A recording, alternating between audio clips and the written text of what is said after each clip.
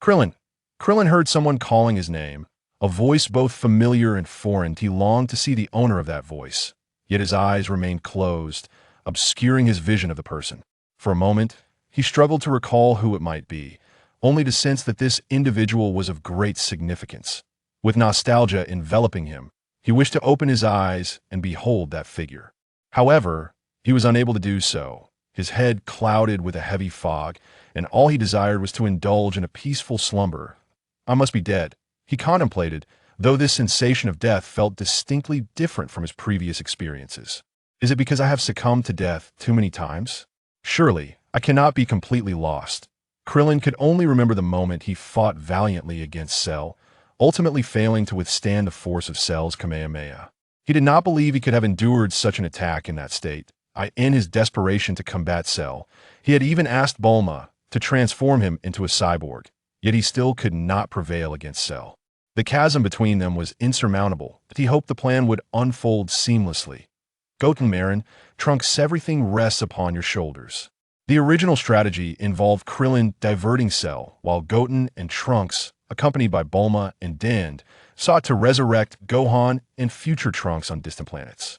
As Krillin's head grew heavier, an image of a golden-haired, blue-eyed woman inexplicably emerged in his mind. In his 40 years of existence, she had only briefly crossed paths with him, and that was all. After 8 years of silence spent training Goten and Trunks, it was only natural for Krillin to forget the taunts of enemies and the rage he felt when Android 18 was absorbed by Cell. Yet, in this final moment of life, she surfaced in his thoughts that I destroyed the remote control out of pity, didn't I? No, it must have been because I harbored feelings for her. Perhaps the reason Cell achieved his perfect form was not due to Vegeta's selfishness, but rather my own desires. However, if I were to make that choice again, what would I decide? How absurd to entertain such thoughts. And while life has reached its end, Namek has been obliterated by Cell, and there is no chance for resurrection. Speaking of which, I suppose this counts as a death in defense of Earth. My physical form could be preserved, couldn't it? Thus, I should be able to reunite with Goku and the others. I'm sorry, Goku. We were unable to reach Namek before Cell. We could only resurrect Gohan and future Trunks. Honestly, I haven't even gotten married yet. Krillin. Hey, wake up. This time, it was a coarse, feminine voice. Krillin's mind cleared, as if he had awakened from slumber. He distinctly recognized Bulma's voice. Yet, in his memory, it had been 8 years since she had spoken to him in such a tone. Even when he had asked Bulma to transform him into a cyborg, her anger had not manifested in such a manner. Krillin regained consciousness and beheld Bulma. For a moment, he was at a loss as he observed the youthful visage of Bulma before him. Krillin, you are truly pathetic. Goku is valiantly battling formidable foes alongside his terrifying allies. Upon realizing Krillin had awakened, Bulma promptly grasped his collar and shook him vigorously. Krillin, in a daze and devoid of any resistance, could only submit to her fervent shaking. Bulma, cease shaking Krillin, he may have sustained a head injury. Allow him a moment, came the familiar voice of Master Roshi, Krillin's mentor. Bulma released Krillin, exclaiming in frustration, am I to wait? Will Goku's brother afford Goku any time? Even if Goku prevails, he is still up against the treacherous King Piccolo. Rest assured, Piccolo will not harm Goku or Gohan, Krillin asserted. Quickly regaining his composure, Krillin realized he was likely in the time frame just after Raditz's arrival on Earth. Though the reasons eluded him, it was undeniable that he had indeed traversed time. The modifications Bulma had made instilled within Krillin a newfound resilience. He grasped the motivations behind androids 17 and 18's lethal actions against DR. Jero, their hatred for him, was now clear to him. At the time of his own enhancement, Krillin had already been quite formidable, while they had been mere ordinary individuals. Krillin, prepare for battle, we are nearing our destination, Bulma urged. It dawned on Krillin that he was aboard a spacecraft.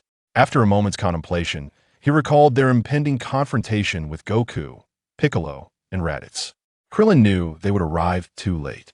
At this speed, by the time they reached the battleground, Goku would likely be deceased. The spacecraft had its limitations. Had this been the old Krillin, he might have felt utterly helpless. But the present Krillin was markedly different. His mastery of the flight technique had evolved beyond mere floating. He was now capable of soaring at full speed. Continuing at this pace will result in our tardiness. I shall take to the skies, Krillin declared. Bulma, taken aback, replied, I am aware you can fly, but you cannot possibly be faster than the spacecraft. You cannot ride the flying Nimbus either. I apologize for my earlier words. Do not be so hasty. It was clear to Krillin that Bulma was the one in a state of urgency. The spacecraft had reached its maximum velocity, yet Bulma had still seized him the moment he regained consciousness. Master Rose's insistence that Bulma ease her grip on Krillin was partly due to her role as the pilot of the vehicle. With a slight smile, Krillin opened the window and leapt into the air. As he exited the cabin, the force of the wind propelled him backward momentarily. Such a nuisance. Bulma fumed, preparing to decelerate, only to find Krillin had already soared ahead of her. Summoning his energy, Krillin flew with all his might. Although his battle power was currently low, the experience from his previous life propelled his speed to rival that of the Nimbus. He sensed three formidable energies in the distance. They must be Goku and the others. Krillin furrowed his brow momentarily before relaxing once more. He had just felt a fleeting yet formidable aura, and could not help but exclaim, Indeed, Gohan, your talent is truly astonishing. Gohan, it's all up to you now. Although Goten and Trunks possess remarkable abilities, they're still far too inexperienced. At this moment, Goku and Piccolo were completely overwhelmed by Raditz's relentless assault. The two strongest fighters on Earth found themselves utterly powerless against Raditz's onslaught. Goku, do you have any secret techniques left? Piccolo gasped out of breath. Goku replied, None that I can think of. Do you have any new tricks up your sleeve? Piccolo smirked, I have one move originally intended for you. This time, I might need you to save me. Can you manage with one hand? It will take a bit of time. You must help me restrain him. All right, if I can seize his weak point, the tail. Noticing the two were whispering amongst themselves, Raditz barked, What are you two mumbling about? Piccolo laughed heartily. Once we deal with him, it will be your turn. Very well, we shall see, Goku declared as he propelled himself toward Raditz.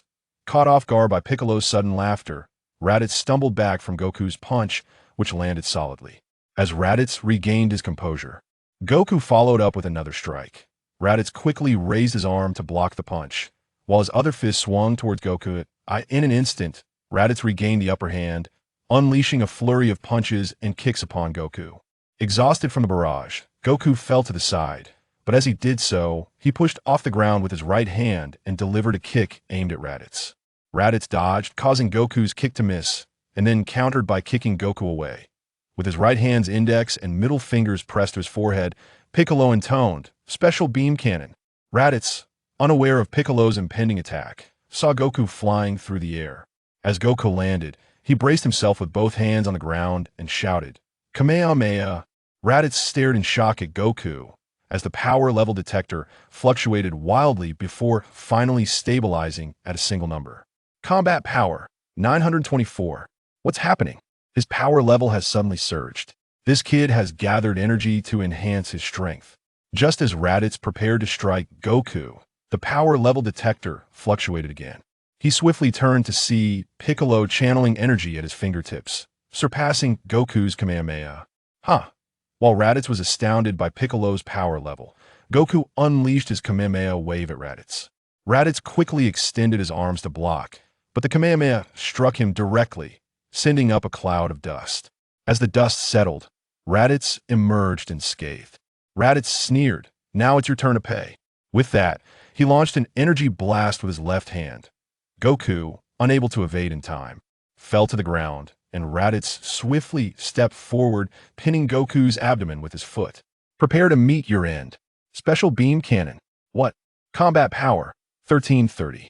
How can they control their own power levels? Without time to ponder excessively, Raditz hurriedly evaded. Damn it, he dodged.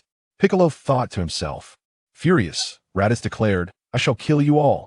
He raised his right hand, ready to unleash his power, yet was suddenly overcome by weakness. You were too careless. I have seized your tail. It was none other than Son Goku who clutched his tail. Piccolo now, use that technique from earlier. Well done, Son Goku. Is the energy rising due to Goku and Piccolo? At that moment, Krillin had come to a halt, suddenly recalling that Goku would perish in this battle. Perhaps Krillin could save Goku now, but he could not bring himself to do so. To prepare for the impending threat of Vegeta 1 year hence, Goku must die and undergo training with King Kai. Krillin wrestled with his inner turmoil. He did not wish for Goku to face death, for he was all too familiar with the sensation of dying. Yet he understood that he could not alter this fate, lest Earth descend into a despair far deeper than what Piccolo had endured. Goten, Trunks, and the Dragon Balls represented hope. If Goku did not experience this death and subsequent training, Earth would be devoid of hope. Ultimately, when Krillin arrived, Gohan was peacefully slumbering beside Goku, who had already succumbed to death, while Raditz lay lifeless as well, with Piccolo standing nearby. Krillin realized that Piccolo would no longer be an adversary. Yet, a greater foe would soon emerge. Gazing at Goku's lifeless form, tears streamed uncontrollably down Krillin's cheeks. It was not that he lacked the power to act, rather. He chose inaction was one of the reasons for Goku's demise. 1 year remained, just 1 year. Krillin vowed to change that future. Chapter 2. A Year of Training Wukong. The heart-wrenching cries of Bulma echoed from the horizon, signaling the arrival of her and her companions. As the spacecraft came to a halt, Bulma rushed forward, while Krillin stood silently by. Ha ha ha. Death is indeed a detestable affair, Krillin remarked, as Goku, with a bittersweet smile, lay lifeless. Goku was gone. Bulma collapsed over his body, weeping inconsolably. This marked her first encounter with Goku's demise. The invincible son Goku had perished. After all they had been through, Bulma had never imagined that the little boy she had rescued from the mountains would die before her. The turtle hermit stood silently nearby, enveloped in sorrow. Unexpectedly, Krillin found himself overwhelmed by grief, despite initially believing he would remain unaffected by Goku's death. Tears streamed down his face, more copious than in any previous life. He could have prevented Goku's demise, merely to prepare for the impending threat posed by Vegeta and Nappa a year hence. He had allowed his dear friend, who had saved him countless times, to perish. This was not due to his own ineptitude. Had he arrived in time, he could have intervened. Yet, he had recoiled, opting to let his cherished friend face this death. From a broader perspective, Goku needed to endure this experience. Otherwise, the Earth would fall to Vegeta's destruction. Yet, what did that matter? Krillin's guilt was not alleviated by this so-called greater good. Rather, it intensified. Suddenly, Goku vanished, and Krillin understood that he had been transported by the celestial beings. Goku would train under King Kai and return stronger in a year to once again save the Earth. Is this another scheme by the celestial beings? Surely, they are up to something trivial, Piccolo remarked coldly. Bulma, still somewhat intimidated by the Demon King Piccolo, hid behind Krillin. You should seek the Dragon Balls to revive Goku. A mightier foe will arrive on Earth in a year, and I will take Goku's son away. Piccolo stated. What? That's impossible. Bulma protested, though her opposition lacked the usual fervor she possessed. At that moment, Krillin wisely refrained from asking if Piccolo intended to consume Gohan. Instead, he feigned ignorance, inquiring, "What is your purpose in taking Gohan?" Piccolo replied matter-of-factly, "In a year, we will require his strength. I will train him to become a formidable warrior." Upon hearing this, Krillin fell silent. The turtle hermit interjected, "This matter should be discussed with the child's mother first. Enough of this nonsense, or I shall eliminate you both." "Time is of the essence," Piccolo declared, seizing Gohan and soaring into the sky. "Stop him, Krillin," Bulma urgently implored as she rushed to his side. Krillin, at a loss for words, recognized that regardless of their ability to confront Piccolo, none were better suited to train Gohan than he. Even he and the Turtle Hermit could not match Piccolo in this regard.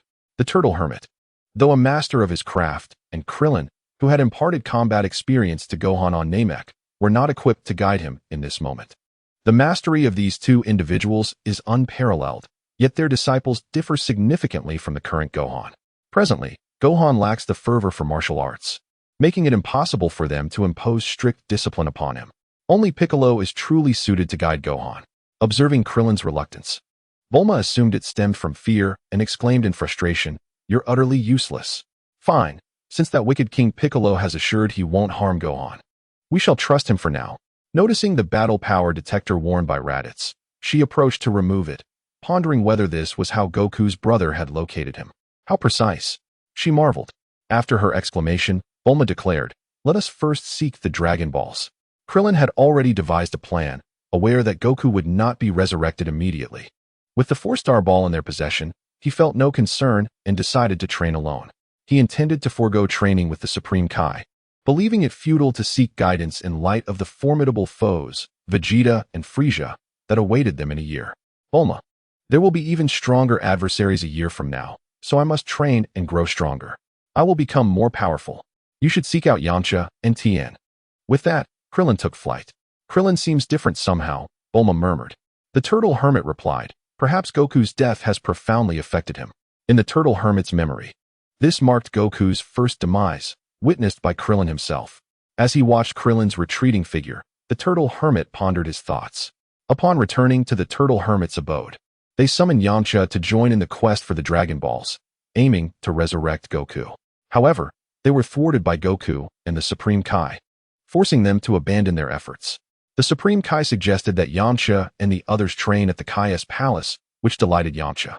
Bulma repaired the battle power detector, and Yamcha took her to locate Krillin and Tien. Tien agreed to join, while Krillin declined the Supreme Kai's invitation. In the Arctic, Krillin chose not to don heavy clothing. Instead, he wore the Turtle School's martial arts uniform along with Goku's weighted training gear provided by the Supreme Kai. He was combating the frigid winds with his own energy, prepared to train for an extended period. This method of resisting the cold with his own ki was inspired by Goten and Trunks, who struggled to focus during meditation in another future, prompting Krillin to devise this technique. The results surpassed his expectations, thus he employed this method here as well. This training regimen was uniquely suited to Krillin, whose proficiency in ki manipulation far surpassed that of Goku, allowing him to utilize this method even when his energy was still relatively weak. Although Piccolo and Tien possessed slightly stronger ki, their lesser mastery rendered such training less effective, making it more advantageous for them to focus on physical conditioning to enhance their ki. While honing his ki, Krillin did not neglect physical conditioning, engaging in daily rigorous workouts. His training regimen closely resembled that of the Turtle School, albeit intensified. Each morning, he would run with a 1,000-kilogram weighted shell on his back, swim while dragging icebergs, and perform specialized training to enhance his reflexes. The physical discipline is particularly esteemed by Krillin, as the energy known as chi inherently resides within the human body. The stronger the physique, the more abundant the chi. Whether through meditation or the techniques Krillin employs to enhance his chi, they merely serve to unlock the latent energy already present within the human form. The Grand Elder of Namek possesses a similar ability to unlock potential, which is why, after being empowered by the Grand Elder, both Krillin and Gohan experience a continuous escalation in combat prowess during their subsequent battles. Concurrently, Tien and Yamcha diligently train within the Heavenly Temple. Following Gohan's trials of survival, Piccolo officially commences his training with Gohan. Thus, a year passes. Chapter 3. The Saiyan Invasion. 2 spacecraft crash land on Earth, creating 2 massive craters in the city, fortunately resulting in no immediate fatalities. However, the surrounding populace is thrown into disarray by the force of the impact. As the dust settles, they discern the objects that have descended from the sky. The hatches of the spacecraft slowly open, and 2 figures, a large one and a smaller one, emerge and soar from the vessels. It is a person. Indeed, individuals have flown out. Who could they be? In an instant, the crowd erupts in speculation regarding the identities of the 2 emerging figures. The smaller one smirks disdainfully, remarking, "So this is Earth?" The environment appears quite favorable. It could fetch a handsome price. The larger one grins menacingly, retorting, "Chatter on. Let us enlighten these country bumpkins." With that, he brings his index and middle fingers together, raising his wrist. With a thunderous boom, the city is engulfed in dust and debris. The smaller figure frowns, chastising the larger one. "Nappa, do not recklessly destroy this planet. It will depreciate in value. If there were Dragon Balls in that city you just obliterated, I would not take it lightly." Nappa hastily apologizes. "My sincerest apologies, Vegeta." Clearly, the duo is led by the diminutive Vegeta, while Nappa seems to harbor a notable fear of him. In fact, Nappa's trepidation for Vegeta is second only to that of Frieza. "Shall we begin our search for the Dragon Balls?" Nappa cautiously inquires of Vegeta. Vegeta replies, "No, we will first seek out the one who vanquished Raditz. Locating him will significantly expedite our quest for the Dragon Balls." Nappa glances at the power level detector, where the readings fluctuate before stabilizing. A smile breaks across Nappa's face as he informs Vegeta, "It appears there are several with power levels exceeding 1,000. However, they are unlikely to be our adversaries. He notes, the closest high power readings are 2, 1220, and 983. Let us proceed to inquire about them. Vegeta consents, and the two ascend towards the indicated power levels. Beep beep beep. Nappa's expression shifts. Vegeta questions, what is it, Nappa? And nothing. Vegeta dismisses him, while Nappa muses, did I just imagine it? Just a moment ago. It seemed the power level detector briefly displayed a figure exceeding 3,000. Yet, it vanished almost instantly. Nappa merely regarded it as a malfunction of the machine. After all, the sudden emergence of such formidable readings on Earth was utterly incredulous, let alone the fact that the data soon vanished without a trace. Nappa was well aware that the combat capabilities of Earthlings fluctuated with the heat of battle, yet it was inconceivable for them to simply disappear. How infuriating! What have they done? Piccolo, visibly agitated, instructed Gohan, prepare for battle. They shall arrive momentarily. Yes. Shortly thereafter, Vegeta and Nappa confronted Piccolo and Gohan. Remarkably, there exists a Namekian on Earth. It seems you are the one responsible for the Dragon Balls, Vegeta declared, instantly recognizing Piccolo's identity as a Namekian. Legends spoke of the Namekians as a wondrous race endowed with various extraordinary abilities, including magic. What had once been mere hearsay was now confirmed. Meanwhile, the Supreme Kai, far removed in the heavenly palace, expressed astonishment at Vegeta's words, realizing, no wonder I am unlike ordinary beings. It turns out I am an extraterrestrial. Do not fret for me, Mr. Popo. I am merely reflecting on my existence. Nappa interjected, you created the Dragon Balls, did you not? Hand them over. Despite being a Namekian, he believed Piccolo was no match for them. Piccolo, adopting a combat stance, retorted with a smirk directed at Vegeta. I must thank you for enlightening me about my ancestry. However, I am not the creator of the Dragon Balls, for my forte lies in combat. The outcome of their confrontation would reveal who was superior. Nappa activated his scouter once more to assess their battle power, 1220 and 983. With such strength, they dare oppose us? Not so fast, Nappa, Vegeta replied, simultaneously removing his own scouter. Their battle capabilities can fluctuate during combat. Do not underestimate them. Upon hearing this, Nappa also removed his device, chuckling, true enough, but I am certainly not the inept Raditz. In the distance, a helicopter approached, belonging to a television station. Meanwhile, the inhabitants at Kame House were glued to their screens, witnessing the unfolding battle. The camera panned to reveal a young boy in blue attire, Gohan. Ah, Gohan. My Gohan. He must have been led astray by that evil Piccolo this past year. Chi-Chi exclaimed, clutching the television and weeping. The others hurriedly pulled her away. Vegeta, casting a glance at the helicopter, instructed Nappa, dispose of them. With a sinister grin, Nappa pointed at the helicopter, resulting in several explosions. The television screen at Kame House erupted into static, causing Chi-Chi to panic and wail. Vegeta regarded Piccolo and Gohan with a mocking smirk. By the way, he seemed to recall, turning to Nappa, do we have any remaining seeds of the Saibamen? Let us use those for some amusement. Nappa retrieved a container, counting 1, 2, 3, 4, 5, 6. 6 remain. He knelt down, scooping some soil, remarking, this earth is excellent. It should yield fine Saibamen. He scattered the seeds, burying them in the ground and watering them with a nurturing solution. Before long, 6 green creatures emerged from the soil. At that moment, Tien, Kaiatsu, and Yamcha arrived on the scene. Are there not only 2 Saiyans? How did they suddenly multiply? Piccolo replied, it's not something that can be explained quickly. What brings you here? Are you here to cause trouble? Tien Shinhan scoffed, we have made significant progress. Once we deal with the Saiyans, it will be your turn. Indeed, there had been considerable advancement, but let us survive this battle first. Has that short one not shown up? Is he too afraid to come? Yamcha frowned and said, Krillin will definitely come. Then he smiled at Gohan. You must be Son Goku's son, just as strong as your father. It seems Piccolo's training is quite rigorous. Why yes, Uncle Piccolo treats me well, Gohan stammered. Yamcha felt helpless. He was supposed to be Goku's friend, while Piccolo was the enemy. Nearby, Dend floated in front of Gohan and made a funny face, startling Gohan, who quickly hid behind Piccolo. Piccolo was not lenient. He pushed Gohan out.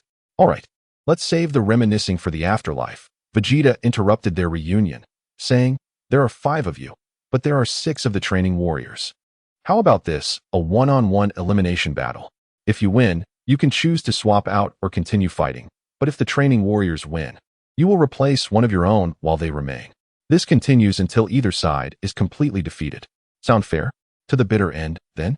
Alright, we accept. Piccolo agreed to Vegeta's proposal, with Tien, Shinhan, and Yamcha also eager to accept, as this situation favored them while they awaited Goku and Krillin. They could sense the overwhelming aura of Vegeta and Nappa, wicked and powerful. Tien stepped forward, declaring, "I'll take the lead." On the distant Kame house, Master Roshi, Bulma, and Ox King gathered around the crystal ball of fortune-teller Baba, observing the battle of Piccolo and the others. They had already resurrected Goku, who was doing his utmost to arrive. "Honestly, where on earth is Krillin?" Bulma complained, her words tinged with reproach, yet her eyes reflected deep concern. This worry was not only for Tien and Yamcha on the battlefield, but also for the whereabouts of Krillin. In the Arctic, Krillin navigated through the glaciers. During this time, the Arctic had experienced perpetual daylight, causing him to lose track of time. It was not until he sensed the powerful auras of Vegeta and Nappa that he realized today was the day they were arriving. Chapter 4. Tien Shinhan's display of power. Tien Shinhan stepped forward to take the lead. With unwavering confidence, he proclaimed, "I alone am enough." One of the training warriors stepped forward, grinning as he attacked Tien. Tien's expression remained unchanged as he extended his right hand, fist clenched, striking the training warrior in the abdomen. The force was tremendous, sending the warrior flying back, crashing into a rock and shattering it, sending debris flying. The training warrior was not weak either. After smashing through the rock, he executed a graceful roll in midair and landed steadily. Just as Tien was about to pursue his advantage, the training warrior's green head split open and a thick white liquid shot forth. Tianjin Fan, unable to ignore the imminent threat, swiftly evaded the attack, followed closely by Dumpling and Yamcha, who also made their escape. Only Son Gohan was momentarily paralyzed by the fearsome visage of the cultivator, failing to react in time, had it not been for Piccolo, who had already sidestepped to safety and intervened with a timely kick. He would have been struck. The white liquid released by the cultivator splattered onto the ground, instantly transforming the earth beneath into a deep chasm. Witnessing the spot where he had stood now turned into a gaping crevice, Son Gohan swallowed hard. Feeling a surge of dread, Piccolo scolded sharply, "What are you dawdling for? Had you not dodged just now, the consequences would have been dire." Son Gohan hastily apologized. "Yes, I'm sorry." Meanwhile, as the two conversed, Tianjin Fan charged forward once more, and the cultivator offered no resistance. Each punch from Tianjin Fan landed accurately upon the cultivator, who had no means of defense. Indeed, whenever the cultivator seemed on the verge of collapsing, Tianjin Fan would deliver a blow that kept him suspended in midair. Suddenly, with a fierce shout, Tianjin Fan extended his left hand, and the cultivator fell to the ground, struggling momentarily before failing to rise again. "How is this possible?" exclaimed Nappa, incredulous. "The cultivator's power level is comparable to Raditz's. This earthling has defeated him with such ease." It was worth noting that the cultivator possessed a power level of a staggering 1200, placing him among the ranks of intermediate Saiyan warriors. Vegeta turned to Nappa. "There is no need for astonishment, Nappa. Clearly, his strength far surpasses that of the cultivator. Is it conceivable that he could advance from being weaker than Raditz to this level in just a year? Yet Raditz himself was merely incompetent." Nappa appeared unconvinced, perhaps reluctant to accept the reality of Tianjin Fan's power. Next, Tianjin Fan declared, ready to continue the battle, only to be met with Vegeta's cold retort. "The fight has not yet concluded." Tianjin Fan glanced at Vegeta, perplexed. "What are you talking about? He has lost all combat capability and cannot even stand." However, to everyone's astonishment, the cultivator struggled to rise once more, showcasing an incredible will to survive. Vegeta smirked coldly, bringing his index and middle fingers together, and pointed at the cultivator, who instantly exploded in a fiery blast. This shocking display even caused Piccolo's expression to shift, revealing his astonishment at Vegeta's ruthless action. The sheer destructive power of that Saiyan was overwhelming, obliterating the green-skinned creature in an instant. "What on earth are you doing?" Yamcha fumed, enraged by Vegeta's merciless slaughter of a fellow combatant. Nappa, equally perplexed, looked at Vegeta and queried, "Vegeta, why would you do such a thing?" Vegeta replied with a chilling laugh, "Did I not make myself clear? Until one side is utterly annihilated." This cultivator was far too complacent. I had already stated the need for full effort. Since he has lost, there is no longer any reason for him to live. Ha ha ha. Very well. Let us continue. Tianjin Fan remarked with a calm demeanor. Wait, let me take my turn. You should rest for a moment, Yamcha interjected, stepping forward to propose a switch. Yet Tianjin Fan declined, saying, I can still fight. Allow me to handle this next round. Yamcha could only acquiesce. Although Son Gohan and Kaiatsu were also concerned about Tien, they harbored a profound fear of the Saibamen. Piccolo stood silently to the side, his gaze unwaveringly fixed on Vegeta and Nappa. The energy emanating from Nappa was formidable, while the diminutive Vegeta's aura was unfathomably deep. With arms crossed, Vegeta remarked, Continue. Do not underestimate your opponents. The Saibamen exchanged wary glances before one of them stepped forward. As soon as the Saibaman appeared, he launched a ferocious assault.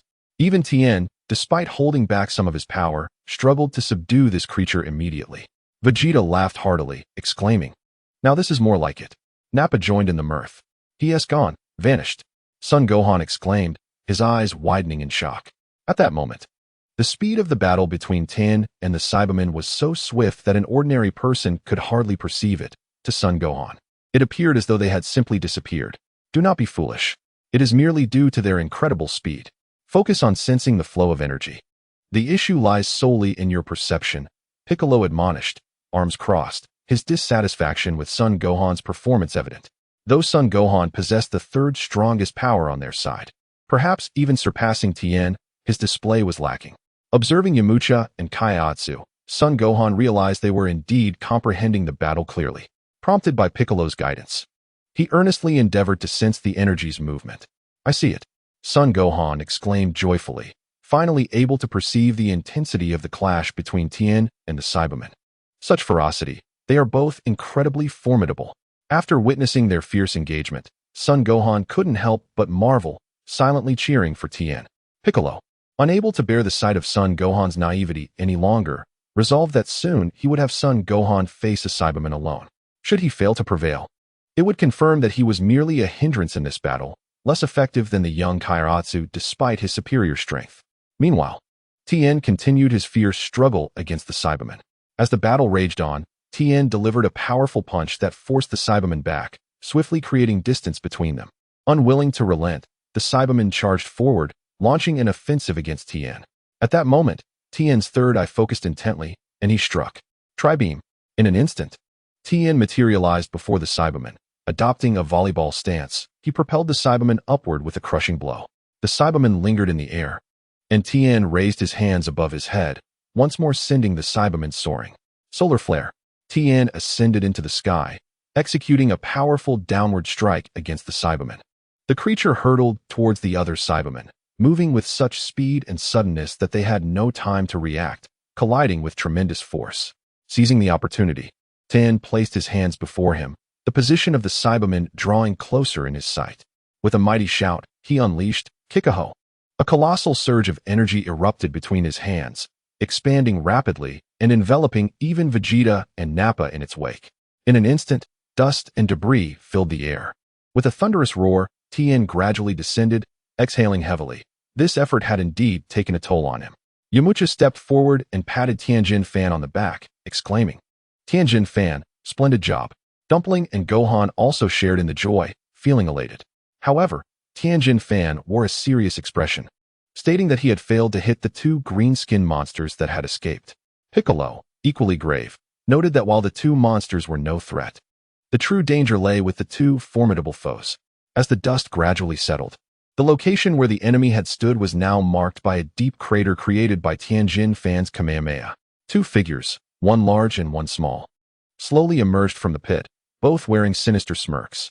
Upon landing, Vegeta disdainfully remarked, Your attack merely stirred up a bit of dust. If there's nothing there, why don't you come over here? Nappa shouted angrily as the previously fortunate Saibaman hurried over. Your attack just now was rather unsporting, wasn't it? Vegeta chuckled. Tianjin Fan retorted, Didn't you say that our battle with the Saibamen continues until one side is completely obliterated? You two were simply too close, and I accidentally struck you. Vegeta raised an eyebrow, a smirk gracing his lips. Is that so? Then let us proceed. You two can take me on together. Vegeta dispatched two Saibamen simultaneously, adding, You may join forces if you wish.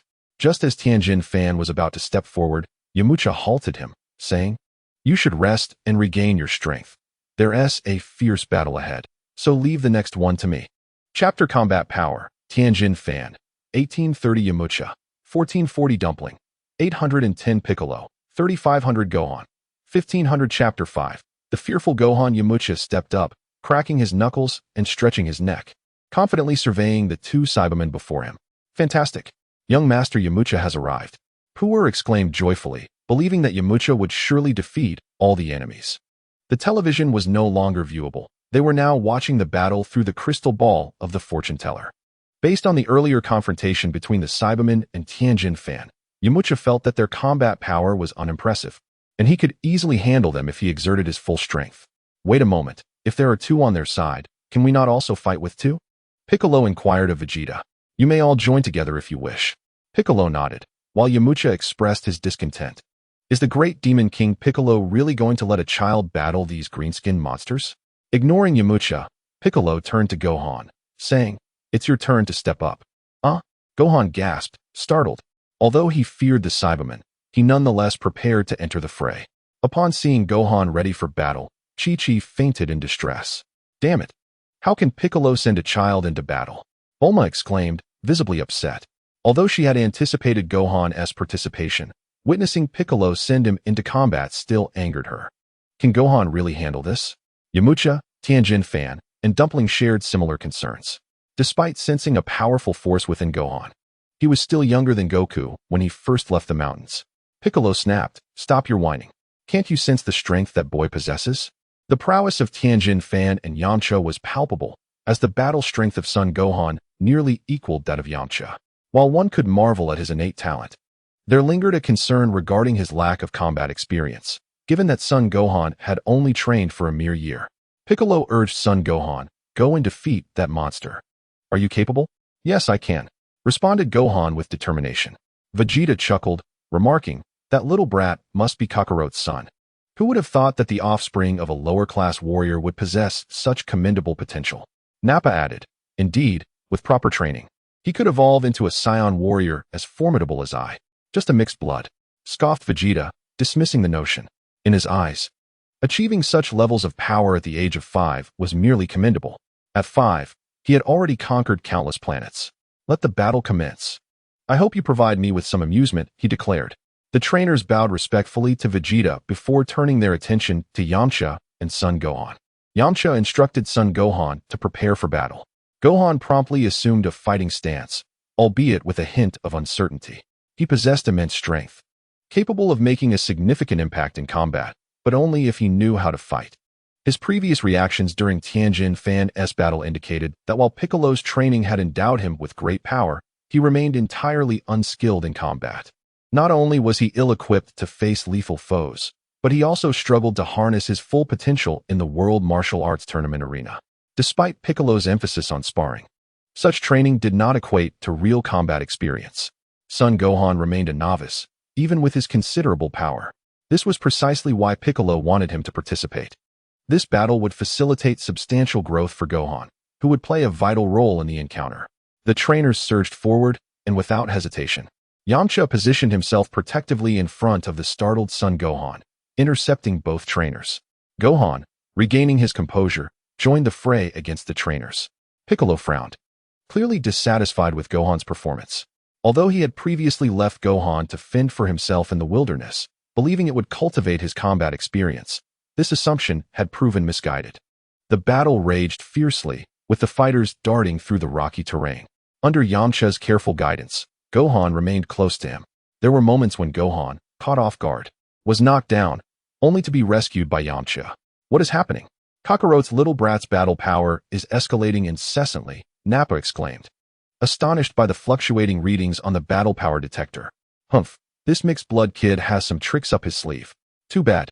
My subordinates do not require the offspring of a lower-class warrior, Vegeta sneered, although Gohan's performance had elicited a modicum of respect from him. Nappa, also smirking, remarked, That kid's power evidently surpasses that of the trainers, yet he remains overpowered by them. Had it not been for his companion's timely intervention, he would have been vanquished long ago. What a waste. In a fierce confrontation with the cultivator, Son Gohan found himself momentarily distanced from his opponent. Suddenly, a ghastly shriek erupted. revealing the cultivator's gruesome trick. His skull split open, and a torrent of viscous white fluid gushed forth. Witnessing the grotesque spectacle, fear gripped Son Gohan's heart. Gohan, quickly evade. Yamcha, with a powerful blow, pushed back the cultivator he was facing, creating distance for Son Gohan. Beside them, Piccolo could scarcely bear the sight. Son Gohan's performance was woefully inadequate. His energy had risen to a level that nearly surpassed Yamcha's, yet he still lagged behind in the battle. Thankfully, he had been allowed to engage in combat beforehand. Otherwise, facing a more formidable foe later would have surely led to his demise. Regaining his composure, Son Gohan faced the cultivator once more. For reasons unknown, his dread of the cultivator began to dissipate as the battle progressed. At that moment, Son Gohan's fighting spirit surged alongside his power, reaching 1463, then 1492, and finally 1521. Meanwhile, Krillin paused amidst the icy terrain, or rather, he was compelled to halt. He was utterly exhausted. Throughout the past year, his training had focused on mastering the Kaioken technique. In a despairing future, Earth had become a playground for the diminutive Cell Juniors. For reasons unknown, Krillin was the only warrior spared by Cell, who subsequently ventured into space, leaving the Cell Juniors behind. The Kaioken was Krillin's sole means of countering the Cell Juniors' formidable techniques. Originally, the Kaioken could amplify his power up to 20 times. But through the combined efforts of Krillin and Master Roshi, the modified technique's limit had been elevated to 40 times. This enhancement allowed Krillin to rescue others multiple times from the clutches of the Cell Juniors, although he still found himself outmatched by them, eventually being surpassed by Son Goten and Trunks. Both Goten and Trunks possessed extraordinary talent, but the transformation into Super Saiyan 2 left Krillin and others perplexed. Otherwise, he would not have sought to transform himself into a cyborg. In any case, Krillin greatly valued the capabilities of the Kaioken.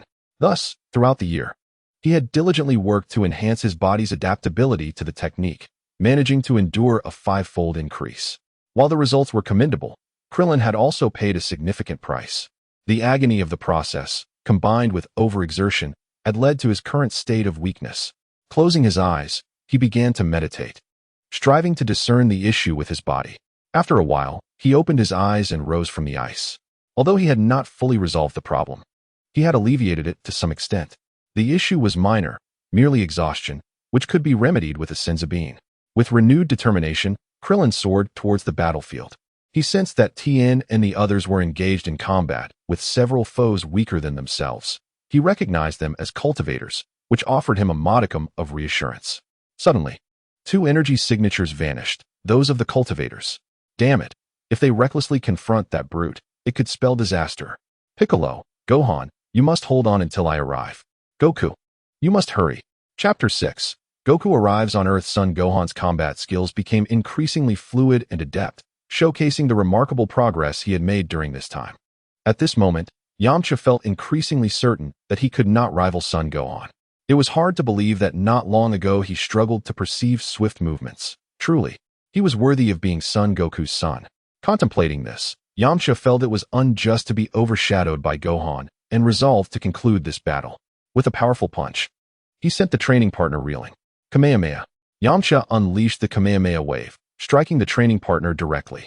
He held nothing back, channeling his energy to its apex. Suddenly, his combat power surged to an impressive 1840. Nappa observed the power detector, astonished by this significant increase. Vegeta mused, so, after releasing the energy wave, his combat power has restored to 1440? I see. Gohan dodged Masenko. Yamcha executed the Masenko, launching an energy sphere that Gohan narrowly evaded, allowing it to fly past him and hit the training partner. The training partner, agile as ever, chuckled mischievously and made a funny face. Wow! He exclaimed as the energy sphere unexpectedly curved back and struck him. Though this blow was not fatal, Yamcha followed up with another Kamehameha, ultimately defeating the training partner. Breathless, Yamcha and Gohan landed together, wiping the sweat from their brows. Thank you, Uncle Yamcha. Gohan politely expressed his gratitude, leaving Yamcha taken aback. How do you know my name? He inquired. My dad told me about you.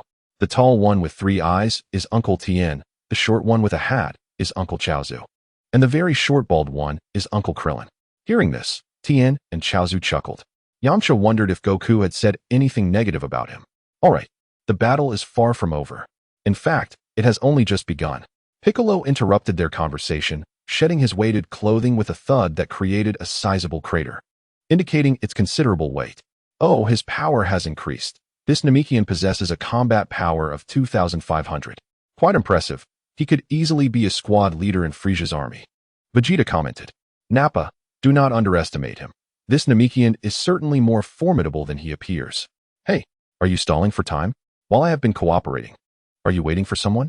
Nappa remarked, sensing a formidable energy approaching from the north of the planet. Upon hearing this, Nappa adjusted the power detector, 3,250. How does this lowly planet continuously produce such powerful warriors? Vegeta grumbled, stop being so dramatic, they won't be our match. You should learn this skill from the Earthlings.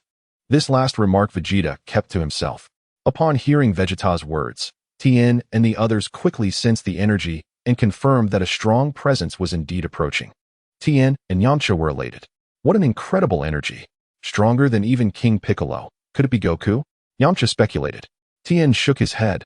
No, it isn't Goku. His energy is different. It must be Krillin. They were astonished at Krillin's remarkable growth and power. Truly impressive. Tianjin Fan couldn't help but exclaim, considering that prior to this, he had always been superior to Krillin. What? Is it truly Krillin? It is astonishing to realize how formidable he has become through his own training. Yamcha was equally reflective.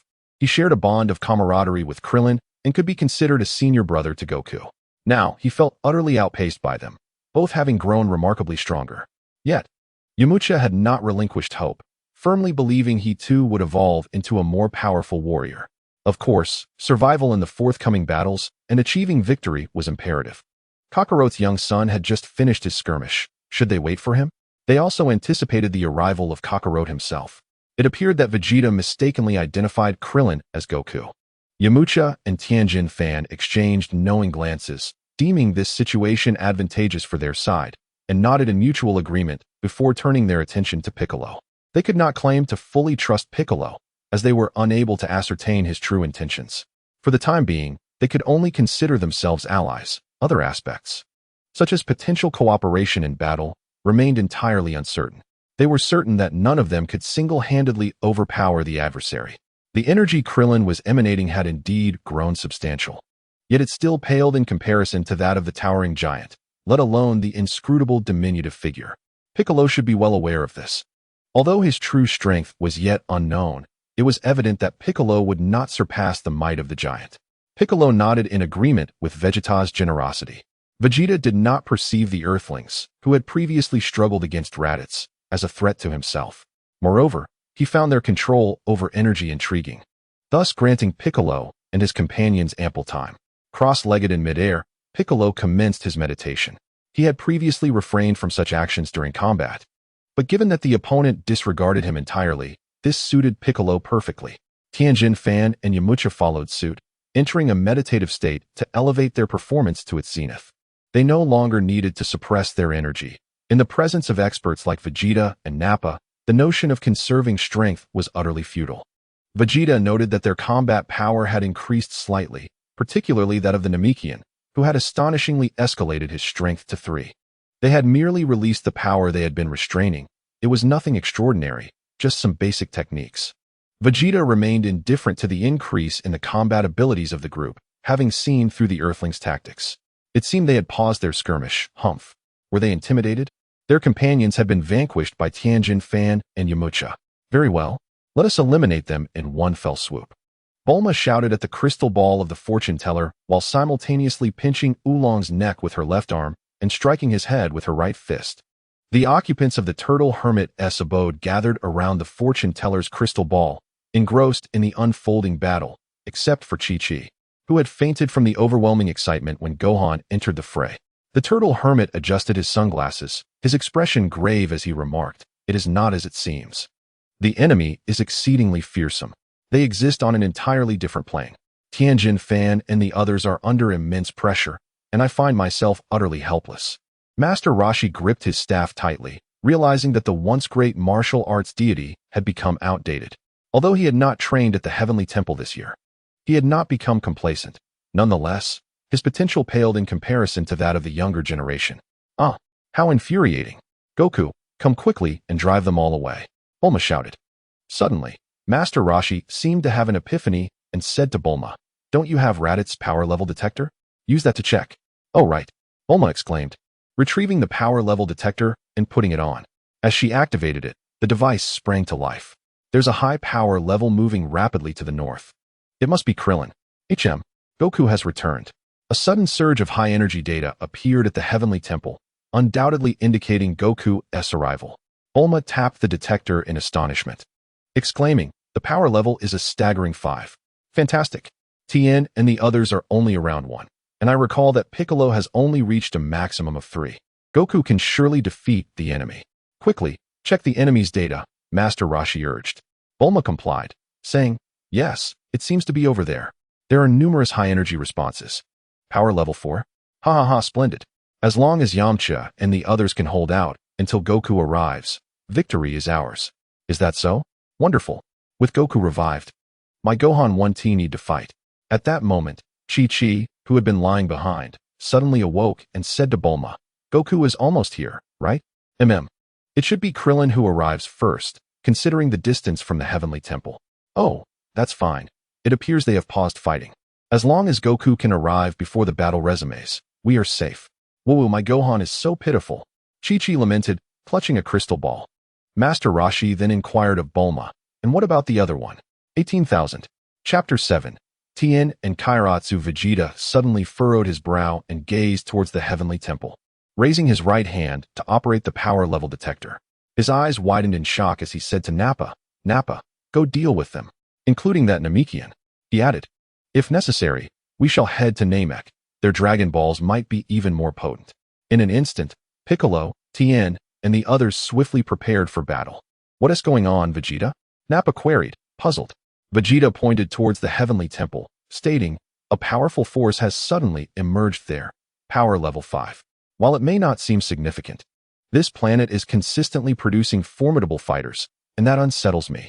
"Very well," Nappa declared, stepping forward with a sinister grin directed at Gohan. Ugh! Gohan was immediately frightened, falling to the ground, but he quickly regained his composure, standing tall and resolute in the face of Nappa. At that moment, he was not entirely devoid of fear. Yet he understood that through his previous battle, he had learned that fear only worsened the situation. It was only because of his overwhelming fear that he had inadvertently hindered Uncle Yamcha, and he could not allow fear to overpower him again. Hee. Nappa charged forward, and Tien stepped up to intercept him. Although Tianjin was acutely aware that he was no match for Nappa, it was imperative that someone intercepted him. If Nappa were to surge forward, everyone would fall within his range of attack. At that moment, only he and Piccolo might be able to manage, and that would spell disaster for all. Tianjin extended his left arm and swept it across, but Nappa retaliated with a knife-hand strike aimed directly at him. Upon impact, the collision of their forces resulted in a one-sided defeat. Tianjin cried out in agony, clutching his left arm with his right hand. To his horror, his left arm had been severed cleanly. He had never anticipated such a vast disparity in strength. Enduring the pain, Tianjin ascended into the air, attempting to evade Nappa. Yet Nappa's speed was far superior. In an instant, Nappa soared over Tianjin's head and delivered a powerful punch that sent him crashing to the ground. Piccolo and Yamcha were preparing to lend their support when Nappa, with a downward strike of his right fist, unleashed a shockwave. They could only retreat to avoid it. As the wave struck the ground, carving a deep and lengthy trench, Nappa then pressed the attack on Tianjin, who was unable to dodge and could only endure the onslaught. With Tianjin defenseless, Nappa continued his assault, and after delivering a heavy blow to Tianjin's abdomen, he halted his barrage, leaving Tianjin to kneel in agony upon the ground. Piccolo was astounded. Nappa's strength was overwhelmingly formidable. While he had been focused on a Saiyan named Vegeta, he had not realized that Nappa alone possessed power surpassing that of their entire group. Piccolo turned to Gohan, gritting his teeth. "Gohan, listen carefully. You must fight with all your might from here on." Gohan trembled at the sight of Nappa, the image of Tianjin's severed arm haunting him. "Gohan," Piccolo shouted, bringing him back to his senses. "If you cannot muster the resolve to fight, then get out of the way." Gohan quickly steeled himself. Nappa stepped upon Tianjin's severed arm, raising his right fist with the intent to finish him off. "Tianjin, Uncle Tianjin," cursed Chaozu, who attempted to bind Nappa with his psychic abilities, but to no avail. Yamcha then unleashed a Kamehameha wave, aimed squarely at Nappa's head. The impact caused Naba's head to jerk slightly as he turned to face Yamcha, forsaking Tien to charge at him directly. Special beam cannon. Piccolo cried, intertwining his hands to channel the attack. It struck Naba, who did not bother to evade the blow, merely pausing momentarily before continuing his relentless advance toward Yamcha, disregarding Piccolo entirely. Yamcha hastily retreated, while Piccolo pulled Gohan to safety. Chaozu, caught off guard, was sent flying by the oncoming Naba. Naba did not assault Chaozu, he simply barreled into him. Chaozu fell to the ground, feeling as though his entire body had been shattered. Chaozu! Tien shouted in despair. Yamcha, be careful. Piccolo's warning barely escaped his lips before Naba had already caught up to Yamcha. Gritting his teeth, Yamcha launched a punch aimed at Naba's face, but Naba did not flinch, allowing the blow to land. Ugh! Yamcha gasped in astonishment. He is tough, incredibly tough. Yamcha's most immediate sensation was akin to striking steel. A punch aimed at Naba's face felt as though it collided with an impenetrable wall. It had been some time since Yamcha experienced such a feeling. After all, the iron that once seemed unyielding could now be shattered by his fist. Confronting Naba, Yamcha felt like a mere child. Although he unleashed all his strength in a punch to Naba's visage, the latter exhibited not even a moment's pause, nor did he retaliate. Merely advancing further, Yamcha found himself at a loss, unable to retract his right fist, forced to retreat as Naba pressed on. With relentless determination, Naba advanced, and Yamcha continuously fell back. At that moment, Piccolo deftly maneuvered to Naba's side and delivered a swift kick that sent him flying. This provided Yamcha with a moment to breathe, yet the intense pain in his right arm contorted his features, beads of sweat cascading down his brow, his stamina severely depleted. His condition was only marginally better than that of Tien. Naba, having been propelled over 10 meters, finally halted, sneering at Piccolo. Namekian, that kick was rather impressive. Ignoring Naba, Piccolo turned to Yamcha, inquiring if he was still capable of continuing the fight. Vegeta's voice boomed. Naba, you fool. Look behind you. What? Naba spun around, seeing nothing amiss. Just as confusion set in, Vegeta exclaimed again, fool. On your back. Naba turned to inspect his rear, and to his shock, he discovered that Kaiatsu had stealthily climbed onto his back, catching him off guard. You little brat, get off me, Naba shouted, reaching back in vain to grasp Kaiatsu. In his fury, Naba charged backward, colliding with the mountain's peak, shaking the ground beneath him. Tien cried out, Kaiatsu, run. Kaiatsu, still perched on Naba's back, replied, Tien, farewell. You must survive. Tien gazed at him in disbelief, exclaiming, Kaiatsu, no, don't. With a resounding explosion, Kaiatsu chose to self-destruct, enveloping both himself and Naba in a thick cloud of smoke. The days spent with you, Tien, have truly brought me joy. I am immensely grateful for these years. So you must live on.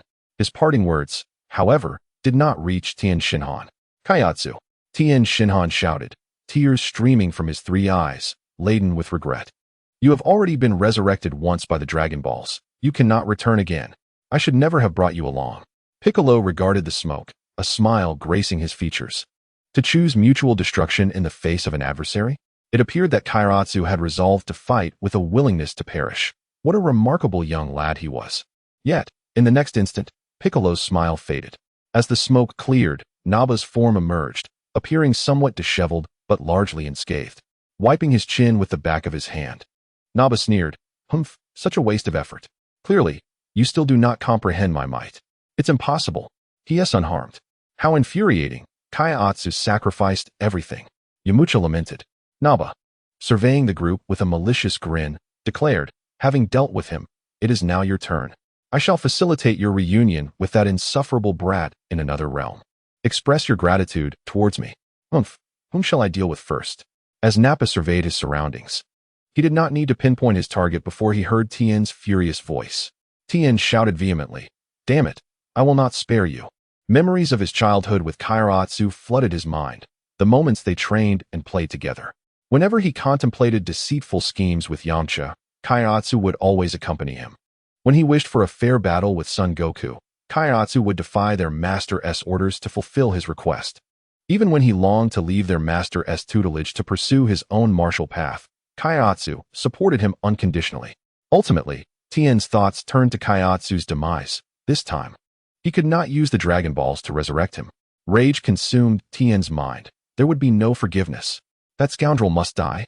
Such thoughts echoed relentlessly in Tien's consciousness, driving him to the brink of madness. He could not remain calm. He needed a voice to drown out those words. Kamehameha! Tien roared, his voice surpassing all others. He unleashed the Kamehameha, a strike that embodied every ounce of his being. The attack was formidable, leaving Nappa no time to evade. He could only absorb the blow. Did this strike vanquish Nappa?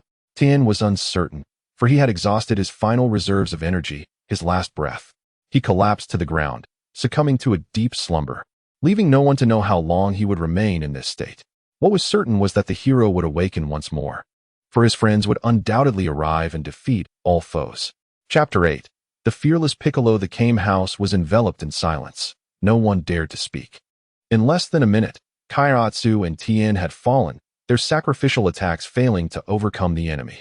How could this happen? How could someone as powerful as Tien be dispatched so effortlessly? What should they do? Kairatsu could no longer be revived with the Dragon Balls. Even if Goku were to triumph over the adversary, Kairatsu would not return. Bulma and Poir wept, and even Oolong was unable to contain his tears.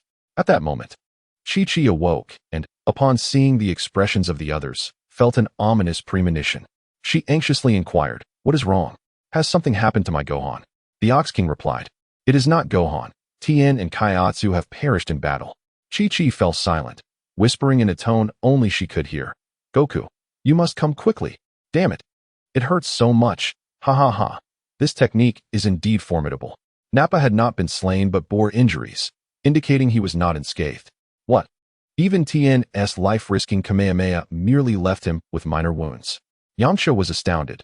Nappa had withstood Tien's Kamehameha without significant consequence. The magnitude of Nappa's strength was terrifying. He had endured such a powerful attack. In that moment, even Piccolo felt a chill of fear, and Yamcha's resolve to fight waned. What a wretched opponent. Even if Goku were to arrive, would he stand a chance? Do not abandon hope too early. Listen to Piccolo as he whispers to Son Gohan and Yamcha, while Nappa merely stands by, coldly observing them. At this moment, Goku is soaring towards the battlefield on his Nimbus cloud. Krillin is also approaching swiftly, merely 3 minutes away. Both Goku and Krillin sense each other. Instead of indulging in nostalgic greetings, they are racing towards a common destination from different directions. The demise of Kairatsu and the fall of Tien Shinhan occurred in rapid succession, leaving no time for sorrow. They can only hasten their journey. "Hey, what are you whispering about?" Nappa taunts. "Regardless, you cannot hope to defeat me. Let us start with that earthling." He unleashes a wave of energy from his mouth. Piccolo scoffs, positioning himself protectively in front of Yamcha, interlocking his hands to execute the special beam cannon, successfully deflecting the attack. "It seems you have underestimated me," Piccolo states, launching himself towards Nappa. Nappa smirks, "What arrogance. I intended to save you for last, but you're too slow." His hand morphs into a blade, and to him, Piccolo's speed resembles that of a tortoise. Just as Nappa is about to strike, Piccolo vanishes into an afterimage, evading the attack. The real Piccolo is now just a few meters away from Nappa, a distance easily traversable in an instant. "Curse it, where do you think you're going?" Nappa exclaims. But his attention is drawn to the sudden absence of Gohan. Realization dawns, and he swiftly turns around. Special beam cannon. Gohan is already prepared, launching a direct hit to Nappa's face. Caught off guard, Nappa stumbles back towards Yamcha, who is filled with exhilaration, having already assumed his stance. Kamehameha. Yamcha channels all his energy into this attack, amplifying it to twice the power he received from his mentor. "Yamcha, go for it. Avenge Kairatsu and Tien."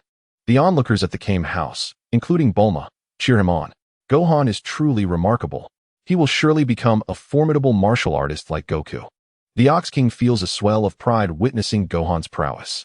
Initially delighted, Chi-Chi, upon hearing the Ox King's words, angrily grips his collar, exclaiming, "Father, what are you saying? My Gohan will definitely become a scholar." "Yes, a scholar. Chi-Chi, you must remain calm." "How can I be calm when my Gohan is going astray?" Yamcha's Kamehameha strikes Nappa, pushing him towards Piccolo. Piccolo, with a cold smile, glances at Vegeta, who remains motionless. He then approaches, fists clasped, and delivers a powerful blow to Nappa's bald head. Nappa is sent flying, crashing to the ground, and creating a large crater. Rising once more, Nappa's features contorted in fury. He bellows, "You monkeys dare to strike Lord Nappa?" I am enraged. Observing this scene, Vegeta cannot help but scoff. What a fool. In the next moment, Naba's expression shifted, slowly turning to find Yamcha standing behind him, gripping his tail tightly. Naba's visage darkened as he glared furiously at Yamcha. Piccolo landed, his right hand forming a pointed gesture at his brow. A massive energy coalesced at Piccolo's fingertips, causing arcs of electricity to dance, the power intensifying. With a sardonic smile, Piccolo regarded Naba, perceiving him as a mere specter. For Vegeta stood by, showing no inclination to intervene. Naba trembled, seemingly gripped by fear. Piccolo mocked. What? Do you wish to surrender? Yamcha, do not release your hold. Yamcha replied with a smile, of course, but your technique is rather time-consuming. Suddenly, Yamcha's brow furrowed. He heard Naba laughing, and soon Vegeta joined in. What are you laughing at? Piccolo inquired, but received no answer, only laughter in return. Naba threw his head back, laughing uproariously, his mirth growing louder. A foreboding feeling welled up within Piccolo, and sensing danger, he hastily unleashed an energy wave. Special beam cannon. Yet, Naba forcefully elbowed Yamcha's head, causing him to lose consciousness momentarily. Then, Naba seized Yamcha by the neck, lifting him as one would a chick, while evading to the side. Ultimately, Piccolo's attack pierced through Yamcha, missing Naba entirely. Namekian, why do you slay your own comrade? Are you seeking to surrender? Ha! Piccolo stood agape, incredulous. How is this possible? You were clearly ensnared by your tail. Naba nonchalantly tossed Yamcha aside, scoffing. Do not compare us to that fool Raditz. We would never leave our weaknesses unrefined. Your technique is commendable, yet even if I were struck, I would have been penetrated. You nearly succeeded in ending my life. Master Yamcha, wailed Purr. While Bulma could no longer restrain herself, embracing Master Roshi in tears. Both Master Roshi and Oolong fell silent, their hopes extinguished. Gohan, with a heart-wrenching cry, called out. Naba set his sights on Gohan, his face contorting into a sinister grin as he bellowed, Die, you little brat. With that, Naba unleashed a wave of energy, and Piccolo felt its formidable strength. Gohan, seized by terror, found himself paralyzed despite his earlier resolve to fight. He was but a 5-year-old child, confronted by the specter of death. In the celestial realm, the Supreme Kai's expression morphed in alarm. Piccolo is doomed. I can sense death closing in. We are beyond salvation. Mr. Popo declared. At the moment Naba released his energy wave, Piccolo sprang into action, not to attack Naba, but to rush towards Gohan, throwing caution to the wind. He understood that if he did not intervene, the child would perish. But what would become of him? Piccolo had no time to ponder. Naba's energy wave was upon them, and he positioned himself in front of Gohan just in time. He spread his arms wide, shielding Gohan behind him. The wave of energy crashed into Piccolo. Thud! Thud! Piccolo fell to the ground, gazing up at the sky, chuckling. What a disgrace! The great Piccolo Daimao has recklessly put himself in danger to protect a mere child. It is your innocent spirit that has infected me. Uncle Piccolo, I'm sorry. Gohan, you must survive. In his final moments, Piccolo heard the furious roar of Nappa, and he smiled, gently closing his eyes. In the heavenly palace, the deity wore a contented smile before dissipating. Only Mr. Popo remained, weeping alone. Once again left to guard the temple in solitude. Battle power. Yamcha, 1440. Normal, 2880. Full power Kamehameha. Piccolo, 3500. Normal, 6000. Special beam cannon. Gohan, 1600 Nappa. 4000 Krillin. 3200 Chapter 9. Krillin's fury. Krillin glared at Nappa, whom he had just kicked down, his face etched with rage. He glimpsed Tien's lifeless body, missing its left arm. Yamcha lay in a pit, bloodied and battered. His eyes wide open yet devoid of pupils, with a gaping wound in his left chest, reminiscent of Goku a year prior. Krillin did not see Kaiotsu's body. He already knew the fate that awaited him. Nappa rose, glaring furiously at Krillin, but Krillin ignored him, his gaze shifting to Vegeta. Conflicted, he felt an overwhelming anger. He yearned to kill Nappa, but also Vegeta. Turning back, he sensed that Piccolo's energy had completely vanished. He was gone, consumed by guilt. Krillin lamented that had he arrived even a second earlier, he could have saved Piccolo. To Krillin, Piccolo was no longer a temporary ally against a common enemy or merely the evil Piccolo Daimao. He was a comrade, a friend, though Piccolo would not have seen it that way. At this moment, it was not only Krillin who was furious. Gohan was equally enraged. Aya! Gohan shouted, his power escalating. Masenko. A wave of energy surged toward Nappa, who shifted his attention from Krillin back to Gohan. 2,800. These fighters' power levels are astonishing. If that little bald-headed kid and the forthcoming Kakarot are similarly potent, they must not be underestimated. Nappa raised his right hand, deflecting the energy wave. That shook my hand. Ha ha ha. This little brat truly has some skill. Desperate, Gohan apologized to Piccolo's lifeless form. Uncle Piccolo, I'm sorry. I'm useless. I can't avenge you all. Gohan sank helplessly to the ground. His power level dropped yet again. It was truly bizarre. Vegeta mumbled quietly. And the scouter displayed Gohan's power level, now at 1,500. Nappa grinned wickedly, abandoning Krillin to eliminate Gohan first. Once more, Nappa unleashed an energy wave toward Gohan. But Krillin stepped in front of him, extending his right hand. The wave dissipated upon contact with Krillin's hand, and though he did not unleash his own energy, he stood before Gohan like an insurmountable mountain. Only by facing Nappa directly could Krillin truly grasp the gravity of the situation. TCH, Vegeta, what is that guy's power level? Nappa inquired, unable to gauge his opponent's strength through ki alone. Vegeta, maintaining a cold demeanor, replied, 3,200. Nappa scoffed, dismissing the figure as inferior, declaring that the Namekian would hardly pose a challenge.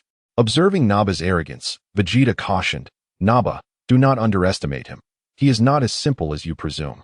Nappa nodded dismissively, and Vegeta recognized the insincerity in his response, choosing to disregard him. For Vegeta, the paramount concern was the wish for immortality. Gohan, can you still move? Gohan had only exchanged hurried words with Krillin and thus did not remember him. Krillin, understanding this, introduced himself. I am Krillin, a friend of Goku. This triggered Gohan's memory. Your Uncle Krillin. Dad always spoke of you. I'm so sorry for everyone. Piccolo, Yamchu, Tien, and Kaiatsu. Krillin gently helped Gohan to his feet, whispering, I am aware of all that. Please do not cry. If you have the strength, could you assist me in moving their bodies to safety? Although he could rely on King Yama to restore their bodies, Krillin wished to spare his comrades' remains further desecration. Nappa, feeling slighted by Krillin's disregard, was seething with rage. He charged at Krillin with all his might, rapidly closing the distance. Just as he was poised to strike, he found himself flung backward. Nappa spun in midair, coming to a halt, humiliated by his inability to perceive his opponent's movements. Vegeta scolded, fool. I told you not to underestimate him. Yes, my apologies. Nappa muttered meekly before turning his ire toward Krillin, shouting, You'll soon learn the true power of Nappa. Krillin met Nappa's furious gaze, his own eyes ablaze with anger. Nappa's power level surged to 3,800. It remained uncertain if he held anything back. Vegeta, noting the fire in Krillin's expression, mused that he likely had unleashed his full potential, though he wondered just how formidable Krillin could become. The Namekian's abilities were a source of trepidation even for Vegeta. Krillin soared into the sky to confront Nappa, while Gohan cradled Piccolo's lifeless body, departing the battlefield. This development brought a sigh of relief to Chi-Chi and the others gathered around the divination crystal. Krillin's formidable presence had become evident, yet they lamented that had he arrived merely a minute earlier, perhaps Yamcha could have been saved, and at the very least, Piccolo would not have perished. Witnessing Piccolo's sacrifice to protect Gohan altered their perception of him significantly. As Krillin faced Nappa, fury coursed through him, a profound understanding of death's anguish weighing heavily on his heart. Nappa swung a powerful right hook, striking Krillin squarely in the face. The force of the blow twisted Krillin's neck to the side and shifted his body slightly.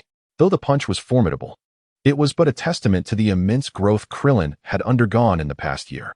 Krillin restored his head, blood trickling from the corner of his mouth. As he wiped it away with the back of his hand, he delivered a powerful punch to the abdomen of Nappa, who remained unmoved, his face twitching in response. Gritting his teeth, Nappa retaliated with a punch to Krillin's abdomen, an eye for an eye. This time, Krillin slid backward for several meters before coming to a halt, still coldly gazing at Nappa, who advanced menacingly. Enraged, Nappa unleashed a flurry of attacks. Yet Krillin refrained from striking back, allowing Nappa to unleash his fury upon him. Krillin's unwavering gaze remained fixed upon Nappa, undeterred by the relentless assault. Not even a blink betrayed his composure. The intensity of Krillin's stare sent a chill through Nappa, a fear even the most ruthless of executioners could not shake. What was happening? Why did Krillin not retaliate? Perhaps he realized he was not a match for his adversary. Naba possessed a formidable combat power of 4,000, while Krillin, despite having recently elevated his own strength, could only muster 3,800. Was it necessary to await Goku's arrival? Goku, please come swiftly. Krillin, you must not perish. Goku, I implore you. The onlookers stared anxiously at the crystal ball, their faces etched with concern for Krillin. Today, far too many friends had perished. They understood that if both Goku and Krillin were defeated, the fate of humanity would be sealed. The crystal ball zoomed in on Klin's face, and only Master Roshi noticed the depth of Klin's gaze. He realized that Krillin was not incapable of fighting back. Rather, he chose not to. Kintown, I beseech you to hasten. Goku was in a state of desperation, calculating that at this speed, he would need 3 more minutes. Along the way, Chaozi, Tien, Yamcha, and even Piccolo had succumbed to their fates. Were it not for Klin's timely arrival, even Gohan would have perished, heightening Goku's anxiety. He feared for Klin's life, terrified that even he might fall in battle. Under Klin's unwavering scrutiny, Naba's punches grew heavier, and within him, a sense of trepidation began to burgeon. Naba yearned to halt his assault, yet found himself ensnared by Klin's penetrating gaze. He could only continue to swing his fists relentlessly until either his opponent fell or he himself was utterly spent. Suddenly, Naba noticed Klin's attention shift momentarily. Without a second thought, he turned to follow Klin's gaze, discovering Gohan intent on moving Yamcha's lifeless body. He had already transported Piccolo and Tien to safety. Only Yamcha remained. With a sinister grin, Naba launched an energy blast towards Gohan, while simultaneously executing a sweeping kick, sending Krillin hurtling through the air. Urgent. Krillin oriented his body towards Gohan, his right shoulder facing him, arms outstretched, right hand directed at Gohan, left hand extended in the opposite direction. With the left hand, he unleashed an energy wave, propelling himself toward Gohan through the recoil, while simultaneously firing another energy blast with his right hand. Klin's blast timely intercepted Naba's attack. Subsequently, Krillin soared to Gohan's side, upside down. Uncle Krillin, Gohan is very worried about you. Gohan began, but was swiftly interrupted. Do not concern yourself with me. Swiftly take Yamcha and leave. Understood. Son Gohan hurriedly carried away Yamcha, yet his stamina was nearly depleted, causing him to fly slowly. Krillin regained his composure and soared once more towards Nappa, coldly declaring, Now, it is your turn. Chapter 10. Nappa's demise. Ha! Did you think that was all I had? This is not even a fraction of my true power. This time, I shall not underestimate you, Nappa chuckled. Krillin paid no heed to Nappa's words, merely gazing at him with icy indifference. Nappa momentarily faltered but quickly regained his composure, able to face Krillin's gaze head-on. Allow me to demonstrate my might, Nappa proclaimed. His aura surging as his muscles swelled, transforming his physique into a formidable giant, his energy multiplying exponentially. Despite this, Krillin's expression remained unchanged. Nappa laughed heartily and launched a powerful straight punch at Krillin, who did not flinch or evade, instead being sent flying by the impact. Nappa swiftly pursued, appearing behind Krillin and delivering a kick aimed at his lower back. At that moment, a crimson aura erupted around Krillin, causing Nappa's kick to miss entirely. Face to face, Krillin retaliated with a punch, and Nappa responded in kind. Vegeta furrowed his brow as his scouter indicated that Krillin's power level had doubled, reaching 7,600. This was nearing Nappa's full strength, though it had yet to surpass it. One could only speculate if Nappa's power would increase further. The two exchanged blows, with Nappa's strength evidently greater than Krillin's. Yet, Nappa found himself unable to overpower Krillin. Each punch he delivered felt futile, as though his might was being stifled. Nappa was certain he exerted maximum force with every blow, each aimed at vanquishing his opponent. Conversely, Krillin's strikes weighed heavily on Nappa, each one inflicting pain. Vegeta observed their battle, sensing something amiss yet unable to pinpoint the source of his unease. Witnessing Nappa being dominated by Krillin, he cursed under his breath, Fool! It seems I must intervene. Recognizing that continuing in this manner was disadvantageous, Nappa retreated, attempting to create distance. Krillin would not allow it, closing in to maintain his assault on Nappa. The two fought fiercely, with Nappa retreating while Krillin advanced, their skirmish intensifying. At this juncture, Nappa had shed his earlier arrogance, reduced to a pitiful state by Krillin's relentless barrage. The onlookers at Kame House were exhilarated. They had long suppressed their emotions, believing they would have to wait for Goku's arrival to witness such a turn of events. Yet now Krillin was overpowering Nappa. However, a question lingered. Why had Krillin refrained from retaliating earlier? Bulma pondered aloud. Perhaps he was feigning weakness, Kiki hesitantly suggested. Everyone turned to Master Roshi, hoping the martial arts sage could elucidate the situation. To their disappointment, Master Roshi too was baffled by Krillin's earlier conduct. At that moment, Krillin was filled with fury, yet he seemed to maintain an air of calm. However, not retaliating against Nappa's attacks hardly appeared as a sign of composure. None could discern the turmoil within Krillin's heart at that moment. He was granted a second chance at life, a chance that should have altered the course of time and prevented that dismal future from unfolding, whether it be the one Trunks encountered or the one he faced himself. He was meant to change everything, yet he failed to effect any change at all. Goku's demise, he overlooked. It was his inaction that led to Goku's tragic fate, stemming solely from his own inadequacy, as Earth required the sacrifice of Goku to be saved. Then came the deaths of Kaiatsu, Tien, Yamcha, and Piccolo. Their deaths were not necessary. Even if they had lived, it would not have led to the destruction of the Earth. Yet, Krillin could not save them, for he arrived too late. How absurd it was that he was late, not because he was traversing the distant North Kai's planet, but because he was on the same planet as his companions. Even so, he was still tardy. Once again, due to Krillin, his comrades perished. Krillin was not powerless. His strength could have altered the fate of his friends, yet in the end, they still fell. There was no difference from another timeline. No divergence from what Krillin had experienced. Krillin recalled that future where everyone was slain by Cell, that hopeless future. He struck back at Nappa with a powerful punch, creating distance as he halted. Nappa was already panting heavily, having endured a battle prior to confronting Krillin. With a cold gaze, Krillin addressed Nappa. "You're curious, aren't you? Despite your superior power, you cannot seem to defeat me." Nappa remained silent, warily observing as Krillin assumed a fighting stance, ready for battle. The truth was simple. He was inherently stronger, far stronger. Nappa sensed this too, yet he stubbornly refused to admit it, retorting defiantly, "Stop boasting. Your little friends thought they could defeat me, and what happened? Ha ha. Humph. I'll make sure you'll no longer be laughing. Trust me." As the words escaped his lips, a crimson aura enveloped Krillin, intensifying his power. He unleashed a threefold Kaioken, his battle prowess surging once more. Prior to this, Krillin had already been employing a twofold Kaioken, and now his energy far exceeded that of Nappa. "Krillin." It was Goku's voice. He had finally arrived. How splendid. Goku had come. The inhabitants of Kame House breathed a sigh of relief. Goku was indeed that kind of person, often unreliable, yet in moments of crisis, he instilled a profound sense of reassurance. It had always been this way. "Goku, don't come any closer. I must defeat him.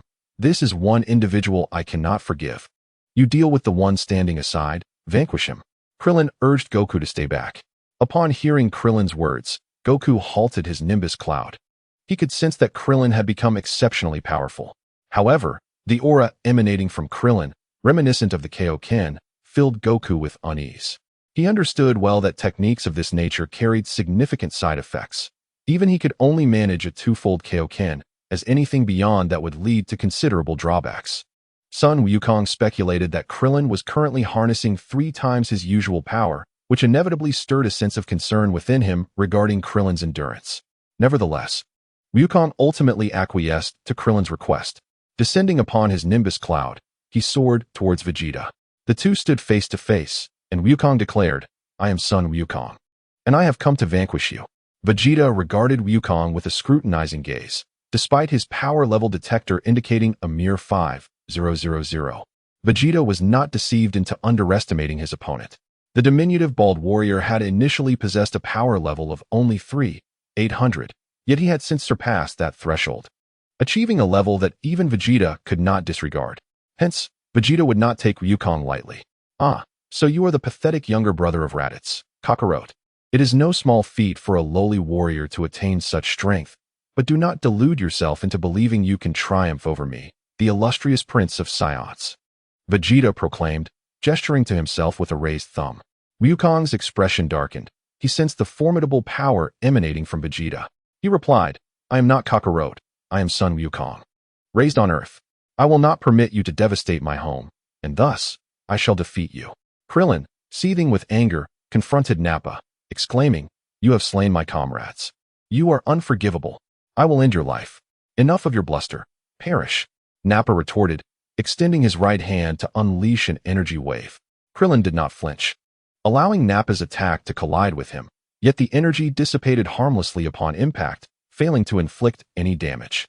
Nappa doubled over in agony, clutching his abdomen, his face contorted in pain. Krillin seized Nappa by the neck with his left hand, though his diminutive stature necessitated a firm grip to restrain Nappa's thick neck.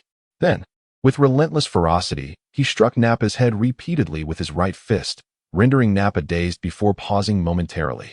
I shall not allow you to die so easily, Krillin exclaimed, violently hurling Nappa to the ground, creating a significant crater upon impact. Despite enduring such punishment, Nappa remained defiant, struggling to rise and glaring at Krillin. Krillin advanced slowly towards Nappa, who retreated, yet their proximity steadily diminished. When they stood merely 2 meters apart, Nappa's expression shifted from rage to fear. Halting in his tracks, Nappa pleaded, "Please, spare me." Ignoring the plea, Krillin continued his approach. As they closed the distance to just 1 meter, Nappa suddenly lashed out in desperation. Ugh! Nappa gasped as Krillin's knee collided with his abdomen, causing him to collapse in pain, his forehead pressed against the ground. Yet Krillin was not finished. He grasped Nappa's head, delivering merciless blows to the incapacitated foe. Each strike was executed with precision, deliberately avoiding fatality. What had commenced as a battle had devolved into a one-sided act of cruelty since Krillin activated his Kaioken ×3. This scene unfolded within the crystal ball of the fortune teller, and as Bulma and the others witnessed the spectacle, they did not experience the anticipated satisfaction of revenge. Instead, their expressions were grave and solemn, not for the future of the Earth, but solely for Krillin and his friends. At this moment, Master Roshi finally comprehended why Krillin had refrained from retaliating earlier, and why he had so mercilessly tormented Nappa. Krillin was venting his anger. He was seeking retribution for the deaths of his comrades. Within the divining crystal, it seemed Krillin had released enough pent-up frustration, unleashing a wave of energy to vanquish Nappa. This brought a collective sigh of relief from those at the Kame house, as they all recognized the significant transformation in Krillin. Battle power, Nappa, 4,000, normal, 8,000, full power, Krillin, 3,800, normal, 7,600, Kaioken X2, 11,400, Kaioken X3, Son Goku, 5,000, surface, Vegeta, 18,000 Chapter 11 Goku, and Vegeta unleash your full power. Merely uttering such words, you are even inferior to that bald head, Vegeta remarked to Son Goku. At that moment, Goku's battle power appeared to Vegeta as a mere 5,000. Such a level of power was hardly worthy of Vegeta's attention, yet since his arrival on Earth, his worldview had been continually reshaped. Initially, the strength of a few individuals was impressive, albeit not astonishing. However, the subsequent emergence of that little bald-headed fighter, whose power surged exponentially and stabilized, had caught Vegeta's interest. Vegeta did not dismiss the possibility that Goku might possess similar capabilities. Thus, he did not hastily conclude that Goku's displayed power was merely superficial. Very well. Allow me to demonstrate my full strength, Goku declared, taking a stance with his feet apart, legs slightly bent, and arms flexed, emanating a formidable aura that rose steadily, causing the ground to tremble beneath him. 6,000, 7,000, 8,000. With a scoff, Vegeta removed his battle power detector and crushed it in his grip, deeming its continued use meaningless. Goku's energy erupted, sending shockwaves through the ground, as debris flew around him, standing at the center of a newly formed cone of destruction. Vegeta sneered, "Such power will not be enough to defeat me. Humph, this is merely the Kaioken ×2. Goku's body ignited with red energy, his strength surging dramatically. At this moment, Vegeta began to regard his opponent with newfound seriousness. Kakarot, indeed you possess formidable power, but do not delude yourself into thinking you can defeat me. You are but a lowly warrior." Both combatants assumed their stances, readying for battle, with Vegeta positioned above Goku, exuding an air of superiority. They locked eyes, with Goku scrutinizing Vegeta in search of a weakness, while Vegeta regarded Goku with an air of disdain. A gust of wind swept through, dislodging a stone from the mountainside, which crashed to the ground. With a simultaneous charge, they launched towards one another, one ascending, the other descending. Bang! Their arms collided, unleashing a torrent of energy that radiated outward. Goten, who had been on his way to meet Goku, was caught off guard by the blast, tumbling backward to the ground, his stamina nearly depleted. The absence of experience rendered him entirely oblivious to the means of conserving his stamina, resulting in his every battle being an exercise in futility. Son Goku and Vegeta engaged in relentless combat, with Goku launching a series of ferocious attacks against Vegeta. Yet, despite his fervor, he could not land a single blow. Vegeta effortlessly evaded each strike, a faint smile gracing his lips as he countered with a swift punch to Goku's face, sending him hurtling through the air. Goku hastily regained his footing, but Vegeta was already upon him, delivering another punishing blow that sent Goku flying once more. Time and again, Vegeta anticipated Goku's movements, striking before Goku could stabilize himself. In the face of such relentless aggression, Goku found it impossible to regain his composure. He thought to himself, I must escape first. This guy is merely toying with me, damn it. Goku opened his mouth and let out a powerful shout, propelled by the recoil to break free. Vegeta extended his right arm to block Goku's Kamehameha wave, emerging unscathed. Goku charged again, relentlessly attacking Vegeta, who continued to evade with ease. What is the matter, Kakarot? Is this all you're capable of? Vegeta taunted. Goku, instead of becoming enraged, merely smiled and persisted in his assault. Humph. Futile, Vegeta retorted, initiating his counterattack.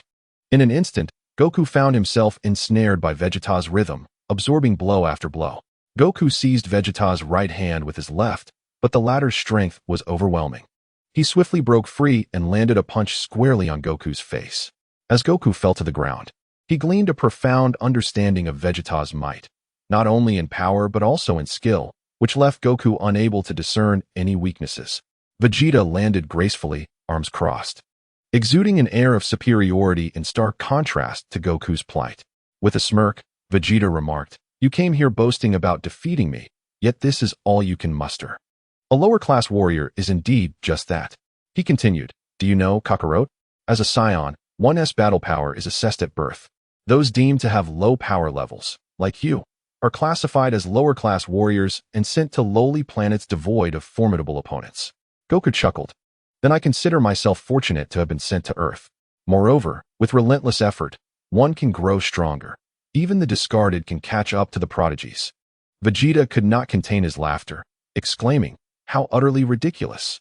To think that a lower-class warrior like you could even spar with a super genius such as myself is a tremendous honor. It seems I must enlighten you on what true genius is and the insurmountable chasm that lies between us." Goku smiled. Having previously learned only snippets of Vegeta's prowess from King Kai, now, confronted with the reality of Vegeta's strength, he realized it far exceeded his expectations.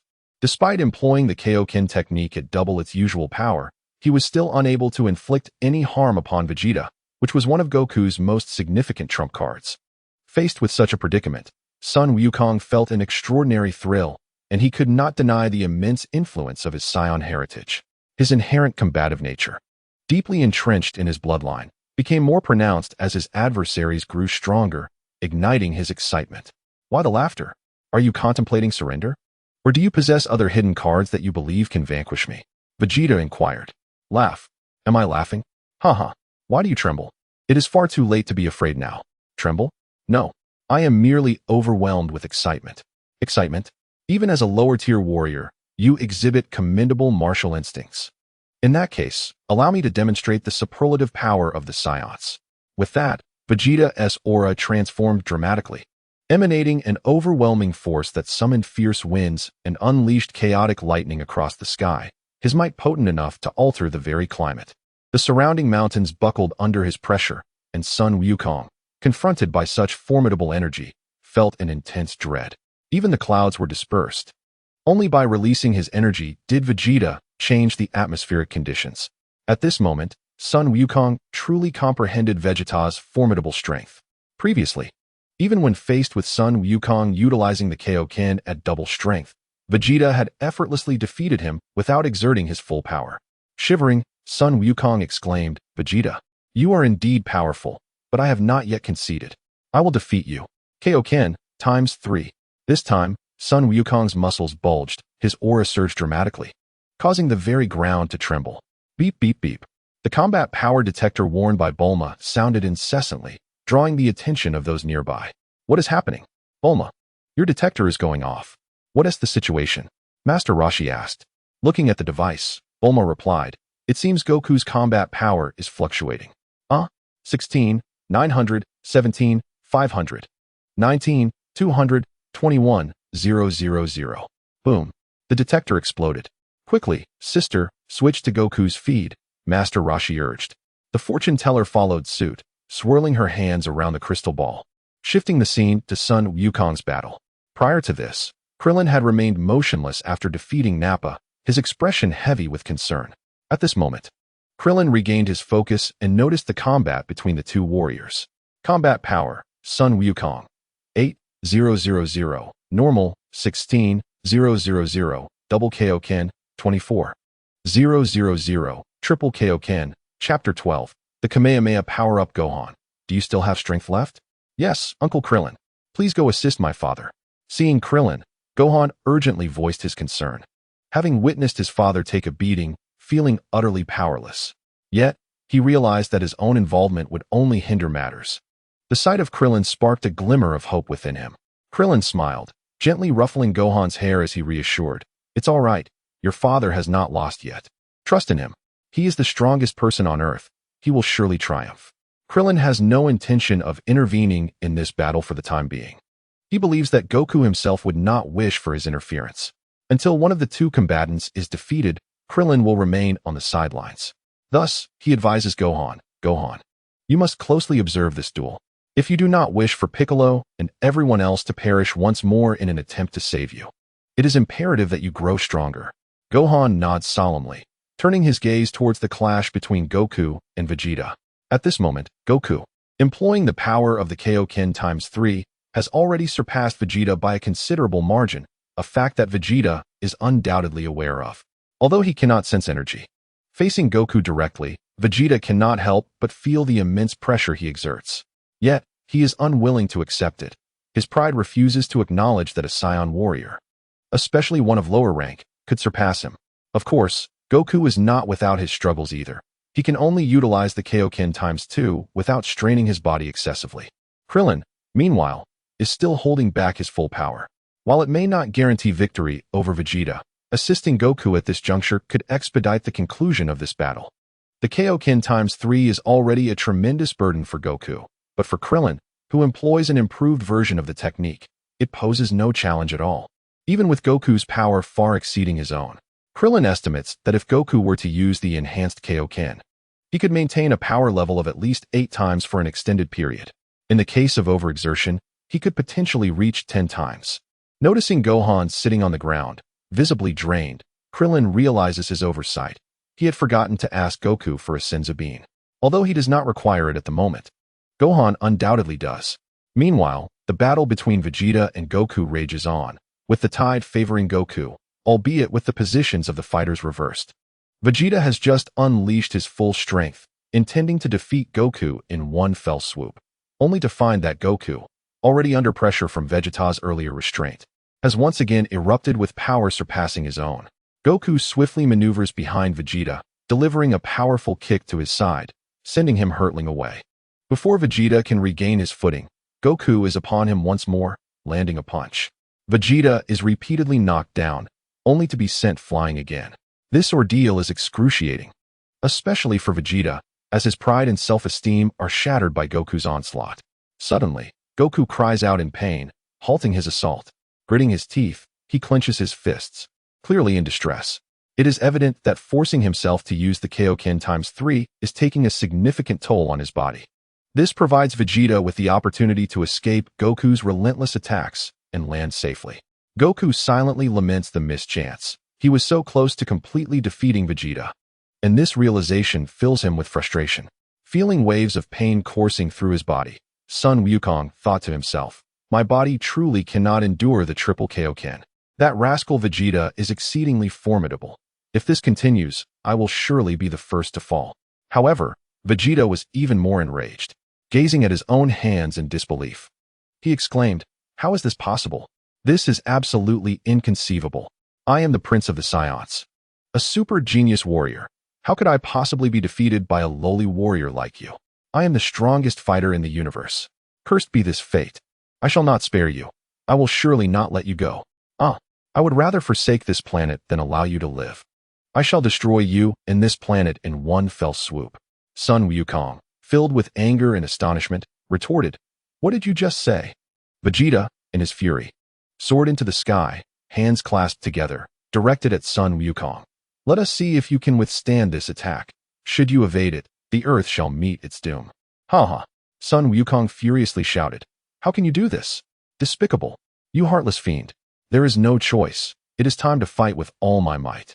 Sun Wukong tore apart the remnants of his tattered shirt, a crimson aura erupting around him once more as he activated the triple Kyokin again, placing his hands at his right waist. This was the Kamehameha of the triple Kyokin. The collision of their energies shattered the surrounding mountains, prompting Krillin to recognize a familiar figure. A nimble, rotund figure swiftly maneuvered through the debris. It was Yajirobe. Although he initially intended to stay away, an unsettling feeling compelled him to approach.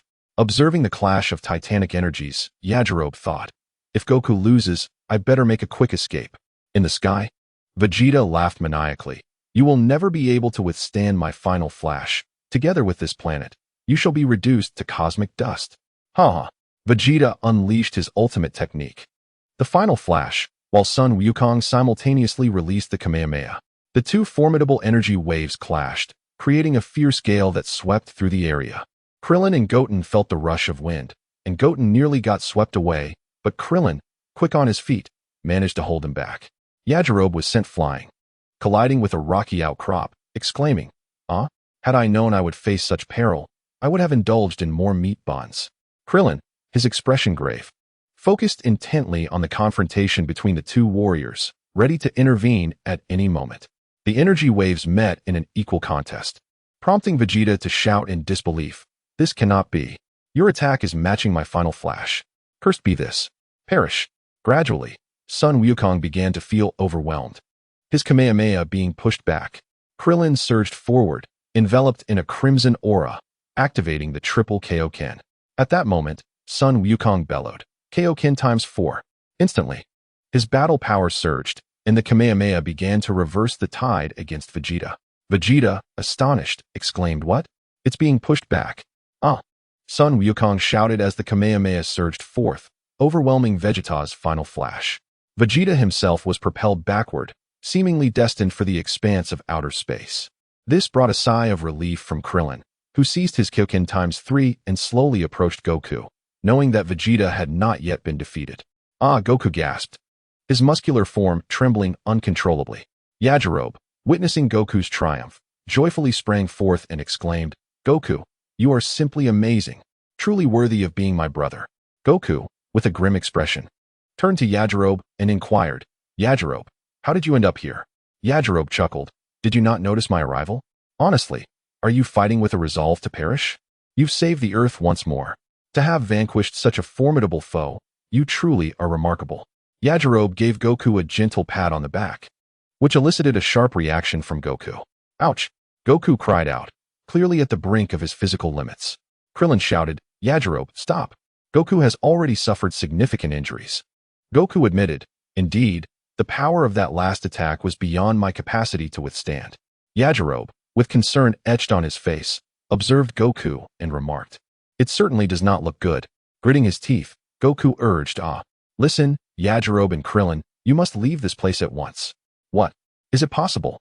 Yajirobe glanced at Krillin, who nodded in affirmation.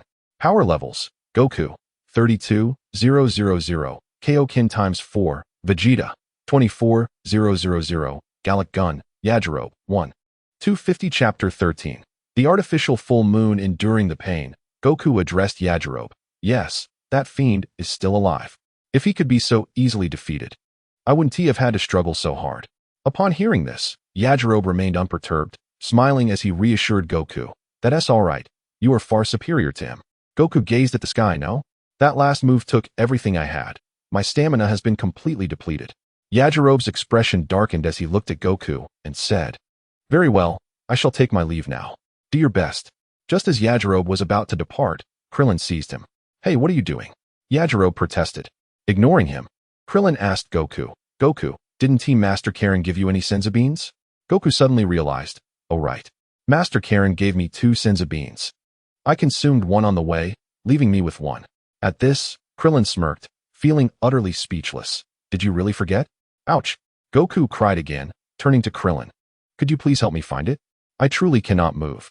Following his request, Krillin retrieved a senzu bean from his possession. He broke the bean in half and handed one piece to Yajirobe, pointing in a direction. This half is for Goku's son, Gohan. He is over there. Then, Krillin quietly informed Yajirobe, you know, Saiyans have a weakness, it's their tail. Do not leave just yet, find a place to hide. If you can sever his tail at the right moment, you will become a great hero. Believe me, after that, you can feast on whatever your heart desires. Yajirobe paid no heed to Krillin's words, intending instead to find Sun Wukong's son and indulge in a feast in the city. As for battling that monster, it was a jest. Naturally, Krillin did not expect Yajirobe to stay and fight. He merely informed him of Vegeta's weaknesses, which sufficed. Krillin, give me the senzu beans, and you should leave as well. Sun Wukong managed a forced smile, which Krillin found rather unbecoming. Without hesitation, Krillin tossed half a senzu bean into Sun Wukong's mouth, exclaiming, is that how little faith you have in me? Can't you perceive my progress? Upon consuming the bean, Sun Wukong felt revitalized, his body rejuvenated and lightened. Inside the turtle hermit's abode, the others rejoiced at Sun Wukong's decisive victory over Vegeta. Yet the somber remembrance of the fallen cast a pall over their spirits. With Piccolo deceased, the Supreme Kai, who shared a bond with the Demon King Piccolo, was also doomed to perish. This meant that the Dragon Balls would be rendered useless, unaware of the events transpiring on Namek. They believed that the heroes who had perished in this battle, along with the innocent humans annihilated by the Saiyans, could never be resurrected. This thought deepened their sorrow. Had Piccolo survived, at least Tien and Yamcha could have been brought back. The turtle hermit wore a melancholic expression, lamenting the untimely demise of Tien and Yamcha, both of whom were still so young, with boundless potential ahead. They might have explored martial arts realms beyond his comprehension, yet here they were, extraordinary youths lost before his very eyes. The era of martial arts mastery had long since faded, yet he had striven to keep pace with the evolving times. Alas, he now felt himself a burden on the battlefield. Wishing fervently to take their place in death, he pondered what he could do now. Sighing heavily, he addressed the group. Let us go and bring them back. As preparations began, Bulma suddenly exclaimed, wait. Look at Goku and Krillin. They seem utterly unperturbed. The turtle hermit quickly recognized the anomaly as well. Within the divination crystal, Yajirobe was seen fleeing. Though Wukong had recovered, both he and Krillin remained vigilant, gazing towards the sky where Vegeta had departed. Bulma cried out, what is happening? Could that damned fiend still be alive? I don't know. Perhaps a new enemy has emerged. Came the response. Sister, quickly locate that Saiyan. The fortune teller hastily cast her spell, revealing Vegeta within the crystal. Damn it. Kakarot's power level has surpassed mine. How is that possible? I am the prince of the Saiyan race, the mightiest warrior in the universe. Vegeta bellowed in frustration, only to calm himself after a moment. Humph. A smirk spread across his face as he noticed that neither Kakarot nor his half-blood companion possessed tails. This indicated that even if they were to see a full moon, they could not transform into the mighty great ape with tenfold power. Haha, Kakarot. Allow me to demonstrate the formidable destructive power I possess in my transformation into a great ape. Although I detest assuming such an unsightly form, I shall never allow you to vanquish me so easily. Vegeta raised his head, determined to annihilate the Earthlings swiftly. I deliberately chose the night of the full moon to arrive on Earth. Yet who could have anticipated that a mere Kakarot would corner me to such an extent that I would be compelled to transform just to defeat him? How infuriating. Vegeta pondered, perplexed. Logically, the moon should have appeared by now, yet its presence remains elusive. On King Kai's planet, North Kai stifled a laugh. That fool Vegeta remains oblivious to the fact that Earth's moon was destroyed by Piccolo a year ago. His attempt to harness the moon's power to transform into a great ape is utterly futile. Meanwhile, Goku's injuries have healed significantly. And with the addition of the exceptionally strong Krillin, the severely wounded Vegeta stands no chance of victory. Strange, what is he searching for? Chi-Chi felt puzzled watching Vegeta glance around. Bulma replied, he is attempting to locate the moon, intending to transform into a great ape to enhance his strength. Indeed, It seems we haven't seen the moon in quite some time. Master Roshi remarked. It was Piccolo who, upon witnessing Gohan transform into a great ape under the full moon a year ago, obliterated the moon. Bulma recalled that Master Roshi had once destroyed the moon, thereby freeing Goku from his great ape transformation. Thankfully, Piccolo's foresight ensured our victory is secured. Goku gazed skyward, observing Vegeta's restless searching, and felt a sense of bewilderment. How peculiar. What is he looking for? Why does he not attack? Krillin, fully aware of Vegeta's futile quest, realized it was all in vain. Oh, there truly is no moon. How could this be? How infuriating. It must be Kakarot's doing. That accursed Kakarot has destroyed the moon in advance. Vegeta lamented. It seems there is no choice. Although it will drain some energy, this is the only recourse I have. Humph. That boy's panicked expression must be utterly amusing. Ha ha ha. Vegeta descended. Goku promptly informed Krillin. He is coming down. The two assumed fighting stances, their gazes fixed upon Vegeta. As Vegeta landed, he directed his gaze at Goku and inquired, You are the one who destroyed the moon, aren't you? Yet you shall still be defeated. The moon? What are you talking about? Goku responded, his mind filled with questions, while Krillin facepalmed, realizing Goku was still unaware of the truth. Vegeta scoffed. Stop pretending to be oblivious. Allow me to reveal the secret of the Saiyans' transformation under the full moon. Transformation? Goku maintained his clueless demeanor, and Krillin sighed, knowing it was inevitable that Goku would eventually learn the truth, which would surely lead to his self-reproach. Vegeta continued. When the full moon rises, it emits 700 Frieza waves. If a Saiyan's eyes absorb such potent waves, the response triggers transformation through their tail. You must have been afraid of losing your sanity in transformation, which is why you severed your tail, right? Haha. For elite warriors, transformation does not affect one's rationality at all. The transformation into a Saiyan serves as a formidable weapon. In order to achieve this transformation at will, the Saiyans mastered the art of creating an artificial full moon using oxygen and energy orbs that exceeded 1,700 Frutz waves. A luminous sphere emanated from Vegeta's hand. And in that moment, Krillin grasped the principle behind the artificial moon. I apologize for the wait, Kakarot. Your demise is imminent. A lowly warrior like you can never surpass me. I am a super genius warrior. Goku was taken aback, exclaiming, after the luminous sphere materialized in Vegeta's grasp. His energy was drastically depleted. Confounded, he pondered Vegeta's intentions.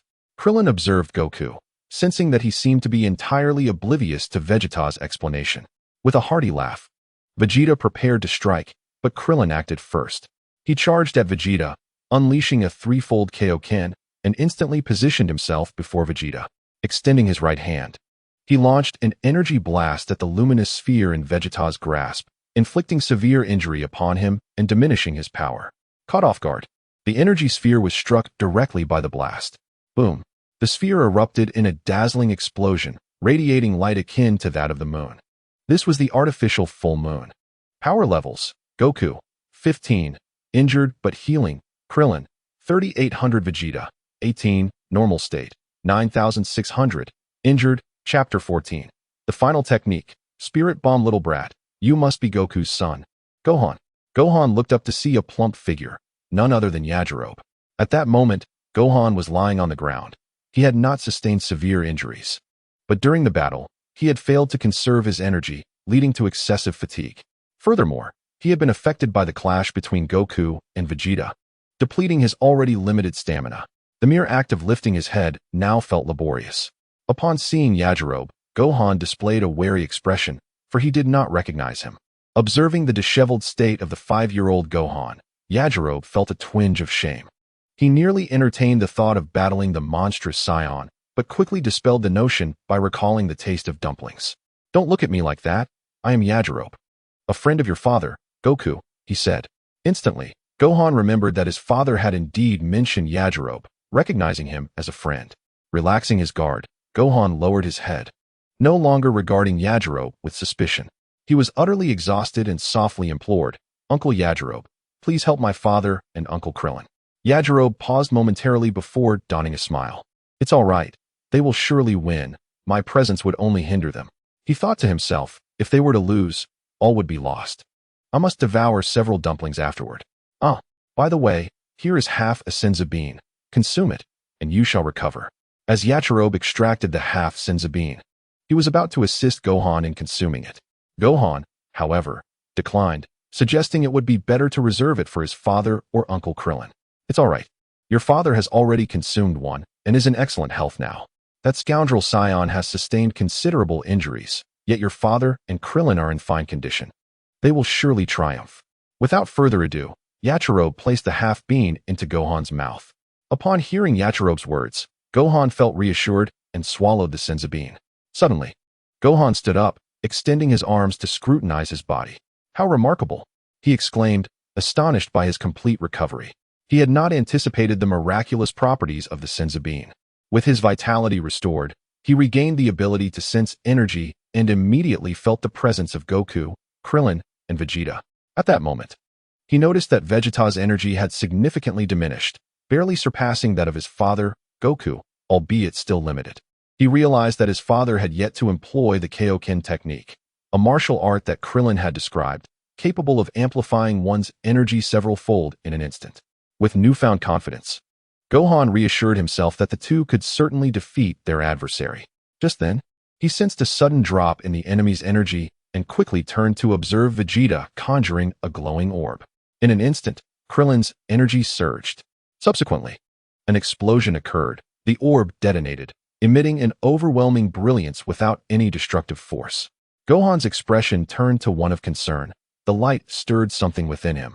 Simultaneously, he sensed a burgeoning power.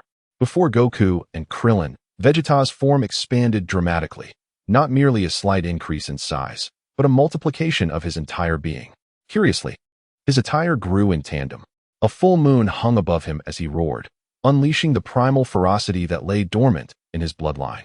Goku was taken aback, while Krillin was less surprised. He had previously been unaware of how Vegeta created an artificial moon, having not witnessed it in his past life. Krillin intended to intervene, but was too late. Of course, if it weren't for the necessity of defeating Vegeta without taking his life, he could have easily done so before the transformation.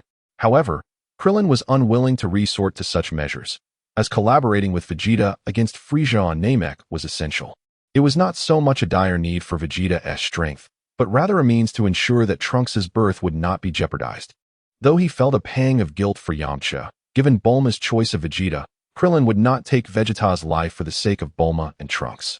Since his rebirth, Krillin had harbored concerns about potentially affecting the births of Trunks and Goten in this timeline. Thus, he approached the matter of Vegeta with utmost caution. Though Krillin, having been reborn, appeared to possess an undeniable advantage, his path was far from easy. Vegeta, having completed his transformation, let out a triumphant laugh, declaring, "You should regret losing your tail, Kakarot. Ha ha ha, your doom is at hand." Goku gazed at the colossal figure of Vegeta in shock. Unlike the techniques demonstrated by Piccolo at the World Martial Arts Tournament, Vegeta had not only grown several times larger, but had also multiplied his energy manifold. How could you have transformed like this? A giant, monstrous ape. Vegeta reveled in Goku's astonishment, chuckling, "Humph. Allow me to enlighten you. Saiyans transform into colossal apes with tenfold battle power upon witnessing a full moon." Goku lowered his gaze, recalling the words of his grandfather, who had warned him of the great ape that would emerge on moonlit nights, the very creature that had crushed him. The deity had once cautioned him that his tail would bring calamity. Observing Goku's expression, Krillin silently shook his head. Knowing this was a truth Goku had to confront sooner or later, Goku spoke solemnly. "Oh, I finally understand. The creature that crushed my grandfather and wreaked havoc at the tournament was me." At that moment, Goku's heart brimmed with guilt. The Saiyans had come to Earth because of his existence, bringing forth suffering and disaster. "I am sorry, Grandfather, this Saiyan is exceptionally powerful, even with Krillin's assistance. I fear I cannot defeat him. Should I perish, please accept my apologies in the afterlife." Seeing Goku bow his head, Vegeta taunted, "Kakarot, are you afraid?" Goku remained silent, lifting his head with a determined gaze fixed on Vegeta. It seemed he had no choice but to resort to his ultimate technique. Goku whispered to Krillin, "Listen, Krillin, I have one last move." In the distance, a tremendous figure loomed. "What is that? What kind of creature is that?" A Kairobe stared in disbelief at the sudden appearance of the giant ape, sensing an overwhelming aura of menace. "He wears the same attire as the Saiyans. Could he also be a Saiyan?" Gohan was about to rush forward when a Kairobe quickly grabbed him, saying, Don't act recklessly. Gohan replied anxiously, Uncle Akairobe, that guy is the Saiyan Vegeta we just encountered. He is now exponentially stronger than my father and Uncle Krillin. We must assist them. Akairobe, with a serious demeanor, countered, do you not realize that our interference would only hinder them? Stop this foolishness. At Akairobe's words, Gohan fell silent, whispering, are we to merely watch as my father and Uncle Krillin are slain? Uncle Piccolo has already perished. Gohan wept softly, burdened with responsibilities far beyond his years. Witnessing Gohan's sorrowful state, Akairobe felt a pang of guilt, despite knowing his previous assertion was indeed correct. Do not cry, Akairobe said gently. We still have a glimmer of hope. Krillin just informed me that the Saiyan has a weakness, his tail. If we can find an opportunity to sever that tail, he will revert to his original form. In a moment of desperation, Akairobe recalled what Krillin had just told him and spoke directly to calm Gohan. Seeing hope in Akairobe's words, Gohan exclaimed, we must act swiftly. As he prepared to take flight, Akairobe urgently grasped his arm, saying, we cannot confront them head-on. We are not equipped for a direct battle. We must rely on strategy. Gohan turned to Akairobe and inquired, how do we employ strategy? Akairobe smiled and replied, just follow my signal when the time comes. Gohan nodded, his gaze shifting to the battlefield where Goku and Krillin fought, his face etched with concern. Krillin, having comprehended Goku's intent after hearing his words, was aware that despite having trained on King Kai's planet for a year and later learning the Kaioken technique, he had never mastered the Spirit Bomb.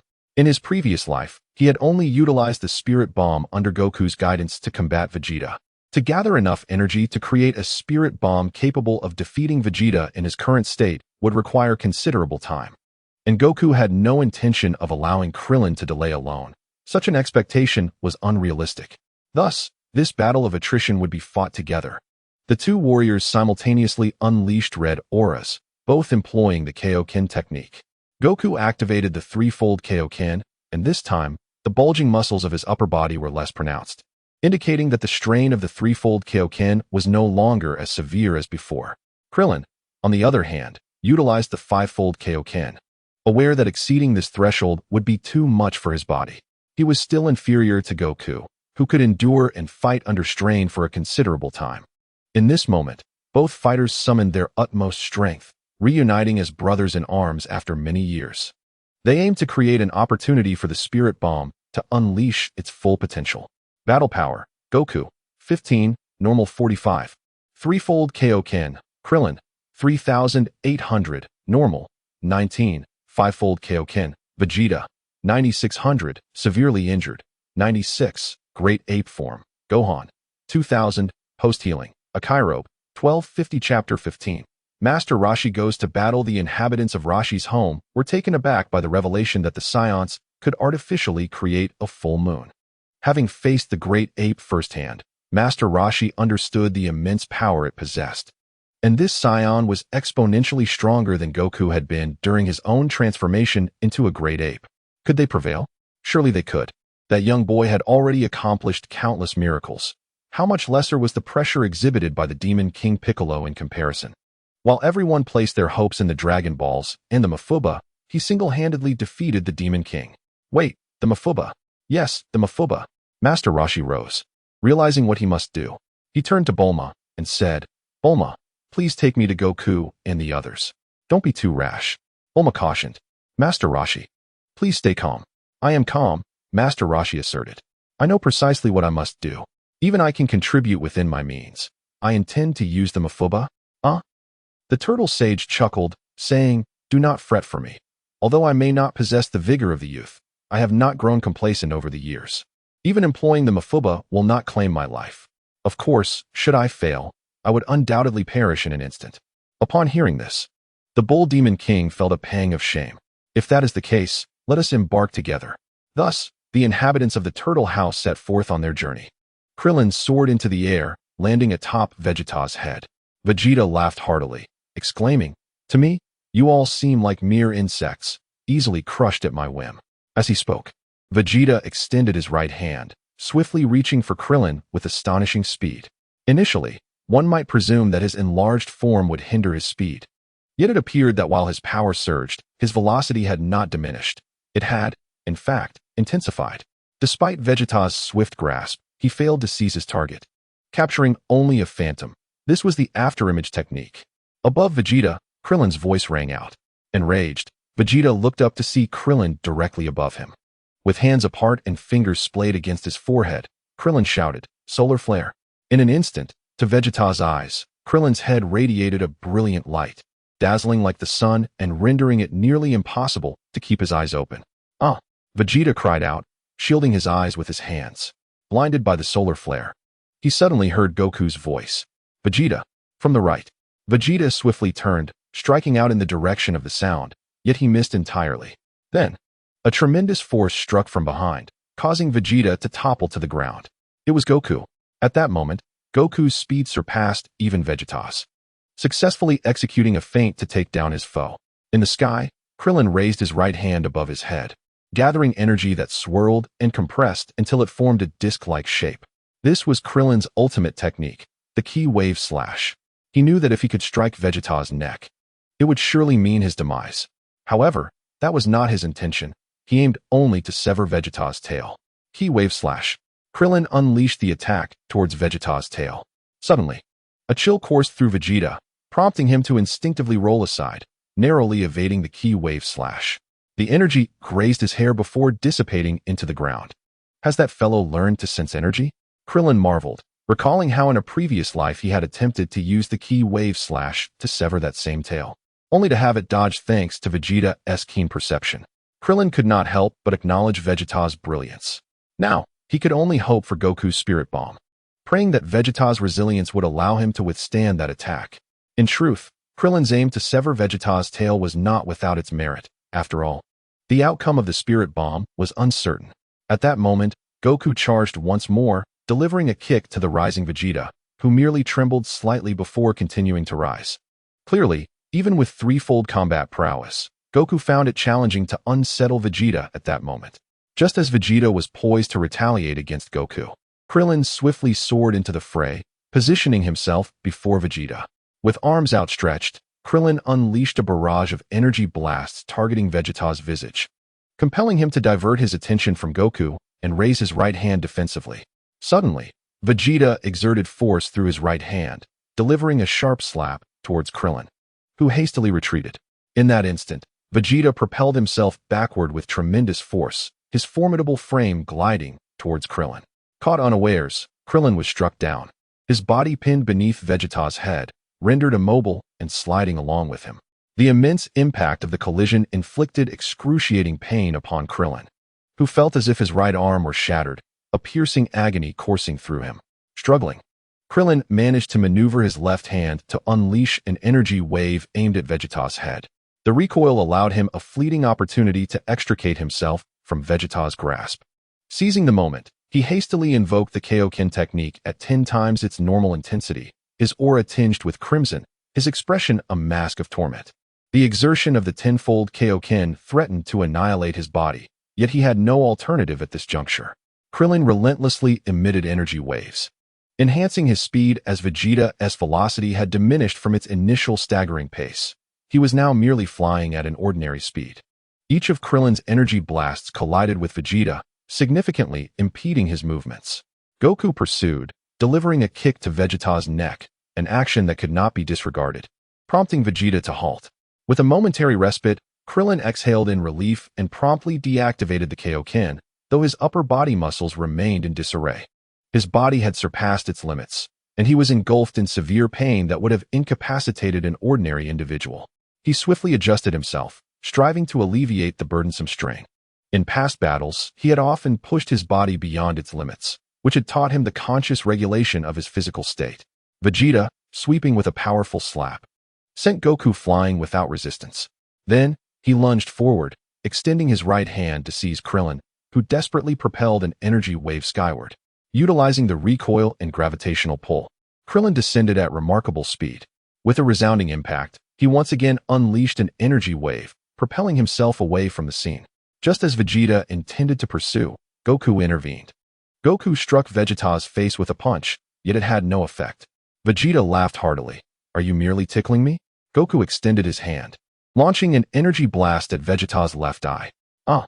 Vegeta howled in agony, cursing, "Kakarot." You are utterly despicable. His left eye shut tight, unable to open momentarily. He hastily retreated and expelled an energy wave. Goku darted to Vegeta's left, attempting to exploit his blind spot. However, Vegeta's colossal form charged towards Goku. Despite Goku's maneuver into Vegeta's blind side, Vegeta instinctively anticipated Goku's potential location. Sun Wukong swiftly ascended to evade the attack, while Vegeta's body was tilted to the right, his left side facing the ground. His right eye caught sight of Sun Wukong, and he promptly raised his hand, unleashing an energy sphere. The distance was too short for Sun Wukong to dodge, and he was struck directly by Vegeta's energy blast. Staggering, he struggled to maintain his balance. As Vegeta steadied himself and reached out with his right hand to grasp Sun Wukong, should he succeed, Sun Wukong would undoubtedly meet his demise. Just as he was about to secure his grip, Vegeta suddenly leaped back to evade a ki blast that grazed his cheek. It was Krillin who had intervened, having finally adjusted his body and, in a rush, unleashed a ki wave to support Sun Wukong. Grateful for the assistance, Sun Wukong hurriedly distanced himself from Vegeta, recognizing that prolonged proximity was unwise. Despite the rapid speed of Vegeta's great ape form, it was devoid of agility. Seizing this insight was crucial for their battle. Damn insect! How dare you mar my face? Vegeta roared as he charged towards Krillin, his fury amplifying his speed. Krillin, in a panic, activated the five-fold Kaioken, soaring into the air with arms raised, intent on utilizing the solar flare once more. Krillin cried out in pain, plummeting to the ground. His body was unable to withstand the strain, not yet having reached a state conducive to recklessly employing the Kaioken technique. Krillin! Sun Wukong shouted anxiously. The events transpired too swiftly for even him to pursue. Damn it!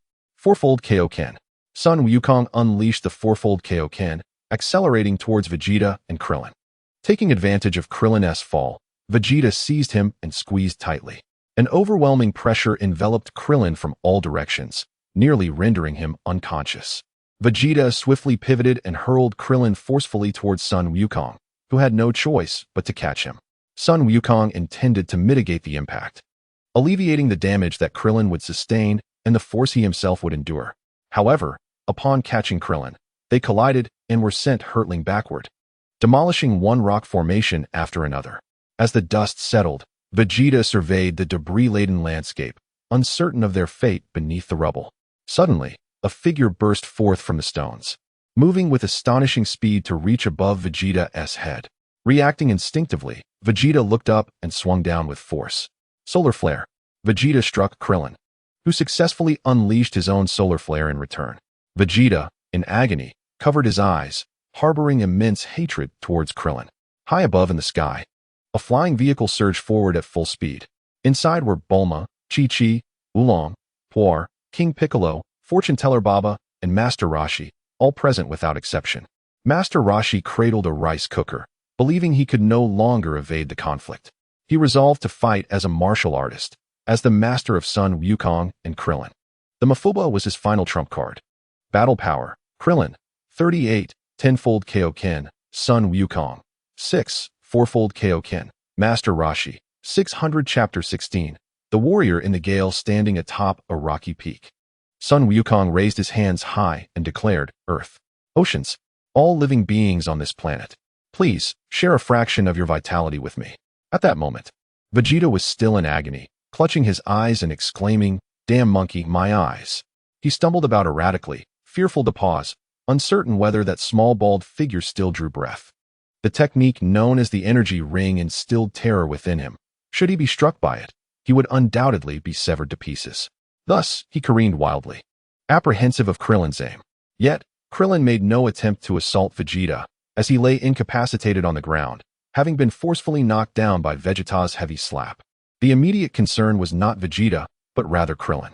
Proximity to Vegeta rendered Krillin anxious, fearing he might be crushed by Vegeta's colossal frame or struck by falling debris resulting from Vegeta's reckless rampage. It was a genuine peril. Thus far, fortune had favored Krillin. With only minor stones landing upon him, their impact akin to a mere mosquito bite during a torturous ordeal, inconsequential in the grand scheme of things. But upon witnessing a massive boulder hurtling towards him, Krillin thought, this could be the end. Just then, Gohan appeared before him. Swiftly lifting him and soaring away from the impending danger. Gohan, thank you. Krillin managed to utter, albeit with difficulty. It's nothing. I should be the one expressing gratitude to you, Uncle Krillin, Gohan responded. Meanwhile, Goku's spirit bomb was nearly prepared, just moments away from unleashing the collective energy of the Earth's myriad beings. Vegeta could finally open his eyes again, having settled into a calmer state. Gohan, throw me out, Krillin urged hastily. Gohan was taken aback, bewildered by Krillin's request. How do I throw you out? In truth, after Krillin had collided with Goku and fallen, he had become nearly immobile. His plan was to have Goku toss him away to execute the solar flare, thereby creating an opportunity for Goku to unleash the spirit bomb. Initially, Goku opposed the idea, but after Krillin's persistent entreaties and assurances of his safety, Goku acquiesced, aware that without such action, all on Earth would perish. Upon Krillin's explanation, Gohan grasped his intent, yet he remained resolute. No, I cannot allow you to sacrifice yourself, Uncle Krillin. I will stop that, Saiyan, Gohan declared firmly, hurtling towards Vegeta. Wait, where is Uncle Yachirobe? Gohan pondered, recalling that he had set off alongside Yachirobe. However, there was no time for contemplation. Vegeta was closing in on Goku. At that moment, Yachirobe was racing towards Krillin, unable to keep pace with Gohan's speed, and could only follow from a distance. Witnessing Gohan soar towards Vegeta, Yachirobe hesitated but decided to check on Krillin first. Kakarot, are you surrendering? Vegeta chuckled upon seeing Goku raise his hands high in surrender.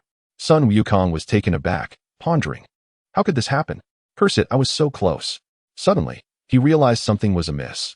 2 moons were not a natural occurrence on Earth. It was Kakarot. Vegeta's expression changed dramatically as he recognized the anomaly. Upon seeing the immense spirit bomb above Sun Wukong, Vegeta sensed impending doom. You will not succeed, Kakarot, he declared, preparing to unleash an energy wave. Just then, Son Gohan arrived on the scene. With a swift kick from below, Son Gohan struck Vegeta's chin, causing his attack to veer off course and miss its target, Sun Wukong. You little brat, perish! Vegeta roared, effortlessly swatting Son Gohan away. He then turned his attention back to Sun Wukong, who was now fully prepared with his spirit bomb. 5 times, Kaioken.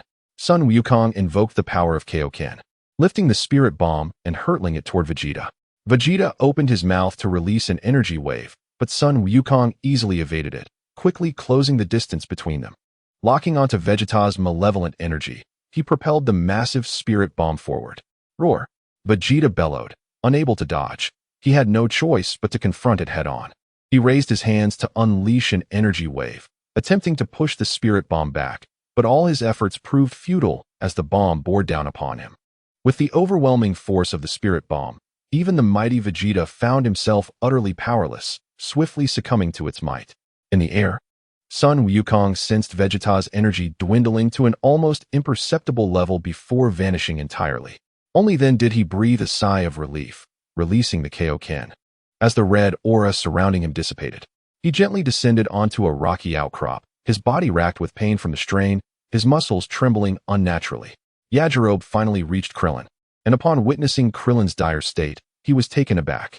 Carefully, he lifted Krillin, saying, It seems Wukong has triumphed. That's wonderful. You mustn't he die? They had fought hard for this victory. Krillin, although battered and bruised, was aware of Vegeta's defeat. Despite his own injuries, he could feel that Vegeta's energy had vanished, indicating the prince's demise. Krillin's emotions were conflicted. Even in their previous life, his bond with Vegeta had only been forged through their battles on Namek. However, for the sake of Bulma and Trunks, he fervently wished that Vegeta had not perished here. Regret washed over him. Had he known this would be the outcome, he would have aimed for Vegeta's neck with his energy blade from the very start, perhaps sparing himself this anguish. Let us stop here. It's best that you keep your distance, Master Roshi advised, instructing Bulma to halt the flying vehicle while he ventured onward alone. Heeding his words, Bulma brought the aircraft to a stop, and the group disembarked. You all should stay back for now. When everything comes to an end, we shall await your arrival to escort us. With that, Master Roshi clutched a rice cooker and hurried away. Gohan stood up, delighted to see Goku triumph over Vegeta, and soared joyfully towards him. Suddenly, Gohan's expression shifted from joy to disbelief, quickly replaced by shock and dread. He noticed a colossal, furry hand extending from behind Goku.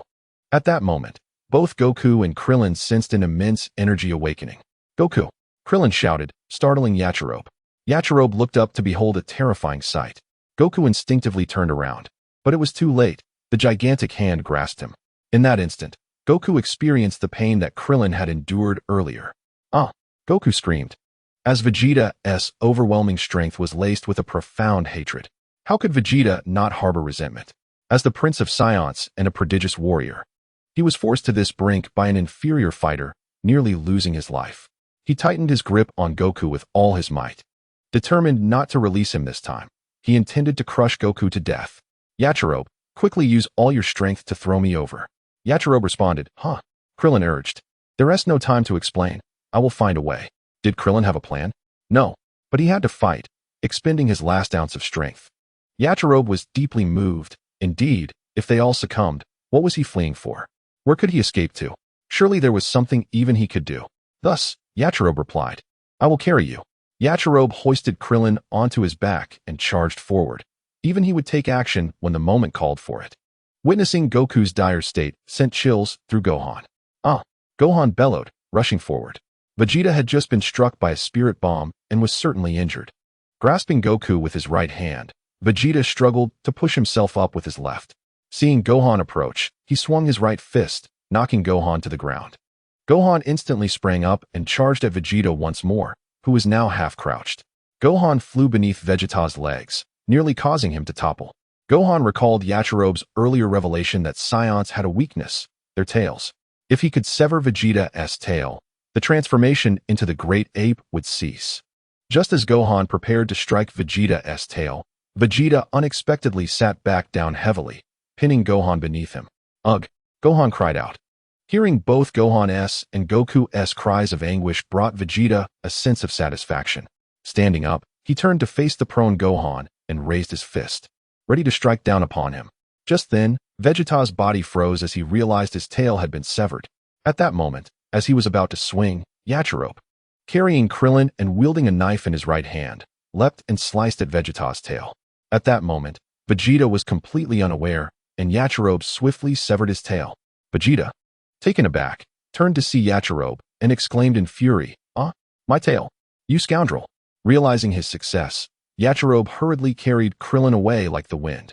From that point onward, he was of no assistance, merely a hindrance. Goku would undoubtedly prevail. Chapter 17. The Defeat of Vegeta and my tail. Vegeta screamed in agony as his tail was cut off. His body began to shrink, his hands unable to grasp Goku any longer, and Goku slipped from his grip. Vegeta had reverted to his original form, now in a disheveled state, no longer the imposing figure he once was. Enraged and humiliated, Vegeta scanned his surroundings in search of the perpetrator who had severed his tail. However, Yachirobe had immediately hidden away after the act. At that moment, Vegeta could not sense others' energy and was unable to locate him. In truth, Yachirobe was not far from Vegeta. A simple detour around the rocky hill would reveal Yachirobe's position. Krillin, perched on Yachirobe's back, whispered, Well done. Thanks to you, Vegeta is nearly incapacitated. Let us seize the opportunity to defeat him. Yachirobe gritted his teeth and replied, I refuse to engage with such a fiend. I've done all I can. The rest is up to Goku. Given Yachirobe's stance, Krillin felt helpless, as he too was incapable of fighting at that moment. In truth, he felt he was merely dragging Yachirobe down. Yachirobe, let us retreat to the rocky hill.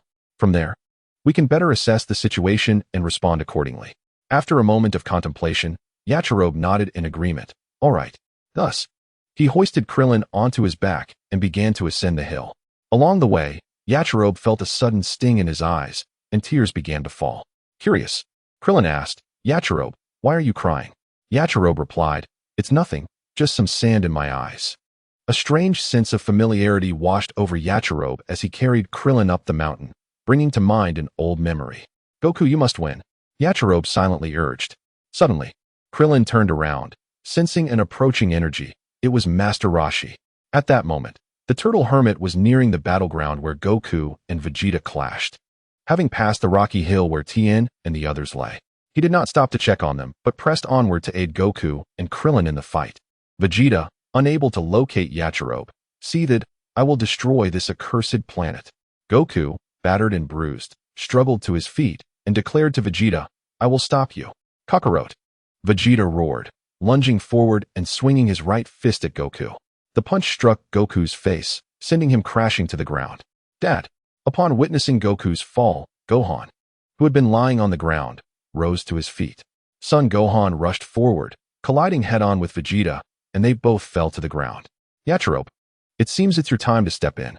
Krillin was placed on a rocky outcrop by Yachirobe, both of them lying at the edge of the cliff. Watching the battle unfold, Yachirobe glanced at the incapacitated Son Goku, then at Vegeta and Son Gohan, and nodded heavily. Rising to his feet, Yachirobe drew his katana. This very blade had severed Vegeta's tail. Prepare to meet your end, Saiyan. Yachirobe leaped down from the mountain, raising his sword high. His stout form surged toward Vegeta, embodying Yachirobe's determination. Just as Yachirobe's blade was about to strike Vegeta, the latter propelled himself into the air, executing a 360-degree spin and landing a kick on Yachirobe's right side. Yachirobe was sent flying to the left, a sharp pain radiating from his side. After kicking Yachirobe, Vegeta crashed heavily to the ground, clearly not unscathed himself. Shakily, Vegeta rose, glaring menacingly at Yachirobe. Fuming, "You wretched fool! How dare you sever my noble tail? This is unforgivable." Vegeta staggered towards Yachirobe, kicking aside Son Gohan, who had attempted to rise. Son Gohan fell heavily to the side, gritting his teeth in pain. Utterly unable to move, Son Goku was in a worse state than Krillin, nearly depleted of energy. Yachirobe, run! Son Goku thought anxiously. Yet he could only watch helplessly as Vegeta approached Yachirobe. Son Gohan tried to get up again, but fell back down. Yachirobe clutched his side, blood trickling from the corner of his mouth, staring in terror at Vegeta.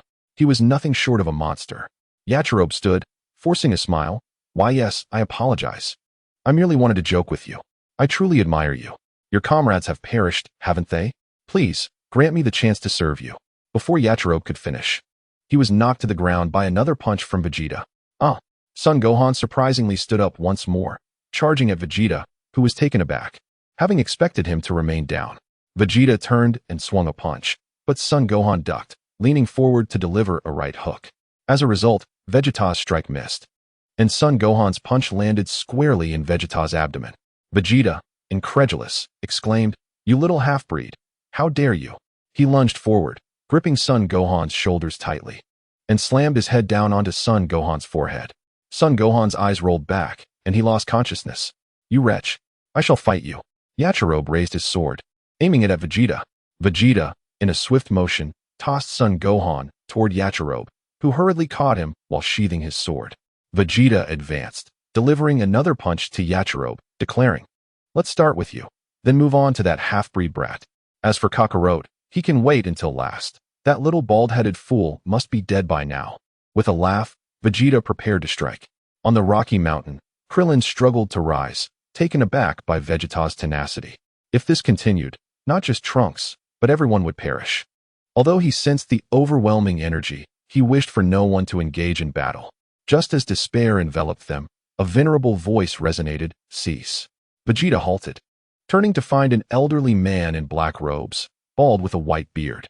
This was the Turtle Hermit, Master Roshi, the revered martial arts master of Goku, Krillin, and Yamcha, once honored as the god of martial arts.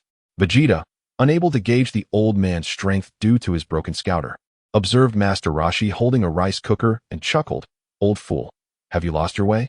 Ignoring him, Master Roshi quietly placed the rice cooker on the ground. Then, with hands positioned at his waist, he declared, "Kamehameha." Vegeta effortlessly extended his right hand to deflect the attack. With a scoff, he mocked, "Is this all the power you possess, old man?" Krillin, heavy-hearted, looked towards Master Roshi, understanding his teacher's intent. He recalled Tien's tales of the Mafuba technique. Master Roshi then asked, "How about you send this old man off to rest?" Vegeta sensed something amiss and cautiously approached Master Roshi, declaring, "I do not wish for you to disrupt my sequence of destruction." At that moment, as Vegeta closed in, Master Roshi assumed his stance, prompting Vegeta to gasp in alarm. "Mafuba!" Vegeta was astounded, feeling himself being lifted as if being stretched. His body spun and began to shrink, drawing closer to the rice cooker. "No, he intends to suck me in," Vegeta exclaimed, caught off guard by the frail old man's unexpected power. Just then, a gentle breeze swept through, stirring a pebble that rolled down and struck the rice cooker, thwarting Master Roshi's efforts. Vegeta gasped for breath, his heart racing with fear. "You old man. I must eliminate you first," he growled, stepping forward to deliver a punch to Master Roshi, then gathering energy into a sphere with his right hand. Krillin, desperate, tumbled down the mountain, charging towards Vegeta. What? Adjusting his angle, he unleashed an energy wave against the mountainside, propelling himself towards Vegeta with a counterforce. Vegeta, unable to evade in time, was struck head-on. Both collapsed to the ground, Krillin rendered immobile. Vegeta retrieved a remote from his person and pressed a button. Yajirobe, struggling to his feet, brandished a katana as he approached Vegeta. Suddenly, a spherical craft appeared. It was Vegeta's spaceship. "Haha, here it comes." Vegeta crawled toward the ship. But Yajirobe was hot on his heels. "You're finished this time," he exclaimed, raising his katana to strike. Krillin furrowed his brow, unsure of how to voice his request for a Kairobe to leave Vegeta. Meanwhile, the North Kai, far away on King Kai's planet, let out a sigh of relief, exclaiming how arduous it had been for them to reach such a critical juncture. Nevertheless, the root of evil had yet to be eradicated. The North Kai lifted his gaze, lost in thought. Just as a Kairobe was about to make a move, he was halted by Goku. Although a Kairobe perceived Goku's actions as madness, he acquiesced to Goku's wishes. Observing this, Krillin felt a wave of reassurance wash over him, allowing him to close his eyes in peace. Next in line was Frieza. Perhaps it would be best to rest for a while. He was utterly exhausted. With that, Krillin succumbed to slumber, unable to endure any longer. Vegeta piloted his spacecraft away from Earth and, having set his destination, soon lost consciousness as well. Bulma, Chi-Chi, and others had also arrived on the battlefield. Chapter 18. A New Hope. When Krillin awoke once more, it was the third day, and he found himself lying in a hospital room, with Goku occupying the adjacent bed. Their room was filled with familiar faces. Master Roshi, Bulma, Chi-Chi, and Oolong were all present. "Krillin, you have finally awakened," Bulma exclaimed upon seeing him open his eyes. "Thank goodness. We were all so worried about you after your prolonged unconsciousness." Krillin surveyed the room and noticed that Goku, who had already regained consciousness, was beaming at him with delight. It was evident that Goku was overjoyed by Krillin's awakening. At that moment, both Krillin and Goku were swathed in bandages, resembling mummies as they lay in their beds. They had sustained grievous injuries during their battle with Vegeta, and healing through the existing medical methods would require an extensive period of time. Gohan was also present in the room, though he was not lying down. His injuries were comparatively less severe than those of Goku and Krillin, allowing him to sit by Goku's bedside. After treatment, Gohan was able to stand and move without issue, though his bandages had yet to be removed. One could say that he was indeed the son of Goku. Although Gohan's injuries were lighter in comparison, they were still significant. Typically, someone sustaining injuries like Gohan's would need to remain bedridden for at least a month, underscoring Gohan's extraordinary resilience. The joy among the group did not linger for long. Upon witnessing Krillin's awakening, their relief was inevitably shadowed by thoughts of those who had sacrificed their lives. Perceiving the somber atmosphere, Krillin felt compelled to speak up, even as the others remained unaware of a crucial matter concerning Piccolo and the Supreme Kai. In truth, Yamchu, Tien, Kaiatsu, and even Piccolo had the potential for resurrection. Instantly, the attention of everyone in the room shifted to Krillin, clearly taken aback by this revelation. Krillin exhaled deeply and continued, "I learned this information from Nappa. Piccolo is a Namekian. Nappa mentioned that they came to Earth primarily to ascertain the feasibility of the Dragon Balls. If the Dragon Balls are indeed viable, they will proceed to Namek. This implies that Namek may possess its own Dragon Balls. If we can locate the Dragon Balls on Namek, then everyone could be revived. After Piccolo's resurrection, the deity will also return, and consequently, the Dragon Balls on Earth will be restored. How wonderful." Oolong and Por clasped each other's hands in jubilant celebration. Their exuberant cheers attracted the attention of a doctor, who admonished them to maintain silence within the hospital. "Oh, has Mr. Krillin awakened? Congratulations. Please hold on a moment. We will conduct an examination shortly." With that, the doctor turned and departed to prepare for Krillin's assessment. Before leaving, the doctor reiterated the importance of keeping noise to a minimum in the hospital, as it could disturb the patient's rest. Upon receiving this news from Krillin, everyone was filled with elation. However, Bulma doused their enthusiasm with a cold reality. "Do you know the location of Namek?" Currently, Krillin was at a loss. Having forgotten the precise coordinates, which had been entrusted to Bulma for recording after the North Kai had previously informed them in their past life. Sun Wukong suggested, I can use telepathy to inquire with the Kai. Lord Kai, do you know the coordinates of Namek? On the Kai planet. The North Kai stood with hands clasped behind his back, chuckling. Of course, I know. I am a Kai, after all, as he relayed the coordinates. He also shared tales of Namek's culture and the reasons for Piccolo and the deity's appearances on Earth. To this day, the Namekians have been diligently working to rebuild their planet. Oolong pondered, since they possess Dragon Balls, why don't they use them to restore their planet's ecology? The Dragon Balls cannot fulfill wishes that exceed the abilities of their creator, came the reply. By the way, would you like to speak with them? The occupants of the hospital room were puzzled, for the Kai had not been addressing them. Only Krillin understood. They must have arrived. I'll handle this. A familiar voice rang out, instantly bringing tears of joy to Bulma and Puar. It's Yamcha, they exclaimed in unison. On the Kai planet, Yamcha rested his right hand on the North Kai's shoulder, smiling. Currently, I, Tien, Chaozu, and Piccolo are training here with Lord Kai. Son Gohan beamed. Uncle Piccolo is here too. After offering some comfort to Bulma and Puar, Yamcha fell silent, while Tien and the others remained quiet. The Kai chuckled. Goku, they are even faster than you. Oolong remarked, now that we know the coordinates, we can set off, right? Bulma's expression dimmed as she replied, unfortunately. Even with my father's advanced spacecraft, it would take over 1,000 years to reach Namek. Sun Wukong inquired, Lord Kai, do you have any solutions? The North Kai's antennae drooped slightly. I have no means to assist. Krillin suggested, we could use the Saiyan spaceship, the one belonging to Nappa, whom I defeated. Should still be operational. At that moment, Yajirobe interjected, speaking of which, I seem to have found a remote control. He produced a remote, which Bulma promptly snatched away. Upon hearing this, Bulma's eyes sparkled with excitement. I'll get everything ready at once. But now we can only lie on the hospital beds, exclaimed Sun Wukong. Krillin sighed in resignation. Indeed, I am utterly immobilized. Sun Wukong gazed at the ceiling and murmured. The doctor said it would take at least 3 months for me to recover. Krillin seemed to fare even worse, needing 5 months, with no guarantee of improvement.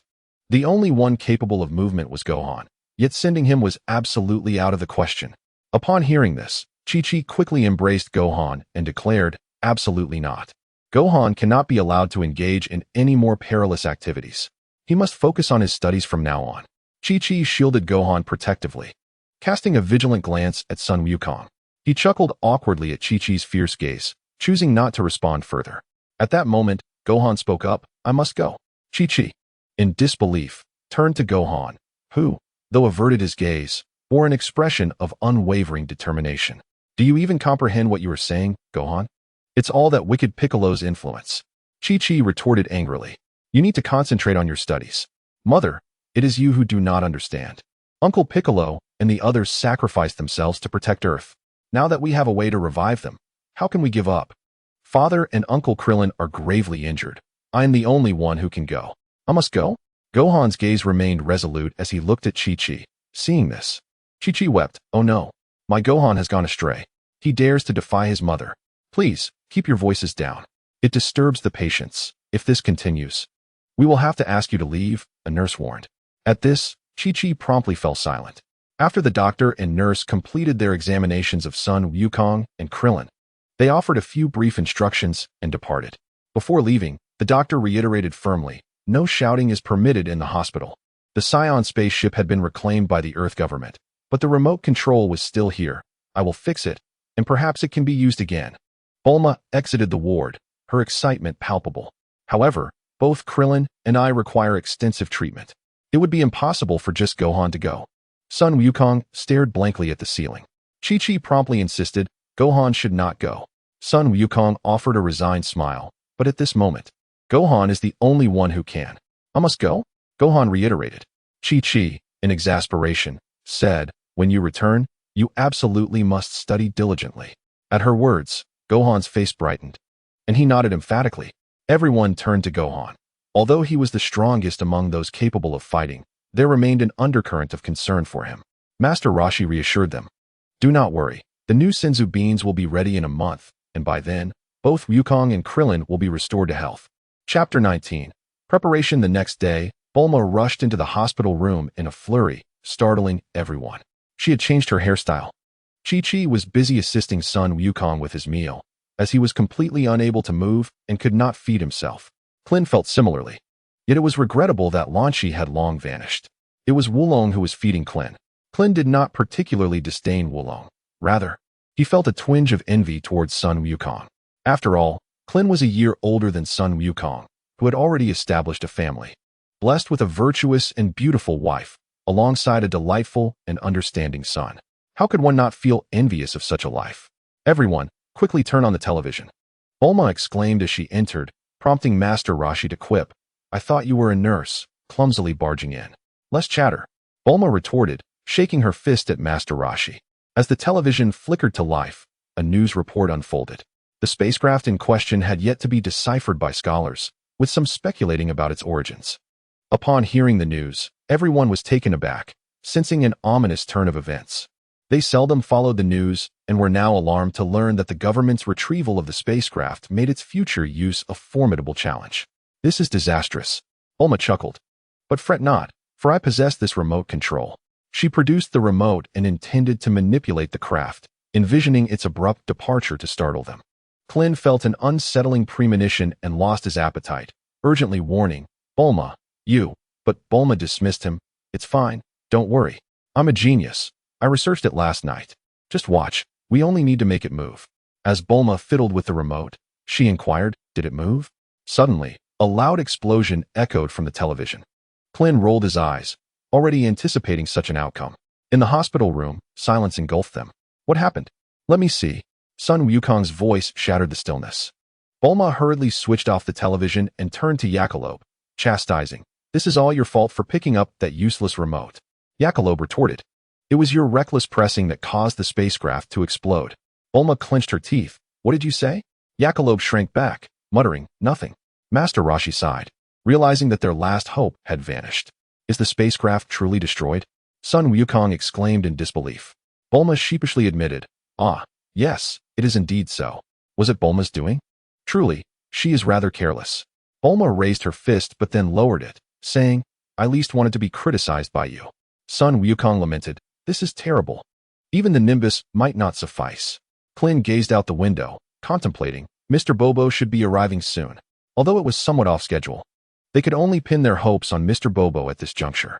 Indeed, Mr. Bobo's head poked through the window. "Are you in need of a spacecraft? I know where to find one. Who will accompany me?" Yakalob asked, "Mr. Bobo, have you really located a spacecraft?" Mr. Bobo replied, "Perhaps." Bulma inquired softly, "Who exactly is Mr. Bobo?" Sun Wukong responded, "Mr. Bobo is someone who resides with the gods. Moreover, he has resided in the heavenly palace for a time more extensive than even the gods themselves." Akairobe was perplexed, wondering what it could possibly mean. Mr. Bobo remarked nonchalantly, "I suspect it might be a spaceship, though I cannot be certain. Hence, I wish for one of you to accompany me to ascertain whether it is indeed a genuine spacecraft." Krillin interjected, "Bulma, you should go." Bulma pointed to herself in surprise. "Questioning me?" Krillin affirmed, "Of course, it must be you. You possess the knowledge about spaceships." Bulma eyed Mr. Bobo warily, asking, "Is there any danger involved?" There is something unsettling about his gaze. Nevertheless, she ultimately decided to follow Mr. Bobo. After some time, Bulma returned to the hospital, excitedly recounting Mr. Bobo's description of the spaceship that originally belonged to Piccolo. "Just like that, we have a spaceship," she exclaimed. "With this craft, we can reach Namek in merely a month. Moreover, the interior is spacious enough for modifications, such as adding a bathroom and sound system." Master Karen remarked, "A faint hope is on the verge of realization, meow." Bulma's enthusiasm escalated, and they could set off in just 5 days. Mr. Bobo would soon rely on her. "That is not an option." Mr. Bobo firmly declined. Bulma pressed, "Why not? You must go. Only you understand the Namekian language." Mr. Bobo replied, "I truly cannot. The heavenly palace must not remain unguarded for 2 months. Rest assured, I shall teach you the Namekian language." This response did little to allay Bulma's concerns. Krillin stated, "Bulma has to go, if anything goes awry. She is the only one who comprehends the machinery." Bulma bowed her head, conceding, "That is indeed true, but I cannot be left to go alone." Gohan chimed in, "I want to go too." Chi-Chi interjected, "Gohan." To Gohan's steadfast gaze, Chi-Chi relented. She lowered her head, visibly disheartened, while Gohan turned away from her gaze. Ox King patted Chi-Chi on the shoulder, saying, "Yield, Chi-Chi. Let Gohan embark on the spaceship." Chi-Chi nodded. "Gohan, good luck." Gohan beamed with joy. Bulma furrowed her brow. "Is it just Gohan and me? With only Gohan, I still feel uneasy. After all, Gohan, no matter how strong, is merely a 5-year-old child." She surveyed the room. Akairobe shook his head repeatedly, while Master Roshi seemed eager to join. Akairobe declared, "I could never go." "I never expected you to," Master Roshi chuckled. "It takes 2 months for a round trip." "Alas, I shall accompany you." Bulma retorted angrily, "Your presence would only increase the danger. Gohan is still here." Chi-Chi echoed Bulma's sentiment. "Master Roshi truly cannot go. Our Gohan would be led astray." Bulma expressed her disappointment, with Krillin and Goku both gravely injured. "Only Gohan and I can go." Goku exclaimed, "I want to go too. I'm so eager to see what the dragon on Namek looks like." Bulma replied, "Goku, focus on your recovery. After all, that Saiyan may return at any moment. You must find a way to defeat him." Goku could only respond, "Is that so? Then I must entrust this task to you." Noticing that Chi-Chi still appeared somewhat anxious, Bulma reassured her, "Do not worry, Chi-Chi. We shall not encounter any danger. Once we locate the Dragon Balls and revive everyone, we will return." Upon hearing this, Chi-Chi felt a bit more at ease. The Ox King also comforted her, saying, "Lord King Kai once mentioned that Namekians are gentle by nature and kind-hearted people. Gohan and Bulma will surely be safe. You can rest assured." "All right," Chi-Chi said to Gohan. "You must take good care of yourself." Gohan nodded in agreement. "Mother, do not worry. We will return safely." "Chi-Chi, I need to ask you for a favor." Krillin suddenly interjected. "Goku and I plan to check out of the hospital. After all, there is no point in staying here. We can wait for the Senzu beans to mature. Please assist us along with Master Roshi. Continuing to stay here is merely a waste of money." With that, he winked at Master Roshi, who immediately understood and joined in persuading Chi-Chi, ultimately leading her to agree. Though puzzled, Goku sensed that Krillin had his reasons for this decision and chose to remain silent, leaving everything to Krillin. After Chi-Chi and Master Roshi departed, Bulma turned to Krillin. "What were you trying to tell us by avoiding Chi-Chi?" Was it that obvious?" Krillin replied. Bulma scoffed, "Of course. I am a genius. How could you possibly deceive me? Is that the reason?" "From this perspective, it does bear some resemblance," Krillin mused. He avoided Chi-Chi to prevent her from worrying. After all, they may encounter Vegeta. Krillin silently added, "and the even more terrifying Frieza Force." "Vegeta?" Upon hearing this unfamiliar name, Bulma appeared puzzled. Krillin replied nonchalantly, "He is the Saiyan who escaped." "What?" Bulma felt a surge of fear.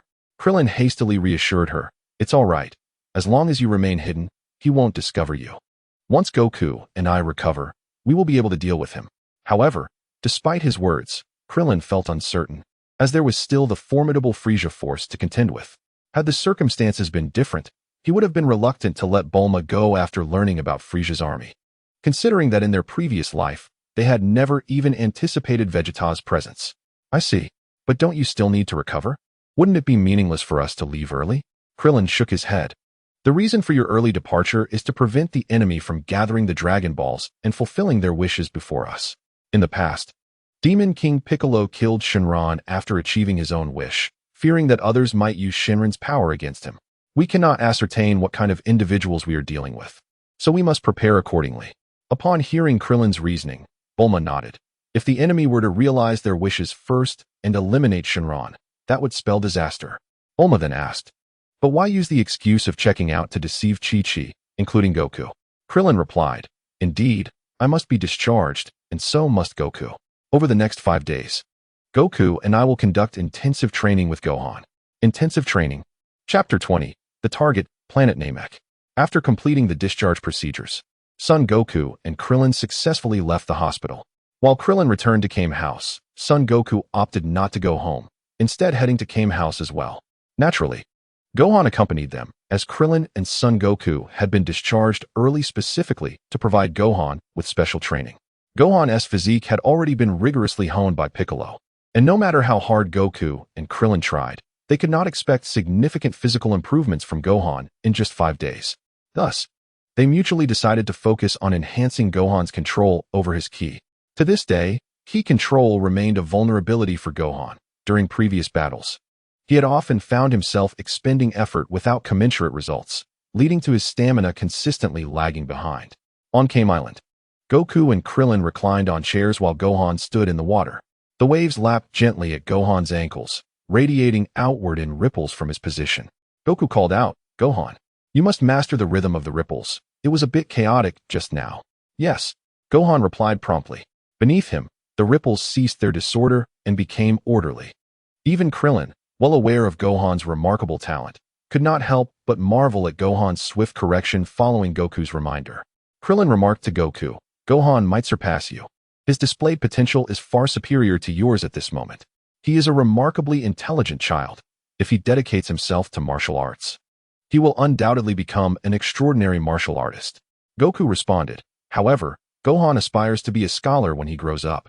After this, let him make his own choices." "Exactly. My Gohan will surely become a remarkable scholar."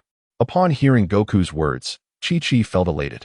She believed that if given the choice, Gohan would undoubtedly choose to pursue scholarship. Krillin, in agreement, chuckled, "Indeed. Gohan is exceptionally bright. If he focuses on his studies, he will surely become an outstanding scholar in the future." Upon hearing Krillin's affirmation, Chi-Chi beamed with joy, finding Krillin all the more agreeable. With Gohan and Goku at Kame House, Chi-Chi would naturally be present as well, taking on the role of head chef during these days. Chi-Chi remained vigilant against Master Roshi and Oolong, concerned they might impart unhealthy ideas to Gohan. Under her watchful eye, Oolong and Master Roshi were always cautious when speaking with Gohan. Of course, if Master Roshi behaved himself, Chi-Chi would not be overly harsh towards him as an elder. Krillin's words brought Chi-Chi joy, prompting her to say, "I'm going out to buy some ingredients.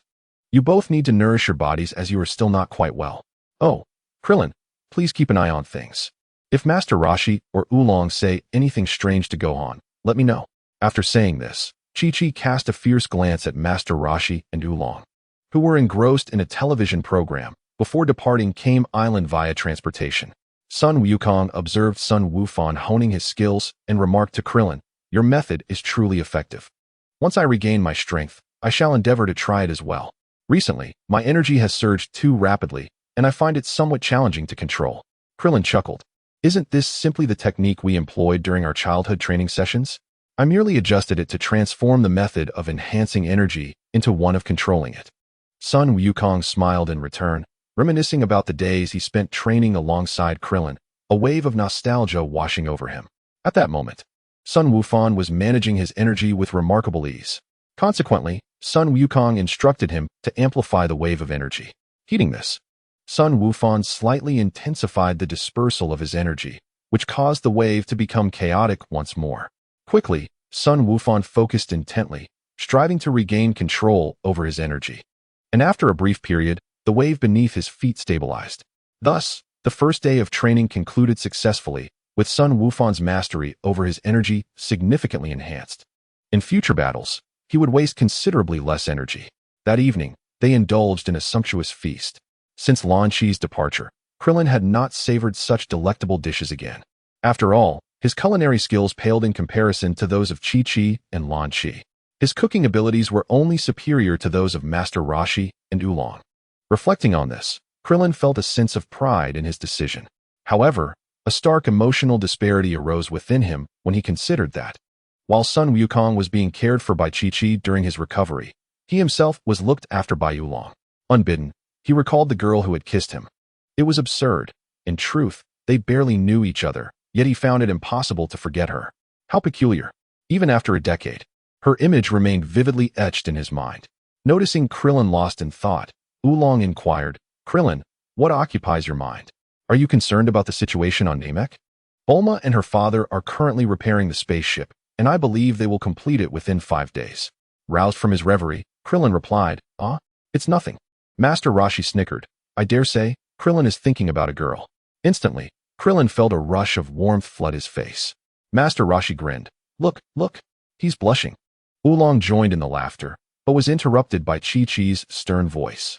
"Master Roshi," she scolded, glaring disapprovingly at him. Startled, Master Roshi shrank back, lowering his head to eat. Sun Wufan wished to inquire further, but, upon meeting his mother's fierce gaze, obediently lowered his head to his meal.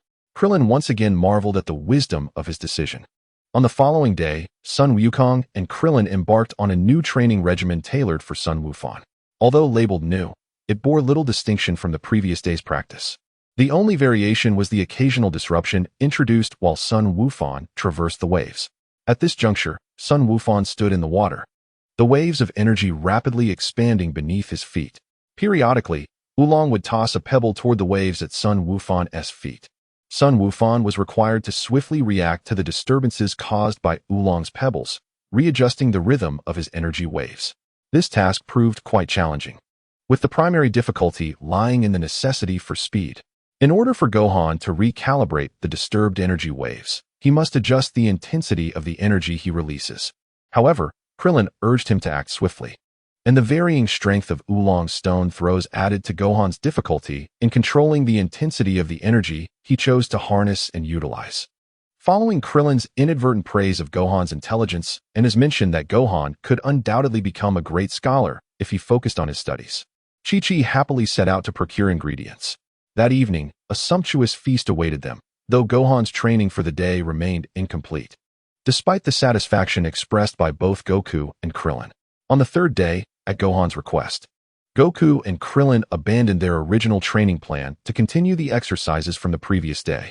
The results of Gohan's training astonished both Goku and Krillin. Gohan had come remarkably close to mastering energy control, akin to Goku himself. Should Gohan dedicate a month to refining his energy manipulation, he might well surpass Krillin's current abilities. Krillin held a deep admiration for the family comprising Goku, Gohan, and Chi-Chi. In particular, Chi-Chi's culinary efforts over the past 3 days had been nothing short of extravagant, with each dinner uniquely delightful, devoid of repetition beyond rice. Both Krillin and Master Roshi felt a joy they had not experienced in ages, a sentiment that lingered after Launch's departure. On the fourth day, Goku and Krillin took turns engaging Gohan in meditative combat, utilizing meditation to enhance Gohan's fighting prowess. Gohan swiftly mastered the art of meditative combat, gaining invaluable experience from these encounters. Throughout the process, both Goku and Krillin were astonished by Gohan's rapid advancement, which could only be attributed to the foundational training he had undergone in the previous days. After concluding a session of meditative combat, Krillin and Gohan were both left breathless, as such battles demanded immense mental fortitude, inevitably affecting their physical stamina as well. Breathlessly, Krillin remarked to Gohan, "Wow, I almost fell to defeat at your hands. You truly are impressive." Gohan, seated obediently before Krillin, replied, "I admire you, Uncle Krillin. You possess so many extraordinary techniques." This day's training came to an end swiftly, and after dinner, Chi-Chi whisked Gohan away. According to Chi-Chi, the following day marked humanity's venture into space, and Gohan, as the leading figure in this endeavor, needed to prepare diligently.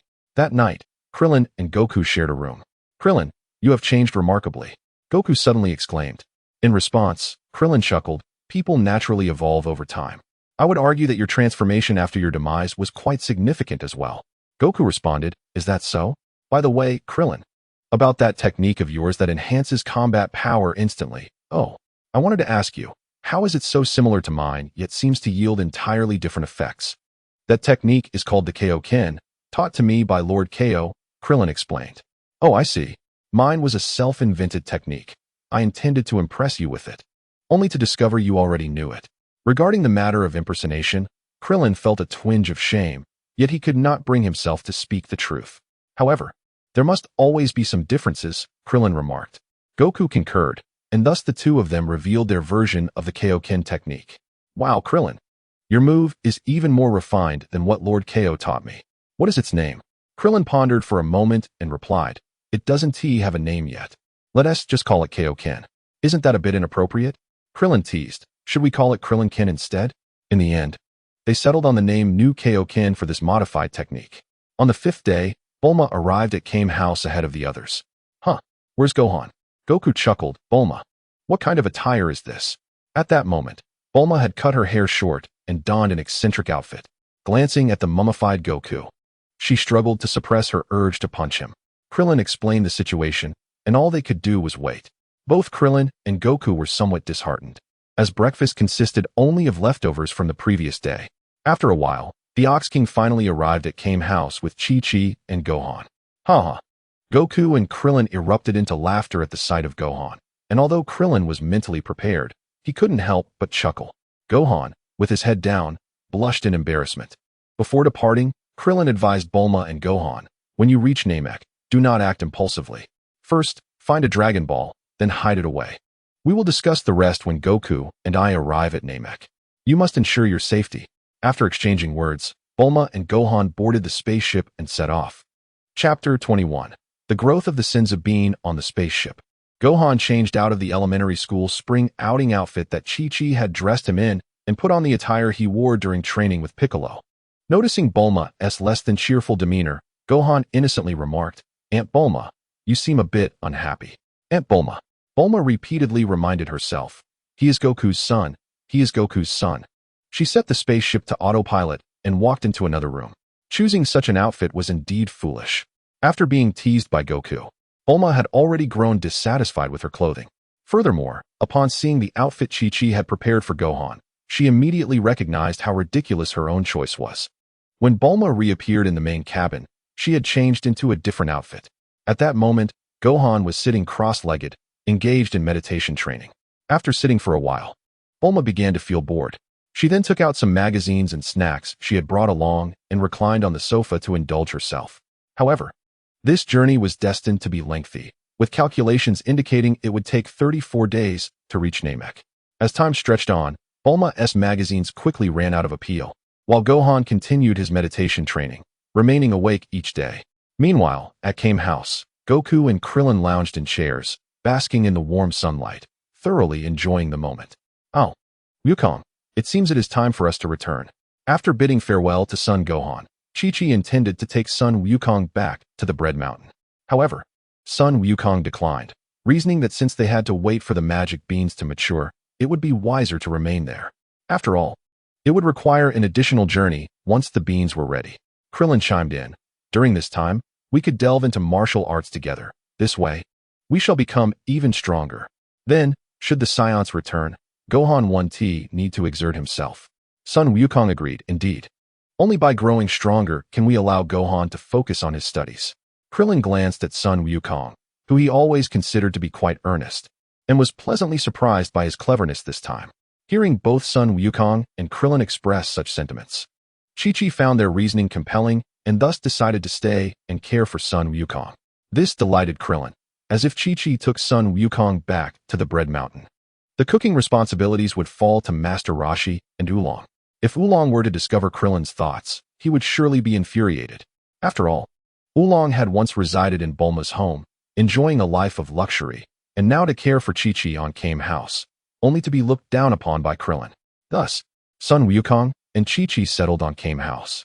Son Wukong and Krillin often lounged on the deck chairs in front of the Kame House, reminiscing about their past training while exchanging insights on martial arts. Master Roshi would occasionally join them, sharing in their nostalgia and discussions on martial arts. Regardless of their individual combat prowess, in terms of martial arts cultivation, all three were esteemed practitioners within the universe. They mutually explored martial arts, each gaining immeasurable benefits. When the urge for sparring arose, son Wukong and Krillin would engage in meditative battles. In pure technical contests, surprisingly, son Wukong found himself losing more often than winning. After reviewing their recent meditative clash, Master Roshi would provide his insights from the sidelines. Before they realized it, a month had flown by, and the trio's martial arts mastery had significantly advanced. One day, son Wukong, Krillin, and Master Roshi were basking in the sun outside the Kame House. It was nap time. Reminiscent of their past training, balancing work and rest. Suddenly, Yachirobe arrived on his bike, announcing that the magic beans had matured, albeit only 7 in total, urging them to use them sparingly. Son Wukong and Krillin leaped from their chairs in elation, floating towards Yachirobe. Yachirobe produced a small pouch containing the magic beans and handed 2 beans to son Wukong and Krillin. They quickly consumed the beans, and as they swallowed, both felt a lightness in their bodies, their injuries completely healed. They exchanged smiles and promptly removed their bandages. With a resounding thud, their arms collided, creating a powerful gust of wind that dispersed in all directions. Krillin smirked, saying, "Wukong, it seems we are thinking along the same lines." Son Wukong, equally elated, replied, "Indeed. Yet, Merely meditative battles feel somewhat insufficient. Their energy began to surge, and as it reached a certain threshold, Krillin's energy initially stalled under Sun Wukong's pressure. Then, Krillin's aura transformed into a vibrant red, continuing to rise. Although the two individuals' momentum continued to escalate, they were skillfully confined within a circle of 1 meter radius, centered on themselves.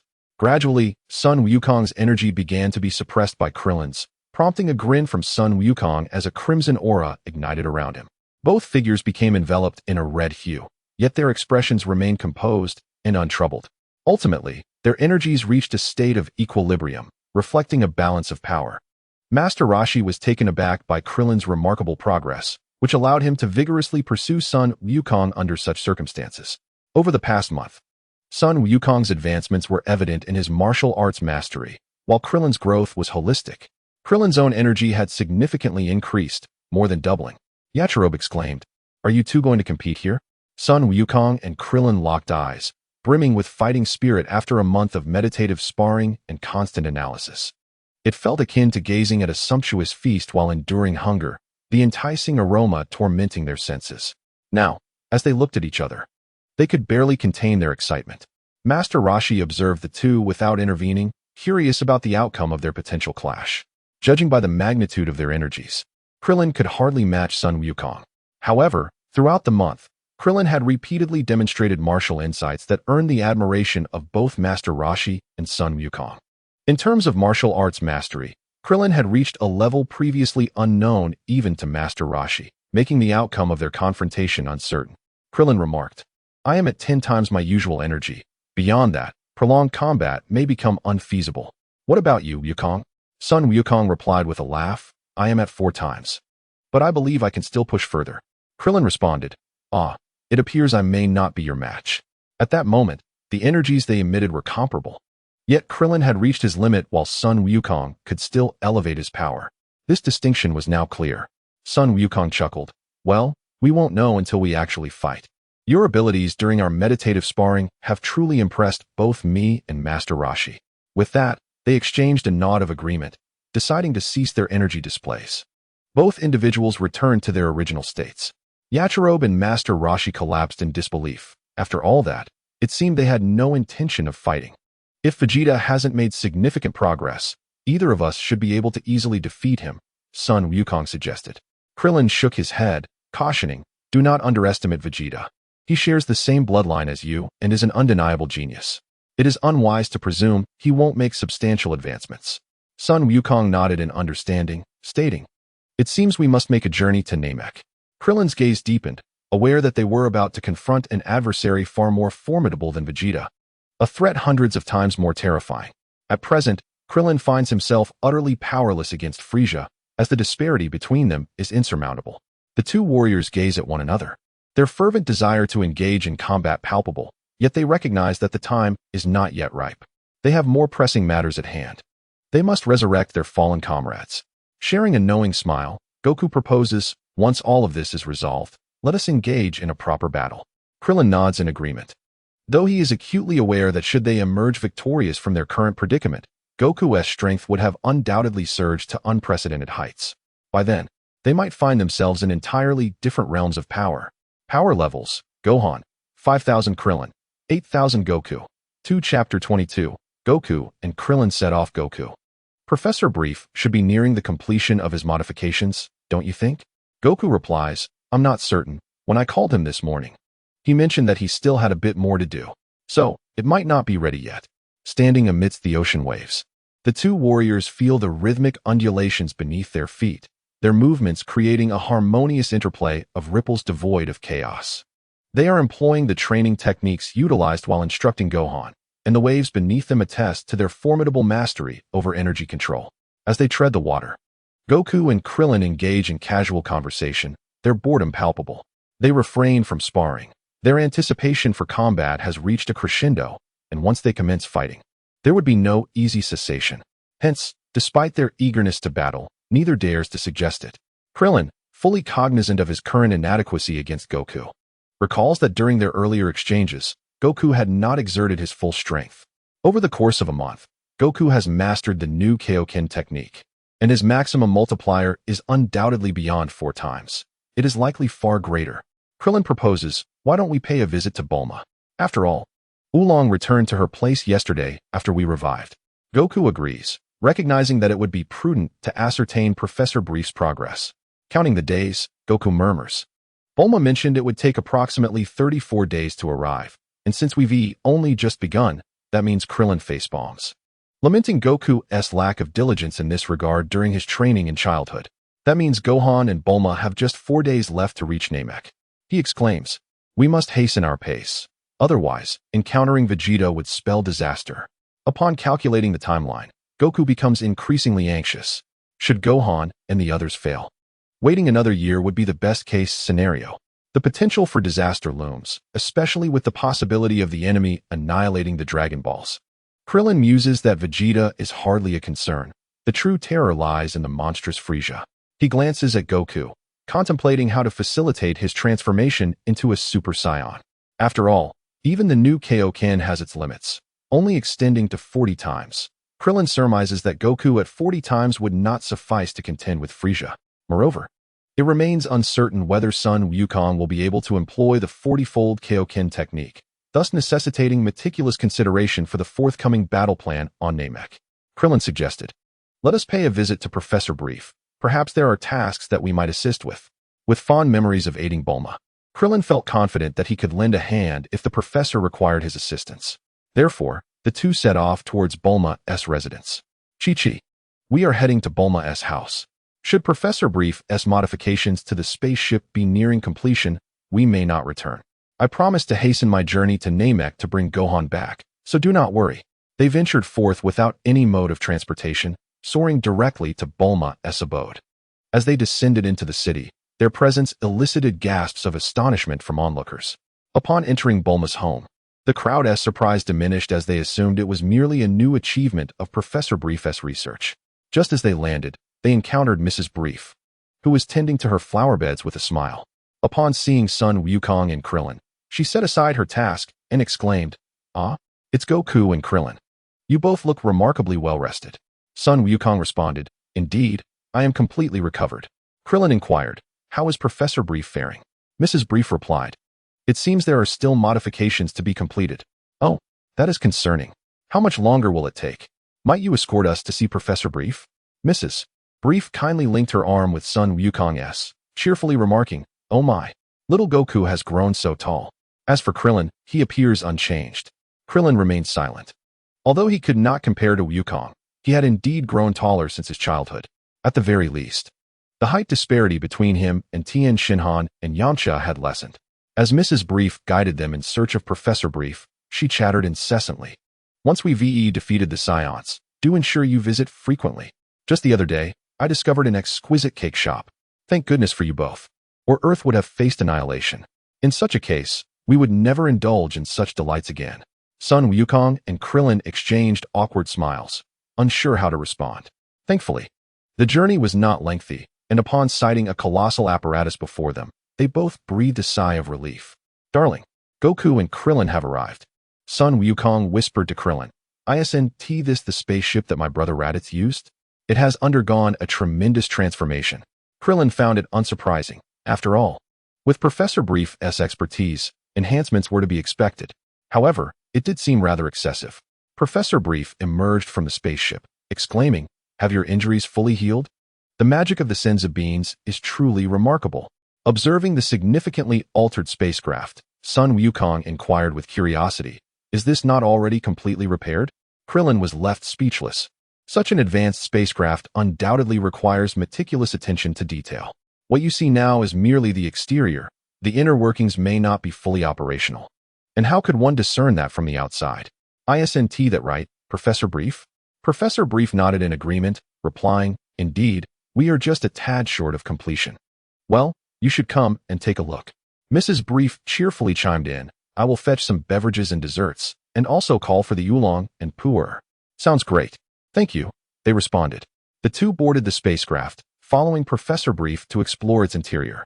Upon witnessing the expansive space within, Sun Wukong exclaimed in astonishment, it's enormous. This spacecraft, which seemed so small, has transformed into something so vast. Professor Brief remarked to Sun Wukong, I have designed it according to your specifications. Nearly every area has been modified. Sun Wukong surveyed the interior with delight. This should be the perfect place for training. Professor Brief expressed his admiration. The scientific achievements of the Saiyans astonish even me, a genius. It's truly remarkable. With this spacecraft, we can reach planet Namek in just 6 days. Eagerly, Sun Wukong inquired, which one is the gravity device?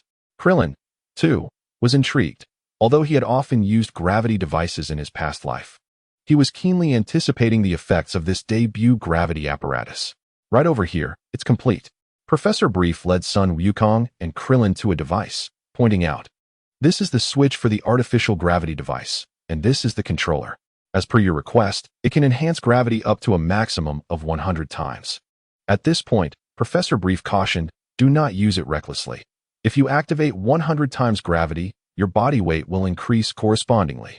For instance, if Wukong weighs 60 kilograms, under 100 times gravity, he would weigh 6,000 kilograms. Most individuals would not survive that.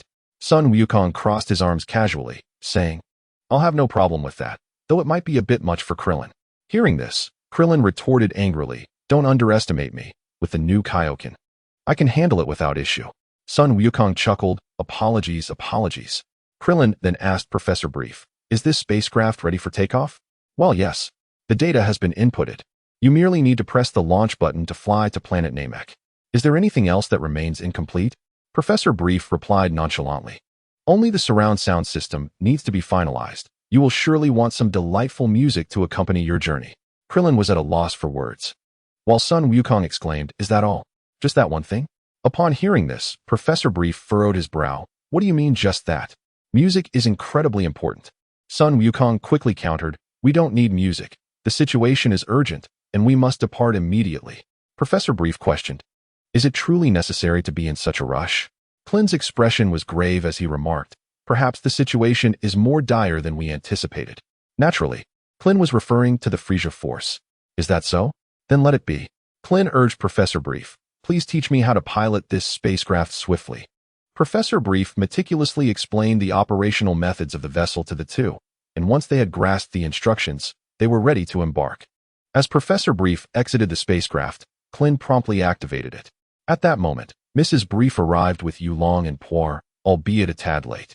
Watching the spacecraft vanish from sight in an instant, Professor Brief mused, I never imagined that the hastily modified craft could truly fly. Yulong inquired, where are Goku and Klin? Oh, they've already departed, came the reply. Yulong, somewhat displeased, remarked, after I took care of them at Kame House for a month. They didn't even come to see me upon arriving here. Poor suggested, they must be in a hurry. Suddenly, someone joyfully shouted, revealing a chamber filled with liquid. Inside lay a man, Vegeta, who had been defeated by Goku and his allies. Operating a device before him, the liquid in the chamber receded. All done. You may open your eyes. Vegeta blinked awake, his body fully healed, though his tail had not yet regrown. He shrugged nonchalantly, stating, it matters not. It will grow back in due time. What of King Frisia? He inquired. He just stepped out. Chapter 23. On Namek has he grown weary of this planet? This was Frisia's base, designated as Planet Frisia number 79, one of his primary locations. Donning his attire, Vegeta prepared to leave. Lord Chiu, he requests your presence in the training room. He has something to discuss with you, came the message. Vegeta snorted, retorting, humph. Tell him there's nothing to discuss. Ah, you might need this. The man interjected, holding out a power-level scouter. Vegeta dismissed him with a wave. Keep it. I have no further use for it. What? As he strode down the corridor, Vegeta seethed, those wretched fools shall meet their demise without a grave. He pondered whether to seek the Dragon Balls on Namek first or exact vengeance on Earth. In that moment, Vegeta found himself in a quandary, uncertain of his course. Well, a figure obstructed his path. It was his old rival, Chiu-E, yet Vegeta regarded him with disdain. After all, in his great ape form, he would only be inferior to Frisia. However, if he could not surpass Frisia, then being stronger than Chiu-E and others would be meaningless. I have no words for you, nor do I wish to hear your drivel. Step aside. Vegeta felt invigorated, aware that he could easily overpower Chiu-E. It had been ages since he had suffered such severe injuries in battle, and he sensed his power level rising, though he intentionally suppressed it to a mere 18. As Vegeta brushed past Chi-Yu, the latter grasped his shoulder, saying, "Hey, listen, King Frieza is quite displeased with your unauthorized assault on Earth." Vegeta scoffed. "He has no authority over me. Chi-Yu, remove your filthy hands." He has resolved to sever ties with Frieza, for he has glimpsed the hope of vanquishing him through the Dragon Balls. Chi-Yu, undeterred, continued speaking to himself. "However, King Frieza is magnanimous. He has forgiven your reckless actions because you have procured invaluable information." Vegeta, startled, turned to Chi-Yu. "What did you say?" Observing Vegeta's expression, Chi-Yu felt a surge of joy and replied with a smile. "King Frieza is exceedingly pleased. Perhaps he may even achieve immortality." "Are you implying that King Frieza has departed?" "Indeed, King Frieza has gone to Namek." Vegeta inwardly cursed his misfortune and swiftly turned back, requesting a power-level detector from his caretaker. In haste, he departed from Frieza planet number 79, heading towards Namek. Chi-Yu followed closely behind, for had it not been for King Frieza's orders, he would have directly confronted Vegeta. Their spaceships traveled in tandem toward Namek, each with differing intentions, yet converging upon the same destination. "Is that Namek? It is truly breathtaking," Bulma exclaimed, pressing her face against the spaceship window, captivated by the beauty of the approaching planet. They were about to land on Namek, which exhilarated both Bulma and Gohan. "Look, it seems there are 2 shooting stars passing by. What a good omen. We are surely destined to gather the Dragon Balls and fulfill our wishes," Bulma declared with joy. Gohan, having concluded his meditative training, felt invigorated, his energy significantly heightened. Alas, Bulma's power-level detector had malfunctioned. Otherwise, she would have been aware of Gohan's substantial progress during his meditative practice. Bulma returned to the control panel and instructed Gohan, "Fasten your seatbelt. The landing may be quite jarring." "All right." Gohan nodded, settling back into his seat and securing his seatbelt. "Now, let us select an appropriate terrain for landing." With a resounding rumble, Bulma successfully piloted the spaceship onto Namek. She raised her arms in triumph, exclaiming, "We have successfully landed on Namek." Gohan was equally elated. "This is fantastic. Hold on. I will first assess the atmospheric conditions." Bulma leaned down to operate the controls, relieved that they had equipped a reconnaissance device. If only Namek's environment were suitable for Earthlings. Nevertheless, she had prepared oxygen masks, albeit with time constraints. Suddenly, Bulma noticed Gohan had already exited the spaceship, causing her to stumble in surprise. Gohan surveyed the surroundings, muttering to himself, "This place resembles where Uncle Piccolo trained me. It must be Uncle Piccolo's homeland, Namek." Clenching his fists, he declared, "This time, I must succeed." Bulma rushed out of the spaceship, reproaching Gohan. "Why did you rush out without considering the consequences? What if the air on Namek is unfit for us? You reckless fool." Gohan quickly apologized. "Yes, I'm sorry." Bulma sighed, retrieving the Dragon Ball radar, saying, "Forget it. You are just like your father. Let us search for the Dragon Balls. I hope that Saiyan has not yet arrived on Namek. If we can gather the Dragon Balls before he does, our mission will be accomplished. At that point, Yamcha and everyone else killed by the Saiyan can be revived." Bulma exclaimed in delight. "Look, there are 4 Dragon Balls all together. We are truly fortunate, huh?" Just as Bulma was reveling in her joy, she noticed Gohan's serious expression. "Gohan, what's wrong? Have you discovered something?" she inquired. Gohan nodded, pointing in a direction. "Over there, there's a powerful energy. It overlaps with the location of the 4 Dragon Balls." "Energy?" Gohan affirmed. "Yes, and there are many, all exceedingly strong." However, Bulma replied casually, "Oh, come on. Don't be so tense. We are on Namek after all. Given that the Grand Elder and Piccolo are so formidable, it is not surprising to sense powerful energies here." Yet Gohan remained uneasy, feeling that the energies were quite sinister. Noticing Gohan's apprehensive demeanor, Bulma reassured him, "It's all right. Didn't the King Kai say that the Namekians are very gentle?" She raised the Dragon Ball radar, stating, "Look. The radar indicates that there are indeed 4 Dragon Balls over there." Gohan felt relieved. "Yes, perhaps they are Namekians."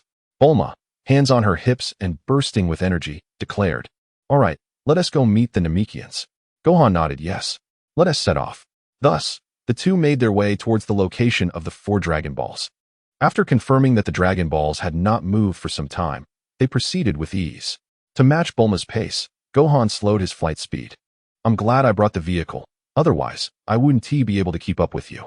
Suddenly, Bulma halted the vehicle, causing Gohan to quickly fly back. At that moment, Bulma's expression changed, trembling as she gazed at the Dragon Ball radar. The 4 Dragon Balls have suddenly begun to move at high speed. Could it be? Gohan gritted his teeth. Just now, I sensed a familiar energy. It's that Saiyan, I'm certain. And there's another energy nearby that is equally formidable. Bulma suggested, perhaps we should retreat. Gohan shook his head. We must find at least 1 Dragon Ball. If they gather the Dragon Balls before us, the consequences could be dire. Gohan said to Bulma, Aunt Bulma, you should return to Earth. Leave the search for the Dragon Balls to me. Bulma handed the Dragon Ball radar to Gohan, saying, no problem, I'll head back to Earth immediately. Rest assured, I will bring Goku and Krillin with me. After saying this, Bulma drove towards the spaceship. Gohan looked at the Dragon Ball radar, determined to find at least 1 Dragon Ball first. Boom. In a village on Namek, the bodies of Namekians lay scattered across the ground. Surrounding them were aliens clad in battle suits resembling Vegeta's. A short-statured individual sat in a floating chair, flanked by 2 others, one short and portly with pink skin, the other tall and robust with blue-green skin. The remaining aliens clustered around the person in the chair, clearly indicating that he was their leader. A humble soldier, cradling a colossal Dragon Ball, respectfully proclaimed, I have found another one. Congratulations, Lord Frieza. Frieza smiled, exclaiming, oh ho ho, excellent. That makes for we have acquired. The soldier handed the Dragon Ball to the pink-skinned attendant beside Frieza, who instructed, handle it with care, Dodoria. It seems Vegeta is also on the hunt. He is already aware that Vegeta has arrived on this planet. Dodoria responded with deference. Yes, my lord. They were indeed the most formidable forces of malevolence in the universe. The Frieza Force. Seated in the chair was none other than the legendary tyrant, King Frieza. Flanking him were his formidable subordinates, Dodoria and Zarbon, who surpassed even the Vegeta that Krillin and the others had previously faced. Zarbon spoke up, Lord Frieza, the tracker, Chui, has just landed. He reports sightings of an unidentified spacecraft approaching Namek. Frieza mused him.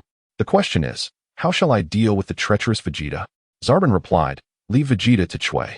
They have always been at odds, and their powers are closely matched. Vegeta will surely find himself at a disadvantage. Frieza nodded, visibly pleased with Zarbon's strategy. Far from this location, Vegeta stood upon a mountain peak, the voice of Chui emanating from his power detector. Chui laughed heartily, haha. This is the command of Lord Frieza. Vegeta, did you hear? This time, I will definitely kill you. Vegeta scoffed. Chui, who do you think you're intimidating? Do you truly believe you can kill me? I'm waiting for you, so come. As Chui rapidly approached, he taunted. Haha, are your eyes merely useless holes? Take a good look at the detector. My power level far exceeds yours. Vegeta curled his lips into a disdainful smile. Chapter 24. Vegeta's power son Goku and Krillin were engaged in physical training aboard their spacecraft. The gravity device set to 40 times Earth's gravity, marking the 4th day of their journey. In just 2 days, they would arrive at Namek. And both had made significant progress over these 4 days. Wiping sweat from his brow, son Goku remarked to Krillin, I think I've nearly adapted to the 40 times gravity. How about we try 50 times? Upon hearing this, Krillin promptly sat down, responding, all right, but I won't last long. You should push yourself. The 40 times gravity was already a considerable challenge for Krillin, and any increase would render him immobile unless he resorted to the Kaioken, which would negate the benefits of training. Noticing the troubled expression on son Goku's face, Krillin chuckled, no worries, I will focus on meditation training instead. You can train to your heart's content, especially since we still have 5 Senzu beans. Son Goku nodded and adjusted the gravity to 50 times. Krillin immediately felt his body grow heavy. He quickly seated himself in a lotus position to meditate, his energy steadily rising. Son Goku marveled. Krillin has made remarkable progress these past few days. He looked forward to their impending duel, knowing Krillin would only grow stronger. Just as Son Goku prepared to commence his training, the voice of the North Kao echoed through the air. Wukong, how did you find yourself in the cosmos? Are you heading to Namek? Krillin also emerged from his meditative state, though he remained seated, as standing was a considerable challenge for him at that moment. Son Wukong replied, indeed, if Vegeta were to venture to Namek as well, Gohan alone would not suffice to ensure success. With your current prowess, Wukong, you should easily be able to defeat Vegeta. Such was Yamcha's voice. Perhaps even I could triumph over him. Haha, you are far from it. The North Kai inquired, Wukong, do you possess the confidence to best Vegeta now? Son Wukong responded. Provided Vegeta hasn't made significant advancements, I could surely prevail without resorting to the Kaioken. However, it seems that Saiyans experience a remarkable surge in power each time they recover from the brink of death, as evidenced in our previous battle when my strength increased substantially on 2 occasions. Moreover, Vegeta is undeniably a prodigy. Krillin interjected, Wukong, do you recall that time you struck him with the spirit bomb? His energy vanished entirely for a period. Son Wukong nodded, indeed. I confirmed that his energy was gradually waning before disappearing entirely. In retrospect, it appears to have been a ruse. I wonder how Gohan and Bulma are faring. I hope they have not encountered Vegeta. The North Kai remarked, there's no other option. I shall assist you in gathering information. Son Wukong exclaimed delightedly, oh truly? That is splendid. The North Kai trembled as he sensed a formidable energy, exclaiming, indeed, there exists an extraordinarily powerful presence, one that surpasses Vegeta by far. The source of this energy is Frieza. The North Kai's voice rose in panic, startling everyone. Son Wukong was equally astonished. I cannot believe it. There exists someone whose power eclipses Vegeta. His body trembled with both trepidation and an involuntary thrill, despite the dire circumstances. The North Kai spoke slowly, Wukong. Frieza is an exceptionally malevolent being. You are in no way a match for him. You must avoid direct confrontation at all costs. What if he acquires the Dragon Balls? The North Kai admonished sternly, Wukong, this is a directive from the Kai. You must not approach him. You must devise a plan with Krillin to escape with Gohan, Bulma, and the Namekians. Very well, Krillin, I entrust this matter to you. Keep an eye on Wukong and ensure everyone's safe retreat. Listen closely. My admonition serves not only your welfare, but that of all planets. An attack against him would be futile, and the consequences would be unimaginable. Is he truly that formidable? I long to test my strength against him. The North Kai bellowed. You are absolutely forbidden from approaching him. Witnessing the North Kai's alarm, Tien and the others grasped the true terror of their adversary. Krillin remained silent, fully aware of Frieza's horrifying power from his own experience. Their current abilities were entirely inadequate to contend with Frieza, whose true strength far exceeded the North Kai's estimations. Yet, they were not entirely devoid of hope for victory. Piccolo placed his right hand on the North Kai's shoulder, stating, Old son, let us gather the Dragon Balls and resurrect ourselves. After a month of rigorous training, we have significantly enhanced our strength. We shall continue to train diligently until we surpass you, and then together, we will venture to Namek to defeat that so-called evil emperor. The North Kai exclaimed excitedly. Enough with the nonsense. You have no comprehension of Frieza's might. There is no time for idle chatter. Let us resume our training. If you intend to confront Frieza, I shall cease to instruct you. We must agree that we shall never set foot on Namek. Agreed. Piccolo readily responded, and the North Kai trusted him without hesitation. The group swiftly resumed their practice, for the earlier cold joke assessment proposed by the North Kai had already consumed a considerable amount of time for Piccolo and Tien, and time was of the essence. Tien contemplated, merely participating in the same training as Goku will not allow me to surpass him. I must forge my own path. Piccolo harbored a similar sentiment. Meanwhile, on Goku and Krillin's side, Goku chuckled.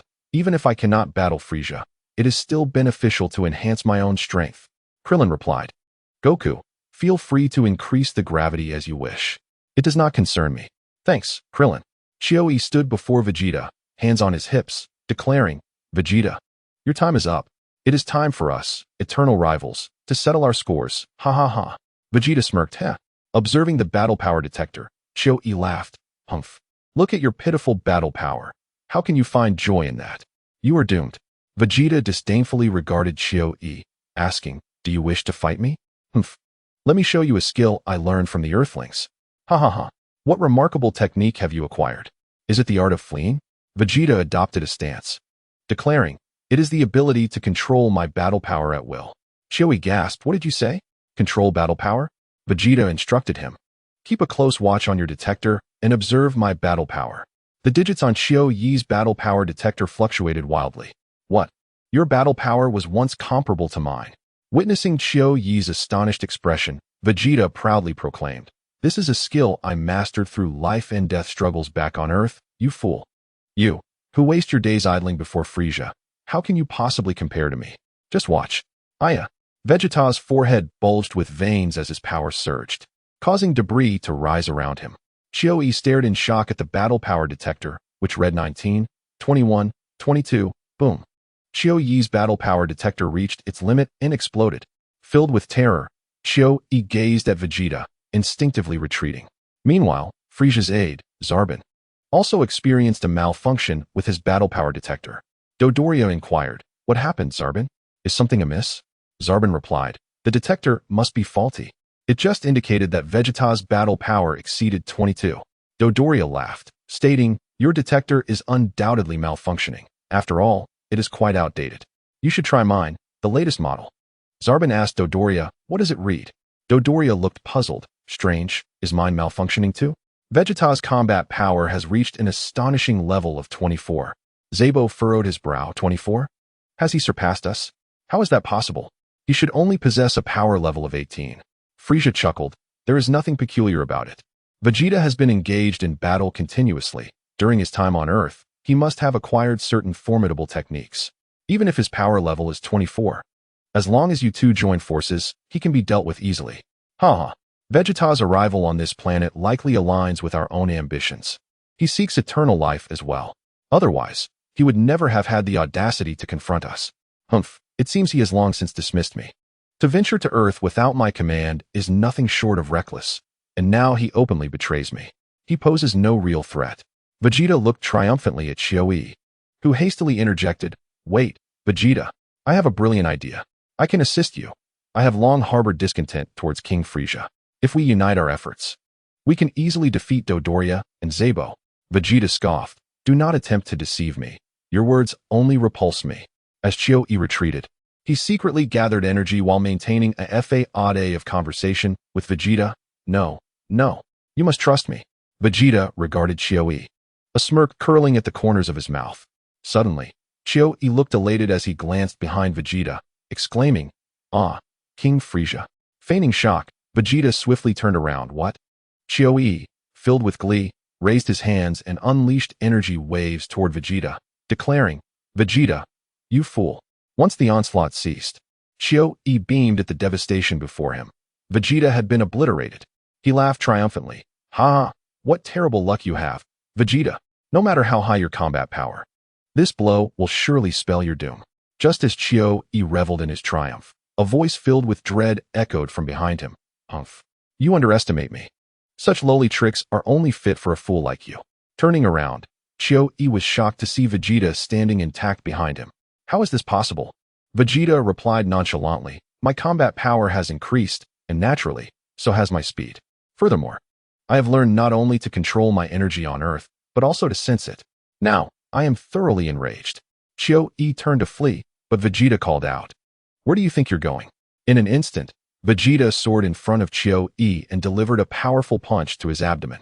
Chiyo, overwhelmed by pain, was sent flying with no ability to resist.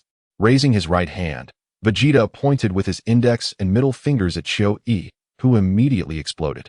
At this moment, Gohan stood before a house he was constructing on a mountain peak, in an area devoid of human presence for miles. The Dragon Ball radar indicated the presence of a Dragon Ball nearby. A tall figure emerged, coldly addressing Gohan, "Please leave." As Gohan opened his mouth to respond, an elderly, hoarse voice emanated from within the house. "Naru, allow him to enter." Naru respectfully acknowledged, "Yes," and ushered Gohan inside.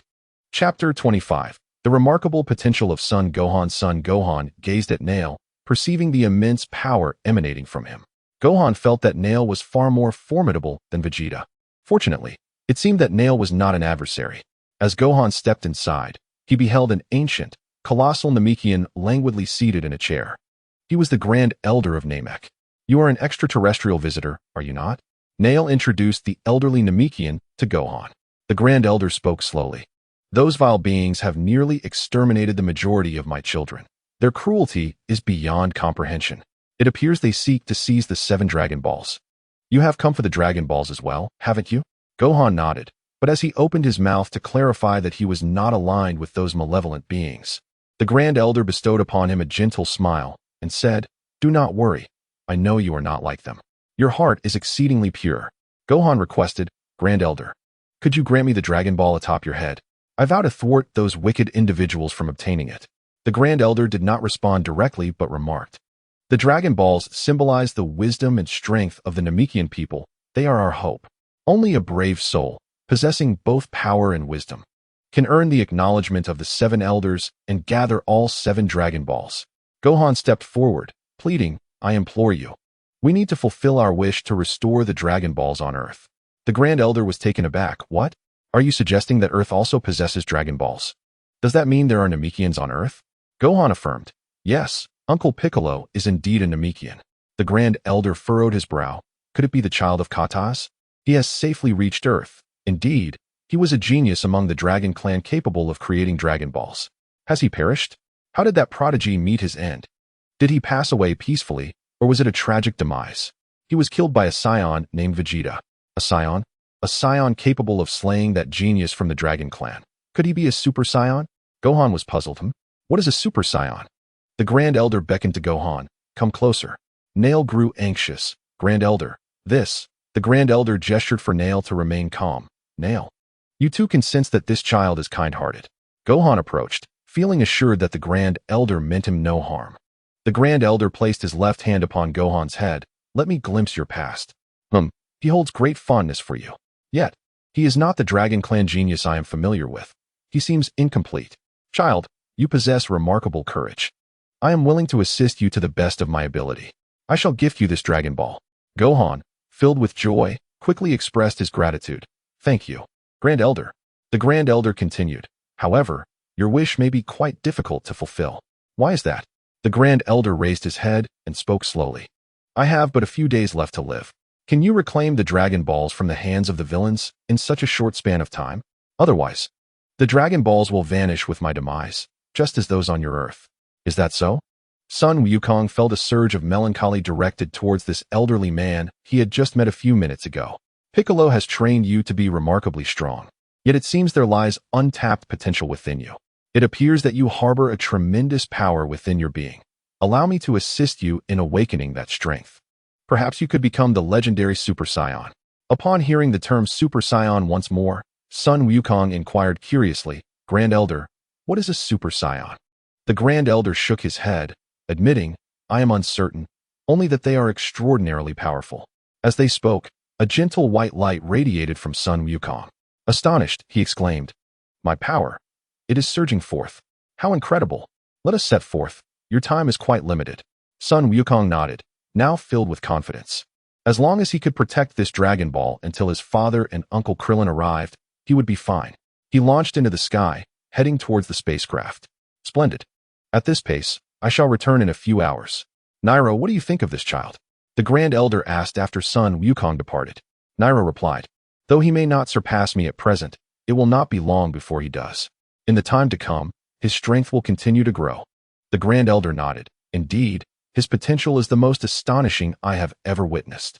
It is unfortunate that he is of mixed heritage. Otherwise, he could truly embody the legendary Super Saiyan. The power he has displayed thus far is merely a fraction of what he is capable of once his potential is fully realized." Nairo inquired, "What exactly is a Super Saiyan? How does it compare to that monstrous being?" The Grand Elder responded, "According to legend, a Super Saiyan is born with nearly limitless potential, able to grow stronger simply by following their instincts. That monster pales in comparison to the legendary Super Saiyan. The boy named Sun Wukong possesses boundless potential, yet he does not align with the traits of the legendary Super Saiyan." Nairo fell silent, secretly hoping that Sun Wukong would indeed be the fabled Super Saiyan. Hesitating, he pondered whether to speak up. The Grand Elder chuckled, "You wish to inquire about that Dragon Clan prodigy, do you not?"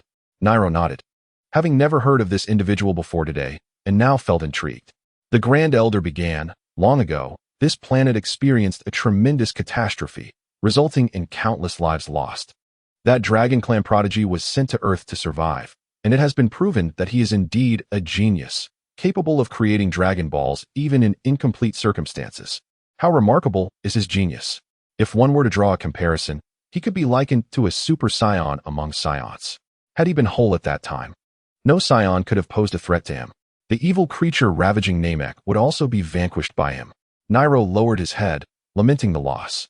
The Grand Elder raised his gaze, wishing to look outside, yet found himself unable. He sighed. Indeed, it is a pity. I hope that Sun Wukong can revive him. After Vegeta dealt with Chou-E, he immediately suppressed his own power level.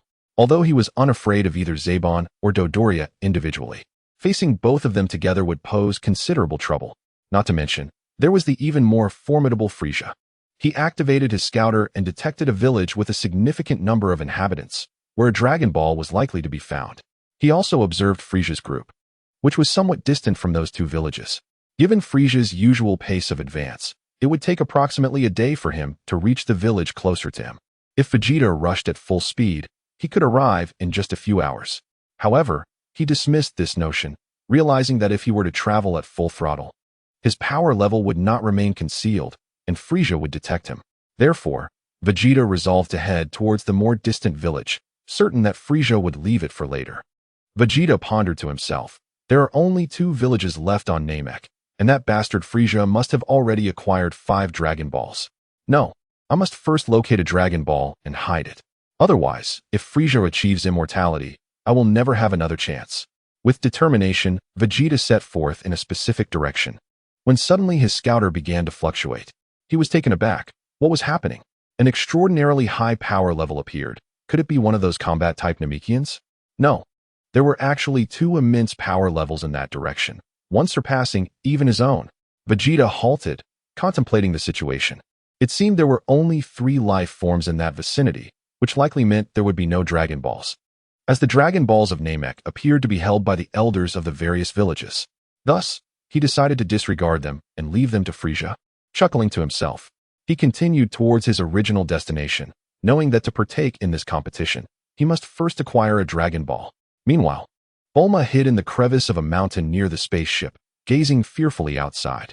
2 extraterrestrial beings, resembling Saiyans, hovered above the spacecraft. One had a fish-like head, while the other sported a pair of horns. They floated above, scrutinizing the vessel. They were mere foot soldiers from Frieza's army, dispatched to eliminate those aboard the spaceship. The fish-headed alien spoke. It appears there are no life forms aboard the spaceship. They must have already departed. The horned alien replied, It seems there is a life form in that mountain. No, the power level is only 4. It must be some small creatures. Let us first destroy this spaceship. Indeed. Then let us proceed to obliterate this spacecraft. The 2 reached a consensus, raising their laser guns to unleash a flurry of shots at the spaceship, circling it and firing in all directions. Bulma watched in terror as the 2 aliens loomed, too frightened to even breathe loudly, lest they discover her presence. Suddenly, they halted, having detected a change in the scouter, revealing an exceptionally high power level approaching at great speed. They understood well that this newcomer was not one of their kind, and the outcome was all too clear. As Sun Wukong embraced the Dragon Ball, he sensed the presence of 2 formidable energies near the spaceship from a distance. Without hesitation, he propelled himself forward at full speed, unafraid of being detected by his adversaries.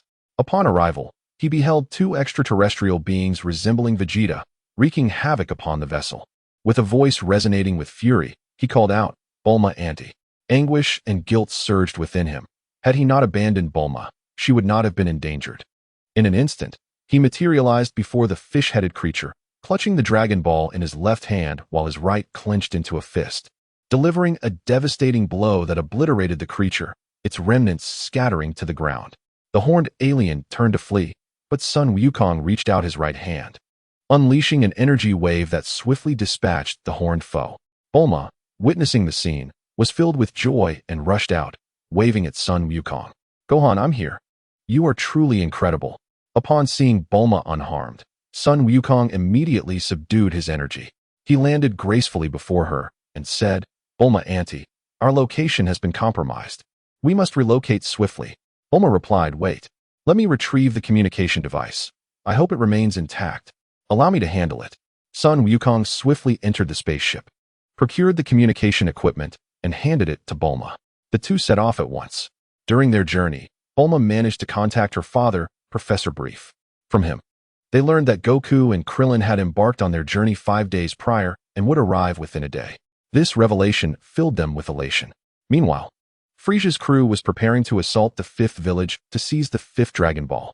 Dodoria's scanner detected Sun Wukong and promptly reported to Frieza, Lord Frieza. An unidentified life form with a combat power of 16 has appeared near that spaceship. Our dispatch team has been eliminated, and now the entity has vanished, eluding detection by our scanners. While he poses no immediate threat, I recommend we summon the Jinyu Force as a precaution. Zarbon exclaimed. Is it truly necessary to deploy the Jinyu Force? Both Dodoria and I could easily handle him. Frisia replied with a sly smile, Mr. Zarbon. I am merely seeking to utilize resources to their fullest potential. Sweat beaded on Zarbon's forehead as he quickly responded, Yes, I shall inform them at once. Chapter 26. The Advancing Frisia Army. Bulma Auntie, we must hasten our relocation. Bulma nodded in agreement, though her vehicle lay in disrepair. Accepting the Dragon Ball from Sun Wukong, she climbed onto his back. Gazing at the immense Dragon Ball in her hands, she marveled.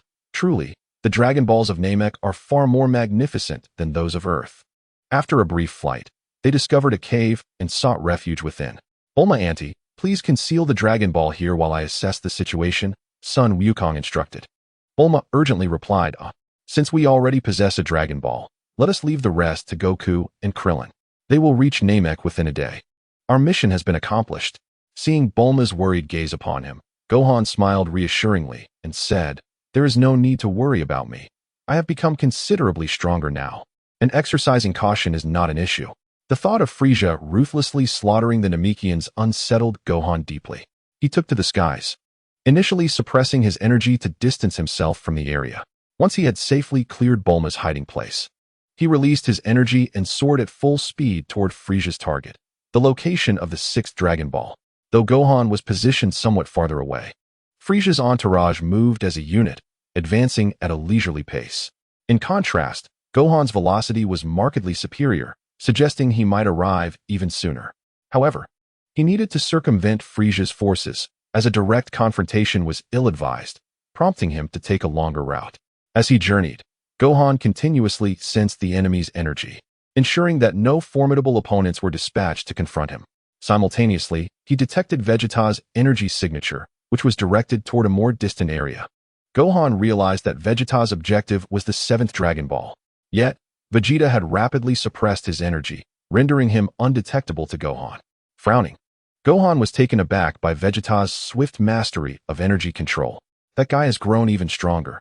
I am not yet his match. Although Gohan had gained confidence from the Elder's unlocking of his potential, the reality was sobering. For individuals on this planet exceeded his strength, one of whom was unfathomably powerful. It seemed he would have to wait for his father and Uncle Krillin. He hoped they could vanquish all the villains.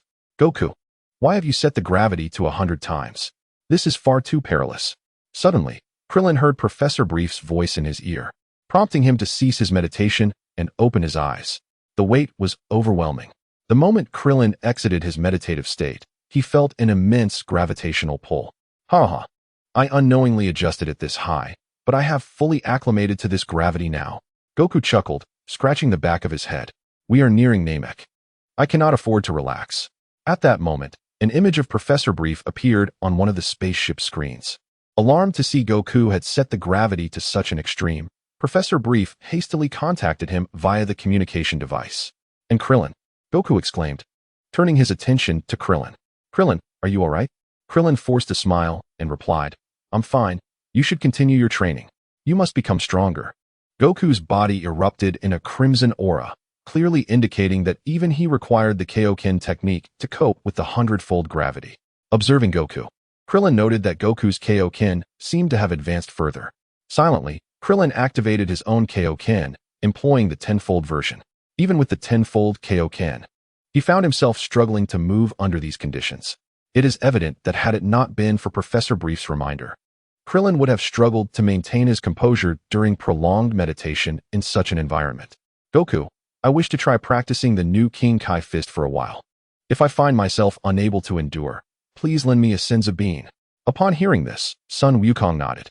Although he surpassed Krillin in both physical prowess and the magnitude of his energy, there was one aspect in which he could not match Krillin, the mastery of energy control. This was precisely why he had yet to surpass Krillin in the multiplicative enhancement of the new King Kai fist.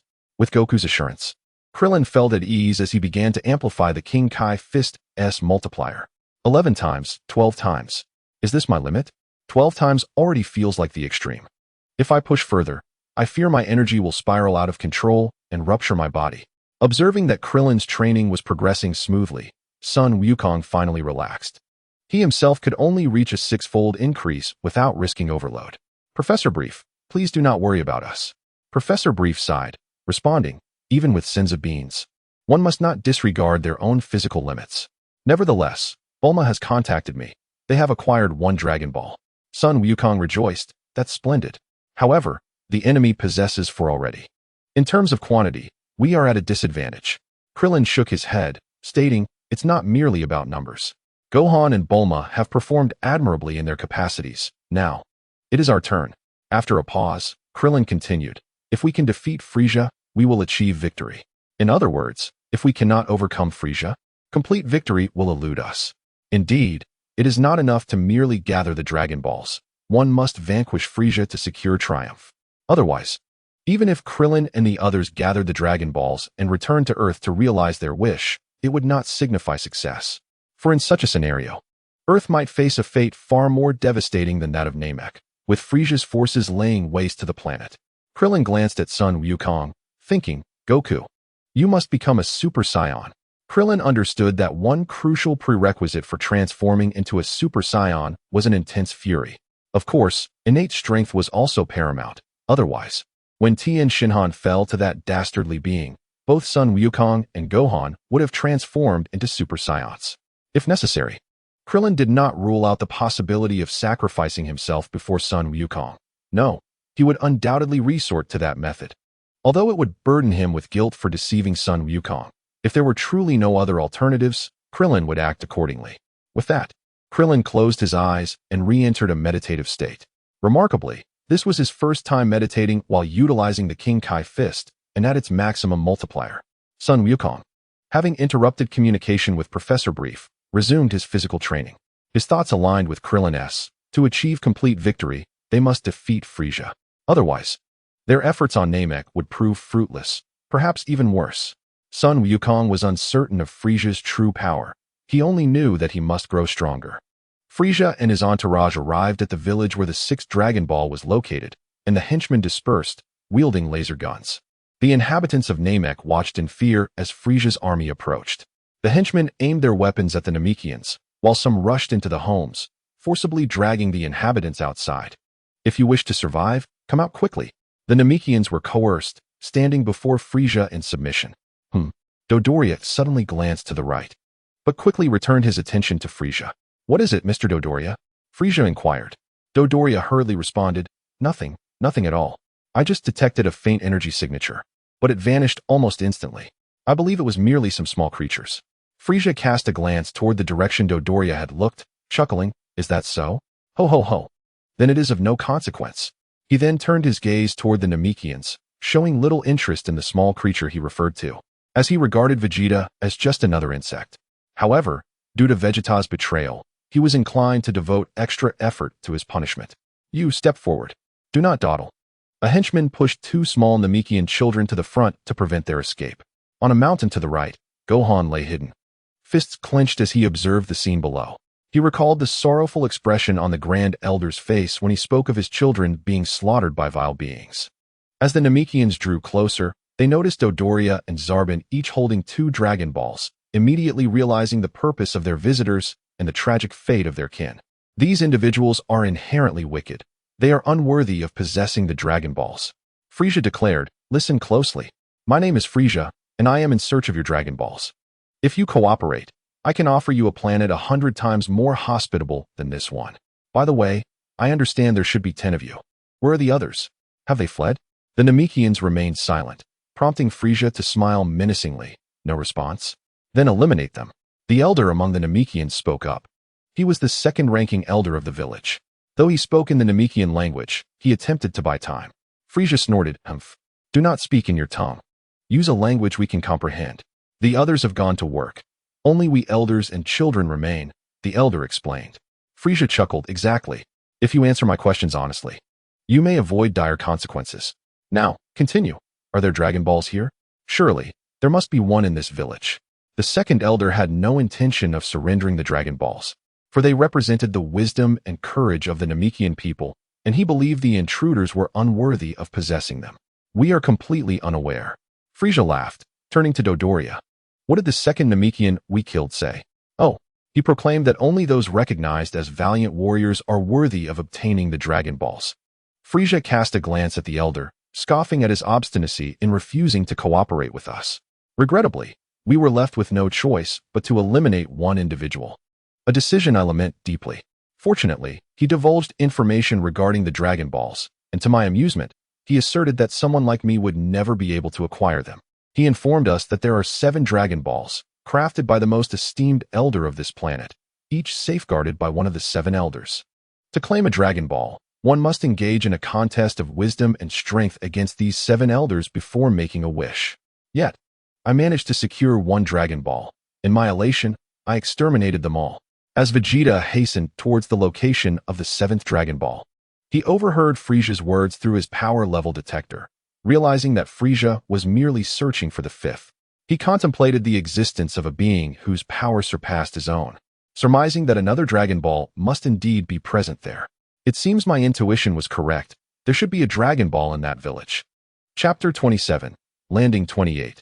The wrath of Gohan upon hearing this. The elder's face flushed with anger as he exclaimed, "Stop your nonsensical ranting. The other elders will not so easily relinquish the Dragon Balls to you." Frieza retorted, "I possess ample means to ensure their compliance. Sabo, allow them to witness." Indeed, Sabo, clutching 2 Dragon Balls, leapt behind the Namekian. With a cold smirk, he delivered a brutal kick to the neck of one Namekian. Before the onlookers could react, the Namekian was sent flying, lifeless. Some Namekians attempted to resist, yet Sabo dispatched them effortlessly. Infuriated, Gohan could no longer contain his rage. Frieza, observing the expressions of the Namekians, felt a surge of delight. "How about it? Can you now behave and cooperate with me?" The elder, gritting his teeth, demanded. "Why do you seek the Dragon Balls?" Frieza replied nonchalantly, "Merely a modest wish. I desire immortality." Upon hearing this response, the elder resolutely declared, "I would rather sacrifice my life than surrender the Dragon Balls to you." "Ha ha ha. You would choose death over granting me the Dragon Balls." Frieza, unfazed by the elder's words, continued to smile. "So it is, the inhabitants of this planet are truly obstinate. Heh, tell me, if I were to eliminate these children, would you still remain so steadfast?" An elderly Namekian shouted in anger, "You dare to threaten children? Are you even human? Beasts." Gohan rose, unwilling to delay any longer. He yearned to deliver a fierce blow to the pompous figure seated before him. Just then, he noticed 3 Namekians approaching, prompting him to regain his composure. Dodoria's detector also registered the presence of the 3 Namekians, prompting him to report to Frieza, "Lord Frieza, look, strong power levels are approaching." The elder's heart soared at the sight of the trio. They were all combat-oriented Namekians, possessing formidable strength. 3 individuals descended, beholding the lifeless bodies on the ground, their foreheads swelling with veins. Even the typically non-confrontational Namekians were filled with fury. "Curse them." Frieza gazed upon the 3 Namekian warriors, chuckling, "What a nuisance. Just as I was on the verge of acquiring the Dragon Balls, you return. Did you come all this way to meet your demise?" It was revealed that they were the ones who had attacked the village, seizing the Dragon Balls. "You are utterly unforgivable." Frieza paid no heed to the Namekian warriors' harsh words and turned to Dodoria, inquiring, "What is their battle power reading?" Dodoria activated the battle power detector and replied, "Do not be disheartened. Their battle power is around 1,000. There is no need for me or Zarbin to intervene." Upon witnessing Dodoria's actions, the elder understood. Was this how they could precisely locate the scattered villages across the vast Namekian landscape? That device seemed capable of detecting life forms on this planet. Upon learning that the battle power of the Namekian warriors was merely around 1,000, Frieza's minions erupted in glee, rubbing their hands together as they eyed the trio. "Ha ha ha, this is absurd. How dare these weaklings with a power level of only 1,000 challenge us?" Gohan observed the 3 Namekians, noticing they had suppressed their energy. Pondering, could their true power be akin to that of Mr. Nail? "Let us go. Eliminate them." The minions charged forth, intent on their slaughter. The minions. They fell, falling particularly cleanly. Zarbin, perplexed, queried Dodoria, "What is happening? Wasn't their battle power only 1,000? Dodoria, examining the battle power detector, remarked in confusion, "How is this possible? It's already at 3,000. Frieza commended, "Not bad. However, the elder could find no joy in the enemy's praise. Dodoria declared, I understand now. The Namekians possess the rare ability to control their own battle power. The elder quietly scrutinized the enemy, pondering, together with the device worn by that fellow. Only 3 detectors remain intact. The elder discreetly urged the 2 children beside him. Children, quickly leave my side. Hurry. Though frightened, the 2 children obeyed the elder's instructions and stealthily retreated. Dodoria, placing the 2 Dragon Balls down, grumbled, honestly, it seems I must intervene personally. Before acting, Dodoria asked Frieza, may I eliminate all 3 of them? Do as you wish. Frieza was eager to see when that little mouse on the mountain would reveal itself. Suddenly, the elder extended his right hand, pointing his index finger at Dodoria's detector, shattering it instantly. Dodoria chuckled, do you really think your meager power can defeat me? The elder smirked inwardly, my target is not you. The elder leaped, directing his fingers to unleash 2 waves of energy. He succeeded, obliterating all the battle power detectors belonging to Frieza and his crew. Son Gohan immediately comprehended that Frieza and his cohorts lacked the Dragon Ball radar. This realization brought him a modicum of relief. As long as Bulma remained hidden, Frieza would be unable to locate it. Suddenly, Sabo reacted, exclaiming in alarm that they intended to destroy their detector. Dodoria, seething with rage, could scarcely contain his ire at these insignificant beings who dared to defy them repeatedly. These scoundrels! I shall annihilate every last one of you without exception. He fumed, soaring towards the elder Namekian with intent to deal with the old fool. The other Namekians gazed anxiously at the elder, while the 3 warriors shouted in warning, foul fiend. Elder, beware. Frieza interjected, hold on. Dodoria, leave him be. Focus on those 3 young ones first. Dodoria halted, casting a venomous glare at the elder, yet reluctantly obeyed Frieza's command. Reluctantly, he withdrew, though his resentment simmered. He dared not defy the orders of King Frieza. With a sinister grin, Dodoria fixed his gaze upon the trio of Namekian warriors, taunting, ha ha ha. It will take me but 10 seconds to deal with you 3. The warriors' expressions turned ashen, with the leader retorting, do you truly believe we cannot defeat you? The disparity between their strengths was insurmountable. Son Gohan could acutely sense the chasm between them, akin to a mere stream compared to the vast ocean. He concluded that had Mr. Nail been present, as long as Frieza refrained from intervening, he alone could vanquish all of Frieza's minions, save for Frieza himself. Alas, technically speaking, Nail was the only combat-capable Namekian. Suddenly invigorated, Son Gohan ceased to restrain his energy, feeling too familiar Aura's approach. His heart soared with joy as he recognized the energies of Goku and Krillin. Meanwhile, Vegeta, en route, sensed their presence as well. He halted, disbelief etched across his face. What is happening? This cannot be. How could Kakarot and that little bald head's power level have surged so dramatically? Kakarot has surpassed me, that lowly warrior. Vegeta, no longer suppressing his own power, had just learned that Frieza's army lacked the means to detect combat power. Oddly, a formidable energy had suddenly manifested near Frieza's location, reminiscent of that Namekian whose power had once eclipsed his own. Now, only I possess a power detector. The advantage lies with me. Vegeta resolved to approach Frieza, hoping for a stroke of luck. Dodoria, grinning maliciously at the 3 Namekian warriors, prepared to strike. Yet, someone was quicker. Son Gohan launched himself forward, executing a flying kick that struck Dodoria squarely in the face. Caught off guard, Dodoria was sent reeling backward, while Son Gohan positioned his small frame protectively before the Namekians. His audacious strike was not devoid of strategy, although he soon descended.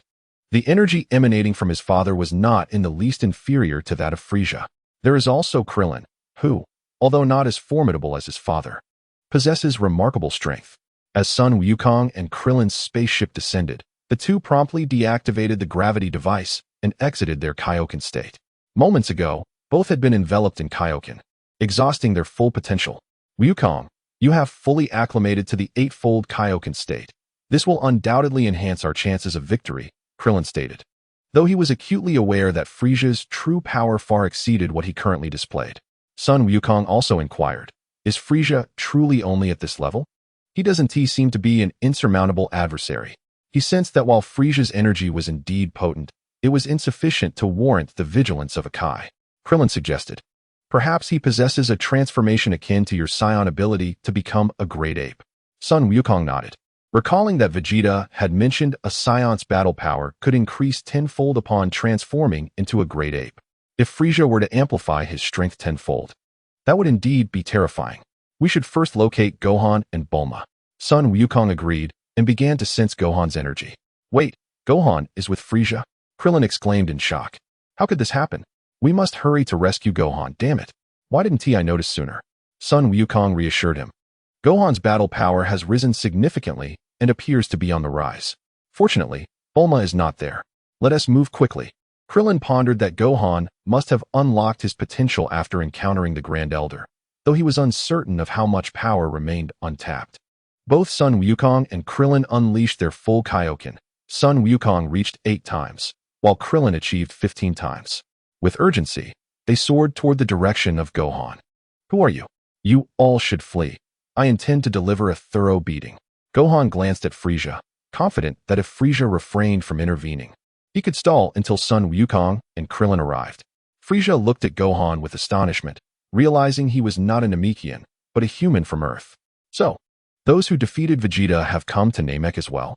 Dodoria, recovering from the heavy kick Gohan had delivered, struggled to regain his footing. Cursed brat. He snarled as he lunged at Gohan, who stood ready to confront him. Gohan's initial powerful kick had inflicted considerable damage on Dodoria, resulting in a battle that was surprisingly evenly matched. The surrounding Namekians watched in awe, recognizing that Dodoria's earlier boasts were not exaggerated. He could indeed defeat them within mere seconds. Dodoria is utterly useless, struggling against a mere child, one Namekian remarked, as Sabo set down the Dragon Ball and prepared to intervene. The 3 Namekian warriors exchanged glances, realizing that the child seeking to assist them was at a disadvantage. If Sabo intervened, the child would surely be defeated. Leave it to you, one of them said, as the other 2 turned their attention to the youngest Namekian warrior.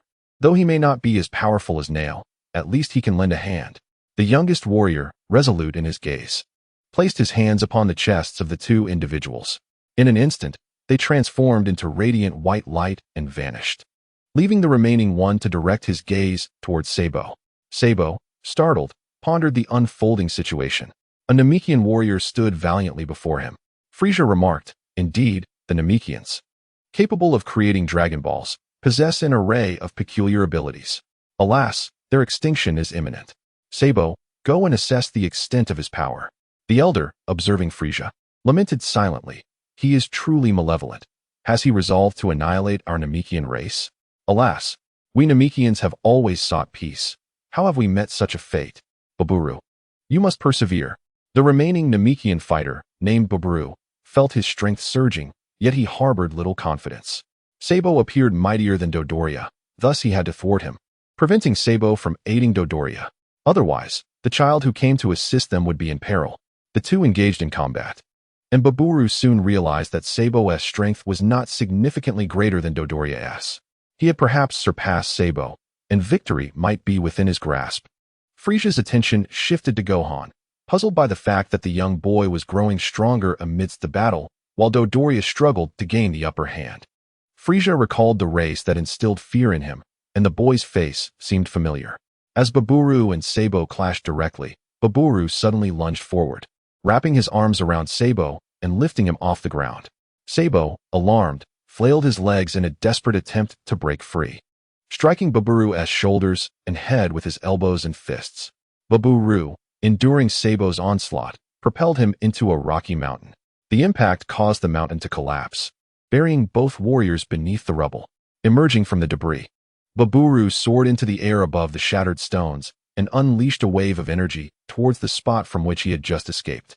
The immense force obliterated countless fragments into dust. As the smoke cleared, a massive pit remained. At the edge of this pit lay Sabo, who narrowly evaded a direct hit by maneuvering at the crucial moment. Though he avoided the brunt of the attack, the encounter with Baburu was far from easy. Rising to his feet, Sabo found Baburu charging at him, delivering a powerful punch to his face. Enraged, Sabo was unable to retaliate before Baburu struck him again, this time with a resounding slap. Following this, Baburu landed a devastating blow to Sabo's abdomen, causing intense pain that nearly brought Sabo to his knees. Baburu's assault did not relent. He relentlessly targeted Sabo's midsection and head with a flurry of punches. The relentless barrage left Sabo unable to counterattack, culminating in Baburu executing a swift kick to Sabo's abdomen. Sabo was sent flying once more, and Baburu raised his hands, unleashing an onslaught of energy waves.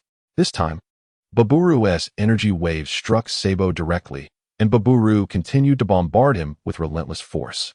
With a deep breath, Baburu paused his assault. As Sun Wukong continues to engage in battle with Dororia, he is taken aback upon witnessing Baburu's astonishing ability to defeat the formidable Sabo, even more powerful than Dororia. While astonishment washes over him, a sense of relief follows. How infuriating it is that this little brat dares to concern himself with others while in combat with me. Dororia firmly grips Sun Wukong's shoulders and abruptly rams his head against him, causing Sun Wukong to feel dizzy. Subsequently, Dororia envelopes Sun Wukong in a tight embrace, exerting immense pressure upon him. Sun Wukong senses an overwhelming force pressing in from all directions, rendering him breathless. Vegeta has arrived, discreetly concealing himself behind a rock. Upon reaching this location, he suppresses his energy to avoid detection by the Earthlings. How peculiar that this Namekian has appeared, exhibiting such immense strength. Vegeta assesses the power of the Namekian and realizes it is comparable to his own. Prior to this moment, he had been oblivious to this individual's presence. What splendid news! Vegeta is filled with elation as he notices 4 Dragon Balls lying on the ground beside Frieza. He stealthily surveys the surroundings, carefully climbing a hill to scrutinize the environment. He must concede that Kakarot has surpassed him, yet therein lies his opportunity. Kakarot is rushing towards the scene with energy levels approaching those of Frieza. If he can hold Frieza back, then an opportunity will arise for Vegeta. He chuckles to himself. Once I attain eternal life, Kakarot and Frieza will be of no concern to me. Frieza's strength is undoubtedly more complex than it appears. But it matters not. Once I achieve eternal life, surpassing him to become the legendary Super Saiyan will merely be a matter of time. Vegeta cautiously approaches Frieza, his gaze fixated on the 4 Dragon Balls, calculating the best moment to seize them and plan his escape. Sun Wukong shouts in anger, having managed to break free from Dororia's grasp, leaving Dororia utterly astonished. Vegeta, too, is taken aback. They have lost their combat power detectors, and the Namekian does not sense energy levels. In that moment, only Dororia, who is directly engaged with Sun Wukong, and Vegeta, who has learned to sense energy intensity, can recognize that Sun Wukong's combat power has surged dramatically. Now, Sun Wukong's strength is on par with Dororia's. Vegeta harbors doubts that Kakarot's son will soon surpass him. A ludicrous thought crosses Vegeta's mind. Could he be the legendary Super Saiyan? Yet he quickly dismisses this notion. It is impossible. I, the Prince of Saiyans, the genius warrior, should be the one to become the Super Saiyan. Vegeta senses that Sun Wukong is nearing their location. With Kakarot's current combat power, Frieza will inevitably have to intervene personally. At that moment, my opportunity will arise, and I shall finally become a Super Saiyan. Having escaped Dororia's hold, Sun Wukong hastily retreats, distancing himself from Dororia, who realizes that capturing him again will pose a significant challenge. He glances over towards Sabo. Suddenly, he directed an energy sphere towards the second elder while soaring through the air. In haste, Son Gohan flew to intercept, unleashing an energy blast with his left hand that deflected Dodoria's attack. However, Dodoria swiftly maneuvered behind Son Gohan, delivering a devastating blow to the back of his head with both hands. Son Gohan fell heavily before the second elder, who rushed forward to assist him. Son Gohan, however, declined the second elder's help, struggling to rise, feeling dizzy and utterly unwell. Dodoria shouted to Sabo, urging him to cease any games and swiftly finish off Son Gohan. The second elder, sensing impending doom, quietly advised Son Gohan to flee. Child, you must escape. I am aware you seek the Dragon Balls as well, and I shall hand them to you. I will buy you some time. All I ask is that you take those 2 children with you. The second elder dashed back into the house, emerging seemingly nonchalant. All of this was witnessed by Frieza. Frieza remarked, Mr. Dodoria, the Dragon Balls are now in the possession of that old fool. Alarmed and fearful, the second elder hurriedly pressed the Dragon Balls into Son Gohan's hands. Child, hasten. I will delay them for you. Suddenly, the second elder pushed Son Gohan aside, a beam of light piercing through his heart. Frieza had struck. The Dragon Balls fell to the ground as the second elder's expression turned vacant, collapsing lifelessly. Son Gohan sat on the ground, in shock at the unfolding events. The image of the fallen second elder overlapped with a memory, a cruel repetition of fate. Two young Namekians rushed to the second elder's side, weeping bitterly. Babura cried out. Second elder. Zabo charged forward, striking Babura with a punch. What are you staring at, you fool? You forced me into this wretched form. At that moment, Zabo's appearance had transformed drastically, losing his former handsomeness and becoming grotesque. Vegeta sensed that Zabo's combat power had surged significantly with this transformation. He had believed he could easily defeat Dodoria and Zabo, only to discover Zabo's hidden strength. What is happening? That little brat. Vegeta was once again taken aback by Son Gohan, leading him to question his own capabilities. Son Gohan roared, his fury reaching a boiling point. A tremendous aura erupted, sending shockwaves that forced those around him to retreat. Even the two young Namekians were blown away by the force. Dandy watched Son Gohan, a single tear cascading onto his face. Son Gohan's tear. Son Gohan charged at Dodoria, moving with such speed that it left others stunned.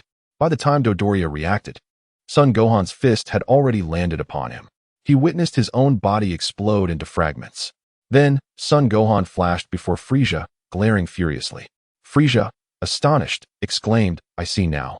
You are a descendant of the Saiyans. Combat power, Dodoria, 2 Zabo, 21, normal, 28, transformed, Babura, 25 Vegeta, 24 Son Gohan, 16182, normal, 38, enraged, Chapter 29.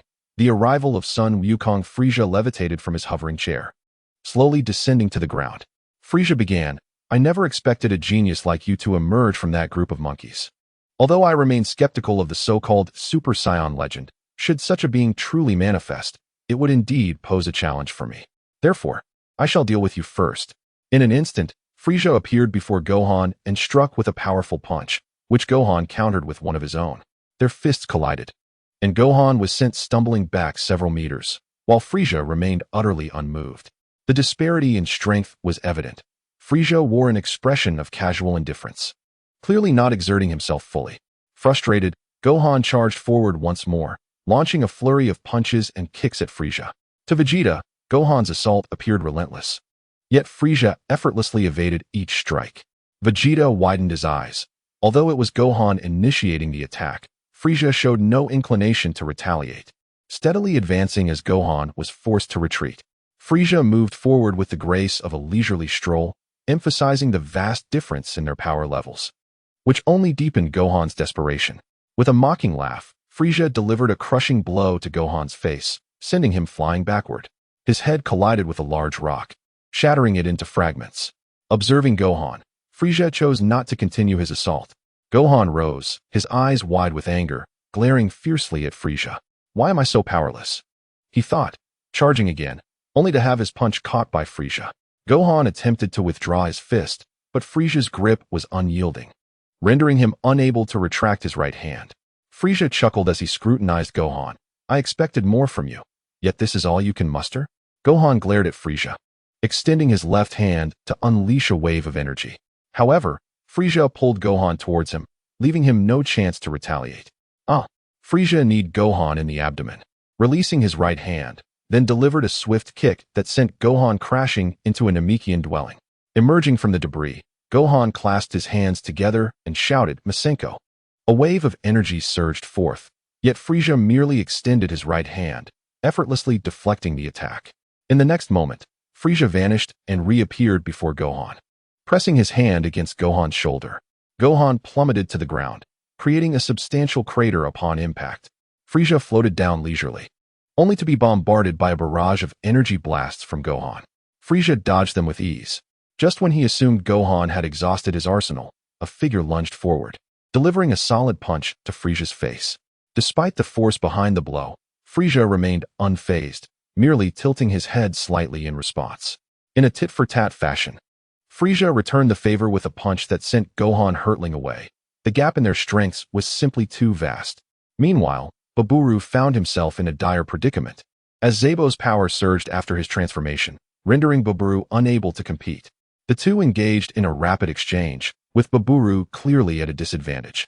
struggling to withstand Zabo's relentless onslaught without the ability to counterattack. Saibo seized Baburu's left arm and delivered a powerful kick to his neck. Baburu gritted his teeth, crimson blood seeping through the gaps.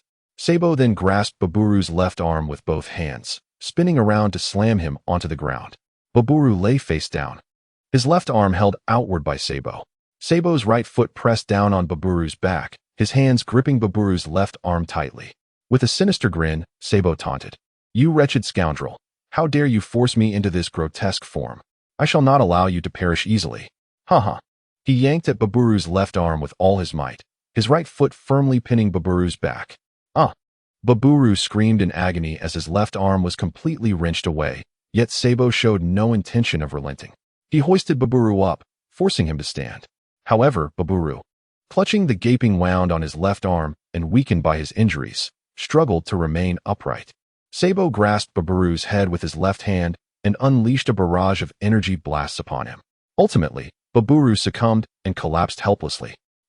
Son Gohan charged at Saibo, while Frieza chose not to intervene, feeling perplexed by the drastic decline in Gohan's speed and strength compared to before.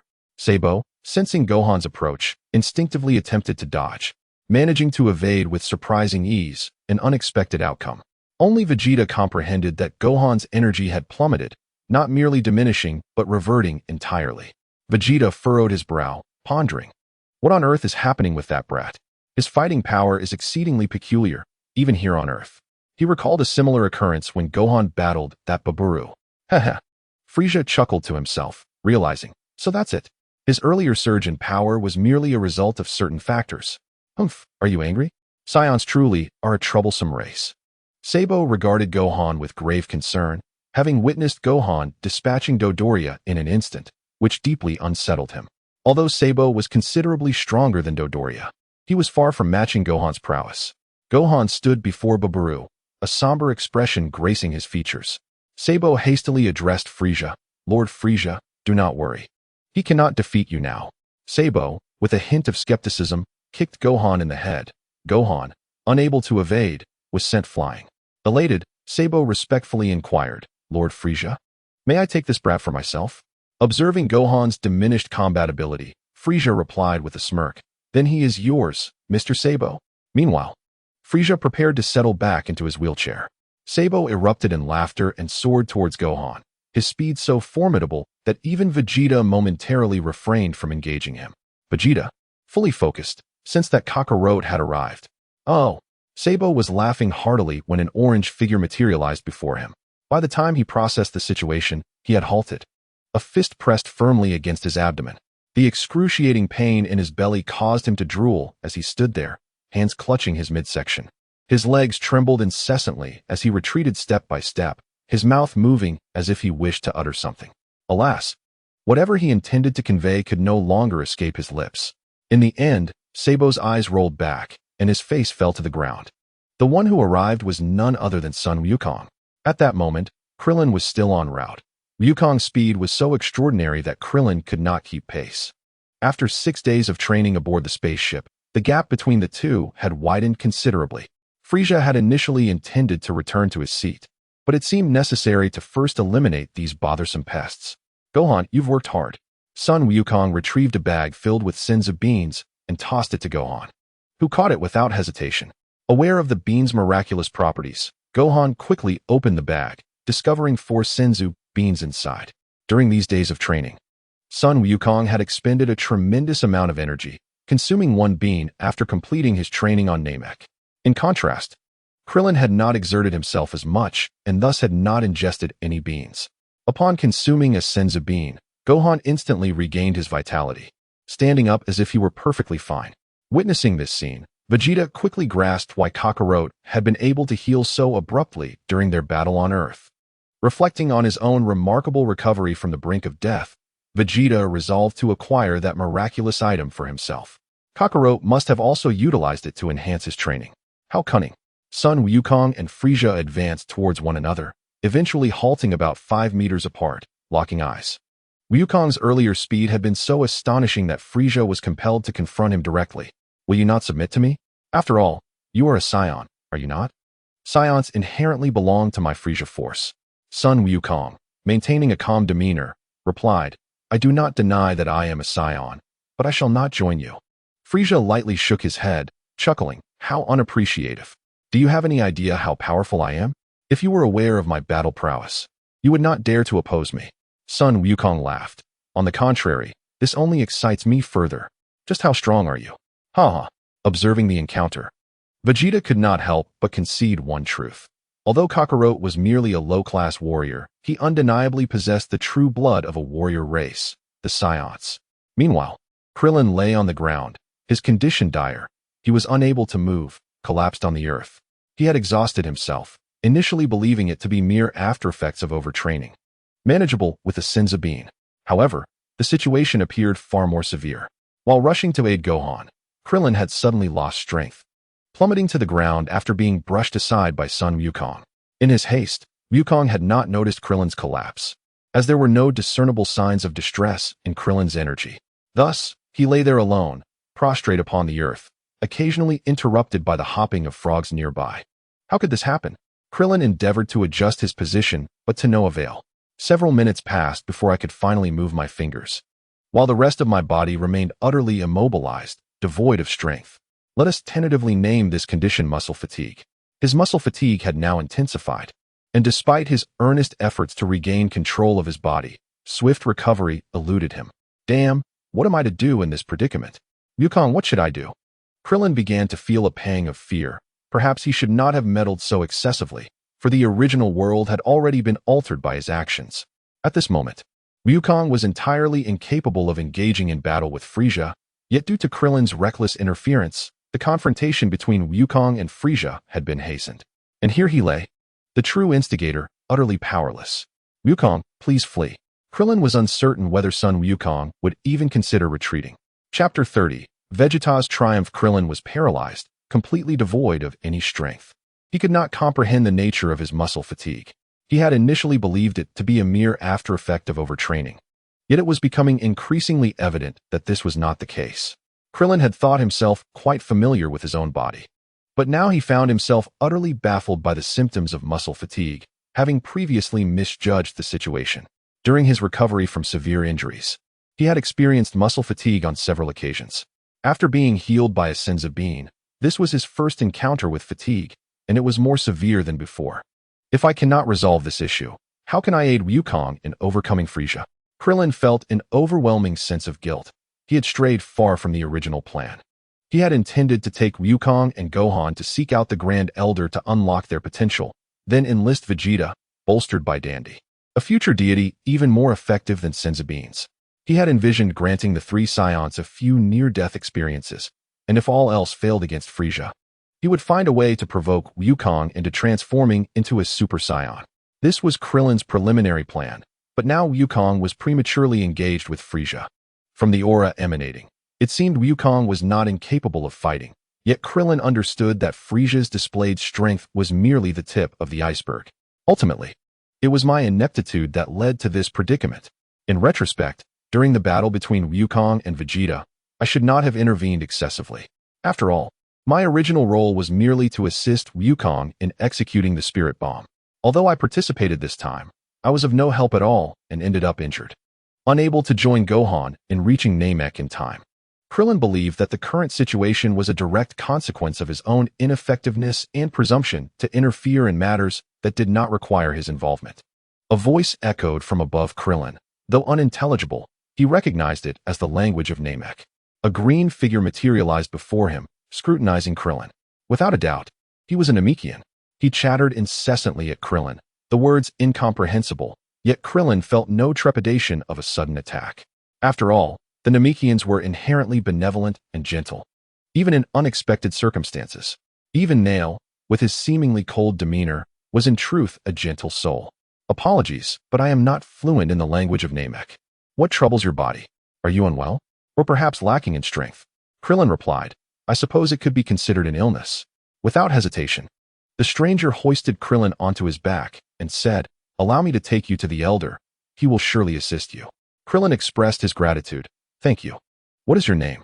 I am Abuka, a resident of this village. Abuka took flight, carrying Krillin, although his energy was not particularly formidable. He would be regarded as a master on Earth, yet among the Namekians, he was merely average. Krillin lay on Ibuka's back, closing his eyes to silently sense the energy of Son Goku, deducing that they must be in the village where Dandy resided. Thus, if the elder spoken of by this Namekian was not the Grand Elder and his village still existed, Ibuka must be a villager from the village obliterated by Vegeta. This time, Krillin would prevent Vegeta's massacre. Suddenly, unease gripped Krillin. What if they encountered Vegeta? In his current state, persuading Vegeta to ally with him would be quite challenging. He feared that upon realizing his lack of combat capability, Vegeta might easily eliminate him. Wait, where had that Vegeta fellow gone? Krillin sensed no trace of Vegeta's energy, likely because he had suppressed it. Ah, it seems I have seen your face before, Frieza mused, his left hand supporting his right elbow while his right hand, fingers intertwined, rested under his chin in contemplation. Ultimately, he spread his hands and declared, "Never mind, I cannot recall." He then inquired, "So, do you intend to fight me?" Son Goku unleashed the Kaioken ×8, eschewing any further dialogue as he charged toward Frieza. Frieza was taken aback. He was sent flying by a single punch from Son Goku, astonished by the latter's astonishing speed. Frieza had assumed that Son Goku had exerted maximum effort when striking Zarbon, yet he was proven wrong. Goku could accelerate even further. Frieza, now visibly irked, halted and glared at Son Goku. Goku soared into the sky, seeking to lure Frieza away. Just then, an unexpected turn of events occurred. Vegeta erupted in fury, racing at full speed toward the Dragon Balls. The 4 Dragon Balls, originally guarded by Zarbon and Dodoria, were now gathered together, and the Dragon Ball belonging to the Second Elder was merely a few meters away. This moment caught everyone off guard. Son Goku thought, damn it, that Vegeta fellow can indeed suppress his energy at will. Frieza's anger flared. You scoundrels, so you are in league with each other. Vegeta propelled the 5 Dragon Balls in a single direction with remarkable speed. Frieza, unable to pursue due to his confrontation with Son Goku, could only watch in fury. Now, Vegeta was insignificant in his eyes. This suddenly emerging Saiyan was a source of unease. He must be eliminated. At this moment, Son Goku was momentarily bewildered, having just heard Frieza exclaim, "So, you are in cahoots." It is evident that the you referred to here pertains to them and Vegeta. However, shouldn't Frieza be aligned with Vegeta? What is the situation here? Before he could ponder further, Frieza launched an attack, forcing him to engage in battle. Vegeta cast a glance at Goku and Frieza before charging towards Gohan. At that moment, Gohan was tending to Babul with a Senzu Bean. Yet Babul had suffered a broken neck in the previous skirmish. Although Babul's life force was remarkably resilient, he was unable to consume the Senzu Bean. As Vegeta approached, he swiftly snatched the bag of Senzu beans from Gohan, kicking him aside without hesitation. Subsequently, Vegeta soared into the sky, feeling uncertain about defeating Gohan, whose combat prowess had now reached a level comparable to his own, much to Vegeta's dismay. He flew at full speed towards the 6th village. Contemplating the bag of Senzu beans in his possession, he thought, if even that lowly warrior Kakarot and his mixed-blood son can achieve this, there is no reason I, a genius warrior, cannot as well. How infuriating. The one destined to attain eternal life shall undoubtedly be me, Vegeta. This time, Goku and Gohan had provided him with a significant impetus, and he was unwilling to be surpassed by the father-son duo. I shall become the legendary Super Saiyan and vanquish that scoundrel Frieza. Meanwhile, Gohan rose once more, attempting to lift Babul's chin to help him swallow the Senzu Bean. At last, through Gohan's persistent efforts, Babul successfully ingested the Senzu Bean and instantly regained his vitality. Babul was astonished, exclaiming, "How miraculous! Thank you for stepping forward to assist us and saving my life." Relieved by Babul's recovery, Gohan felt a wave of guilt wash over him, as he had not acted swiftly enough. He believed he did not deserve Babul's gratitude, especially since the elder had perished in his attempt to save him. He failed to recognize that his decision to stand up was not solely due to his father Goku's arrival, but also a testament to his own courage. He had underestimated his bravery, thinking himself cowardly, yet he had chosen to step forward. The grief of loss lingered with him, leading to self-reproach for not acting sooner. Even though his timing had been optimal, Babul, perceptive and not lacking in insight, recognized Gohan's kind nature. You have no reason to feel guilty, for you saved us. Your timing was impeccable, was it not? He gently patted Gohan's head and smiled. Your battle is not yet over. We must pursue him. The conflict over there is beyond our intervention. Gohan contemplated for a moment before declining Babul's suggestion. No, please take your kin and flee. That individual is my responsibility. I can confront him alone. I am capable of defeating him. With determination gleaming in his eyes, Gohan silently affirmed, I can do this.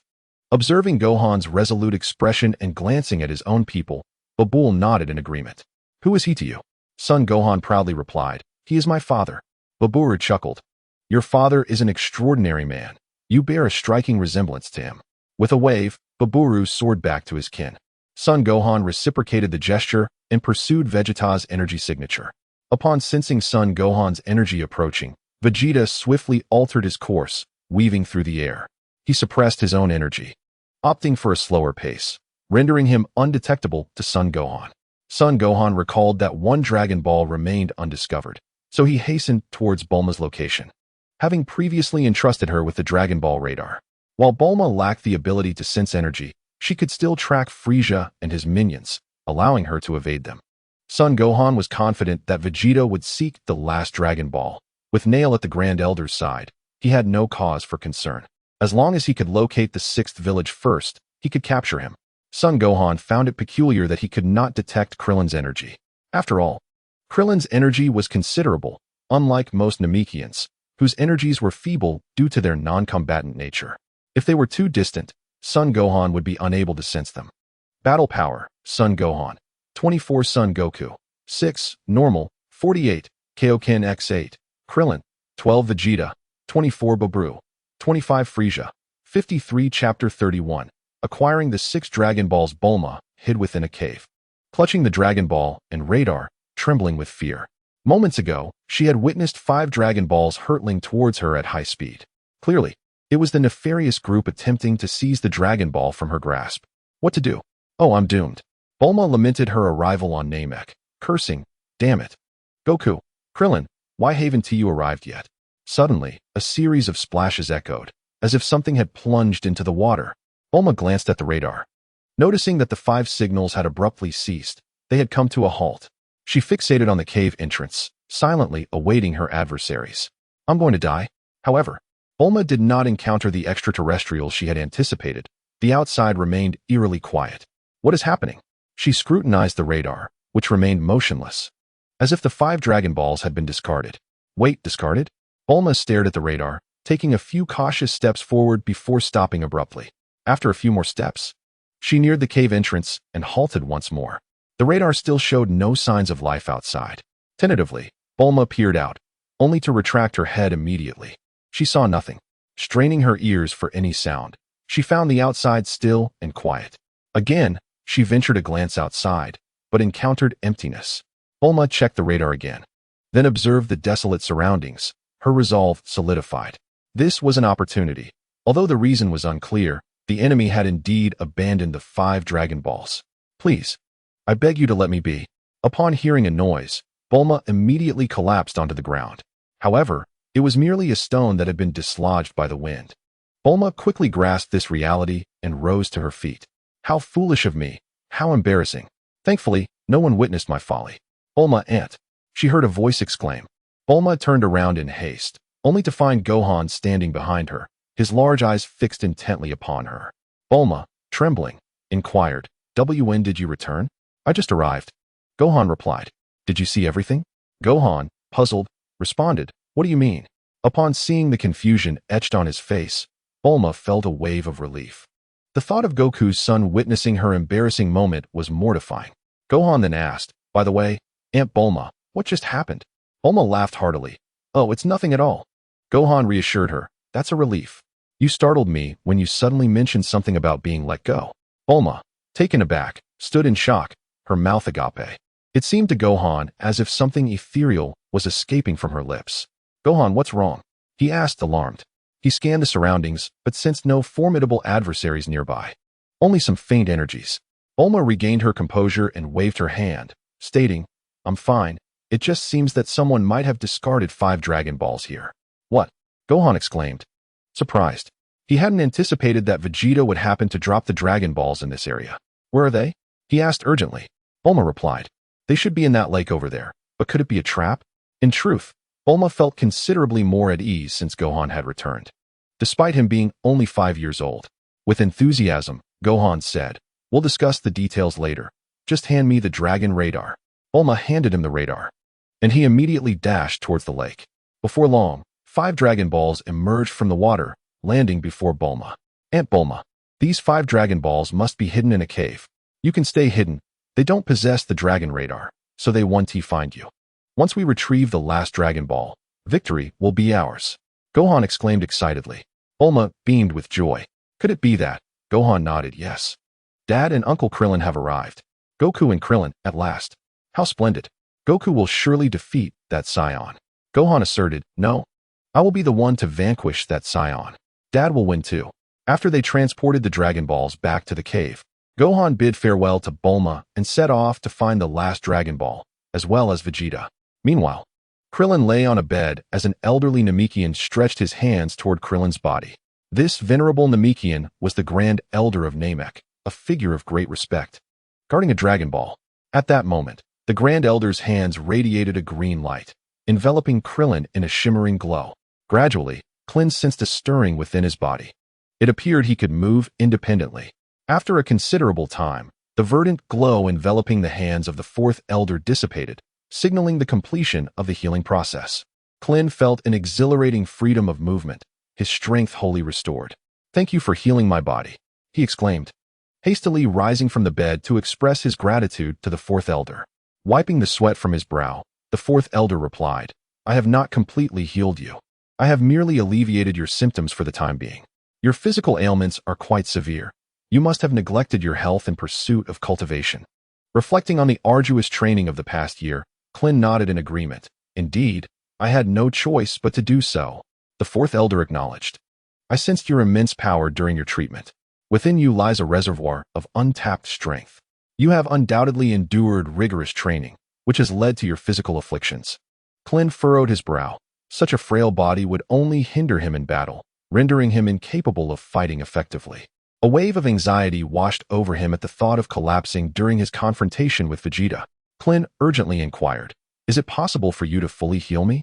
I desperately need my strength. I cannot afford to lose my combat capabilities." The 4th Elder shook his head. "To completely restore your body, I can only think of 2 options. The first is to seek the aid of the Grand Elder. He possesses formidable magic and should be able to heal you. The second is to make a wish to Purunga, who has the power to grant any wish." Sighing, the 4th Elder continued, "However, the Grand Elder's lifespan is drawing to a close, and he will soon depart from this world. When that time comes, Purunga will vanish as well." Krillin's expression grew grave. Though he had identified a potential solution, the path to realization seemed fraught with difficulty. The unpredictability of his health could prove catastrophic if he were to falter along the way. The 4th Elder remarked, "I sense your inherent goodness. Your strength is formidable. Perhaps only Nail could rival you among all of Namek. Therefore, you possess the qualifications to obtain the Dragon Balls, and I recognize you as a warrior." The 4th Elder produced a Dragon Ball, saying, "Take this to the Grand Elder. He will surely assist you. I shall arrange for someone to accompany you." Krillin shook his head. "There is no need for that. The Grand Elder is guarded by a very powerful individual, is he not?" The 4th Elder nodded. "Indeed. It is Nail, the most powerful Namekian warrior. I can sense his energy. I will be able to locate him," the 4th Elder stated. "However, there is a risk of your condition relapsing, so I shall send a Buka to accompany you." Krillin smiled. "No rush. Let me first confront that individual." The 4th Elder was puzzled. What individual? Suddenly, a loud voice boomed. "Everyone, clear out." It was Vegeta, who had arrived at the village. Krillin turned to the 4th Elder and declared, "This is the individual. I shall not allow him to act as he did before." Chapter 32, Goku vs. Frieza. At this moment, Frieza stood face to face with Son Goku.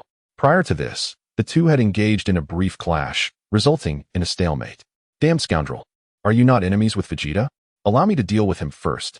Of course, if you are interested, I would not mind letting you take a swing at him." Once Frieza regained his composure, he realized he had been outmaneuvered by Vegeta. This revelation ignited an extraordinary rage within him. He was no longer inclined to entangle himself with Goku. His singular focus was to eliminate Vegeta and subsequently attain eternal life through the Dragon Balls. Despite possessing unparalleled power, Frieza had never been one to flaunt his might. He was never a warmonger. What he truly desired was dominion. Otherwise, he would not have subjected himself to this form, as he could have remained in his final form effortlessly. What? Are you and Vegeta not allies? Upon hearing Frieza's words, Goku finally comprehended that Vegeta and Frieza were, in fact, not on the same side. Frieza gritted his teeth and declared, "That traitor has betrayed me. I shall not spare him. Alternatively, you could become my subordinate, and I would grant you the highest position beneath me." Temporarily, if Goku were to agree to become Frieza's subordinate, Frieza might be willing to offer him a prestigious role. However, Frieza would never tolerate a powerful Saiyan like Goku lingering on his territory for long.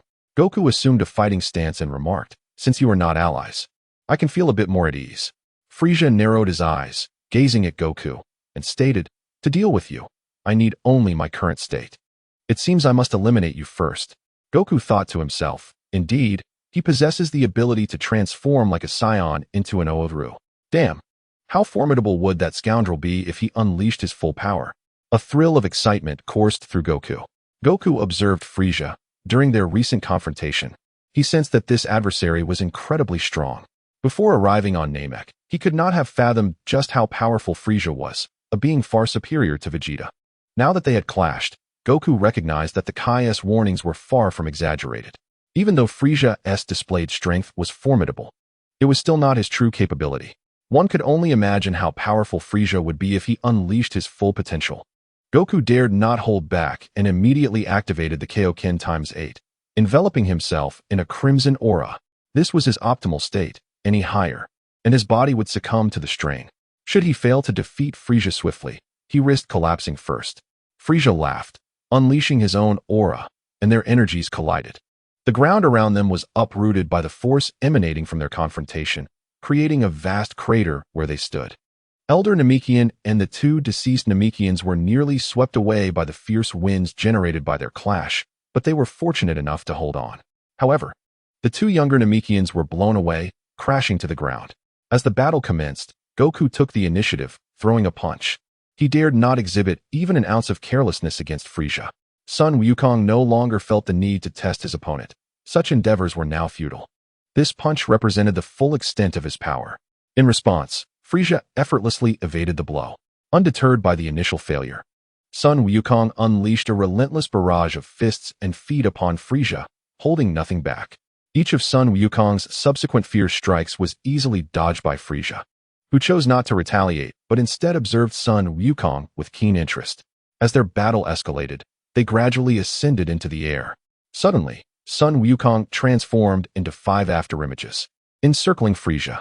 These phantoms did not attack, they merely surrounded him. Frieza, wide-eyed and astonished, exclaimed, "What is this?" Noticing that the 5 figures made no offensive moves, he speculated that among them, one was the real entity while the other 4 were mere illusions. He deduced that when Sun Wukong launched an attack, the afterimages would dissipate, explaining their inaction. Frieza smirked to himself, thinking, "Do you really think I would fall for that? He must be planning to strike me as I hit one of the illusions. I won't be deceived. Just watch me." With that, Frieza hurled energy blasts at the 5 Sun Wukongs, targeting each of the afterimages. After unleashing his energy blasts, Frieza crossed his arms behind his back and remarked, "Nothing impressive about this."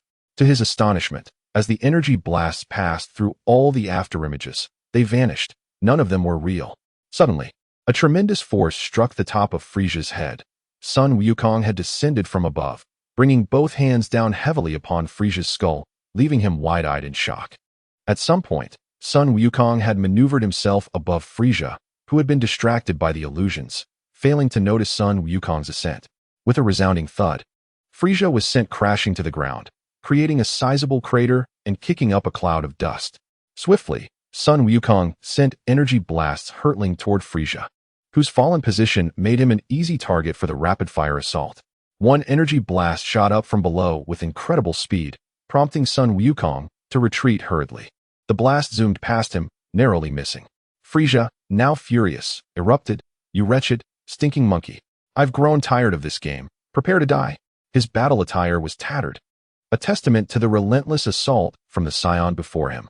Frieza's attacks were swift and fierce, leaving Sun Wukong with no choice but to adopt a defensive posture, unable to counterattack. Thus, Sun Wukong found himself being pummeled from the sky down to the ground. As Frieza aimed to exploit the presence of the Namekians to distract Sun Wukong and swiftly overpower him, Frieza, in a fit of rage, sought to eliminate Sun Wukong quickly. However, he soon realized that the Saiyan was far more formidable than he had anticipated. Onlookers could barely discern the movements of the two combatants, but Baburu, watching the spectacle unfold, gaped in astonishment. In his previous understanding, the mightiest being was Naru, yet even he paled in comparison to these two warriors. Baburu recognized Frieza's intentions and understood that he and the villagers remaining there could only serve as a hindrance, entirely incapable of providing any assistance. Thus, Baburu addressed the villagers. "Let us depart. We are of no assistance here." Among the villagers, the eldest Namekian, aside from the second elder, inquired of Baburu, "Can that warrior defeat the demon?" Baburu replied, "I cannot say for certain. They appear evenly matched. Both are formidable, and even Naru cannot intervene in their battle. We must keep our distance, lest we become a burden to that warrior." The other surviving Namekians concurred, and so Baburu lifted the second elder's lifeless body and took flight with the others. Although Baburu could discern that Son Goku was at a disadvantage, he wished to spare his kin from undue worry. In his view, Son Goku was not without a chance. After all, he had managed to withstand Frieza's relentless onslaught. There was no turning back. If this continued, I would surely fall first. Thus, he resolved, Kaioken times 9. Clenching his teeth, Son Goku unleashed the ninefold Kaioken, significantly amplifying his power. Transitioning from defense to offense, Son Goku's newfound strength astonished Frieza. Seizing the moment of surprise, Son Goku delivered a powerful punch to Frieza's face. He followed with a barrage of blows, each landing with precision. Frieza attempted to retaliate, only to have Son Goku seize his outstretched fist. With a swift motion, Son Goku gripped Frieza's wrist, pivoted, and delivered a kick to Frieza's neck. Then, he hoisted Frieza by the wrist, spinning him through the air before hurling him to the ground. With a thunderous crash, Frieza collided with the earth, debris scattering and dust billowing. Enraged, Frieza seethed, "You insolent fool! I shall slay you. I never intended for it to come to this, yet you have forced my hand. Perish with gratitude." Son Goku furrowed his brow, landing and placing his hands at his waist. Kamehameha. He summoned all his strength to unleash the Kamehameha wave, aware that Frieza was on the brink of revealing a more potent form. Under different circumstances, Son Goku might have allowed him to gather his full power, but not now. While he did not intend to kill him, he aimed to incapacitate him. Son Goku released a blue energy wave towards Frieza, clenching his fists. Frieza roared as his body swelled with power. The Kamehameha struck Frieza, producing a resounding explosion, enveloping him in a cloud of dust. Son Goku gazed intently at the obscured figure, sensing that Frieza's energy had not diminished. Rather, it had doubled.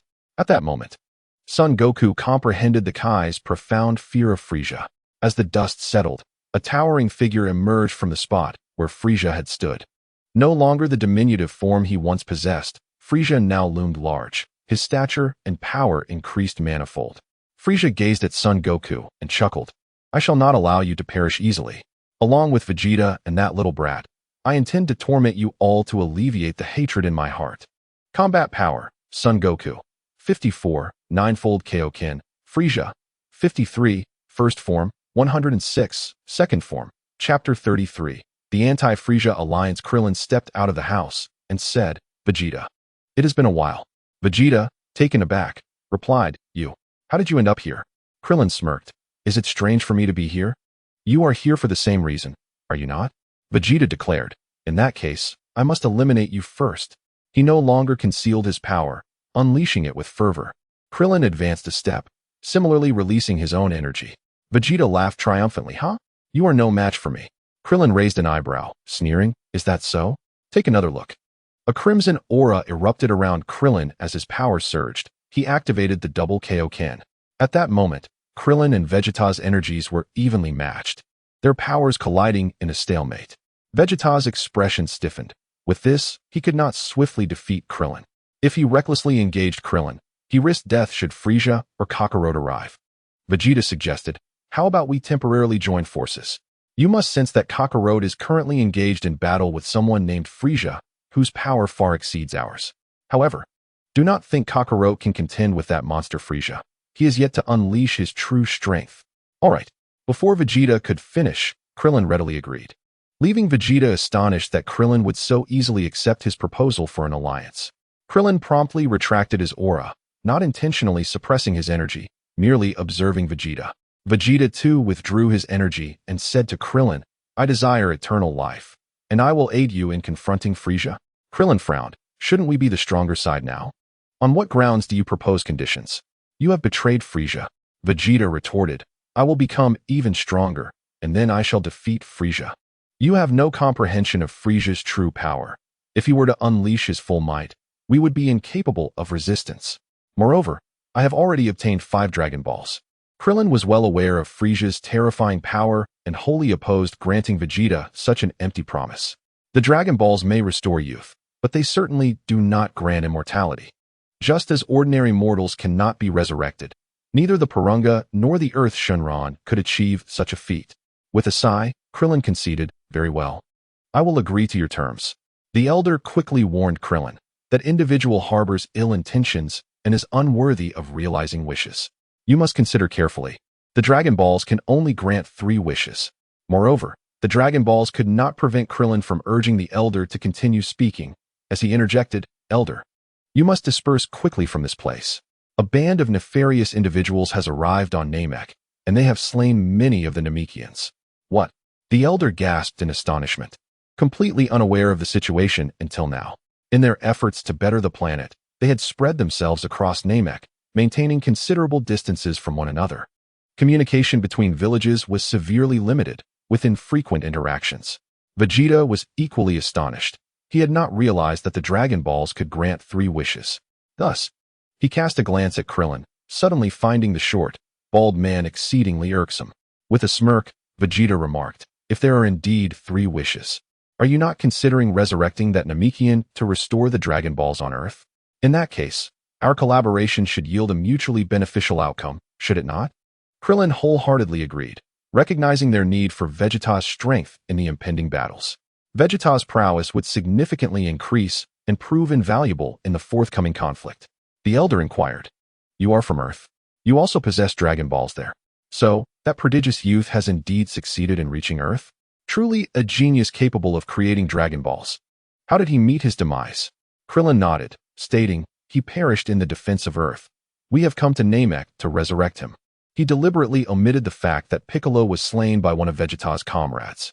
Vegeta scoffed, retorting, that Namekian can be referred to as a genius? Humph. Merely a wretch easily dispatched by that useless Bardock. The Elder, incensed, rebuked, what did you say? Vegeta frowned, contemplating the elimination of the old man. But Krillin would undoubtedly prevent him from doing so. With a cold snort, Vegeta insisted, let us hasten to find the final Dragon Ball.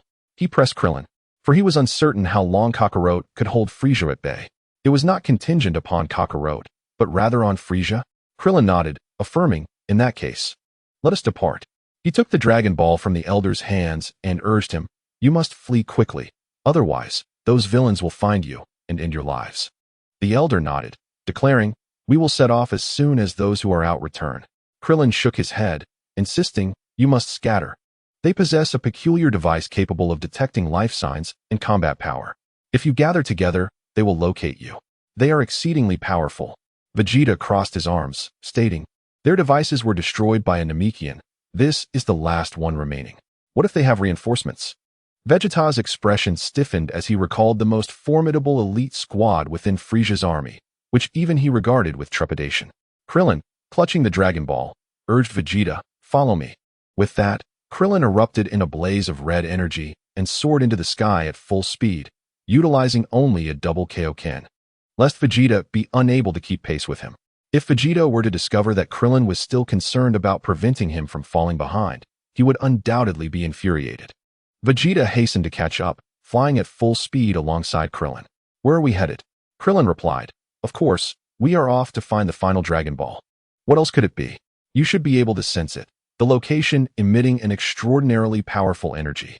Vegeta suddenly furrowed his brow and remarked, strange. There is an immensely strong energy approaching us. Its power likely surpasses ours. At this rate, it is merely a matter of time before it catches up. This individual does not seem to belong to Frieza's ranks. Are there such formidable fighters on this planet? Krillin focused intently and exclaimed in delight, "It's Gohan. He has become even more powerful." Upon hearing this, Vegeta's expression darkened.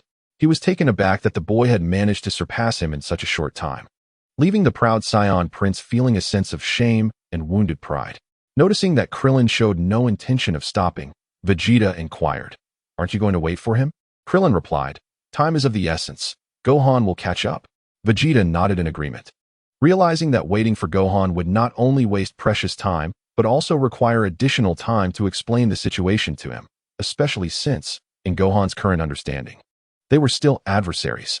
Meanwhile, Gohan was pursuing them, sensing both Krillin's and Vegeta's energies, which aligned with the location of the Dragon Balls. He surmised that Krillin and Vegeta must be engaged in a fierce battle over the Dragon Balls and felt compelled to reach them quickly to assist Uncle Krillin. Along the way, he noticed that the Namekians had vacated the village, and there were no bodies nearby, which brought him a measure of comfort. It seemed that Uncle Krillin had saved them. I must exert myself even more. Before long, Gohan arrived. "Uncle Krillin, I'm here to help, okay?" Gohan was puzzled to see that Krillin and Vegeta had not engaged in battle and showed no inclination to do so. "What is happening?" Krillin continued to head in the designated direction, with Gohan following suit. Krillin explained the situation to Gohan, who contemplated the matter and agreed to the alliance. Considering the formidable enemy they faced, Gohan expressed his concern. Can Dad hold out? If Frieza is truly that powerful from Vegeta's description. Gohan had gleaned the extent of Frieza's strength, though Vegeta's knowledge was merely the tip of the iceberg. Vegeta pressed the button on his scouter, intending to gauge their power levels. Suddenly, the scouter exploded. "Damn it, I forgot this device has a limit." Krillin's expression turned grave as he sensed the energies of both individuals. "What is it?" Krillin responded, "Right now, Goku's energy is slightly above Frieza's." "What? He's too reckless." Vegeta frowned, recognizing the dire situation. Gohan, perplexed, questioned, "Isn't it a good thing if Dad's energy is stronger?" "No, it is not so. If Goku's energy were to be inferior to Frieza's, Frieza would merely utilize his current strength. However, the moment Goku's energy surpasses Frieza's, Frieza would undoubtedly augment his own power. At that juncture, Frieza's strength would experience a meteoric rise, rendering the disparity between them unfathomably vast." Vegeta nodded in agreement, acknowledging Krillin's assertion. Gohan's face paled, having faced Frieza. He understood the extent of the latter's formidable power. Yet, upon the arrival of his father, Gohan witnessed strength that rivaled Frieza's, which is why his father pursued Vegeta instead. The thought of Frieza's already immense power escalating further was beyond his imagination. Krillin halted and addressed Gohan. "Gohan, do you recall the solar flare technique I taught you alongside Goku?" Gohan nodded, albeit hesitantly, expressing his lack of proficiency with the solar flare. Having practiced it for less than half a day, he had never trained with it aboard the spaceship, and his confidence was waning. "This time, you must succeed." Chapter 34. The Solar Flare. Uncle Krillin. Gohan was on the verge of revealing that he had already secured the Dragon Ball from the Elder. Krillin interrupted him. "I am aware of what you wish to convey. Quickly, take this Dragon Ball. It is impractical for us to carry it, and although Frieza's scouters are damaged, we cannot dismiss the possibility of reinforcements. Therefore, exercise caution during your journey." With that, Krillin handed Gohan the Dragon Ball, also tapping the Dragon Radar in Gohan's grasp. Vegeta had never noticed the Dragon Radar in Gohan's possession, presuming Gohan was relying solely on sensing energy to locate populous areas and, consequently, the Dragon Balls. Gohan instantly understood. Yet he did not depart immediately. Instead, he requested of Vegeta, "Return the Senzu beans to me." Naturally, Vegeta was unwilling, stating, "I still have use for those Senzu beans. I will give you some only after I have exhausted my own." Left with no alternative, Gohan took flight with the Dragon Ball in hand. Gohan's spirits soared. He was well aware that Vegeta would not part with the Senzu beans, and his previous request had been mere formality. Now he had successfully gathered all 7 Dragon Balls. Vegeta, on his part, felt no concern, knowing that the Dragon Balls required all 7 to be utilized, and he possessed 5. Soon, he would acquire the 6th, affording him an undeniable advantage. Vegeta brimmed with confidence, believing that with 5 Dragon Balls, he held the upper hand. Coupled with 3 Senzu beans, he was certain he would emerge victorious in the end. Krillin watched Gohan depart, silently wishing, "Gohan, you must save Goku."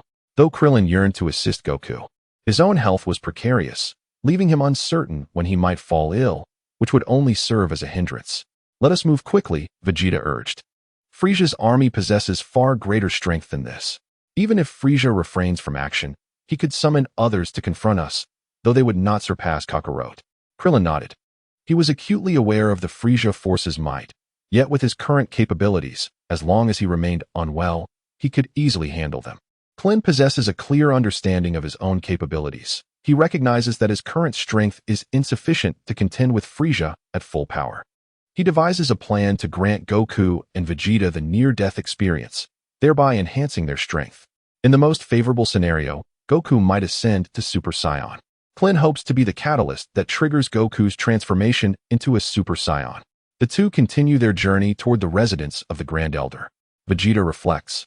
Why is there only one powerful energy present now? I distinctly recall sensing another formidable presence. Unbeknownst to him, the energy he previously felt belonged to Gohan. Suddenly, Frieza's power surges, doubling in intensity. Damn it, that rascal Frieza is unleashing his true potential. Wait, 5 powerful energies have arrived on Namek. It can only be them, the elite combat squad of Frieza's army. Vegeta's expression shifts dramatically. The situation has become precarious, and he must hasten his pace. Vegeta inquires of Tien, do you believe that boy can save Kakarot? Tien responds, as long as he arrives in time and successfully executes the solar flare, he can. Having been subjected to the solar flare multiple times, Vegeta is acutely aware of its potency. Gohan swiftly reaches Bulma's location, presenting her with the final Dragon Ball. Upon receiving it, Bulma is elated and prepares to summon the Eternal Dragon. Gohan, unable to intervene in time, hears her recite the incantation, Dragon, Dragon, come forth quickly. Wait, Bulma. Gohan is too late. Fortunately, the dragon does not appear. Phew, it's a relief that he hasn't manifested. Now is not the opportune moment. I must rescue my father. Bulma, puzzled, exclaims, but there is no conflict. We can summon the dragon now, can't we? Gohan waves his hand dismissively. It's too complicated to explain. I'll clarify everything once I bring back my father. The fact that the dragon hasn't been summoned is a blessing. That is not good at all. Bulma cries. Do you realize what it means that I failed to summon the dragon just now? What do you mean? Gohan asks. Bulma sighs, stating, it indicates that the method we know for summoning the dragon is ineffective. Gohan urgently queries, what should we do then? Bulma replies, just find a Namekian. That should suffice. Right. I'm off. Gohan takes flight toward the battleground where Goku faces Frieza, sensing Frieza's power has surged drastically, nearly doubling. Simultaneously, he detects 5 energies that were previously absent. Among them, one is relatively weak, while the other 4 surpass both him and Vegeta in strength. One energy is particularly formidable, second only to Frieza and his father, Goku. Gohan continues his flight towards the conflict, contemplating the execution of the solar flare. His training time with the technique has been brief, and his successful applications are limited. Gohan estimates his success rate with the solar flare to be around 90%. While this seems commendable at first glance, he knows it could prove insufficient. As a martial technique, if the success rate does not reach perfection, recklessly employing it in battle is akin to courting death. This time, success is imperative. There is no room for even the slightest error, for the lives of all may hang in the balance. Suddenly, Gohan paused, sensing one of the 5 energy signatures approaching him.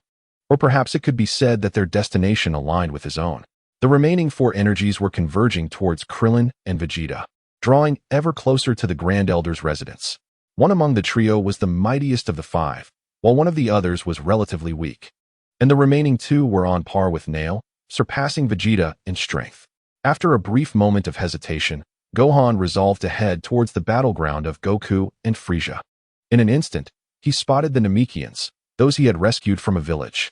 Gohan descended and urged them, quickly disperse. If possible, suppress your energy as much as you can. Frieza has allies, most likely equipped with a scouter. Hearing Gohan's warning, they exchanged glances and promptly decided to scatter. By the way, may I request your assistance? Please send one person to that location. We have gathered the Dragon Balls, but we are uncertain how to utilize them. The Namekians readily agreed to Gohan's request.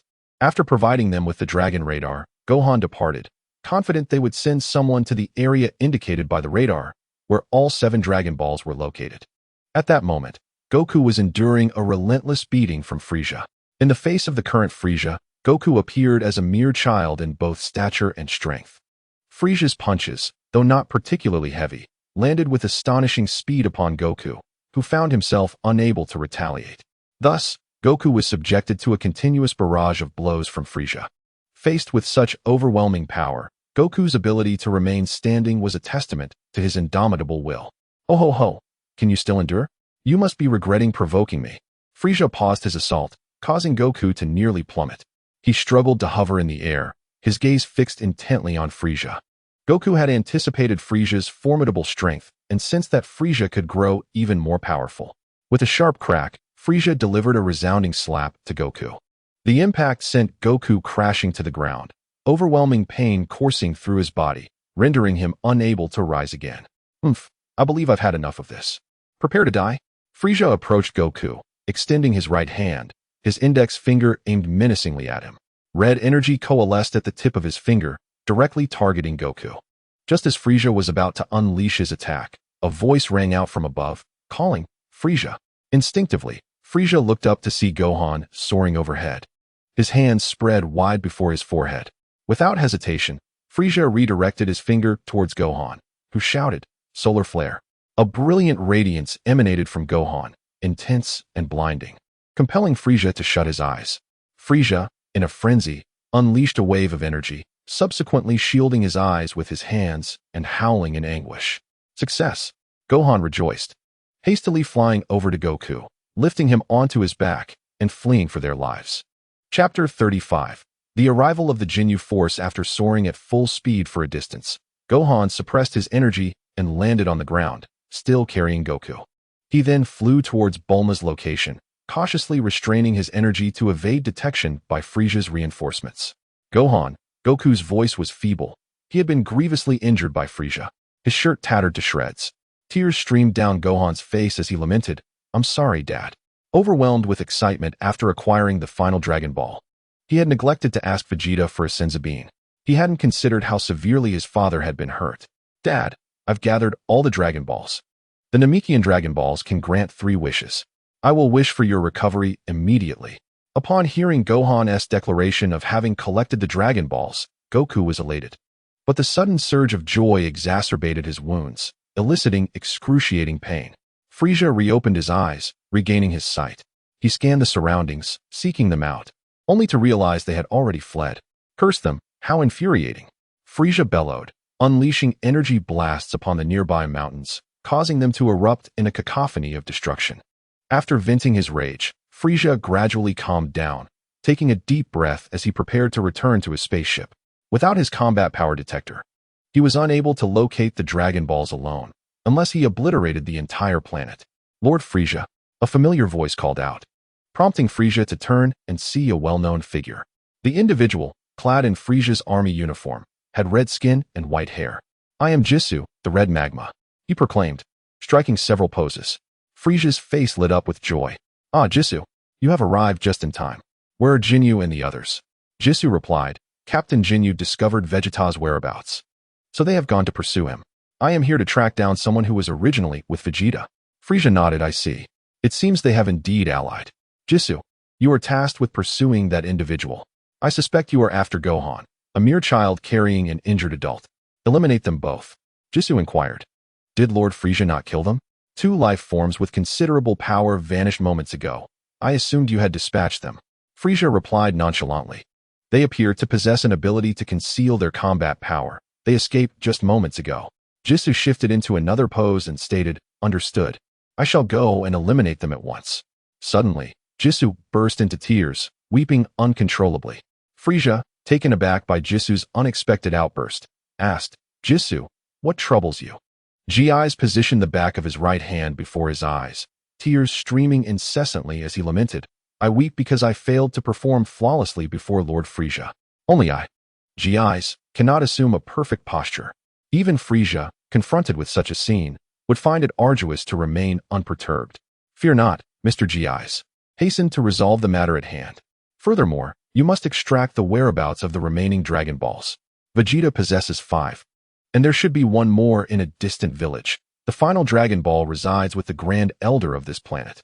Gi's replied, I passed through a Namekian village, devoid of inhabitants and showing no signs of slaughter. It is likely that the Dragon Ball there is no longer in its original location, especially since Vegeta has also traversed that area.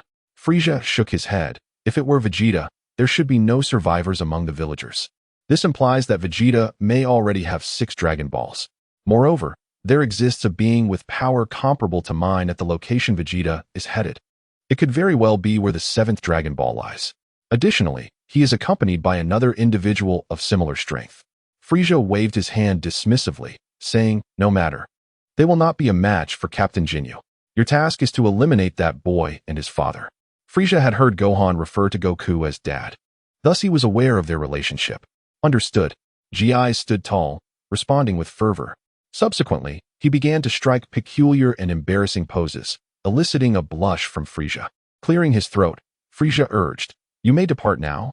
Gi's replied, please wait a moment, Lord Frieza. I shall conclude shortly. At last, after Gi's had finished his bizarre and shameful poses, he ascended into the sky. Meanwhile, Vegeta and Krillin were compelled to halt. Before them stood a blue-skinned alien clad in Frieza's army uniform. Following him were 3 others, 2 large and 1 small, all similarly dressed in Frieza's battle attire. Vegeta gazed in terror at the alien before him, and the appearance of the 3 behind him deepened his despair. Had he still possessed his tail, he might have dismissed them with ease, but now he was utterly incapable of overcoming them. The 3 circled around Vegeta and Krillin, positioning themselves before them. I am Raikum, the embodiment of immense power, declared one. I am Berta, the blue hurricane. I possess unbeatable speed. I am Guldo, endowed with extraordinary psychic abilities.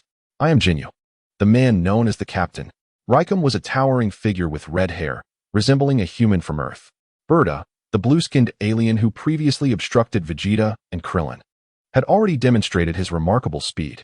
Guldo, a short green-skinned alien, was known to possess the ability to freeze time, making him a formidable adversary unless he could be vanquished before regaining his senses.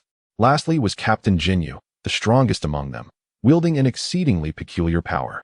With the ability to exchange bodies, Krillin remained unaware of how to defend against it. The 4 of them assumed their poses and floated together, proclaiming, we are the Ginyu Force. Vegeta gazed at them in terror. Despite their appearance, they embodied the mightiest and most ruthless elite combat team of Frieza's army, the Ginyu Force. Vegeta and Krillin dared not underestimate these 4. Suddenly, the quartet began to weep profusely, their expression sorrowful. Without GYS, our fusion pose is far from perfect. They lamented. GYS, please return. It seems we need to devise another flawless fusion pose for 4. They resolved to be strong and brainstorm even more perfect poses. Ginyu raised his right fist high, inspiring the others to do the same. All right, let us try again. This time, it must be flawless. Thus, the 4 resumed their poses. The mightiest strength, Raikum. The invincible speed, Berta. The psychic, Guldo. The captain, Ginyu. They struck their poses in unison, declaring, the Ginyu Force has arrived. Chapter 36. Decapitating Guldo. At this moment, Vegeta and Krillin sat on the ground, utterly astonished. Moments ago, Berta had appeared before them in an instant, pressing down on their shoulders, causing them to plummet from the air. Although they could perceive Berta's movements, their bodies failed to react. Vegeta and Krillin had no time to resist Berta's assault. Such was the invincible speed he possessed. Each member of the Ginyu Force was an immensely powerful warrior in the universe, endowed with unique strengths. Their prowess could not merely be assessed by combat power alone. This was the Ginyu Force, the strongest combat squad within Frieza's army. The 4 members of the Ginyu Force descended to the ground, positioning themselves near Vegeta and Krillin. The 2 quickly rose to face their adversaries. Although Krillin believed he had surpassed them in strength, Guldo's psychic abilities and Jinyu's unique power were formidable. Coupled with Krillin's physical limitations, he lacked confidence in this battle. Meanwhile, Gohan had gathered the Dragon Balls, which provided him with a glimmer of hope against Frieza. The 4 members of the Ginyu Force exchanged glances and proposed, old rules. Old rules. They all nodded in agreement, as if reaching a consensus. Taking their stances, they regarded one another with serious expressions. Rock, paper, scissors. Rock, paper, scissors. The outcome was determined, and the short-statured Guldo emerged victorious. Guldo stepped forward and addressed Vegeta and Krillin, saying, you may come at us together. Vegeta and Krillin exchanged glances, but made no move to strike. Goldo's ability was particularly sinister. When he held his breath, time would freeze. During that suspended time, only Goldo could move. Suddenly, Vegeta leaped back, bounding several times to the side. Goldo mocked, "Vegeta, are you attempting to flee?" Bounding and leaping, it is evident that the Saiyans are indeed a pack of wild monkeys. Vegeta gritted his teeth and cast a glance at Krillin. Upon receiving Vegeta's gaze, Krillin instantly comprehended the unspoken message. Recalling how Goldo had met his demise in the previous life, a crimson aura erupted around Krillin as he unleashed the threefold Kaioken. The members of the Ginyu Force were left astounded, witnessing Vegeta's astonishment, which only heightened their own disbelief. That fellow's battle power had reached an astounding 36,000. It appeared that even Vegeta was unaware of this. How amusing.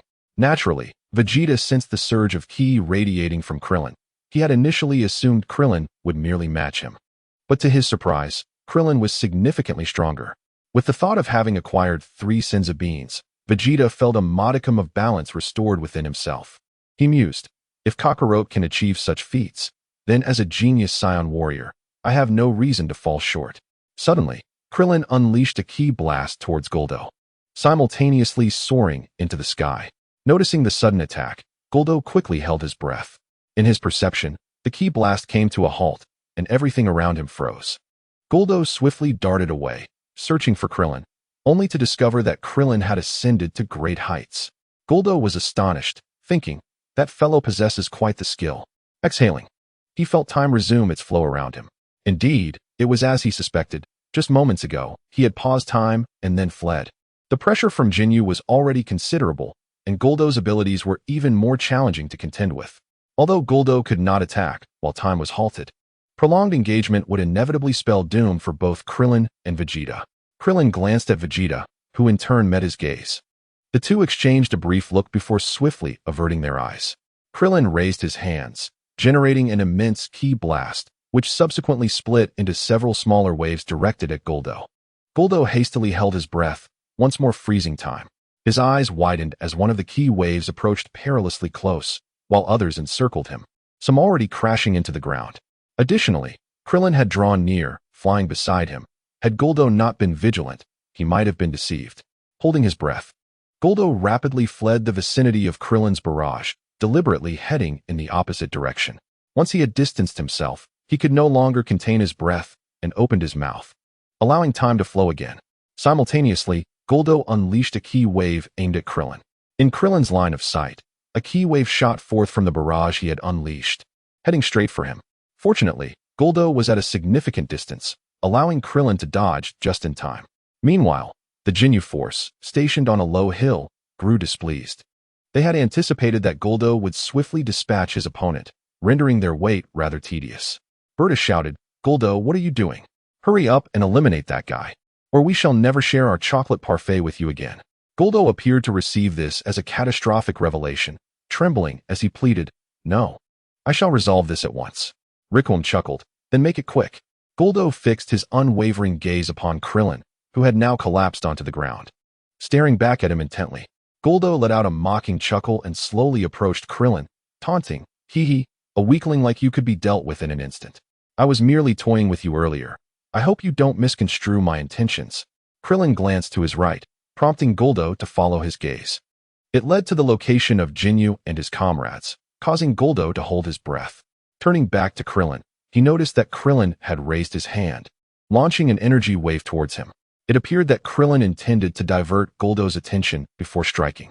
However, Goldo possessed the power to pause time, rendering Krillin's ploy futile. Internally, Goldo scoffed at Krillin's naivety, thinking, "Fool, to think such trivial tricks could thwart me." He circled behind Krillin, spreading his hands wide against Krillin's back. Exhaling, time resumed its flow, and an energy orb began to coalesce in front of Goldo's hands. Krillin sensed the energy behind him, yet he was too late to evade it. Ginyu furrowed his brow, believing the little bald-headed warrior had nowhere left to flee, but he realized that Vegeta was mysteriously absent. "Goldo!" Ginyu shouted, attempting to alert him. But it was too late. Blood splattered onto Krillin's back as Vegeta hovered ominously behind him, his right glove stained crimson, grinning wickedly. Krillin exhaled in relief and turned to Vegeta, saying, Thanks, Vegeta. Behind Krillin lay the bisected Guldo and a gaping void. Seizing the opportunity while Krillin distracted Guldo, Vegeta concealed his energy and burrowed into the earth, ultimately dispatching Guldo at the critical moment, thereby saving Krillin's life. Battle Power: Guldo, 3000 Raikum, 45 Buddha, 42 Jinyu, 12 Gs, 43 Chapter 37. Slaughter Weight: Guldo is dead. Raikum remarked upon witnessing Guldo cleaved by Vegeta. Yet he displayed little extreme reaction. Buddha sneered. That fool Guldo was far too careless. Yet even we failed to notice Vegeta's movements, granting him the perfect opportunity. In other words, as long as we simultaneously confront those two and prevent their escape from our sight, we should prevail. Hearing Raikum and Buddha's comments, Jinyu's anger flared. He gritted his teeth and exclaimed, "What are you saying? Guldo is dead. Our fusion can no longer be as flawless." Upon hearing this, Raikum and Buddha realized the gravity of the situation. How could this happen? Guldo, why did you have to sacrifice yourself? Raikum cried out in despair. I will avenge Guldo, he shouted defiantly. But why? Buddha interjected loudly. I often shared the same chocolate parfait with Guldo. It is only fitting that I seek vengeance for him. Jinyu raised his right hand and interjected. Enough of this bickering. Leave Guldo's vengeance to me, the captain. Captain Jinyu is indeed exceedingly cunning, always seeking to bask in the limelight. What is your grievance against me, Bardock? After all, I am the captain. Raikum interjected. You know I won't agree to that. Let us resort to rock, paper, scissors. Very well, very well. However, that little Baldy and Vegeta are no ordinary foes. How about we decide on two individuals? The first victor will face the little Baldy, and the second victor shall contend with Vegeta? Jinyu's proposal elicited nods of agreement from Raikum and Bardock, and thus the trio embarked on yet another round of rock, paper, scissors. Rock, paper, scissors. Rock, paper, scissors. Bardock emerged victorious first, followed by Raikum, leaving Jinyu as the ultimate loser. Raikum stepped forward, prompting Bardock to express his dissatisfaction. Why the rush? Remember, I am the one who has won the most. Raikum waved his hand dismissively. I have no intention of contesting that little Baldy with you. I merely wish to exchange pleasantries with baby Vegeta. Upon hearing this, Bardock chuckled and remarked, Humph, I'll deal with that little Baldy first, and then await your encounter with Vegeta. What nonsense are you spouting? The one to defeat the opponent first will undoubtedly be the one with the most formidable power, me. Raikum retorted, visibly annoyed. Bardock responded with a light laugh. Of course. I will be faster. And if you ask why, it is simply because I am the fastest man in the universe. Vegeta, standing alongside Krillin, observed the quarrel between Raikum and Bardock with mounting fury. His teeth clenched and fists tightened, every fiber of his being radiating anger. Vegeta, in a fit of rage, sneered. Those two imbeciles dare to underestimate me, the prodigious warrior of the Saiyan race. I shall make them regret their insolence. I surely will. Raikum smiled at Vegeta. I will swiftly dispose of baby Vegeta, and you ought to admit that I am the second strongest of the Jinyu force. Bardock countered, what are you talking about? Clearly, I, with the universe's mightiest speed, will defeat that stronger opponent at a greater velocity. Raikum pointed at Krillin, but he is evidently weaker than Vegeta. What? Bardock exclaimed. Vegeta's battle power is merely 24,000, while that little Baldy has 33. Bardock was taken aback. How could this be? Just moments ago, that fellow was at 36,000. How did he suddenly drop to 12,000? Jinyu recalled that he had previously detected a power level of 24,000, which later escalated to 36,000. But now it had plummeted to 12,000. The continual fluctuations in battle power could no longer be ignored, as it was uncertain whether the opponent's strength might increase further. The answer lay in the fact that Krillin had dispelled the Kaioken technique. Maintaining the Kaioken state is exceptionally taxing on stamina. If one were to remain in that state for an extended period, Krillin would not even need to await the onset of fatigue. Disregarding the contemplative Bardock and Jinyu, Raikum strode confidently toward Vegeta, towering over him. With a sinister grin, Raikum declared, Baby Vegeta, allow me to cherish you with my overwhelming power. Hee hee. Damn it, you brainless. Hulking fool. Raikum was taken aback. How dare this fellow insult me? It seems I must show you some affection. Fool. Idiot. Trash. Vegeta exclaimed in fury, simultaneously launching a punch towards Raikum. Raikum stood his ground, awaiting the full force of Vegeta's enraged blow. He was sent flying, while Vegeta pursued him. both hurtling through the air. The distinction lay in Raikum being on his back, while Vegeta faced downwards. Vegeta extended his hands and shouted at Raikum, "Die, you bastard!" He unleashed a powerful energy wave, sending Raikum crashing to the ground. Vegeta landed with purpose, driving his feet into the earth and propelling himself towards Raikum. Just as Raikum regained his footing, Vegeta closed in and delivered a brutal kick to Raikum's neck. Raikum was sent soaring once more, but this time, Vegeta did not follow. Vegeta clasped his hands together, directing his energy towards where Raikum would land. Instead of immediately releasing an energy wave, he began to gather power. Final flash. Vegeta unleashed his ultimate attack, a technique inspired by the energy-gathering methods from Earth, enabling him to deliver an assault far exceeding his own combat prowess. Observing this, Krillin marveled, that guy Vegeta truly is an undeniable genius. No, I should say, these Saiyans are indeed the epitome of a warrior race. Panting heavily, Vegeta was clearly strained from executing such a powerful attack. Jinyu remarked nonchalantly, "Is that so?" "No, it's not quite the same as that little bald one." Nevertheless, Vegeta's ability to unleash such an attack is truly astonishing. Bardock nodded in agreement. Indeed, Vegeta's power surged to 35,000 when he used that move. The Grand Elder wore a sorrowful expression, sensing the impending doom of his children as another wave of massacre began. Nail inquired, "Grand Elder, what troubles you?" The Elder replied with a heavy heart, "The devil's reinforcements have arrived. The slaughter has commenced once more."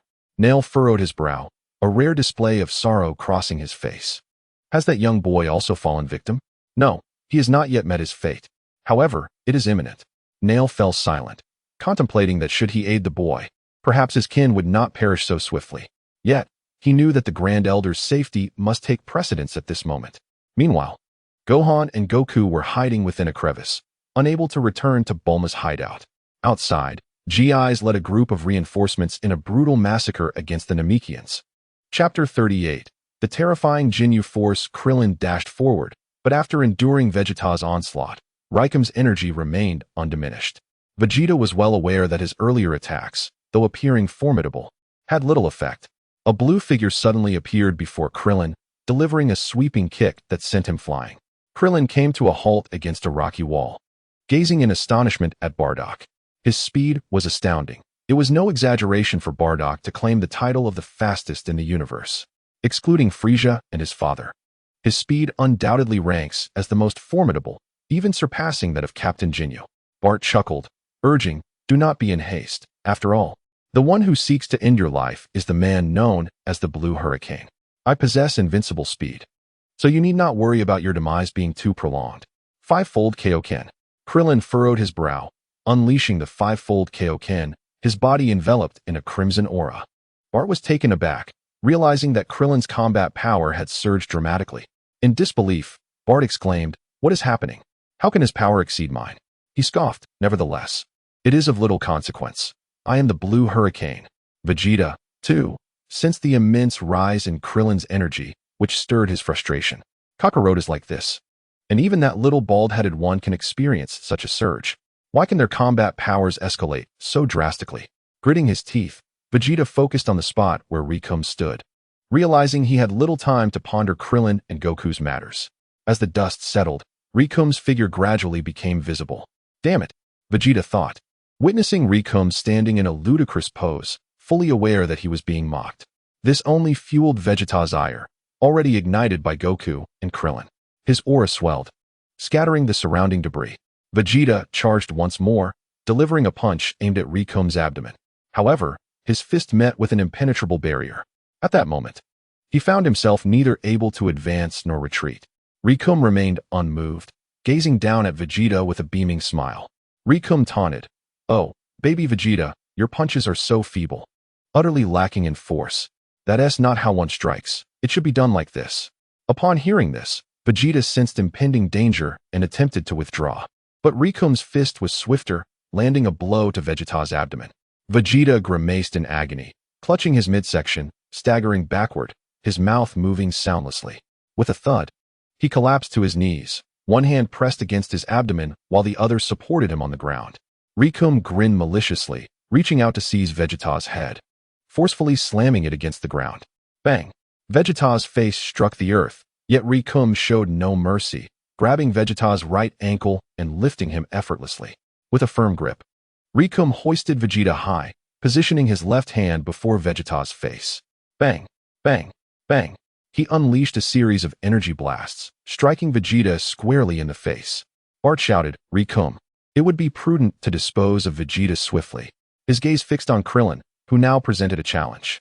Although it had not reached the point where Captain Ginyu needed to intervene, facing him alone would still prove troublesome. Each member of their Ginyu force possessed strength that transcended mere numerical combat power. Their true capabilities far exceeded what could be measured by simple metrics. Thus, although Klin's combat prowess greatly surpasses that of Bart, Bart still harbors the belief that he can vanquish Klin, albeit with some difficulty. At that moment, Klin suddenly ascends, maneuvering around Bart. He refrains from exerting his full strength, primarily concerned that Ginyu might intervene, potentially leading to his and Vegeta's demise. Klin calculates that his full power exceeds that of Ginyu, understanding that should he unleash his true strength, Ginyu would likely act to thwart him, possibly even resorting to his body-swapping ability, which would complicate matters further. However, in the next instant, Bart unexpectedly materializes before Klin, seizing his neck with his right hand. "Ha ha! Perish!"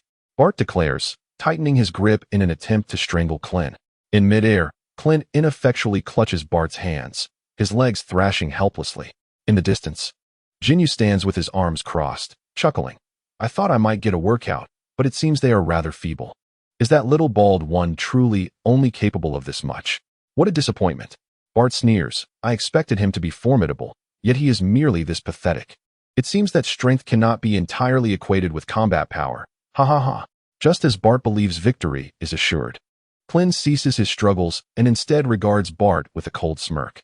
Gohan, having laid Goku to rest, finally returns with him to the cave where Bulma is located. It was Baburu who aided him, diverting the attention of the Ginyu force. Bulma exclaims in horror, "How could Goku be so severely injured? Are there no more Senzabeans?" Gohan, lowering his head in despair, replies, "All the Senzabeans were taken by Vegeta. I shall retrieve one." With that, Gohan soars into the sky, determined to confront Vegeta for a Senzabean. Bulma attempts to utter something further, but Gohan has already departed. Sighing, Bulma begins to tend to Goku. At that moment, the Namekians have yet to reach Bulma's cave, having been discovered by Frisia's forces. Outside, Frisia's minions patrol relentlessly, killing any Namekian they encounter, resulting in several casualties among the residents. Baburu steps forward. His strength far exceeds that of the minions, effortlessly dispatching them, thereby allowing Gohan to escape. Baburu has prepared himself for the possibility of being slain by Frisia, yet before that, he aims to eliminate more foes and save his kin. Suddenly, a figure appears, a being with white hair and red skin. "I am JIS, known as Red Magma, the second in command of the Ginyu force." Baburu gazes at JIS, who adopts an oddly contorted posture. For reasons unknown, Baburu refrains from launching an immediate attack. JIS observes the reading on his scouter and chuckles. "A Namekian with a combat power of 25,000? How remarkable. I thought Namekians were generally quite weak. Haha. What?" Baburu exclaims as he swings his fist. JIS effortlessly dodges the blow. Subsequently, Baburu unleashes a wave of energy from his mouth, which JIS deflects with his right hand. JIS retreated, while Baburu attempted to pursue him. Yet JIS was swifter, and the distance between them widened. "Ha ha ha, soon I shall end your life." Baburu halted, an inexplicable dread swelling within him.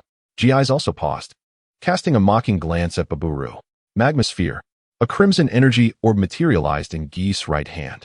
Upon seeing the orb, Baburu comprehended the source of his trepidation. JIS erupted in laughter. "Perish." The red orb struck Baburu, and in an instant, he was obliterated. Sun Wukong was taken aback. Baburu's energy had vanished in an instant. And it was not Frisia who had acted, but rather an individual whom Sun Wukong deemed less formidable. He could sense that the adversaries faced by Krillin and Vegeta were even stronger than JIS. Chapter 39. Kicking away Lycum spun Vegeta's body halfway around.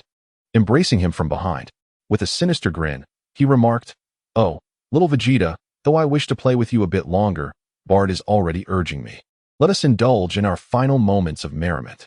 Vegeta's right eye was shut, his face smeared with blood. Terrified by Lycom's words, he stammered, What are you saying? Wait. What are you planning? Damn it, stop. Stop this at once. Lycom ascended into the skies with Vegeta in his grasp, and Vegeta quickly realized Lycom's sinister intentions. Hee. Lycom halted high above, chuckling. If we go any higher, you won't be able to breathe. What a pity. I cannot survive in the vacuum of space. Vegeta struggled fiercely, flailing his legs and attempting to strike backward with his head. He endeavored to compel Lycom to release him, but his efforts were in vain. Lycom laughed heartily. It seems you can hardly wait, little Vegeta. Ha! Please, no? Lycom dove downward with all his might, reaching his maximum velocity before halting his flight, allowing himself and Vegeta to plummet freely. Yahaha! At this speed, you'll perish upon impact, though only you will meet your demise. As they neared the ground, Lycom released Vegeta and halted himself, while Vegeta, despite his desperate attempts to stop, crashed into the earth. That was close. Lycom exhaled, having narrowly avoided a collision. At that moment, Vegeta lay sprawled on the ground, his upper body buried, with only his lower half exposed. Haha, who would have thought the little Vegeta's vitality to be so resilient? Even in this state, he still kicks. Lycom roared with laughter, reveling in Vegeta's plight, the feeble kicking appearing utterly ludicrous. Bart, with both hands tightly gripping Krillin's neck, turned to Lycom with a grin. Lycom, I'm on the verge of dispatching my foe. Why is Vegeta still clinging to life? Are you truly capable? According to Bart's power level detector, Vegeta had yet to succumb completely. Wait, how is your power level unchanged? Jinyu furrowed his brow, sensing an individual with considerable combat prowess arriving at an astonishing speed. He muttered in dissatisfaction, that scoundrel Jisoo, how could he not have eliminated him? A power level of 26,000? Just enough to get my blood pumping. Gohan had already reached the scene, his heart racing with anxiety as he witnessed Krillin being throttled by Bardo. He soared towards Krillin with all his might, intent on rescuing him. Meanwhile, Jinyu, poised and eager, observed Barty and Lycom mercilessly tormenting their opponent, his anticipation growing. Suddenly, Barty furrowed his brow and exclaimed, Lycom, finish off Vegeta quickly. This one in my grasp is not right. He tightened his grip further. Watching Krillin's slight struggles, Barty felt an inexplicable unease, though he could not pinpoint the cause. He thought, surely he must be on the verge of death, yet not only is he still alive, his power level remains unchanged. Could it be that his race does not require breathing? I cannot strangle him. All right. Lycom responded, raising his right hand, ready to eliminate Vegeta. Gohan first rushed to save Vegeta, unleashing all his strength to send the towering redhead flying, assuring, I'm fine. Suddenly, Krillin's voice echoed in Gohan's mind, and he saw Krillin subtly wave his right hand, which was gripping Bardas. Gohan immediately understood. He redirected his flight towards Lycom, causing Jinyu, who had just risen, to miss his target. As Lycom prepared to strike down with his right hand, enveloped in a brilliant white aura, he was poised to deliver a blow that could end Vegeta's life. Lycom, Bardas shouted, attempting to draw Lycom's attention to Gohan. Lycom turned, only to be met with a powerful strike to the jaw. Bam! He was sent crashing to the ground. Gohan glanced at the fallen Vegeta, hesitated briefly, then decided to free him. Vegeta, gasping for breath, squinted up at Gohan, his condition dire, teetering on the brink of death. Yet he had survived. And even Gohan could not help but admire Vegeta's tenacity for life. Gohan stated earnestly, hurry and give me the Senzu beans. There should be at least 3 left. I need to save my father, please. Thud. Gohan was pushed to the ground by Vegeta as an energy blast flew overhead, obliterating a nearby hill. Gohan stared in shock at the shattered terrain before turning back to Vegeta, saying, thank you for saving me. Struggling, Vegeta retrieved a Senzu bean from his attire and consumed it. As the bean took effect, Vegeta felt his body rejuvenate, marveling at its miraculous properties. He stood up, shook his fist, a smirk curling at the corner of his mouth. Just as I suspected, he mused. Saiyans experience a significant power boost each time they recover from the brink of death. Barta exclaimed in disbelief, what? His power level has surged to 36,000. How is that possible? It was only 24,000 moments ago. Just as he finished speaking, he felt Krillin's grip on his hands suddenly strengthen, and heard Krillin chuckle. Ha, it seems you were indeed celebrating too soon. Bart gazed incredulously at Krillin, whose crimson aura rendered him even more formidable. Clin seized Bart's wrists and squeezed with all his might, causing Bart to relinquish his grip on Clin's neck in sheer agony. At that moment, Clin's head was flushed with red. The struggle of being choked by Bart was undeniably arduous. Fortunately, Son Gohan arrived just as Clin had calculated. Clin yanked Bart's wrists towards him and delivered a swift kick to Bart's chin. Yet, the onslaught did not cease there, still gripping Bart's wrists. Clin executed a powerful strike to Bart's abdomen. Subsequently, Clin clasped his hands into fists and delivered a crushing blow to Bart's head. The forceful impact sent Bart crashing to the ground. Witnessing this scene, Jinyu abandoned Son Gohan to soar towards Clin. Vegeta turned towards Raikum and addressed Son Gohan, stating, "Indeed, there remain 2 Saibamen. Should we triumph in this battle with any left, I shall return one to you. If we exhaust them all, I will confront Frieza, and you may utilize the medical facilities of the Frieza Force." Vegeta harbored a premonition that once his body recovered from the brink of death, his combat prowess would undergo a dramatic transformation. In that eventuality, he might just ascend to the legendary status of a Super Saiyan. Chapter 40. Exchange. Jinyu spread his arms wide, obstructing Clin's path. With a smile, he remarked, "It seems I underestimated you. Your combat power appears to rival my own." Clin's expression shifted as he ceased using the Kaioken, resulting in an immediate drop in his power level. Jinyu furrowed his brow, pondering, "How curious. Why has it suddenly plummeted to 12,000? No matter. I shall observe the situation further before making a decision." Jinyu laughed heartily, exclaiming, "Your strength must exceed this. To control your own power is truly incredible. However, in combat against me, it would be prudent not to conceal your true abilities." Clin scrutinized Jinyu, acutely aware of his intentions. However, he possessed insufficient information regarding Jinyu's method of body snatching. Given his current physical state, Clin dared not act recklessly, striving instead for a swift resolution to the confrontation. He glanced over at Vegeta and Son Gohan, who, working in tandem, managed to gain the upper hand against Raikum. Jinyu chuckled sinisterly and called out, "Bart, how long do you intend to sleep? Go assist Raikum in dispatching them." Bart, having just risen and shaken his head, responded immediately to Jinyu's command, exclaiming, "Yes, Captain Jinyu, I, the Blue Hurricane, shall handle them." Raikum, clearly displeased, protested loudly, "They are my prey." Seizing the opportunity, Son Gohan delivered a sweeping kick that struck Raikum's neck, sending him hurtling backward. Vegeta laughed, taunting, "Raikum, it's time for you to meet your demise." He unleashed a barrage of energy blasts at Raikum, who, unable to evade, endured the full brunt of Vegeta's assault.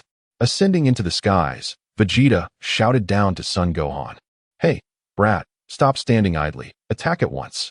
Upon hearing this, Sun Wukong hurriedly clasped his hands together in front of him and shouted, "Demon Flash." A wave of energy surged forth. Lycum raised his left arm defensively, and Sun Wukong's Demon Flash struck against it, causing no harm whatsoever. In the sky above, Vegeta did not remain idle. He understood that Sun Wukong's attack was insufficient to defeat Lycum. Vegeta unleashed a multitude of energy spheres towards Lycum. Sun Wukong. Lycum effortlessly blocked Vegeta's assault.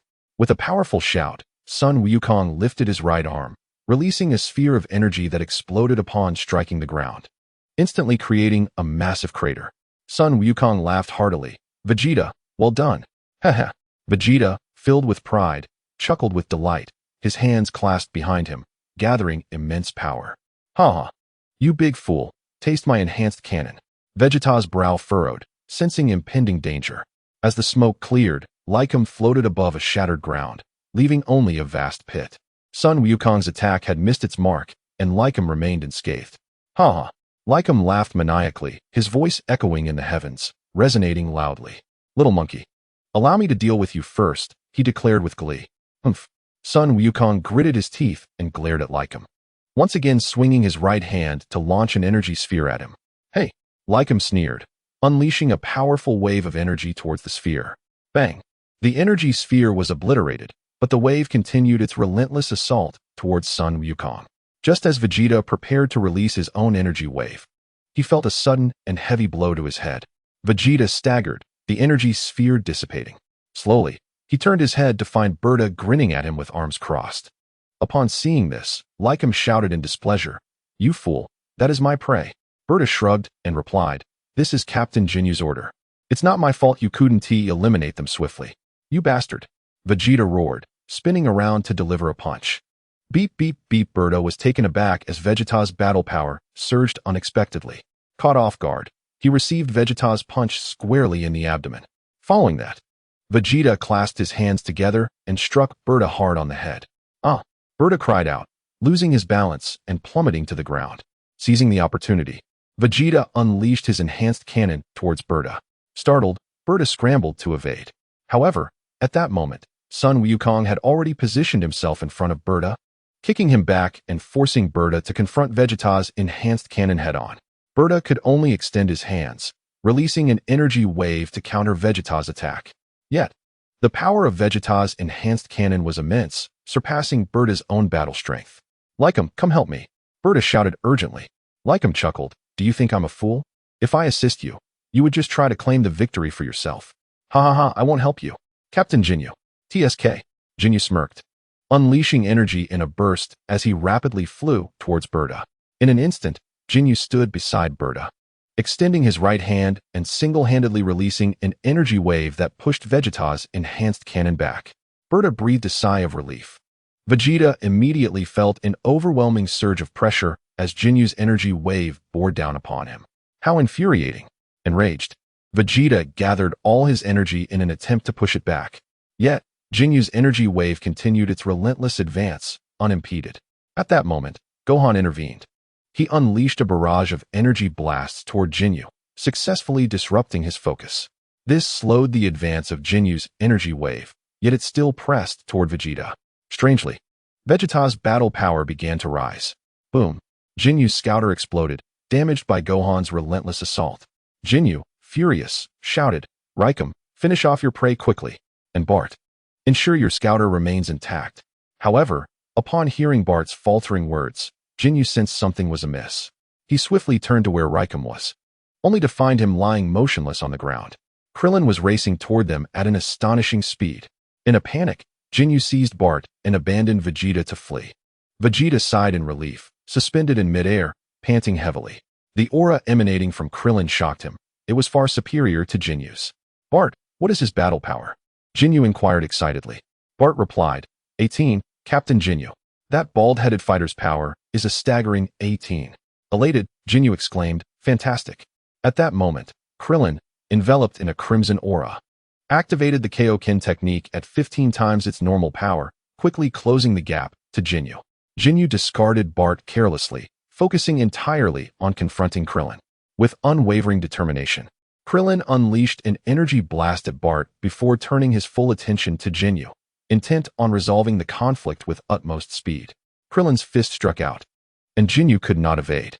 Following this, Krillin released another energy blast. Ah! Jinyu shrieked, overwhelmed and swiftly incapacitated. Yet Krillin did not relent. He extended his right hand, aiming directly at Jinyu's head. Surely, a direct hit would conclude this battle. Krillin mused. Suddenly, Jinyu shouted, switch. Realizing the grave danger too late, Krillin released his energy blast. But it was futile. A wave of disorientation washed over him. Battle powers, Jinyu, 96, Gohan, 28, Vegeta, 36, 38, 44, Krillin, 12 normal state, 18, 15 times Kaioken. Chapter 41. Crisis. Jinyu's body crashed heavily to the ground, charred by the energy wave. Floating in the air, Krillin gasped for breath, his body rising and falling with each intake. A grin spread across his face, barely concealing his exhilaration. It was the most excited he had felt since pledging his allegiance to King Frieza. At this moment, the spirit within him was no longer Krillin, but that of Captain Jinyu. Ha ha! Jinyu finally let loose his laughter, reveling in the moment. Uncle Krillin. Gohan gasped in shock as he flew toward Jinyu. In response, Jinyu turned and fired an energy blast. However, Vegeta swiftly positioned himself in front of Gohan, deflecting the blast with a wave of his left hand. Sun Wukong paused, exclaiming, Uncle Krillin, what happened to you? Vegeta gritted his teeth and replied, Kid, that person is no longer Krillin. The one occupying that body is Jinyu. Jinyu laughed heartily. Indeed, I am Jinyu. Splendid. Captain Jinyu has succeeded. Bart, severely injured and significantly weakened, struggled to his feet. Presently, he would likely lose to the current Vegeta, although Vegeta himself was in a dire state, making victory uncertain for him against Bart. Vegeta gazed solemnly at Jinyu, who had taken over Krillin's form, finding him not particularly formidable. He still could not ascertain the extent of Krillin's combat power. Every time he believed Krillin had exhausted his strength, Krillin unveiled even greater capabilities. Vegeta was baffled by how that little fellow could have achieved such a remarkable enhancement in such a short time. Captain Jinyu, please allow me to handle these two. While you admire my formidable stance, you can become accustomed to your new body. Jinyu, inhabiting Krillin's form, nodded and said, I indeed need to familiarize myself with this new body. I leave these two to you. Just ensure they do not escape. Bart, overjoyed, quickly affirmed, no problem. You can trust me with this. Adjusting his power level scouter, Bart aimed it at Vegeta and Sun Wukong. The readings were 250,000 and 230,000. Bart smirked sinisterly, his gaze fixed intently on them. After the previous battle, Vegeta's power had decreased to 230,000, while Sun Wukong remained in decent condition. Nevertheless, Bart felt confident he could handle them alone. Huh, how can this be? Bart's expression shifted dramatically as he exclaimed, Captain Jinyu, why is your power level only 5,000? Jinyu casually replied, I merely need some time to adjust to this body. This fellow's power can fluctuate. Once I master it fully, everything will be fine. Hee hee. Bart, this guy's true power is a staggering 180,000. Hearing Jinyu's words, Bart felt reassured. Their conversation was overheard by Vegeta and Sun Wukong, prompting Vegeta to urgently say to Sun Wukong, Kid, did you hear that? We must swiftly eliminate Jinyu while he has not yet fully mastered Krillin's body. Otherwise, we stand no chance. Sun Wukong hesitated, imagining Krillin, possessing Jinyu's form, returning to Earth. Vegeta patted Sun Wukong's shoulder with his left hand, urging, hurry, we only have this one chance. Sun Wukong nodded, directing his gaze at Jinyu, who occupied Krillin's body. Magic Flash. Sun Wukong suddenly unleashed the Magic Flash. But Bart immediately positioned himself in front of Jinyu, extending his right hand to block the attack. The kid has some power. Sun Wukong's Magic Flash did not pose much threat to Bart, whose combat strength, though diminished, still surpassed that of Sun Wukong and Vegeta. Bart hurriedly darted behind Jinyu, raising his right arm. A fist struck Bart's arm. It was Vegeta, who intended to attack Jinyu from behind. Just as Bart was about to retaliate, Vegeta shouted, hurry up. Kid. Bart unleashed an energy wave with his left hand and swiftly turned around. Jinyu, still unfamiliar with this body, found himself confronted by Gohan, who swiftly overwhelmed him. Jinyu was utterly unable to withstand Gohan's assault and was knocked down in a single encounter. Just as Gohan prepared to continue his attack, Bart closed the distance and kicked Gohan back. Bart, possessing the speed he claimed to be the fastest in the universe, rapidly approached Gohan, seizing his head and flinging him away, directly colliding with the approaching Vegeta. The assertion of Bart's speed was not without merit. His velocity was indeed remarkable.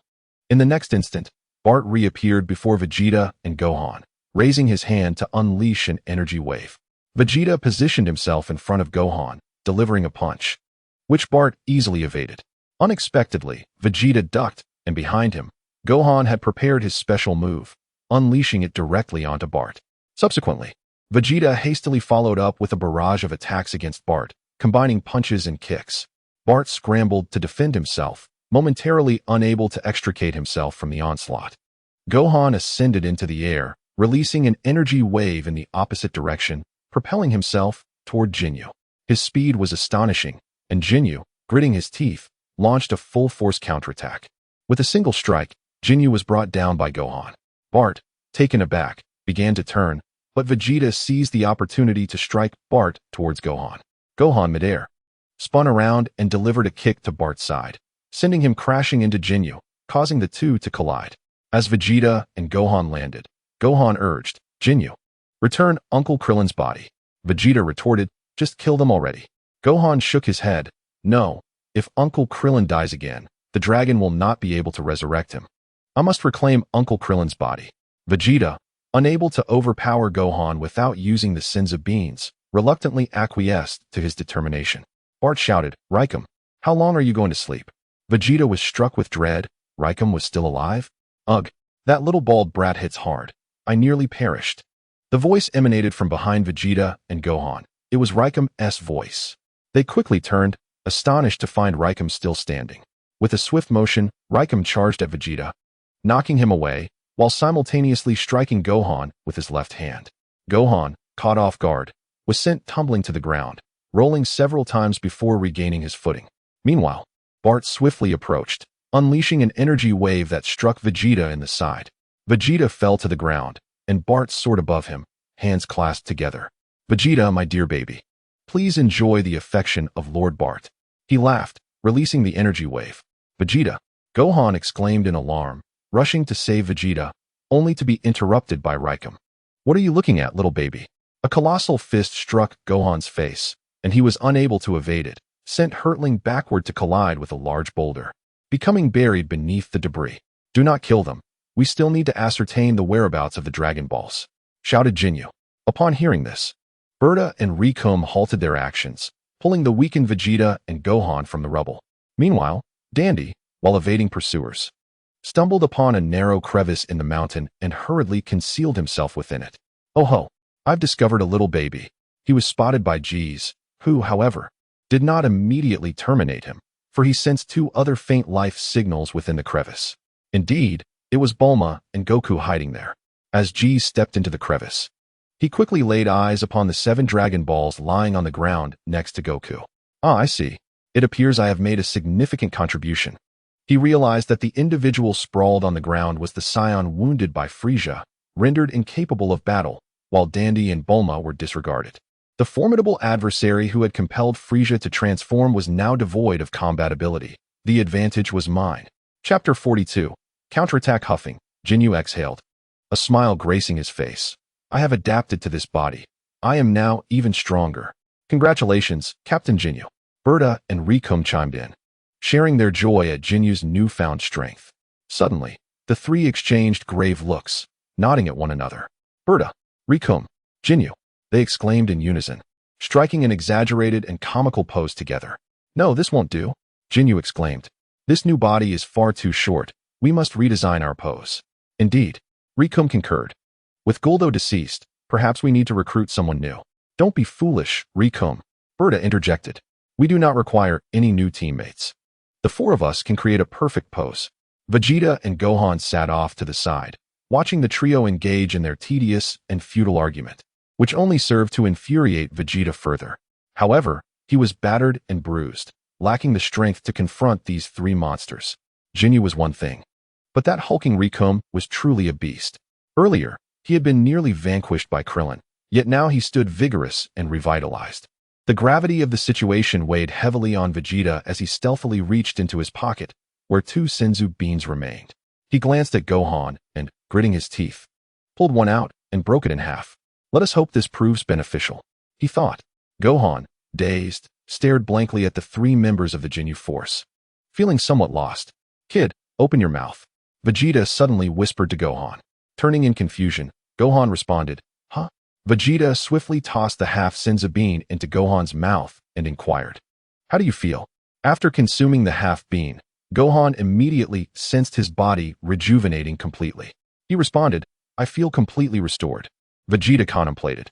It seems that even half a Senzu bean proves effective. With that thought, he swiftly consumed the remaining Senzu bean, simultaneously suppressing his own power level. "Little one, follow me closely. I shall confront that hulking behemoth, Rikum, while you deal with Berta. Do you understand?" Vegeta felt his power surge significantly, and Gohan nodded slightly, casting his gaze towards the trio of the Jinyu force. Just as the 3 reveled in their exquisite artistic prowess, Vegeta suddenly erupted into action, charging fiercely at Rikum. Before the Jinyu trio could react, Rikum was sent flying by a single punch from Vegeta. Vegeta lingered in Rikum's previous position, pivoting to deliver a swift kick towards Jinyu. Jinyu was taken aback. He found himself unable to evade, and the kick struck him squarely, sending him tumbling to the side. Berta hastily ascended into the air, while Gohan had already been waiting above him, unleashing a dazzling attack as Berta soared upwards. "Haha, it appears you remain oblivious. My power level exceeds a staggering 180,000. Jinyu suddenly burst into laughter.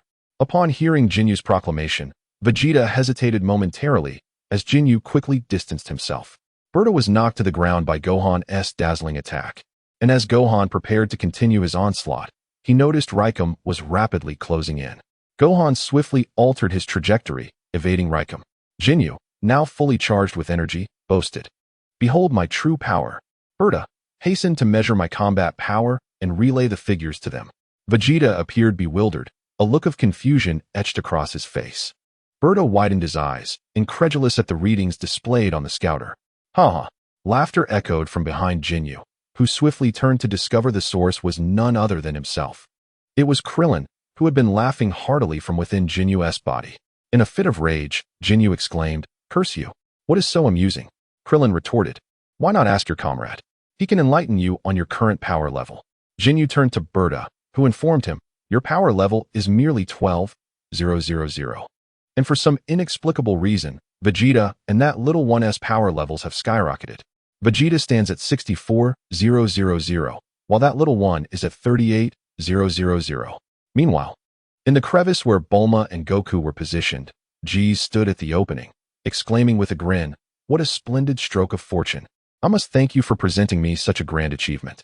Initially, I was somewhat displeased that the captain and his team left me behind to pursue Vegeta. Bulma had been elated, believing that the ordeal was nearing its conclusion. Dandy entered the crevice and immediately discovered the Dragon Balls as well as the savior, Goku. Without delay, Dandy informed Bulma that he could heal Goku and assist them in summoning the Eternal Dragon to make a wish.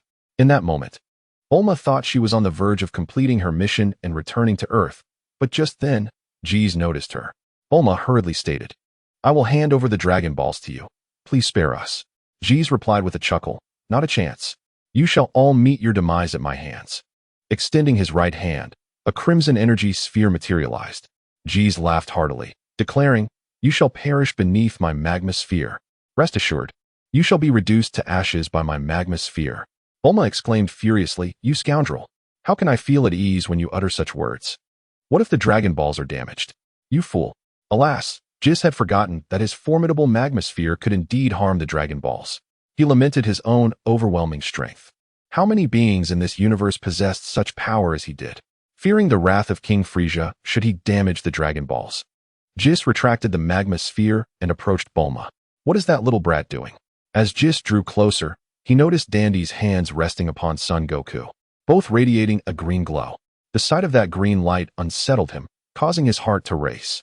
In a sudden burst of speed, Jis positioned himself behind Dandy. Extending his right hand, fingers poised to jab at Dandy's head. At that critical moment, a hand seized Jis's right hand. "Goku!" Bulma exclaimed joyfully, "Wonderful! You've recovered." Dandy, upon seeing Jis's hand so close, swiftly rolled away, panic surging within him as he recalled how narrowly he had escaped death. "Thank you for saving me," he uttered. Goku, hearing Dandy's gratitude, turned and smiled, saying, "I ought to thank you. You saved me." With that, Goku gripped Jis's wrist firmly. "Ah!" Jis cried out in pain, clearly taken aback by Goku's strength. Goku, maintaining his hold on Jis, ventured deeper into the mountain crevice. After some time, Goku emerged and informed Bulma, "We must leave this place swiftly. I cannot defeat Frieza at present." Bulma wholeheartedly agreed, recalling the brutal beating Goku had suffered at Frieza's hands, and she could envision Frieza's overwhelming power. She reasoned that once they used the Dragon Balls to resurrect Piccolo, they could flee without needing to confront Frieza directly. Thus, Goku led Bulma and Dandy away from the scene. Chapter 43, The Annihilation of the Ginyu Force. Cough. Krillin coughed heavily, his body in a dire state. Had he not regulated his breathing, he might have succumbed. Fortunately, he managed to rise just in time. Otherwise, Vegeta might have killed him. The thought sent a shiver of dread through Krillin. But what should he do next? He was deeply troubled by the unpredictable abilities of Jinyu. "Ha ha ha, what is this? Do you wish to slay your own body?" Jinyu suddenly burst into laughter. Krillin frowned, realizing that Jinyu intended to use his own body as leverage against him. Seizing the opportunity while Vegeta was distracted, Berta lunged toward him, raising his right hand to unleash an energy blast. Vegeta, caught off guard, hurriedly attempted to evade Berta's attack. However, Berta's hand was mere inches from Vegeta's back. Vegeta ascended into the air, but Berta's energy blast struck him squarely. Vegeta gritted his teeth in pain, propelled away by the force of the blast, only to find Berta closing in even faster. Vegeta thought to himself, Is the Jinyu force comprised entirely of monsters? He turned his gaze in another direction, observing that Lycom was engaged in combat with Sun Wukong, with Lycom seemingly gaining the upper hand. But what of Bart? Just as Vegeta was about to counterattack, Bart, who had been positioned before him, suddenly vanished from sight. Vegeta frowned. A sharp pain pierced his head, and his entire body shot towards the ground like a bullet. Ha ha ha. This was Bart's true power. This was the terrifying might of the Jinyu force. Even Vegeta was caught off guard by Bart's super speed, let alone Sun Wukong. Lycom grew increasingly invigorated in battle, resembling a monstrous entity. Krillin had previously confronted him, albeit pressed for time, and with the intent to eliminate his opponent. Yet, Lycom had endured, and now he was fighting with even greater fervor, overpowering the rejuvenated Sun Wukong, who had consumed a Saibamen. Bart spread his arms wide, unleashing countless energy blasts that hurtled towards Vegeta. Vegeta quickly regained his composure, curling his body to shield himself with his limbs. Krillin, anxious, suddenly found himself targeted by Jinyu, who soared towards him with a punch. Krillin retaliated, swinging his right arm, and his fist struck Jinyu's face, sending him crashing to the ground. Jinyu's expression turned to one of shock. How could this be? That body should have been extremely weak. My current power level should be 180,000. There is no reason for me to lose. Jinyu rose again, launching a kick at Krillin. However, Krillin merely shifted slightly, allowing Jinyu's kick to pass harmlessly by his right side. Krillin lifted his right hand, and as Jinyu attempted to pass him, he forcefully pressed down on Jinyu's side. Jinyu fell heavily at Krillin's feet, and Krillin stepped on him. This defies reason. Why did I exchange bodies? Jinyu's heart cried out in despair. Krillin's mind raced, and an idea struck him. Jinyu, do you know why you are unable to unleash the true potential of my body? Jinyu immediately inquired why. Every body possesses latent power, but most individuals never tap into it. Just as you have acquired my body, merely adapting to it superficially will not grant you access to my full strength. Krillin took a deep breath, and Jinyu quickly asked, how can I attain all that power? The moment he uttered the question, Jinyu mentally chastised himself for his foolishness. To his surprise, Krillin answered. Seeing Jinyu so receptive, Krillin felt elated and continued to weave his tale. You must seek that power. Once you find it, it will be at your disposal. However, it requires time. If that power is discovered through serendipity, subsequent searches will be simpler. As he spoke, he glanced at Jinyu, pondering whether he had been too forthright. Would he genuinely believe this? Jinyu lowered his head, lost in thought. Very well, he believed it. He looked towards the distance, where Bart was toying with Vegeta, who had completely fallen into Bart's trap and lost his composure. If Vegeta were to maintain his composure, then Berta would be of no consequence. On the other hand, Gohan was faring quite well. His strength had been continuously augmented through his battles with Raikou, now surpassing him. Observing this, Krillin devised a plan and resolved to further incite Jinyu. Let me clarify something for you. I no longer care about my original body, for I have discovered the latent power within this one. With that, Krillin removed his foot from Jinyu and unleashed a 40-fold Kaioken, disregarding whether this body could withstand it. A crimson aura enveloped him, and Jinyu felt an immense pressure at his feet, reminiscent of Frisia's overwhelming force. Incredible, Jinyu thought. Is there truly such a formidable power hidden within my body? Krillin proclaimed loudly, Berta, do you see what my fighting power is now? Although Berta could not sense Krillin's energy, the oppressive force was unmistakable.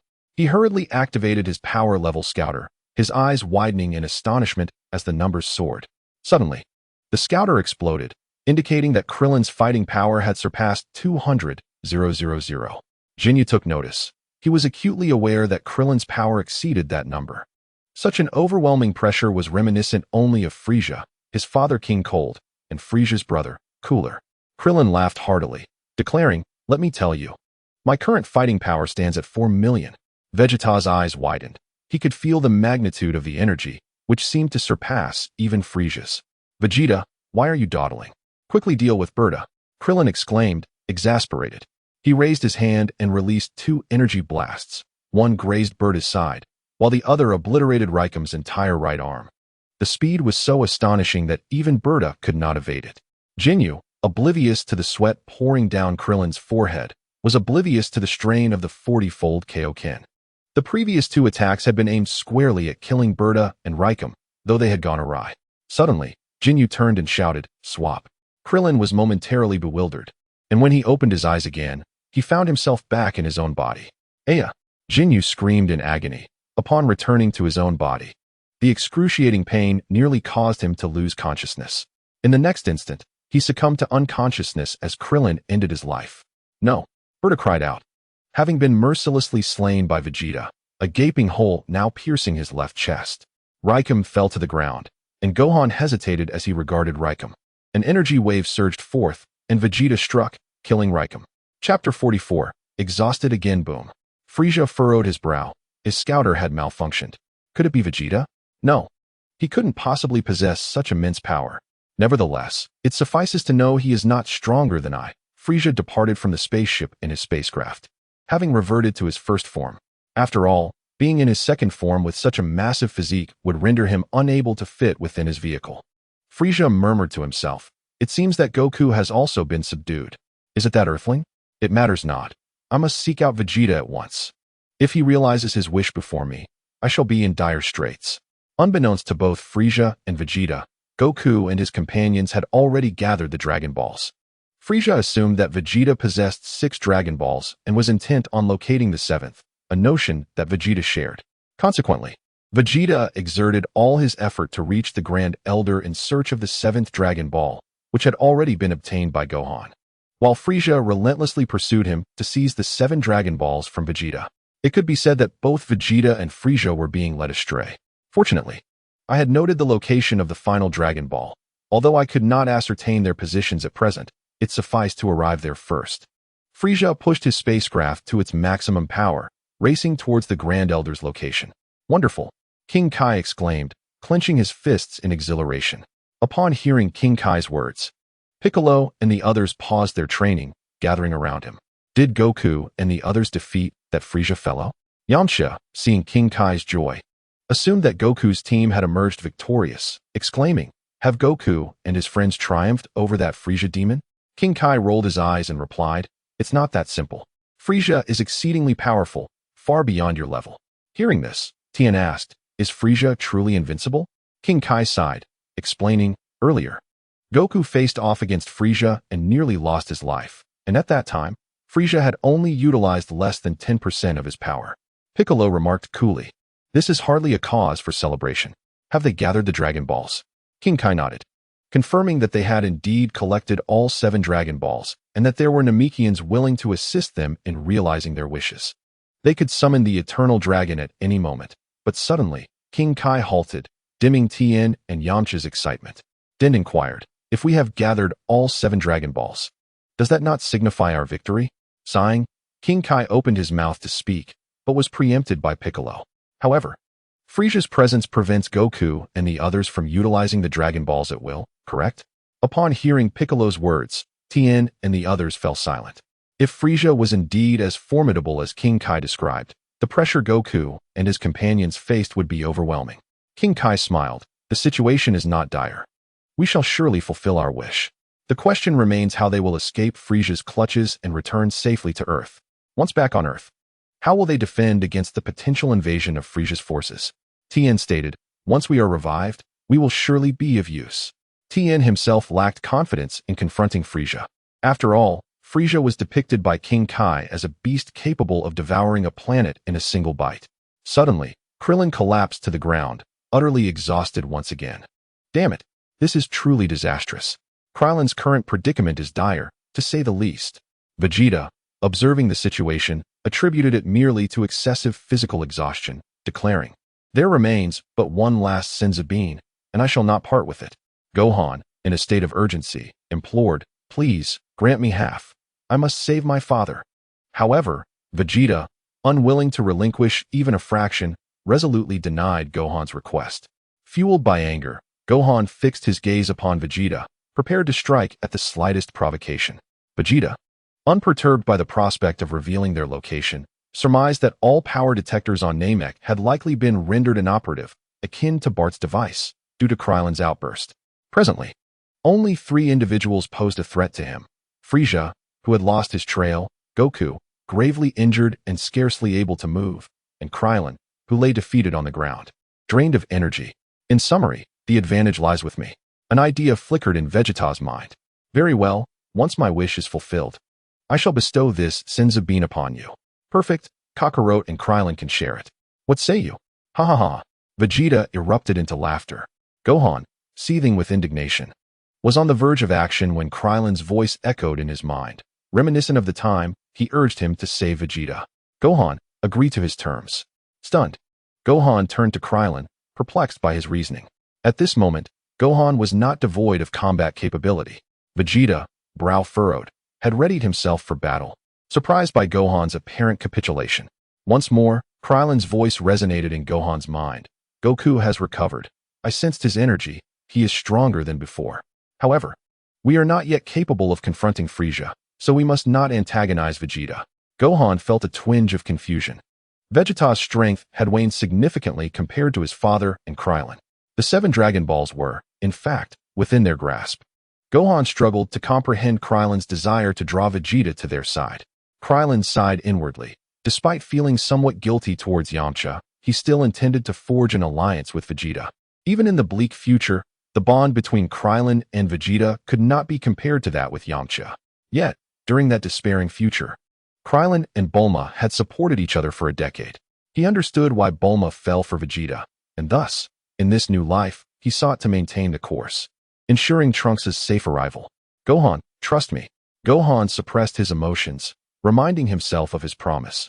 Once his wish was fulfilled, he must ensure the Saibamen was given to them. Vegeta replied with a grin. Now that's more like it. No need to wear such a grim expression. The Dragon Balls of Namek are not like your Earth-S counterfeit. They can grant 3 wishes. You could resurrect those you wish to bring back, along with your own Dragon Balls. Vegeta had ceased to concern himself with them. As long as he could attain immortality, what could Kakarot's strength possibly matter? Suddenly, Vegeta's expression shifted, his brow furrowing as he declared, Frieza is on the move. Krillin urged, let us depart swiftly. We must reach our destination before Frieza. A sudden silence enveloped the trio as Vegeta and Gohan exchanged puzzled glances with Krillin. How much longer do you intend to sleep, Bald One? Vegeta chided, his dissatisfaction palpable. Time was of the essence. Should they fall into Frieza's clutches at this critical juncture, all would be lost. Gohan, could you carry me for a moment? I seem to have been ambushed by Jinyu. Krillin admitted awkwardly, I can hardly move. He refrained from disclosing his true condition, exhaustion, since he could not fully trust Vegeta at this juncture. TCH. Vegeta clicked his tongue, launching himself into the air, propelling himself toward the Grand Elder's location. Gohan promptly hoisted Krillin onto his back, straining to keep pace with Vegeta. Realizing that Gohan was able to keep up, Vegeta felt a jolt of shock. Gohan's power had evidently surged significantly. After estimating Gohan's strength, Vegeta concluded that Gohan could now rival the formidable Ricoum at his peak. It was merely a matter of time before he caught up. Contemplating this, a surge of malevolence welled up within Vegeta, though he quickly dismissed it. Engaging them in conflict would be illogical, especially with Frieza lurking menacingly. As long as he could attain immortality, he would no longer fear anyone. Vegeta firmly believed that he would undoubtedly become the legendary Super Saiyan. He had never doubted this. As the finest warrior of the Saiyan race, he was destined to surpass all others of his kind. They soared towards the Grand Elder's abode, Vegeta attuned to Frieza's energy, silently calculating. He arrived at a conclusion that offered him a modicum of reassurance. They had 20 minutes. 20 minutes to secure the Dragon Balls and circumvent Frieza to fulfill their wishes. At their current velocity, Frieza would require an additional 20 minutes to arrive after they reached the Grand Elder. A slight smirk graced Vegeta's lips, satisfaction swelling within him. The cosmic tyrant Frieza was being outmaneuvered by him, and the very ones who had once nearly perished at Frieza's hands, Goku and Krillin, were now compelled to cooperate with him.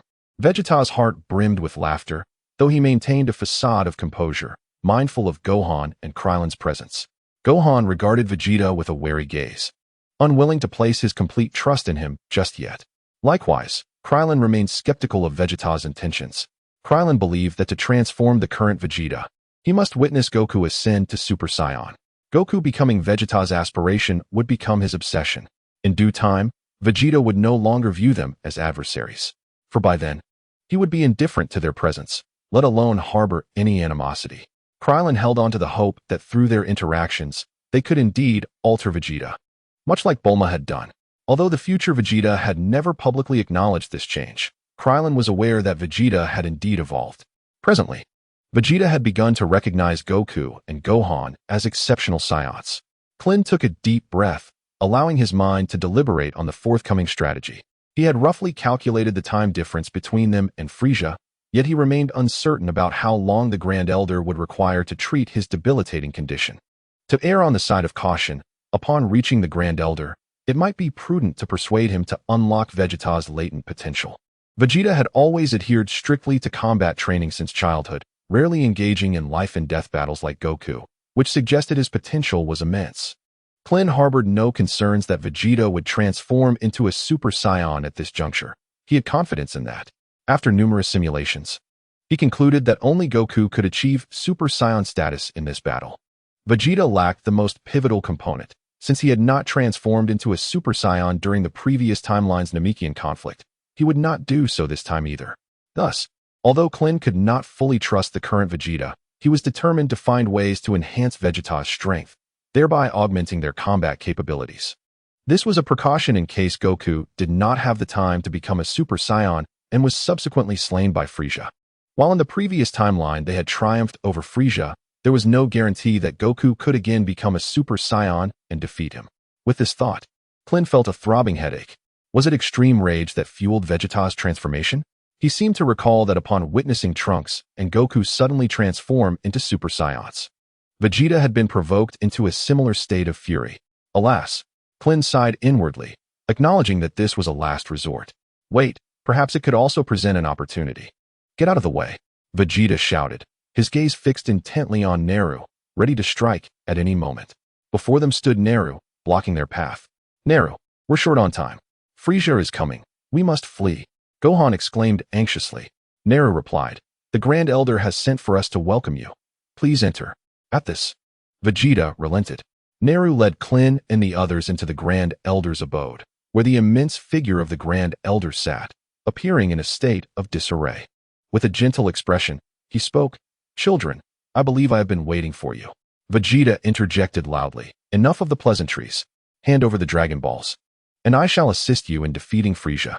Though he spoke thus, Vegeta's true thoughts were, I have no intention of engaging Frieza at this moment. Once my wish is fulfilled, I shall let Kakarot and the others handle him. I plan to hide away and train until I become a Super Saiyan. And only then will I confront Frieza. The Grand Elder, undeterred by Vegeta's rudeness, turned his attention to Clin, saying, Step forward, allow me to see you. Noticing that the Grand Elder was addressing Clin, Gohan promptly pushed him forward. Vegeta, infuriated, exclaimed, We are pressed for time. Do not waste any more of it. Just as Vegeta was about to advance, he was halted by Naru. The Grand Elder first gently patted Gohan's head, and immediately, Gohan's energy was fully restored. Vegeta, naturally, took note of this and asked, What is happening? Son Gohan positioned Krillin beside the Grand Elder, then stood protectively in front of Vegeta.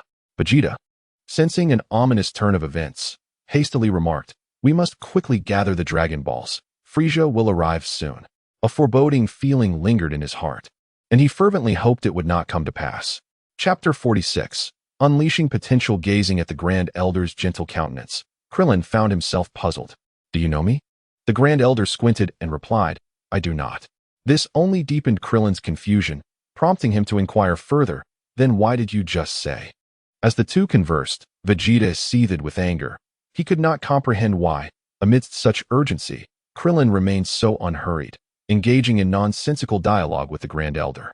What infuriated him further was his own impotence in the situation. Although he possessed 5 Dragon Balls, the circumstances were far from favorable. Enough with the idle chatter. We must secure the Dragon Balls and leave at once. Vegeta ground his teeth, contemplating an outburst of violence if not for the presence of Nappa and Son Gohan. He cast a glance at the location of the Senzu beans, his mind fraught with indecision. Krillin received an ambiguous response. I do not know who you are, but I await you, though I cannot articulate it. Vegeta laughed derisively. It seems you are the one who is confused. Krillin, stop wasting time with him. Unperturbed, Krillin continued. I trust you. Perhaps you can provide the answers I seek. The Grand Elder nodded slightly, extending his left hand to rest upon Krillin's head. Upon contact, Krillin's memories surged into the Grand Elder's consciousness. The fierce battle against Frieza and the subsequent tragedies they endured at the hands of Cell flashed before him. The Namekians, ravaged by Frieza's forces, experienced rebirth, yet ultimately faced annihilation at the hands of that malevolent foe. The Grand Elder became aware of an entirely unrelated future and the myriad sufferings that awaited Krillin. You have already done well. Trust in them. At these words, Krillin felt tears welling in his eyes, knowing the Grand Elder was fully cognizant of their plight. The Grand Elder cast a glance at Vegeta before addressing Krillin. Rest assured, I shall lend my utmost assistance to you. Additionally, I am grateful for your efforts in saving the Namekian people. I shall also endeavor to unlock the potential of the young man named Vegeta. Had it not been for Krillin's intervention, Vegeta would have slaughtered a Namekian village. And given that he had already severed ties with Frieza's army, the villagers would have been beyond revival. The Grand Elder understood this and sensed the dark aura surrounding Vegeta. Nevertheless, he was still willing to cultivate the potential of this wicked individual. This time, I entrust you with the task. This future is uncertain, so act boldly. With these words, the Grand Elder encouraged Krillin while subtly reminding him of the challenges ahead. This time, Son Goku might not seamlessly transform into a Super Saiyan to defeat Frieza. The entire scenario brimmed with uncertainty, and the battle would be arduous. Through Krillin, the Grand Elder glimpsed a glimmer of hope for vanquishing Frieza, alongside the overwhelming despair that Frieza embodied. I will strive to succeed, Krillin declared resolutely. May I entrust this to you? At this moment, the Grand Elder appeared exceedingly frail, as though he might succumb at any moment. Krillin was uncertain whether he could endure much longer. The Grand Elder chuckled softly. Conservatively speaking, you might have around 15 minutes left. My children have perished in great numbers, and this weighs heavily upon me. A sense of gravity enveloped Krillin's heart. One should not mourn for an elderly man on the brink of death. Rather, one ought to congratulate him for the peaceful end that awaits him. The Grand Elder attempted to comfort Krillin, yet his current predicament could hardly be deemed serene. His demise was not a natural one. The slaughter of his children had diminished his lifespan, and he was now enduring immense torment. Your name is Vegeta, is it not? The mention of his name made Vegeta wary. What is it? He inquired. The Grand Elder, unfazed by Vegeta's demeanor, replied, I can unlock your potential, much like Gohan. You must have sensed his remarkable progress. If you have yet to tap into your own potential, your strength could increase exponentially. What do you think? Vegeta immediately comprehended why Gohan had advanced so swiftly. The prospect of an immense boost in power was tantalizing. However, a sense of unease crept in. Something felt amiss. Suddenly, he recalled a crucial detail he had overlooked. Yes, that was it. He realized he had been deceived. In a furious outburst, Vegeta exclaimed, You have already taken the Dragon Balls from here. You have other companions. I understand now. You possess specialized equipment for locating Dragon Balls. Your ally is already searching for mine, and you have tricked me. Krillin ceased his attempts to placate Vegeta. The truth was out, and their side held the advantage. Why should he compromise with Vegeta now? Calculating the time, he inferred that if Goku sensed Frieza approaching, he would surely understand the need to distance himself from Frieza. Then, at an opportune moment, he could summon Shenron to fulfill their wishes. The advantage lay with them. Krillin declared loudly, Now that the Dragon Balls are in our possession, Vegeta, do not be ungrateful. Our primary objective is to join forces and defeat Frieza. Are you willing to sacrifice the greater good for a trivial matter? Vegeta erupted with fury, shouting, You have betrayed me, you scoundrel. Gohan and Nail also flared up, ready to engage in combat at any moment. Krillin hastily interjected, Vegeta, think carefully.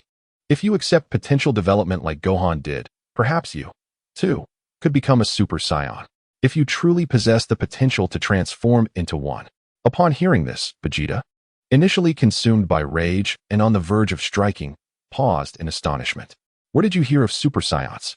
He demanded. The Grand Elder replied nonchalantly. I informed them of the legend of the Super Saiyan, a warrior of limitless potential, said to be unrivaled. Even a simple hermit like myself in this remote region has heard whispers of such tales. Krillin eagerly chimed in. Indeed, the Grand Elder mentioned that you possess tremendous potential.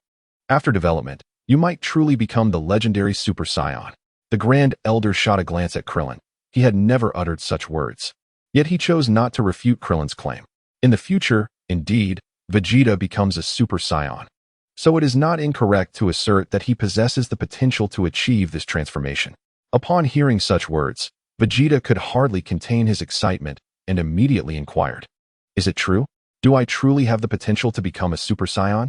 His foremost ambition has always been to attain the status of a Super Saiyan, even overshadowing his desire for immortality. Once he truly transforms into a Super Saiyan, his aspiration shifts to surpassing Goku. As for the wish for eternal life, it becomes an afterthought. Chapter 47. Confronting Frieza, Vegeta could not refuse the call to become a Super Saiyan, especially since the Dragon Balls were now in the possession of Krillin and his allies. Further resistance would be futile.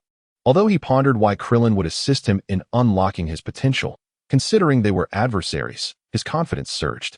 He believed that once he became a Super Saiyan, he would not succumb to any foe. However, he soon realized that they likely sought his assistance against Frieza, which lifted his spirits. Thus, he acquiesced, declaring with a grin, "If I truly become a Super Saiyan, I will hunt down Frieza. Of course, I may spare you." Calming himself, Vegeta approached the elder Namekian, only to find Nail steadfastly blocking his path, as was Gohan. The elder spoke, "Nail, allow him to pass." Krillin also urged Gohan, "Gohan, let him through." Vegeta stepped forward until he stood before the elder, gazing up at him. "Nail, please step aside," the elder commanded. Nail complied and approached the elder. A massive hand rested upon Nail's head as the elder intended to impart the future he had learned from Krillin. Nail was presented with a choice, for should he assimilate, the Dragon Balls would be unable to resurrect him. Upon learning the truth, Nail looked at Krillin in shock. Gohan observed Nail curiously. It was the first time he had witnessed such an expression on his face. "What is it?" the elder inquired of Nail. Vegeta felt a surge of irritation. The elder always spoke in perplexing riddles. Nail responded respectfully, "Please, elder, guide me." The elder sighed and said, "You must choose for yourself. In truth, your decision will not alter much beyond your own fate." Nail bowed his head in contemplation, quickly arriving at clarity. "I understand." The elder, unsurprised by this outcome, sighed once more. "Now, I shall commence unlocking your potential. And your body." Krillin nodded in agreement. Vegeta, understanding that the latter statement was directed at Krillin, became agitated. "What is wrong with your body? Wait, when did your body begin to fail? Was there an issue from the very start? Did you propose an alliance due to your physical limitations?" He exclaimed, "You scoundrel, you have been deceiving me from the outset." Observing Vegeta's relentless pursuit of answers, Krillin sighed, sensing that the current Vegeta differed from the one he remembered. Indeed, one cannot blame Vegeta. Throughout this journey, he had been under the illusion that victory was assured, skillfully maneuvering the cosmic tyrant Frieza. It is only now that he realizes he has been the one manipulated, a bitter truth difficult for anyone to accept. In simpler terms, his mental fortitude has crumbled. He has fallen victim to Jinyu's insidious schemes, his abilities perplexingly enigmatic. This is a benevolent falsehood, Krillin reassures himself internally. Vegeta is aware that Krillin is deceiving him, yet he finds himself at a loss for words. After all, it is Krillin's body, and whatever he asserts must be accepted, as there is no evidence to contest it. The only one capable of refuting this is Jinyu, who has already descended into the depths of Hades. Thus, Vegeta resigns himself to the notion that Krillin was indeed ensnared by Jinyu's treachery and chooses not to pursue the matter further. Contemplating this, Vegeta feels a profound sense of frustration. Suddenly, Vegeta's expression shifts dramatically. "Damn it, Frieza is hurtling towards us at an alarming speed. It won't be long before he arrives. How long will it take for you to unlock your potential?" Krillin, sensing the urgency, feels a surge of anxiety, acutely aware of the grave peril his body still harbors. "I need 3 minutes, he replies. Vegeta furrows his brow, stating, "At this pace, Frieza will be here in 2 minutes. Damn it, it appears I have been deceived." At that moment, Naru steps forward, declaring, "Allow me to intercept him." The elder does not deter him. He senses the malevolence emanating from Frieza and understands the extent of his power. The chasm between the two is as vast as the heavens and the earth. Before Frieza, Naru is merely a slightly stronger ant. This reality is not lost on Naru. He is acutely aware of his fate. Yet, he harbors no regrets, willing to offer whatever assistance he can. If he can merely delay Frieza for a moment, Naru has already resolved himself. The elder perceives Naru's determination and refrains from dissuading him, instead saying, "Your decision may not alter the tide of battle. You need not choose this path." Naru responds calmly, "I have made my decision, elder. I apologize, but I fear I can no longer serve you." Vegeta is seething with rage since arriving here. He has faced nothing but discontent. Being deceived by Krillin is one thing, but the Elder's cryptic remarks infuriate him further. Before Vegeta can unleash his fury, Naru prepares to depart. Wait, I shall accompany you. Gohan exclaims hastily. If I join, we may be able to delay him a bit longer. Gohan, Krillin interjects, only to be interrupted by Gohan. Uncle Krillin, we can no longer retreat. Until now, I have heeded your decisions. This time, please allow me to act according to my own judgment. Very well, Krillin concedes, saying no more. Gohan, filled with determination, surges after Naru, whose silhouette evokes memories of Piccolo. Indeed, Piccolo and Naru share a striking resemblance. Both are reticent, their exterior cold, yet harboring gentle hearts. Vegeta, regaining his composure, addresses the elder, old man. Let us commence swiftly. He strides forward, standing before the elder. The Grand Elder turned his gaze towards Krillin, who smiled, and said, let us first unlock his potential. Consequently, the Grand Elder placed his right hand upon Vegeta's head.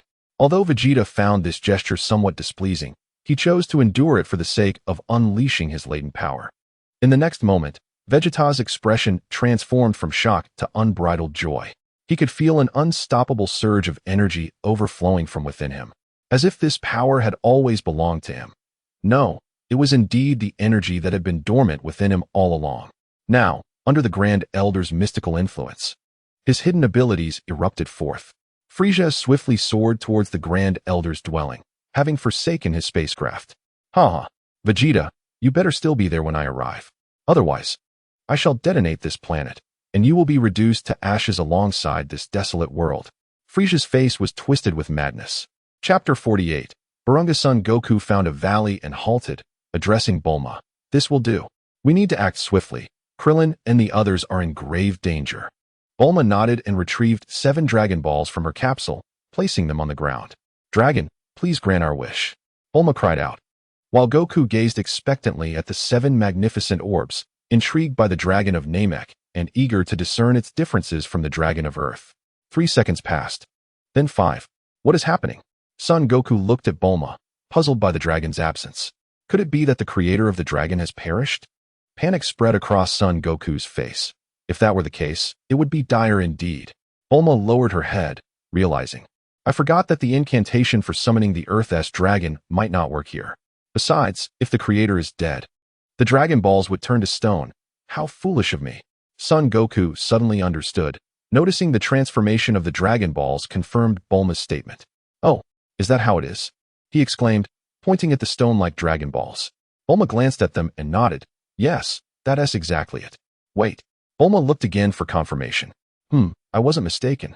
Dandy rushed forward, verifying that the Dragon Balls had indeed turned to stone, and then began to weep uncontrollably. Son Goku had already learned Dandy's name along the way, and, witnessing his sudden outburst of tears, inquired, Dandy, why are you crying all of a sudden? Bulma scolded him sharply, you fool. I just explained this. You should know that the Dragon Balls only turn to stone in 2 scenarios, either a year after a wish has been granted, or if the creator has died. Son Goku paused, realizing, but we haven't made a wish, which means, he looked towards the sobbing Dandy on the ground. Dandy cried, the Grand Elder. He has passed away. This news cast a heavy shadow over Son Goku and Bulma. They had ultimately failed. Moreover, it could be said that the calamity that befell Namek was a consequence of their actions, that they had brought ruin upon the Namekians. As Son Wukong contemplated the peril still faced by Krillin and Son Gohan, he resolved to set forth to rescue them. At that moment, the Dragon Balls, previously transformed into stone, began to radiate light once more. Dandy lifted his gaze, murmuring, It is the Grand Elder. A frail voice, seemingly emanating from nowhere, filled the air, its fragility evoking concern. Despite its weakness, the voice resonated clearly with Son Wukong, Bulma, and Dandy. My time is limited. Please fulfill your wishes promptly. Dandy, dear child, you must assist them. Dandy nodded vigorously, tears streaming down his face. The incantation to summon the Dragon of Namek is the same as that of your Earth, but it must be uttered in the Namekian tongue. Dandy's voice trembled with sorrow, stirring deep empathy within Bulma. Standing tall before the 7 colossal Dragon Balls, Dandy declared, Now, I shall begin. With that, he inhaled deeply, clearing his throat as he initiated the incantation. Oh, Dragon, please grant our wish. Here, in the Namekian language. Vegeta furrowed his brow, questioning what just transpired. A moment ago, the Grand Elder had interrupted the enhancement of his potential. Without uttering a word, the Grand Elder resumed his efforts, continuing to unlock Vegeta's latent power. Krillin rose, whispering, "The Grand Elder has passed. And now he is on the brink of death once more." His body was now capable of movement. Upon hearing Krillin's words, Vegeta felt an inexplicable wave of sorrow wash over him, perhaps influenced by Krillin's melancholy. He was deeply unsettled, although he sensed power surging within. The increase in combat strength was minimal. How much longer? 1 minute. The Grand Elder appeared as though he could succumb to death at any moment, having miscalculated his endurance. Just moments ago, he had truly died, a reality he could feel. Yet, he had revived, compelled by a force that urged him to cling to life, enduring excruciating pain. Krillin, filled with despondence, faced the Grand Elder, lowering his head and murmuring, "I am sorry." The Grand Elder laboriously lifted his trembling hand, placing it on Krillin's head with immense difficulty. Krillin wished to weep, yet tears eluded him. He grappled with the purpose of his own resurrection. Was it merely to burden an elderly soul, tormented by suffering? He began to loathe himself, realizing that not a single person had smiled due to his efforts thus far. Suddenly, Krillin discerned the Grand Elder's hand exerting pressure, urging him to raise his head. Stunned, Krillin complied, only to behold the Grand Elder's wrinkled visage breaking into a smile. Ordinarily, such a sight would be unappealing. However, to Krillin, it was the most exquisite panorama he had ever encountered. The Grand Elder's voice echoed in Krillin's mind. "Child, there are more significant matters awaiting your attention. You need not feel this way. I should express my gratitude for the life you have granted me, allowing me to depart for the heavens without regret." Vegeta remained oblivious to Krillin's unusual demeanor, finding a modicum of solace in the fact that Son Gohan and Nail had managed to hold off Frieza. After calculating the time, Vegeta firmly believed that he would undoubtedly become a Super Saiyan to vanquish Frieza. Frieza advanced rapidly, deflecting an energy wave with a mere glance. In an instant, an arm extended infinitely, pressing against his head. Frieza frowned but soon relaxed, revealing a cruel smile. With a swift motion, a severed arm flew away, purple blood spraying forth. Nail gritted his teeth, pressing his left hand against his severed limb. Gohan exclaimed in alarm, "Mr. Nail, be careful." Nail forcefully pushed Gohan aside, only for a small red energy wave to pierce through his left shoulder. An energy blast struck Nail, sending him crashing to the ground. "Damn it!" Gohan, filled with rage, charged at Frieza, his sudden surge of power startling even Vegeta. Frieza easily parried the attack, preparing to strike, but a multitude of energy waves surged from the ground, hitting him and causing him to miss his opportunity. It was Nail, his right arm re-extended, unleashing several energy waves toward Frieza. Seizing the moment, Gohan landed a punch on Frieza's face, followed by an energy blast right in front of him. Taking advantage of the situation, Gohan relentlessly assaulted Frieza's head. Enraged, Frieza retaliated with a punch that sent Gohan flying. Nail unleashed dozens of energy waves upon Frieza, preventing him from immediately capturing Gohan. Gohan quickly steadied himself as Frieza lunged towards him. Desperately, Gohan plunged downward, hoping to use the terrain against Frieza. Yet, Frieza was swifter, grasping Gohan's head with his left hand while delivering an energy blast to his face with the right. As Frieza's arms approached, Nail intervened once more, seizing Frieza's horns. Enraged, Frieza relinquished his hold on Gohan to grip Nail's wrists instead. In a desperate move, Nail severed his own arms and leaped away to escape Frieza's grasp. Gohan seized the opportunity, clasping his hands together to unleash a powerful special beam cannon. This energy wave was formidable, forcing Frieza to momentarily halt. Vegeta, astonished, noted Gohan's continuously escalating power, bolstering his confidence in the Grand Elder's ability to unlock potential. At that moment, the skies of Namek turned ominous, shrouded in dark clouds. Frieza, perplexed, gazed upward. With 3 suns, Namek should not be cloaked in darkness. "Damn it, you have summoned the Eternal Dragon." Frieza looked upwards, realizing the truth. He turned back, fuming. "You wretched fools, is this your scheme? It is too late. I will kill you. I will torment you." Frieza understood that he could no longer attain immortality. Goku gazed up in awe at the colossal being, vastly different from the Earth's dragon. The Eternal Dragon Purunga of Namek capable of granting any wish. Chapter 49. The Emergence of Cooler. Humans, state your wishes. You may have 3 wishes granted. A voice of solemn authority resounded, emanating from the dragon Purunga of Namek. Bulma's face lit up with joy. Indeed, the dragon of Namek could grant 3 wishes. Bulma, we must hurry. Gohan is already engaged in battle with Frieza. Goku sensed the intertwining energies of Frieza and Gohan, clearly indicating that combat had commenced. Bulma hastily exclaimed, "Please revive all those on Earth who were slain by the Saiyans." Upon hearing this, Goku couldn't help but ponder. Since he too was a Saiyan, would this wish resurrect those he had killed? Purunga remained silent, and Din interjected. "We must speak in the Namekian language. Allow me to assist you." Din addressed Purunga in a loud voice. "Please revive all those on Earth who were slain by the Saiyans." In Namekian, the wish was received by Purunga, who apologetically responded, "Only one person can be revived at a time. Please restate your wish." Goku furrowed his brow. This posed a dilemma. Bulma quickly suggested, "Then let us revive Yamcha, Tien, and Kaiatsu." Upon hearing Bulma's words, Goku felt uneasy. Although Yamcha and the others were his friends, he believed there must be a better choice. Frowning, Goku said to Bulma, "You decide. I need to hurry and assist Gohan." Just as Goku was about to leave, he abruptly halted, beads of sweat forming on his brow. An evil aura far stronger than Frieza's loomed nearby. He could not depart just yet. "Bulma, we must make our wish more swiftly." Goku quickly suppressed his energy, sensing that the enemy had not yet fully landed on Namek. However, the distance was alarmingly close. Once they touched down, this location would surely be their target. Outside Namek, a colossal spaceship loomed, but it appeared they had no intention of landing. Inside the main chamber, an alien sat upon a vessel akin to Frieza's, gazing at the large screen before him. Could Frieza's sudden arrival on this desolate planet have a purpose? An attendant promptly replied, "Lord Cooler. This barren planet seems to be Namek. It is likely that Lord Frieza intends to seek the Dragon Balls." Cooler chuckled. "The Dragon Balls, you say? Frieza would believe such a foolish legend? Tackler, do you believe in this tale?" Tackler replied, "I was initially skeptical, but it is said that one of Lord Frieza's subordinates discovered Dragon Balls crafted by the Namekians on another planet. That is why Lord Frieza began to believe in their existence." Cooler nodded, issuing a command. "Launch surveillance satellites to capture footage of Namek and transmit the video back."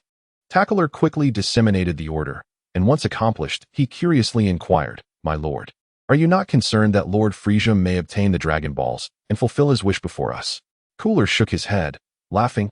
"Just check your power level detector, and you shall see. My foolish brother seems to be encountering some difficulties." Upon hearing this, Takuro gazed at the enormous screen, manipulating the controls to begin detecting the energy signatures on Namek. Beep, beep, beep. 530,000, 136,000, 42,000. Takuro exclaimed in astonishment. King Frieza is actually engaged in combat with 2 exceptionally powerful warriors. Yet, there is no energy signature from the Jinyu force. Were they not summoned to Namek by King Frieza? Gula, aware that the Jinyu force's unusual movements prompted their decision to traverse to Namek, mused, "It is only natural. The Jinyu force must have been annihilated. The warriors Frieza brought to Namek should be nearly extinct. Haha." Gula reveled in the misfortune of his brother, finding delight in his struggles. How splendid it would be if that scoundrel Frieza were to perish on this desolate planet. He murmured, gazing at the misty Namek. At Gula's side, Takuro quickly sealed his lips. Although he pledged his loyalty to Gula, King Cold still loomed above both Gula and Frieza. Thus he refrained from speaking ill of Frieza. Positive remarks were even more taboo, as he directly served King Gula. Therefore, it was prudent to maintain silence in such moments.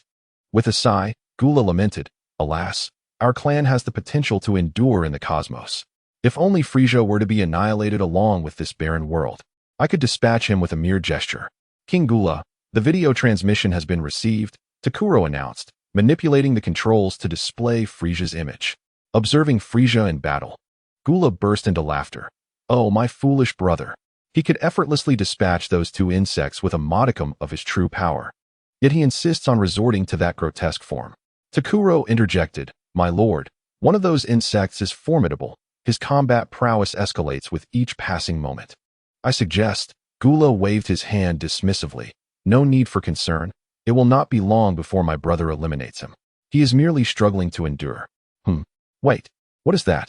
Takuro switched to another video feed, revealing a colossal, unidentified creature on the screen. Is that the dragon? Gula exclaimed, excitement coursing through him. Quick, zoom in. Has it already been summoned?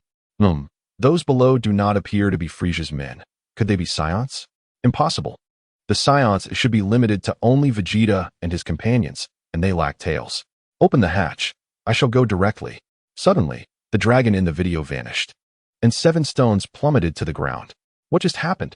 Takuro stammered, panic evident in his voice. It's, he faltered, fearing Gula's wrath. It is said that once wishes are granted, the Dragon Balls turn to stone, only to revert after a year.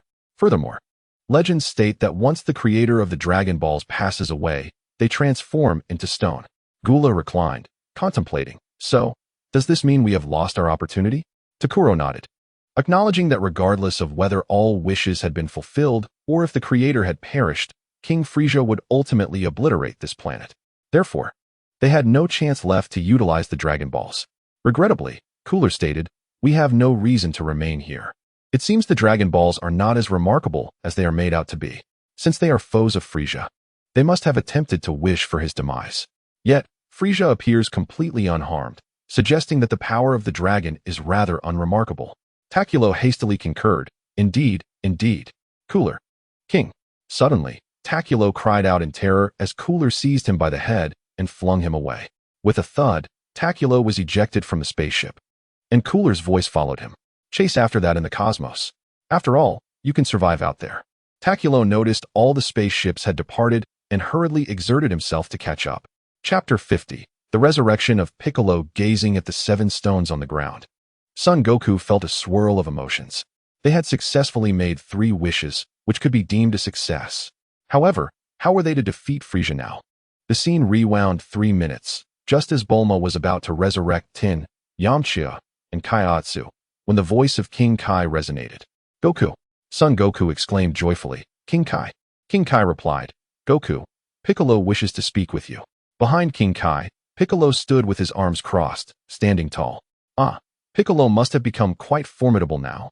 King Kai chuckled heartily. Indeed, they have grown exceedingly powerful. His voice captured the attention of Tien and Yamcha, who asked, have Goku and the others defeated Frisia? King Kai admonished loudly. I've told you repeatedly, do not think of battling Frisia. Yamcha quickly waved his hands. I was merely making a joke. Please do not be agitated. King Kai? Tien inquired. King Kai, what is the current situation? King Kai replied with a smile. Goku and the others have successfully summoned the dragon, and the dragon of Namek can grant 3 wishes.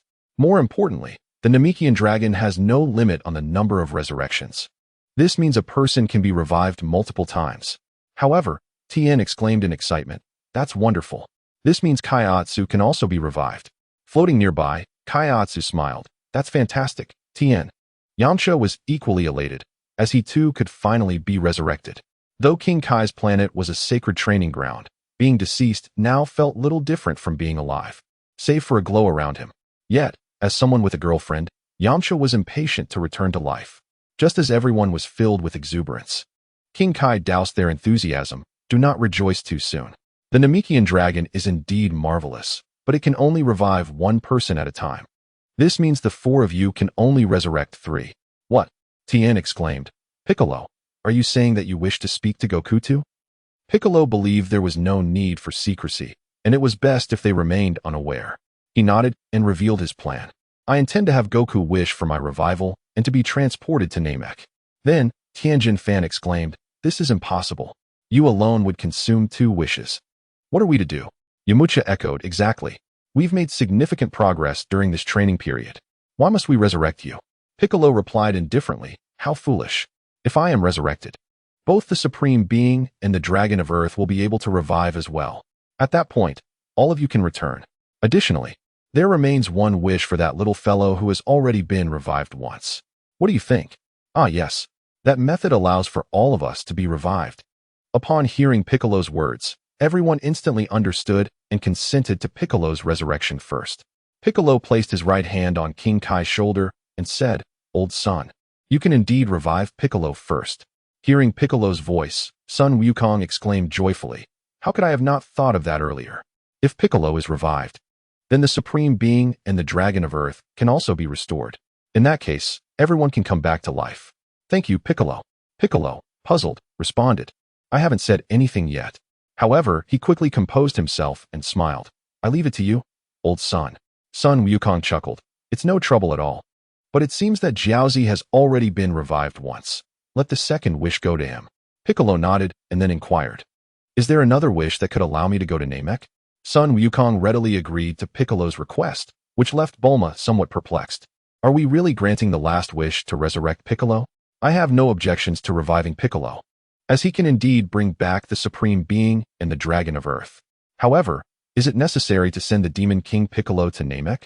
Dondi, may I ask if Porunga can transport individuals? What is the maximum number that can be sent at once? Dondi, adhering to Bulma's inquiry, asked. How many can you transport at once? Are there any limitations? In Namekian, there are no limitations. However, if they possess strength beyond mine, I must seek their consent. In Namekian, Porunga replied, and Dondi relayed the message to Bulma.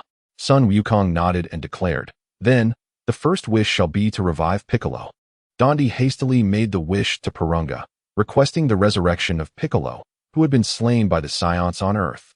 In Namekian, a crimson light flickered in Porunga's eyes, and the halo above Piccolo's head, far away on King Kai's planet, vanished. He had been revived.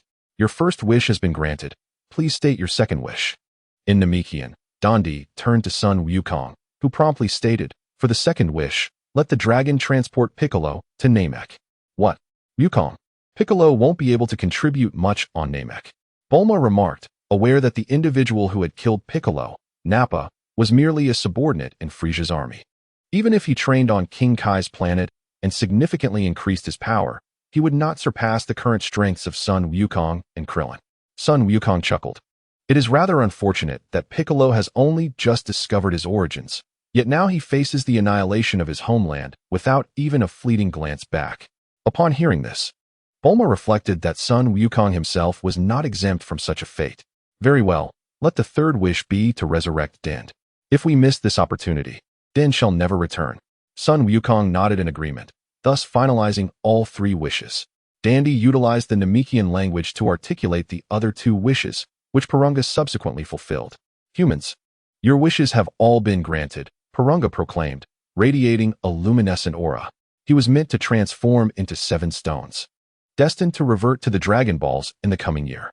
Suddenly, with a low roar, Porunga vanished, and 7 stones fell to the ground. Bulma, I must first ensure your safety, Sun Wukong urged. What? They have departed? Sun Wukong responded. The energy I sensed is receding. It seems they have realized the dragon has vanished and chosen to retreat. Bulma rejoiced and quickly insisted. In that case, hurry and assist Gohan and Krillin. Sun Wukong nodded, advising Bulma, you two must also remain vigilant. Bulma, patting her chest, reassured him, do not worry. I will keep Dandy hidden. Dandy, summoning his courage, declared, I want to help too. Sun Wukong pondered. Presently, Frisia's forces were reduced to Frisia alone, with the others either slain or incapacitated by him. Dandy's healing abilities could prove invaluable in confronting Frisia. Thus, Sun Wukong instructed Bulma to seek refuge near the spaceship he had arrived in, while he took Dandy to confront Frisia. Meanwhile, on King Kai's planet, the king was nearly beside himself with frustration, having forgotten to instruct Sun Wukong to simply wish for everyone, excluding Frisia, to be transported to Earth. Chapter 51. Shadow's Vegeta departed from the Grand Elder's abode, feeling an unrelenting surge of power within him, a testament to his awakened potential. Moreover, his strength continued to escalate. However, rather than confronting Frisia directly, he intended to seek out the Dragon Balls, having glimpsed the immense form of the Eternal Dragon. In merely 10 minutes, he could reach the location. If there was still a chance to have his wish granted, he would pursue it relentlessly. Should time run short, he could rendezvous with Sun Wukong to jointly confront Frisia. At this moment, Vegeta assessed that he was only marginally stronger than Frisia's base form, unable to compare with Frisia's battle prowess post-transformation. He recognized the necessity of combat to fortify his strength, yet he lacked the confidence to face Frisia alone. He required a companion capable of fighting alongside him to avoid being slain before achieving Super Saiyan status. He did not believe Gohan possessed sufficient strength. Gohan's ability to withstand Frieza at this moment was due to Frieza's lack of transformation, coupled with Neru's support. Once he stands before Frieza, Frieza will immediately transform, at which point Gohan's current combat power will be utterly futile. Vegeta speculates that Gohan is nearing his limits, and his battle strength is unlikely to increase significantly any further. Suddenly, Krillin's voice resonates in Vegeta's mind, prompting him to clutch his head in confusion. What is happening? Vegeta halts, scanning his surroundings, yet Krillin is nowhere to be seen. Vegeta, hurry and assist Gohan. Krillin's voice echoes again, and Vegeta curses under his breath, casting a reluctant glance at Porunga. You promised me immortality. You accursed wretch. How dare you deceive me? At that moment, the ancient voice of the Grand Elder chimes in. If Porunga could truly grant immortality, would I have aged so? It can merely restore youth, not bestow eternal life. Vegeta contemplates the possibility of testing it for himself. Just then, the skies clear. Gritting his teeth, Vegeta accelerates towards Gohan's location. Piccolo stands atop a mountain, surveying the landscape. Is this truly my homeland? A sense of familiarity washes over him. Piccolo turns, furrowing his browless forehead, reflecting, what an immense, malevolent energy. Is Gohan battling against it? He has surpassed me by leaps and bounds. There is another formidable presence supporting him, allowing Gohan to endure thus far. No, the disparity between them remains too vast. I must hasten to aid Gohan. Piccolo darts toward Gohan at full speed, simultaneously sensing the energies around him, gazing towards the Grand Elder's residence. Is that energy Krillin's? And another, increasingly faint energy. It must belong to the Grand Elder of Namek. It seems he is nearing death. A melancholic feeling washes over Piccolo as he shifts his gaze toward Vegeta. Vegeta has become astonishingly powerful, even surpassing the current Frieza. However, Piccolo is acutely aware that Frieza possesses even greater strength. Whenever King Kai speaks of Frieza's might, Piccolo feigns indifference, yet he holds this adversary in high regard. He harbors no doubt about Frieza's formidable nature. A villain deemed so fearsome by King Kai cannot merely be as simple as he appears. Even the form Frieza used to defeat Goku, Piccolo believes, is not his ultimate power. One day, I shall settle that score. But for now, his strength is indispensable. Then, Piccolo senses Goku's energy, his expression turning grave. He muses, Goku's current energy is merely on par with mine, but if he employs the Kaioken, his strength could multiply tenfold. With such power, Piccolo does not believe he can triumph over Frieza. At this moment, Piccolo, Vegeta, and Goku are all racing towards the battleground where Gohan confronts Frieza, with Piccolo being the closest, followed by Vegeta, and Goku the farthest away. The first to arrive on the battlefield was Vegeta, his speed unparalleled. By the time Vegeta reached the scene, Gohan had already been struck down, buried within a small mound. Frieza extended his right hand, gathering an energy sphere, leaving Gohan in a perilous situation. Nappa once again reached out with both arms, attempting to rescue Gohan from his dire predicament, though he was already battered and bruised, having never faced Frieza in direct combat. Despite this, Nappa found himself severely injured. Frieza casually hurled the energy sphere at Nappa, striking him directly. The impact sent Nappa flying, crashing against a rocky outcrop, trapped at the end of his rope. Just as Frieza prepared to deal with Gohan, Vegeta charged at Frieza, delivering a powerful kick to his face. The force of the blow sent Frieza hurtling backward. As Vegeta swiftly opened his arms, unleashing a barrage of energy blasts upon him. Simultaneously, Vegeta advanced rapidly towards Frieza. In an instant, Vegeta stood before Frieza, delivering a direct punch to his face. Frieza had no time to evade and was hit squarely. Vegeta continued to rain blows upon Frieza's visage, forcing Frieza to raise his arms defensively over his head. Then, with his left hand positioned before Frieza's abdomen, Vegeta released another energy sphere, sending Frieza flying once more. Just as Vegeta was about to pursue, Frieza unleashed a wave of energy towards him, compelling Vegeta to halt his advance. Frieza, in a fit of rage, declared, Vegeta, though I cannot fathom how this traitor has grown so powerful, this is where your journey ends. With a fierce roar, Frieza's form rapidly transformed, becoming larger and more formidable. He had entered his second form. In the Grand Elder's abode, the Grand Elder placed his left hand upon Krillin's head, unlocking his potential while simultaneously treating his debilitating condition. This ailment was unfamiliar even to the Grand Elder, who could only diagnose and treat it concurrently.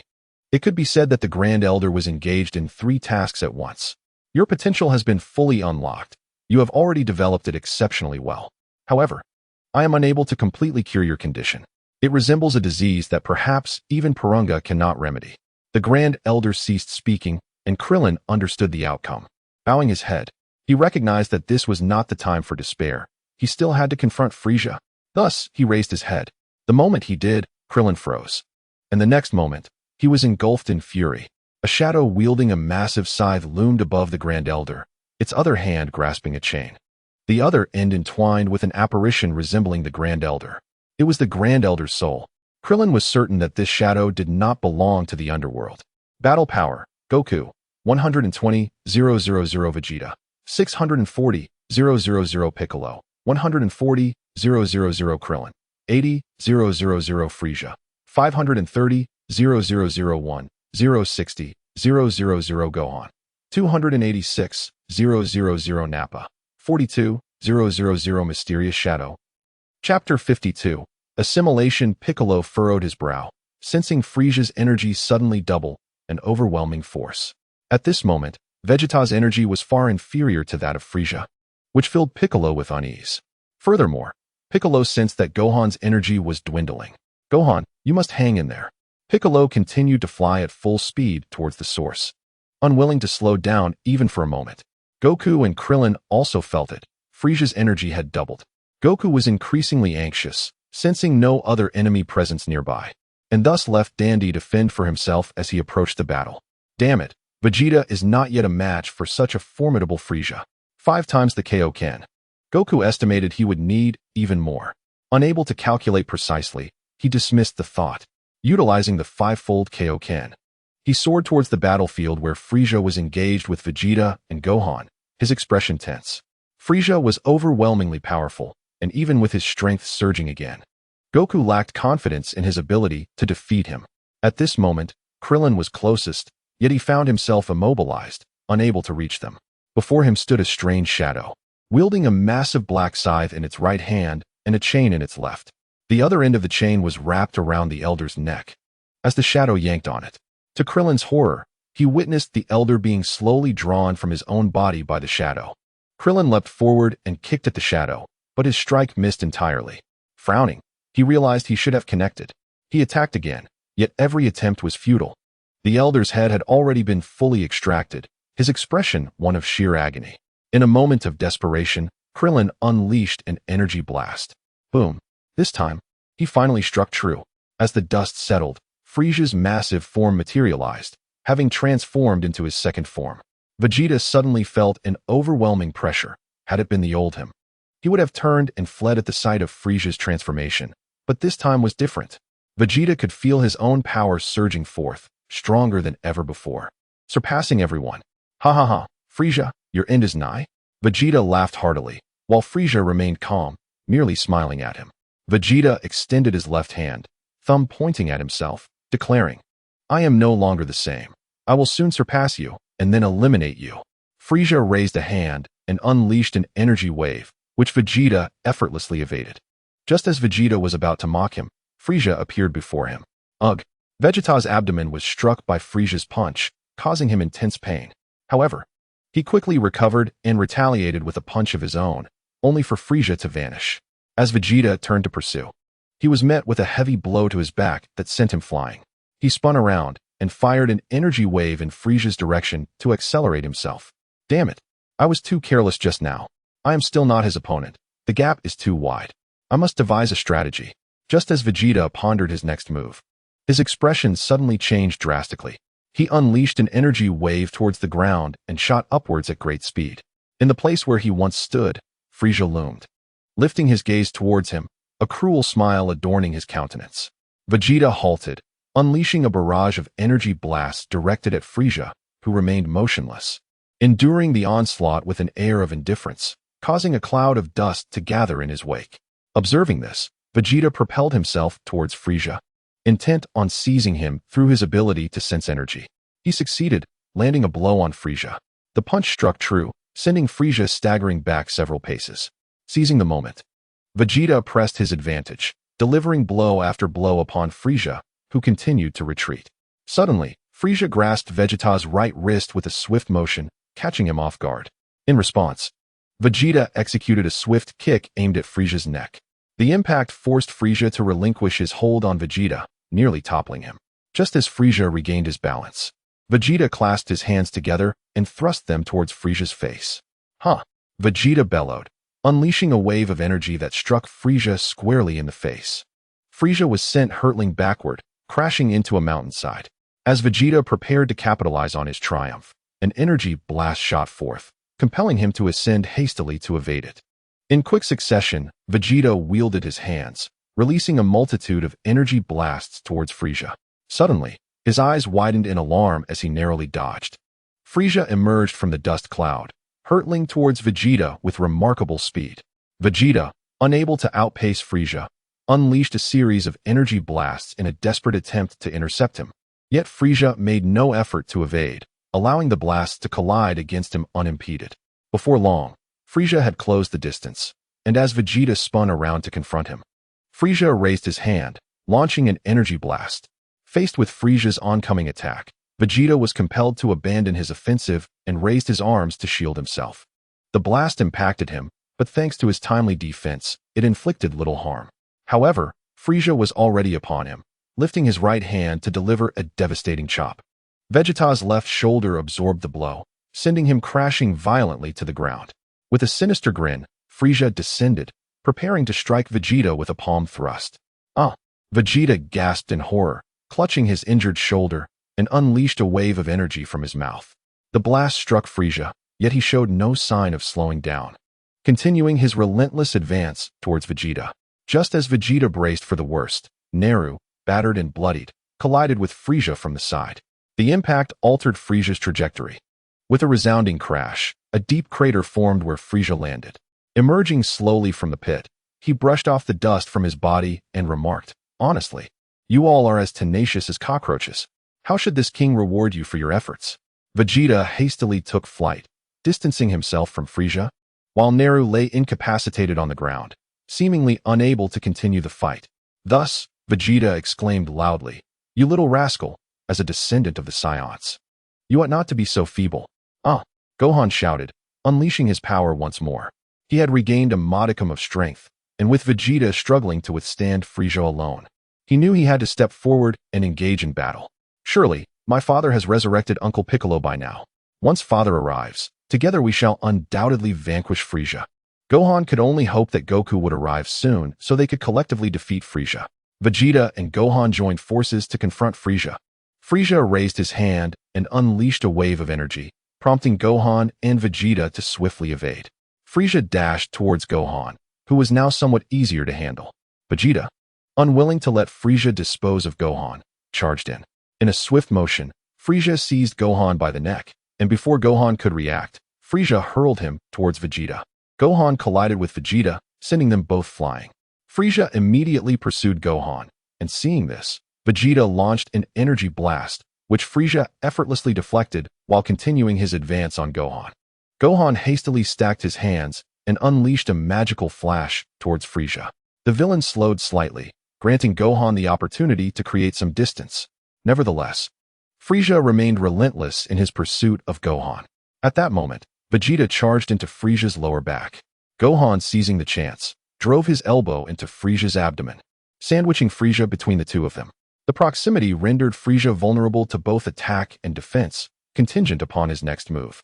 With a mere gesture, he could grasp Gohan and swiftly dispatch Vegeta. As Frieza prepared to execute this maneuver, Vegeta's speed outmatched him. Vegeta spun around, positioning himself back-to-back with Frieza. Though his arms did not encircle Frieza, he grasped the villain's horns instead.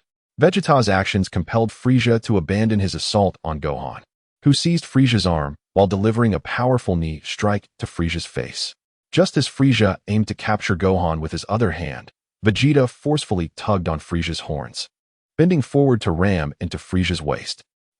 Frieza howled in pain, and due to Vegeta's interference, he failed to grasp Gohan. Gohan continued to cling to Frieza's arm, circling around once more to deliver another knee strike to Frieza's face. Purple blood splattered forth as Gohan's blows left Frieza battered and bruised, even causing his nose to bleed. At that moment, Piccolo arrived, witnessing the conflict between Vegeta, Gohan, and Frieza, momentarily taken aback. He had anticipated a dire situation. Given the vast disparity in energy levels between Vegeta, Gohan, and Frieza. Frieza, now seething with rage, lashed his tail around Vegeta's waist, tightening his grip. "Ah!" Vegeta cried out in agony, his hands slipping as Frieza seized the opportunity to free his horns. Immediately, Frieza seized Gohan by both arms, lifting him high. Piccolo sensed impending danger and swiftly placed his right hand on his forehead, preparing to unleash the special beam cannon. At the same time, he charged towards Frieza, intent on rescuing Gohan. Frieza, with a sidelong glance, noticed the approaching Piccolo. Consequently, he forcefully slammed Gohan against his own horn. Frieza's horn pierced through Gohan's body, crimson blood gushing forth. Piccolo's eyes turned a furious red as he clenched his teeth, blood trickling from his mouth. With a cruel smile, Frieza hurled Gohan towards Piccolo. Left with no choice, Piccolo had to cancel the special beam cannon, catching Gohan as they both flew backwards. Frieza's tail constricted mercilessly around Vegeta, who gritted his teeth, knowing that if this continued, he would surely perish. Just as Piccolo was about to rush to Vegeta's aid, a faint voice halted him. "Please, wait a moment." The voice was extremely weak. Piccolo turned to see Nail lying on the ground. Nail was unable to move, but he spoke in a feeble tone. "You must be Piccolo, right? I know you. Heh, you truly are formidable, far stronger than I. However, with your current power, you are even weaker than that child. You cannot be of assistance." Piccolo furrowed his brow, perplexed by this fellow Namekian's derision. Nail then explained the concept of fusion to Piccolo, informing him that it would allow Piccolo to dominate completely. With Nail's consciousness fading entirely, gazing at the feeble Gohan and the tormented Vegeta, Piccolo acquiesced to the fusion. He placed his right hand on Nail's chest. And in the next moment, Nail vanished. An immense power surged through Piccolo, who marveled, "This power, it is truly extraordinary." He sensed that his strength now far surpassed that of Frieza. At this moment, defeat was no longer an option. Piccolo laughed heartily as he charged towards Frieza. Taken aback by Piccolo's speed, Frieza was sent flying, resulting in Vegeta's salvation as he tumbled to the ground. Chapter 53, Piccolo vs.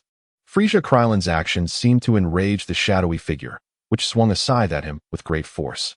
Krillin swiftly dodged aside. Before the shadow could retract its scythe, Krillin launched a ki blast, sending the figure hurtling backwards. He hurried towards the Grand Elder, hoping to break the chain binding him. As he reached out to grasp the chain, his hand passed right through it. Surprised, Krillin noticed that the Grand Elder still had another head atop his own.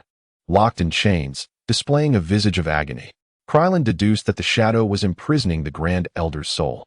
Suddenly, Krillin felt a lightness in his body, followed by a chain tightening around his neck. His body lifted effortlessly, and upon glancing down, he was horrified to discover his own corpse. Had he died? He turned, realizing that the other end of the chain was held by the shadowy figure. Desperately, Krillin struggled, yet was unable to break free. The chain appeared to bind him. The silver lining was that he could now touch the chain. Could I finally touch the chains? The ominous shadow relentlessly dragged Clin towards its domain, leaving him powerless to resist as his soul was ensnared. With a determined heart, Clin floated in the direction of the chains. The shadow, noticing Clin's newfound compliance as he approached, felt a surge of delight, convinced that its quarry could not escape. Surely Lord Hades will commend my efforts now. At that moment, the shadow began to envision its glorious future. Suddenly, a fist collided with its face, striking with considerable force. The shadow was sent reeling backward, and as Clin grasped the chains in an attempt to pull the shadow back, he found himself being drawn closer instead. With no other option, Clin placed a foot firmly upon the shadow's face. Enraged, the shadow seethed at the audacity of this mortal daring to lay hands upon it. After all, it had toiled tirelessly to guide souls, leading them to a realm of bliss. What? The original target was but one? This was not merely an effort to enhance its performance. It was a noble endeavor to rescue more souls from suffering. How dare this mortal show such disdain? In a fit of frustration, the shadow began to weep. If not for Hades' strict instructions forbidding speech in the mortal realm, where uttering a word would lead to its annihilation, it would have certainly engaged in a proper dialogue with this little bald head. Were Clin to discover that the shadow referred to him as Little Bald Head, he too would have had much to say. How dare it not only call him bald, but also add the diminutive little? Clin pressed down on the shadow, gripping its neck with both hands, demanding, "Will you speak? Will you speak?" As he shook it, the shadow's head rattled like a bell, its thoughts muddled. Internally, the shadow resolved never to divulge anything. Yet it wished Clin would refrain from incessantly questioning. Exhaustion washed over Clin, his energy was waning. The shadow, too, was fatigued, after years of inactivity. It had finally encountered a soul not yet claimed by the underworld, anticipating a moment of triumph before Lord Hades. It had never imagined it would face such a formidable opponent. "Release me." Clin pointed to the chains around his neck, and the shadow obediently moved to untangle them. However, Clin felt a tightening around his neck and immediately realized the shadow's treachery, seizing it once more. How infuriating! Clin noticed his strength was siphoning towards the shadow. Gritting his teeth, he charged at it. The collision left the shadow dazed, and Clin seized the opportunity to float backward. Desperation set in, and he thought, "I must try this." With renewed determination, he pushed forward. Meanwhile, on another front, Sun Wukong was still en route, with a considerable distance remaining to their destination. Is this the wrath of Bic? How formidable!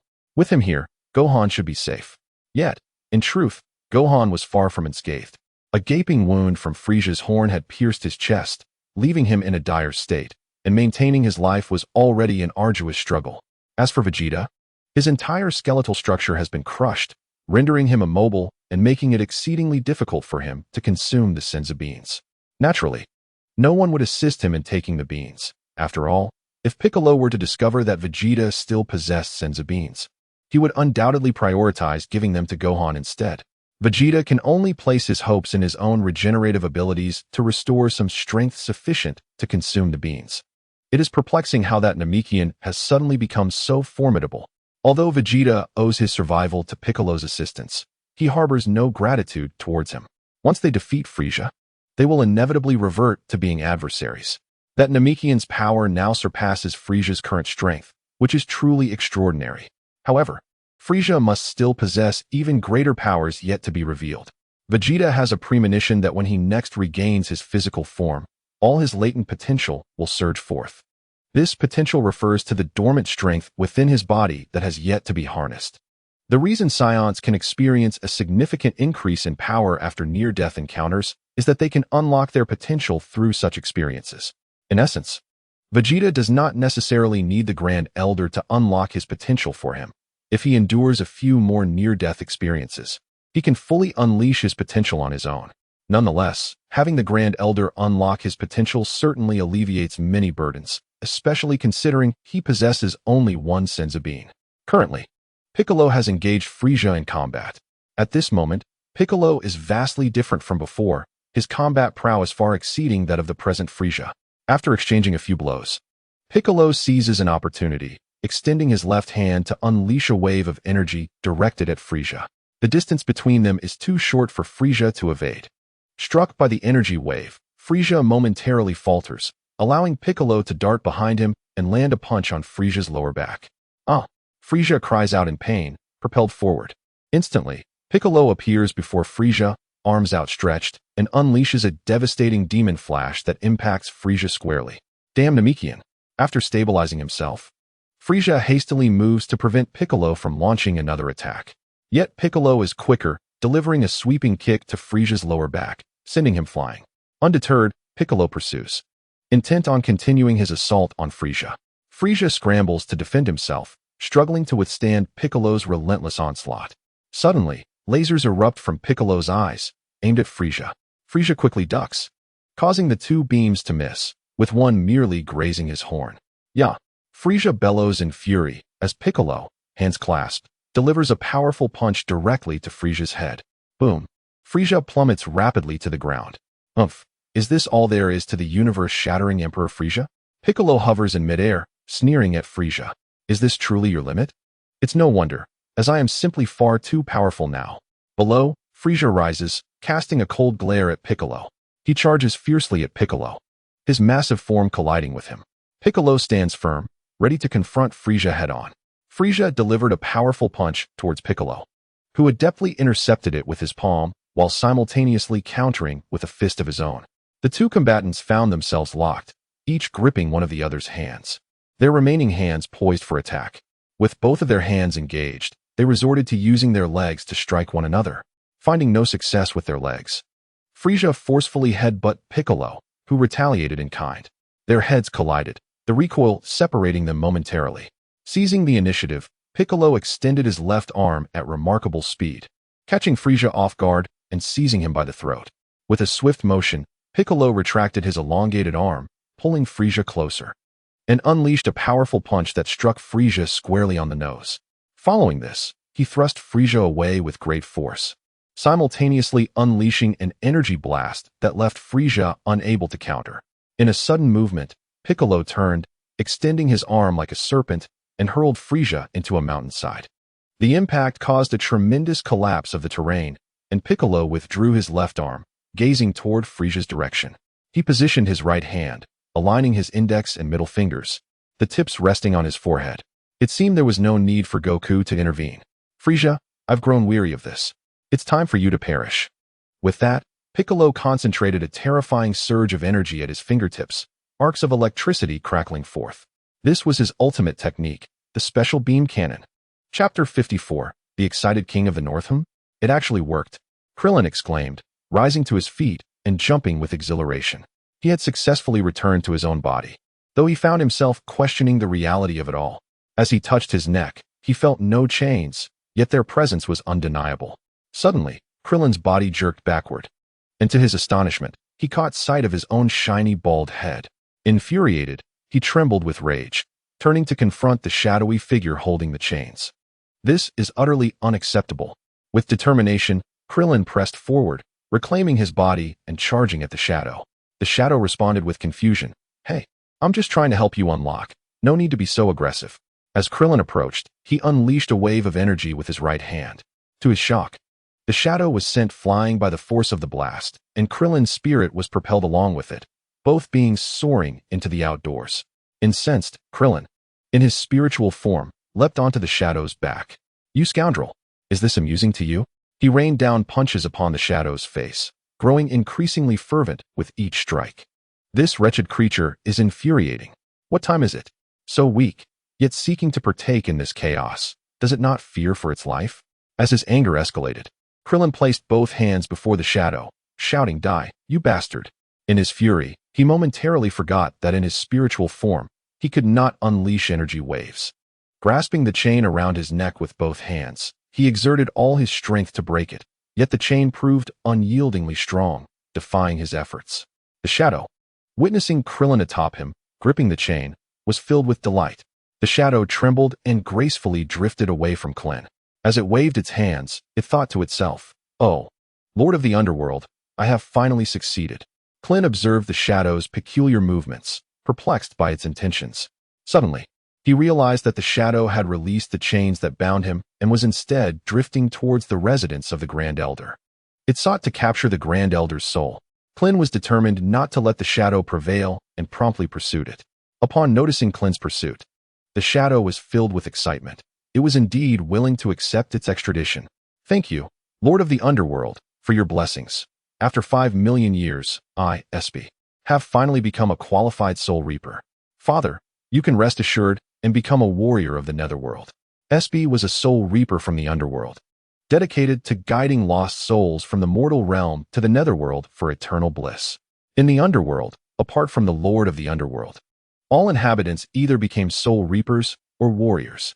Most preferred the path of the Soul Reaper due to its safety. The demand for Netherworld warriors was immense, often leaving considerable vacancies, which led to the reassignment of underperforming Soul Reapers to warrior positions. However, there were policies in place to prevent even those with poor performance from becoming warriors, as long as there was only one Soul Reaper in a family. Unfortunately for Espy, both he and his father were Soul Reapers, leaving him without such assurances. In this increasingly refined system of the Underworld, it was nearly impossible for lost souls to appear during normal times, yet by sheer chance, he had encountered the Grand Elder. The Grand Elder had long since passed, yet Krillin had forcibly extended his life, preventing the timely guidance of the Underworld. Thus, the Grand Elder became a lost soul. After many years of waiting, Espy finally completed his first soul-reaping task on this day. Were it not for his inability to speak in the mortal realm, he would have already begun to extol his imminent transformation into a noble and selfless warrior of the netherworld. Ah! SB nearly cried out. He had been ambushed. That young man, merely in his 20s, had the audacity to attack a Soul Reaper over 5 million years old. Such a breach of martial ethics. Humph. Once you are guided to the underworld and become a warrior, we shall be comrades. How could you engage in infighting? SB was furious. He turned, swinging his scythe, which immediately transformed into a colossal weapon, piercing through the ceiling as if it were a mere illusion. Clin returned to his body, his expression grave as he gazed at SB. Was that some sort of trick? The scythe descended, aiming for Clin. He hastily dodged, but at that moment, SB seized the chains once more. Are you ever going to stop? Clin exclaimed, desperately halting to prevent his soul from being dragged out again. Do you think you are the only one capable of inflicting harm? Clin raised his right hand, conjuring a swirling circular energy disk. Clin unleashed the Chi Yuan slash, and Ace hurriedly swung his scythe, only to have it severed by the attack. The Chi Yuan slash advanced unimpeded towards him, prompting Ace to swiftly evade to the side in fright. Witnessing the effortless dismemberment of Ace's scythe, Clin felt a surge of elation, realizing that if he could slice through the scythe, he could similarly sever chains. Thus, he gathered a minuscule energy orb in his hand, imparting it with rotation and compression. A diminutive Chi Yuan slash materialized, and he promptly severed a segment of the chain before his neck. Ha ha ha. Now I can truly confront you. Ace was taken aback. Just moments ago, he had cradled the chain with a tender expression, expressing his desire to be led by it. How cunning and despicable of this human. With resolve, Ace fled. Clin furrowed his brow, sensing not a trace of the opponent's life force. That enigmatic shadow bore no semblance of a living being. It departed as abruptly as it arrived, shrouded in mystery. Clin. The voice of the king echoed suddenly in his mind, startling him. Clin, you have been locked onto. The king exclaimed with fervor, leaving Clin somewhat bewildered. Never mind the elder of Namek, I will handle that. You must assist Goku. It was then that Clin realized Son Goku had already arrived on the battlefield, while Frieza had completed his final transformation. Chapter 55. The terrifying Frieza stood amidst the rubble, his form now grimy and battered. His current state was due to the hovering presence of Piccolo. Frieza clicked his tongue in frustration, contemplating, what is happening? Powerful foes appear one after another. Vegeta, too, upon returning from Earth, has not only betrayed me, but has grown immensely stronger. Frieza's mood was exceedingly foul. He had come to this planet seeking the Dragon Balls to fulfill his desires, only to find his wishes unfulfilled and his subordinates lost. With a deep breath, Frieza attempted to regain his composure. If Cooler were to witness his current predicament, he would undoubtedly mock him. Piccolo refrained from engaging, as he had yet to ascertain Frieza's true capabilities, deciding instead to bide his time. Thus, Frieza remained passive while Piccolo maintained his gaze upon him. It seemed that Frieza still possessed reserves of strength. Could he undergo further transformations? If that were the case, Piccolo resolved to act with caution. He remembered the king's words. Although he had briefly believed himself powerful enough to defeat Frieza, it was now evident that Frieza concealed even greater strength. Before Piccolo could delve deeper into his thoughts, Frieza launched an assault. Piccolo's expression shifted slightly as his body began to move with an ethereal lightness, his cape billowing in the wind. Frieza's face contorted with malice as he swung his fists at Piccolo, yet each strike merely met the fabric of Piccolo's white cape. Frieza's punches fell short, his vision consumed by the gleaming cloak. Gritting his teeth, Frieza unleashed waves of energy, shattering the cape into tatters. What? Frieza's eyes widened in disbelief. Piccolo had vanished without a trace. What a pity, I rather fancied that cape, came Piccolo's voice from behind him, calmly inquiring. Are you not yet prepared to unleash your true strength? Do you remain oblivious to the vast gulf between us? Enraged by these words, Frieza spun around to charge at Piccolo. Unhurried, Piccolo removed his hat and hurled it towards the rapidly approaching Frieza. Frieza swatted it away effortlessly, but suddenly, his expression shifted as he recoiled in alarm, distancing himself from Piccolo. Observing Frieza's fright, Piccolo allowed a slight smile to grace his lips and pursued him. Frieza, his countenance darkened, extended his hands, unleashing hundreds of energy blasts at Piccolo. Unfazed, Piccolo deftly obliterated the incoming projectiles, momentarily engulfed in a cloud of smoke. Frieza's frustration mounted. Upon realizing the unusual weight of the hat Piccolo had discarded, He comprehended that Piccolo had only toyed with him, not revealing his full power. With a series of popping sounds, hundreds of energy blasts erupted from the smoke, prompting Frieza to brace himself, for such an assault was trivial to him. As the smoke cleared, Piccolo had vanished. Frieza gritted his teeth and turned, only to find Piccolo smiling as he grasped Frieza's tail. While this method may fall short against someone like Goku, it is perfectly adequate for a weakling like you. Frieza attempted to pivot and retaliate, but Piccolo's speed was unrivaled. He yanked Frieza's tail, propelling him towards the ground with tremendous force. Ugh! Frieza was slammed down, creating a sizable crater upon impact. Damn you! I will not let this slide. Piccolo merely smiled at Frieza's threats, replying, "It's not over yet. Do not rush." With that, he hoisted Frieza's massive form and slammed him back to the earth with such swiftness that Frieza had no time to react.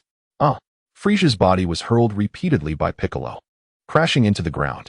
Thud, thud, thud. The once flat terrain transformed into a series of small craters. Piccolo executed his moves with precision, leaving Frieza unable to escape, as he was tossed about mercilessly. Despite Piccolo's upper hand, he remained increasingly vigilant of Frieza's potential. Not far away, Vegeta lay astonished. He could not fathom how Piccolo had suddenly gained such formidable strength. Consumed by rage, Vegeta understood immediately that Goku had wished for Piccolo's resurrection. Moreover, he sensed Goku approaching, his energy unmistakably on par with Vegeta's own. Although he was confident that with another healing, he could surpass everyone, he found himself unable to even retrieve a Senzu bean from his clothing at that moment. Vegeta silently sensed the auras of Piccolo and Frieza, their energies intertwining with a stark contrast of strength. Through the sounds he perceived and the energies around him, he mentally simulated the battle between Piccolo and Frieza. The scene was overwhelmingly one-sided. That Namekian was toying with Frieza? However, something felt amiss. Vegeta was astonished to find that Frieza's energy had not diminished at all. So that's how it is. Vegeta cursed inwardly. What on earth is that damned bald head up to? Given the timeline, that old fool should be dead by now. Yet he still hasn't arrived. I hope Kakarot gets here soon. Otherwise, if Frieza defeats that Namekian, the first to perish will be me. Damn it, that wretched creature. My tail. Upon hearing Frieza's voice and sensing their energies, Vegeta immediately envisioned the scene of Frieza being dangled by the tail and struck by Piccolo. With a sigh of relief, Vegeta thought that this situation might buy enough time for Kakarot to arrive. Damn it, what mischief is that little bald head up to? He cursed Krillin internally, reflecting that ever since encountering Krillin on Namek, he had been led around in circles. Wait, what's happening? Why have their energies separated? What is that Namekian doing? Has he begun to float after gaining power? Is he intentionally trying to provoke Frieza into a stronger form to demonstrate his own might? It was no wonder Vegeta was losing his composure. Even the usually calm Piccolo was taken aback. Piccolo gazed at the severed tail in his hand, utterly astonished that Frieza would resort to self-mutilation to escape his grasp. With a crash, Frieza broke free from Piccolo but was still hurled away, colliding with a mountain. Trapped beneath the rubble, Frieza shouted, and the shattered mountain exploded apart, the debris flying into the air. Piccolo realized the danger. Frieza's formidable energy had propelled those rocks away. The sound of footsteps echoed clearly as a figure reappeared before Piccolo. Vegeta felt a sense of foreboding. He could sense that Frieza's energy had doubled. Battle power, Piccolo 1. 440,001, 680,000 after shedding weight. Frieza 2, 120,000, third form. Chapter 56. Piccolo's realization the sound of footsteps was unmistakable, and beads of sweat trickled down Piccolo's forehead. Frieza's aura was now a source of immense pressure. As the dust settled, Frieza's form became visible. After his second transformation, Frieza's physique had shrunk, unlike the towering stature of his second form. Though smaller, his energy had grown significantly stronger. Piccolo had long outgrown the notion that a larger body equates to greater strength. He could discern an opponent's power through their energy. Thus, facing the current Frieza, Piccolo frowned, sensing that Frieza's aura surpassed his own. Nevertheless, Piccolo did not believe that he was without the capacity to engage Frieza in battle. The gap between them had not yet reached an insurmountable level. Bic was entirely convinced that he could triumph over his current adversary. He assumed a defensive stance, his gaze fixed intently on Frieza, who approached with a confident stride, striving to conceal any signs of weakness. "Are you afraid?" Frieza inquired, standing before Bick with a sly smile. Bick's eyes widened in surprise. His feet pressed down hard enough to fracture the earth beneath him as he instinctively recoiled from Frieza. Are you leaving so soon? I still have some pin-up energy to unleash. Frieza remarked cheerfully, reaching out towards Bick. In response, Bick quickly seized Frieza's approaching hand with his left while positioning his right hand against Frieza's abdomen. With a sudden burst, a wave of energy struck Frieza's midsection, momentarily halting his advance. Seizing the opportunity, Bick pivoted and hurled Frieza to the ground. I must admit, you are not to be underestimated. Frieza sneered, his eyes glinting with malice. Startled, Bick prepared to release his grip, but Frieza swiftly clasped his hand instead, causing Bick to grit his teeth as he was forced down onto the ground. Cracks spread beneath him as Frieza hovered above, his right hand firmly grasping Bick's left. You pitiful insect, daring to resist me, the Emperor of the Universe, Frieza taunted, delivering a brutal punch to Bick's face, leaving him bruised. Attempting to retaliate, Bick raised his left hand, but Frieza's foot pressed down on it, eliciting a searing pain as though it might snap. Frieza's sinister grin widened as he pressed his knee into Bick's abdomen, causing him to gasp in agony. Hee. Frieza continued to rain blows upon Bick's head, his smile growing increasingly cruel. In a moment of desperation, Bick unleashed an energy wave from his mouth, forcing Frieza to stagger back slightly.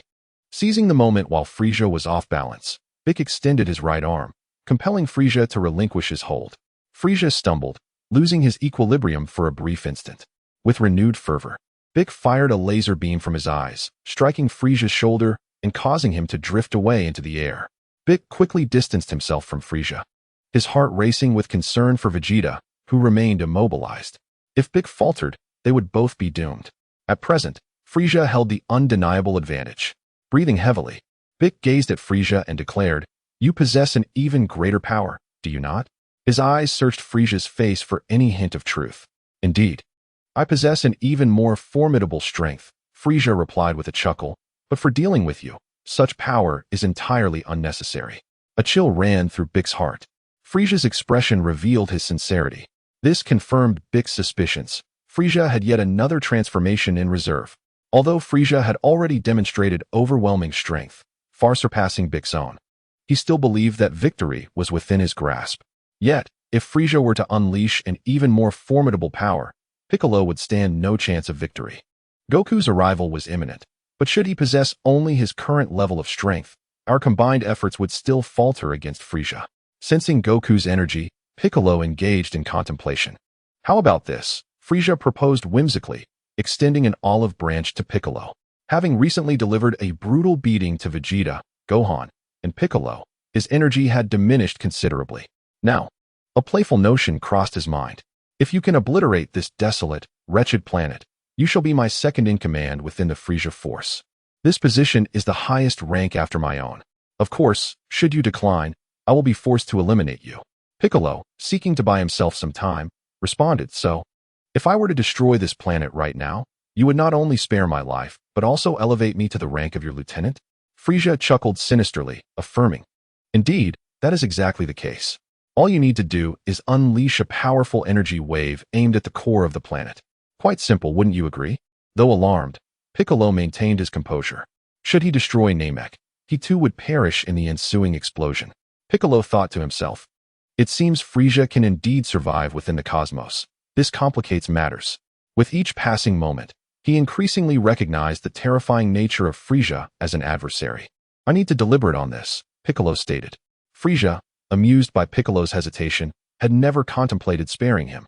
He had no need for formidable subordinates, for he was sufficiently powerful on his own. King Kai? King Kai? Piccolo silently implored, attempting to reach the North Kai. The king had been monitoring the clash between Piccolo and Frieza and immediately sensed Piccolo's call. I warned you against battling Frieza, and you assured me you would heed my advice. Yet upon arriving on Namek, you sought out Frieza? Now you realize just how powerful he truly is. King Kai exclaimed in exasperation. Piccolo had no time for King Kai's reproach and quickly interjected within his mind, Please, notify the Guardian of Earth to gather the Dragon Balls and summon Shenron. When I deem it impossible to defeat Frieza, I wish for us to be transported to Earth. Upon hearing this, King Kai's spirits lifted. Excellent. I shall inform the Guardian of Earth to grant your wish for relocation. You should have done so long ago. Piccolo, feeling urgency, thought to himself, wait, now is not the time. King Kai retorted, there is no chance of victory against Frieza. The wisest course of action is to utilize the Dragon Balls to transport you to Earth. I too can sense Frieza's overwhelming strength. However, allow me this chance to save my homeland. Although I have never lived here, I still wish to make an effort to rescue it. King Kai paused momentarily before conceding. Very well, but when I believe all hope is lost, I shall notify the Guardian of Earth. Upon hearing the words of the Kai, Piccolo exhaled in relief. Chapter 57, Son Goku arrives. Humph, are you merely stalling for time? Frieza discerned this intent, yet remained unperturbed. There could be no one in this world more formidable than himself. Annihilating planet Vegeta was a trivial task. Enough, I am beginning to grow weary. It's time for you to perish. With that, he extended his right index finger and unleashed a beam of energy. Piccolo swiftly evaded, simultaneously launching an energy sphere towards Frieza, who waved his hand and deflected the attack. Frieza continued to fire energy waves from his finger at Piccolo, who deftly dodged each one. If your attacks are of such a meager caliber, even if I stand still, you shall not harm me, Frieza mocked. Continue flitting about like a mere insect. Rest assured, I will crush you soon. TSK. Piccolo clicked his tongue and retorted, why don't you stand still and allow me to strike you? Ah, very well. Frieza readily consented. Halting his assault, Piccolo, taken aback, quickly distanced himself from Frieza. Unexpectedly, Frieza placed his hands behind his back and gazed at Piccolo leisurely. Aren't you going to attack? At this, Piccolo surged towards Frieza at full speed. Approaching, he aimed a kick at Frieza's head, but Frieza merely tilted his head, causing Piccolo's kick to miss entirely. You claimed you would stand still. Piccolo exclaimed angrily. Frieza, unfazed, replied, my feet truly remain unmoved. As Frieza spoke, Piccolo launched another offensive. A flurry of punches and kicks directed at Frieza. Yet, each of Piccolo's strikes was deftly evaded by Frieza. Damn it! Piccolo clasped his hands together, thrusting them before Frieza's face as he bellowed, Demon Flash. A resounding crash echoed as he fell to the ground, the sound unmistakably clear. It was Piccolo. Damn! Is that guy about to be defeated? Vegeta felt Piccolo's energy wane, while Frieza showed no sign of fatigue. My apologies, you truly startled me just now. I did not intend to strike you. As compensation, I will indeed stand still for you to hit me. How does that sound? Frieza grinned maliciously at the fallen Piccolo. Rest assured, this time I shall not move, nor shall my body. Piccolo, clutching his abdomen, recalled how Frieza had unexpectedly struck him just as he was about to unleash his Demon Flash. Since you have said so, allow me to return the favor. With that, Piccolo touched his fingertip to his forehead, gathering energy. As he concentrated, the energy intensified around his fingertip, causing arcs of electricity to dance about. This was Piccolo's signature technique. The Demon Convergence Light Cannon. Crackling sounds erupted from his fingertip. Oh, is that so? Frieza mused to himself. Can such a technique release power surpassing one's own combat strength? How intriguing.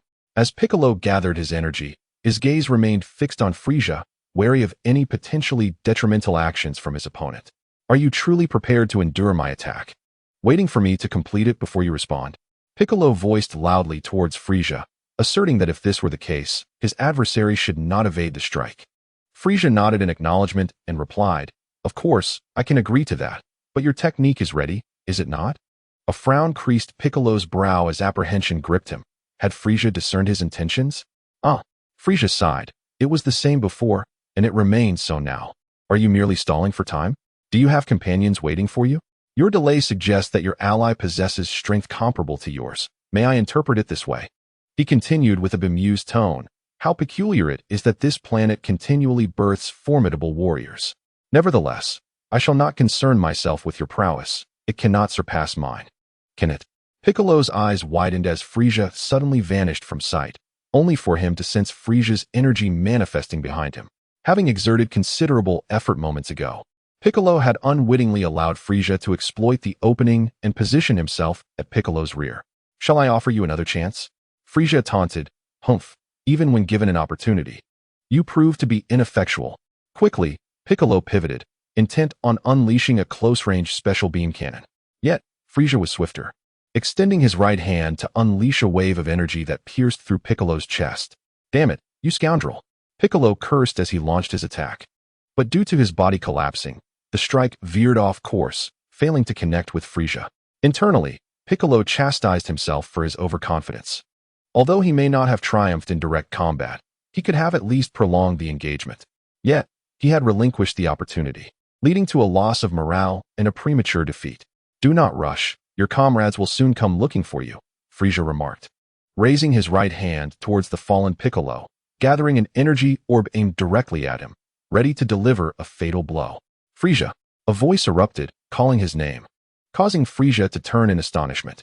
There stood Goku, enveloped in a fiery red aura, charging towards Frieza in a furious onslaught. That face seemed familiar, evoking distant memories. Huh! Goku's fist connected squarely with Frieza's face, sending him hurtling into a mountain of rock. Gasping for breath, Goku turned to Piccolo. "I arrived just in time. You can still move, right?" Piccolo struggled to rise, forcing a smile as he replied, "Barely. However, I may not be able to assist you in the forthcoming battle. If you cannot defeat Frieza, I will have the Dragon God wish us back to Earth." At that point, it may very well, Goku nodded, understanding the implication. If they failed to vanquish Frieza here and retreated to Earth, the tyrant would likely pursue them, potentially leading to the planet's destruction. Goku steeled himself, determined to defeat Frieza on Namek once and for all. "It seems that my presence here only hinders your progress. Perhaps it is best for me to depart." At this moment, Gohan lies unconscious, yet can still sense his faint life force. Although he is not on the brink of death, prolonged neglect of his injuries could lead to dire consequences. Hearing Piccolo's concerns, Goku smiled reassuringly, saying, "Do not worry, assistance will arrive shortly." Only then did Piccolo recall Tien, the Namekian healer who had previously treated Goku.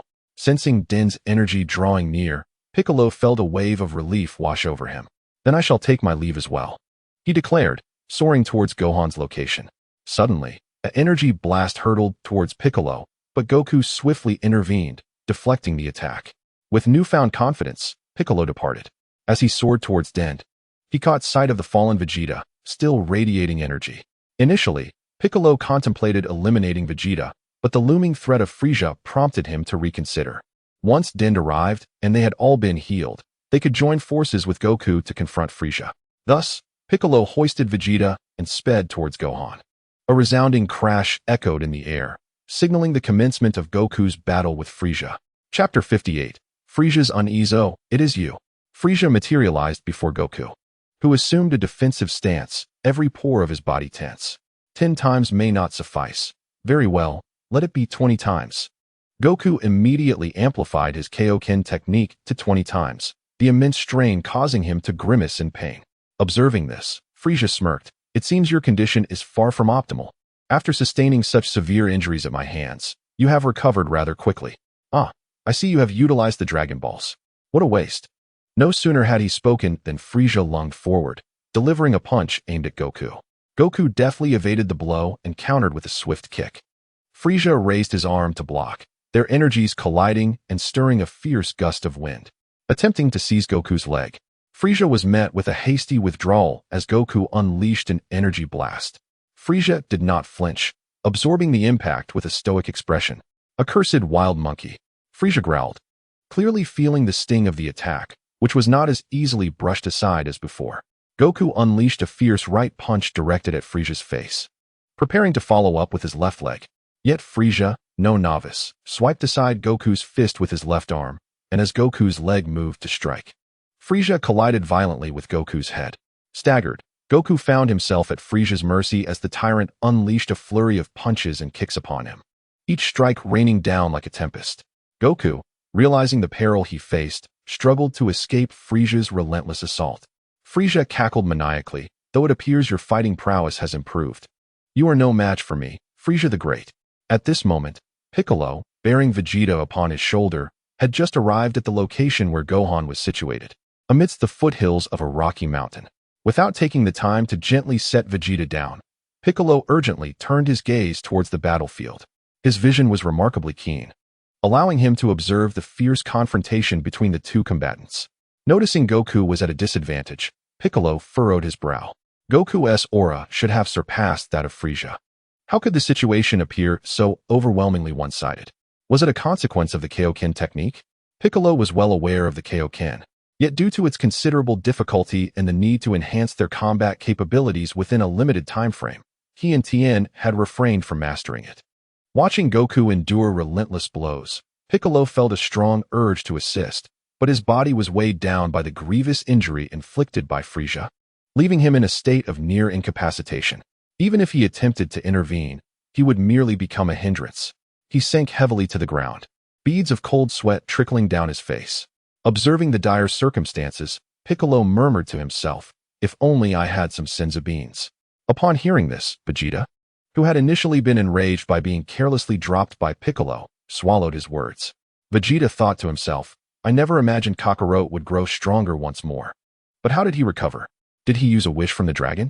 Damn it, that immortality was supposed to be mine. Humph. Once I consume a senzu bean and heal, I shall undoubtedly become the legendary Super Saiyan. Then, no one will stand a chance against me. I just need to move a little, just a slight motion will suffice." Meanwhile, as Goku continued to take a beating, King Kai, far away on North Kai's planet, was filled with concern. He spoke to himself, "Indeed, there is absolutely no hope. Perhaps I should wish for the dragon to transport them back to Earth right now. Piccolo, it seems there is no longer any recourse. Even Goku cannot contend with Frieza." Piccolo quickly communicated in his mind to King Kai, "No, it is not yet time to despair. Summon a Dragon Clan member to heal us at once." King Kai immediately understood that it referred to the Namekian child who had treated Goku. Undoubtedly Din possessed the innate abilities of the Dragon Clan. This revelation ignited a glimmer of hope within King Kai, prompting him to decide to observe a while longer before making any decisions.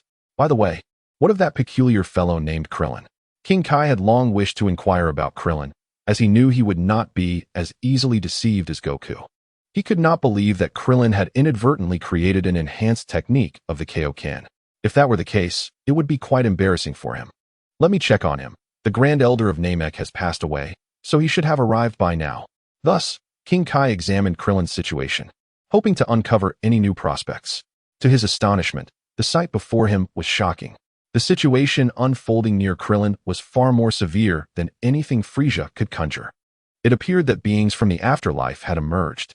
Goku, enduring Frieza's relentless onslaught, was soon left battered and bruised. Frieza, increasingly exhilarated, laughed heartily, exclaiming, "It has been quite some time since I encountered such a splendid punching bag like you." Haha. Frieza had never relished combat, as his opponents were invariably too feeble. Yet, as he relentlessly pummeled Goku, a flicker of pleasure surged within him. When was the last time he felt such excitement? Ah, yes. It was during his childhood when he had mercilessly beaten Cooler. Haha, that arrogant fool had been utterly defenseless against him. Suddenly, a sharp pain struck Frieza's abdomen, causing him to be propelled backward. Staring blankly at Goku, he noted that the latter was now battered and bloodied, yet inexplicably smiling. This visage reminded Frieza of images from over 20 years ago, moments he had once dismissed. Now, these memories surged back with vivid clarity, inciting a profound irritation within him. Chapter 59, Frieza's ultimate form. It appears there is no issue now. Although Goku was gravely injured, he wore a joyful smile. Frieza seethed, "What are you laughing at? Surely by now you understand from our battle that you are no match for me. Is that so?" "Perhaps not," Goku retorted with a chuckle. By enduring Frieza's assaults, he had significantly diminished the pain inflicted by the 20-fold Kaioken. He now moved with remarkable ease, suggesting that he might not be inferior to Frieza after all. Understanding dawned upon Piccolo, who felt a slight relaxation in his previously tense demeanor. Goku and Frieza resumed their fierce battle, each delivering and receiving blows in equal measure. Observing the clash, Piccolo thought, "This is not a fight I cannot intervene in. Regrettably, I can barely muster the strength to rise." Seizing an opportunity, Goku delivered a powerful punch that bypassed Frieza's defenses, striking his abdomen. "Ugh!" Frieza cried out in pain, momentarily halted by the force of the blow. Goku capitalized on this moment, launching a full-scale assault on Frieza. Yet, Frieza was not one to remain docile. He quickly regained his composure and retaliated. Undeterred, Goku maintained his offensive rhythm. The two warriors clashed repeatedly, their conflict causing nearby mountains to crumble under their might. "No, I must draw Frieza away from Gohan and the others." Goku skillfully maneuvered their battle to a location far from Piccolo and the others, and Frieza, oblivious to Goku's intentions, unwittingly facilitated Goku's plan. Damn it! Why is this wretched creature so troublesome? Frisia's fury escalated, for Goku's displayed prowess surpassed his own, igniting a fierce rage within him. Though Frisia had yet to unleash his true strength, being dominated in his third form by Goku infuriated him beyond measure. You scoundrel! I am truly angry now. Despite his relentless efforts, Frisia found himself unable to gain the upper hand in his battle against Son Goku. Thus, he resolved to unleash his ultimate form to overpower his adversary.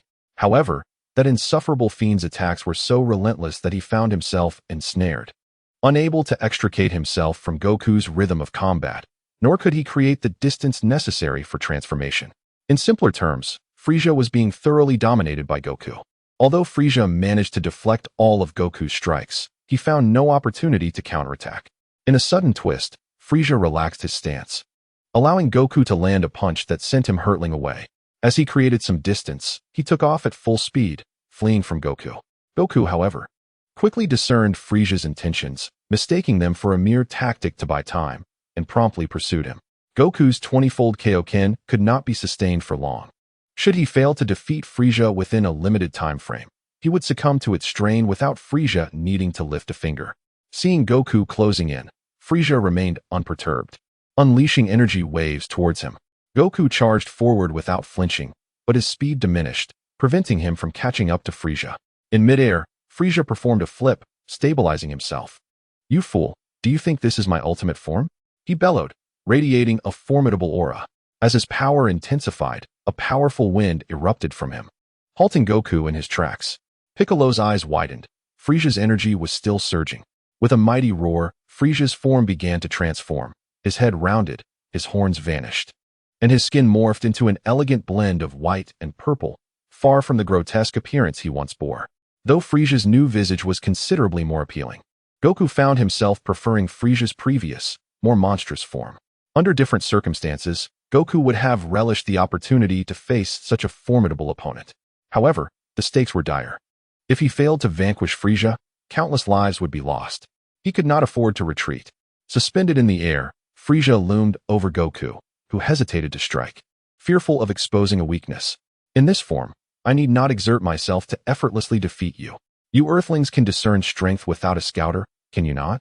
You must sense the immense power I wield, Frisia proclaimed, gazing down at Goku with a triumphant laugh. Let me reveal a secret. This is not even my full strength. I possess even greater power beyond this. With that, Frisia extended his hand, firing a crimson laser towards Goku. Goku's eyes widened in shock as his body instinctively reacted, narrowly evading the onslaught. Although he had escaped Frisia's attack, he was utterly astounded by the sheer speed of that previous strike. Even the distant Piccolo was taken aback by Frisia's casual strike, completely caught off guard. He pondered whether he could have evaded such an attack. After much deliberation, he arrived at a disheartening conclusion. There would have been no chance of escape. That blow could have pierced his heart, leading to certain death.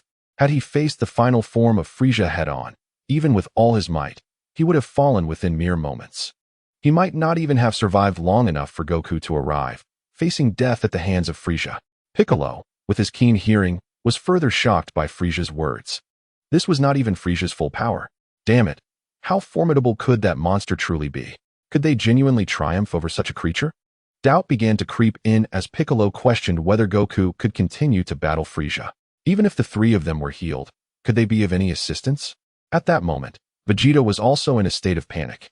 His body had finally regained a modicum of mobility, and with a bit more effort, he could reach the Senzu Beans. If Goku failed to withstand Frisia, his fate would be sealed. Vegeta thought to himself, Kakarot, you must hold on. Once I am healed, I can unleash my full potential and become the legendary Super Saiyan. Then I shall avenge planet Vegeta by slaying that bastard Frisia. Chapter 60. Krillin to the rescue. Goku clenched his fists, his gaze fixed intently on Frisia. The terror emanating from Frisia was overwhelming, leaving Goku feeling utterly incapable of fighting back. Wait, that energy, it belongs to Krillin. He is fighting too? But where is Krillin's enemy? Goku mused that if Krillin were here to assist him, they might stand a chance against Frisia. However, alone, he could not hope to contend with Frisia's might. Suddenly, a realization struck him. Krillin had mentioned that the limit of the Kaioken technique was 40 times. Perhaps he could give it a try. Noticing Goku's fluctuating expression, Frieza assumed he was merely frightened and chuckled. Are you scared? With that, he fired another crimson laser towards Goku. Drawing from his past experiences, Goku evaded the attack once more. 30 times, Kaioken. Goku unleashed the 30-fold Kaioken, but the intense pain contorted his face. This level of power was still beyond his limits. His body struggled to endure such a tremendous strain. You must be using some skill to boost your combat power temporarily. I see now, haha. Frieza laughed heartily at Goku's agony. With a grave expression, Piccolo observed Goku. Although Goku's combat power had surged significantly, it still paled in comparison to Frieza's. Coupled with the physical strain of the Kaioken, Goku stood no chance against Frieza. If Frieza's words were not mere bluster, he still possessed an even greater strength yet to be unleashed. Piccolo began to contemplate surrender, for if all were to perish, hope would vanish entirely. Huh! Goku exclaimed as he lunged towards Frieza, who nonchalantly evaded the attack. In stark contrast to Frieza's calm demeanor, Goku's features were contorted in pain. His body racked with agony that left him no respite. His mind was clouded, focused solely on unleashing his attacks with all his might. If this continued, Goku would soon be unable to endure. Frieza, seemingly toying with him like a cat with a mouse, showed no urgency to counterattack, preferring to evade Goku's onslaught. With widened eyes, Goku's aura flared crimson, and he extended his hands, unleashing hundreds of energy blasts in all directions. Frieza, underestimating the power of Goku's blasts, did not evade, believing he would remain unscathed. However, the blast struck him, causing him to stagger, while others created deep craters upon impact with the ground and rocky terrain. Frieza, now somewhat irate, pointed a finger, releasing a crimson laser. Ugh! Goku cried out in pain as the beam pierced his right shoulder. Just as Frieza smirked, Goku swiftly closed the distance, pivoting to deliver a powerful kick to Frieza's head. The force sent Frieza reeling, and disregarding his shoulder injury, Goku unleashed a flurry of energy blasts. The blasts were densely packed, and after regaining his balance, Frieza retaliated with an energy blast of his own. The attack struck Goku, sending him crashing to the ground and creating yet another crater, enveloping him in dust and debris. In the next instant, Goku emerged from the haze, charging at Frieza. With a resounding thud, Frieza landed a heavy punch, slamming Goku back into the ground and creating yet another deep pit. Unfazed by the dust cloud obscuring his vision, Frieza fired energy blasts based on instinct. Piccolo, realizing the urgency, decided to teleport everyone to safety when a youthful voice interjected, "You must be the Namekian from Earth." Startled, Piccolo turned. He had been so focused on the battle between Goku and Frieza that he had failed to notice Den's arrival. "Please, hurry and help us heal our injuries. Goku can no longer hold on," Piccolo implored, seizing the opportunity to try once more. Den rushed forward to assist Piccolo, noticing Goku had already been down by Frieza. Den's power rivaled that of Earth's deities. Placing his hands upon Piccolo, he quickly restored him to full strength. "Please, revive them all swiftly. I must assist Goku at once," Piccolo declared, immediately darting towards Frieza. Frieza, caught off guard, was struck hard in the back by Piccolo. Yet, Frieza's strength was overwhelming. With a mere roll, he regained his composure. "Namekians are truly remarkable." "No, you have completely recovered," Frieza remarked, having long been aware of the peculiar abilities of the Namekians. And now it was evident. Piccolo sensed Goku's energy and discovered that he still clung to life, which brought him a measure of relief. Frieza noticed Piccolo's gaze and raised his hand to unleash an energy sphere towards Goku's direction.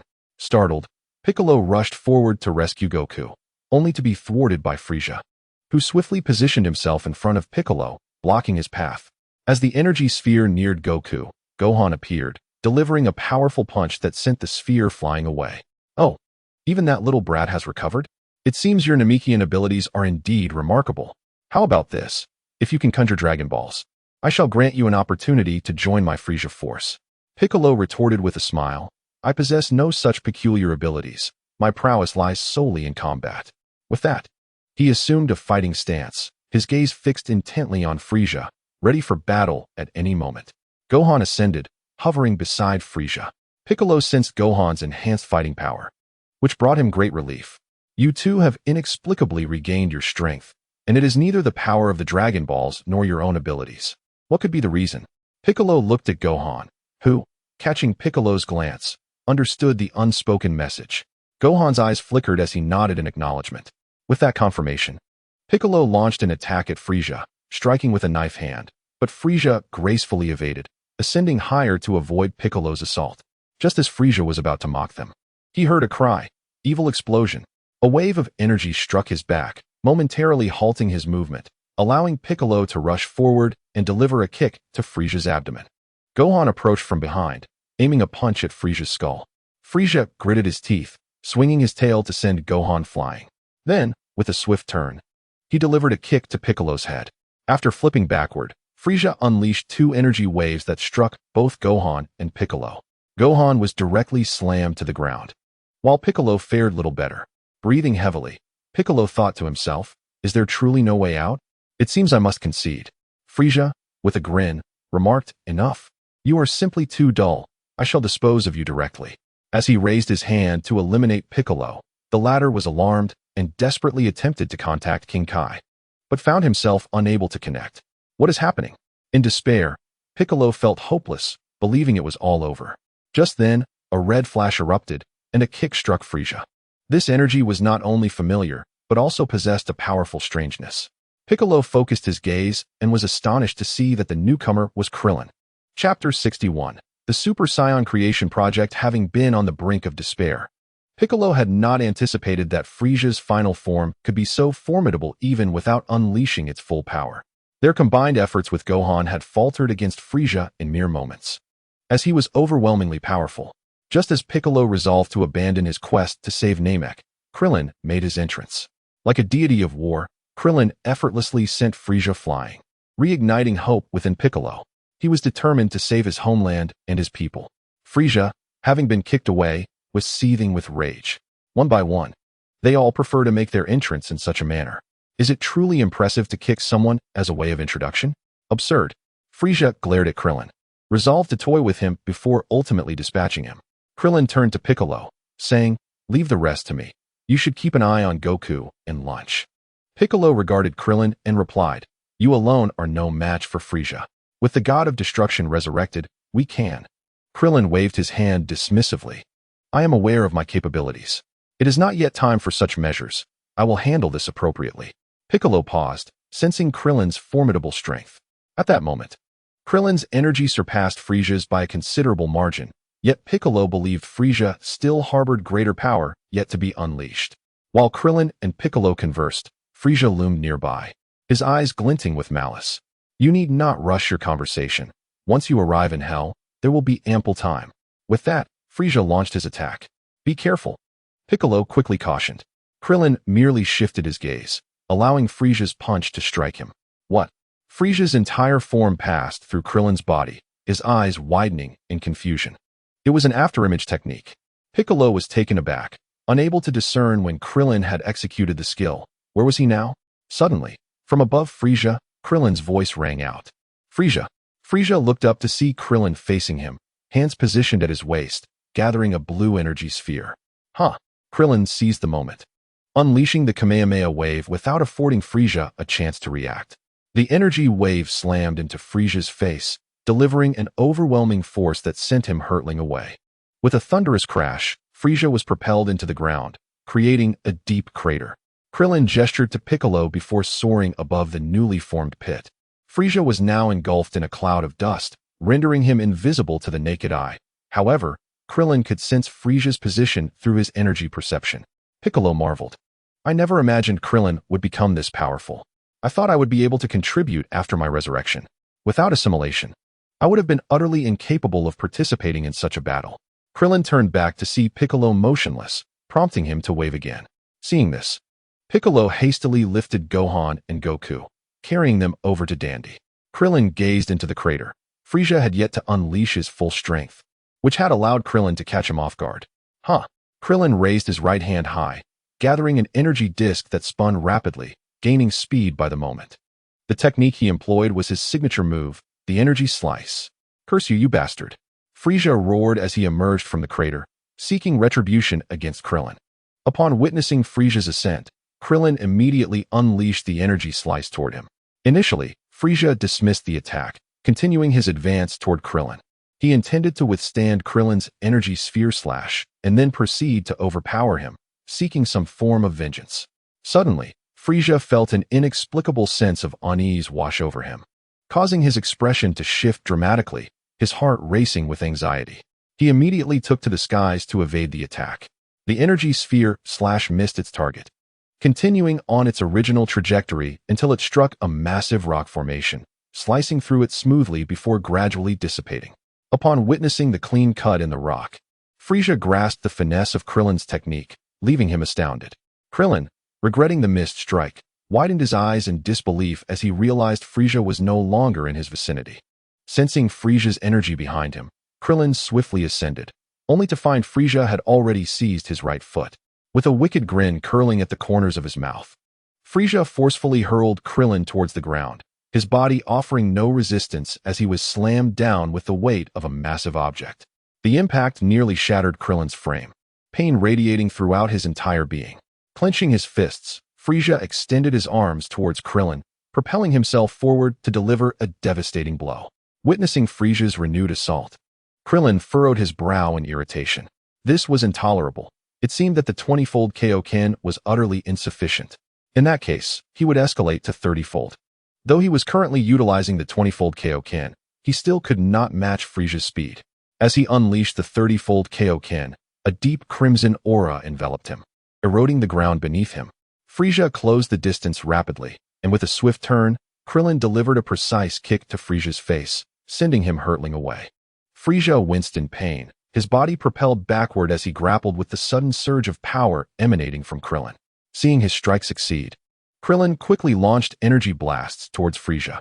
Before Frieza could regain his footing, the blast struck him squarely. After struggling to stabilize himself, Krillin closed in, unleashing a flurry of punches and kicks upon Frieza. Meanwhile, Piccolo, carrying Goku and Gohan, watched in awe as Krillin unleashed a relentless assault on Frieza, having sensed the dramatic increase in Krillin's energy moments earlier. At that moment, Krillin's energy far surpassed Frieza's. If Frieza possessed such a level of fighting power, Krillin alone could potentially defeat him. Damn that filthy monkey! Frieza roared, unleashing an astonishing surge of energy that forced Krillin to retreat. Frieza was tapping into his full potential, and everyone could feel the overwhelming power radiating from him. Piccolo thought to himself, this energy exceeds anything I could have imagined. It's far too formidable. Perhaps it would be wiser to escape using the Dragon Balls. Krillin quickly distanced himself, sensing Frieza's formidable energy.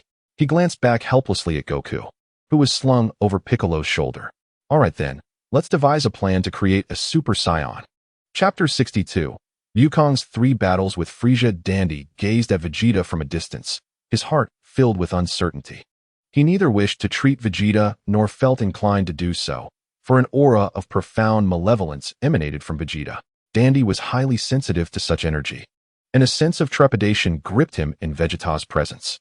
Vegeta, simmering with irritation, barked, "You little imp, hurry up and treat me. Otherwise, you shall not defeat Frieza, and you will require my strength, the power of a Super Saiyan." Vegeta relentlessly pressured Dandy, yet Dandy remained obstinate, leaving Vegeta in a state of profound frustration. Curse it! If I were not utterly immobilized at this moment, I would teach this brat a lesson. Just as the two were locked in a stalemate, Piccolo arrived with Goku and Gohan.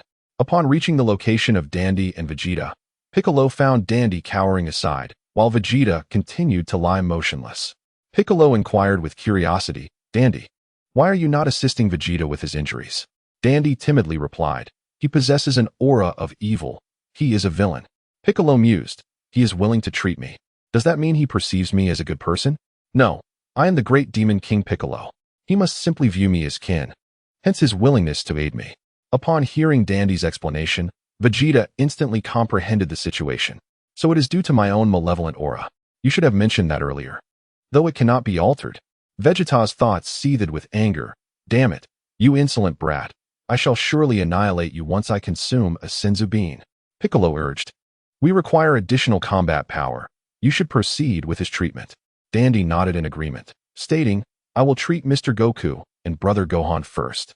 Piccolo acquiesced, gently placing Goku and Gohan on the ground. Dandy approached, preparing to heal Goku and Gohan, which only intensified Vegeta's ire. "Damn it, you wretched little brat. Do you not understand the order of things? I wonder if that foolish Krillin can hold out until I am treated. Frisia's aura is utterly terrifying. Krillin narrowly evaded a punch from Frisia, who had yet to unleash his full power, while Krillin had already amplified the Kaioken to 40 times. Panting heavily and drenched in sweat, Krillin thought, "It seems you are utterly exhausted." Frisia resumed his elegant demeanor, now possessing an undeniable advantage. Strange as it was, Frisia appeared refined when in a position of strength, yet devolved into a frenzied beast when at a disadvantage. Suddenly, Krillin struck, throwing a punch at Frisia, who effortlessly sidestepped. Following this, Krillin spun and delivered a kick toward Frisia. However, Frisia swiftly countered with a tail swipe aimed at Krillin, yet it struck nothing but air. Frisia furrowed his brow, realizing he had merely hit a shadow. In an instant, he executed a backward kick, landing a blow to Krillin's abdomen. Following that, Frisia unleashed a right sweeping kick to Krillin's side. Ugh! Krillin cried out in pain as he was sent flying by Frisia's strike. Frisia once again closed in, prompting Krillin to hastily roll over and stabilize himself, unleashing waves of energy from his hands beneath him as he ascended rapidly. Looking up, Frisia beheld Krillin's form seemingly merging with the sun itself.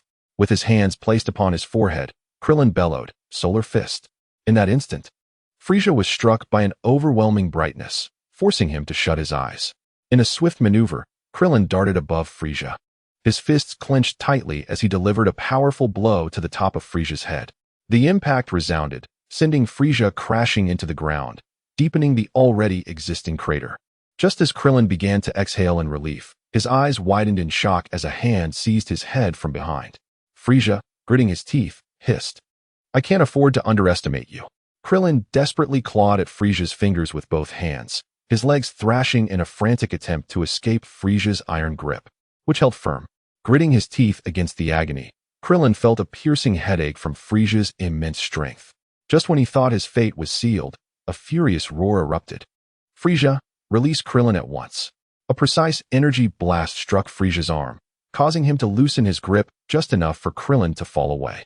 A dark figure caught Krillin mid-fall, swiftly maneuvering him to Dandy's side. After laying Krillin down, Goku zipped in front of Frisia. Frisia regarded him, saying, "How have you returned? If it's not the power of the dragon, then it must be that Namekian's ability. Very well, I shall eliminate you one by one. None can rival my strength. Killing you will be as effortless as breathing." Goku replied with a cold smile, "Is that so?" Having resurrected from the brink of death, Goku's power had surged dramatically, instilling him with the confidence to confront Frisia. With a fierce shout, Goku's aura ignited in crimson flames as he activated the Kaioken tenfold. Now, he could manage the strain of such power effortlessly, and even at 20 times, he could unleash his full potential without concern for overexertion. However, further amplification would still pose a challenge. Frisia launched a punch, which Goku met with one of his own, their fists colliding with tremendous force, creating a powerful shockwave that radiated from their clash. In that moment, they were evenly matched. After depositing Krillin safely, Goku turned to confront Frisia. Meanwhile, Dandy had just finished treating Gohan and paused momentarily upon seeing Goku deliver Krillin. Assessing Krillin and then Vegeta, he swiftly resolved to attend to Krillin first. Vegeta, noticing that Piccolo had not sustained any serious injuries, opted to accompany Gohan in watching the fierce battle between Goku and Frisia. At that moment, the two combatants were locked in an intense exchange, trading blows without yielding. Gohan and Piccolo were astonished to observe the escalating energy surrounding them. Frisia was relentlessly tapping into his inherent power, while Goku was continuously enhancing his Kaioken. The battle between the two individuals was utterly evenly matched, with the outcome hinging solely on who could push their limits further. Chapter 63, Vegeta's Request. How infuriating! Such a level of combat is beyond our intervention. Gohan clenched his fists, as the speed of the clash between Goku and Frisia escalated to a point where he could scarcely discern their auras. Piccolo turned to Gohan and said, "Do not rush. If you focus intently, you will surely succeed." Gohan nodded in acknowledgement. "Gohan, listen closely. We must not approach too closely. Otherwise, we will only bring trouble to your father." Gohan promptly agreed. "Yes, but how can we assist my father? Opportunities will arise. If victory seems unattainable, we will have to resort to that contingency plan." Piccolo, now devoid of confidence, was uncertain of Frisia's ultimate power. each time they arrived with strength surpassing Frisia's. He would swiftly unleash an even greater power to defeat them. At that moment, Goku and Frieza were locked in combat, their speed so extraordinary that Piccolo felt utterly outpaced. What shocked Piccolo further was that both Frieza and Goku were continuously augmenting their energy. Their powers and speeds were still on the rise. Goku, flushed and grave, stared intently at his opponent. Damn it, that fiend is incredibly strong. If this continues, I will be the first to falter.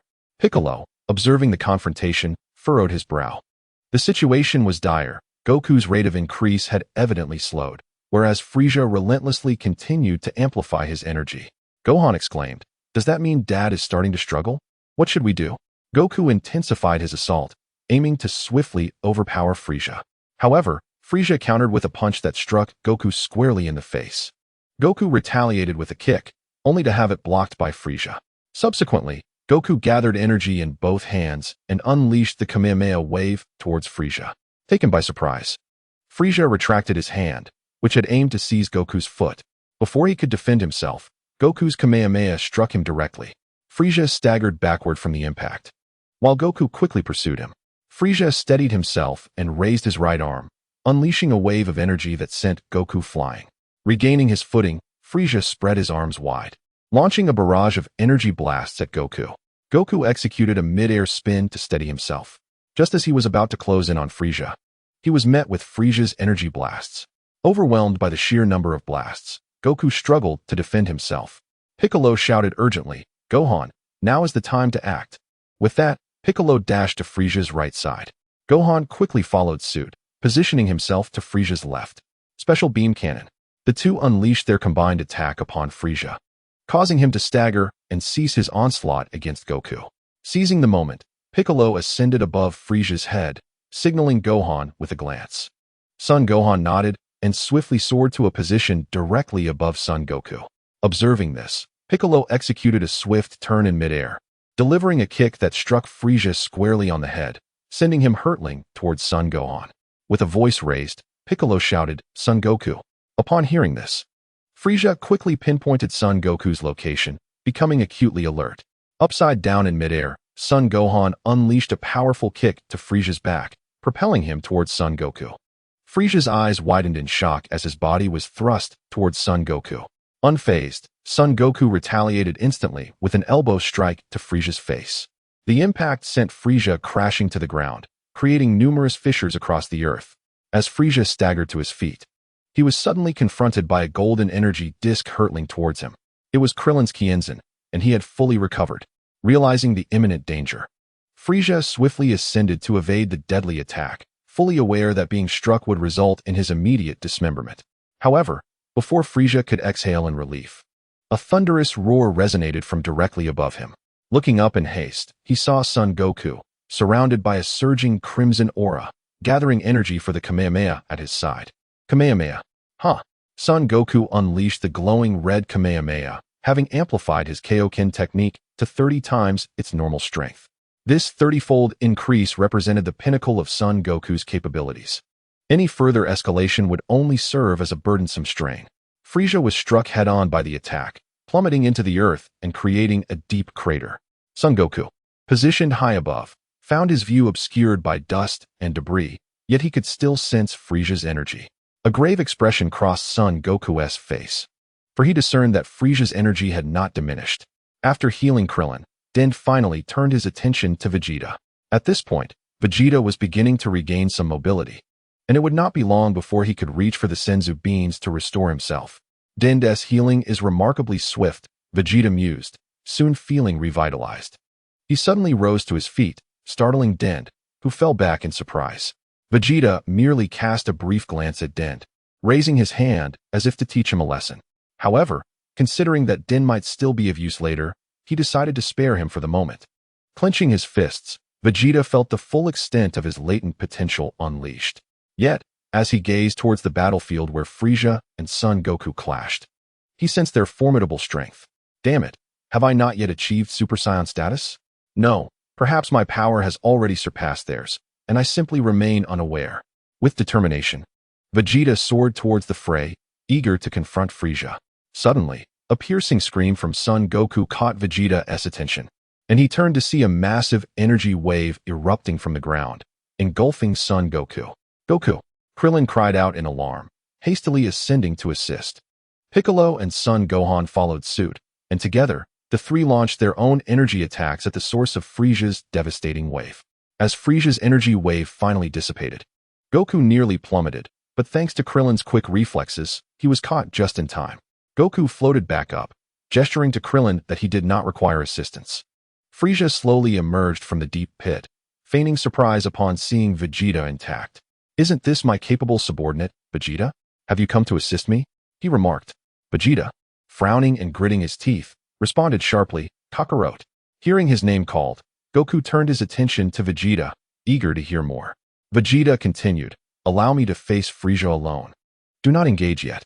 Their combat powers were as follows: Goku, 1, 200, 000, normal state, 24, 000, 000, 20 times Kaioken, 36, 000, 000, 30 times Kaioken, Frieza, 4, 240, 000, final form, 30, 000, 000, 25 power unleashed, Vegeta, 3, 000, 000, Krillin, 250, 000, normal state, 10, 000, 000, 40 times Kaioken, Piccolo, 1, 700, 000 Gohan, 420, 000 Chapter 64. A grave crisis. Goku regarded Vegeta with a serious expression, sensing that Vegeta's power was far inferior to Frieza's. Vegeta addressed Frieza, stating, "I must bring this to an end. I will become a Super Saiyan." Krillin, watching Frieza warily, advised Goku, "You should heal first. Frieza is not an opponent to be dealt with alone. I will hold him off for a while. You look for an opportunity to reach Dandy." Goku nodded in agreement, proclaiming, "In that case, I will comply." "Wait," Krillin exclaimed, surprised by Goku's response. Goku continued, "Let us refrain from intervening until Vegeta has lost. Allow them to duel one-on-one." Simultaneously, Goku whispered to Krillin, "I also need to find a chance to see Dandy. We must not let Frieza discover him. He surely knows of Dandy's existence and his healing abilities." Krillin nodded, saying, "If Vegeta is defeated, I will act immediately." Goku regarded Krillin with curiosity, feeling a sense of bewilderment. He opened his mouth to inquire further, but ultimately refrained from voicing his questions. Vegeta flew before Frieza, pointing an accusatory finger and declaring, "Frieza, your opponent is now me." Frieza sneered, "Have you forgotten how I just made you grovel like a dog on the ground? How absurd. TSK. Vegeta clicked his tongue and retorted, "I have become the Super Saiyan you fear most. The reason you destroyed planet Vegeta was your fear of the Super Saiyan." Goku, puzzled, asked, "What is a Super Saiyan? How is it different from a Saiyan?" Krillin, somewhat at a loss, found himself in a difficult position. As the only one present who had witnessed a Super Saiyan, he struggled to articulate an explanation. Should he say that a Super Saiyan is a Saiyan with golden hair, and that their power multiplies exponentially upon transformation? After some contemplation, he finally decided on a straightforward response. "I don't know." Clear and concise. At this moment, Son Gohan remarked, "According to the Elder, the Super Saiyan is a legendary warrior of unparalleled strength." Hearing this, Son Goku exclaimed with excitement, "Is that true? If he truly appears, I would love to challenge him." Krillin pondered for a moment and replied with a smile, "There will certainly be a chance." As he spoke, Krillin patted Son Goku on the shoulder. "Ah!" Son Goku cried out in pain, evidently suffering considerable damage from the 30-fold Kaioken and Frieza's assault. Krillin shook his head and leaned closer to Son Gohan, saying, "When Vegeta and Frieza start fighting, take Goku to find Dandy. Remember to be discreet." Son Gohan nodded vigorously, his face serious as he promised, "I will do my best." Subsequently, Krillin whispered to Piccolo, "If Vegeta shows signs of defeat, we will intervene together. Remember, do not confront him head-on, focus on disruption. If Frieza targets you, flee immediately. Do not look back. If you perish, we are doomed." Piccolo understood the gravity of the situation and nodded in agreement. As they conversed, Vegeta had already made his move. In the face of Vegeta's attack, Frieza stood motionless, watching as Vegeta approached. Vegeta's eyes widened as his punch whiffed. Frieza had inexplicably vanished. "Mr. Vegeta, that was quite the jest." Frieza's voice drifted from behind. And as Vegeta turned in shock, he found Frieza leisurely perched on a distant hilltop. Krillin quickly urged Son Gohan, "Gohan, hurry." Son Gohan nodded, and, supporting Son Goku, soared toward Dandy's location. Vegeta gritted his teeth and charged at Frieza once more, angrily declaring, "I was merely careless just now. Let's do this again." Frieza regarded Vegeta with indifference, only moving as Vegeta closed in. "This time I see you," Vegeta proclaimed, executing a sweeping kick, yet once again. He kicked at nothing but air. Frieza stood aside, chuckling. I merely moved a little, and you could not keep up. Is this what you call being a Super Saiyan? Or is the legendary Super Saiyan merely at such a level? Vegeta, both astonished and furious, thought, how could there be such a vast difference between us? Ah! Vegeta shouted in frustration, unable to accept that he could not contend with Frieza. Frieza, arms crossed, laughed. To be frank, at your level, victory is utterly impossible. Spare us the embarrassment. The legend of the Super Saiyan is truly laughable. Vegeta shouted back. My power is far beyond this. I am a Super Saiyan. Die, Frieza. He unleashed his ultimate technique, the Gallic Gun, aimed directly at Frieza. Observing the energy wave hurtling toward him, Frieza did not flinch but instead met it head-on, effortlessly kicking Vegeta's Gallic Gun away. Frieza soared before Vegeta, chuckling, "Is that all?" Vegeta stared in horror at the menacing figure of Frieza, his body trembling uncontrollably. The previous energy blast he had unleashed was his utmost effort. Yet Frieza had effortlessly deflected it. The disparity in their strengths was overwhelmingly vast, and Vegeta had come to a profound realization of their differences. For the first time in his life, he experienced genuine terror. The once confident warrior felt a crushing blow to his spirit. Despair enveloped him, for Frieza was simply too powerful, extinguishing any will to resist within him. Tears streamed down Vegeta's face, as he wept for the first time, overwhelmed by despair and fear. Observing this, Frieza revealed a chilling smile. With a flick of his tail, he ensnared Vegeta, delivering a brutal punch to his body. Krillin sensed the dire situation and exclaimed, "This is bad. Vegeta has completely lost his fighting spirit. He is in despair." His words served as a warning to Goku and Gohan. Time was running out. Suddenly, Gohan let out a furious shout. "Damn you, you bastard." Krillin noticed that Dandy's energy had inexplicably vanished. It seemed Mr. Jis had succeeded. Frieza sneered. Chapter 65, Krillin vs. Frieza. Gohan brought Goku to the location of Dandy, only to find him lying in a pool of blood. "Ha ha ha, how timely your arrival is. Now, you can no longer heal yourselves, ha ha." Jis stood triumphantly over Dandy's lifeless body, laughing heartily at Goku and Gohan. Gohan seethed, "You despicable bastard, I will kill you." Jis retorted, "You think a mere child like you can threaten me? Ha ha ha, that's truly laughable.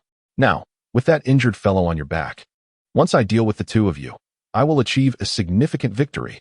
Goku was filled with regret, cursing himself for failing to ascertain whether the opponent had truly lost the will to fight, allowing Jis to recover so swiftly.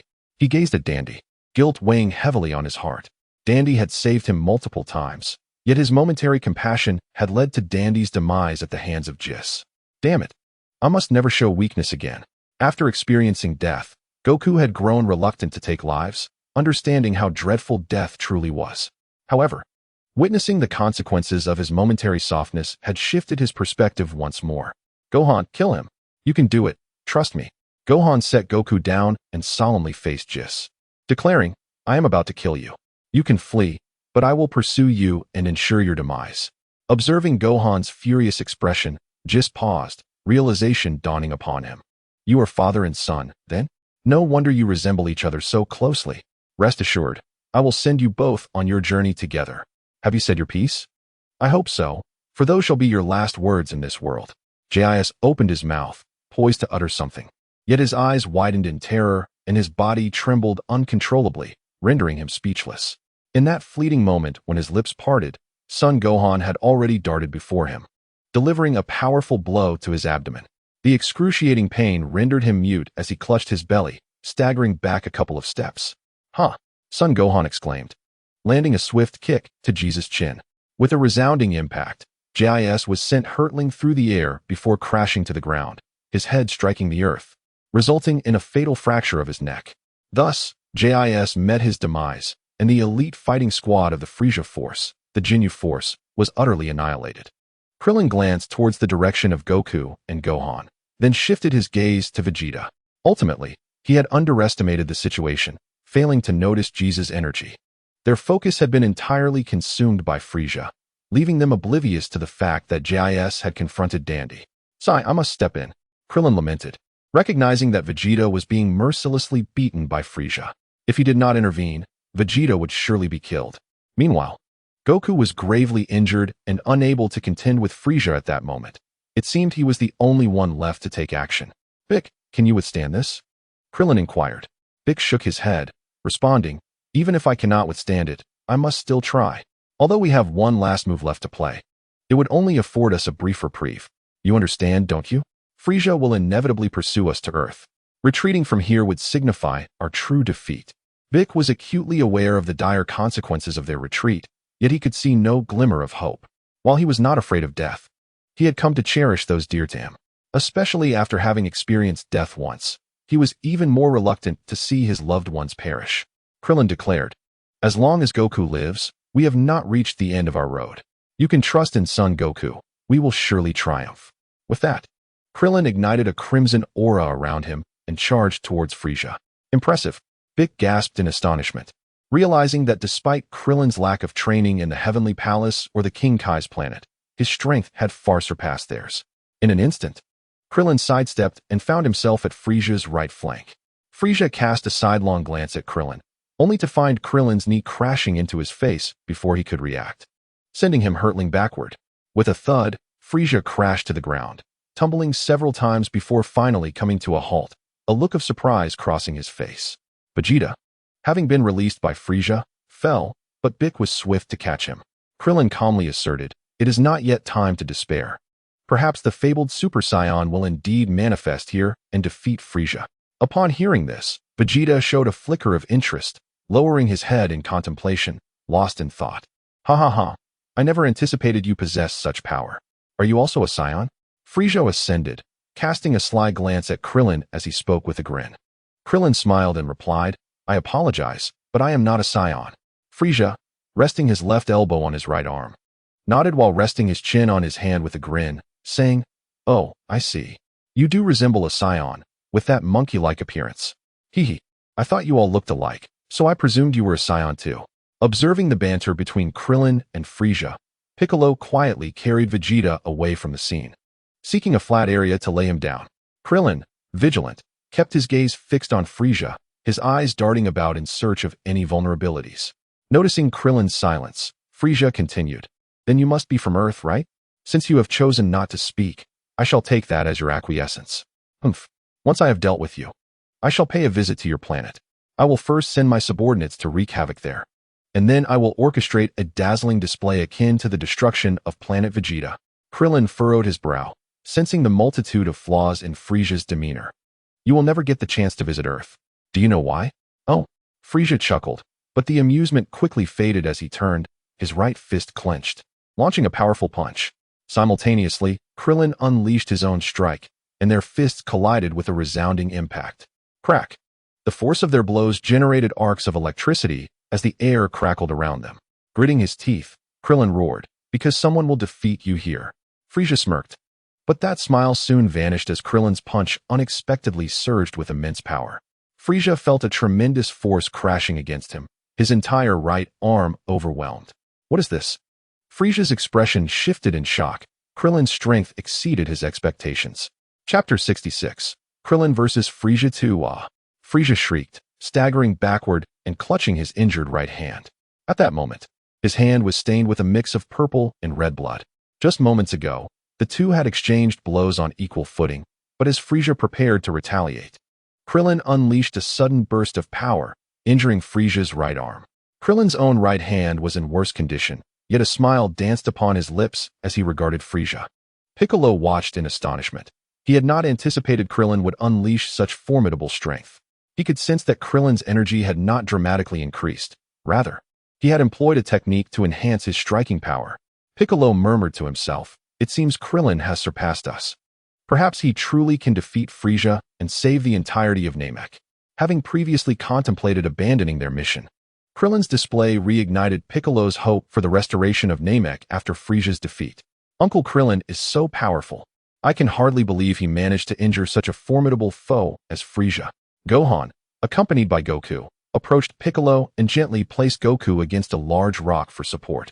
Son Wukong chuckled. Krillin has become remarkably powerful. If he manages to defeat Frieza this time, I must have a proper duel with him. At that moment, Vegeta interjected, Kakarot. There will come a day when I shall surpass you. Son Gohan found Vegeta's sudden remark rather perplexing, while Son Wukong replied earnestly, I shall be ready at any time. Upon hearing this, Vegeta lowered his head, deep in thought, yet unable to reach a decision, at least not now, for he lacked a compelling reason. Noticing Vegeta's silence, Son Gohan chose to leave him be and refrained from inquiring whether Vegeta still had any senzu beans left. After all, only one bean remained. And given the prolonged battle against Frieza, it was evident that Vegeta had already consumed them. Otherwise, after sustaining such grave injuries, he would have surely used a senzu bean by now. Frieza, wounded by Krillin, glared furiously at him and spat, You wretched wild monkey.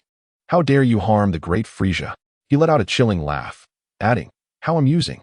Apart from my parents, you are the first to inflict injury upon me. Suddenly, Frieza's demeanor shifted as he raised his right arm, proclaiming, Even my foolish brother has never managed to hurt me, though I have yet to unleash my full might. Allow me to commend you. Sighing, Frieza continued with a hint of regret, Unfortunately, I have no need for formidable subordinates, for I am already powerful enough on my own. My foolish brother would certainly attempt to recruit you, haha. Krillin smirked and replied, Well, I consider it an honor. However, my objective is not merely to injure you. Frieza chuckled. This is the first time in my life I have felt such exhilaration. Let me contemplate how I should deal with you. With a grave expression, Krillin flexed his fingers, poised to strike. Frieza's might was overwhelming. Even when Krillin discerned a weakness, Frieza swiftly countered his attacks. Suddenly, Frieza burst into laughter, spreading his arms wide and stepping forward, declaring, I shall use 50% of my power against you as a reward.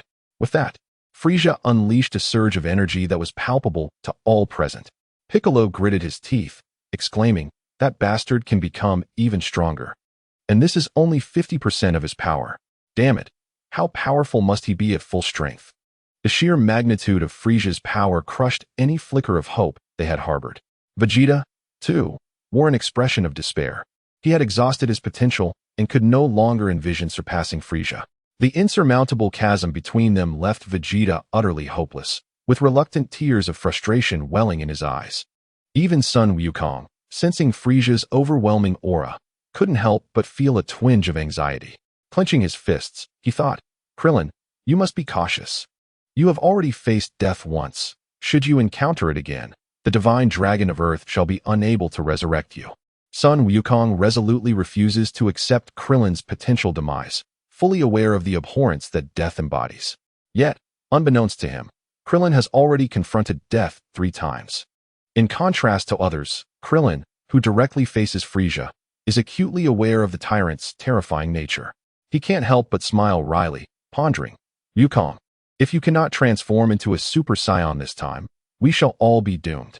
Frieza chuckles, What do you think? Are you beginning to regret opposing me? Krillin shakes his head. The one who should be regretting is you.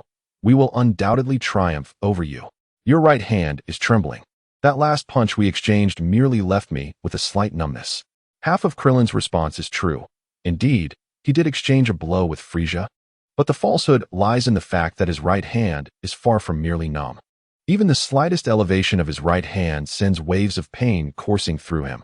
Frieza glances at Krillin's hand, a mocking smile gracing his lips as he surveys the scattered rubble on the ground, thinking to toy with him a little longer.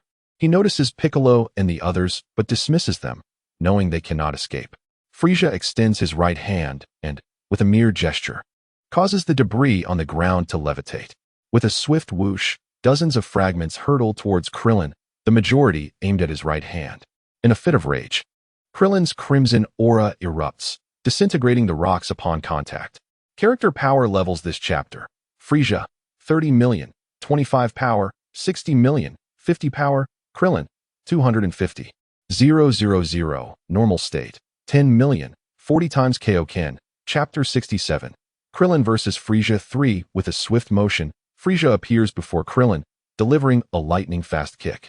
Krillin's eyes widen. Although he perceives Frisia's movement, his body is incapable of responding in time. Gritting his teeth, Krillin opens his mouth wide. "Huh!" he shouts, instinctively retreating and successfully evading Frisia's strike. Simultaneously, he unleashes an energy blast towards Frisia, the distance too short for Frisia to react before the blast is upon him. Frisia shifts his form slightly, narrowly dodging Krillin's energy sphere. However, Krillin does not relent. He spins around and lands a kick on Frisia. Frisia raises his arm to block the blow, then retaliates with a punch aimed at Krillin. Huh! Krillin positions both hands towards Frisia, releasing a wave of energy. This time, Frisia does not evade. The wave destabilizes Frisia, and Krillin seizes the opportunity to deliver a decisive punch to Frisia's face. Yet, Frisia swiftly recovers, raising his right hand to block the blow. Krillin's assault is not yet concluded. He thrusts his right knee forward, but Frisia catches it with his left hand. Krillin, utilizing his relatively free left hand, formed a sword-like gesture, pointing sharply at Frisia's abdomen, and unleashed a laser beam. Frisia's expression shifted dramatically as he released Krillin and evaded the strike. Seizing the opportunity, Krillin swiftly maneuvered to Frisia's back, thrusting his right elbow into Frisia's lower back. Caught off guard, Frisia found himself momentarily incapacitated by Krillin's assault, his body propelled backward, unable to regain control. Without hesitation, Krillin gathered his hands at his right waist, where a blue energy sphere coalesced between them. He unleashed the signature technique of the Turtle School, the Kamehameha. Unlike the traditional Kamehameha, this iteration was enveloped in a fiery crimson aura. Krillin harnessed an extraordinary surge of energy. Would this strike be sufficient to vanquish Frisia? Piccolo, arms crossed and expression grave, scrutinized the clash between Krillin and Frisia. He sensed that Krillin had elevated his energy to an unprecedented level, one that could genuinely inflict harm upon Frisia. Gohan, fists clenched in excitement, exclaimed, "Uncle Krillin's power now rivals Frisia's. He must prevail." Indeed, the energy was formidable. Yet it was likely that Frisia would not grant him the opportunity. Vegeta realized that he had consistently underestimated that diminutive fighter. Observing Krillin's escalating power, he pondered, why does that lowly planet, Earth, continually produce such exceptional warriors? Kakarot, that low-class fighter, was one thing. Piccolo, a brilliant Namekian, achieving such strength was understandable. Gohan, with his mixed heritage, also possessed notable talent. But how could Krillin, a mere Earthling, become so powerful? What kind of magic does Earth hold? Vegeta found himself deep in contemplation, speculating that perhaps Earth harbored a unique force that enabled them to grow stronger. Goku interjected, "Vegeta is correct. No matter how strong the energy, it is meaningless if it cannot land a hit." However, Krillin is certainly aware of this. Goku, gazing at Krillin with confidence, stated, "Gohan, pay close attention to Krillin's forthcoming display. If you aspire to become an exceptional martial arts master, you must observe intently." Gohan nodded earnestly, his expression serious as he focused on Krillin. At that moment, Frisia had discerned Krillin's preparations and executed a somersault to stabilize himself. Observing Krillin as he amassed energy, Frisia's brow furrowed with trepidation. Sensing an ominous portent, he immediately launched an energy sphere at Krillin in an attempt to thwart him. However, when Frisia's energy sphere collided with Krillin's aura, it inexplicably dissipated. Gohan, Piccolo, and Vegeta stared in astonishment. Was such a maneuver even possible? Unlike Frisia, they could perceive energy. Thus, while Frisia found the occurrence peculiar, he dismissed it. In contrast, Piccolo and the others, with their ability to sense energy, comprehended precisely where Frisia's energy sphere had vanished. Only Sun Wukong bore an expression of profound understanding, clearly aware of Krillin's remarkable technique. This skill had also been imparted to both Sun Wukong and Master Roshi. Although Sun Wukong quickly grasped its principles, he was perpetually unable to execute it. Not only Sun Wukong, but even Master Roshi could only employ it occasionally. Thus far, Krillin remained the sole practitioner capable of wielding this technique with ease. Even when Krillin diligently instructed others, they struggled to master it. It is worth noting that in that desolate future, Krillin frequently battled against the vastly superior Little Cell. In such confrontations, relying solely on the 40 times Kaioken would not suffice for Krillin's survival. This extraordinary technique was devised by Krillin specifically to counter those formidable adversaries. It served not only as an offensive maneuver but also alleviated, To some extent, the physical strain imposed by the Kaioken. A triple benefit, indeed. Regrettably, even the two young fighters he trained could not acquire this skill. The future Master Roshi managed to learn it, but his combat prowess was insufficient to make a difference. Of course, with Master Roshi present, Krillin's technique would not be lost after the defeat of Cell in that future. Sun Wukong chuckled, stating that, according to Krillin, this technique was named the Absorption Fist. This name was bestowed by the future Master Roshi, and Krillin gladly adopted it. Frieza, astonished to see the energy blast he had unleashed vanish into thin air, shot forth another energy orb. As it struck Krillin's aura, it again disappeared. Frieza furrowed his brow, clicking his tongue in frustration, and lunged at Krillin with a fist raised. A sense of dread engulfed Krillin. He had yet to complete his energy gathering. Piccolo, alarmed, prepared to assist Krillin, but was halted by Sun Wukong's voice. Piccolo, it is not your time to intervene just yet. Krillin's attack is far more complex than it appears. Piccolo, perplexed, glanced at Sun Wukong, wondering if Krillin's absorption fist could possibly absorb even Frieza himself. Gohan, too, was bewildered, recognizing that Krillin was still gathering energy, indicating he believed his current power insufficient to defeat Frieza. Would a hasty release of energy waves now undo all his efforts? Vegeta fixed his gaze intently on Krillin, eager to discern what strategy he might employ next. Was he truly contemplating a reckless release of energy waves? Sun Wukong patted his chest confidently, assuring them, just sit back and watch. Krillin has long since transformed the Turtle School's technique into something unimaginably extraordinary. Chapter 68. Krillin vs. Frieza. For as Frieza's fist hurtled towards him, a flash of white light illuminated the scene. Unexpectedly, a wave of energy surged forth from the energy sphere between Krillin's hands, colliding with Frieza's fist. Frieza halted, his punch grazing Krillin's energy wave, barely breaking the skin. Piccolo and Gohan widened their eyes in astonishment, their jaws agape, even bending at the waist in disbelief. Could it truly be played this way? In a state of energy gathering, Krillin had managed to unleash a wave from the energy sphere, a feat far beyond the simple trick of causing an energy sphere to explode midair. Not only that, but Krillin skillfully controlled the direction of the energy wave he emitted, which astonished Piccolo the most. Observing Son Goku's nonchalant demeanor, Piccolo immediately understood the source of Goku's unwavering confidence in Krillin. Frieza extended his arms and thrust forward, unleashing an energy wave aimed at Krillin. Son Gohan excitedly exclaimed, "Frieza has lost his mind. The energy wave he launches will merely be absorbed by Uncle Krillin. Frieza is only hastening his own demise." To Gohan's surprise, Krillin directly retaliated with the Kamehameha wave. The two energy waves collided, and a powerful gust of wind radiated in all directions. Piccolo and Son Gohan swiftly shielded Son Goku and Vegeta, as the fierce winds compelled them to raise their arms for protection. Gohan inquired, "Why isn't Uncle Krillin continuing to use the absorption fist? Has he reached his limit in gathering energy?" Before Goku and Piccolo could respond, Vegeta began to explain to Gohan, "It is evident that Krillin cannot absorb unlimited amounts of energy, or rather, he cannot absorb too much energy at once."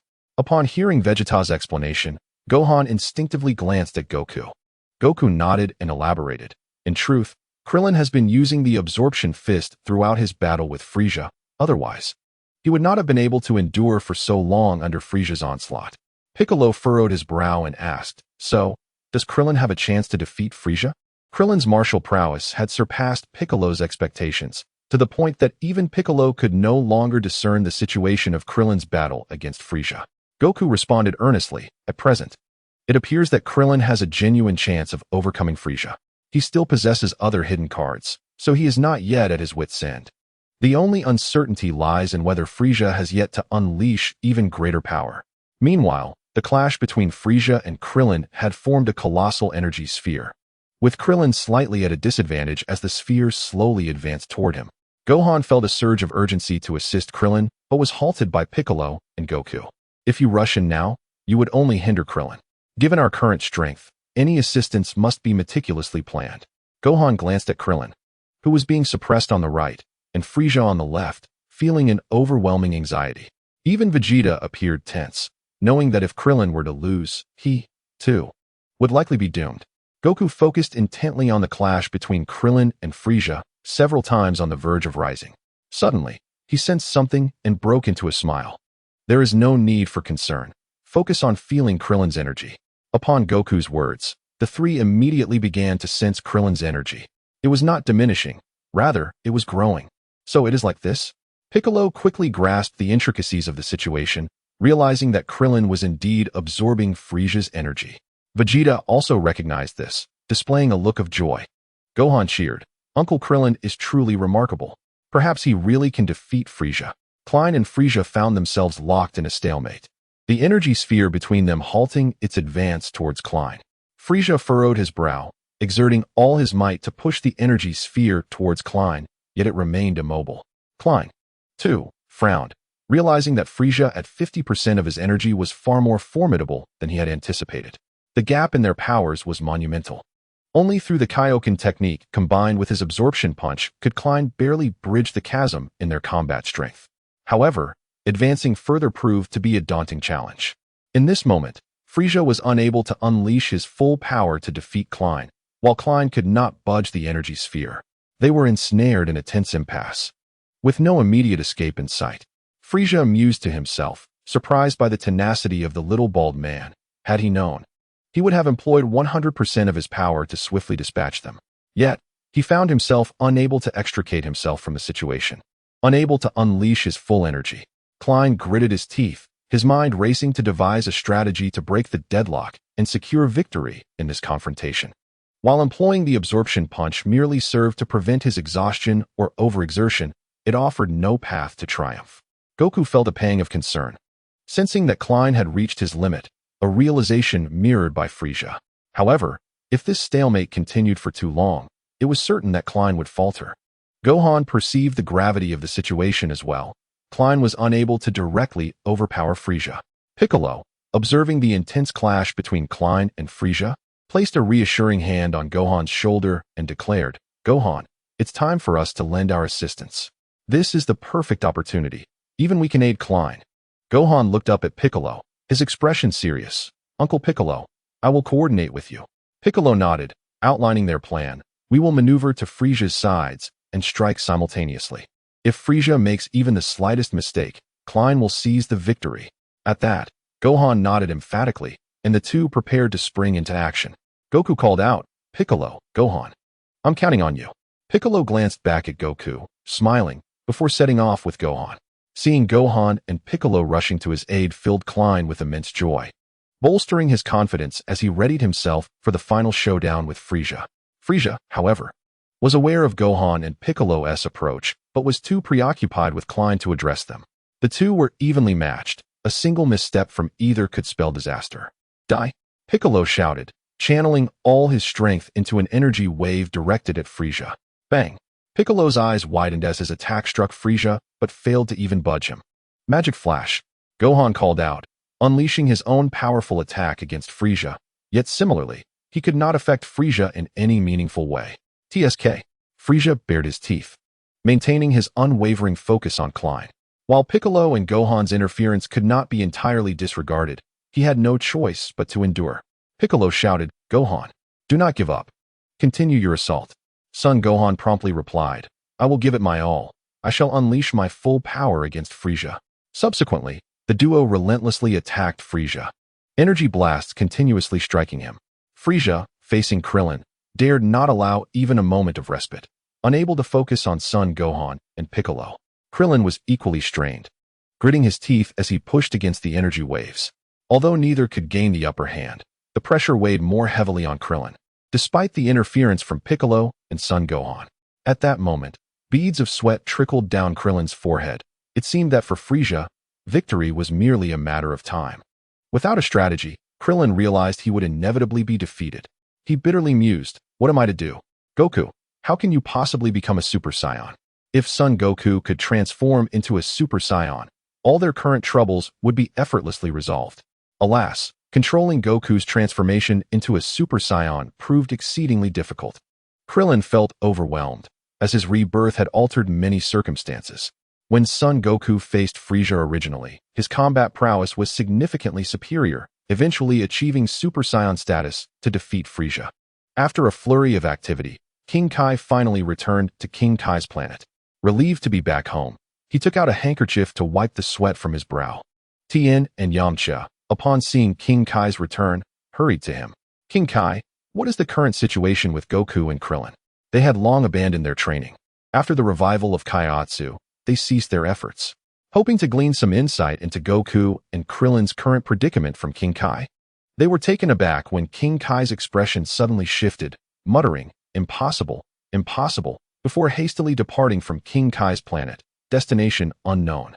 Seeing King Kai's return, Yamcha eagerly inquired, "King Kai, may I ask why you left in such haste? Has something critical occurred?" King Kai sighed and replied, "You are about to be revived. This matter does not concern you, so it is best you remain uninformed." Hearing this, Yamcha smiled and said, "King Kai, you have imparted your teachings to us. If you encounter any difficulties, we will surely not stand idly by." King Kai shook his head, unwilling to involve them, as the situation was far too complex.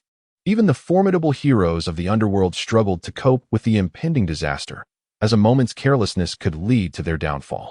It is vital to understand that the shadow that briefly clashed with Krillin, causing him significant distress, was merely an unarmed bureaucrat from the afterlife. The adversary they faced was far older and more powerful than even the underworld itself, with an unfathomable reservoir of strength they could not begin to comprehend. In short, the enemy's might was immeasurable. In comparison, the diminutive Frieza is indeed far more endearing. The North Kai naturally wishes to keep them from becoming embroiled in this conflict, as it bears no relevance to the lives of mortals. Even if a full-scale war were to erupt, the thriving lives of the living would remain utterly unaffected. Observing the North Kai's reluctance to divulge further details, Yamcha refrained from pressing for answers, deciding instead to await the resurrection to inform Goku and Krillin. The incident that has so unsettled the North Kai is undoubtedly significant. Despite Yamcha's somewhat cynical demeanor, he remains judicious in matters of such gravity. Similarly, Tien chose not to inquire further about the North Kai's reticent subject, shifting his focus instead to the current circumstances of Goku and Krillin. Respectfully, Tien inquired, "Lord Kai, what is the status of Goku and Krillin at present?" Upon hearing this, the North Kai promptly began to assess the situation on Namek. Currently, Krillin and Frieza were locked in a stalemate. Neither could gain the upper hand over the other. Yamcha, puzzled, asked, "What about the others?" The North Kai replied, "Gohan and Piccolo are doing their utmost to assist Krillin, constantly disrupting Frieza's efforts in an attempt to provoke a mistake from him. At this juncture, victory hinges solely on an error from either side." Tien then queried, "And what of Goku?" The North Kai sighed, continuing, "Both Goku and Vegeta have sustained severe injuries and are temporarily unable to exert their fighting prowess. They are currently of no assistance." With a smile, the North Kai remarked, "I never anticipated that Krillin could contend so fiercely with Frieza's final form. I had underestimated him." Yamcha, instantly invigorated, exclaimed, "Does this mean we stand a chance of victory?" Tien echoed his sentiments, expressing astonishment. "I never would have imagined. Not only Goku, but even Krillin has far surpassed us. It seems I must strive even harder. It is truly disheartening to be left so far behind." The North Kai nodded in agreement, joyfully stating, "To hold his ground against a master such as Frieza, Krillin has already proven himself to be among the elite in the universe." Yet, while the North Kai's confidence surged, Krillin found himself in a dire predicament, aware that he could not endure this stalemate for much longer. At that moment, Frieza's gaze fixed upon Krillin, his eyes akin to those of a venomous serpent ensnaring its prey. Goku furrowed his brow and remarked, "This is bad. If things continue as they are, Krillin will surely lose." The efforts of Piccolo and Gohan are simply insufficient against Frieza. Such attacks will not induce a mistake from him. However, if this prolonged struggle continues, it is Krillin who will falter first. The North Kai, situated far from Namek, could not perceive the specific energies of Frieza and Krillin. He could only surmise that the forces they were unleashing were relatively equal. Meanwhile, Goku and his companions experienced the astonishing energies emanating from Frieza and Krillin up close, and they could sense that Krillin was beginning to show signs of weariness. Piccolo and Gohan were relentlessly attacking, their hearts filled with urgency. Their assaults failed to distract Frieza, who made no mistakes even while clashing with Krillin. Chapter 70. Krillin versus Frieza, Energy Explosion. Damn it, if this continues, I will surely lose. How can there be no other way? Prolonged use of the Kaioken at 40 times had turned Krillin's skin crimson. Even though he had managed to mitigate the side effects of the Kaioken through absorption, it only alleviated the symptoms, not eradicated them. With Frisia's gaze fixed intently upon him, Krillin gritted his teeth, resolved to make a desperate attempt. This is infuriating. Our attacks are utterly ineffective. After repeated failures, Piccolo decided to unleash his ultimate technique, the special beam cannon. He brought his right index and middle fingers together, pressing them against his forehead, and a powerful energy began to coalesce at his fingertips. As the energy intensified, arcs of electricity crackled at his fingertips. Frisia, glancing sideways at Piccolo, felt a sense of foreboding. To think that this Namekian possesses such a formidable technique. I cannot underestimate these beings at all. Frisia's intuition warned him that if he were struck by Piccolo's attack, Krillin would undoubtedly seize the opportunity to deliver a fatal blow. "Yeah!" Frisia shouted, his body swelling momentarily before returning to its original form. The energy wave he emitted suddenly surging in intensity. The collision of their energy waves created a ball of energy that surged toward Krillin. Gritting his teeth, Krillin exerted all his strength to push it back, but still could not prevent Frisia's energy from advancing. This is bad. Sensing the dire situation, Goku sprang to his feet but stumbled, nearly falling.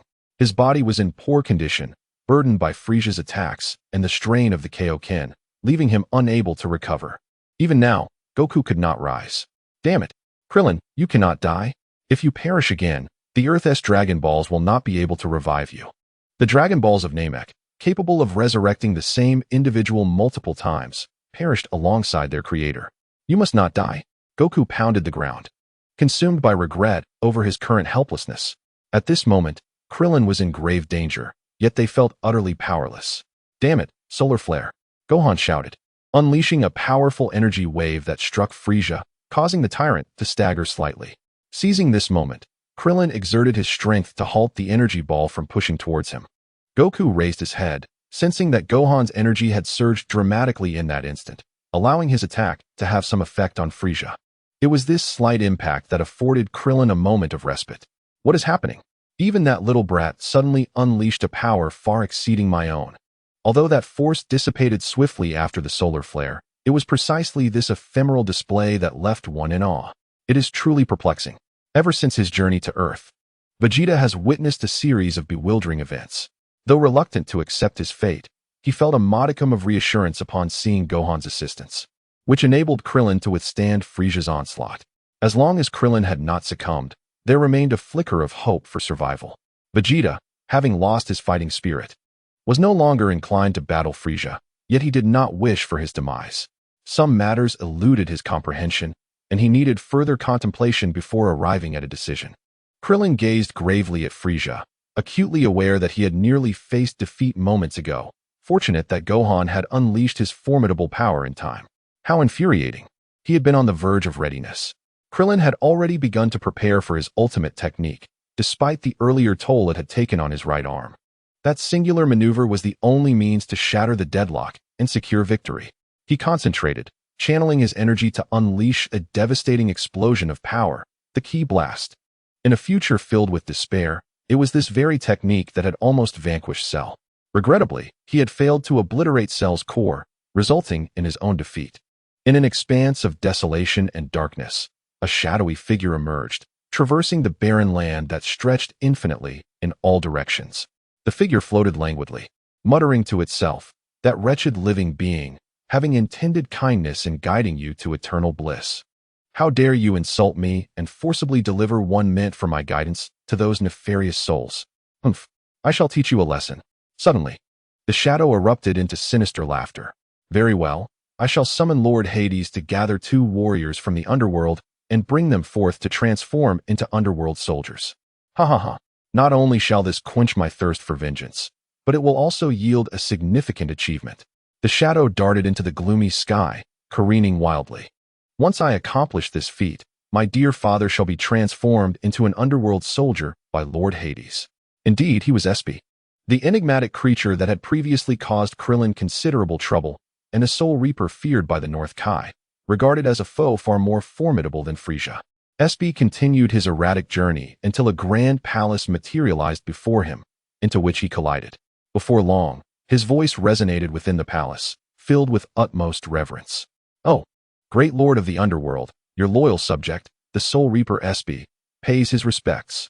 Silence enveloped the hall, transforming the once majestic palace into a foreboding space. After a prolonged pause, a thick fog enveloped the area, obscuring the palace from sight. An eerie, maniacal laughter echoed within the mist. When the fog dissipated, two imposing shadows stood beside SB. Unbeknownst to Krillin, the inexplicable enmity he had unwittingly forged was already set in motion to exact revenge upon him. As he focused intently on preparing to deliver a decisive blow to Frieza. Special beam cannon, Piccolo shouted. He was finally prepared for this decisive strike. Confident that this move could impact Frieza. Frieza gritted his teeth, forced to endure the attack. However, Krillin would not miss this opportunity. He immediately unleashed his meticulously prepared ultimate technique. Energy explosion. The energy wave surged rapidly toward Frieza, whose expression changed dramatically. Even with all his might, he could not prevent the energy wave from engulfing him. Chapter 71.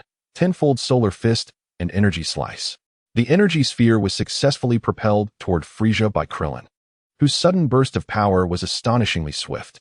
Coupled with Piccolo's assault, Frieza found himself momentarily unable to regain his breath. A multitude of factors led to Frieza's downfall. He was consumed by that formidable energy sphere. Frieza cried out, attempting to push back the energy sphere that was inexorably approaching him. Yet, it was futile. He could not reverse its course, and ultimately, the energy sphere collided with him. A loud explosion echoed, followed by a second sound. The second explosion was the result of Frieza being engulfed by the energy sphere, while the first came from Krillin's side. After Krillin forcefully propelled the energy sphere, the energy he released detonated, and the force of this explosion rendered Frieza incapable of pushing the sphere back. The explosive shockwave also affected Krillin, sending him hurtling backward, crashing into a mountain and becoming buried beneath the rubble. Krillin, Goku shouted, his heart filled with concern as he sprang to his feet. Piccolo and Gohan, witnessing the scene, did not immediately celebrate the defeat of Frieza, but hurriedly flew toward Krillin, equally worried for him. Wait, Vegeta shouted, his face contorted with fear. Far away on North Kaio's planet, North Kaio himself wore a look of disbelief, beads of sweat forming on his forehead. How could this happen? How could this happen? Seeing North Kaio muttering anxiously, Tien felt a surge of dread. He quickly inquired, Lord Kaio, does this mean Krillin has lost? North Kaio shook his head, replying, Krillin has not lost. Rather, we have all miscalculated Frieza's true strength. After being struck by such a powerful energy sphere, Frieza merely experienced a slight reduction in his energy. Yamcha's eyes widened in disbelief as he exclaimed, So, you're saying that Krillin's full power couldn't even harm Frieza? Tien's expression darkened as he solemnly remarked, It's not that Krillin failed to harm Frieza. In fact, Krillin's attack did have an effect. However, Yamcha understood Tien's implication. Frieza was simply too strong, impervious to the damage from such an immense attack. North Kaio furrowed his brow, anxiously awaiting contact from Piccolo. The situation had reached a critical juncture. No, I should contact Piccolo directly. We cannot afford any further delay, otherwise, everyone will fall victim to Frieza. Vegeta's face was etched with terror as he realized that Frieza's energy had scarcely diminished. While others were preoccupied with Krillin's condition, only he discerned this unsettling truth. Frieza had not been vanquished. Vegeta shouted, and as Piccolo and Gohan had just arrived at the site where Krillin lay buried, they swiftly turned to the direction of Frieza, engulfed by the energy blast. Gohan immediately sensed the malevolent aura emanating from Frieza. Piccolo, too, noticed that Frieza's energy had not waned significantly, his expression turning pale. The two turned back to see Frieza still standing, panting heavily. It was evident that even such a formidable force had not inflicted severe damage on Frieza. Yet he was not unfazed by the encounter. Frieza's countenance darkened, clearly indicating his growing fury. He turned to the location from whence Vegeta's voice had come, realizing where it originated. Raising his right hand, he pointed his index finger at Vegeta, unleashing a crimson beam of energy aimed straight at him. Vegeta was taken aback, momentarily unable to react. Vegeta, Goku shouted, propelling himself toward his comrade with all his might. With a resounding thud, Goku gritted his teeth, managing to shove Vegeta out of harm's way, thus successfully saving him. However, his left shoulder was pierced by Frieza's laser in the process. As Vegeta rose to his feet, he gazed at Goku, who had shielded him from the attack, feeling utterly bewildered. He could not fathom why Goku would come to his aid. After all, were it not for their mutual, formidable foe, they would have been at each other's throats long ago. Observing the blood streaming from Goku's shoulder, Vegeta opened his mouth and softly uttered, "Kakarot." He wished to convey that he did not require Goku's assistance. Yet, ultimately, Vegeta remained silent, unsure of what to articulate. In the face of the one who had just saved his life, he offered neither thanks nor apology.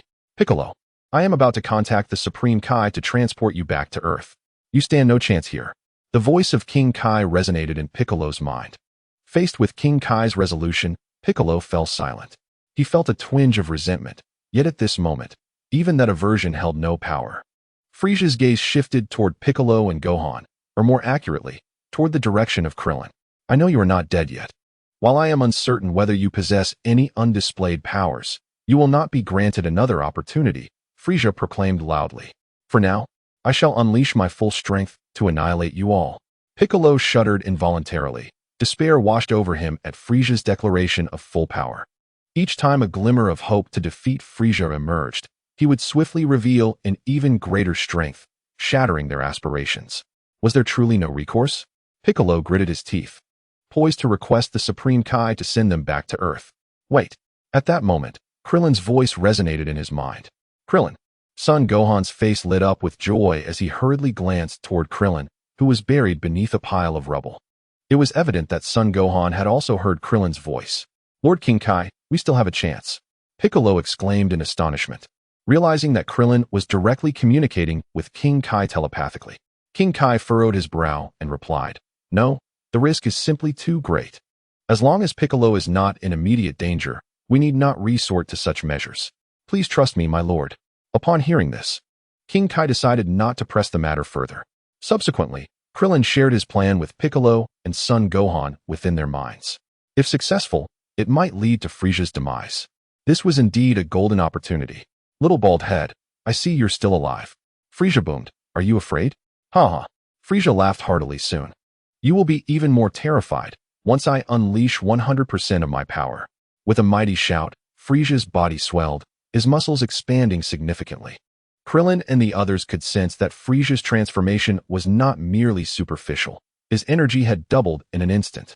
Struggling against the debris, Krillin pushed the stones off himself and gazed gravely at Frieza, preparing to unleash his final two techniques. Although his Kamehameha had its intricacies, it would not be sufficient to defeat Frieza.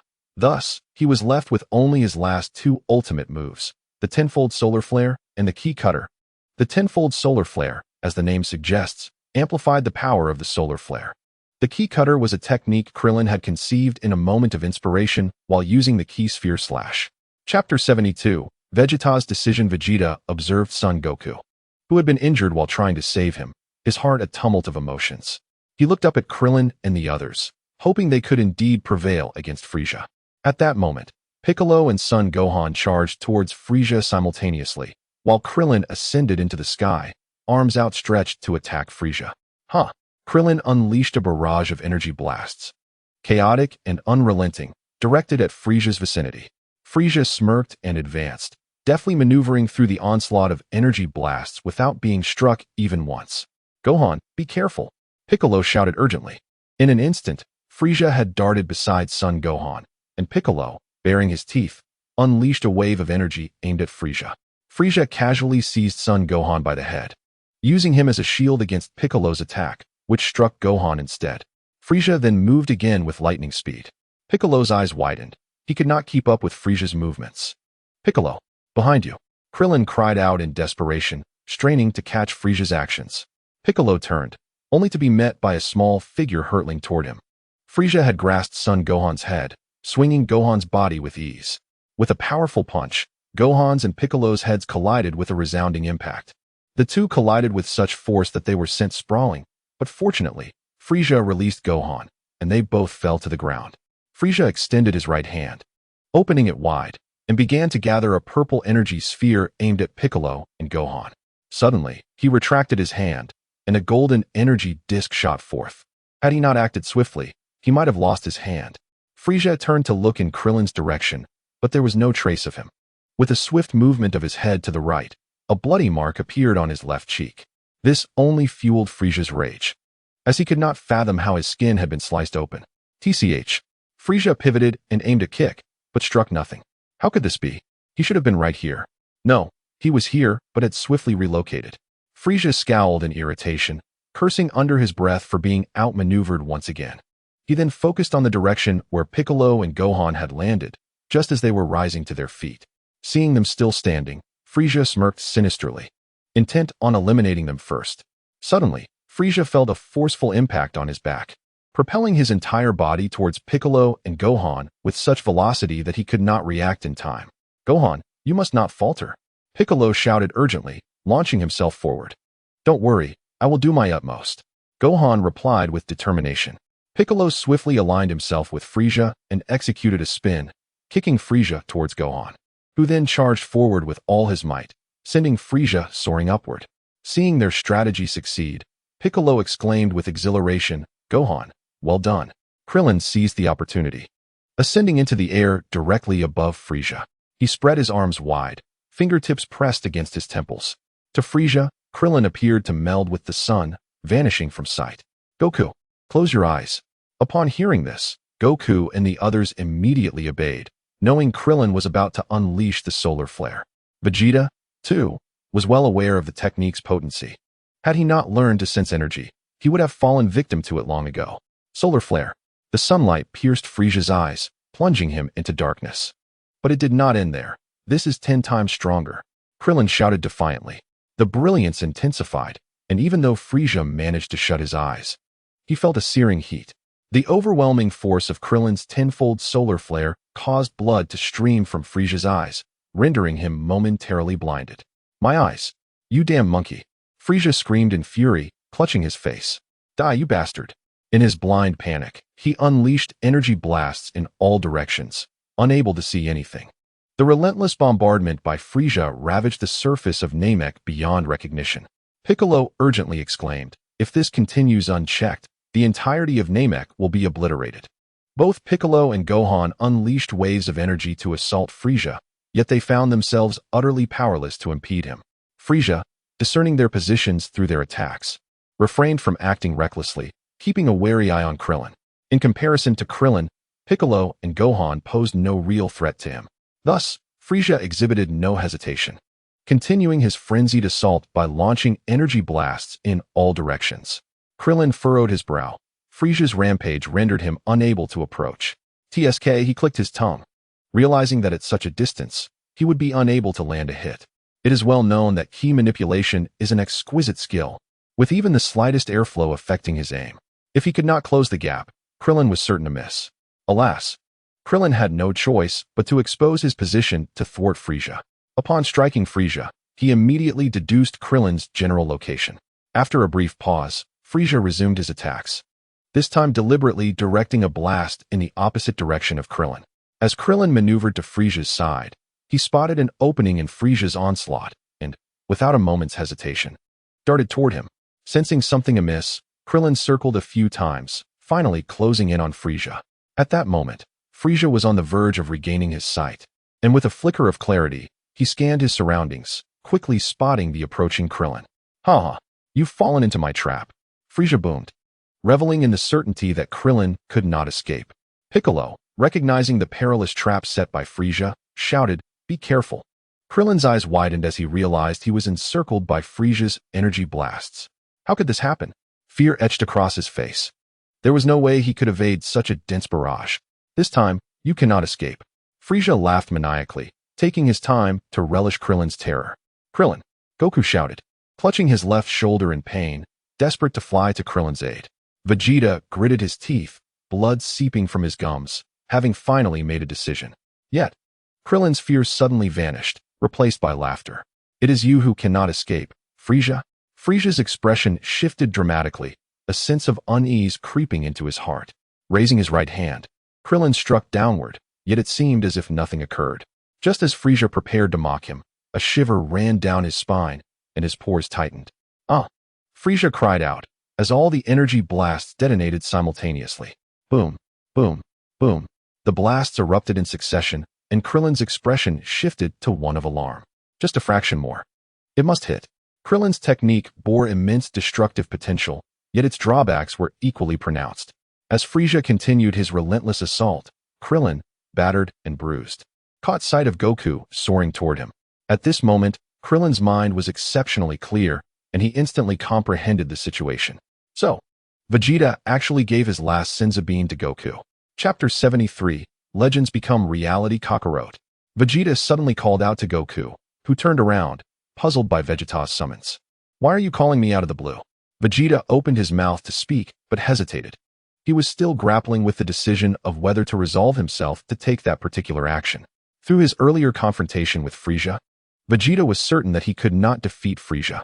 He believed that even if he consumed another Senzu bean to heal his body, he would still be utterly incapable of contending with Frieza.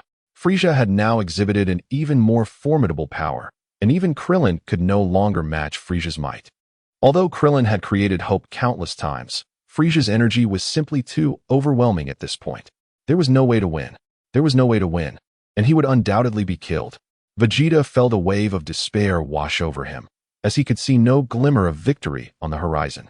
Yet, he was unwilling to succumb to death so easily. He had worked hard to increase his power only to find himself facing an insurmountable chasm with his nemesis. Krillin's defeat was merely a matter of time. So did they still have hope? Yes, although Vegeta was reluctant. He had to admit that there was still a possibility of defeating Frieza. If Krillin were to fail, then he would be the last hope. If Goku consumed the Senzu bean to heal his body, he could potentially grow stronger and perhaps stand against Frieza. However, Vegeta was loath to relinquish the last Senzu bean to Goku, whom he regarded as an inferior warrior. "Kakarot, I implore you, you must defeat Frieza?" After much hesitation, Vegeta solemnly addressed Goku. "Our home planet, Planet Vegeta, was destroyed by that scoundrel Frieza. Originally, we Saiyans were under Frieza's command, serving him loyally. However, Frieza, in his fear of the legend of the Super Saiyan, annihilated Planet Vegeta. Apart from us, my parents, and the other Saiyans, were all slaughtered by Frieza, solely because he feared the legend of the Super Saiyan." Goku was taken aback, unable to grasp the significance of Vegeta's sudden outpouring. Although he was a Saiyan, he held little sentiment for the Saiyan race. Even upon learning of Frieza's destruction of Planet Vegeta, he bore no resentment towards Frieza. Despite the fact that his own parents had also fallen victim to Frieza, he had no clear understanding of them as he had never met them. His desire to defeat Frieza stemmed merely from recognizing him as a villain, not from any deep-seated enmity. Goku opened his mouth to respond, but he was struck by the sight of Vegeta shedding tears. "Please, you must kill Frieza and avenge all the Saiyans." Observing this, Goku smiled wryly. "I never expected you would weep while pleading with me to defeat Frieza. I understand now. You must feel an overwhelming sense of indignation. Regrettably, my current state renders me incapable of defeating Frieza. Even if my body were to heal, I would still be unable to contend with Frieza as he is now." Vegeta shook his head and remarked, "You have noticed it too, Kakarot. Every time we Saiyans are brought back from the brink of death, we unleash the potential within our bodies, significantly enhancing our power." Vegeta, filled with excitement, continued, "As long as your body can recover, your combat strength will surge. And if you can cast away all compassion, you can become the legendary Super Saiyan." Goku, feeling helpless, replied, "Now that Dandy is dead, regardless of how I might heal my body, I could never be as ruthless as you." Suddenly, Goku's body tensed. He turned to see Krillin surrounded by a multitude of energy blasts. "Krillin!" Goku yelled, clutching his left shoulder in pain as he desperately tried to fly to Krillin's aid. Vegeta gritted his teeth, blood seeping from between them, and finally made a decision. "No, I still possess a Senzu bean." Goku urgently pleaded, "Please, give it to me." Vegeta retrieved the bean and tossed it to Goku, who consumed it in an instant. Vegeta could feel Goku's power skyrocketing in that moment. Clearly, Goku had healed and significantly increased his strength thanks to the Senzu bean. Goku erupted in a fiery red aura and charged towards Krillin, utilizing the Kaioken times 40 with incredible speed. Seeing the imminent danger, Goku flew frantically, but he was too late. He couldn't arrive in time, and Frieza had already launched his attack. "Krillin!" Goku screamed in madness, watching as Krillin was engulfed by countless energy blasts. In an instant, those blasts collided with Krillin. Bang! Bang! Bang! The sound of numerous explosions erupted, and Goku felt Krillin's energy vanish in an instant. Goku halted, lifting his gaze to the spot where Krillin had been. That area was shrouded in smoke from the explosions, obscuring any trace of Krillin. Goku strained to sense Krillin's energy, hoping to find evidence of his survival. Yet, throughout the entire Namek, he could not detect Krillin's presence. His energy had completely disappeared. "Uncle Krillin!" Gohan cried out, tears streaming down his face. Piccolo turned away, closing his eyes. He too could no longer sense Krillin's energy and understood the implications of that absence. If the Dragon of Namek could not be summoned, Krillin would be lost forever. As the smoke cleared, Frisia's figure emerged, appearing unscathed. Krillin, however, had vanished entirely. They did not believe that Krillin had evaded Frisia's energy blasts, for there was no trace of his energy anywhere on Namek. "Uncle Krillin, is he dead?" Gohan sobbed. Did Uncle Krillin's attack fail to harm Frisia? Piccolo gazed in shock at Frisia, who showed no signs of injury. In fact, Frisia's energy had not diminished in the slightest. How could this be? Did Krillin really not land a blow on Frisia? Damn it, it appears that I must rely solely on Sun Wukong. Piccolo could sense that, at this moment, Sun Wukong exuded an aura comparable to that of Frisia. Vegeta also recognized that Sun Wukong's current strength was more than sufficient to rival Frisia. A realization that filled him with joy but also a tinge of regret. If only he had entrusted the Senzu beans to Sun Wukong earlier, Krillin might not have perished. There was no denying Vegeta's disdain for Krillin, as he had felt consistently exploited since their encounter on Namek. Yet now, with Krillin gone, he found no solace, only lingering annoyance. Vegeta was taken aback as he sensed Sun Wukong's energy suddenly destabilize. The sky turned a murky gray, shrouding Namek in ominous clouds, while thunder rumbled ominously. "Krillin!" Sun Wukong's voice erupted as he unleashed a golden aura. Vegeta's eyes widened in disbelief. He was witnessing a legend. In that moment, myth became reality.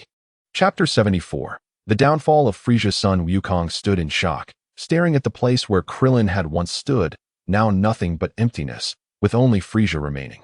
Krillin had vanished, obliterated by Frisia's energy blast. Not a trace of Krillin lingered in this world. He was gone.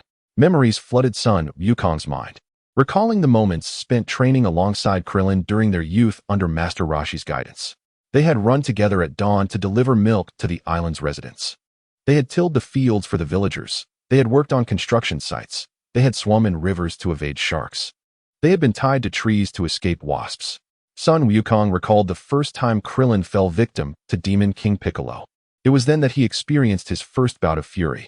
Anger surged within him as he remembered how Krillin had been taken from him by the minions of Demon King Piccolo, leaving him unprepared for such a devastating farewell. Now, that fury had intensified, spiraling into a rage that threatened to consume him. He yearned to annihilate that bastard Frisia. This singular thought dominated Sun Wukong's mind, reverberating incessantly. Having faced death himself, he understood the profound pain it entailed. Yet the thought of Krillin facing death once more was unbearable. "Ah!" Sun Wukong cried out, his fury reaching its zenith, uncontrollable and raw. His black hair danced wildly as his aura flared, occasionally shimmering with golden light, shifting from red to white, then back to gold. Crackling arcs of energy surrounded Sun Wukong, resonating with a cacophony of sounds. Vegeta watched in exhilaration, realizing that the legendary Super Saiyan was on the verge of manifesting into reality. With a final surge, Sun Wukong's hair transformed entirely to gold, prompting Vegeta to clench his fists in excitement. "Wonderful! Frisia, prepare to bask in fear. This is the Super Saiyan you dread the most." Son Gohan and Piccolo gazed in astonishment at Sun Wukong, momentarily forgetting the presence of Frisia. Suspended in the air, Frisia remained motionless, his eyes casting a sidelong glance at Sun Wukong's transformation. His heart stirred with turmoil. Could it be that the legendary Super Saiyan was truly about to emerge? Damn it! My current state is utterly dire. Although Piccolo and Vegeta remained oblivious, believing Frisia to be unscathed, the reality was far from that. Not only outsiders like Piccolo and Vegeta, but even Frisia himself had no inkling of the terrifying damage he had sustained. Were it not for his lineage as a member of the Frost Demon race, he would have long since perished. Typically, no other species could survive such a lethal injury. Only a Frost Demon of Frisia's extraordinary genetic endowment could endure in such circumstances. Facing Son Gohan and Piccolo, Frisia raised his right hand and unleashed a wave of energy directed at Son Gohan. "Piccolo, taken aback, had no time to react. In an instant, Sun Wukong darted in front of them, deflecting Frisia's attack. Observing his father with golden hair, Son Gohan exclaimed, "Dad." Without turning, Sun Wukong bellowed, "Gohan, you must leave this place at once. While my sanity still holds, take Vegeta and flee." Sun Wukong clenched his fists, fury radiating from him. Son Gohan hesitated. But Piccolo urged, "Gohan, we must go." With that, Piccolo seized Son Gohan and soared towards Vegeta. "Do not concern yourselves with me. I wish to witness the Super Saiyan vanquish Frieza," Vegeta declared resolutely. Piccolo, unfazed, led Son Gohan away. Vegeta's gaze was fixed upon Sun Wukong, now shimmering with golden light and golden hair, his eyes ablaze with excitement. "Ha ha ha, the legend is true. Frieza, you fool. I bet you are so frightened you might soil yourself. The invincible Super Saiyan stands before you, and he will soon bring your demise." Vegeta laughed maniacally. Having witnessed the birth of the legendary Super Saiyan, the tales were indeed real. "One day, I too shall become a Super Saiyan." In a flash, Sun Wukong stood before Frieza, his expression cold and detached. Frieza's eyes widened in disbelief. He had failed to perceive Sun Wukong's swift movement. "You bastard." Frieza gritted his teeth, raising his index finger to unleash an energy wave against Sun Wukong.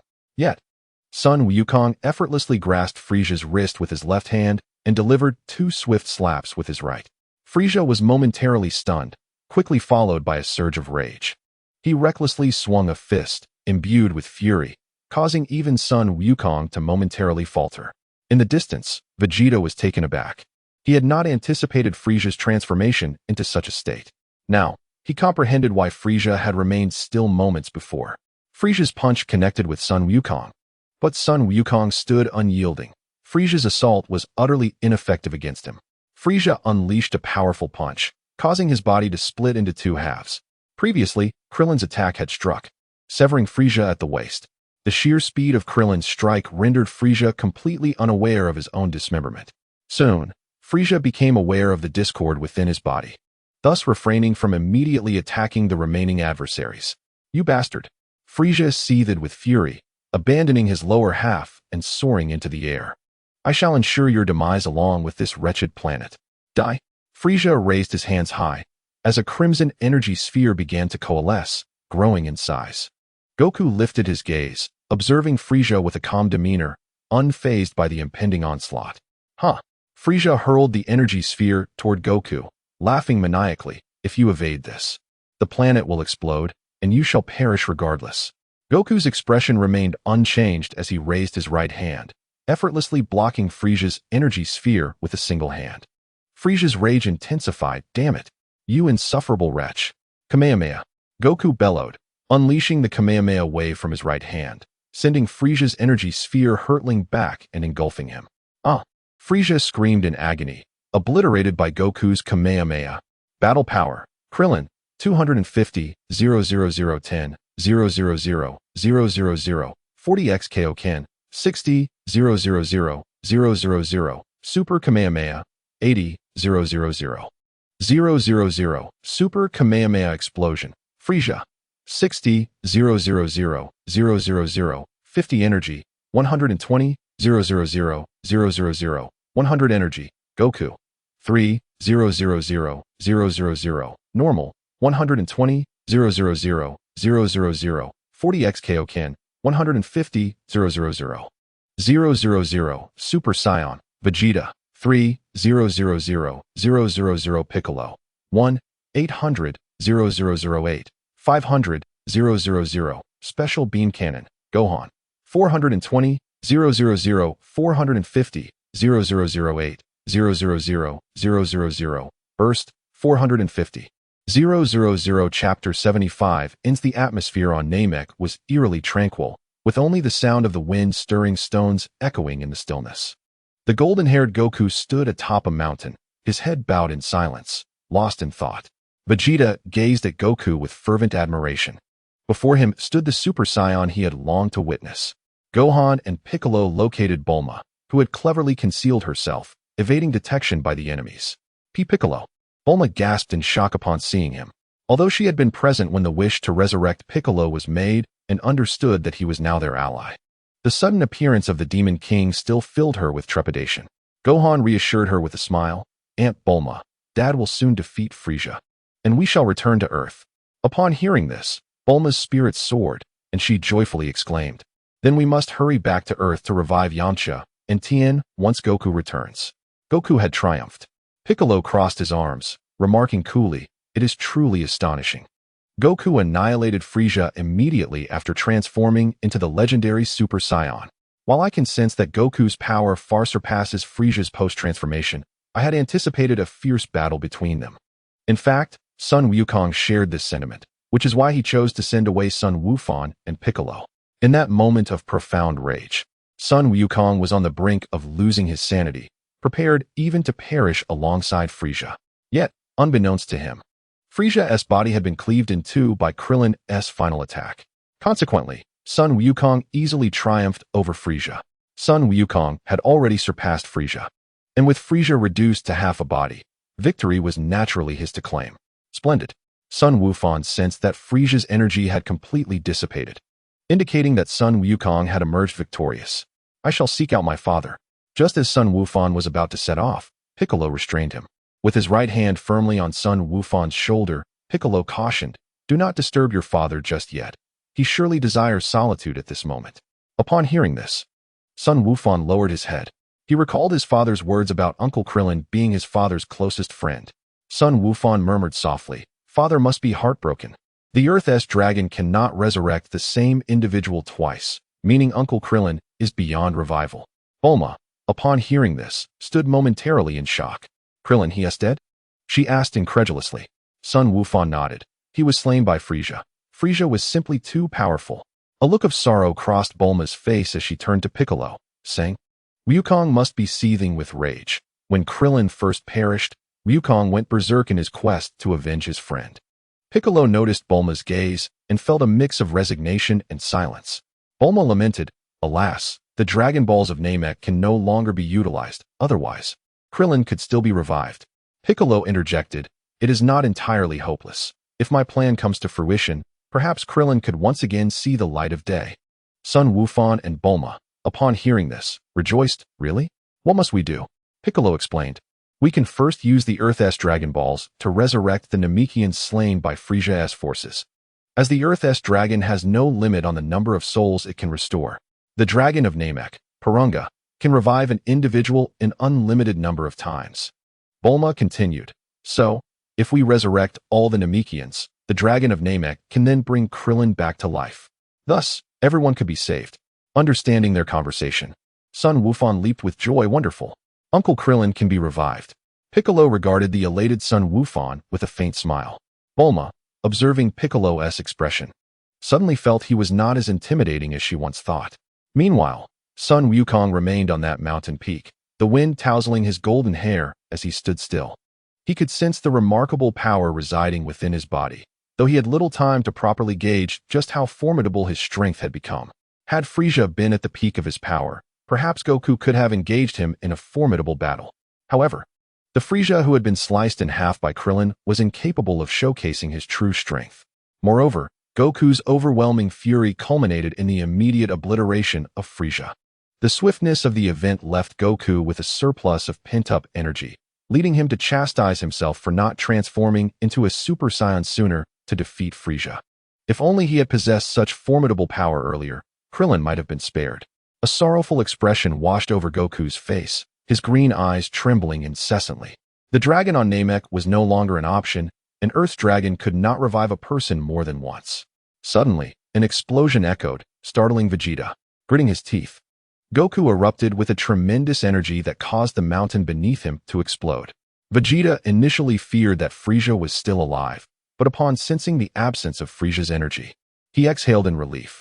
Observing Goku's golden-haired form, Vegeta clenched his fists, vowing to himself that one day he too would ascend to the status of a Super Saiyan. That day was not far off. He would defeat Goku and claim the title of the strongest in the universe.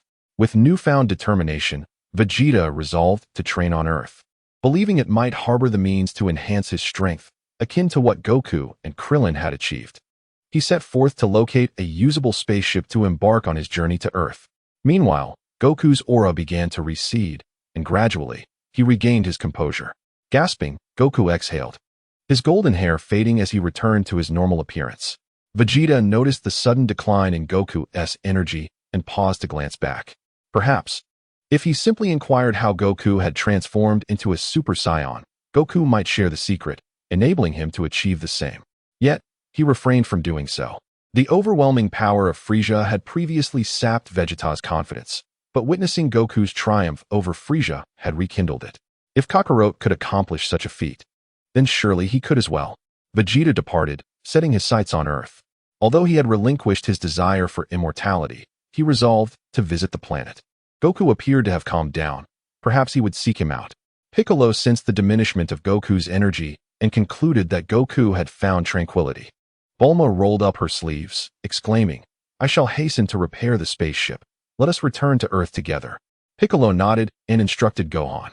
"You and Bulma proceed to the spaceship. Your father and I shall follow shortly." Gohan agreed and, accompanied by Bulma, soared towards their vessel. Piccolo then set off to find Goku, swiftly reaching him with his remarkable speed. Sun Wukong was seated on the ground, leaning back on his hands and gazing up at the sky. "There are indeed other methods to resurrect Krillin," he exclaimed. Instantly, he stood up, urgency in his voice. "What must I do?" Piccolo replied calmly. "The Dragon Purunga of Namek has no limitations on resurrection. Thus, we can wish for Krillin's revival using Purunga." Upon hearing this, Sun Wukong's spirits dampened, and he muttered listlessly, "The Dragon of Namek." Suddenly, realization struck him, and he laughed heartily. "Of course. We can use the Earth's dragon to revive all the Namekians. If all Namekians are brought back to life, then Purunga should be able to revive as well." Piccolo nodded with a smile, affirming, "Precisely. Let us head to the spaceship." With that, the two soared towards the spacecraft that Bulma and Gohan had arrived in. Upon arrival, they found Gohan and Bulma standing motionless outside the spacecraft. "What is the matter?" Piccolo inquired, noticing their dazed expressions. Gohan responded, "This spacecraft is beyond repair. It has sustained too much damage." Sun Wukong chuckled, "No worries, we can use the spaceship that Krillin and I came in." Bulma's face brightened at this. "Wonderful. This means we can return to Earth." Thus, they made their way to the location where Sun Wukong and Krillin had landed, intending to board that particular spaceship for their journey home. Alas, they were rendered speechless as they discovered that the ship they had used to arrive on Namek was also damaged. Curse it! Was this the work of Frieza's minions? How cunning! Gohan exclaimed indignantly, "What shall we do now?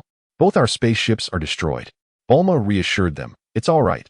This spaceship is damaged but still somewhat salvageable. I can repair it quickly." Just then, Piccolo added, "We still have access to Frieza's fleet of spaceships. I believe there are still many ships stationed on Namek, as they wouldn't destroy their own vessels." At Piccolo's words, a glimmer of hope emerged among them. Repairing the ship would be time-consuming and troublesome, and neither Sun Wukong nor Piccolo relished the prospect. However, just as they were about to set off in search of Frieza's ships, a voice shattered their hopes. "Do not waste any more time. I have scoured Namek, and all the spaceships here have been destroyed. Yours is one of the least damaged. So do not squander any more time." It was Vegeta's voice. They turned to see him approaching, arms crossed, and striding slowly. Piccolo shouted, "Why should we trust you?" Vegeta replied coolly, "I have no intention of fighting you, nor do I have any need to deceive you."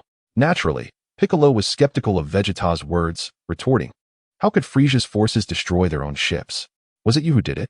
Fool, how could it possibly be me? If I were to destroy all the spaceships, wouldn't I be left with no escape?" Upon hearing this, Piccolo furrowed his brow, beginning to entertain Vegeta's assertion, for indeed, Vegeta had no reason to act in such a manner. "Ah!" Suddenly, Goku exclaimed, a revelation dawning upon him. "I remember.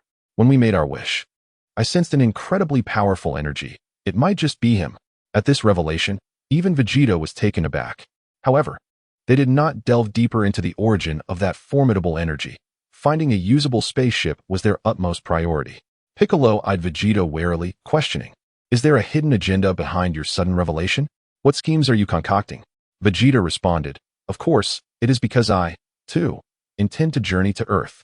Piccolo was astonished, retorting, "What business do you have on Earth?" Vegeta scoffed disdainfully, "What could possibly pique my interest on Earth? Naturally, it is Kakarot." This response left everyone in shock. They had not anticipated Vegeta's focus would be on Goku rather than the Dragon Balls. Goku, pointing at himself in confusion, asked me? To which Vegeta coldly replied, no, to be precise, it is the Super Saiyan that intrigues me. In any case, rest assured, I shall not wreak havoc upon my arrival on Earth. Vegeta's compliance stemmed from two reasons. He was currently no match for Goku, and he required the use of their spacecraft to reach Earth.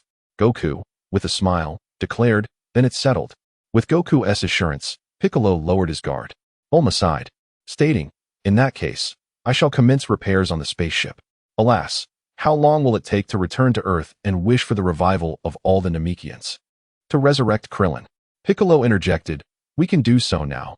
We simply need to contact King Kai, who can then reach out to the Earth's deity. Bulma exclaimed, then why the delay? What have you been doing all this time? Piccolo was left speechless, recalling how Bulma had been so frightened of him upon their first meeting. Yet, he lamented, I cannot reach King Kai. For some reason, I am utterly unable to establish contact with him. Chapter 76. SB Seeks Revenge. Krillin regained consciousness, feeling a collar constricting his neck, being tugged along. This familiar sensation, could it be that scoundrel again? Grasping the tether attached to the collar, he turned around. Krillin's eyes widened in alarm at the sight before him. Clearly, his adversary had come prepared. Before him stood SB, holding the other end of the rope. Additionally, two towering figures accompanied SB, both shrouded in darkness, each standing nearly 3 meters tall. The two bore an uncanny resemblance. Krillin scrutinized them, struggling to discern any differences. As Krillin stood in stunned silence, SB noticed his awakening and nodded towards the two shadowy warriors. The two warriors immediately restrained Krillin, one on each side. Although Krillin wished to resist, for some inexplicable reason, his body was difficult to control at that moment. Thus, he was held captive without any means of resistance. And despite his continuous struggles, he could not break free. Each warrior gripped one of Krillin's arms with a vice-like hold. How infuriating! What should I do now? Though I am already dead, being taken away by them would surely worsen my predicament. SB flitted joyfully in front of Krillin, leaning in eagerly as if to say something. Yet no words escaped his lips. He circled around Krillin and the two warriors, exuding an unmistakable delight. After 2 revolutions, a whip appeared in SB's hand. Wait, a whip? Krillin gazed at the implement with a face full of rejection. SB let out a sinister laugh and raised the whip to strike Krillin. Despite Krillin's relentless struggles to escape from the iron grips of the two warriors, the whip still landed upon him. Whoosh! The pain was immediate and intense, causing Krillin to cry out in agony. The sensation was unbearable. You bastard! Krillin shouted, finding that the act of cursing alleviated his pain, albeit momentarily. Whoosh! In truth, the pain intensified, for the whip struck him once more. Krillin's anguished cries delighted SB, who danced with glee, reveling in the satisfaction of revenge. Who are you? Krillin gritted his teeth, enduring the pain. What is your purpose in capturing me? Are you a subordinate of Frieza? Krillin suspected these beings were peculiar extraterrestrials with the ability to extract souls from bodies. Upon hearing this, SB shook his head, remaining silent. Krillin shouted, why do you not speak? Are you mute? SB nodded, indicating that he was not mute, yet he chose to remain silent. If you are not mute, then utter a few words. Why won't you speak? Krillin had no intention of eliciting any information. He merely sought to buy himself a little time. If the whip were to fall again, he knew he would not withstand it. Unbeknownst to him, his words enraged SB further, and the whip struck Krillin once again. SB's anger surged, for Krillin was attempting to provoke him into speaking. Was he not seeking his own demise? Thus, SB decisively lashed out with the whip. For reasons unknown, the pain inflicted by the whip felt excruciating, penetrating to the very soul. This agony was beyond verbal description, just a resounding whoosh. Krillin screamed, realizing that this was indeed the very essence of torment. SB laughed heartily, thinking, let us see you try to provoke me into speech again. Do you now comprehend my might? Krillin grimaced in pain, grappling with the unbearable depth of suffering that coursed through him. Krillin observed SB's jubilant dance with a sense of resignation, abandoning thoughts of escaping the other's grasp. He cursed vehemently, vowing, once I break free, you'll regret this. Just wait. Suddenly, the whip slashed down again. Krillin struggled relentlessly, yet the two underworld warriors holding him remained immovable. With a swift crack, Krillin stifled a cry, maintaining his composure. He noted that the two warriors beside him seemed devoid of personality. Once they seized him, they became statuesque. With a gesture, SB commanded them to move, and they began to drag Clint along. SB flitted around them, occasionally lashing Clint with the whip. Each time Clint cried out in pain, SB erupted in gleeful laughter. Damn it, I cannot let this happen. If I go along with them, the situation will surely worsen. Clint pondered strategies, simultaneously anxious about the battle between Son Wukong and Frieza. He wondered if Wukong had successfully transformed into a Super Saiyan. Hopefully, they had vanquished Frieza by now. As Clint was led onward, the scenery around him was utterly unfamiliar. Frieza's minions could not possibly possess such enigmatic skills. Who were they, and what were their intentions? Despite his relentless thoughts, despair consumed Clint as they continued their advance. In stark contrast, SB grew increasingly jubilant with every step forward. SB mused to himself, I initially intended to escort you to a blissful afterlife, yet you chose to provoke me. Now, you shall find no solace, even in death. Once Lord of the Underworld transforms you into a warrior, you will suffer, you insolent fool. Suddenly, a voice pierced through the gloom, rekindling hope within Clint. Clint, do not fear. I shall restore your physical form at once. It was the voice of King Kai from the north. Overjoyed, Clint grasped the reason for his overwhelming inability to control his body and the profound agony inflicted by SB's whip. A halo of light enveloped his head. King Kai's voice resonated once more. Clint, although your corporeal form is not yet fully solidified, you can unleash your full power. Upon hearing this, Clint immediately summoned the 40-fold Kaioken, a crimson aura erupting around him. With newfound strength, he broke free from the two underworld warriors, severing the chains binding his neck with a swift strike of his hand. Although he could have destroyed the collar itself, it would have been a waste of time. Thus, he chose to sever only the chains. Witnessing this, SB brandished his whip once more. Clint seized the whip in his hand, a cold smile gracing his lips. Did you enjoy your little game? Chapter 77. SB's defeat and retreat. Clint snatched the whip from SB's grasp, laughing. Do you take pleasure in whipping others? What good does that do? If you wish to whip someone, you must possess strength and influence. Clint clenched his teeth and remarked, Now, you possess neither strength nor influence. He cast a glance at the two infernal warriors and added with a smile, Your power is of no use now. Let me allow you to savor the sting of this whip. With fury, Clint raised the whip and struck it against SB. Swish! The blow sent SB hurtling in all directions. Subsequently, Clint continued to brandish the whip, each lash landing mercilessly upon SB, who cried out in agony. However, Clint furrowed his brow, as SB's cries were peculiar enough to evoke a sense of sorrow within him. Yet, that sorrow was soon overshadowed by an indescribable thrill. Clint stared blankly at the whip in his hand, a strange sensation blossoming within him and gradually intensifying. Seeing Clint pause, SB promptly commanded his two infernal warriors to confront him. The warriors, upon receiving SB's orders, approached Clint in a daze. Clint instantly swung the long whip, the strikes creating a flurry of whip marks that struck the two warriors. To be frank, it felt exhilarating. However, Clint soon realized something was amiss. The two warriors did not evade or flinch, enduring Clint's lashes without a hint of pain. This significantly diminished the pleasure Clint experienced, leaving him with a slight sense of dissatisfaction. Although the warriors showed no signs of discomfort, Clint's whip still hindered their ability to swiftly seize him. Consequently, Clint maneuvered around the two warriors, advancing toward SB. SB. In the next moment, Clint lashed the whip against SB, who cried out in pain. Now, this was truly satisfying.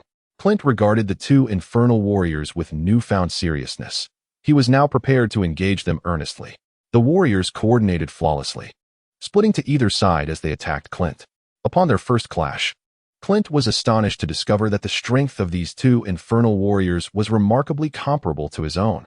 He retreated rapidly, creating distance between himself and the warriors, hastily wrapping the whip around his waist. Clint unleashed a series of energy blasts upon the two warriors, observing their effectiveness as they forced the warriors back. Clint resolved to use energy to combat his adversaries. Although his current form allowed him to engage the infernal warriors directly, employing energy was undoubtedly the most effective strategy against them. The voice of the North Realm King resonated once more, prompting Clint to bombard the two warriors with energy blasts incessantly. He He resolved to inquire the realm king extensively about these strange entities, as the king seemed quite knowledgeable regarding them. After enduring numerous energy blasts, the two warriors retaliated with energy blasts directed at Clint. Clint waved his hand, deflecting their attacks. Something felt off. Clint furrowed his brow, sensing that the energy blasts from the two warriors were peculiar. No, I am not feeling their energy at all. What could be the reason for this? The two figures unleashed energy blasts once more, and Clint deftly countered their attacks, while simultaneously employing his absorption technique. Upon making contact with their energy, Clint's expression shifted dramatically as he exclaimed, "This is indeed no ordinary energy. Damn it, what exactly are they?" Disinterested in further entanglement, Clint swiftly maneuvered behind them, launching two energy blasts that struck their forms. Though shaken by his assault, they pivoted and charged at him. By that time, Clint had already repositioned himself. While his strength and speed were on par with theirs, their reaction time was notably sluggish. Observing the approaching figures of the underworld warriors, Clint mused, "They are not normal beings, or rather, they are not human at all." As they advanced rapidly towards him, Clint refrained from countering, opting instead for evasive maneuvers. He reflected, their attacks are mechanical in nature, devoid of thought. Each movement is executed with a robotic precision, lacking any semblance of spirit. In the midst of dodging, Clint detonated two energy blasts at their waists. Astonishingly, they seemed oblivious, propelled away by his forceful strikes. They exhibited no independent thought, their actions dictated by an unseen master. Clint deduced that these underworld warriors were mere puppets, possessing power but lacking autonomy. Once a command was issued, the only recourse to halt them was complete annihilation. Any outsider would find themselves powerless to stop them without obliterating them entirely. As this realization weighed on him, Clint felt a surge of irritation and quickly flashed to their rear. Positioned behind them, they remained utterly unaware of his presence. "You may as well perish," Clint declared, executing his signature technique, Energy Slash, with a swift motion of his right hand. SB's eyes widened in disbelief as the formidable underworld warrior was cleaved in half. Yet the opponent merely waved his arm dismissively, leaving SB utterly astonished. SB understood well that underworld warriors were not ordinary beings who would succumb to incapacity upon having their bodies severed. Before Clint, the two warriors summoned their halves once more and charged at him. What manner of monstrosity is this? Even Frisia would not remain so unfazed if severed. Clint was taken aback by this bizarre spectacle. After all, while Namekians could regenerate lost limbs, severed appendages could not move freely. Clenching his teeth, Clint's body moved rapidly as he positioned his hands at his waist, gathering a blue energy sphere. In a decisive moment, he unleashed the Kamehameha wave, aiming to obliterate them in one fell swoop. As they relentlessly pursued him, intent on attack, Clint's energy gathering was interrupted by a barrage of smaller energy waves that impeded the two underworld warriors. By the time Clint had amassed enough energy, their forms were already riddled with injuries, yet they charged forward without hesitation. "Perish!" Clint shouted as he unleashed the Kamehameha wave, eradicating them completely. Clint exhaled softly, remarking, "Next up is..." Just as he was about to confront SB, he realized that SB had already made a hasty retreat. Battle power, Clint, Spirit State 250, 000, Normal, 10, 000, 40 times KO Ken, Underworld Warrior number 1, 8, 500, 000, Underworld Warrior number 2, 8, 000, SB. Chapter 78. A conversation with the KO SB's speed of escape once again astonished Clint. He had completely failed to notice the opponent's departure. What should I do next? Clint surveyed his surroundings, a realm of nothingness where direction was obscured, vast, and boundless. He endeavored to sense the presence of Ki in hopes of reaching a populated area. But his attempts were in vain. "Well done, Clint." The voice of the North KO echoed in Clint's mind, filling him with joy. If the North KO had not located him, he would have been doomed. Although he could transmit his voice through mental means, he could not locate an individual in the immeasurable cosmos as the KO could. In haste, Clint addressed the KO, "My lord, where exactly am I?" The North KO replied, "You are at the edge of the underworld, at the juncture of the netherworld and the underworld, in a vast, desolate expanse." Netherworld? Underworld? Clint pondered, perplexed. The underworld was the resting place of the deceased, a transitional realm for reincarnation. What then was the netherworld?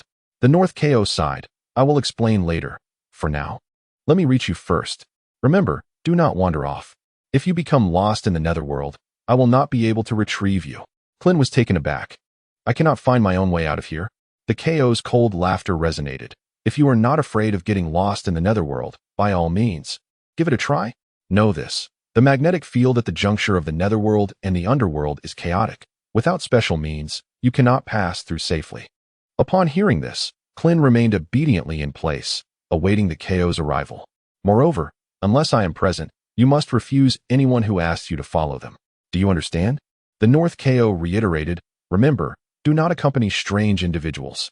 Clint thought to himself, you are already quite strange. Now I can hear your thoughts. The North KO, upon hearing Clint's comment, was quite displeased. Clint quickly apologized, my lord, I did not mean it that way. After a series of apologies, the North KO begrudgingly forgave him. As they conversed, Clint sensed the presence of the North KO. He was drawing near. My lord, I can sense your key. Are you about to find me? Clint exclaimed with joy upon detecting the KO's energy, eager to approach him. Yes, I will be there shortly. Just wait a moment. After receiving this confirmation, Clint prepared to seek out the North KO. Suddenly, Clint paused, realizing that the North KO had inexplicably changed direction. Swallowing hard, Clint stammered, my lord. Have you taken a wrong turn? You must be intending to seek me out, am I correct? Humph. I have already warned you not to move recklessly. Now you comprehend the severity of the situation. Upon hearing the admonitions of King of the North, Krillin nodded repeatedly, stating, I understand. The King of the North, pleased with his response, remarked, your attitude is much improved. Do not move, for I shall soon locate you. After a while, the King of the North finally appeared. Ha ha, come now, place your hand upon my shoulder, and I shall guide you away from this place, he said with a smile directed at Krillin. Krillin nodded and placed his right hand upon the King of the North's shoulder. The two began to move, intending to depart from this location. As Krillin placed his hand on the King of the North's shoulder, a cunning smile briefly crossed the latter's face before he quickly concealed it. Noticing this, Krillin furrowed his brow, filled with doubt. My lord, do you know what that strange entity was? He inquired, but the King of the North remained silent, offering no response. My lord, a sudden sense of unease washed over Krillin, prompting him to withdraw his hand from the King's shoulder. The King of the North, noticing the withdrawal, turned around hastily. Why did you suddenly let go? Do you wish to become lost here? Upon confirming that Krillin remained, he sighed in relief. Tentatively, Krillin asked, my lord, how did we come to know each other? The King of the North felt a twinge of irritation at this question, having journeyed across great distances to rescue Krillin. He found it vexing that Krillin would doubt him. We are acquainted through Sun Wukong, of course, otherwise. How would we have met if you had never ventured to North Kingstar? Upon receiving this explanation, Krillin felt a wave of relief and replied with a smile. Please do not be upset, my lord. I was merely being cautious. By the way, why did you suddenly fall silent just now? The King of the North, slightly flustered by Krillin's inquiry, maintained an outward composure as he replied, I was lost in thought for a moment. Krillin nodded in acceptance of this explanation and reiterated his earlier question. The King of the North responded, let us discuss it as we walk. Krillin hesitated for a moment, but ultimately placed his hand back on the King's shoulder. Thus, they resumed their journey. The shadow you first encountered was a reaper from the netherworld. The two who later came to capture you were warriors from the netherworld. Mindless battle machines created solely for combat. The King of the North succinctly elucidated the nature of the strange entities Krillin had encountered, emphasizing that they were not to be trifled with. And what exactly is the netherworld? Krillin inquired once more, though this time his demeanor suggested a lack of focus. The King of the North, equally distracted, replied, the relationship between the netherworld and the underworld is exceedingly complex. It cannot be explained in a moment. We shall discuss it later. Krillin nodded, his response somewhat perfunctory. The two continued their journey, each lost in their own thoughts. The King of the North furrowed his brow as they walked, while Krillin appeared remarkably at ease. On the road, Krillin occasionally broached a topic, while King Kai responded with casual indifference. The two engaged in a meandering conversation, and before they knew it, they had arrived at the realm of the afterlife. Suddenly, King Kai's expression changed dramatically. Disregarding the wandering spirits around them, he exclaimed, that wretched Sun Wukong. I should never have guided his training. Hearing this, Krillin shook his head in resignation.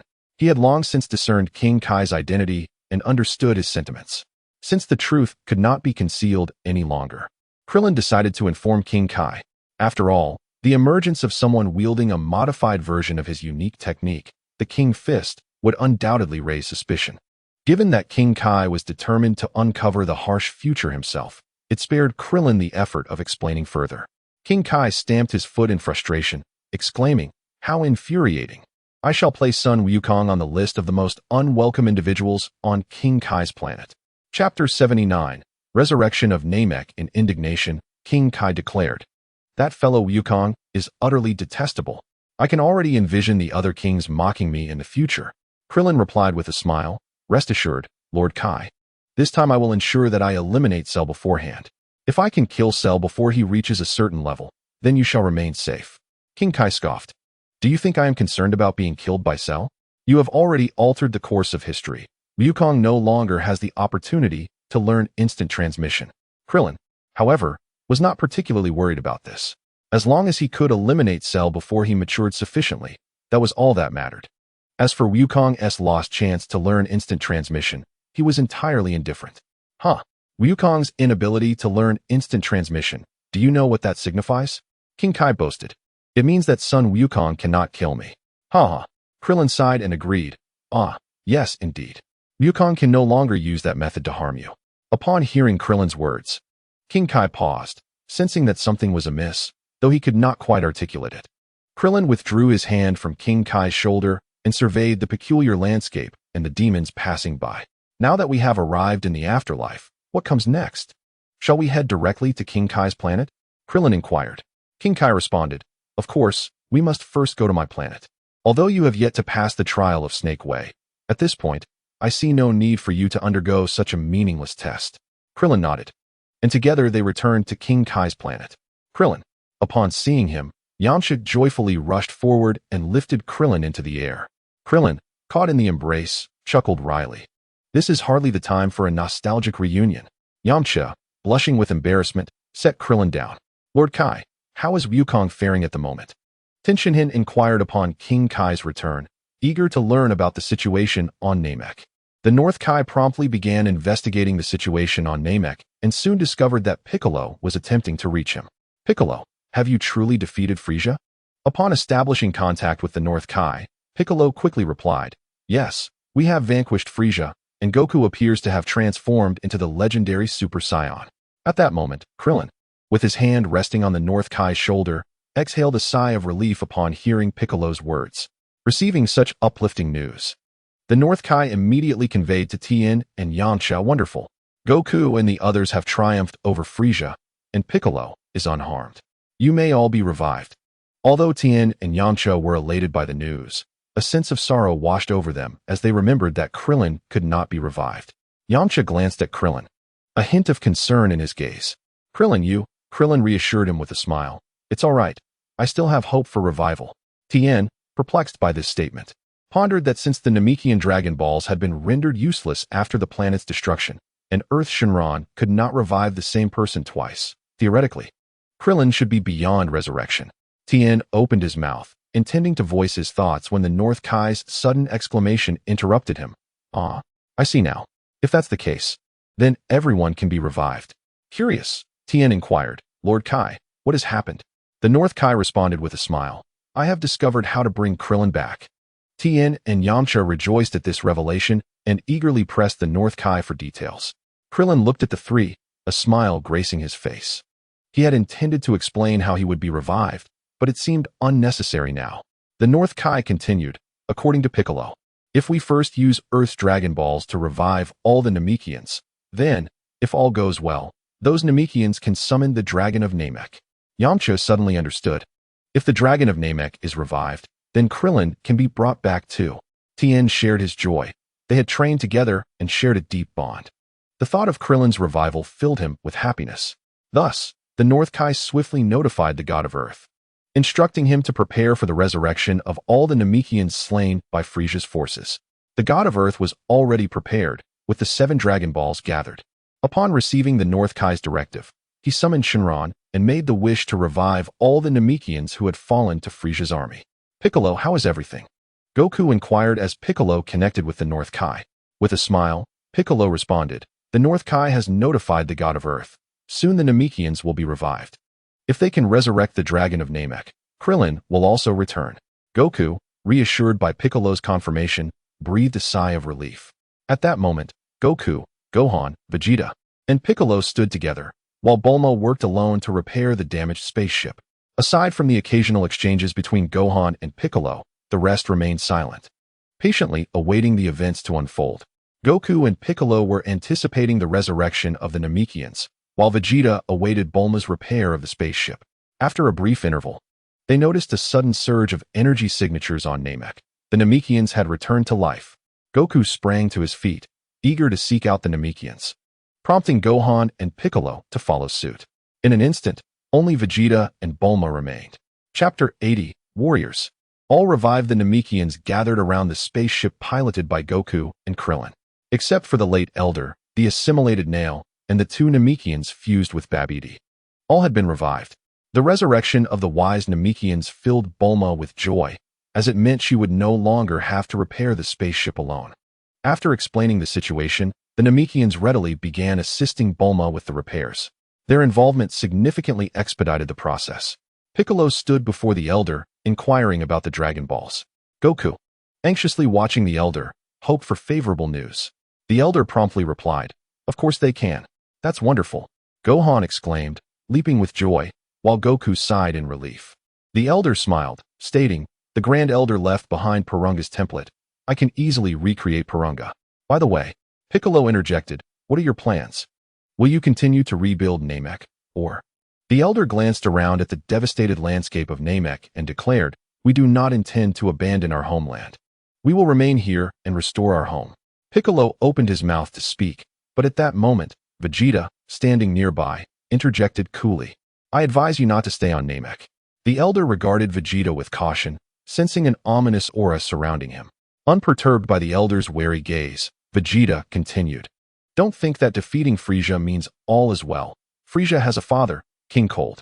He was the cosmic overlord before Frieza and possesses even greater power." Goku furrowed his brow. "So Frieza isn't even the strongest in the universe? I wonder if I can defeat that Frieza's father now." Vegeta scoffed. "The Super Saiyan is invincible. Kakarot, do not underestimate your own strength. No matter how powerful King Cold may be, he cannot surpass a Super Saiyan. Unless, of course, you are not a pure Super Saiyan." Goku chuckled. "If that is the case, when that king shows up, I'll simply defeat him." At that moment, Bulma delivered a playful punch to Goku's head, exclaiming, "Are you planning to just wait here on Namek? What should we do if that wicked villain never arrives? Chi-Chi must be quite worried about you. Honestly, you always act this way." Sun Wukong scratched the back of his head and chuckled. "You have a point." Observing such a Sun Wukong, Son Gohan couldn't help but blush. Upon learning of the existence of the Kurdish king, the second elder and the other 5 elders found themselves in a predicament. After a deliberation among the 6 elders, they ultimately resolved to abandon planet Namek. The second elder sighed. "It seems we have no choice but to relinquish this planet. But how shall we find another suitable planet Namek for our habitation? Perhaps you could reside on Earth for a while. Once your Dragon Balls are operational again, you can use their power to obtain a planet fit for you," suggested Bulma, noticing the second elder's distress. Even if that villain pursued them to Earth, Wukong would effortlessly deal with him. Initially, the second elder felt a bit hesitant, but after the enthusiastic persuasion from Son Gohan and Bulma, he accepted the proposal. Once the spaceship was repaired, they boarded it together, setting their course for Earth. "Oh, Vegeta, are you going to Earth as well?" Son Wukong asked in surprise upon seeing Vegeta board the spaceship. Vegeta's brow twitched slightly at the remark, yet he remained silent. He ignored Son Wukong, as well as the hostility from Piccolo and Son Gohan, and casually settled into a corner. Noticing Vegeta's indifference, Son Wukong chose not to engage him in conversation. With newfound confidence as a Super Saiyan, Wukong believed that Vegeta would no longer pose a threat to Earth. The group journeyed together aboard the modified spaceship toward Earth. Upon their return, the displaced Namekians and Vegeta were invited by Bulma to stay at her home. Although Son Wukong considered inviting Vegeta to his own residence to keep an eye on him, he quickly dismissed the idea, knowing that Chi-Chi would undoubtedly object. Far away on King Kai's planet, Krillin felt an inexplicable sensation as he saw Vegeta settle into Bulma's home. He glanced back at Yamcha, hoping that Yamcha wouldn't suffer a breakup so soon after his resurrection. Before long, 120 days had passed. Due to the presence of 3 suns, a year on planet Namek comprised only 120 days. This signified that the Dragon Balls on Namek were now usable once more. In Bulma's yard, Wukong and the others summoned Porunga, intending to resurrect Krillin and his companions. Coincidentally, there were 3 of them, and Porunga could grant 3 wishes. The colossal Porunga hovered in the sky, casting a vast shadow and looking down upon Wukong and the others. In a deep voice, Porunga declared, "State your wishes. I can fulfill 3 of them." Without needing to speak, Din had already begun to wish, "Please resurrect Krillin." On Namek, Porunga's eyes gleamed with a crimson light as he spoke. "Your wish has been granted. Please articulate your second desire."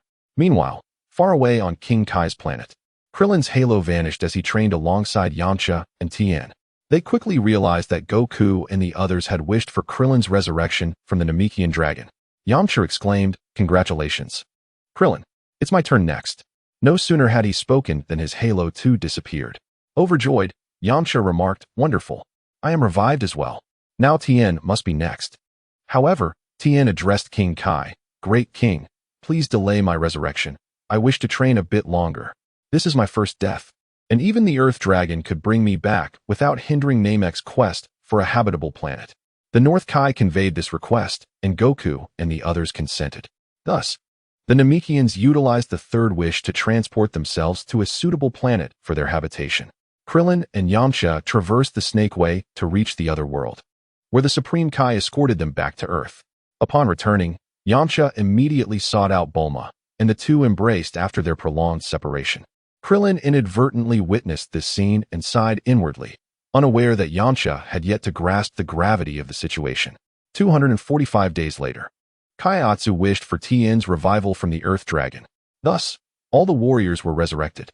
Their battle powers were as follows: Goku, 1. 8 billion, Super Saiyan. Krillin, 1. 5 million, Vegeta, 4. 5 million, Gohan, 500,000, Piccolo, 2. 8 million, Tien, 360,000, Yamcha, 120,000. Note: in the future, once Saiyans transform into Super Saiyans, their base power levels will no longer be specified, as the 50-fold increase is simply too exaggerated. Chapter 81. The Vendetta of King Cold. After all were revived, they enjoyed a rare period of tranquility. Although Vegeta constantly clamored to battle Goku, after Goku effortlessly defeated him in a few exchanges as a Super Saiyan, Vegeta retreated to the gravity chamber constructed by Professor Brief for his training. Goku envied Vegeta's dedication to training in the gravity chamber and yearned to join him. However, Chi-Chi vehemently forbade him from training alongside Vegeta, leaving Goku with no choice but to relent. Gohan, meanwhile, immersed himself in his studies, only occasionally taking time to visit Piccolo, who would always greet him with a smile, though he would never admit it. After his resurrection, Yamcha's training was not as diligent as it had been on King Kai's planet. He preferred to spend time dating Bulma. Despite their frequent arguments, their relationship remained relatively untroubled. Tien and Kairatsu trained alongside Krillin, aspiring to grow stronger. After undergoing training with Krillin on planet Namek, Tien Shinhan discovered that Krillin's martial arts prowess had reached an unimaginable level. He realized that if he practiced alongside Krillin, he would undoubtedly become even more formidable. Initially, Master Roshi intended to relocate once more for training, but Krillin intervened. This time, Krillin identified a vast, uninhabited island where he planned to hone his skills. Although he initially considered continuing his journey to the Arctic, he refrained upon realizing that his intense training might lead to glacial melting, resulting in rising sea levels. Contemplating the potential flooding of certain lands, Krillin decisively abandoned that plan. Thus, a year passed. One day, while training, Krillin's expression abruptly shifted as he gazed at the sky. Noticing the change in Krillin's demeanor, Tien quickly sensed a terrifying energy. "Goodness, this energy is astonishing," Tien exclaimed. Krillin's countenance darkened. "Indeed, this presence is likely far more powerful than Frieza. If I am not mistaken, it must be King Cold, Frieza's father, as mentioned by Vegeta." Krillin felt little concern for King Cold's threat. After all, future Trunks would arrive, and Goku was currently on Earth. Thus, King Cold was hardly a source of fear. However, his arrival served as a reminder to Krillin that he had only 3 years left. In 3 years, the android crisis would commence, with Cell's emergence looming. Krillin needed to confront Cell before he could become a formidable force, lest the consequences be dire. Thinking of the androids inevitably brought Android 18 to Krillin's mind. For reasons unknown, he yearned to see her once more. This feeling had not waned with time. Rather, it had intensified to the point where Krillin could no longer deny the depth of his feelings for her. Lost in thought, he found himself increasingly agitated. Meanwhile, Goku, Piccolo, Vegeta, Gohan, Yamcha, and Master Roshi began to sense the overwhelming energy. Goku's expression turned grave. Gohan. Yes, Gohan responded, his demeanor serious as he leapt from his desk under Chi-Chi's furious gaze. Gohan. Chi-Chi shouted angrily, attempting to detain him, yet Gohan resolutely followed Goku. Vegeta, immersed in his rigorous training in the gravity chamber, also detected King Cold's energy and immediately set out. His movement alerted Yamcha, who then became aware of King Cold's presence as well. Piccolo, who had been training alone, also departed. After more than a year of intense training, he had transformed significantly. In the cosmos, a colossal fleet advanced steadily, drawing closer to the Azure planet. Among them, within the largest flagship, a massive figure sat in command, resting his chin on one hand. This individual bore a striking resemblance to Frisia's second form, unmistakably King Cold, Frisia's father. So, this is the planet where my son was vanquished? It appears to be of little consequence. The king of the Kurds surveyed the earth with a mocking gaze and remarked, though I am tempted to obliterate this planet outright, I shall first observe the one who vanquished Frisia. Upon hearing the king's words, those around him immediately expressed their sycophantic admiration, exclaiming, how could anyone in this world possibly surpass the might of the great Frisia, apart from His Majesty the King of the Kurds? Indeed, they must have employed some nefarious tactics. The king nodded in agreement, adding, yes, my son is indeed overly arrogant. It is not impossible he has fallen victim to treachery. With a tone tinged with regret, the king lamented, what a pity, for he was my most gifted child. He required little in the way of training, as with the passage of time he would naturally possess strength rivaling my own. Your Majesty, we are ready to land. Just as the king was lost in his sorrowful musings, the pilot of their spacecraft announced that they could commence their descent. The king waved his hand, signaling for the landing to begin. Thus, the fleet accompanying the king commenced their descent to Earth. At that moment, Krillin and Tien, being relatively close, were the first to arrive. Tien's expression was grave as he inquired of Krillin, is this foe truly more formidable than Frisia? Krillin nodded, asserting, without a doubt, this Kurd is indeed stronger than Frisia. Can you defeat him? Tien asked, to which Krillin shook his head and replied, I am still far from it. However, if it were Goku, he would undoubtedly prevail. Hearing this, Tien felt a sense of relief. Although somewhat reluctant, he could not deny that Goku was indeed a reassuring presence. Krillin, you arrived quite early. During their conversation, Goku and Goten had already arrived. Upon seeing Krillin, Goku greeted him enthusiastically. Tien, you've significantly grown stronger. Tien felt a pang of bitterness at this remark. Unbeknownst to him, he had been outpaced by Goku once again. No, it was not only Goku. He glanced at Krillin, feeling even more disheartened. After all, Krillin had once been inferior to him, yet now he had clearly surpassed him. Throughout this year, Tien had increasingly sensed the terrifying strength of Krillin. Humph, what a slacker you are, Kakarot. Upon Vegeta's arrival, he immediately began to taunt Goku. Since you arrived early, you should have concealed your energy like that Namekian. While Goku was reminiscing with Krillin and Tien, he chuckled at Vegeta's words, saying, actually, allowing them to discover us right away isn't too bad. That way, they won scatter. Hearing Vegeta's comment, Goten finally noticed that Piccolo had already positioned himself atop a rocky hill. Piccolo had actually arrived even before Goku and Goten, having simply sought a quiet spot for himself. Upon seeing Piccolo, Goten joyfully greeted him. After a while, Yamcha arrived with Bulma in tow. Vegeta crossed his arms in annoyance, saying, what purpose do you have in bringing that bothersome woman along? If a battle ensues, I cannot guarantee her safety. It is crucial to remember that Kurd has many skilled warriors at his disposal. By the way, Vegeta, in a hurry to leave, was clad in a floral shirt. Bulma, with her characteristic nonchalance, exclaimed, even if Goku is preoccupied with that villain, Yamcha will surely protect me. As she spoke, Bulma stuck out her tongue and made a face at Vegeta. TSK. Vegeta clicked his tongue, turned his head away, and ceased to engage with Bulma. At that moment, Piccolo, with his eyes closed, was listening to Gohan's incessant chatter when suddenly he opened his eyes. Krillin and the others also sensed it. The arrival of the Kurds was imminent. Combat power, Goku, 2. 1 billion, Super Saiyan, Vegeta, 5 million Piccolo, 3. 9 million Krillin, 2. 1 million Tien, 580, 000 Gohan, 490, 000 Yamcha, 150, 000 King Cold, 1. 6 billion Chapter 0, Preview Boom. A energy blast struck the road beneath a moving truck, causing it to flip multiple times before crashing against the mountainside. Inside the vehicle, androids 17, 16, 18, and Krillin leapt out. 17, casting a sidelong glance at Krillin, remarked, "Was this another one of your friend's mischief?"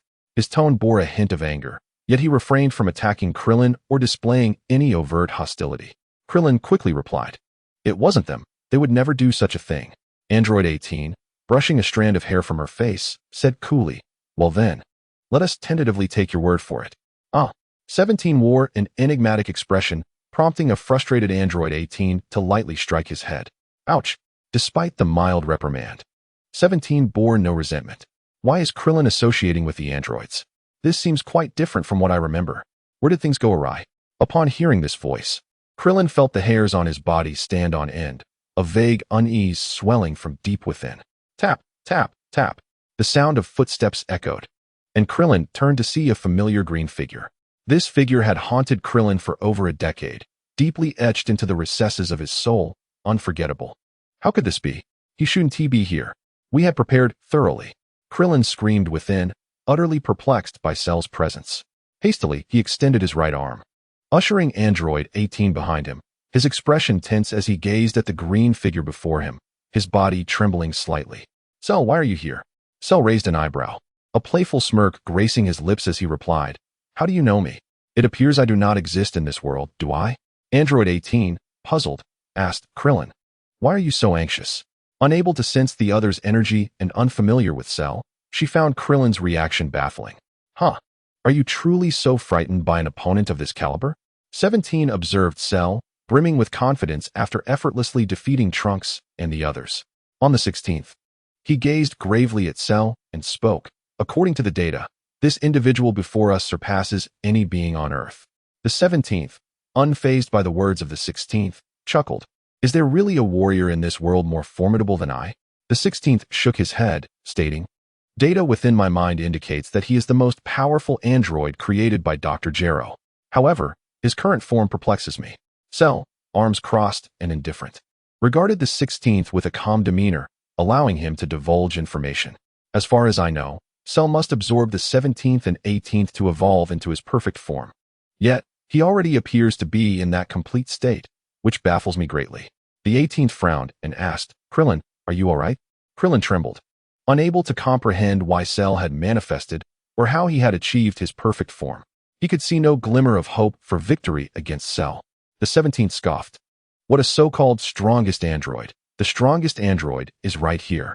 Chapter 1. The battle against the Kurds. The Kurdish spaceship landed smoothly, stirring up a cloud of dust. With a creak, the hatch opened, and King Kurd stepped out first, followed by his subordinates. A multitude of extraterrestrial beings, clad in uniform, emerged, thousands strong. Krillin furrowed his brow, thinking Trunks should be arriving soon. At that moment, feeling the overwhelming aura of King Kurd, Goku was already on edge. Yamcha sensed the presence of over 10,000 formidable energies, astonished. He never anticipated such a large force. They could not allow Goku to fight alone in the defense of Earth. Among these energies, Yamcha detected several that rivaled his own strength. Tien Shinnen's expression turned serious. He recognized that only a handful of opponents could exert this level of pressure on him, yet the sheer number of foes was truly daunting. Defeating them while ensuring Earth's safety would indeed be a formidable challenge, even though Tien had grown immensely stronger. Moreover, the aura of King Kurd was overwhelmingly potent and malevolent. King Kurd surveyed the terrain and remarked, "This planet is quite decent. It can fetch a handsome price." Kokora used the power detector to locate the one who defeated Frisia. He commanded a short, dark-skinned extraterrestrial by his side to use the device to pinpoint Goku and the others. Following orders, Kokora returned to the ship to utilize the ship's state-of-the-art power detector to search for Goku's location. After a series of operations, Kokora furrowed his brow and swiftly approached King Kurd to report. King Kurd, the detected power levels barely exceed 200. Could it be that those who defeated Frieza are no longer on Earth? Upon hearing Kokora's report, Kyudel bowed his head in contemplation and murmured, "Perhaps they have concealed their combat prowess through some extraordinary means. It seems I too must employ certain tactics to draw them out."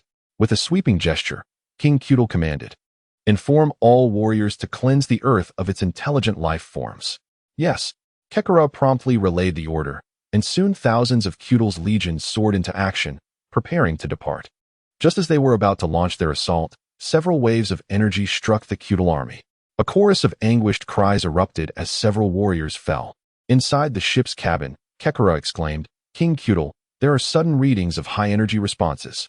5 formidable opponents have appeared. 5,000,000, 9,580,000, 490,000, and 150,000. King Kyudel frowned. A 5,000,000 and a 3,900,000 fighter cannot possibly defeat Frieza. There must be more hidden power. Vegeta, Piccolo, Tien, Shinhan, Gohan, and Yamcha bypassed King Kyudel and charged towards his army. Is that Vegeta? Has he become this powerful? Observing Vegeta effortlessly dispatching his subordinates, King Kyudel's expression darkened. And he sneered, "It seems I can no longer allow this traitor to act with impunity. I should have eliminated these monkeys sooner." Understanding the threat posed by Vegeta and Piccolo, King Kyudel realized that if he did not intervene, his forces would face annihilation. "It appears I must take action." As King Kyudel stepped forward to strike, an orange figure blocked his path. "You must be Frieza's father, Kyudel," Goku said, smiling at the figure before him. The aura emanating from Kyudel made Goku tremble with excitement, for he had yet to unleash his full power since transforming into a Super Saiyan. During his battle with Frieza on Namek, he had not fought to his fullest. Thus, since acquiring the ability to become a Super Saiyan, Goku had felt a sense of regret. This time, he would thoroughly explore the depths of his Super Saiyan strength. "Oh, so you are the one who killed Frieza? You are a Saiyan?" Kyudel inquired. Goku replied, "Indeed, I am a Saiyan raised on Earth." "Very well, then prepare to meet your end," King Kyudel declared, assuming a battle stance and launching an attack at Goku. In an instant, Goku transformed into a Super Saiyan, his black hair turning golden and his eyes green. As Kyudel's sudden assault approached, Goku responded with a cold smile, delivering a powerful punch. The two immediately clashed, capturing the attention of Vegeta and the others. Vegeta, witnessing Goku's transformation into a Super Saiyan, gritted his teeth and delivered a punch that pierced through a nearby alien. Blood and flesh flew. Vegeta unleashed his pent-up frustration upon King Kyudel's minions, ruthlessly shattering them to pieces. Although the Kurdish forces were formidable in number, their bodies fell to the ground like raindrops. Yamcha, having fended off an enemy with a powerful punch, was unexpectedly struck from behind by another foe. In an instant, 4 or 5 adversaries lunged at Yamcha. And just when he was in dire straits, Son Gohan hastily abandoned his own opponent to unleash a ki blast at Yamcha's attackers. Following this, Son Gohan swiftly repositioned himself by Yamcha's side, repelling their foes one by one. Gasping for breath, Yamcha gazed at Son Gohan, reminiscing about the last time they fought together when he had been the one looking out for him. With a wry smile, Yamcha thought to himself, "It seems this time I shall need his protection instead." The situation on the battlefield offered no respite, as dozens of enemies simultaneously launched an assault on Yamcha and Son Gohan, while an array of laser guns targeted them. The two exchanged nods and attacked in unison. As Tien Shinhan vanquished one enemy after another, he realized that he could not sustain this pace. Otherwise, his stamina would falter. Consequently, Tien dodged an enemy attack and soared in a particular direction, with hundreds of foes in hot pursuit.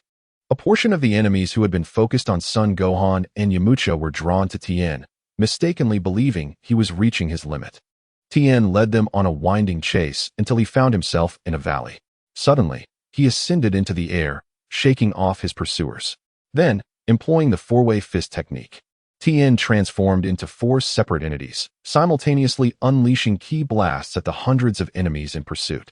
With a resounding explosion, only a scant few of the enemies remained after the onslaught. Following their energy signatures, Tien systematically dispatched them. Meanwhile, As Tien battled, Krillin remained motionless, bewildered. For the future Trunks had not appeared. At that moment, Krillin struggled to maintain his composure. Chapter 2. An unfathomable future. Krillin, are you going to join the fray? Bulma inquired, observing Krillin's immobile form with a hint of concern. With his arms crossed and brow furrowed, Krillin's expression was one of anxiety and tension. He remained silent, disregarding Bulma's words as if in a trance. Bulma's unease grew at Krillin's peculiar demeanor, prompting her to nervously ask, could it be that an enemy has emerged that even Goku cannot defeat? Krillin continued to be silent, his seriousness intensifying. Seeing this, Bulma's heart raced with fear, and she grasped Krillin's arm, her voice trembling as she pleaded, Krillin, please don't frighten me. It can't be true. Not even Goku can handle it. What? Sorry, I was a bit lost in thought. Krillin, jolted back to reality by Bulma's grip, quickly apologized. Bulma's forehead pulsed with veins as she angrily swung her fist and struck Krillin on the head. Bang! Ouch! That hurts! Krillin exclaimed, showing no reaction to the hit, while it was Bulma who cried out in pain. Suddenly, Krillin's eyes widened. The punch that Bulma delivered to his head illuminated his thoughts, bringing clarity to his mind. Ideas that had previously eluded him now surged forth, and with a fresh perspective, he immediately grasped the situation. Wonderful! Krillin exclaimed joyfully, embracing Bulma. Taken aback by his unexpected reaction, Bulma quickly retaliated with another punch, scolding him, You idiot! What on earth is wrong with you? You've been acting strangely since earlier. Realizing his mistake, Krillin hastily released her, momentarily forgetting that this woman was the fiercest of all. I'll go lend a hand, he declared, bolting towards the Kurdish troops. The soldiers of the Kurdish army posed no challenge for him. With swift and decisive actions, he sent their various organs flying. Although Krillin possessed even more refined techniques that would not leave his foes in disarray, this method was currently the most time-efficient and conserved his energy effectively. Previously, the absence of Trunks had thrown him into a state of despair. However, Krillin's recollections from his past life had led him into a cognitive trap. Originally, Goku would have wandered to planet Yardrat, arriving on Earth the same day as Frieza and King Cold. It was at this juncture that Trunks would make his entrance. Initially not intending to engage directly, he only acted when Goku had not returned for an extended period and Frieza's minions began preparations for destruction. Thus, it was entirely reasonable for Trunks to be absent at this moment. Moreover, Trunks had 3 objectives for his time travel: to inform about the androids, to deliver a special medicine to Goku, and to learn from Goku how to defeat the androids, seeking assistance if necessary. This implies that in this timeline, Goku had not contracted the viral heart disease, and with Goku present, they had successfully resolved the android crisis, rendering Trunks' return unnecessary. With this understanding, Krillin exhaled in relief. The worst-case scenario now seemed to be that Trunks was merely hiding and had not yet revealed himself. If Trunks did not appear, they could navigate through all challenges smoothly. Krillin did not believe their future would descend into utter despair, as without the use of the time machine, Cell would not return to this timeline. Even without Goku, Krillin was confident they would not suffer a devastating defeat against the androids. As this realization dawned on him, an uncontrollable smile spread across Krillin's face. The bizarre grin on his blood-smeared visage startled the alien standing before him. What a terrifying earthling! Yet, the future might not be as promising. There remained the possibility that Goku could still succumb to the viral heart disease, and others might fall to the androids as well. Bulma could also meet her demise, leaving no one to construct the time machine. It is possible that Bulma never united with Vegeta, rendering Trunks a mere figment of imagination. Moreover, the newly emerged Cell from the future is not without peril, for the Cell known to Krillin is the one who eliminated Trunks and seized the time machine to return to that timeline. Anxiously, Krillin grasped the neck of a blue-skinned alien before him, and with a fierce grip, the alien's neck shattered, splattering blue blood all over Krillin. No. One should always think positively. Krillin shook his head, contemplating, my efforts cannot possibly lead to a worse future. Otherwise, what would be the purpose of my endeavors? Indeed, the future must unfold favorably. With this thought, a smile returned to Krillin's face. The aliens, witnessing Krillin's alternating expressions of joy and sorrow, began to feel a desire to retreat. It was one thing to see him laugh and cry, but the relentless ferocity of his actions made them perceive him as a monster. After the demise of over 100 comrades, the thousands encircling Krillin ultimately reached this conclusion. Regrettably, compared to Krillin, King Cooled was even more terrifying. Thus, they chose not to retreat, but instead charged forward en masse. Krillin glanced at Bulma, confirming her safety, before unleashing a crimson aura that surged around him as he darted through the throng with astonishing speed. He activated the Kaioken at 40 times its normal strength. In an instant, the bodies of King Cooled's subordinates fell like rain, some disintegrating entirely without leaving a trace, reduced to mere sparks. The vibrant blood rain, mingling with the explosions of fireworks, created a surreal spectacle. Witnessing this scene, Bulma promptly sought refuge, opting not to observe further. Vegeta, gritting his teeth, sensed the vast disparity between himself and Goku and Krillin. Reflecting on the past, he recalled a time when he could face two opponents without faltering. Yet now he found himself outpaced. It was utterly infuriating. Without regard for his own stamina, Vegeta rampaged through the ranks of the Cooled army. A blast struck him, causing him to stagger slightly, followed by a barrage of laser fire directed at him. Unable to evade entirely, he was hit, plunging him into a precarious situation. Observing this, Krillin hastily abandoned his own opponents to rescue Vegeta. Looking at the beleaguered Vegeta, Krillin pondered, could it be that the future Vegeta's recklessness led to his own downfall, ultimately preventing Trunks from being born? Upon reflection, it seems that the messenger need not necessarily be Trunks. Power levels: Krillin, 2, 1,000,008. 4,000,000, 40x Kaioken. Cooled Army, 2, 000,500, 000. Most around 20, 000. Chapter 3. The conclusion. Piccolo stood resolutely before Gohan and Yamcha. His hat and cloak long vanished, his attire tattered in multiple places. In contrast to Goku's confrontation with King Cooled, their adversaries were not particularly formidable. However, their sheer numbers were overwhelming, requiring a tremendous effort just to dispatch a little over half of them. As they faced their enemies, thousands of laser guns were aimed at them, and a single misstep could spell disaster.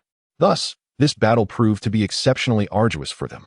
Gohan, you have truly become too complacent this past year, Piccolo remarked, observing son Gohan gasping for breath, his dissatisfaction evident. If you have forsaken martial arts, there is no need to stand up at a time like this. Hearing this, Gohan murmured an apology. Meanwhile, Yamcha felt an overwhelming sense of shame, disregarding Krillin. Even Tien, despite his own struggles, had fared significantly better in battle. All of this was due to his own lack of diligence. Yamcha had trained scarcely more than Gohan over the past year, let alone when compared to the relentless training of Goku and the others. Look out! They are surging forward again, Piccolo shouted, not waiting for Yamcha's response, and charged ahead. As a multitude of foes advanced, Yamcha hastily engaged. The three of them united to confront Frieza's army, but as soon as they began, Yamcha soon found himself drained of energy and in need of Gohan's support. Cursed be this place. Had I known, I would not have come, Yamcha lamented inwardly. While there were not many foes in the Kurdish army stronger than him, their sheer numbers were terrifying. Even Piccolo found himself challenged by such overwhelming odds. The technological prowess of the Kurdish forces was formidable. Their laser guns possessed a formidable destructive capability, and being struck by them was no trivial matter. Vegeta had already demonstrated this to everyone. Even the mighty Vegeta had nearly faltered after being hit by a laser, let alone them. Had it not been for Krillin's timely intervention, Vegeta would have found himself in a dire predicament. There's a fire over there. If this continues, the flames will spread, Gohan exclaimed anxiously as he witnessed a blaze engulfing the forest on one battlefield. Kikaho! Tien gasped, his breath labored, as he unleashed a powerful energy wave to extinguish the flames, but his body succumbed to fatigue and fell to the ground. By this point, Tien had dispatched nearly 1,000 enemies and was utterly exhausted. Just as Tien was about to collapse, the golden-haired Goku appeared and caught him. Goku, did you win? Tien opened his eyes to see Goku's elation. Wonderful. This battle can finally come to an end. Goku replied with a grin, not entirely victorious. But I noticed your situation seemed dire, so I left the Kurdish front to check on you. As they conversed, hundreds of laser beams surged toward them. Goku swiftly moved with Tien, dispatching the foes one by one. Once they had taken shelter behind a mountain, Goku set Tien down, assuring him, rest easy. This battle will soon conclude. I shall end it now. With that, Goku vanished without a trace. Tien widened his eyes, his third eye failing to discern Goku's movements as he disappeared in an instant. Where did he go? Damn it, That scoundrel vanished so suddenly, roared the Kurdish king, his cloak singed and armor marred with numerous cracks. In the previous battle against Sun Wukong, King Qutl found himself at a distinct disadvantage, relentlessly pressured by his formidable opponent. Just as he seized a fleeting opportunity to regain some ground, Sun Wukong evaded him.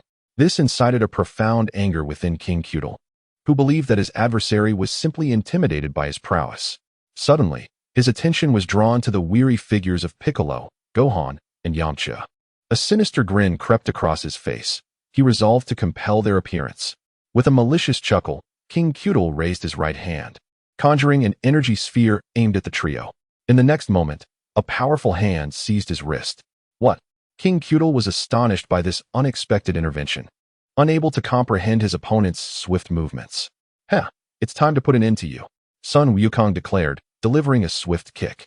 By the time King Qutl registered the attack, he had already collided violently with a mountainside. A sharp pain coursed through his abdomen. Damn it! Despite his reluctance to admit it, he acknowledged that Sun Wukong's true strength far surpassed his own. Until now, he had merely been toyed with. As Sun Wukong looked up, he noticed that, following Krillin's entry into the fray, the Qutl army had been swiftly decimated. Relieved, he approached King Qutl and stated, "Leave this planet. If you vow not to harm Earth, I will spare you." Through his confrontation with King Qutl, Sun Wukong realized that he could easily dispose of him. Thus, King Qutl had become inconsequential. Clutching his abdomen, King Qutl hastily replied, "Rest assured, I will depart from Earth immediately and shall never return." Without a second thought for his subordinates or his spacecraft, he ascended into the sky. "Ha! You've fallen for my ruse, foolish monkey. You shall descend to hell alongside this planet." Once distanced from Sun Wukong, King Qutl revealed his vile nature, gathering energy in his right hand. Perish. After snapping the neck of an enemy, Krillin shook his head. Sun Wukong was perpetually naive, and King Qutl was even more so. He harbored no concerns about King Qutl's tactics, for Sun Wukong was present. Observing King Qutl's actions, Sun Wukong's expression hardened, and he exclaimed, "You are utterly beyond redemption." With that, he assumed his stance. Kamehameha. As King Qutl's energy sphere descended upon him, Sun Wukong unleashed his Kamehameha, sending the sphere back. King Qutl screamed, disintegrating into ashes. Following King Qutl's defeat, Krillin and the others swiftly eradicated the remnants of the Qutl army. Chapter 4. The Assault of the Androids in a Clandestine Cavern. An array of advanced technological apparatuses lay scattered about. The incessant ticking resonated throughout, never pausing for a moment. This space resembled a laboratory, equipped with an impressive array of devices. Within this expansive facility, an elderly man with a white beard toiled diligently, operating a computer with fervor. He approached two chambers, each containing a slumbering individual, one male, one female. The cabinets were distinctly marked with the numbers 17 and 18, and should Klon appear here, he would undoubtedly recognize them. Within the confines of the cabinet, there resided the entities designated as 17 and 18, alongside the elderly figure of Dr. Klo. Dr. Klo gazed intently at number 17, his eyes ablaze with fervor, as his gnarled fingers unconsciously traced the glass of the cabinet housing number 17. "What a pity," he lamented. "You are my most exquisite creation thus far, yet why do you refuse to heed my commands?" He then shifted his gaze to the cabinet containing number 18, sighing. "Even though I have diminished your power, you still refuse to comply with my will. Alas, one day, I shall conquer this obstacle." Dr. Klo furrowed his brow and murmured, "Perhaps I should contemplate the creation of an energy-absorbing android. Though its strength may not rival that of the infinite energy type, it should suffice to vanquish Sun Wukong." In truth, he harbored an even more remarkable creation, one that instilled fear within him, Android 16. Dr. Klo had contemplated its destruction numerous times, yet he could not bring himself to do so, for it was a being entirely composed of machinery. It possessed an unparalleled strength that surpassed both 17 and 18. Along with its own consciousness, Dr. Klo regarded 16 as a potential threat, one that could very well turn against him. In crafting 16, Dr.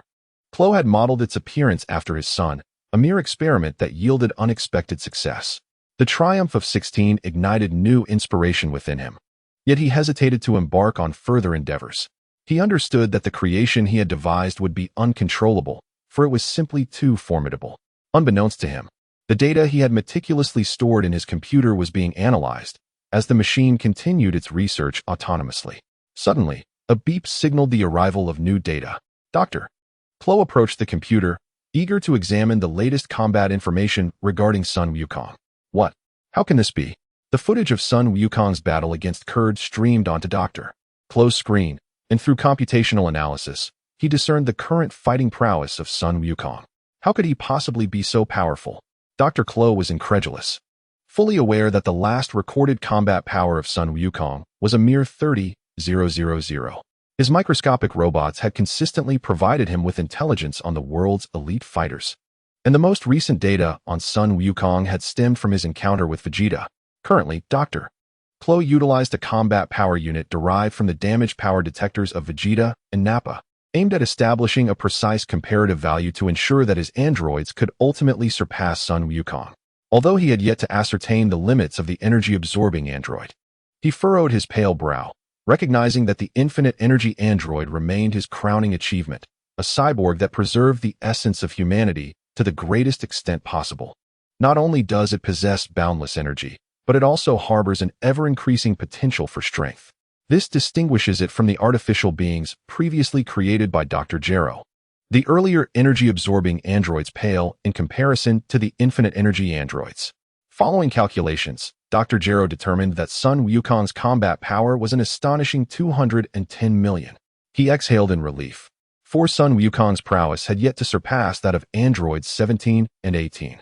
Although astonished by Sun Wukong's rapid advancement, Dr. Gero felt no undue anxiety, as his strength remained below that of 17 and 18. He pondered the limits of the energy-absorbing androids and whether they could indeed defeat the current Sun Wukong. However, Dr. Gero did not ascertain the limits of the energy-absorbing androids, for he had already turned his focus to the creation of the infinite energy androids. Upon successfully crafting the infinite energy model, he disposed of the energy-absorbing androids as if they were mere refuse. While he understood that the infinite energy androids could enhance their strength through energy absorption, such growth was limited. Their potential fell short of even the baseline of androids 17 and 18. Consequently, after developing androids 17 and 18, Dr. Gero eliminated all previous models to conserve resources, retaining only android 16, who bore an uncanny resemblance to his son. Once he devised a superior creation, he would not hesitate to abandon androids 17 and 18. Even the seemingly favored android 16. Contemplating androids 17 and 18, Dr. Gero mused, perhaps I could manipulate their minds through surgical intervention to ensure their obedience, albeit at the cost of diminishing their combat effectiveness. No, Dr. Gero resolved firmly, I must not destroy them unless absolutely necessary. Gazing at the golden-haired Sun Wukong on the screen, he resolved to explore the limits of the energy-absorbing androids.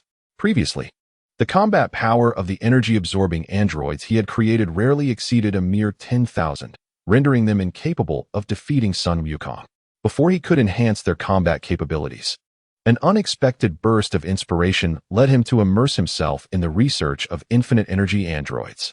The formidable strength of Sun Wukong, combined with the rebellious nature of androids 17 and 18, compelled him to revive the energy-absorbing android project, placing his hopes of defeating Sun Wukong upon them. At this juncture, even Dr. Gero was unaware that his whimsical concept was quietly taking shape. His computer held all his data, advancing along his train of thought, while countless micro-robots continuously conveyed information to him. An unprecedented concept of a powerful android was being refined, a fact unbeknownst to its very creator. Chapter 5. Android 16. After vanquishing King Cooled, everyone returned to their respective homes. Tien continued training alongside Krillin, aspiring to grow stronger. Vegeta returned to Bulma's home, nearly residing in the gravity training chamber. While Goku was to be expected, even Krillin proved to be a formidable challenge for Vegeta. Upon returning home, Gohan, at Chi-Chi's insistence, immersed himself in his studies. Though Piccolo felt a pang of regret, both Goku and Gohan refrained from opposing this, so he too remained silent. Occasionally, Piccolo would train alongside Goku, but the disparity in their strengths rendered such sessions largely ineffective, leading Piccolo to focus predominantly on his own training. Curiously, Goku had never sought to engage in combat with Krillin, who was currently the closest in power to him, nor had Krillin trained with Goku. Notably, Yamcha had joined Krillin and Tien, training alongside them. Days later, on a nameless island, Krillin and Tien exchanged blows in a relentless display of mutual assault. Tien, drenched in sweat, fixed his intense gaze on Krillin, his demeanor grave. In contrast, Krillin maintained a calm composure, effortlessly deflecting Tien's attacks before retaliating with measured strikes. Although his responses were deliberate, each blow found its mark on Tien, leaving visible imprints on his exposed skin. Yamcha, observing the duel, was astonished. Both Krillin and Tien had surpassed him to such an extent that he felt no possibility of catching up. At that moment, Krillin had yet to unleash the Kaioken technique, while Tien had already employed a tenfold version of it. Even so, he could not land a single hit on Krillin. Yamcha marveled at Krillin's remarkable growth. They had once been close in skill, having trained together for an extended period as fellow disciples. However, after the events on Namek, Krillin had ascended alongside Goku, leaving Yamcha in the dust. During their sparring, Krillin unexpectedly ceased his counterattacks, opting instead to evade Tien's onslaught. Tien furrowed his brow, extending his forearms to strike at Krillin.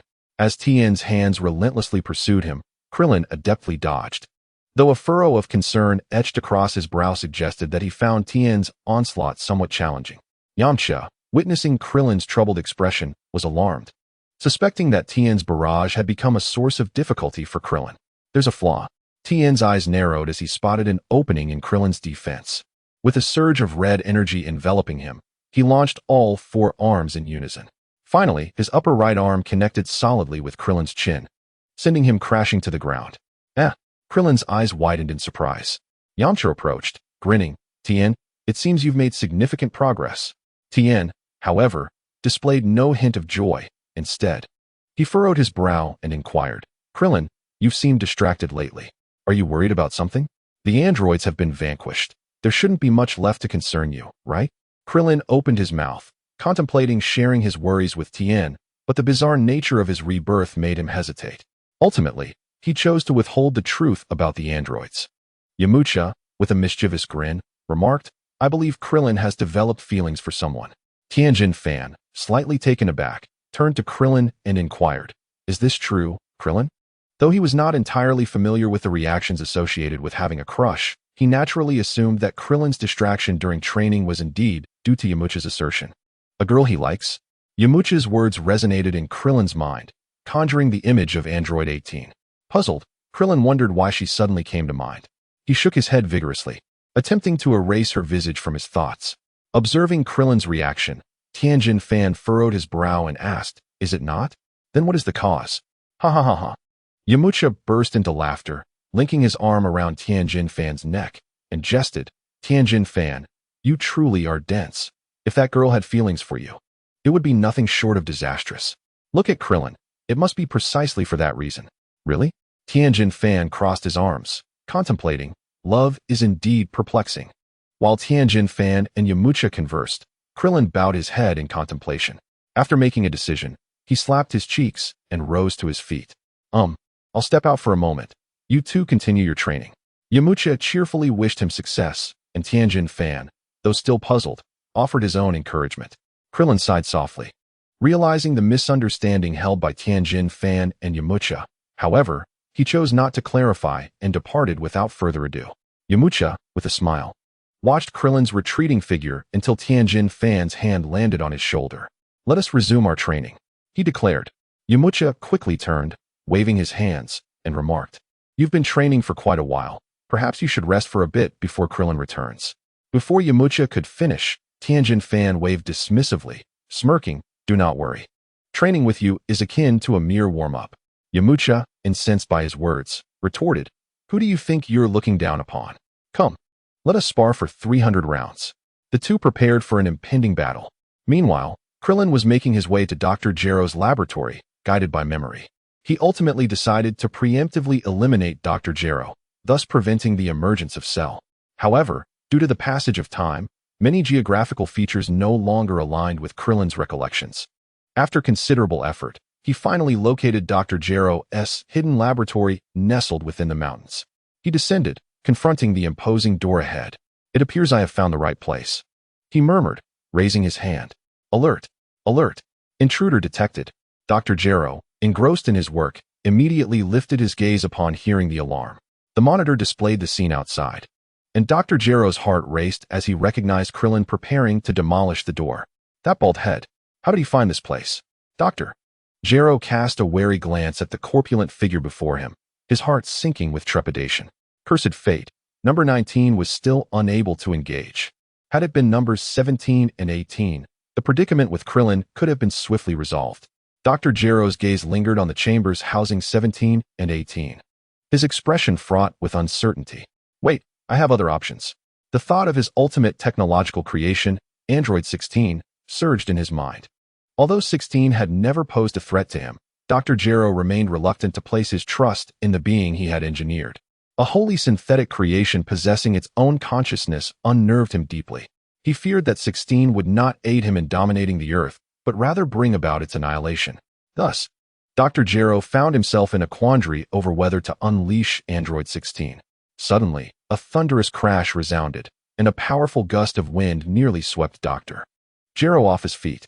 Krillin had burst through the massive doors, leaving the scientist with no time for further hesitation. With a resounding click, a chamber marked with the number 16 swung open.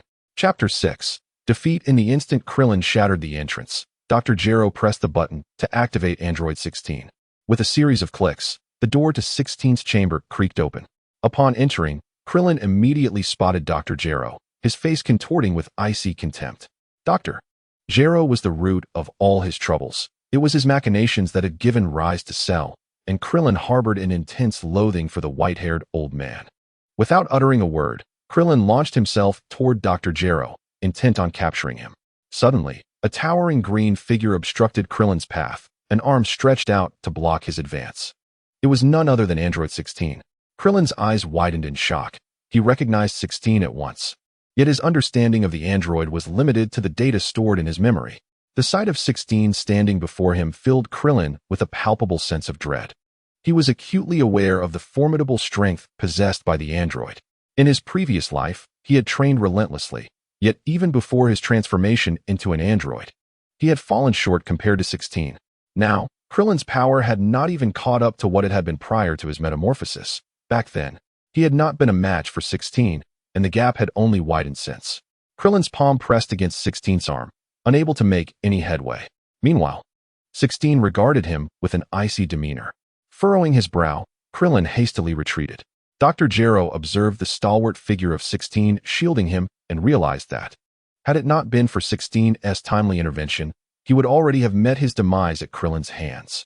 The frenzied scientist began to fear for his life, a thought taking root in his mind. Krillin kept his distance from 16, warily studying the android while his mind raced, calculating the feasibility of eliminating Dr. Gero. The scientist, trembling with terror, called out to Krillin, "How did you find me? Did Son Goku send you? He has already decimated the Black Satin Brigade. Must he pursue complete annihilation? Has Goku come as well? Bring him forth." Dr. Gero's voice trembled with urgency as he bombarded Krillin with questions, his agitation palpable. Sun Wukong left a profound impression on the mad scientist, driving him further into madness. Clin furrowed his brow, refraining from answering Dr. Kuro's inquiry. "Kill him. 16. Hurry and eliminate him." Dr. Kuro nearly spiraled into insanity, frantically commanding 16 to slay Clin. Upon hearing this, Klin's expression instantly shifted to one of tension as he glanced at 16. The power of 16 was overwhelming, rendering any glimmer of hope for Klin to defeat Dr. Kuro non-existent. Unexpectedly, 16 coldly rejected Dr. Kuro's command. "I shall not take the life of anyone other than Sun Wukong. In fact, I do not wish to harm anyone at all. My sole purpose for existence is to eliminate Sun Wukong. However, should Klin pose any threat to you, Doctor, I will ensure your safety." Dr. Kuro grit his teeth in frustration, exclaiming, "Why do you refuse to obey my orders?" As Klin observed the argument between 16 and Dr. Kuro, he contemplated whether he could exploit the situation to his advantage. Suddenly, Klin's expression shifted, his eyes widening as a surge of fury ignited within him. He beheld 17 and 18 lying in chambers marked with their respective numbers. In that moment, Klin recalled the excruciating pain he had endured during his transformation into a cyborg. The sight of 17 and 18 naturally invoked thoughts of the suffering they had endured, the lives snatched away by Dr. Kuro. Fueled by rage, A crimson aura enveloped Krillin as he unleashed a 40-fold Kaioken, charging towards the positions of 17 and 18. Faced with the formidable 16, Krillin dared not hold back. If 16 were to shield Dr. Kuro, Krillin would stand no chance of eliminating him. Yet, perhaps he could devise a plan to liberate 17 and 18 from Dr. Kuro's grasp. Even in the face of the seemingly invincible 16, Krillin was determined to try. Seeing Klin's intent aimed at 17 and 18, 16 immediately positioned himself to intercept Krillin. Krillin swiftly turned, launching an energy blast towards the side of Dr. Kuro. 16. Dr. Kuro cried out in alarm, visibly shaken. 16 frowned, moving rapidly to protect Dr. Kuro, absorbing Klin's attack with his back. Such an assault from Krillin was utterly inconsequential to 16, having no effect whatsoever. Without a moment's hesitation, Krillin barreled towards 17 and 18's chambers, forcefully striking them and sending them flying. 16. Dr. Kuro shouted, desperately urging 16 to take action. 16 nodded, his towering form swiftly rising to pursue the chambers of 17 and 18, enveloping them in his embrace. Although the plan had failed, Krillin did not falter. He surged toward Dr. Kuro, intent on ending his life. Krillin believed that by eliminating Dr. Kuro now, he could thwart the birth of Cell. Thus, killing Dr. Kuro at this moment could still offer a sliver of hope for the future. Even as androids 16, 17, and 18 ultimately found themselves on opposing sides, Krillin remained unfazed, believing that the situation could hardly worsen.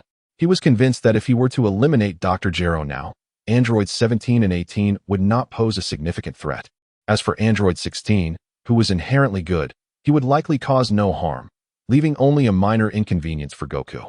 Regarding his own fate, Krillin contemplated the possibility that android 16 might seek vengeance against him after the demise of Dr. Gero, yet he dismissed such concerns. Though android 16 had not avenged Gero in the past, it was due to his acceptance by androids 17 and 18, a bond he had genuinely embraced. However, Krillin was different. After all, Dr.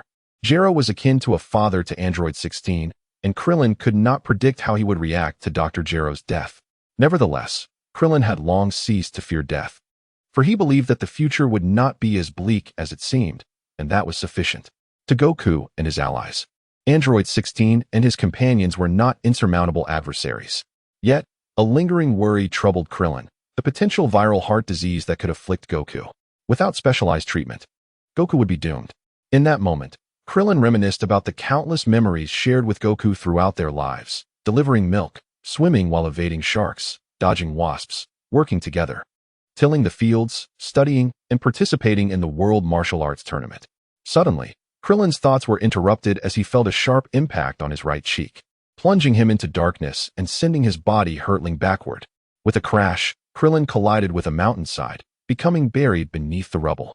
In a daze, he glimpsed android 16 embracing androids 17 and 18, a hand extending toward his position. Chapter 7.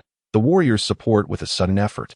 Krillin pushed aside the heavy stones pinning him and staggered to his feet. Android 16's powerful punch had struck him on the head, nearly rendering him unconscious. This was merely a fraction of Android 16's strength. If he unleashed his full power, even Goku would stand no chance against him. Android 16 carefully set down the capsule containing androids 17 and 18, once again positioning himself protectively in front of Dr. Gero. Krillin clenched his fists, gritting his teeth as he regarded both android 16 and Drive Gero with a heavy heart. Was there truly no way forward? A sense of helplessness welled up within him. He could not defeat android 16, who was far too formidable. Krillin, you should leave, android 16 said, his expression impassive. You are not my equal. As long as I stand here, you will never achieve your objective. Upon hearing android 16's words, Krillin felt a bitter pang of frustration. Yet he understood the truth in them. The gap between them was vast, overwhelming enough to fill him with despair. Dr. Gero, in a fit of rage, exclaimed, Android 16. You must eliminate him. Number 16 shook his head at Dr. Gero and declared, I shall only take one life, and that is Son Goku. Hearing this, Krillin exclaimed loudly, Must you truly end Son Goku's life? If you are unwilling to kill, why must it be him? Dr. Gero retorted, That is his very purpose of existence. Though he does not heed my commands, the act of slaying Son Goku is a mission inscribed upon his soul from the moment of his creation. How can such a command be deemed a mission? Krillin interrupted angrily. You scoundrel, cease your monologue. Number 16 should not be shackled by such nonsensical orders. Follow your heart. Do you genuinely wish to slay Son Goku? At this, number 16 appeared momentarily swayed, yet quickly reverted to his impassive demeanor. He stated calmly, Dr. Gero is correct. While I am reluctant to obey his commands that incite destruction, killing Son Goku is indeed my mission. Thus, I must fulfill it. Furthermore, I will not heed Dr. Gero's orders regarding murder and mayhem, but I will consider other commands that do not endanger innocent lives. He continued, unlike other androids. I can assert that I was entirely crafted from nothing by Dr. Gero. To me, he is akin to a father. Though I harbor no emotional attachment towards him, he is still my father in a sense, and I shall not allow you to harm Dr. Gero. Krillin's eyes widened in shock. In a previous existence, androids 17 and 18 harbored deep disdain for Dr. Gero, while Cell displayed indifference towards his so-called paternal figure. He had not anticipated number 16's perspective on Dr. Gero. So, you will undoubtedly impede my path, will you? Number 16 nodded, positioning his imposing form before Dr. Gero. On Mount Paozu, Gohan, diligently studying, suddenly stood and gazed out the window. With a crash, a massive wild boar fell at the entrance of Goku's home. Gohan raised his gaze to see a gravely concerned Goku descending from above. Father, Gohan exclaimed anxiously. Goku nodded. Initially, I thought Krillin was merely training, but it appears he has encountered a formidable adversary. Father, I cannot sense the enemy's energy at all. I only perceive Krillin's energy fluctuating. Goku's expression turned serious. I cannot sense it either, but there is no doubt that Krillin is engaged in battle. Gohan. Just as they were about to move, they heard Chi-Chi's furious voice. Goku, stop taking Gohan out to play. Do you have any idea how vital his studies are at this moment? However, Gohan began, only to be cut off by Chi-Chi's wrathful interjection. Goku smiled at Gohan. Gohan, your current strength would not be of much assistance. I shall handle this myself. With that, Goku set off alone. Chi-Chi cast a sharp glance at Sun Wukong but soon softened, saying, Wukong, if you aspire to be a scholar, it is imperative that you dedicate yourself to diligent study. In response, Sun Wukong exclaimed, if becoming a scholar necessitates disregarding the threats posed to friends, then I shall forego that title. Chi-Chi took a couple of steps back, realizing that her son had become a stranger to her in an inexplicable manner. As Sun Wukong gazed at Chi-Chi, he clenched his teeth and swiftly ascended, flying towards the direction of Krillin. Wukong! Chi-Chi cried out, but before her voice could fully escape, he had vanished without a trace. Ultimately, Chi-Chi sighed, her expression one of desolation as she retreated to the house alone. Meanwhile, the sparring duo of Yamcha and Tien Shinhan sensed a shift in Krillin's energy, instantly comprehending that he was engaged in battle with an unknown adversary. A bead of sweat trickled down Yamcha's forehead as he asked Tien Shinhan, can you feel the energy of the person fighting Krillin? Tien Shinhan looked at Yamcha, understanding that if Yamcha was inquiring, it meant he too could not detect the foe's energy.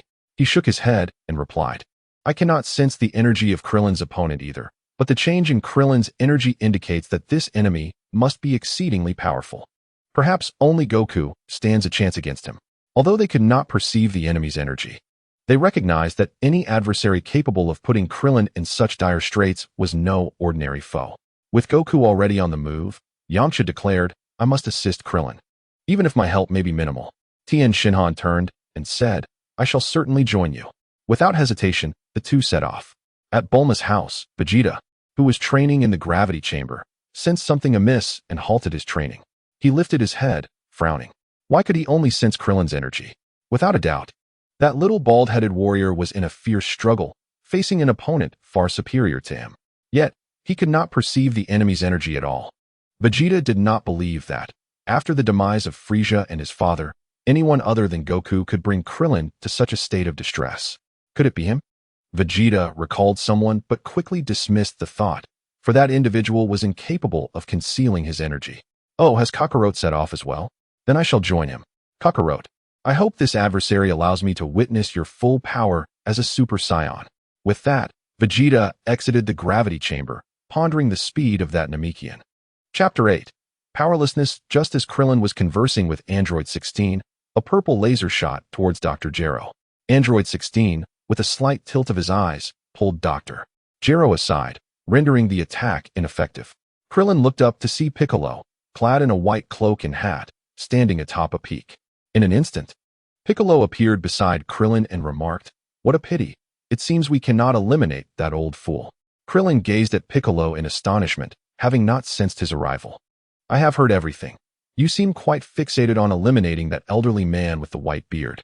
Piccolo paused for a moment, his gaze sharp as he addressed number 16. This individual, referred to as number 16, appears intent on slaying Son Goku, does he not? Krillin nodded, indicating that Piccolo had grasped the situation rather well. The one known as number 16 was utterly unfathomable. Perhaps he truly possessed the capability to vanquish Son Goku. Piccolo remarked, "If he is indeed capable of defeating Son Goku, I would find that rather agreeable." Krillin understood that Piccolo did not genuinely harbor such thoughts. Otherwise, he would not have reappeared. As he spoke, Piccolo began to remove his cloak and hat. Would eliminating that elderly man halt number 16's intentions? Piccolo inquired of Krillin, who responded, "Not necessarily. But it wouldn't be too dire. Number 16 is not indiscriminate in his killings." "Ah, so that implies we can preserve our own lives." Piccolo mused. "To some extent, yes. But number 16 is not an insurmountable threat. Allowing Dr. Gero to remain alive is the true peril." Piccolo nodded in agreement with Krillin's assessment, for after all, Dr. Gero had created a creature like number 16. It was not difficult to envision that as long as Dr. Gero remained alive, he could produce more such monstrosities. Fortunately, the current number 16 appeared to have little inclination for combat and refrained from needless slaughter. "Krillin, do you believe that the current Son Goku could defeat number 16? Piccolo whispered. Krillin replied, "No, number 16's strength far exceeds our expectations." Piccolo nodded and stated, "In that case, we must hasten our pace. For Son Goku is already en route to this location." Upon hearing this, Krillin furrowed his brow. They could not allow number 16 to encounter Goku, for he would undoubtedly carry out his directive to eliminate Son Goku. The two exchanged glances and nodded in unison, immediately dashing towards number 16. Suddenly, their eyes widened as number 16, along with Dr. Gero, vanished before them. The two swiftly turned, only to find number 16's towering form blocking their path. Before they could react, his fist struck them both. With a deafening thud, Piccolo and Krillin were sent hurtling backward, and number 16 quickly closed the distance, delivering a forceful elbow strike to their foreheads. Thud! They plummeted into the ground, creating a sizable crater. Number 16 gazed down at them, raising both fists. In their dazed state, Piccolo and Krillin felt two powerful blows to their abdomens, causing them to awaken just as number 16 hovered above them, his fists landing squarely on their midsections. With a swift motion, number 16 retracted his fists, revealing two concealed energy cannons.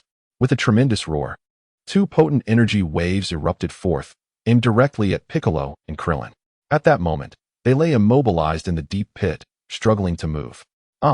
Piccolo opened his mouth wide, unleashing a wave of energy in an attempt to thwart number 16's assault. Meanwhile, Krillin's entire being was enveloped in a crimson aura, his formidable energy surging outward. In the next moment, both individuals were engulfed by the formidable energy wave of number 16, leaving behind a gaping abyss. Gazing down into the chasm, number 16 found it shrouded in darkness, nearly devoid of a visible bottom. Subsequently, number 16 returned to the cave, standing beside Dr. Gero and inquired, "Doctor, Goku is on his way. Shall I eliminate him now?" Upon hearing Goku's name, Dr. Gero became instantly animated. "What? Goku is coming? Indeed. He has discovered my presence. He must be beginning to fear my research." Ha! Dr. Gero spoke in an incoherent frenzy, prompting number 16 to restrain his restless form, reiterating, "Goku is approaching. Do you require my immediate intervention?" "No, no need. Goku will be vanquished by the androids I have created to obey my commands. If you do not heed my orders, you are unworthy of confronting Goku," Dr. Gero asserted. Number 16 replied, "Doctor, I am currently obeying your orders." "Doctor." Gero shook his head. "No, what I mean by obedience encompasses all my tasks. You even refused my command to conquer the world." With a sigh, number 16 responded, "Then what is our course of action now? Shall we await Goku's arrival? We cannot engage Goku just yet. In the future, android number 19, an entirely obedient creation, will be dispatched to eliminate Goku. The time for that has not yet arrived. Bring along numbers 17, 18, and 19. We must relocate the research facility. Dr. Gero harbored grander ambitions. Thus, he did not intend for number 16 to eliminate Goku at this juncture. He required more data to further his research. Complying with Dr. Gero's directives, number 16 proceeded to relocate the laboratory. Dr. Gero transformed various equipment into capsules, while the 3 androids were unable to fit into the capsules, leaving number 16 to carry them. Soon, they had efficiently packed up Dr. Gero's laboratory. Number 16, destroy everything that remains here, commanded Dr. Gero, and number 16 obediently obliterated the leftover apparatus. Unbeknownst to them, a secret laboratory lay beneath, housing all of Dr. Gero's work. The equipment there was even more advanced than that of Dr. Gero himself, and his computer had long since begun operating autonomously, a fact unknown even to Dr. Gero. Having completed their tasks, number 16, along with Dr. Gero and the 3 androids, ascended and departed the site. Suddenly, a bloodied hand grasped the edge of the abyss, followed by a bloodied bald head emerging. It was Krillin, struggling to escape the depths of the pit. Watching the retreating figures of number 16 and Dr. Gero, along with 17 and 18 being carried away, Krillin extended his hand in a futile attempt to grasp them. Overwhelmed with sorrow and loathing for his own helplessness, he glanced at Dr. Gero, feeling an insurmountable weakness wash over him, and spat out a mouthful of blood before collapsing. Chapter 9. The excited Sun Wukong's son Gohan soared at full speed towards the location of Krillin's energy signature, while Sun Wukong did not wait for him, causing Gohan to be left far behind. Has Uncle Piccolo already arrived? Gohan sensed Piccolo's energy, which invigorated him, prompting him to accelerate even further. However, Gohan's expression soon changed dramatically as he felt the energies of both Krillin and Piccolo rapidly diminishing, becoming exceedingly faint in mere moments. How could this happen? Gohan's heart was shaken. In his perception, Krillin was only slightly weaker than Sun Wukong, and even Vegeta paled in comparison to Krillin. Presently, Piccolo had made significant improvements, matching Vegeta's prowess. Yet, to think that such formidable individuals could be defeated in an instant left Gohan utterly astonished. Father, you must arrive in time. Gohan could not sense the enemy's energy, but he understood that a being capable of effortlessly overpowering Krillin and Piccolo could very well be on par with Sun Wukong. Nevertheless, Gohan had unwavering faith in his father's ability to vanquish all foes and save everyone. Anxiously, Gohan was unaware that his own speed was gradually increasing. Had Wukong diverted even a fraction of his focus to Gohan, he would have noticed that Gohan's energy was inexplicably rising. Gohan. Upon hearing a familiar voice, Gohan turned to see Tien and Yamcha flying towards him. Uncle Tien and Uncle Yamcha. As they approached Gohan, Yamcha remarked, "Has Wukong already taken off ahead? We had intended to travel together." Tien, with a somber expression, replied, "At our current pace, we would only slow him down." Gohan lowered his head slightly upon hearing Wukong's name. Suddenly, as if struck by inspiration, he inquired of Tien and Yamcha, "Uncle Tien and Uncle Yamcha, have you sensed any enemy energy?" Both Tien and Yamcha shook their heads, confessing they had not sensed any adversarial energy either. "No, we only set off because we noticed a drastic and abnormal change in Krillin's energy, which led us to speculate," Tien explained. Indeed, coupled with Piccolo's arrival and the simultaneous weakening of their energies, our suspicions seem to be confirmed. Krillin and Piccolo have undoubtedly encountered a formidable foe. Yamcha furrowed his brow and suddenly remarked, "That rascal Vegeta has also arrived, but he bypassed us to reach the scene." Tien mused, "Could it be Vegeta?" Yamcha shook his head, asserting, "Vegeta's strength is far inferior to Krillin's. How could he possibly inflict severe injuries on Krillin and Piccolo while suppressing his energy? This enemy is certainly beyond our imagination." The three exchanged anxious glances, their faces etched with concern. Sun Wukong had arrived, and what lay before him was a scene of utter devastation across the mountains. It was evident that a brutal battle had transpired here, and Krillin and Piccolo had faced a terrifying adversary. Through the traces of battle, Sun Wukong discerned the formidable strength of his adversary, one so powerful that it rendered Piccolo and Krillin utterly defenseless. Sensing the faint life forces of Krillin and Piccolo, he felt a surge of panic and hastened towards the vast crater left by Android 16. "Piccolo," Sun Wukong called out, spotting Piccolo seated beside the motionless Krillin at the edge of the chasm. As he descended, he beheld the grim sight of both Krillin and Piccolo, their bodies drenched in blood, and bearing the marks of a fierce struggle. "Do not fret too much. Krillin is not dead, merely unconscious," Piccolo uttered weakly. "Our opponent did not strike with lethal intent. They merely incapacitated us. Had it not been for Krillin shielding me with his energy, I might still be lying in that deep pit." The energy wave unleashed by Android 16 was remarkably precise, damaging multiple parts of their bodies to the extent that they found themselves unable to move, yet it spared their lives. Thanks to Krillin's protective energy, Piccolo had recovered slightly, allowing him a modicum of movement, though it was hardly significant. Sun Wukong, his expression grave, inquired, "Is the enemy truly that powerful? Can I contend with him now?" Piccolo lowered his head in contemplation, and after a moment, replied, "I cannot say, for we have not witnessed their true strength. In their presence, Krillin and I felt like mere children, utterly outmatched." Furrowing his brow, Sun Wukong questioned, "Is the enemy genuinely that formidable?" Piccolo nodded, stating, "I sense that their power surpasses even your current capabilities. The Super Saiyan is the mightiest in the universe, yet you would lose merely because you are too weak." As Piccolo spoke, Vegeta arrived, and, upon hearing Piccolo's words, immediately scoffed. "I believe it is not that the opponent is too strong, but rather that you are too weak." "Ha!" Piccolo regarded Vegeta with a calm demeanor and retorted, "Is that so?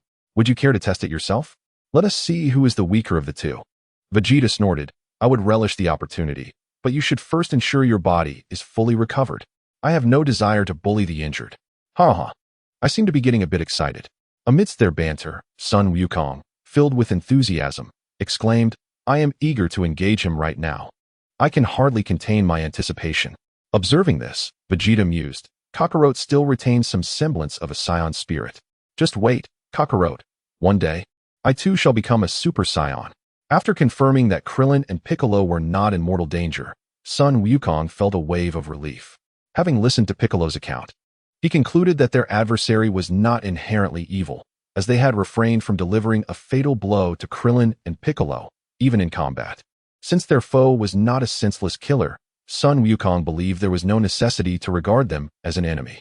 Although he was unaware of the reasons behind Krillin's conflict with this individual or how they became foes, the fact that the adversary had spared Krillin's life suggested there remained room for reconciliation. Currently, Sun Wukong is brimming with excitement, even more so than when he encountered King Cooled. The king's strength fell short of his expectations, leaving him somewhat disappointed. However, the emergence of a new adversary, potentially more formidable than himself, has naturally exhilarated Sun Wukong. The warrior blood of the Saiyan race ignites within him, although his childhood head injury rendered him innocent and kind-hearted. The inherent combative instincts of a Saiyan, etched deeply within his being, remain unalterable. Chapter 10. The resolve of Son Gohan. While they conversed, Son Gohan, Yamcha, and Tien Shinhan arrived at the scene. "Uncle Piccolo!"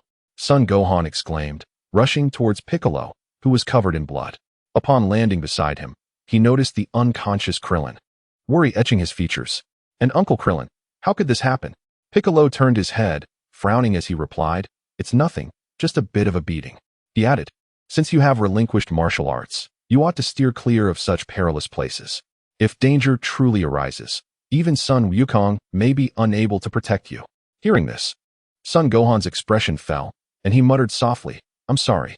Piccolo, feeling somewhat irked by Gohan's words, responded, "There is no need for you to apologize.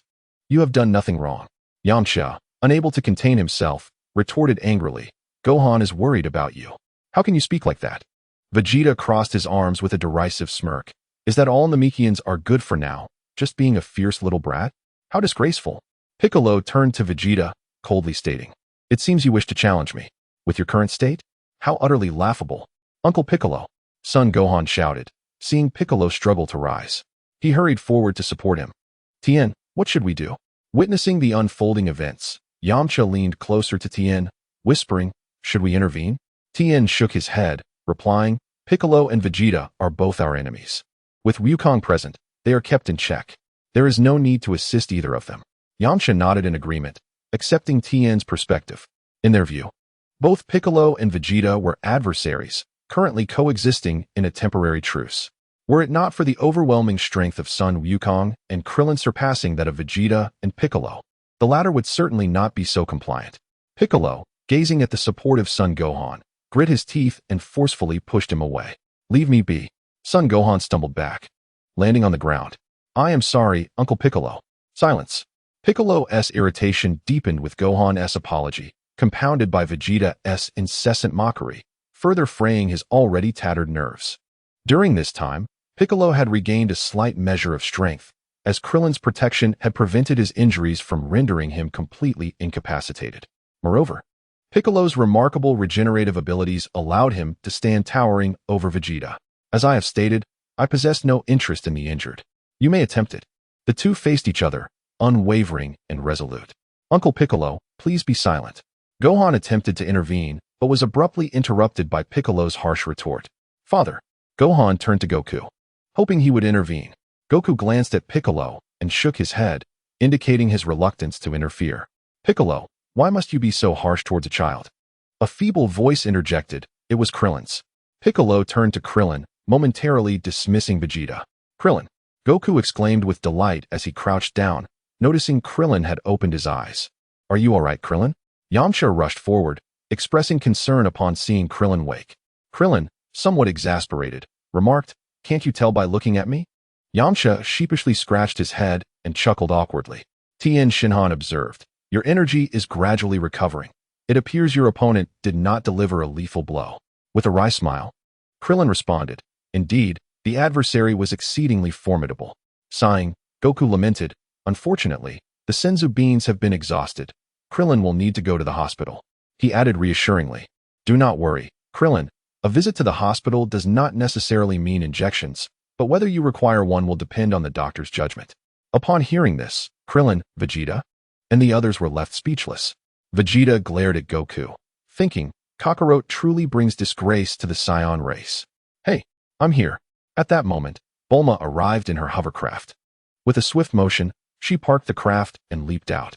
How could Krillin be so severely injured? Krillin replied with a bitter smile, I encountered an extraordinarily powerful foe, and this was the result. Then he must have been defeated by Goku, right? Goku shook his head. Unfortunately, by the time I arrived, the opponent had already departed. He must have fled in fear of you. After all, the Super Saiyan is the strongest in the universe, Bulma asserted confidently.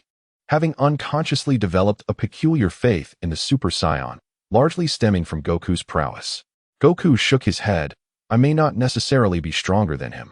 Even at full power, it was not easy for me to inflict such injuries on Krillin and Piccolo. Just as Bulma was about to respond, Yamcha interjected. All right. Let us get Krillin to the hospital. Oh right. Consequently, everyone hurriedly assisted Krillin onto the flying vehicle. Piccolo, you ought to go to the hospital as well. Piccolo shook his head, asserting, I do not require it. My injuries are not as severe as Krillin's. Seeing Piccolo's refusal, Goku did not press further.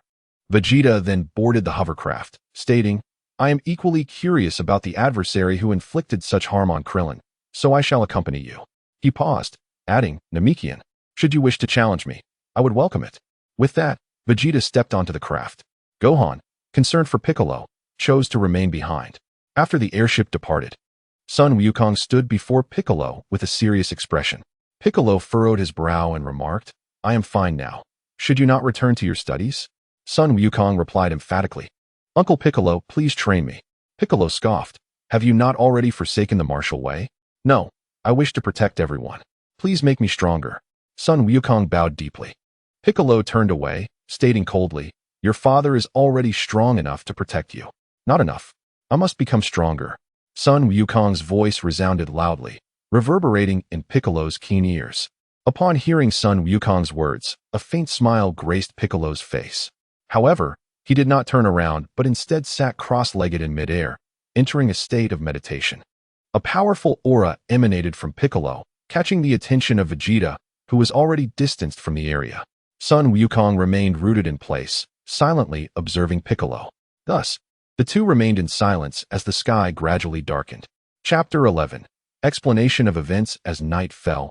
Piccolo continued his meditation, his injuries now healed. Beside him, Sun Wukong stood unwavering, his gaze fixed intently on Piccolo. In this prolonged period of silence, there was no exchange of words. Piccolo remained silent, and Sun Wukong did not initiate conversation. Eventually, Piccolo opened his eyes and placed his feet on the ground. Why do you not seek your father for training? Upon hearing Piccolo's inquiry, Sun Wukong perked up, eagerly responding, I wish to train with Uncle Piccolo. Besides, my father has never offered to teach me. I am too weak now. I hope to become stronger before asking my father. Piccolo nodded thoughtfully and asked, Did you not wish to become a scholar? Now you aspire to be a martial artist? Sun Wukong shook his head vigorously, stating, I do not wish to be a martial artist. I seek training to become stronger so that I may protect those I care for.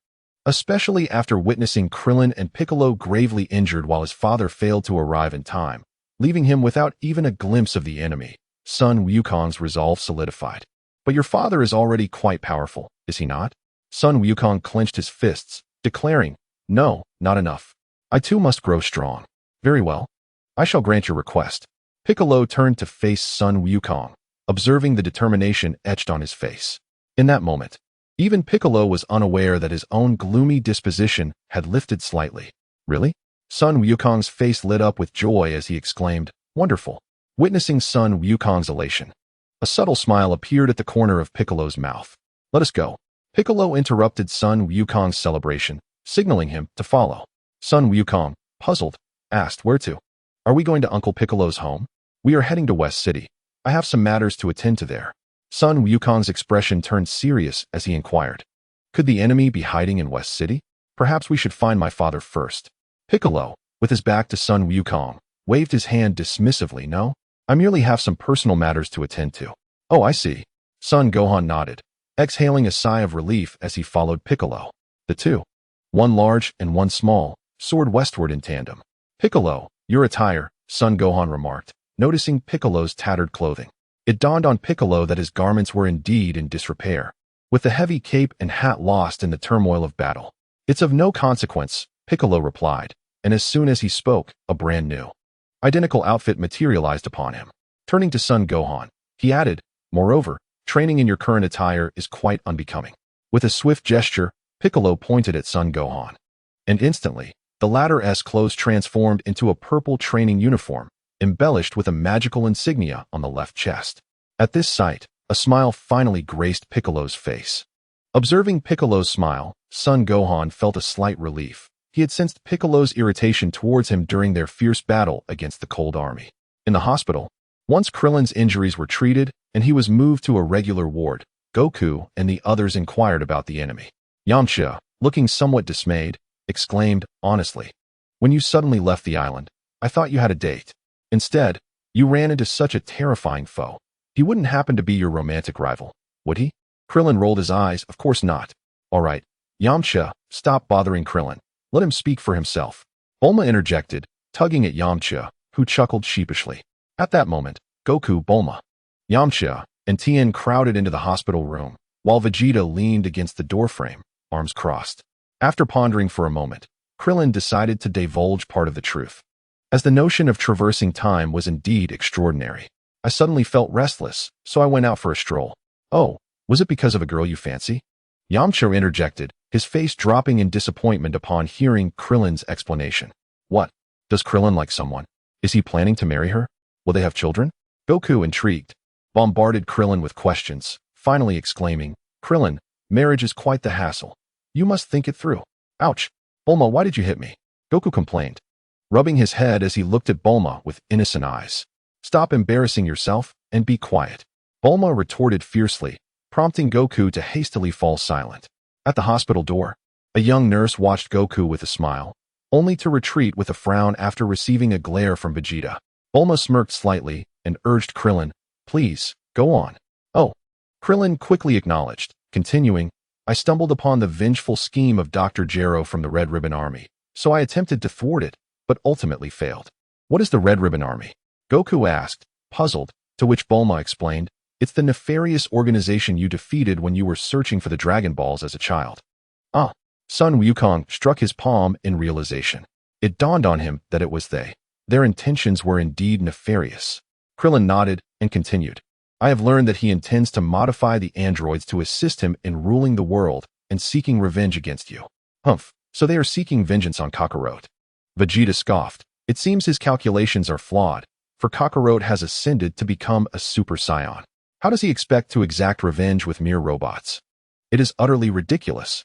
Krillin furrowed his brow and replied, "No, the adversaries are formidable. Given Wukong's current strength, victory is not guaranteed." Tianjin Fan, astonished, questioned, "Could they truly be that powerful?" Krillin sighed. "They have not even exerted themselves, and already Piccolo and I were defeated." "Wait, are you suggesting their strength stems from that Dr. S modifications?" Yamcha pondered, realizing, "No wonder we couldn't sense their energy. They are robots." Sun Wukong stroked his chin, recalling, "I once encountered an android, number 8, who had a kind heart." Krillin interjected, "The one we are up against is Android 16. How shall I put it? He is also a benevolent android, though a conflict arose between us, leading to a fierce confrontation. 16 abhors the destruction of life, which is why he did not annihilate us." Sun Wukong chuckled, "Then there is no need for us to create trouble for him. However, I am quite eager to test my strength against this 16. "No, he will kill you," Krillin warned. Sun Wukong frowned, "But didn't you say he dislikes harming life?" "Except for you." Krillin sighed. 16 is composed entirely of machinery. Although he possesses his own thoughts, he was specifically designed to eliminate Sun Wukong. Thus killing you is etched into his very purpose. Chapter 12. Piccolo and Vegeta. I see. He does not seem to be a villain. He is akin to number 8. A good soul. Sun Wukong laughed, unfazed by the notion that someone seeks his demise. Bulma, exasperated, exclaimed, "Wukong, someone is indeed trying to kill you. How can you remain so indifferent?" Even Yamcha chimed in, "Wukong, you should be more concerned. Right, Tianjin Fan?" Huh. Tianjin Fan was at a loss for words. Comforting phrases? It was evident that Sun Wukong had no need for such sentiments. "What else? Do you require assistance? You must be cautious." Tianjin Fan's mind raced with these thoughts, ultimately concluding that none were appropriate to voice at this moment. Unlike Yamcha's humor or Bulma's assertiveness, he found himself unable to articulate light-hearted remarks. However, Yamcha and Bulma only appeared relaxed on the surface. They had initially believed that after Sun Wukong became a Super Saiyan, he would be invincible, only to discover the emergence of a potentially more powerful android. More critically, this android was a compassionate being who, despite his aversion to violence, sought to end Sun Wukong's life. Yamcha tossed a remark to Tianjin Fan, yet it failed to elicit a response, plunging the hospital room into a sudden silence. Observing the stillness, Sun Wukong chuckled and scratched his head, stating, "It seems I must diligently train in the coming days. Otherwise, I might truly find myself in peril." Krillin laughed. "Ha ha. Wukong, you remain unchanged, just as you were in your youth. Hey, Vegeta, are you really planning to leave?" Sun Wukong noticed Vegeta turning to depart and spoke up. "If you've come merely for that, then this matter has nothing to do with me." Vegeta, with his back turned to everyone, coldly replied without looking back, "You must be frightened." Bulma suddenly interjected, wearing a mischievous grin. "What?" Vegeta spun around, his expression seething with anger. "Stop your nonsense. How could I, the proud prince of the Saiyans, fear such scrap metal? Once I become a Super Saiyan, I will surpass Kakarot and become the mightiest in the universe." Ugh. Bulma grimaced disdainfully at Vegeta, which only fueled his ire further. "You insufferable, uncouth woman." Vegeta clenched his fists, clearly on the verge of confrontation. Bulma, enraged by Vegeta's words, took 2 steps forward, pointing an accusatory finger at him. "You scoundrel. Who are you calling uncouth? Do you not realize how impolite it is to speak such words to a lady?" Sun Wukong was taken aback and was about to intervene, but he noticed that although Vegeta was furious, he showed no intention of striking. Thus, he relaxed, allowing Bulma to continue her quarrel with Vegeta. Observing the chaos, Krillin was left speechless. "Enough. We must maintain silence in the hospital." A nurse courageously reminded Bulma, "Loud noises are not permitted. They disturb the patient's rest and recovery." "My apologies." Bulma quickly apologized, retracting her previously fierce demeanor. Seeing this, Vegeta crossed his arms and stood silently to the side, no longer speaking. He had not left, seemingly distracted from his initial intent to exit by the quarrel with Bulma. However, the true reason for Vegeta's lingering presence was the arrival of 2 powerful energies. "Dad, how is Uncle Krillin?" At that moment, the voice of son Gohan echoed as he entered, donned in a purple training outfit. "Gohan, why are you dressed like that?" Sun Wukong inquired. Gohan resolutely replied, "I'm going to resume my training." "Oh." Sun Wukong had little reaction to this, and then turned to the window, calling out, "Piccolo, aren't you coming in?" No sooner had he spoken than Piccolo's figure slowly ascended into view outside the window. Vegeta smirked coldly. It appears that Namekian has come seeking me. Are you truly going to fight? Sun Wukong asked eagerly, clearly excited for the prospect of a clash between Piccolo and Vegeta. Outside the window, Piccolo regarded Vegeta with a deep gaze, and Vegeta nodded in acknowledgement, ready for the impending confrontation. With a swift motion, Piccolo soared into the sky, and Vegeta promptly opened the window to pursue him. Uncle Piccolo, Gohan exclaimed, ready to follow, but he abruptly halted. Krillin, how is your recovery progressing? Krillin replied with a smile, I'm doing all right. Android 16 didn't go all out. My injuries merely appear severe. Gohan hesitated, but Krillin gestured dismissively, saying, if you wish to go, hurry and chase after them. And Goku, if you want to witness their clash, do so, it will be worth watching. Goku grinned. Their battle will surely be spectacular. Gohan, let us depart. With that, he took Gohan away, leaving only Tien, Yamcha, and Bulma exchanging uncertain glances. They looked at one another. Speechless, Krillin chuckled. If you two want to go, then go ahead. My injuries are not as serious as they seem. I will refrain from joining the fray. Yamcha and Tien, you should go. I will stay here to look after Krillin. Bulma waved her hand, urging Yamcha and Tien to proceed. Yet, they hesitated, still concerned for Krillin's well-being. Noticing their indecision, Bulma sighed.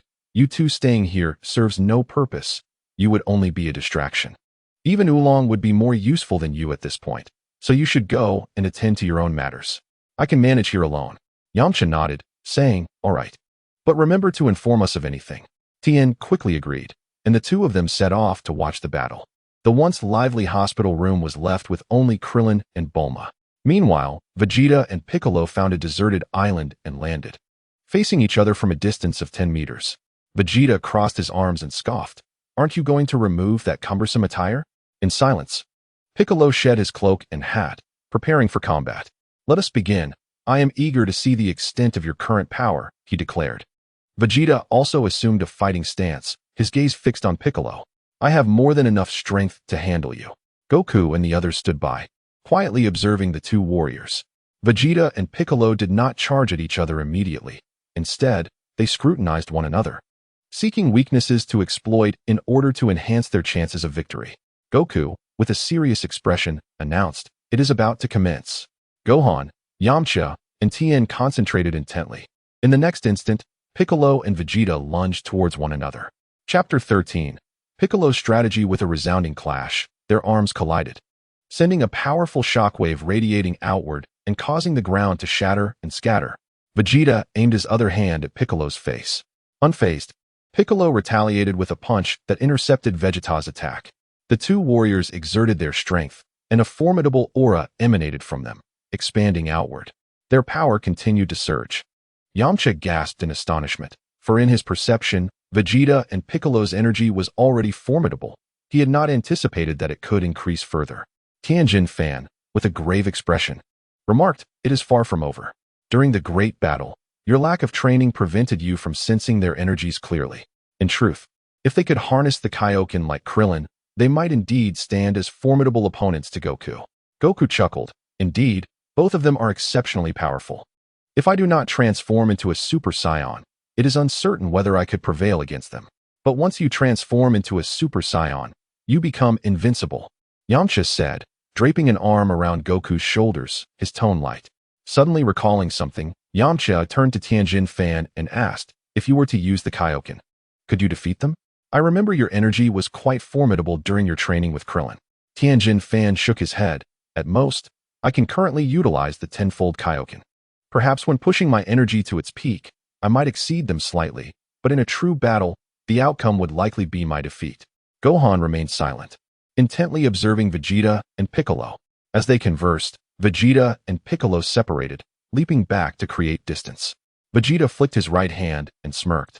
It seems you can provide me with a bit of exercise. This one be too dull after all. Piccolo replied coolly. Is that all you can do, talk? With a huff, Vegeta scoffed and unleashed an energy wave towards Piccolo. Piccolo swept his left hand, deflecting the energy blast, while his right hand shot out, rapidly extending towards Vegeta. Vegeta chuckled, effortlessly seizing Piccolo's outstretched wrist. Too slow. Such amateur tricks are rather amusing.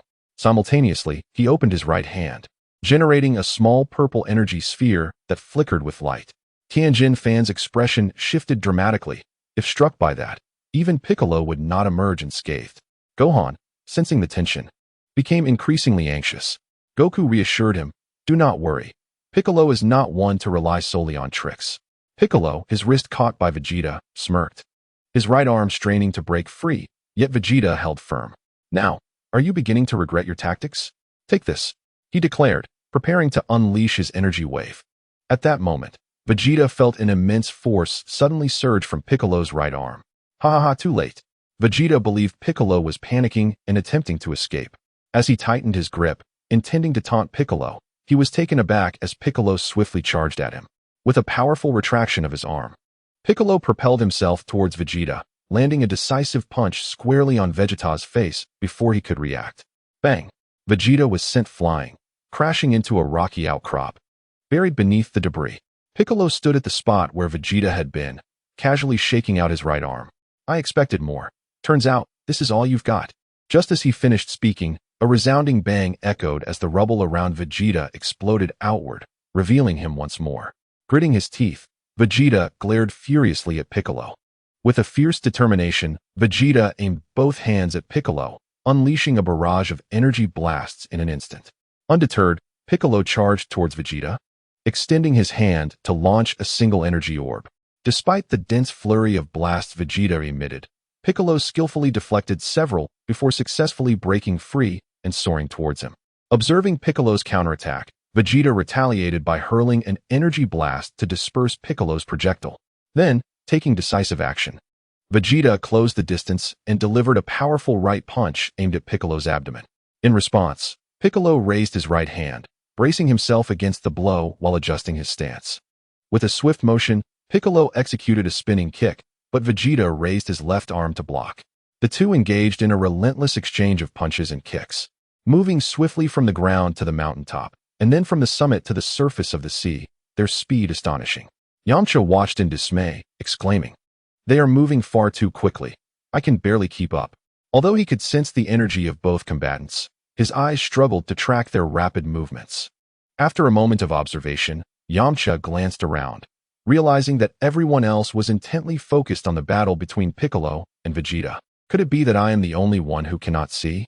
he murmured to himself, acknowledging his position as the weakest among them. With a heavy sigh, he returned his gaze to the duel. After half a minute, Yamcha finally acclimated to the pace of Vegeta and Piccolo, his eyes now able to follow their movements. Elated, he soon furrowed his brow. It was evident that Piccolo was faltering and would not withstand the onslaught for much longer. Alarmed, Yamcha noted that despite the battle's early stage, Vegeta had already established complete dominance over Piccolo. A smirk graced Vegeta's lips as he swung a punch that struck Piccolo squarely in the face, shattering his defenses entirely. Now at Vegeta's mercy, Piccolo endured a relentless barrage of blows, leaving him battered and bruised. "Piccolo!" Gohan cried out in desperation, attempting to rush to his aid, only to be restrained by Goku. With a calm smile, Goku reassured him, "Do not worry. Piccolo has not yet lost." Tien, with his three eyes fixed on Goku, expressed disbelief. Convinced that Piccolo's defeat was inevitable, as he had shown no signs of a chance for victory throughout the battle. "Watch closely," Tien urged. "Piccolo is adjusting his strategy." Though Piccolo appeared to be at Vegeta's mercy, he still possessed the means to maneuver. In fact, it could be said that if he so desired, Piccolo could free himself from Vegeta's relentless assault. However, at this moment, he had other intentions in mind. Upon hearing this, Tien focused intently on Piccolo, eager to discern his true purpose. Chapter 14. Piccolo's narrow defeat. Suddenly, Piccolo's eyes gleamed with intensity as he unleashed two beams of purple energy towards Vegeta. Upon witnessing the scene, Vegeta hastily relinquished his assault on Piccolo and deftly bent backward to evade Piccolo's strike. This momentary cessation of aggression granted Piccolo a brief respite. However, he chose not to withdraw and catch his breath, for he was determined to deny Vegeta any opportunity for reprieve. With a swift elevation of his leg, Piccolo unleashed a fierce downward kick towards Vegeta. Unfazed, Vegeta executed a nimble roll to evade the blow. Observing this, Piccolo smirked and extended his right arm, which elongated rapidly to ensnare Vegeta. "What?" Vegeta's eyes widened in disbelief, taken aback by the swiftness and decisiveness of Piccolo's counterattack, as if it had been meticulously orchestrated from the onset. Wait, it had indeed been his plan all along. The earlier ease with which I subdued him was merely a ruse. A tremor of realization coursed through Vegeta, his expression a mask of astonishment. Piccolo had been acutely aware from the beginning that facing Vegeta head-on would yield inevitable defeat. Only by allowing the arrogant Vegeta to underestimate him could he seize that fleeting moment to strike decisively. Vegeta's face contorted with rage as he gritted his teeth, straining against Piccolo's binding right arm. Yet, Piccolo was unwilling to grant him freedom, retaliating with a concentrated energy blast aimed squarely at Vegeta's face. The impact of the blast incited a storm of fury within Vegeta, who redoubled his efforts, kicking furiously. Meanwhile, Piccolo relentlessly assaulted Vegeta with his left hand and legs, preventing him from concentrating on breaking free from the constraints. Remarkable. Tien's 3 eyes widened in astonishment, captivated by Piccolo's stunning reversal of fortunes. That guy, Piccolo, is truly extraordinary. Tien expressed heartfelt admiration for Piccolo's desperate counterattack. Yamcha sighed, remarking, Piccolo the Great is as cunning as ever. I truly wish not to be his adversary. Fortunate that Goku is present. Goku chuckled, asserting, I believe that Piccolo and Vegeta are no longer enemies. You need not regard them as such. Right, Gohan? Ah, yes. Gohan responded hastily upon hearing Goku call his name. Tien shook his head, countering, that is merely because your strength, Goku, alongside Krillin's, far surpasses theirs. Should Piccolo the Great ascend to be the world's strongest, he would still opt for world domination. Not at all. Gohan declared resolutely, gazing at Piccolo. Goku affectionately ruffled Gohan's hair, affirming, indeed, Piccolo would not act in such a manner. Yamcha shrugged, spreading his hands, shaking his head. Then let us place our trust in you. It seems Krillin has also inexplicably begun to trust Piccolo immensely. Since you both assert that Vegeta and Piccolo are not foes, we shall naturally refrain from opposing them. The battle between Piccolo and Vegeta raged on, with Piccolo's right arm binding Vegeta securely like a rope, rendering him immobile. Subsequently, Piccolo continued his relentless assault with his left hand and legs, inflicting considerable distress upon Vegeta. If this momentum persisted, the confrontation would culminate in Piccolo's triumph. Vegeta realized that he could no longer proceed in this manner. Otherwise, he would succumb to Piccolo, a notion he found utterly intolerable. Consequently, his mind raced. Conjuring a brilliant idea, Vegeta spun his body along Piccolo's arm, swiftly closing the distance between them. Piccolo's expression shifted as he attempted to retreat, inadvertently pulling Vegeta along with him, prompting Piccolo to unleash a rapid punch. With a resounding impact, Piccolo's fist collided with Vegeta's face. However, due to Piccolo's right arm entangling Vegeta, he was not repelled, but rather propelled forward with even greater ferocity. Vegeta delivered a headbutt directly to Piccolo's forehead, leaving Piccolo dazed. Though Vegeta was not without his own discomfort. As Piccolo shook his head and extended his left hand to grasp Vegeta, the Saiyan moved with swiftness, landing a kick squarely in Piccolo's abdomen. Piccolo let out a muffled groan, the intense pain nearly overwhelming him. Seizing the opportunity, Vegeta broke free and struck down upon Piccolo's crown with both fists. The force of the blow resonated with a loud crack as Piccolo crashed into the ground. Vegeta laughed derisively, exclaiming, "Is this truly your level? Ha ha." Despite feeling woozy, Piccolo struggled to rise, but before he could fully regain his footing, Vegeta had already positioned himself in front of him, grinning menacingly as he raised his right hand towards Piccolo's abdomen. With a thunderous blast, a wave of energy surged forth, launching Piccolo into the air. "Uncle Piccolo!" Gohan sensed a rapid decline in Piccolo's energy and immediately flew over to catch him. The impact of Piccolo colliding with Gohan delivered a tremendous shock, causing Gohan to stagger backward for a considerable distance before finding his balance. Vegeta, filled with ire, shouted, "Get out of the way, you little brat." As he soared upwards, intent on continuing his assault on Piccolo, he suddenly halted, confronted by Goku. "Kakarot, this is a contest between me and that Namekian. Step aside." Vegeta waved his arms, expressing his fury towards Goku. Goku replied with a smile, "Piccolo has already lost. There is no need for further conflict. If you wish to continue, I can fight you without transforming into a Super Saiyan." At this, Vegeta exhaled sharply, scoffing, "Umph. I shall save our contest for the day I become a Super Saiyan. Defeating you in your base form holds no significance.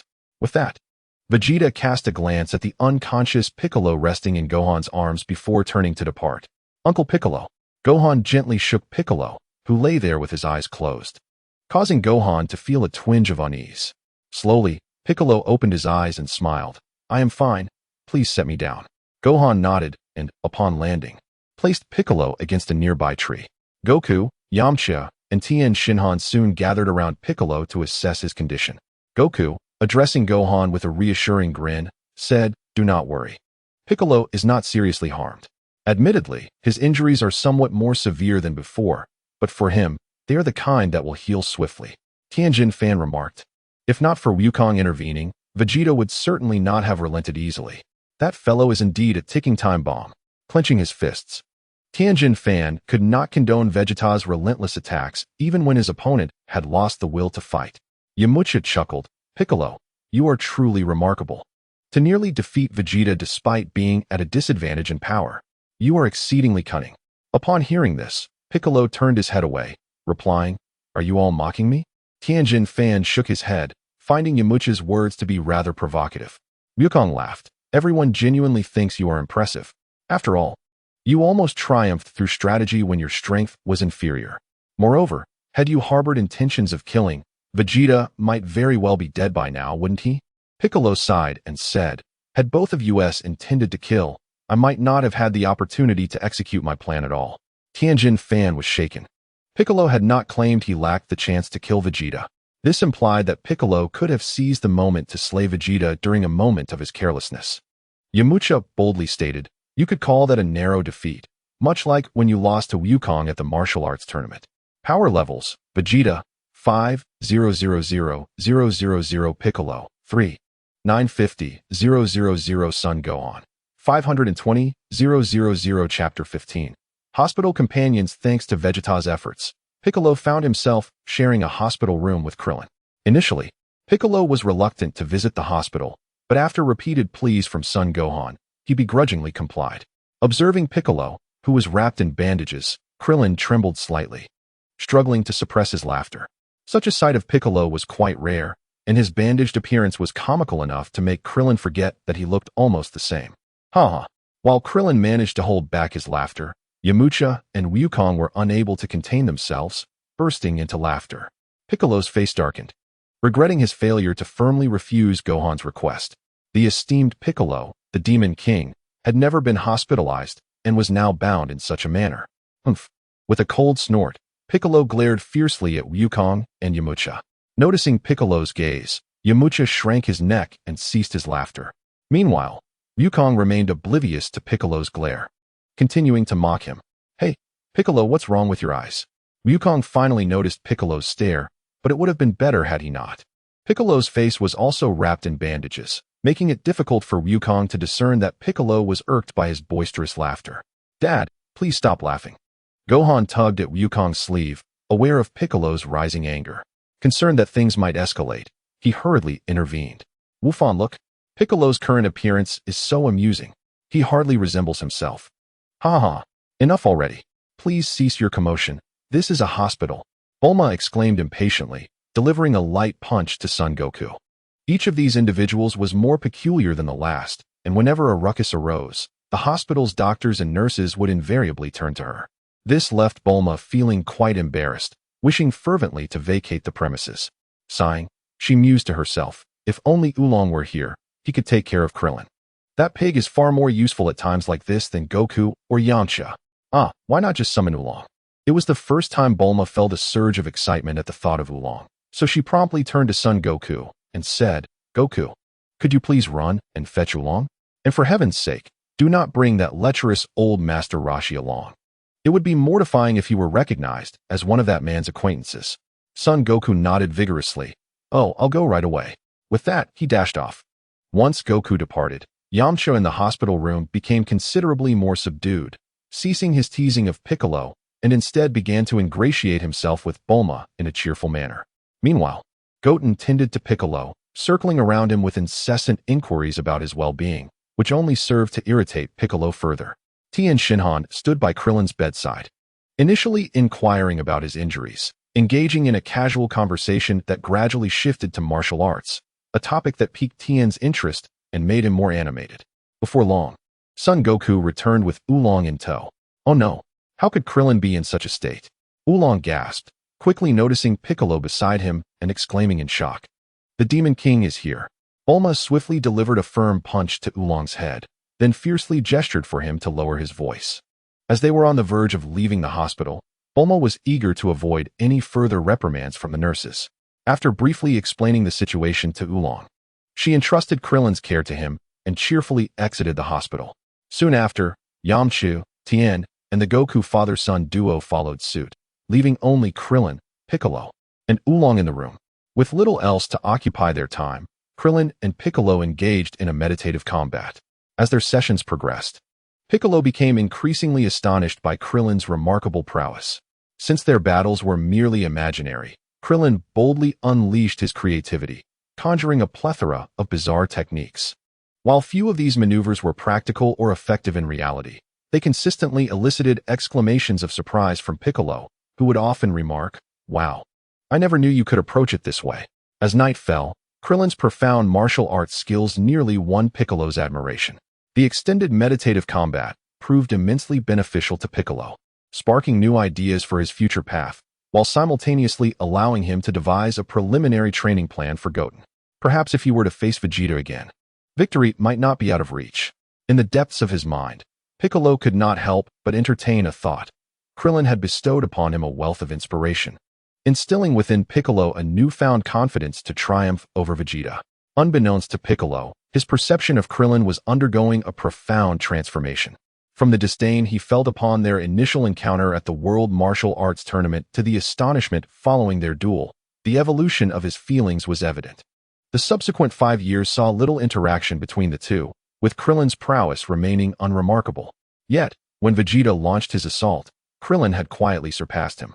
On Namek, Krillin's audacious battle against Frieza, despite the odds, left Piccolo utterly astounded. From that moment onward, a goal to surpass Krillin took root deep within Piccolo's heart. After engaging in a meditative combat session with Krillin, his admiration for him only grew stronger. "Krillin, once you recover, let us engage in a serious match," Piccolo declared earnestly. Gazing at Krillin, with a smile, Krillin nodded in agreement, saying, "Absolutely, I await your challenge." They exchanged a warm smile, and within that hospital room, a genuine friendship blossomed between them.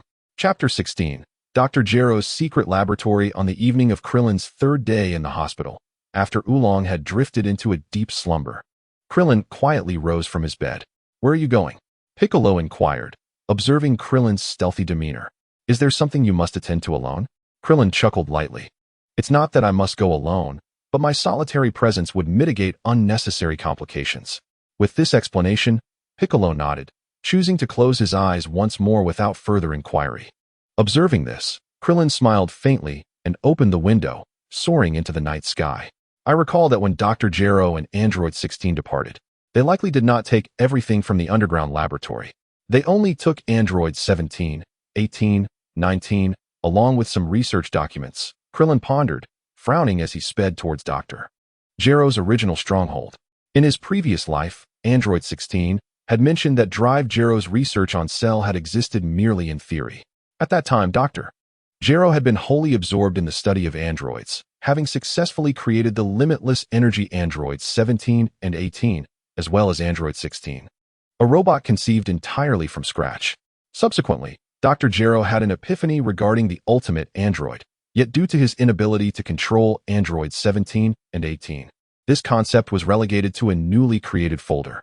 Unbeknownst to Dr. Gero, the plans he had set aside had already been executed by his own computer.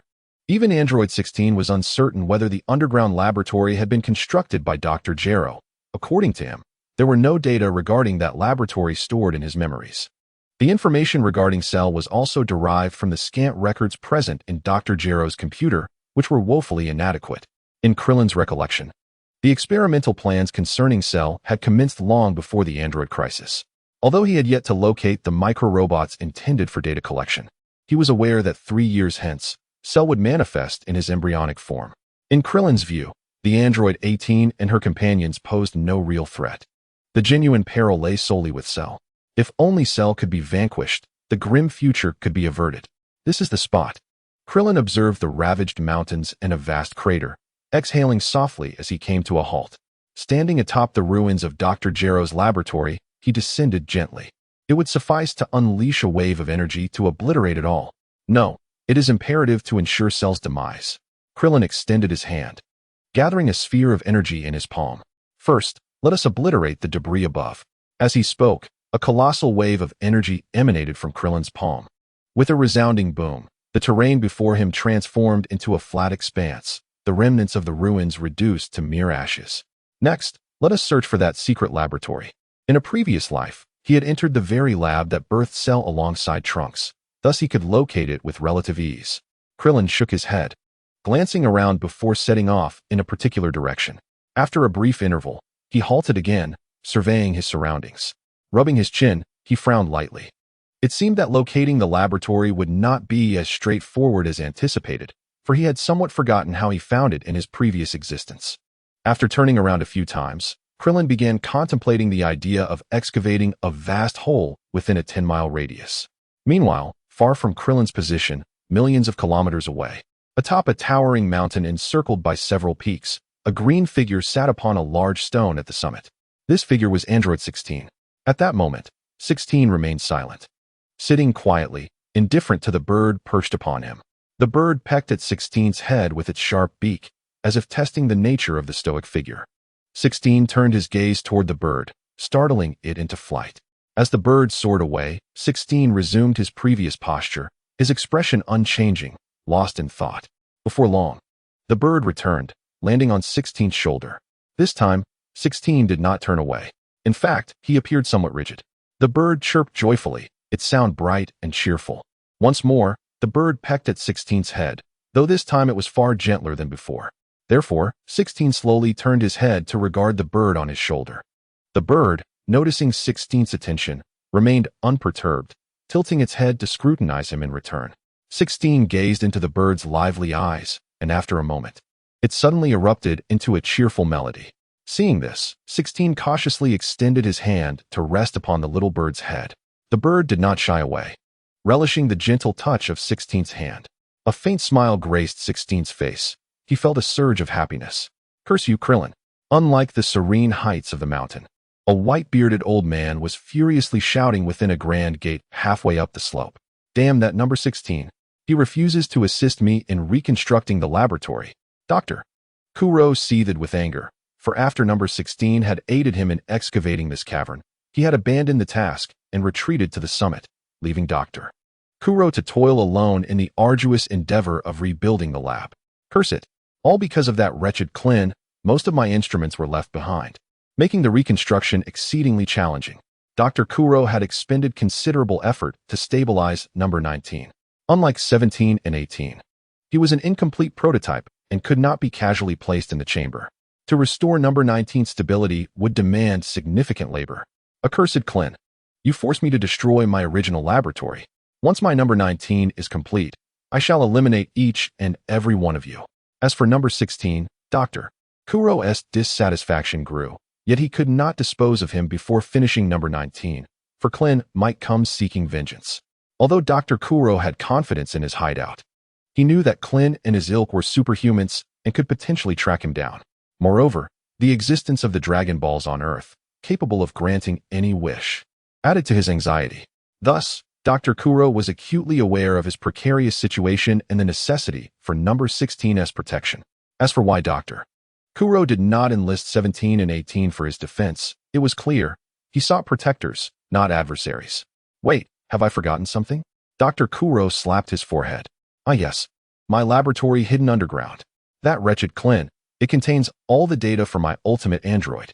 He had initially considered sending number 16 on an errand, but the fear of revealing his plans deterred him.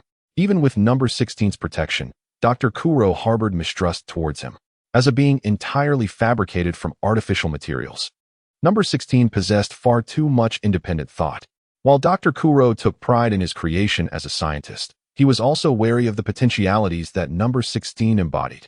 Never mind, I shall postpone the matter of that laboratory until number 19 is completed. After all, Clint and his associates cannot possibly be aware of its existence. Ultimately, Dr.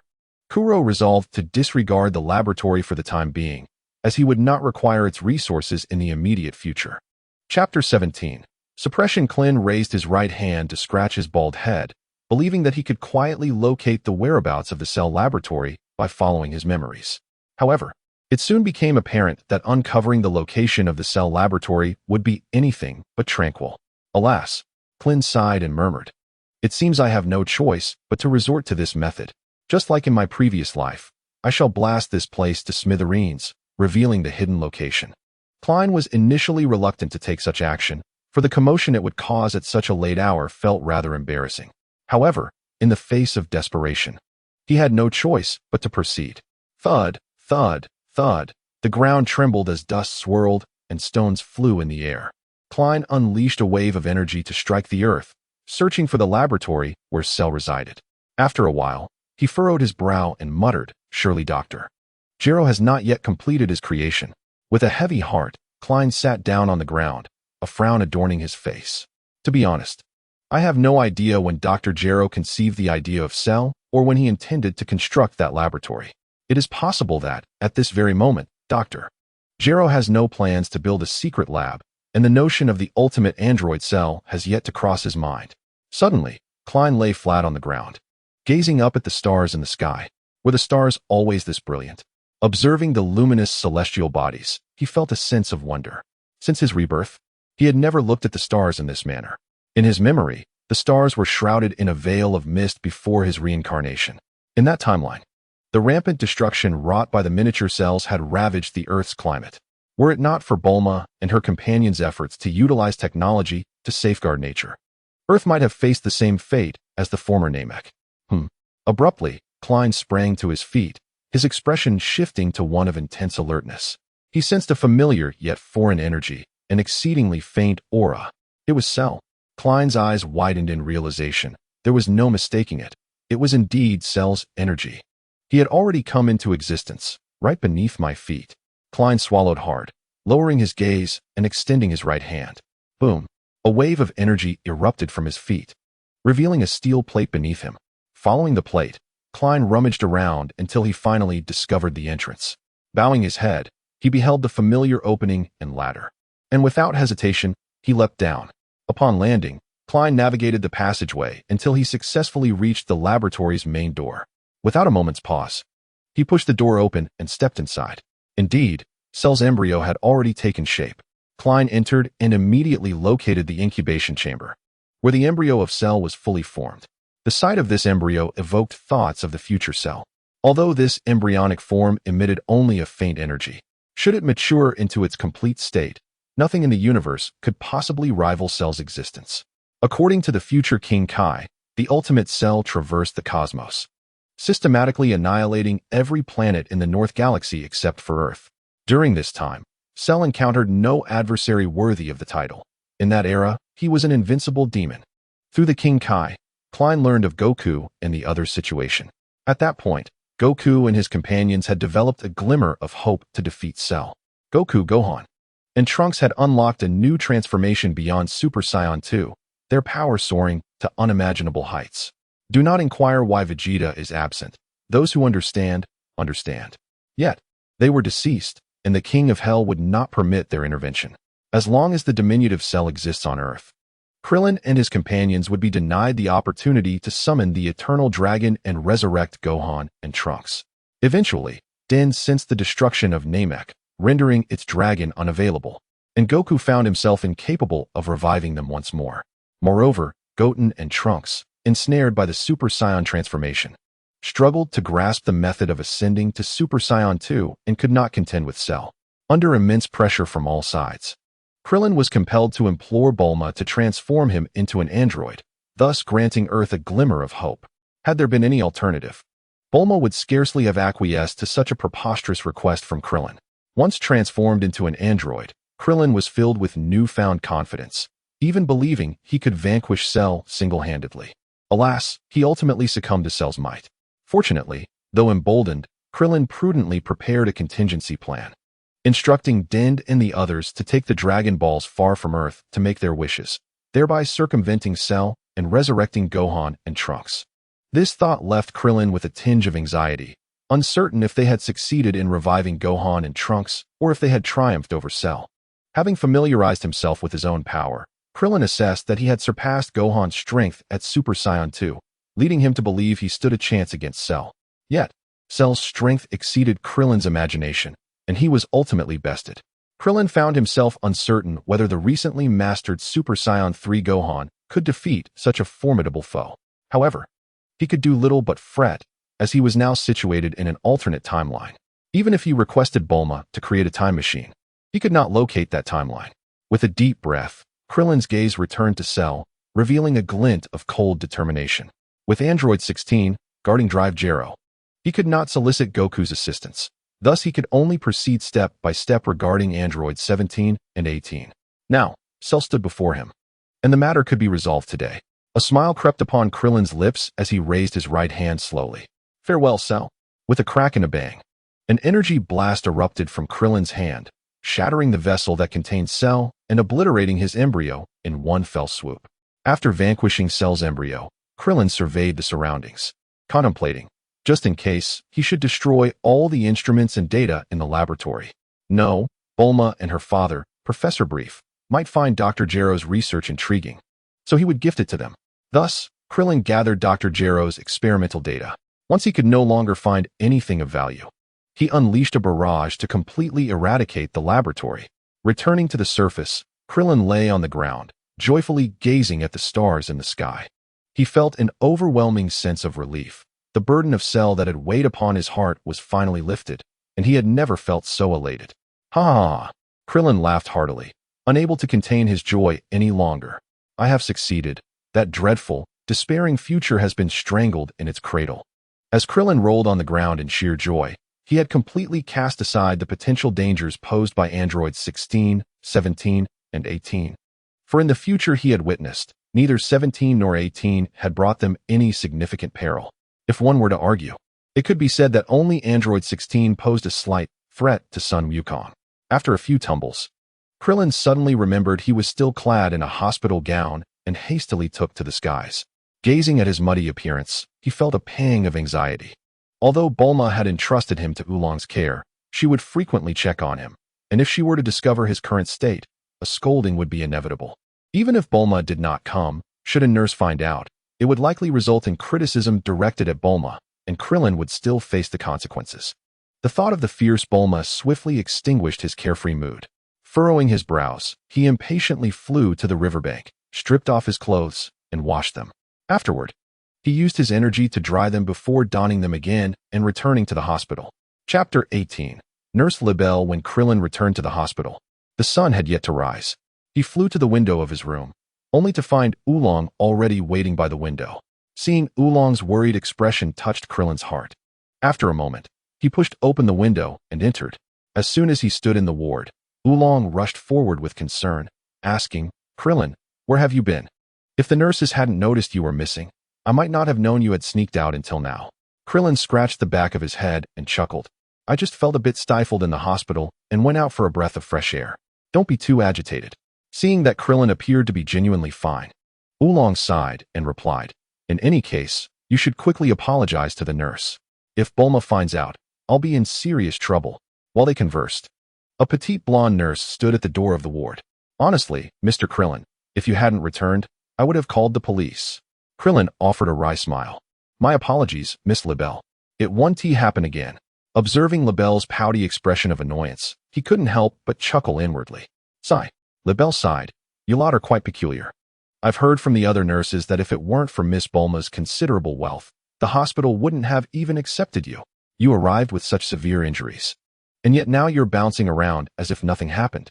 She glanced at Piccolo, who was peacefully asleep, and continued, "Especially that green fellow. When he was brought in just yesterday, he was in a dreadful state, yet the moment the doctors finished their surgery, he began to recover rapidly. Though I've heard some doctors say that one cannot generalize human constitution, it is still quite remarkable how exaggerated your cases are." Suddenly, Libelle seemed to have an epiphany, her eyes sparkling with excitement as she exclaimed, "Could it be that you are superhumans who underwent Professor Brief's experiments? It is certain that you are no ordinary individuals. Even Mr. Satan does not recover as swiftly as you do. Might you be more formidable than Mr. Satan himself, considering you are indeed post-human? Perhaps not, for Mr. Satan is the strongest man on earth. Nevertheless, while you may not surpass Mr. Satan, you are undoubtedly remarkable in your own right. As Libelia spoke with increasing fervor, she stepped closer to Clin, her excitement palpable as she placed her hand upon his chest. Upon feeling Clin's robust physique, a wave of warmth washed over her, causing her cheeks to flush crimson and her ears to redden. Overwhelmed by an inexplicable sense of proximity, Libelia hastily retreated, creating distance between herself and Clin. Puzzled, she reflected on her brief tenure in this work, which had afforded her ample interaction with the male form, yet now she felt as bashful as a young girl. I apologize, I became a bit too excited. It was not my intention. I am not interested in your physique. No, that is incorrect. I do have an interest. But that is also not right. She flailed her delicate arms, her words tumbling out in a jumbled mess. Clin chuckled softly, finding her frantic explanations utterly endearing. He felt an eerie sense of familiarity with her flustered demeanor, as if he had encountered it before. No need to rush. I comprehend your meaning. I understand it was unintentional. As Libelia gently placed her hands over her heart and closed her eyes, this gesture captured Clin's attention, drawing his gaze toward her hands. Taking a deep breath to calm her racing heart, Libelia exhaled forcefully. Clin, taken aback, swallowed hard as he beheld a breathtaking sight that left him in awe. Oh! Libelia exclaimed, suddenly covering her mouth in alarm. Regaining her composure, she realized she had been making a scene in the hospital room. I am so sorry. I cannot believe I was speaking out of turn in the ward. I am terribly remiss. Clin waved his hand dismissively, saying, ultimately, it is my fault for sneaking out. There is no need for you to feel this way. Indeed. Mr. Clin, where exactly did you go? Over 2 hours have passed from when I first noticed your absence until your return. Libelia's expression turned serious as she fixed Clin with a stern gaze. You owe me an explanation, Mr. Clin.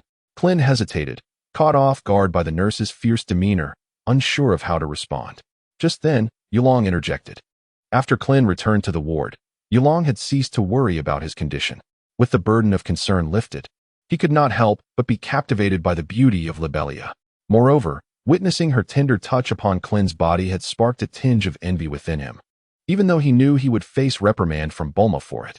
Miss Libelia, please do not be upset. How about we go for a delightful morning tea together? In truth, I am also a superhuman studied by Professor Brief. At that moment, you may touch me freely. In exchange, Oolong transformed into a rather lewd figure. Not that he wasn't already, but he now appeared even more lascivious. He hastened towards Rebel, his hands making incessant grabbing motions, displaying an unsettling restlessness. Rebel's delicate face shifted dramatically, and she swiftly retreated 2 steps, causing Oolong to miss his target. Krillin, you have returned. Was it successful? Krillin was about to restrain Oolong and prevent him from approaching Rebel when, unexpectedly, Bix spoke up. There was no need for Krillin to hold Oolong back. Upon hearing Bix's voice, Oolong immediately hid behind Krillin. Krillin patted Oolong on the shoulder. Prior to Krillin's return, Oolong had to endure being alone with the formidable Bic. It is worth noting that Oolong harbored a significant fear of the Demon King Bic, thus remaining in the hospital, awaiting Krillin, was no small feat, quite smooth. Bic nodded, falling silent thereafter. Apologies, sir, I did not mean to disturb you. Upon realizing Bic had awakened, Rebel felt guilty, stepping forward to offer her apologies. Bic replied nonchalantly, I have been awake since the beginning. There is no need for your apologies. Rebel's face flushed crimson at the realization that Bic had heard everything. You heard it all? Despite knowing the answer, Rebel still inquired. Bic responded, I did not hear anything. Rebel, flustered, said, Forgive me, I shall take my leave. She turned vacantly to exit the hospital room. By the way, Rebel suddenly pivoted to face Krillin. Mr. Krillin, please refrain from sneaking out during your hospital stay. I shall overlook it this time. Moreover, I intended to express my gratitude, but I did not anticipate such an occurrence. Gratitude? Krillin furrowed his brow, utterly perplexed as to what he had done to merit Rebel's thanks. Thanks to you, I can retain this job. Thank you. Rebel bowed deeply to Krillin before turning to depart. As Rebel exited the room, she left Krillin in a state of bewilderment. He scratched the back of his head in confusion, unsure why Rebel had expressed gratitude towards him. Oolong nudged Krillin with his elbow, grinning, Krillin, you sly fellow. You usually keep a low profile. I didn't expect you to be so impressive. Krillin shook his head. I truly do not recall doing anything noteworthy. With a sigh, Oolong replied, have you forgotten? After the battle with Vegeta, you and Goku were admitted to this hospital. Of course, I remember. Miss Rebel was the attending nurse. I recall it vividly. But I genuinely did nothing, did I? Oolong chuckled. When Miss Rebel was changing your bandages, she accidentally applied the wrong medication. The hospital nearly dismissed her, but it was your plea that saved her from termination. Is that so? Krillin exclaimed, enlightenment dawning upon him as he recalled the incident thanks to Oolong's explanation. Haha. Clint suddenly burst into laughter as he recalled the flustered demeanor of Libel earlier. Along with the reason behind his sense of deja vu, Clint murmured, no wonder. The panic I saw upon discovering the wrong medication being administered to me was precisely the same as just now. Chapter 19. Explosive remarks. Vegeta opened his eyes to find himself lying on a bed, his body wrapped in bandages. It must have been that woman's decision again. Vegeta thought to himself as he rose from the bed and approached the window, pulling back the curtains. Warm sunlight bathed his bare torso, and he squinted his eyes. Taking a deep breath. Isn't that Vegeta? Revealing his youthful physique so brazenly in the early morning is indeed enviable. As Vegeta opened his eyes, he noticed Mrs. Brief watering the flowers outside, her gaze fixed intently upon him. In a flurry, he hastily shut the curtains. What a shy young man. Vegeta walked to the wardrobe, opened it, and found only 2 pink floral shirts and a pair of brown trousers. He clicked his tongue in disdain, exclaiming, TSK, what a tasteless woman. Staring at the meager selection of 3 garments, Vegeta frowned and muttered, how can I train in such attire? Though his heart was reluctant. He donned the floral shirt and brown trousers. Exiting the bedroom, he sought out Mrs. Brief and inquired, where's Bulma? Where has she gone? Mrs. Brief casually set the watering can on the windowsill, smiling brightly. The youth is so full of life. Bulma went to visit Clint early this morning. If you're looking for her, you might as well head to the hospital. Forget it. Do you know where my clothes went? Vegeta was unwilling to step outside dressed in such a manner. As the prince of the warrior race, his pride forbade it. Mrs. Brief shook her head. I do not know. You will have to ask Bulma. TSK. Vegeta clicked his tongue and turned to leave. Suddenly, his body froze as he sensed a formidable energy approaching. Raising his head, he pondered with intrigue. How odd. What could this unfamiliar energy be doing on Earth? Could it be? A hypothesis arose in his mind. Albeit he was not entirely confident. There should be no danger. Such a level of energy is insignificant to me now. However, despite his reluctance to acknowledge it. If my assumption holds true, Vegeta did not wish to dwell further, as he was indeed not yet capable of becoming a Super Saiyan. Vegeta, are you hoping for a date with me? You could just say so. Tap, tap, tap. Vegeta decisively left the area. He was ill at ease in Mrs. Brief's company, as their interactions always left him feeling uncomfortable. Upon reaching the courtyard, Vegeta paused once more. It is nearly here. Is this the destination? He could sense the energy drawing closer, and he looked up to the sky as if searching for something. There it is. Vegeta's pupils trembled slightly as he pinpointed the source of that energy. Is it a spacecraft? It appears I was mistaken, judging by the insignia on the vessel. It does not belong to Cooler. Remaining motionless, Vegeta resolved to wait for the individual to descend. Bulma, I believe I am nearly ready for discharge. Krillin cautiously remarked to Bulma. In fact, I feel I have almost fully recovered. Haha. Don't get ahead of yourself. Confess honestly, did you sneak out yesterday? Bulma glared fiercely, ready to unleash her wrath, prompting Krillin to avert his gaze towards Libelle. Libelle, who had been attentively observing the situation, noticed Krillin looking her way and hurriedly turned her head, pouting as if to whistle. However, her attempt was evidently unsuccessful. Bulma, having caught sight of Krillin's gesture, rolled her eyes and said, Libelle did not betray you. She merely prompted the doctor to check your condition. Krillin displayed a skeptical expression, glancing at Libelle. Gathering her courage, Libelle approached Krillin and said, Mr. Krillin, the doctor simply informed Miss Bulma that your wound unexpectedly reopened overnight and apologized to her regarding this matter. Krillin lightly slapped his forehead, realizing the situation. So that's it. Bulma exclaimed, what more is there to explain? With your physical condition, how could your wound open for no reason? You must have sneaked out last night and engaged in strenuous activity, causing the injury to reopen. Sighing, Krillin reflected that he had not paid attention to the wound's reopening. after defeating Cell. He was overwhelmed with excitement and failed to notice the injury until the doctor pointed it out. At this juncture, Krillin held no resentment towards Lebel, for she acted out of concern for his health by prompting the doctor for a checkup. Resigned, he hung his head and awaited Bulma's scolding. A soft chuckle escaped Lebel upon seeing Krillin's forlorn expression, drawing the attention of both Bulma and Krillin. Realizing this, Lebel swiftly covered her mouth. Miss Lebel's laughter was truly enchanting. By the way, Miss Lebel, have you given any thought to my suggestion from yesterday? Oolong suddenly interjected, inching closer to Lebel. Before Oolong could proceed, Bulma had already delivered a swift and just blow. Ow, that hurts. Oolong clutched his head in pain, tears welling up in his eyes. Bulma, fist clenched and visibly irate, declared, though I am unaware of your proposal, your expression alone indicates it must be something nefarious. Miss Lebel, should Oolong dare to bother you again, please inform me, and I shall ensure he receives his due punishment. Lebel smiled and replied, Thank you, Miss Bulma.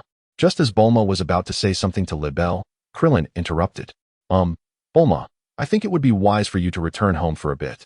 Bulma turned to Krillin, puzzled. What is the matter? Are you trying to leave me alone with Miss Lebel? Krillin exclaimed, exasperation evident in his eyes as they rolled towards Lebel. Bulma, immediately comprehending Krillin's intent, turned to suggest that Lebel step out for a moment.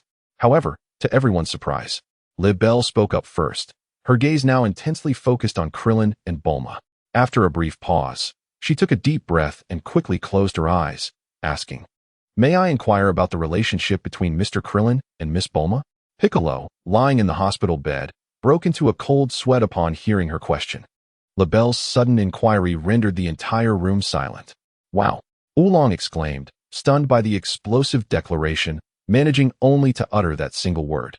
After a moment of silence, Krillin forced a smile and replied, Bulma is my brother's girlfriend, and we are also friends. Krillin chuckled, pondering how to discreetly dismiss Lebel. I have already broken up with Yamcha, Bulma declared, arms crossed and a stern expression on her face. That guy has gone too far. I can no longer tolerate him. Is it already that soon?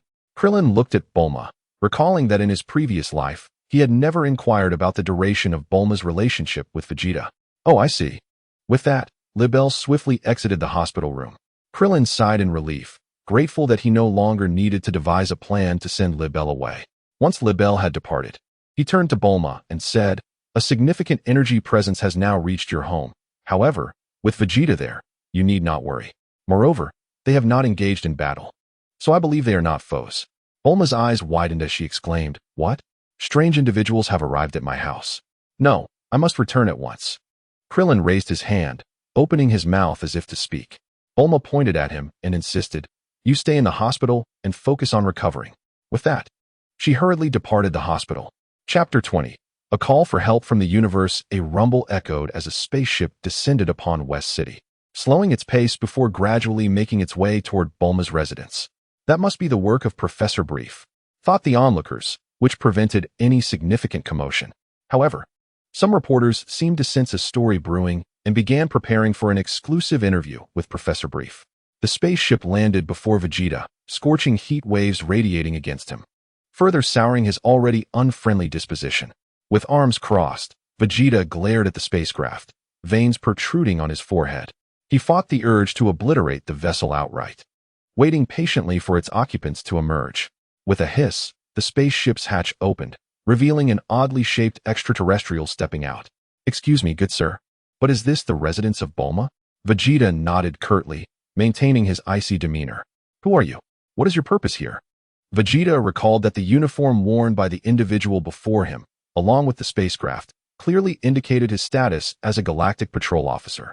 Upon hearing this, the man immediately struck a dramatic pose and proclaimed loudly, Olowa Jack, an elite officer of the Galactic Patrol. I have single-handedly apprehended countless notorious criminals throughout the cosmos. After finishing his boastful introduction, Jack maintained his stance, confidently facing Vegeta, yet he did not receive the admiration he had anticipated. Oh, then what is your purpose? Vegeta finally spoke, though this was not the response Jack had hoped for. Sighing heavily, Jack replied, I am here for a matter of utmost importance, one that concerns life and death. Please tell me where Bulma is. Vegeta pondered Jack's self-introduction and scoffed. A matter of life and death. Jack, fully aware that Vegeta was mocking him, felt a twinge of embarrassment and retorted loudly, "In any case, please tell me where Bulma is. I must notify her at once." At that moment, Mrs. Brief approached, her face lighting up upon seeing Jack. "Why? If it isn't young Jack. Have you come to play today?" "Ah, Mrs. Brief, it's been a while." Jack cheerfully greeted her, quickly dismissing the earlier awkwardness. "Perfect timing. I've just baked some delicious cookies. Let me fetch some for you," Jack exclaimed with excitement as he followed her. Suddenly, Vegeta, standing behind Jack, murmured ominously, "A matter of life and death." Jack jolted, turning around in a panic. "I assure you, I haven't forgotten my purpose here just for cookies. As an elite officer of the Galactic Patrol, I cannot allow you ordinary folks to become embroiled in this." Observing Jack's flustered demeanor, Vegeta frowned in dissatisfaction. "Bulma is currently in the hospital. If it is indeed a life and death matter, you should go there to find her." Vegeta emphasized the phrase life and death, infusing it with a sardonic undertone that resonated with Jack. "By the way, before you engage in any life and death affairs, bring that woman to me." Vegeta clenched his teeth, expressing his ire towards the woman who always acted on her own accord. Jack shivered involuntarily, suddenly feeling a sense of dread from Vegeta. "Oh, it is you, Jack. You made me so worried." At that moment, Bulma's voice rang out. Vegeta turned in the direction of the sound and saw the youthful and vibrant Bulma running towards him. As she approached, she broke into a smile upon seeing him. "Vegeta, that outfit truly suits you." Vegeta, incensed by her words, retorted, "What did you say?" He clenched his fists, but soon relaxed, crossing his arms in dissatisfaction. "What a tasteless woman." "Vegeta? That name sounds familiar," Jack murmured to himself, resting his chin on his hand, feeling that the name had a certain resonance. Bulma stood with her long, straight legs spread apart like a compass, her left hand on her hip and her right finger pointed accusingly at Vegeta's nose. "You train without any sense of moderation, resulting in your clothes being soaked in blood. I, out of kindness, offered to wash them for you, and yet you dare to criticize me," she exclaimed. "What kind of Saiyan prince are you? You possess no grace at all. I dare say Goku is more polite." Jack shivered at the mention of the Saiyan prince. Indeed, it was him.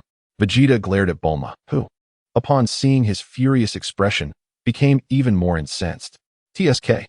Vegeta clicked his tongue and turned to Gak, saying, "That little brat, didn't you say you had something life-threatening to discuss with Bulma? Hurry up." Gak, momentarily stunned into silence, heard Vegeta shout, "Hey, Gak snapped back to reality and immediately asked, "What's wrong?" Vegeta replied coldly, "Didn't you claim there was a matter of life and death to discuss with Bulma? She is right here now." "Oh, right." Gak hurried forward and said to Bulma, "It's bad news. Tai Si is in danger." Bulma, alarmed, responded, "What happened?" Gak sighed and explained, "Last month, while I was on a perilous mission, I failed to notice that Tai Si had hidden aboard my spacecraft. Consequently, I inadvertently left him behind on the planet where I was executing the mission. I only realized this after returning to headquarters. As an elite, I committed an inexcusable error." Bulma grasped Gak's shoulders and shouted, "Then why didn't you go look for him immediately? It's been a month, and only now do you come to tell us?" Gak replied with a bitter smile, "Sister, even though our galactic patrol ships are the most advanced in the universe, it still takes nearly a month to reach Earth. Moreover, the planet Kororo, where I was on a mission, is extremely dangerous. It is the domain of Gura." Vegeta's expression shifted slightly. Although he had not encountered Gura often, he was aware of his formidable strength. If you could carry out a mission there, then finding Tai Si should not pose too great a challenge, right? Gak shook his head. "I was on a reconnaissance mission aimed at uncovering Gura's schemes, which had a specific objective. But now, with Tai Si lost somewhere on that vast planet, how can I possibly search for him? Furthermore, Kororo is currently conscripting laborers to work for Gura. This involves Gura's nefarious plot, and if he succeeds, the entire universe will fall under his control." Bulma scoffed, "If you're too cowardly to go, I shall go myself." "What kind of elite are you, so timid? It's utterly disgraceful." "Wait, let me explain." Gak interjected. "The reason I came to Earth is that I heard from Tai Si that the ones who defeated Frieza and Cooler are here, so I sought their assistance. Gura is a terrifying enemy. The entire Kororo is under his control, and it is exceedingly difficult for us to bypass Gura to rescue someone from Kororo." Gak quickly added, "To save Tai Si, we must have someone capable of standing against Gura. The current state of Kororo Star can be described as impenetrable, making it exceedingly difficult to infiltrate, and even more challenging to escape once inside. Bulma furrowed her brow and remarked, "Didn't you manage to sneak in during a mission? Isn't infiltrating and exiting your forte?" Gak, feeling a bit sheepish, scratched his head and replied, "I was exposed during my mission and barely managed to escape. Which is why Kororo Star has become so secure." Bulma, exasperated, inquired, "Is Gula really that powerful?"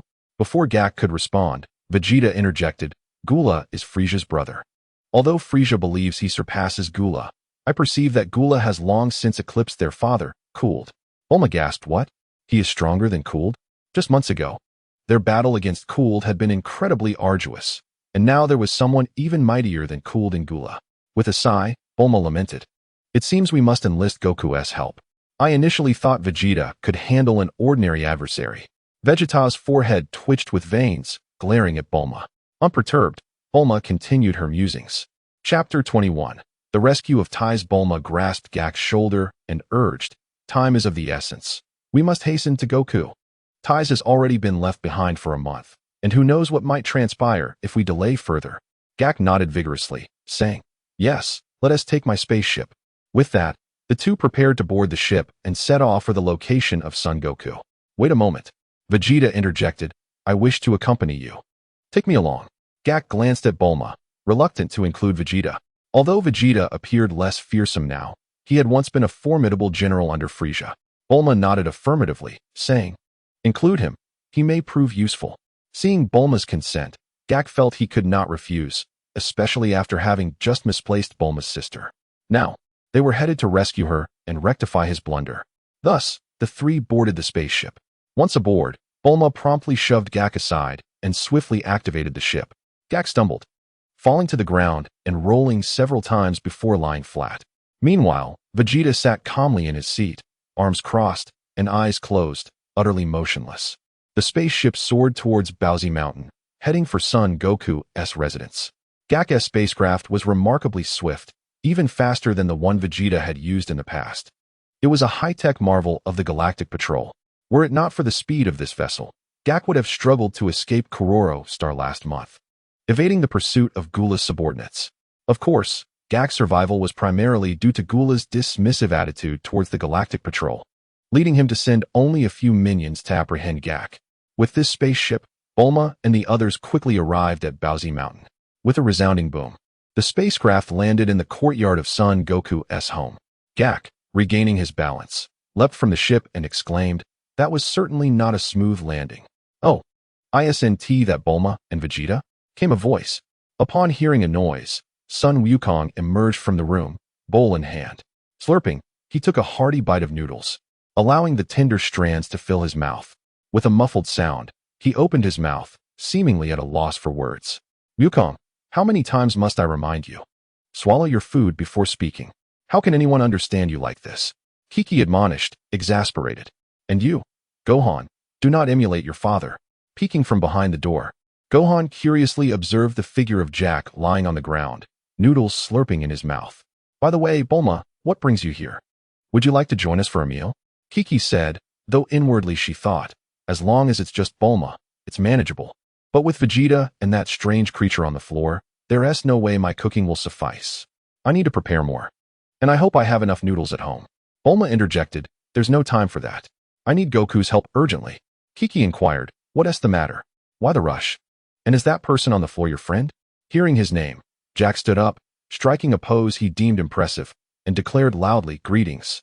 I am Jack, the elite patrolman of the Galactic Patrol, a champion of cosmic peace and a nemesis to crime. I have single-handedly apprehended countless notorious criminals throughout the universe. A true elite among elites." Gohan stared at Jack, noodles hanging from his mouth, slightly taken aback by the bravado. Kiki raised an eyebrow, thinking, another peculiar individual. Miss Bulma always attracts the oddest of friends. Ignoring Jack, Bulma quickly relayed the situation to Sun Wukong. After swallowing his noodles, he handed the bowl to Kiki and said with a serious expression, "Then we must set off at once." Turning back to Kiki, he added apologetically, "Kiki, I may need to go out again." Kiki hastily replied, "Go quickly. Bulma's sister is counting on you to save her." Kiki was not unreasonable. She understood there was no rationale to impede this, for Bulma was their friend too. "Mom, Don't even think about it. Kiki shouted. I've already promised you a certain amount of training time each day, so don't even consider it. Oh, Gohan looked down, slurping his noodles, his expression somewhat despondent. Kiki then urged Sun Wukong. Time is of the essence. You must leave at once. Nodding, Sun Wukong swiftly boarded the spaceship with Bulma and the others. With a whoosh, Bulma activated the spaceship, directing it towards Korololo Star. Meanwhile, at the West City Hospital, Krillin sensed the energy of Vegeta, Goku, and Bulma departing, filled with confusion. He pondered. This is strange. I have no recollection of such an event occurring. I have made every effort not to interfere, yet unforeseen circumstances have arisen. Klin, what are your thoughts on this matter? Naturally, Bix sensed the moment and turned to Klin with his inquiry.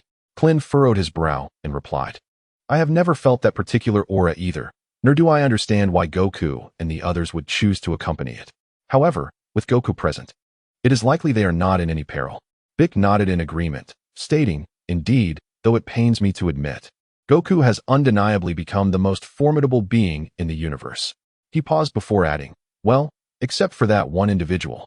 Klin, do you believe Goku surpasses him? Bix recalled Android 16, uncertain if Goku was indeed stronger. Klin pondered for a moment before responding. I cannot yet ascertain the full extent of Goku's power. But if the strength he has exhibited is near his maximum, then Android 16 would far surpass him. Bix nodded in comprehension and, after a moment, gazed out the window, his expression contemplative, lost in thought. Observing this, Klin refrained from interrupting and turned to settle down for sleep. Staring at the pristine ceiling, Klin murmured, It has been quite some time since I last indulged in an afternoon nap. He glanced at Oolong, who was vigilantly watching over him, and thought, Since there's little else to do, I might as well take a short rest.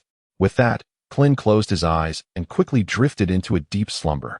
Noticing Klin's slumber, Oolong felt a wave of fatigue wash over him as well and settled down beside Klin's bed for a brief respite.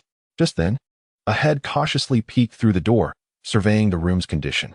The head belonged to Libel, who merely poked her head in, noticing Klin fast asleep while Bix sat upright, gazing out at the scenery. Mr. Klin is already asleep, Libel remarked, her voice tinged with disappointment. Though it may not be appropriate to say so. That green gentleman looks rather intimidating. Now that Mr. Klin is asleep and Mr. Bix is awake, I hesitate to enter.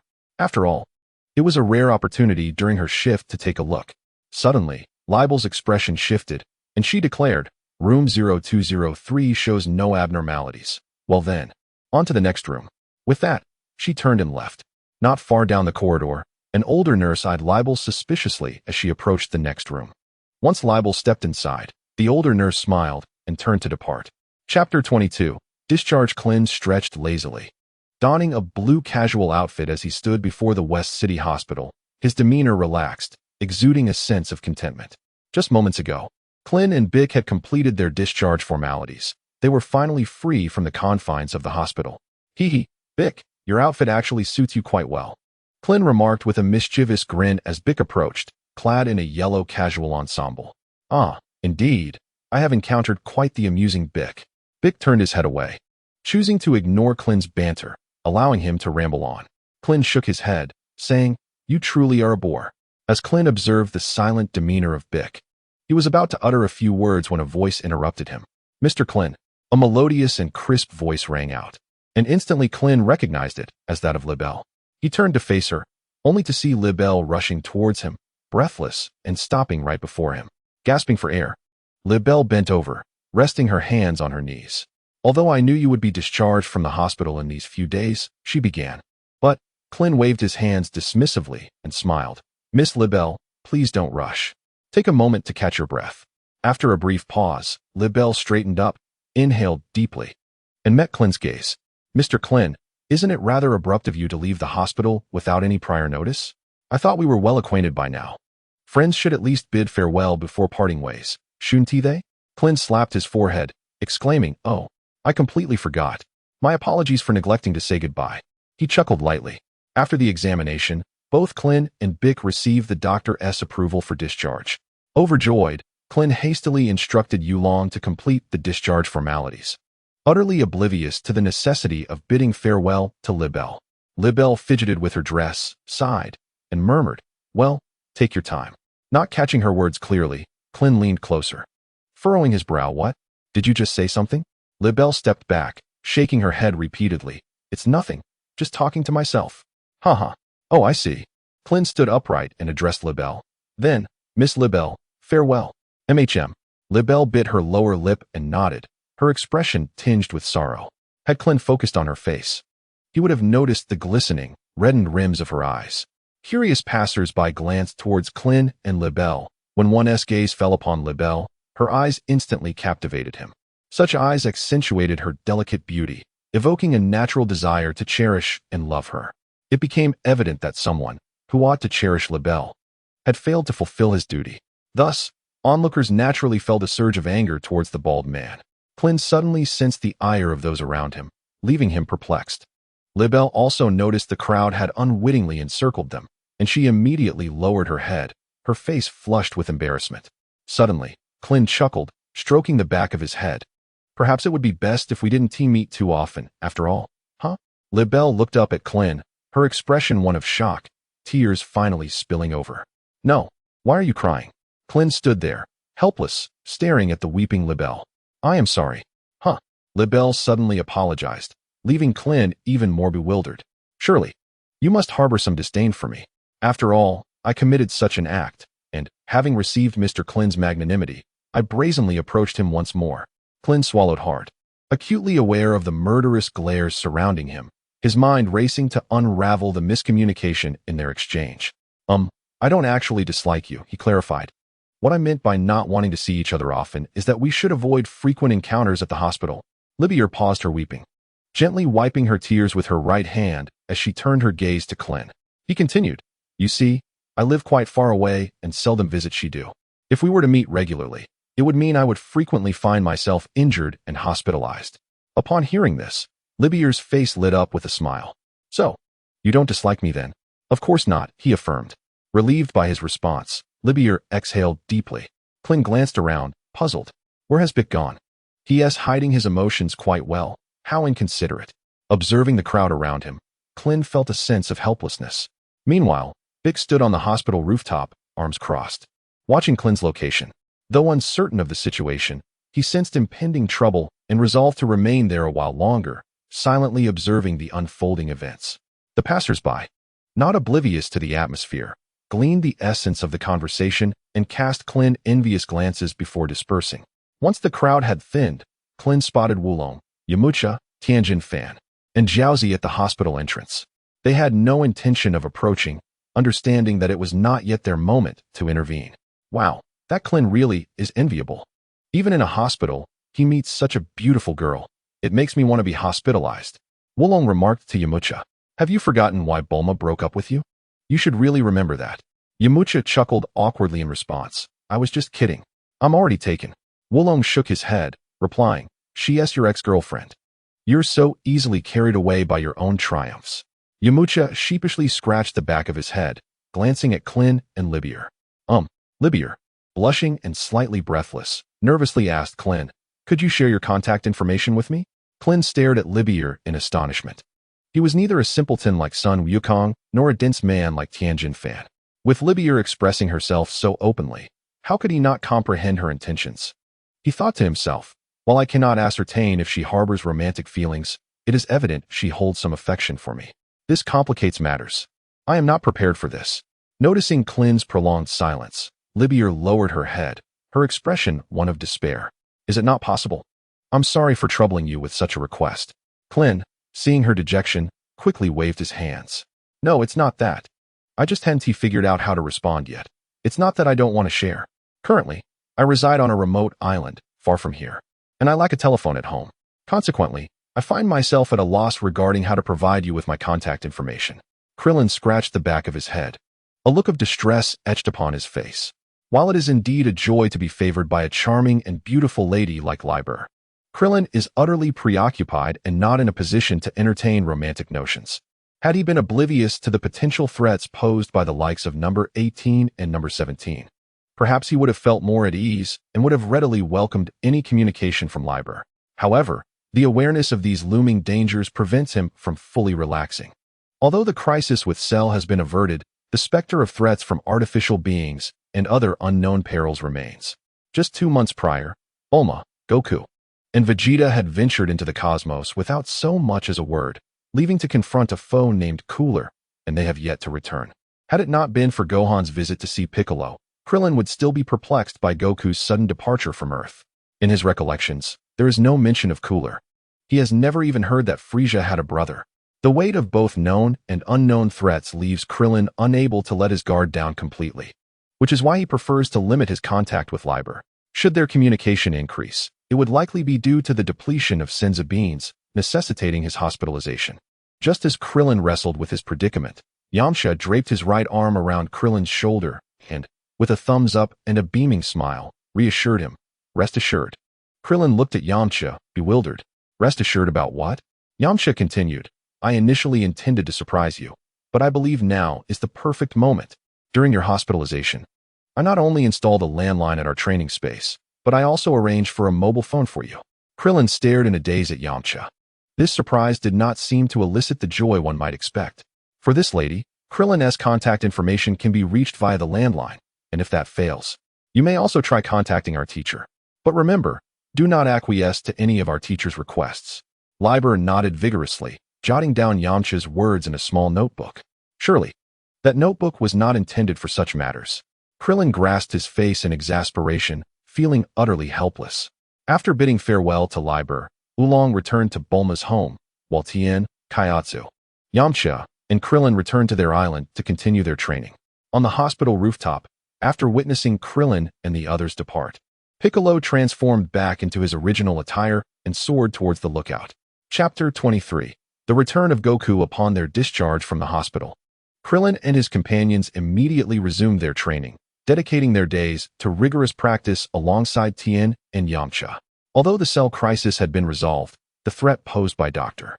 Gero still loomed large, leaving Krillin wary of any relaxation. The passage of 4 months flew by swiftly. In the span of these 4 months, Libel frequently called Klin, sharing amusing anecdotes and inquiring about his well-being. Klin would invariably listen for a while, offering a few evasive remarks before terminating the call.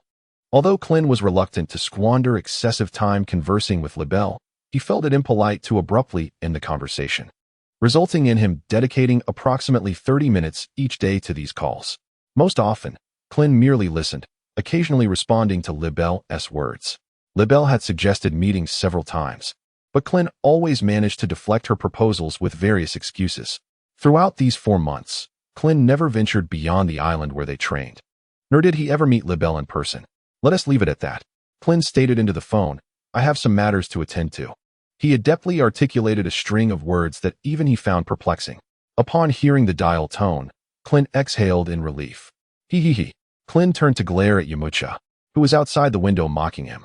"This is all your fault for saying those unnecessary things." It was true that Libel was quite beautiful, but that did not imply Klin wished to deepen their relationship. Yamcha chuckled. "It's perfectly fine, I assenti it. Just spare some time to meet her. It won't hurt. Mind your own business," Klin retorted, rolling his eyes at Yamcha. Yamcha shrugged and replied, "Bulma still hasn't returned. What am I supposed to do? Do you think I enjoy being around 3 big men all the time?" Recently, whenever Yamcha mentioned Bulma, Klin would instinctively fall silent, regardless of the circumstances. According to the original timeline, it seemed about the right time for their return. However, now Bulma, Vegeta, and Goku had ventured into the universe to confront Cooler. It should be happening soon, Klin mused, scratching the back of his head. "Let us continue our training, haha." As he stepped out of the door, Klin suddenly lifted his head. "What's wrong?" Yamcha asked, perplexed by Klin's abrupt halt and upward gaze. Klin smiled. "Goku and the others must have returned. It seems they are back in triumph." Yamcha exclaimed with excitement. "That's wonderful. I'll go call Tien." Klin nodded. "They appear to be heading to Bulma's house. So let us go there." "Right," Yamcha affirmed enthusiastically, sprinting out and calling, "Tien, Chaozu." Goku and the others have returned. Tien, who was training alone with Chaozu nearby, turned their heads at the sound. Yamcha approached them. "They should be landing at Bulma's house. Let us hurry." Tien nodded, turning to Chaozu. "Chaozu, let us go." Chaozu eagerly agreed. "Sure. Let us go." Thus, the 4 of them set off towards West City, heading to Bulma's home to welcome Goku and his companions back from their victorious journey.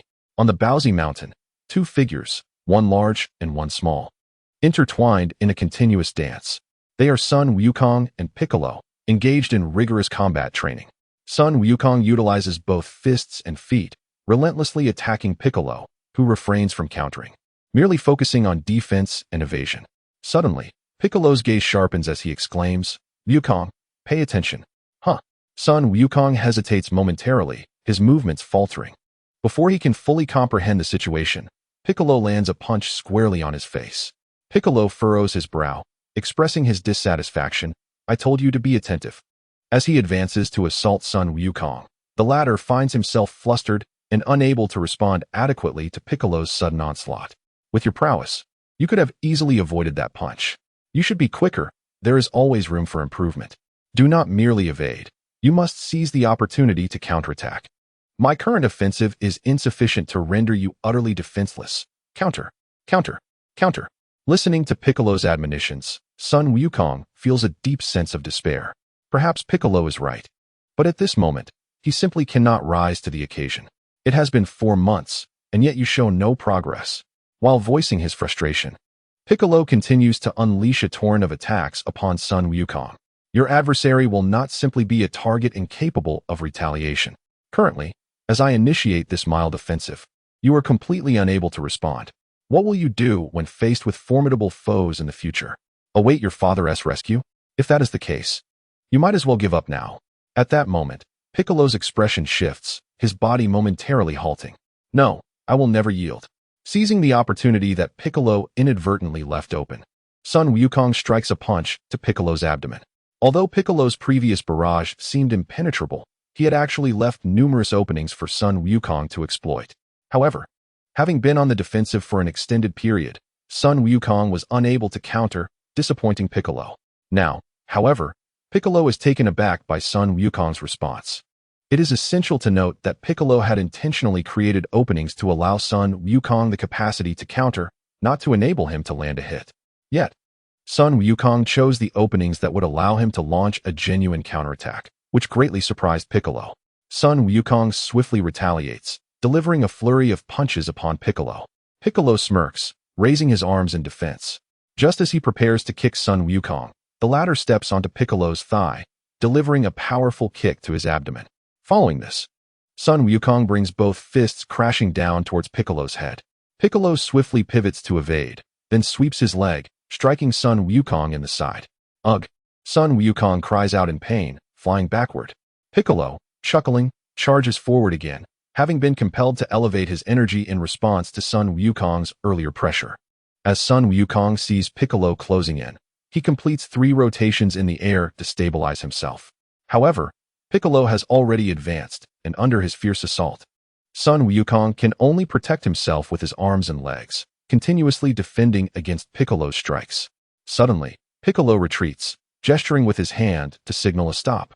Upon witnessing the scene, Sun Wukong immediately halted, casting a questioning glance towards Piccolo.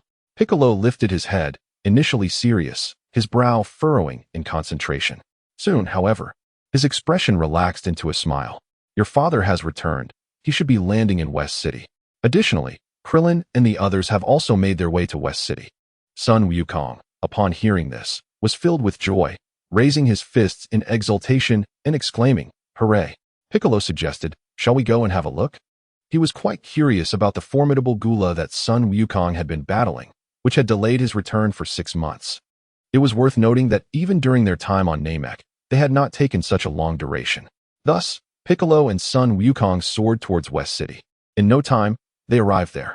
At that moment, Krillin and the others had already reached Bulma's residence, eagerly awaiting Sun Wukong's return in the yard.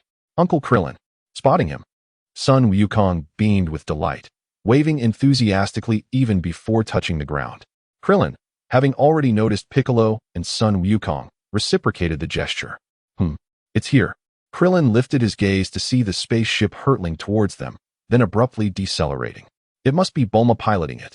Krillin instinctively thought, recognizing the ship's familiar flying style. With a thunderous roar, the spaceship descended slowly, sending a gust of wind towards the onlookers. The hatch creaked open, and Sun Wukong was the first to stumble out, mumbling, "Bulma, can't you fly a bit slower? I feel so dizzy." Upon hearing this, Krillin mused, as expected, It really is Bulma at the controls. The second to emerge was Vegeta, who stepped down from the ship with an air of nonchalance. Yet the pallor of his face betrayed the toll taken by the tumultuous journey. Goku's friend, Gak, tumbled out of the spaceship, promptly retching. Honestly, you men are utterly useless.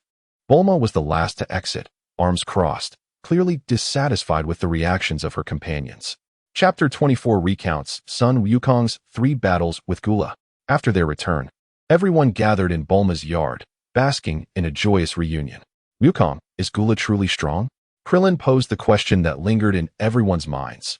Just how formidable was Gula? Given that Sun Wukong had returned safely, it was evident that Gula could not surpass him, yet the prolonged battle had raised concerns. That fellow is exceedingly powerful. Sun Wukong chuckled before continuing. You all know that Frieza has multiple transformations, right? Gula is even stronger. He was already on par with Frieza at full power, and yet managed to transform once more, substantially enhancing his strength. When I first fought him, I was utterly unable to win. Krillin was taken aback, exclaiming, What? He is even stronger than you? That is truly hard to believe. Frieza's brother is that much more powerful. Just as Krillin was about to elaborate further, Yamcha interjected eagerly. And then? You ultimately prevailed, right? What happened next? Sun Wukong chuckled. Indeed, it was perilous at that time. I owe my life to Vegeta. Otherwise, I would have nearly fallen victim to Gula. The onlookers cast curious glances at Vegeta, who was casually leaning against a pillar with his arms crossed. Yamcha murmured, I never expected that Vegeta would come to your rescue. Humph. Vegeta snorted, dismissing their gazes. Tien Shinhan sighed. I once thought that after Goku transformed into a Super Saiyan, he would be invincible. Yet, formidable foes continued to emerge. Yamcha replied with a smile. Yes, after Goku defeated Demon King Piccolo, we believed he was unbeatable. Who could have anticipated it would come to this? Piccolo, arms folded, spoke slowly. In this vast universe, there will always be powerful beings we have never encountered. It's hardly surprising. Even on Earth, we sometimes face inexplicable foes with strength beyond our comprehension. Hearing this, Sun Wukong grinned. Unknown warriors, indeed, how exhilarating. Piccolo allowed a slight smile, looking at Sun Wukong. True. The prospect of clashing with various masters is undeniably thrilling. Krillin observed the camaraderie between Piccolo and Sun Wukong and thought, these two are remarkably alike in this regard. At this point, Piccolo can truly be considered a friend to everyone. With that thought, Krillin glanced at Sun Wukong's son, Gohan. After 4 months of training with Piccolo, Gohan had made significant progress. Piccolo's gentleness now was largely due to Gohan, whom he genuinely cherished. With 2 years remaining until the android crisis, Krillin hoped they would prevail when the time came. Androids number 19 and 20 were not insurmountable foes, and androids no. 17 and 18 were not necessarily enemies they had to confront. If Sun Wukong could surpass android number 16, victory was assured. In this lifetime, without Trunks traveling back to deliver the medicine, Krillin speculated that Sun Wukong had not succumbed to illness. Instead, they had collectively triumphed over the android crisis. By the way, Krillin, Sun Wukong suddenly called out, interrupting Krillin's reverie. What is it? Krillin replied.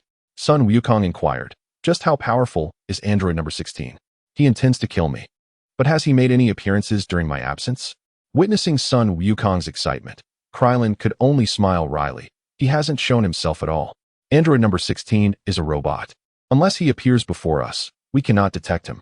I see, Sun Wukong replied, somewhat disappointed, as he longed for a chance to spar with number 16. Although Krillin indicated that number 16 wished to eliminate him, Sun Wukong didn't perceive him as malevolent. By the way, could you recount the battle with Gula? Krillin suddenly interjected. We are all quite curious about how you ultimately triumphed over him.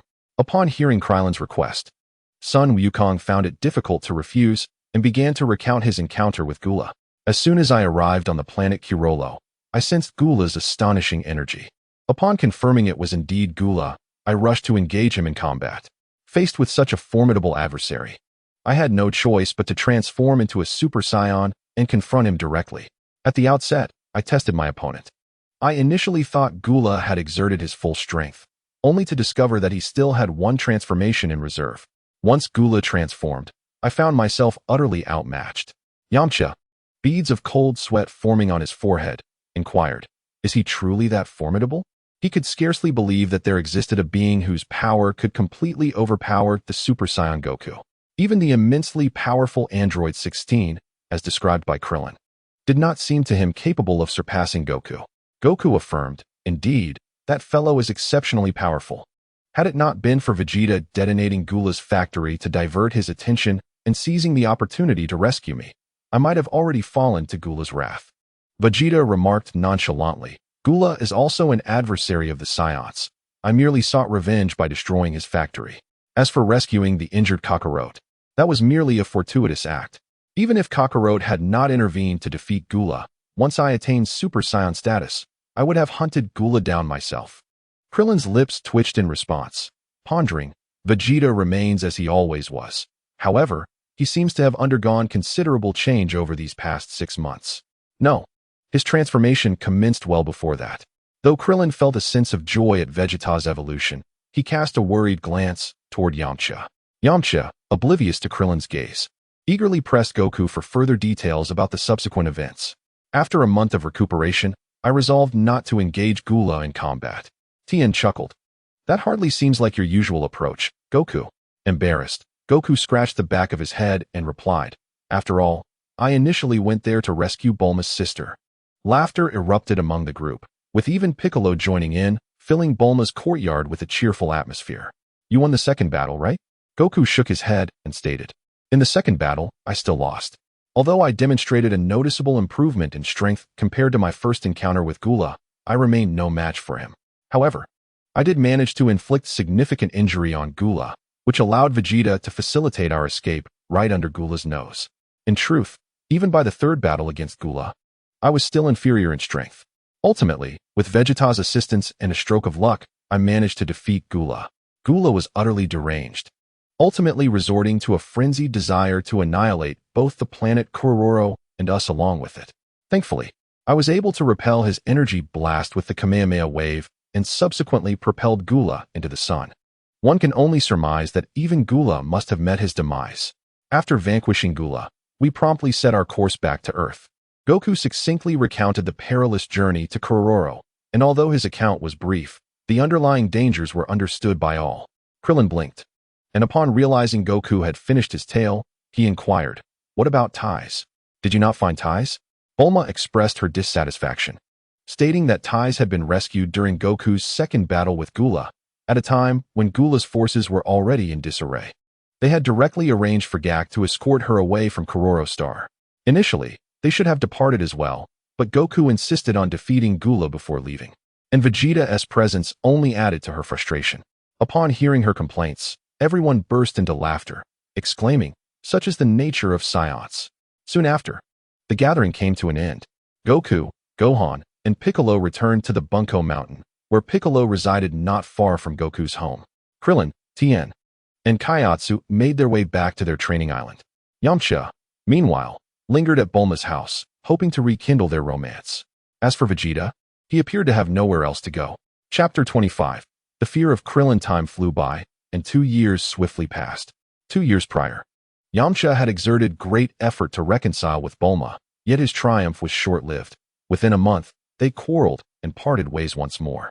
Heartbroken, Yamcha took Puar and left Bulma's home, choosing not to visit Krillin and Tien, but instead seeking refuge at Master Roshi's place.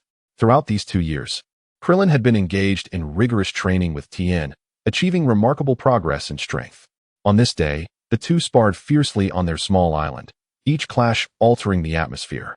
With winds howling around them, both warriors radiated a crimson aura, clearly employing the Kaioken technique. At that moment, Tien unleashed a 20-fold Kaioken, while Krillin utilized an 8-fold version. Their battle was evenly matched, neither gaining the upper hand. After a brief separation, their gazes locked intensely. "Tien, your progress is truly impressive. I am immensely grateful for your support. Without you, I would not have grown so rapidly." They exchanged smiles before colliding once more. "Krillin, the phone is ringing." Kaiatsu's voice interrupted, prompting Krillin and Tien to halt their match. They relinquished the Kaioken, dispersing their energy. Tien chuckled, "Is it Miss Libel again? It has been over 2 years. Perhaps you should meet her." Krillin smiled wryly, secretly harboring fond feelings for Libel. For over 2 years, she had persistently called him. discussing a multitude of topics. Despite Krillin's reluctance to meet, their bond had deepened significantly. Krillin stepped inside to answer the phone, while Kaiatsu and Tien, accustomed to this routine, understood that these calls were solely from libel. Although the phone was available for all to use, neither Tien nor Kaiatsu had anyone else to call. Hello? Krillin answered with a smile, thinking to himself, perhaps I should meet her. His grin widened. Yet, in an instant, his smile froze. Krillin, Goku. Goku is ill. The receiver slipped from Krillin's grasp as he trembled uncontrollably. Tianjin Fan noticed something amiss with Krillin and quickly approached, grasping his shoulders. Krillin, what has happened? Krillin turned, his face a visage of terror and despair, exclaiming, Chi-Chi just called and said Goku has fallen ill. It seems to be a terminal illness. Tianjin Fan was momentarily stunned, unable to comprehend. How could Goku be sick, let alone with a terminal illness? He is a Super Saiyan. He should be immune to every ailment known to mankind. A viral heart disease. Modern medicine cannot treat it. The gods cannot remedy it. Nor can the dragon Shenron. Tianjin Fan took a step back, disbelief washing over him. How can this be? Seeing Krillin frozen in place, Tianjin Fan's expression shifted as he placed his hands firmly on Krillin's shoulders. Regardless of the circumstances, we must hurry to see Goku. Krillin nodded, and the two summoned Jiaozi to accompany them to Baozi Mountain. The trio swiftly took flight, soon arriving at Son Goku's residence. Outside, Yamcha, Master Roshi, Piccolo, Vegeta, the Ox King, Yajirobe, the God of Earth, Mr. Popo, Son Gohan, and Bulma anxiously awaited at the door. Inside, only Chi-Chi was tending to Goku. Krillin spotted Bulma carrying a silver-haired infant, realizing this was Trunks, the child of Bulma and Vegeta. A cry of agony erupted from within the house. Goku's voice, one Krillin had never heard before. The God of Earth approached Krillin, stating, this is a rare viral heart disease. Current medicine has no cure, and I too am powerless against it. The cycle of life and death is a natural law. Even the dragon cannot defy it. Tianjin Fan interjected. Was it not the case that the Demon King Piccolo used the dragon to restore his youth? If the dragon can reverse aging, surely it can cure diseases. The God of Earth replied, Piccolo and I share a life force. His rejuvenation does not imply that I too have reversed aging. Thus, Goku's situation is distinct from Piccolo's. Please, Tianjin Fan, do not speak further. Just as Tianjin Fan was about to protest, Krillin halted him. The sight of Krillin's clenched fist, dripping with blood, silenced all words that Tianjin Fan might have uttered. Despair washed over Krillin. He had once believed his rebirth could save everyone. Yet it had led to Goku's affliction. In the timeline he once knew, Goku did not succumb to heart disease, but fell to the hands of Cell. However, his interference had hastened Goku's demise, not through battle with a formidable foe, but through the insidious grasp of illness. He had thought that by vanquishing Cell, peace would ensue. But Goku's illness had unraveled that hope. Krillin cried out internally, if Goku is destined to perish from heart disease, why has no one from the future come to deliver a miraculous cure? Suddenly, a fleeting thought flickered through his mind. Is it truly unchangeable? Is this the reality we face? Now, Krillin was engulfed in dread for the future, overwhelmed by the uncertainties that lay ahead. He should have been aware of the future that stretched 10 years ahead, yet now he found himself in utter ignorance. What a farce. Vegeta clenched his teeth, growling in fury, unable to accept that his rival, the Super Saiyan Goku, could succumb to a mere illness. Piccolo sat in silence, his eyes tightly shut, not uttering a word. Gohan, filled with dread, gazed into the room, lacking the courage to push the door open. Every scream from Goku pierced his heart with agony. Bulma covered her mouth, weeping softly. She was meant to be inside, assisting Chi-Chi in caring for Goku, yet she could no longer bear to witness his suffering. A chilling silence followed Goku's anguished cry. Inside, tears welled in Chi-Chi's eyes as she could no longer endure watching Goku's hand loosen its grip on his chest. Hearing Chi-Chi's frantic wails, the onlookers outside could only surmise the grim conclusion. In truth, Krillin and the others could sense Goku's energy gradually waning. The stillness was terrifying. Everyone was engulfed in sorrow, unable to escape its grip. How infuriating! Vegeta was the first to shatter the silence, unleashing a furious shout as an overwhelming aura erupted around him. Seeing this, Krillin hurriedly shielded everyone. Vegeta, please calm down. But Vegeta ignored him and soared into the sky. Power levels, Krillin, 4, 2,010,000 Shinhan, 1, 6 million Piccolo, 50 million Vegeta, 5 million, at a bottleneck, Gohan, 3 million Yamcha, 250. 000 Goku, 300 million, Super Saiyan, Chapter 26. Dragon Balls half a month after Goku's death, on the island where Krillin and Tien resided. Tien was engaged in solitary training, while Krillin remained cooped up indoors, seldom venturing outside. During this time, Krillin's thoughts were in disarray, contemplating numerous matters. One day, he lay on his bed, staring at the ceiling, lost in thought. Suddenly, he sat up abruptly. No, waiting idly may yield no favorable outcome. Perhaps I should take the initiative to seek a brighter future. Frowning, he recalled that after attending Goku's funeral, he had ceased his rigorous training. According to his memories, the androids were supposed to have appeared by now, yet there was still no sign of them. Initially, Krillin dismissed this as a temporal discrepancy caused by his own interference, and planned to wait patiently. After Goku's demise, Android 16 was no longer an adversary, while Androids 17 and 18 harbored no ill intentions and would not heed Dr. Gero's commands. Thus, the only remaining threat was Dr. Gero himself. Although Android 16 would protect him, there were also 17 and 18 who loathed Dr. Gero. With the right approach, he could be eliminated. Krillin believed that as long as Dr. Gero was dealt with, peace could be restored to Earth. Following Goku's death, he had to shoulder the responsibility of protecting the planet. Therefore, he must eliminate Dr. Gero. But how would he find him? He had no idea where they had gone. Earth was vast, and how could he commence the search? Krillin wore a troubled expression, utterly at a loss regarding his next course of action. Over the past 3 years, he had enlisted Bulma's assistance in keeping track of Dr. Gero, yet the scientist had seemingly vanished from existence, leaving no trace behind. Suddenly, a thought struck him. He could summon the Dragon Balls. Krillin clapped his hands together, his face lighting up with excitement.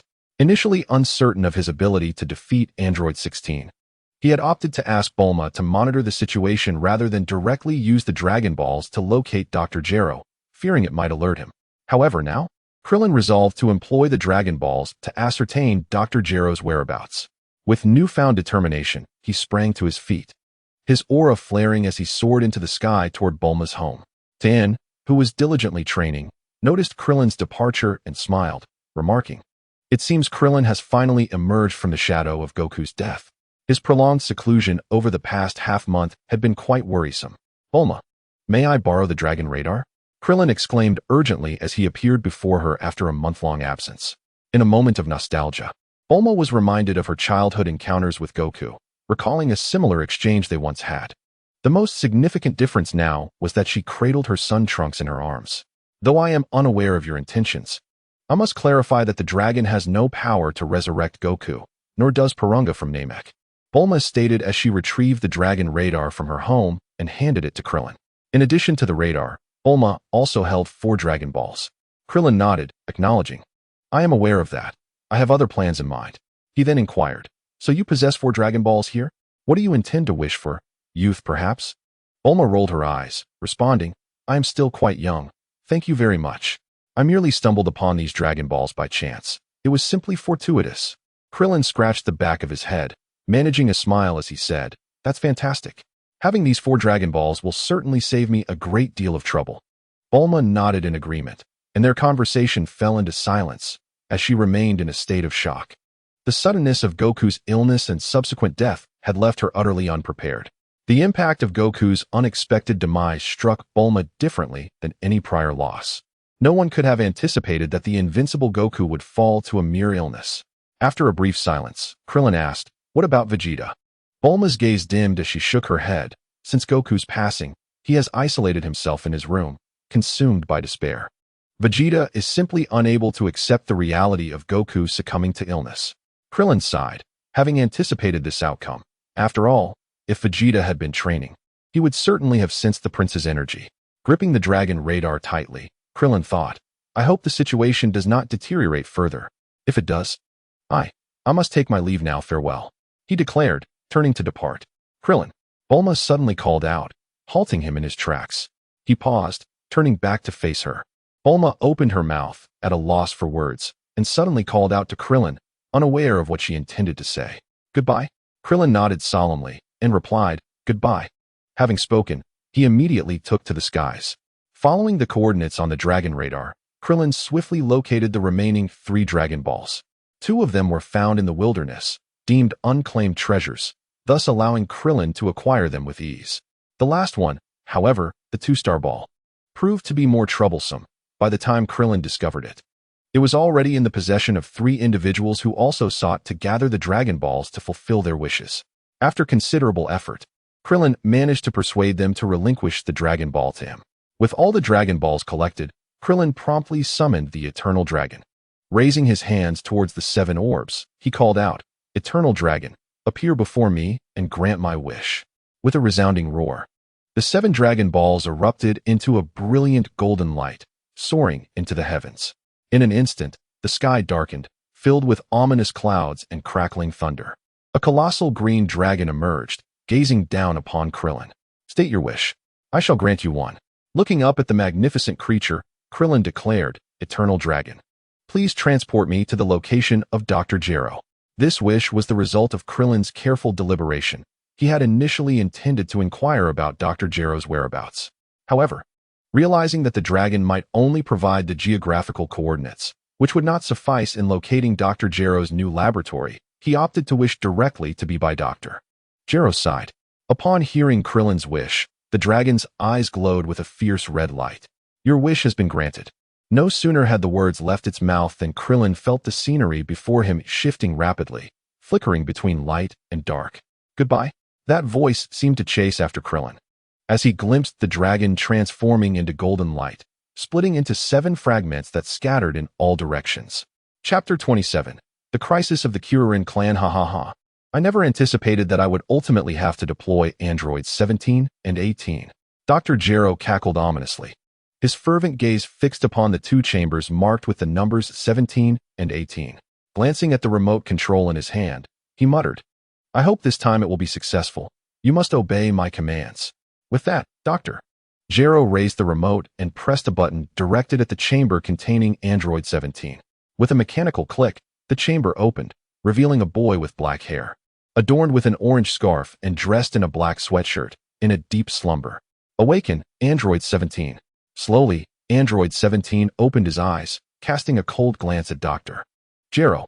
Feeling a tightness in his chest, Dr. Gero gripped the remote control tightly. Internally, he reassured himself, "I need not fear. I have transformed myself into an android." Although an older model reliant on energy absorption, lacking the prowess of the newer models with limitless energy, I have eliminated their humanity, thereby diminishing their strength. They cannot eliminate me in an instant. I will halt them before they can resist. Upon reaching this realization, Dr. Gero felt a profound sense of calm wash over him, and he promptly lifted his gaze. 17, observing this, stepped forward and respectfully greeted, "Hello, Doctor." Dr. Gero's eyes widened with disbelief. "What did you call me?" 17 replied with a smile, "I called you Doctor. If it weren't for you, how could we have achieved this day?" Dr. Gero was filled with ecstatic joy, exclaiming, "Splendid. This time, I shall surely defeat Sun Wukong." 17 stood respectfully beside Dr. Gero, slightly bending at the waist, exuding an air of deference. As 17 stepped aside, revealing the chamber of 18, Dr. Gero suddenly remembered that he had yet to release her. Overwhelmed with delight by 17's earlier demeanor, he had neglected to prioritize 18's liberation. Thus, Dr. Gero strode forward, operating the controls to open 18's chamber. At this moment, 17 stood behind him, gazing at Dr. Gero's back with a glint of menace in his eyes. Dr. Gero, feeling a shift in the atmosphere, turned to find 17 looking at him with utmost respect, which eased his concerns as he completed the final steps to free 18. With a series of clicks, 18's chamber finally opened, revealing a stunning woman with golden hair and striking blue eyes, who opened her eyes upon seeing Dr. Gero. 18's expression turned fierce, causing Dr. Gero to gasp in alarm, fearing that her transformation was incomplete. However, 18 spoke, "Hello, Doctor." Upon hearing this, Dr. Gero let out a sigh of relief. 18 now regarded him with profound respect. Her former ferocity vanished. Dr. Gero exclaimed with delight, "Wonderful. You two should set off to confront Sun Wukong. Together, you are sure to defeat him." He had initially believed that energy-absorbing androids could vanquish Sun Wukong, but was disheartened to find that 19 could not match the strength Sun Wukong possessed 3 years prior. To defeat Sun Wukong, He realized it was imperative to rely on them, his ultimate creations designed to overcome the legendary warrior. Ha! He laughed heartily, just as Dr. Gero reveled in his laughter. A languid voice from behind abruptly halted his mirth. Oh, I don't wish to. What? Dr. Gero's smile faltered as he swiftly turned around. Ah! His eyes widened in disbelief at the sight before him. At that moment, 17, with a cold smirk, thrust his right hand through Dr. Gero's left chest. Understanding he had been deceived, Dr. Gero realized that 17 and 18 had no intention of obeying him. With gritted teeth, Dr. Gero glanced at the remote control in his right hand, determined to stop 17 and 18. However, 18 would not allow him to succeed. With a swift kick, she severed Dr. Gero's right arm, sending both his hand and the remote flying. 18 then raised her hand, unleashing an energy blast that obliterated the remote and Dr. Gero's right hand into fragments. How dare you? Do you think your power is a gift from me? Dr. Gero bellowed in fury, filled with regret for having halted 16 due to fear of his strength and intellect. Hee, this is why we extend our gratitude to you, Doctor. With a smile, Number 17 withdrew his right hand and said, Doctor, I will express my thanks properly. Dr. Gero looked at Number 17's cold smile, filled with dread, and instinctively recoiled. Stay away from me, you worthless scoundrel. Number 18 delivered a sweeping kick, striking Dr. Gero in the waist and sending him flying. Thud. Dr. Gero crashed into some of his own experimental equipment, left in a pitiful state. Number 17 and Number 18 stood side by side, coldly gazing at the fallen Dr. Gero. Let us eliminate him. Then we can seek some amusement, suggested Number 18. Eager to dispense with Dr. Gero and not waste any more time on him, Dr. Gero hastily begged, please, don't kill me. Number 17 held a differing view, looking at Dr. Gero and saying, why not let him be our first source of entertainment? After all, we won't find a second one anytime soon, will we? Number 18 frowned. Haven't you already pierced his heart? He shouldn't have much longer to live. Number 17 smirked. Not quite. Dr. Gero seems to have modified himself into an android, didn't you notice? Then why is he so weak? I didn't realize he was an android. Haha. It seems he has turned himself into an outdated model. His strength pales in comparison to ours. Number 17 stepped forward, placing his foot on Dr. Gero's shoulder, his face displaying a cruel smile. Number 18 also smiled, stepping closer. Since he has transformed himself into an android, we can indeed derive some amusement from him. Dr. Gero's pupils dilated as he instantly grasped the essence of the humanity he had discarded. His face turned ashen, resigned. He closed his eyes. His ultimate creation would shroud the entire earth in darkness, but alas, he would enter that darkness before the earth, unable to witness the day despair enveloped the planet. Number 17 and Number 18 relentlessly tormented Dr. Gero's body, yet he remained utterly unresponsive. How dull. Number 18 grew weary, kicking Dr. Gero's head away. Dr. Gero felt a whirlwind of motion before being caught by a pair of hands. It must be Number 17. He instinctively thought that Number 17 intended to continue his torment, but he saw both Number 17 and Number 18 standing together. Dr. Gero furrowed his brow. Who is holding me? As his gaze shifted, he spotted the bewildered Clin. Chapter 28. The worst-case scenario. Clin blinked, instinctively catching the object that had flown towards him upon being transported here. It can't be a bomb. Clin was entirely relaxed. But if he were to suddenly suffer the consequences of a bomb explosion, even he would not emerge unscathed. After all, the bombs used by Dr. Gero were anything but ordinary, akin to those within Number 17, Number 18, and Number 16, bombs that even Cell greatly feared. Save me. Clin was startled by the sound emanating from the object in his hand. Lowering his gaze, he discovered it was not a bomb. However, it was something far more terrifying. A cry of despair echoed in his heart, as this turn of events had truly surpassed his expectations. Please, save me. They are demons, and they will bring about the world's destruction. The only way to stop them is... Suddenly, with a resounding bang, Clin felt his hands empty as Dr. Crow's head was severed. His gaze followed the trajectory of Dr. Crow's head, which fell despairingly into the hands of Number 17. How swift! Clin's eyes widened. He had completely overlooked Number 17's movements. Doctor, how can you plead for mercy from your enemies? Have you forgotten the purpose of our transformation? Number 17 taunted, addressing Dr. Crow's severed head with a smirk. You're quite irksome. Number 18 interjected impatiently, Hurry up and dispose of that old fool. He is no longer entertaining. It was number 18. Upon hearing that familiar voice, Clint immediately recognized its owner. He turned to see the figure from his memories. Number 18. With her beautiful golden short hair and captivating phoenix-like eyes, her emerald irises sparkling like precious gems. She was exactly as he remembered. Clint felt an urge to approach her. A compulsion to share countless thoughts, even though he was uncertain of what those thoughts entailed. Number 17 cast a glance at Clint, sneering, "Indeed. A new friend has arrived just in time. I was wondering how to find an interesting human, and here he comes, presenting himself." With that, number 17 discarded Dr. Crow's head onto the ground and crushed it underfoot.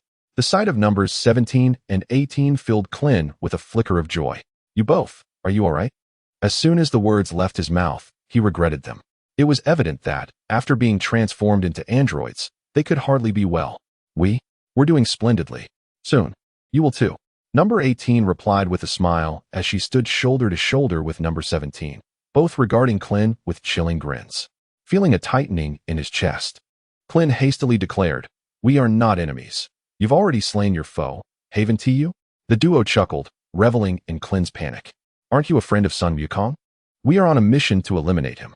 Number 17 remarked with a grin while sizing up Clint. "You must be a friend of Sun Wukong, then. If so, we are indeed adversaries. So, you should perish." Number 18 suddenly displayed a cruel and menacing smile, causing Clint to instinctively take a step back. No, the number 18 I remember was never like this. He thought, Sun Wukong is already dead.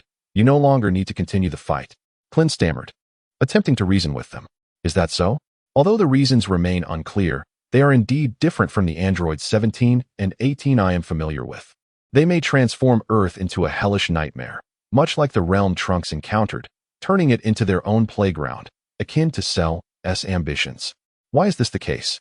Is it due to Trunks' absence from the timeline? Krillin's mind raced as he sought ways to thwart androids 17 and 18. "Ah, you seem rather frightened." Android 18 remarked with a smile, observing Krillin's apprehension. "Is it a bit late to start feeling scared now? But that's quite all right. We intended to have some fun with you, after all."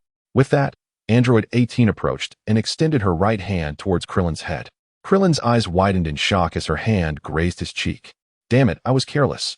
He had been utterly unresponsive, allowing Android 18 to rest her hand against his face. This little bald guy's reaction is amusing. Android 18 chuckled, her beautiful smile sending a chill down Krillin's spine. It was terrifying. Krillin, despite the allure of her smile, found no appreciation within himself. Suddenly, a sharp pain surged through his cheek, as a tremendous force propelled his body backwards. When he finally regained his senses, he realized he was buried beneath rubble. Moments ago, Android 18's hand had unleashed a shockwave that exploded against his face, sending him crashing through Dr. Gero's laboratory. Seeing this, Android 17 complained. "I wasn't finished playing yet. You didn't just kill him, did you?" With a laugh, Android 18 replied, "He is not that easy to kill. I was merely saying hello." Krillin managed to push aside the debris and crawled out from the rubble, a deep gash marring his left cheek, blood streaming down and staining half of his face. "This is intolerable. It seems I must fight. They are not the androids I once knew. They are exceedingly perilous. However, I cannot defeat them alone." Krillin pounded the ground in frustration, filled with regret. "Had I known, I would have summoned Goku to confront Dr. Gero much sooner." Even with Android 16 around, over the past 3 years, Krillin had often contemplated rallying everyone to tackle Dr. Gero together. Yet Android 16's presence had instilled a sense of hesitation within him. Although Android 16 did not seem particularly invested in killing Goku, when Dr. Gero commanded him not to engage, Android 16 had casually acquiesced. Krillin feared that should Goku appear before Android 16, he would unleash his full power to eradicate him. Krillin had also witnessed Goku demonstrate his current strength and, based on memory, surmised that Goku still fell short of Android 16's prowess. Thus, he abandoned the plan to confront Dr. Gero collectively. Originally, Krillin naively believed that the reason future Trunks had not traveled to the present was due to Goku's survival, as they had managed the future quite well. However, it now seems that perhaps they may no longer have a future at all. Undoubtedly, the current situation can be deemed the second worst scenario. What could be the worst? It would be none other than the complete form of Cell suddenly appearing before them, mocking his incompetence. Chapter 29. The terrifying android duo. Alas, what a predicament. As Android 17 and Android 18 emerged, they were greeted by the sight of Krillin, whose face was half red, and they could not suppress their laughter. There was no choice but to fight. Krillin stood up, his expression grave as he fixed his gaze upon Androids 17 and 18. With a chuckle, Android 17 remarked, "You don't intend to fight us, do you?" Krillin nodded affirmatively. "Indeed, I shall not hold back." With that, a crimson aura enveloped him as he gritted his teeth and clenched his fists. He activated the 40 times Kaioken, knowing he could not afford to be lenient against Androids 17 and 18. Android 17 spread his arms wide and laughed heartily. "Ha ha ha. You actually chose to confront us head-on instead of fleeing?" "Absolutely," Krillin declared resolutely, stepping forward to close the distance between them. "I shall let you strike first. After all, you cannot defeat me." With unwavering confidence, Android 17 remained stationary, a cold smirk on his face. Clearly, he regarded Krillin's abilities with disdain, wholly unconvinced that Krillin posed any threat to him. Krillin refrained from a reckless assault, halting 3 meters away from Android 17. His eyes locked onto him. He understood that a hasty attack would yield no chance of victory against Android 17. Thus, he needed to identify a flaw in Android 17's stance and seize the opportunity to eliminate him in one fell swoop. Krillin furrowed his brows, noticing Android 17's casual posture, which was rife with openings. Android 17 did not initiate an attack, but rather relinquished the initiative to Krillin, allowing him time to devise a strategy. This granted Krillin the preparation he needed to exploit the vulnerabilities presented by Android 17. "What?" Krillin's expression shifted dramatically as he swiftly retreated. It was Android 18 who advanced, forcing Krillin to evade. "Damn it, they are completely different from my memories." At the very least, in my recollection, Android 17 did not interfere in the battle between Android 18 and Vegeta. Android 17, visibly annoyed, protested, "He wants to fight me." Meanwhile, Android 18 leisurely pursued the retreating Krillin, chuckling, "Who told you to delay? I can't wait any longer." Krillin gritted his teeth, realizing the predicament. "Damn it. Android 18 is pursuing too closely. I can't even turn around." With no other option, Krillin threw a punch at Android 18.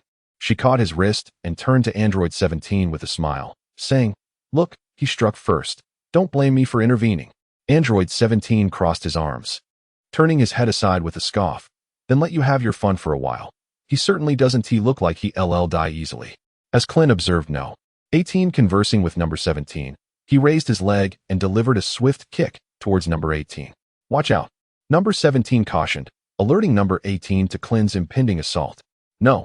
18 turned just in time, yet it was too late. Clint's right foot had already connected with her abdomen. The searing pain caused No. 18 to relinquish her grip on Clint's wrist with her left hand. Seizing the moment, Clint launched another attack, but No. 18 quickly regained her composure and retaliated with a punch to Clint's midsection. Despite the sharp pain, Clint countered with a strike to number 18's face. She merely tilted her head slightly, absorbing the blow without faltering. Frustrated by her nonchalance, Clint, seeing number 18 gazing at him with a sidelong glance, felt a surge of anger and struck once more towards her abdomen. This time, number 18 deftly caught his fist and simultaneously seized the punch aimed at her face. Realizing the precariousness of his situation, Clint attempted to lift his leg for another kick, but number 18 yanked him towards her, causing him to collide headfirst with her, leaving him dazed. Following this, number 18 unleashed a powerful punch directed at Clint's face.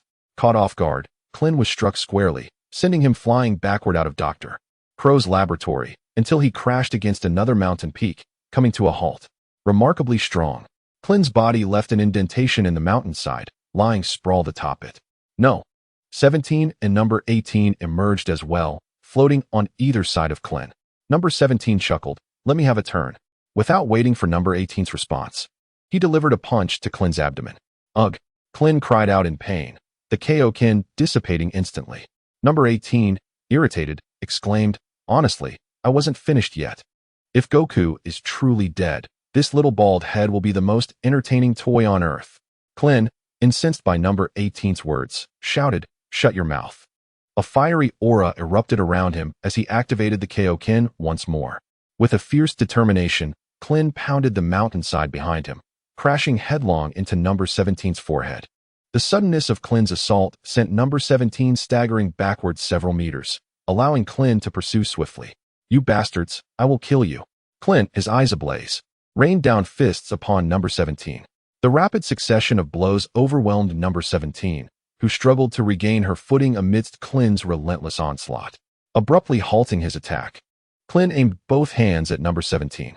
"Huh," he bellowed, unleashing a wave of orange energy enveloped in crimson flames, striking number 17 directly. The impact sent her crashing into the mountain housing Dr. Crow's laboratory, causing it to collapse. Without hesitation, Klin turned his attention to number 18, launching a flurry of energy blasts toward her before swiftly closing the distance.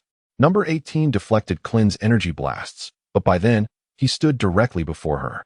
The two individuals were in close proximity. Android 18 lifted her leg to strike at Krillin, who deftly evaded the attack with a swift turn of his body. In response, Krillin landed a powerful punch to Android 18's abdomen. A fierce expression crossed her face as she swung her arm down heavily towards him. Once again, Krillin managed to dodge. Yet this maneuver granted Android 18 more space to maneuver. Slightly retreating, Android 18 then executed a whip-like kick that struck Krillin at the waist, sending him flying through the air. At that moment, Android 17 rushed forward, delivering a kick that connected with the airborne Krillin, leaving him no opportunity for evasion. Krillin's battle power stood at 4.2 million in his normal state, surpassing Android 18's 2.1 billion and Android 17's 2.3 billion, particularly when utilizing the Kaioken technique multiplied by 40. Chapter 30. Krillin's escape. With a resounding thud, Krillin's entire body crashed to the ground, which was already pockmarked from their previous battles. The impact stirred up a cloud of dust, enveloping him completely. Androids 17 and 18 stood shoulder to shoulder, gazing at the spot where Krillin had fallen. Silence reigned for a considerable time, the dust obscuring Krillin's form and rendering him invisible to them. Android 18 furrowed her brow and remarked, "You don't suppose he was killed outright, do you?" Android 17 chuckled, "Not a chance. He won't perish so easily. I haven't even exerted myself yet. After Goku's demise, he should be the strongest among us. I hope he can provide us with more amusement." Android 18 surveyed the surroundings, confirming that Krillin had not made his escape, as she could not ascertain the situation within the dust cloud. Android 17 casually stated, "He hasn't fled yet. Although my kick was rather gentle, he may still require a moment to recover." Upon hearing this, Android 18 smirked, tucking her hair behind her ear. "How long do you plan to toy with this plaything? Though he is currently the strongest among Earth's inhabitants, there is no shortage of toys on this planet. Thus, the duration of my amusement depends on how long he can endure. As it stands, he seems to be quite a durable toy. If he cannot be killed, I should be able to entertain myself for several days." Observing the flickering shadows within the dust, Android 17 believed Krillin would prove to be resilient. Cough, cough. The dust filled Krillin's lungs, prompting an uncontrollable fit of coughing. How infuriating. I am utterly outmatched. Although they do not seem as formidable as my memory suggests, my current strength is inadequate to defeat them. Covering his mouth and nose with one hand, Krillin gradually rose to his feet. Wait a moment. Why do they appear to be weaker? I recall their power was sufficient to easily overpower Super Saiyan Vegeta and Trunks. Even the fused form of Piccolo with the Supreme Kai was only comparable to Android 17. Yet now, their strength seems significantly diminished. If Goku were still here, he would undoubtedly defeat them with ease. As these thoughts crossed his mind, Krillin felt increasingly perplexed. He wondered what Dr. Gero was thinking in abandoning Android 16, who was clearly far stronger. Even in the days leading up to Sun Wukong's departure, Krillin remained convinced that Sun Wukong could not possibly triumph over Android 16. This belief was the very reason he hesitated to use the Dragon Balls to locate Dr. Gero. However, for Krillin, the significance of why Dr. Gero abandoned Android 16 paled in comparison to the pressing presence of Android 17 and Android 18 before him. He was eager to understand why they differed so starkly from what he had known. I see now. The androids I am facing resemble the androids from Trunks' timeline. Due to certain circumstances, the androids I am familiar with are vastly different from these two. Before Krillin could ponder further, an energy blast crashed down at his feet. At that moment, the dust around him had settled, revealing his form in full. Well, little bald head, what are you pondering? The sudden attack disrupted Krillin's thoughts, and the current situation clearly demanded his full attention. He gazed intently at androids 17 and 18, his pores tightening in apprehension as he adopted a combat stance. Ready to engage. Though he was currently utilizing the Kaioken technique at 40 times his usual power, the toll on his stamina was severe. He dared not make a reckless offensive move, nor could he afford to cease the technique's operation. Damn it, I am not yet capable of battling them. I must find an opportunity to escape. They cannot sense my energy just yet, so if I can hide for a while. Perhaps when Vegeta arrives, or when I am unable to transform into a Super Saiyan, we might join forces to defeat them. However, if I perish now, this timeline will devolve into the tragic future that Trunks hails from. Noticing Krillin's anxious gaze fixed upon them without making a move, Android 17 felt a twinge of disappointment. Krillin widened his eyes and stepped back, clenching his fists tightly as he observed Android 17 raise his right hand. Android 17 beckoned him with a wave. Realizing that if he did not act, the androids would take the initiative, Krillin resolved to strike first in hopes of seizing an opportunity to escape amidst the battle. Damn it, I'll fight you to the bitter end. Krillin roared, determined to clash with androids 17 and 18. With both hands extended. He unleashed two red energy waves aimed directly at androids 17 and 18. Android 18 chuckled. I thought that little bald head was scared out of his wits. As they spoke, neither moved to evade, each extending a hand to intercept Krillin's energy waves. Bang! Krillin's attack had no discernible effect. Such a level of assault was utterly trivial to androids 17 and 18. Krillin was well aware of this fact, and in the very instant he released his energy waves. His body was already in motion. Mud gives way. He turned, soared, and launched himself in a particular direction with all his might. Android 17, Android 18. The fluidity of his movements left androids 17 and 18 momentarily stunned. After all, Krillin had just declared a fight to the death, and now he was fleeing. Who could react quickly to such a shift? Indeed, Krillin had declared his intentions and immediately fled. Krillin resolutely decided to flee at that moment. He possessed no chance of victory, and escape was undoubtedly the wisest choice. With all his might, Krillin soared towards the sea, knowing that if he could immerse himself within its depths, even the formidable 17th and 18th would struggle to locate him amidst the vastness of the ocean. Based on Krillin's understanding of them, they lacked the luxury of time to search for him extensively. 17th exclaimed, "He's running away." 18th blinked in disbelief and retorted angrily. How could he do this? The more he pondered, the more incensed he became, declaring, "I will kill him." 17th, however, remained indifferent, reasoning that as long as destruction continued, they would eventually encounter Krillin again. To 17th, Krillin's flight merely altered the sequence of their intended slaughter. Yet, since 18th insisted on pursuing Krillin to eliminate him, 17th acquiesced and joined 18th in their murderous quest. How infuriating. He is such a coward. I shall kill him now, that coward. 18th adjusted his hair and set off in the direction Krillin had fled. 17th sighed, contemplating the enjoyment he had anticipated from the little bald-headed figure, and realized that 18th would undoubtedly pursue Krillin with fervor. With a shrug, 17th followed suit. Chapter 31. Krillin faints upon escaping the small island. Krillin immediately plunged into the sea, successfully evading detection by 17th and 18th, who were incapable of sensing his presence. Once free, Krillin found himself soaring above West City, having fled in a panic to evade his pursuers. Feeling intense pain coursing through his body, he recognized that prolonged use of the 40 times Kaioken had pushed him to his limits, prompting him to seek refuge at Bulma's home for rest. Just as he prepared to depart, darkness enveloped him, and he nearly collapsed to the ground. Krillin gently pressed his right hand against his forehead, thinking, "Is my stamina also at its limit? How frustrating. What should I do now?" Shaking his head, he flew towards Bulma's residence. "Krillin." As soon as he landed, Bulma's voice called out from behind him. Krillin turned to see Bulma approaching with Trunks in her arms, asking, "What happened to you? You just borrowed the dragon radar, and now look at you. Did you encounter trouble while searching for the Dragon Balls? That shouldn't be the case. There shouldn't be anyone on Earth who poses a threat to you." As Krillin attempted to explain the situation regarding the androids, he stumbled and fell to the ground. It was only then that he released the 40 times Kaioken.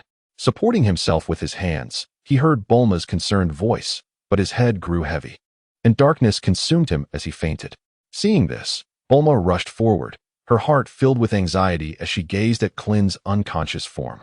Just as her worry reached a crescendo, a cold, stern voice echoed. Is that Clint?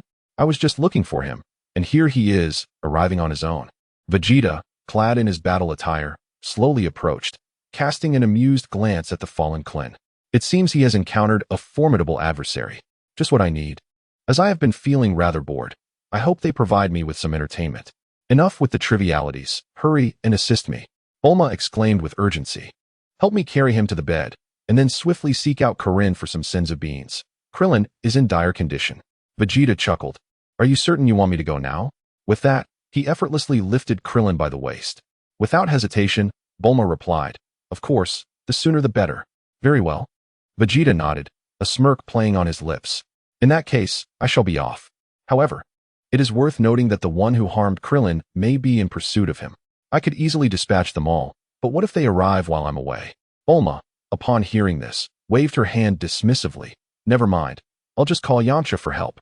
There's no need for that. They have already arrived. Vegeta interjected. They?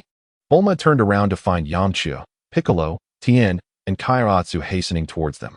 Upon seeing Krillin being held by Vegeta, Yamcha, Tien, and Kairatsu rushed forward.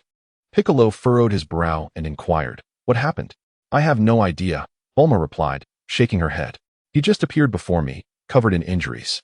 Seeing Yamcha, Tien, and Kairatsu concerned for Krillin, Vegeta impatiently remarked, Get out of my way, you're driving me insane.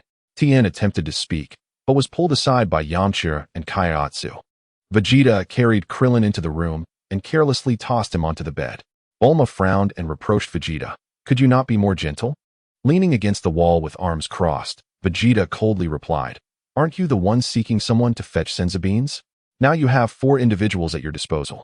Bulma quickly turned to Yamcha. Yamcha, you must go to Krillin and obtain a senzu bean immediately. Krillin is gravely injured. Yamcha nodded and swiftly took to the air, employing his flight technique. You all tend to Krillin.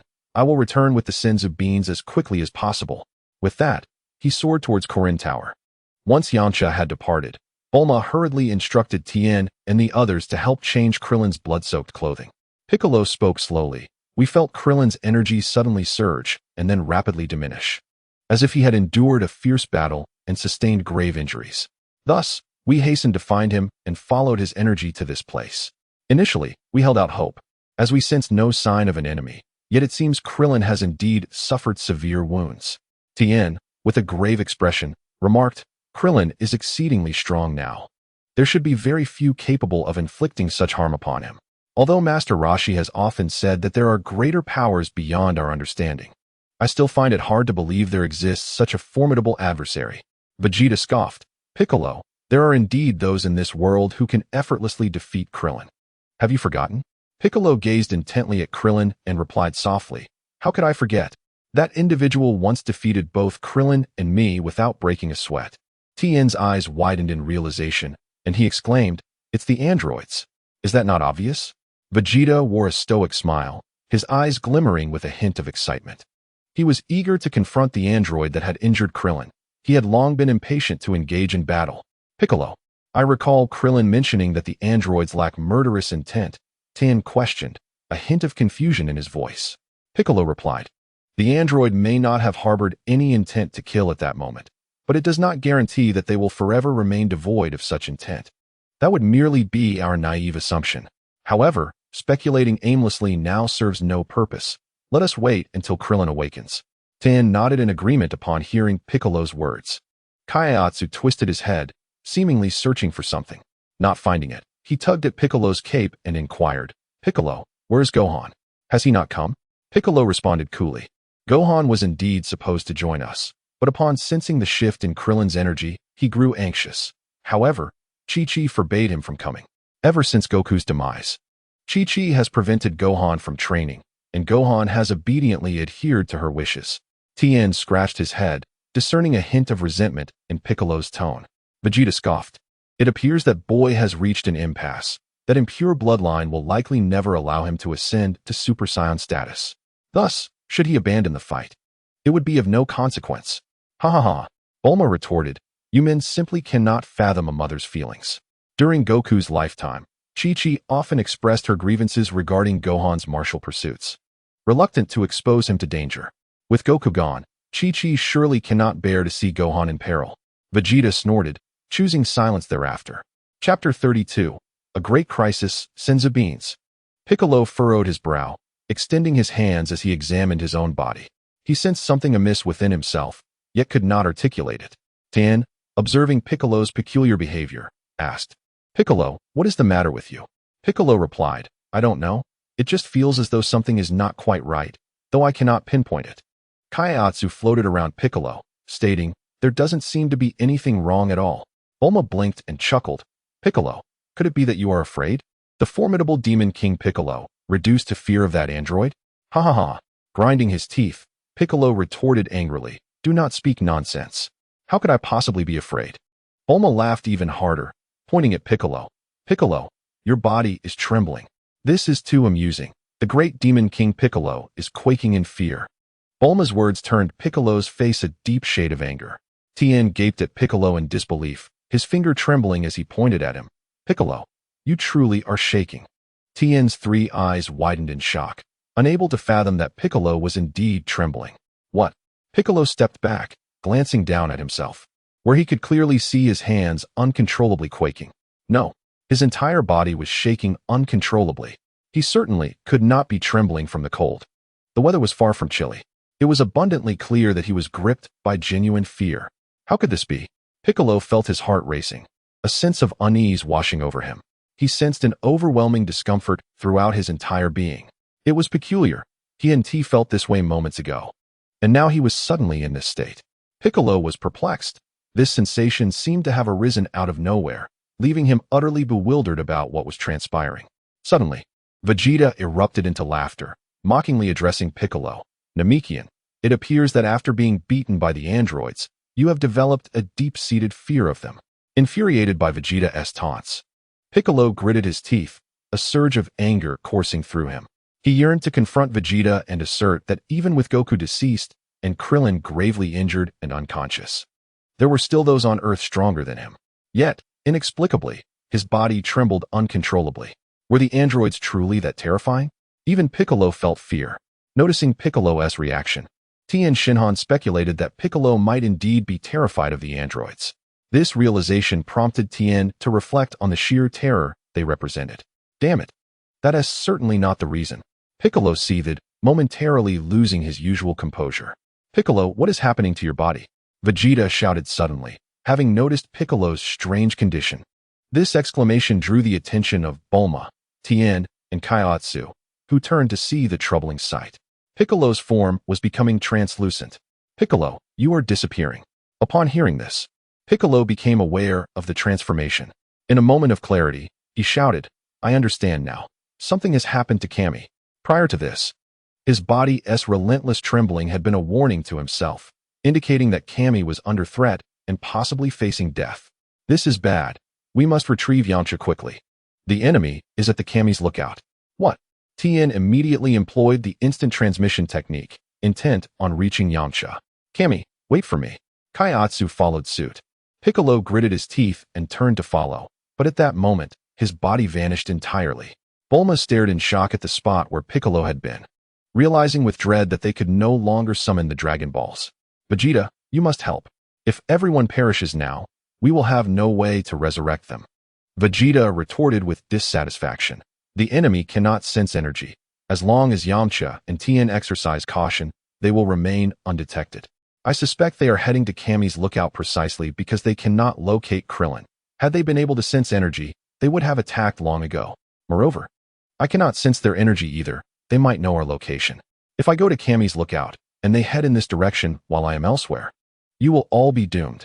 At this point, Bulma fell silent, her concern shifting to Krillin. The scene then rewound 10 minutes, revealing Android 17 and Android 18 arriving at Korin Tower, having just defeated a fat cat and a corpulent individual. As number 18 cast her gaze around, she noticed no other beings apart from a solitary human and a cat. With a hint of disappointment, she remarked, "There's no one here. I thought he would come to retrieve the Senzu Beans." She directed her displeasure towards number 17, saying, "Didn't you say he would definitely be here?" Number 17, hands on hips, chuckled. "According to the data, there exists a remarkable type of being that can fully restore one's health as long as they still draw breath. It is known as the Saibamen. Given that he sustained severe injuries, it is quite reasonable to assume he would come here.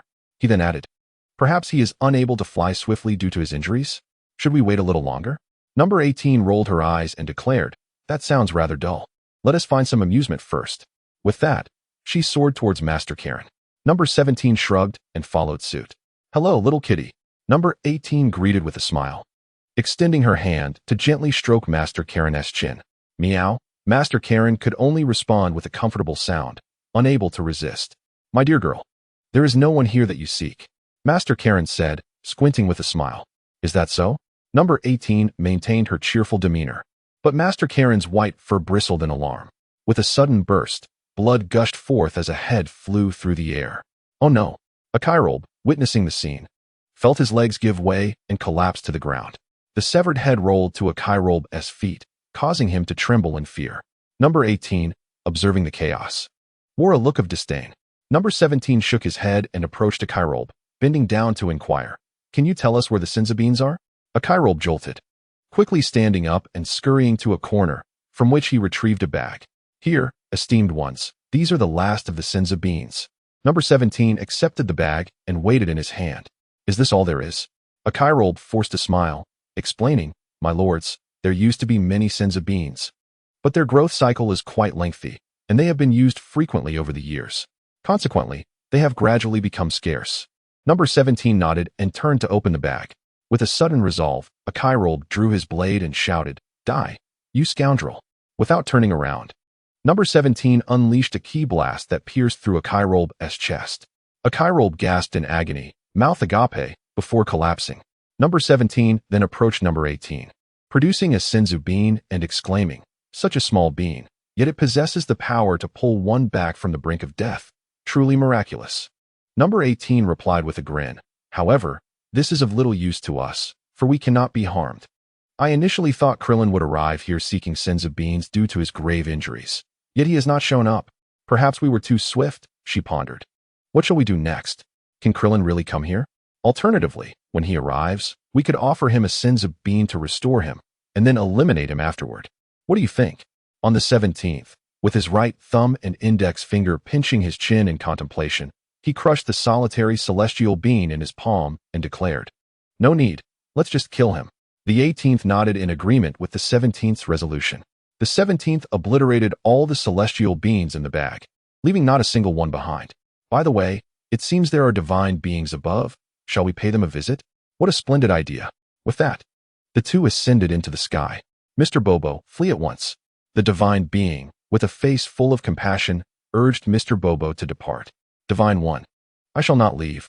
Seeing Mr. Bobo's resolute expression, the divine being sighed, ceasing further persuasion.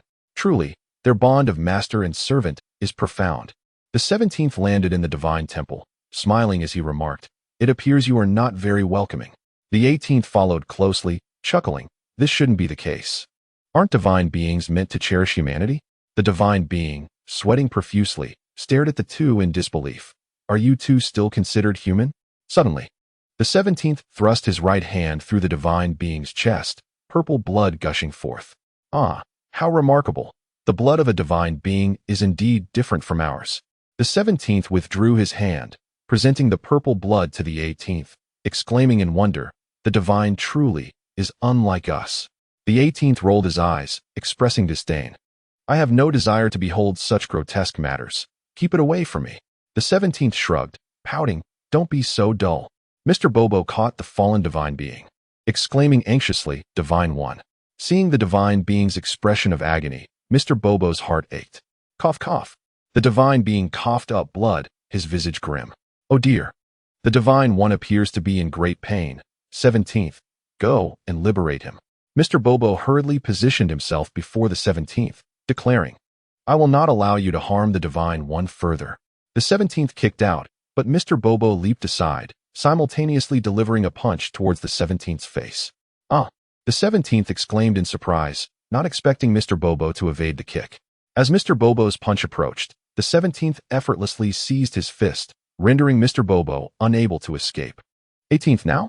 With that, the 17th hurled Mr. Bobo towards the 18th.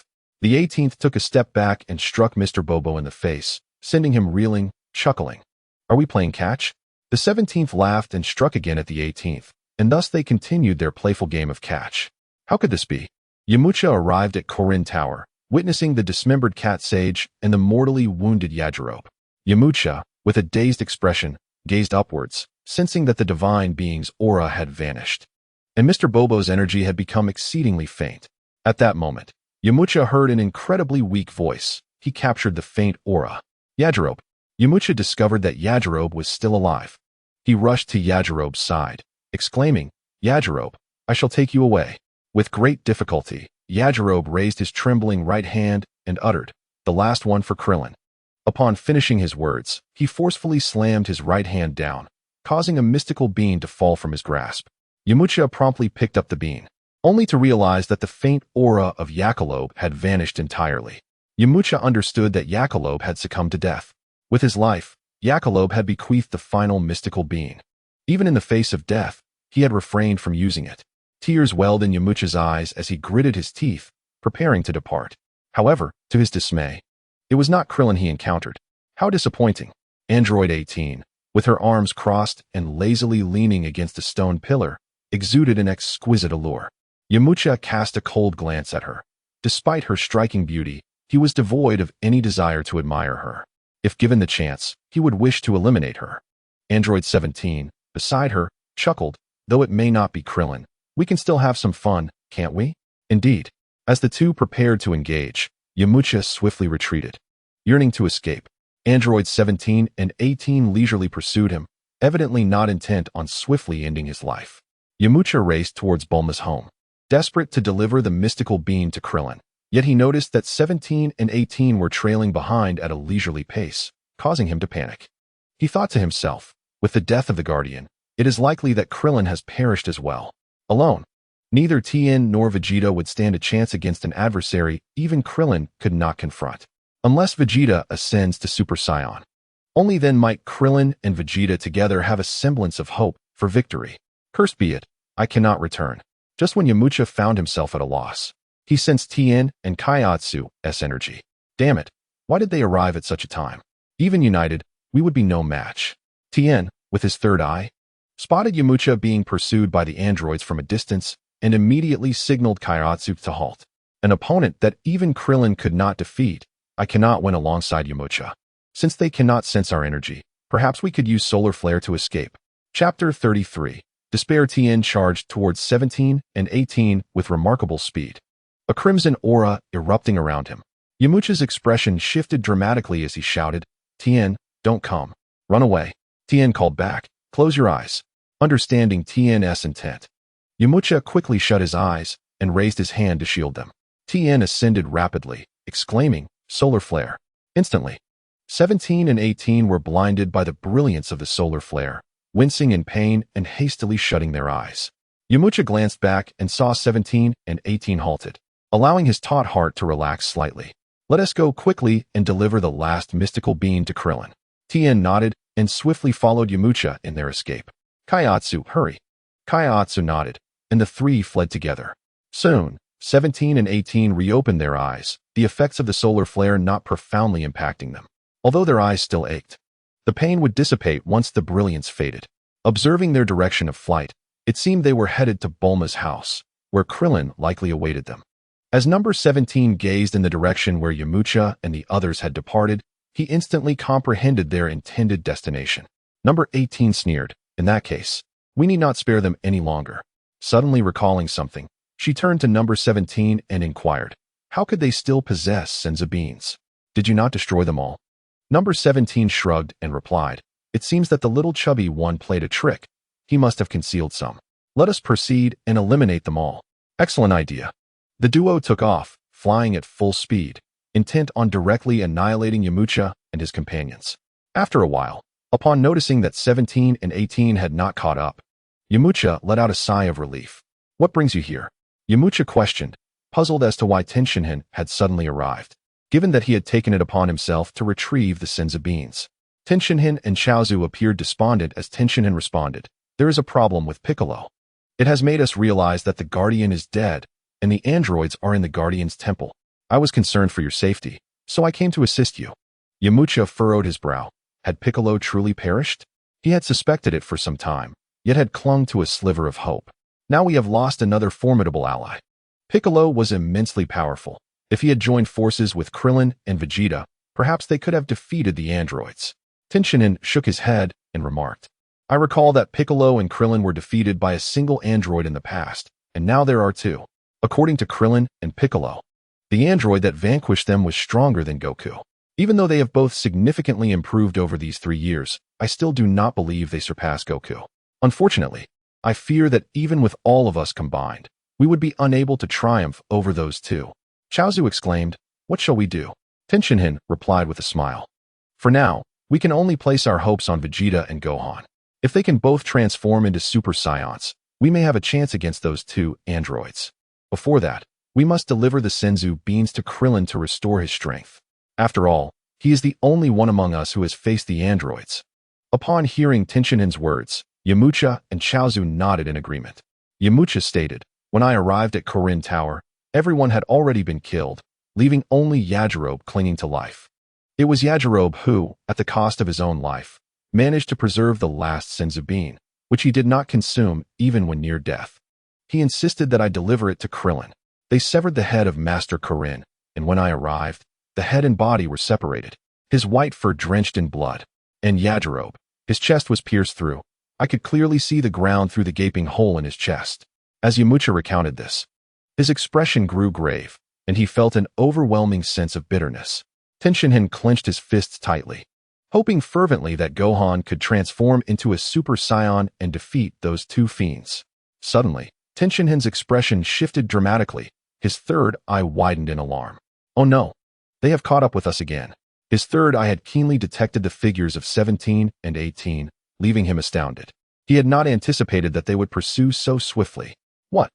Yamcha and Jiaozi's expressions changed dramatically as they turned to see the swiftly approaching number 17 and number 18. This pace was untenable. They would soon be caught. Number 17 raised his right hand, mimicking a firearm, and leveled it as if aiming. A small energy projectile shot forth at great speed, piercing through Yamcha's knee. Ah! Yamcha cried out in agony, feeling a searing pain in his thigh. An energy sphere grazed Tien Fan's shoulder, prompting him to furrow his brow. Gritting his teeth, Yamcha said to Tien Fan, You are the fastest. Take the Senzu beans. With that, he handed the beans to Tien Fan. What? Tien Fan exclaimed in shock. What are you planning to do? Yamcha chuckled softly. I hope to buy you some time. After saying this, he turned and unleashed blue energy blasts towards number 17 and number 18. They merely scoffed and effortlessly evaded Yamcha's attack. Control the energy blasts, Yamcha shouted, bringing his fingers together to direct the energy spheres from behind, striking at 17 and 18, who were caught off guard. However, such an assault would inflict no harm upon them. Yamcha charged forward, willing to sacrifice his life to momentarily impede their advance. Yamcha, Tien Fan turned, astonished at his friend's resolve. Do not let my sacrifice be in vain, Yamcha shouted. Tien Fan clenched his teeth and urged Jiaozi, let us move quickly. However, Jiaozi remained motionless. Jiaozi, are you also? Jiaozi, with steadfast determination, nodded at Tien Fan, saying, Brother Tien, if you take me, it will only slow you down. You alone have a chance to escape. Tien Fan tightened his fists, berating himself for his helplessness. All right. Surrounding himself with a crimson aura, he activated the 20 times Kaioken, his current limit. With this newfound power, Tien Fan's strength and speed surged as he sped towards Bulma's home. Just as Tien Fan took flight, Yamcha's lifeless body fell to the ground, blood pooling beneath him. Ah! Jiaozi gasped at the horrifying sight of Yamcha's demise, trembling uncontrollably. Everything was happening too fast. The brutality of their adversaries was overwhelming. Jiaozi witnessed Yamcha's murder in its entirety, clearer than even Yamcha himself could perceive. Number 17 and number 18 disregarded the frantic energy blast Yamcha unleashed, allowing the projectiles to strike them while leisurely closing the distance to him. When they stood less than a meter away, Yamcha ceased his barrage of energy blasts. Yamcha, he cried, swinging his arms in an attack against number 17. In response, number 17 thrust his right hand through Yamcha's chest with force. In an instant, Blood erupted from Yamcha's torso, gushing from his mouth. Yamcha opened his lips, seemingly attempting to utter something. On the 18th, he flew past, accompanied by the severed head of Yamcha, leaving him with no opportunity to utter another word. As Yamcha's head shattered upon impact with the ground, his body remained impaled upon the arm of number 17. Number 17's exposed palm clenched tightly, causing Yamcha's body to disintegrate into fragments, mingling with the blood that spilled upon the earth. At that moment, 18 had already arrived before Dumpling, who gazed at her in sheer terror, his body trembling incessantly. 18, with a smile, placed her hand atop Dumpling's head before withdrawing it. Beads of sweat adorned Dumpling's forehead as he frantically patted his own head multiple times, relieved to find his head still intact. Haha, little brother, you are truly adorable. 18 chuckled, observing the solitary hair that danced atop Dumpling's head. The three-eyed bald figure suddenly accelerated. Was he not pursuing them any longer? Number 17 raised his bloodied hand and flew to 18's side, remarking, "It appears he is not far from his destination." 18 lifted her gaze, blinking, and declared, "Is that so? Then let us eliminate him first. That solar fist he used earlier irked me greatly."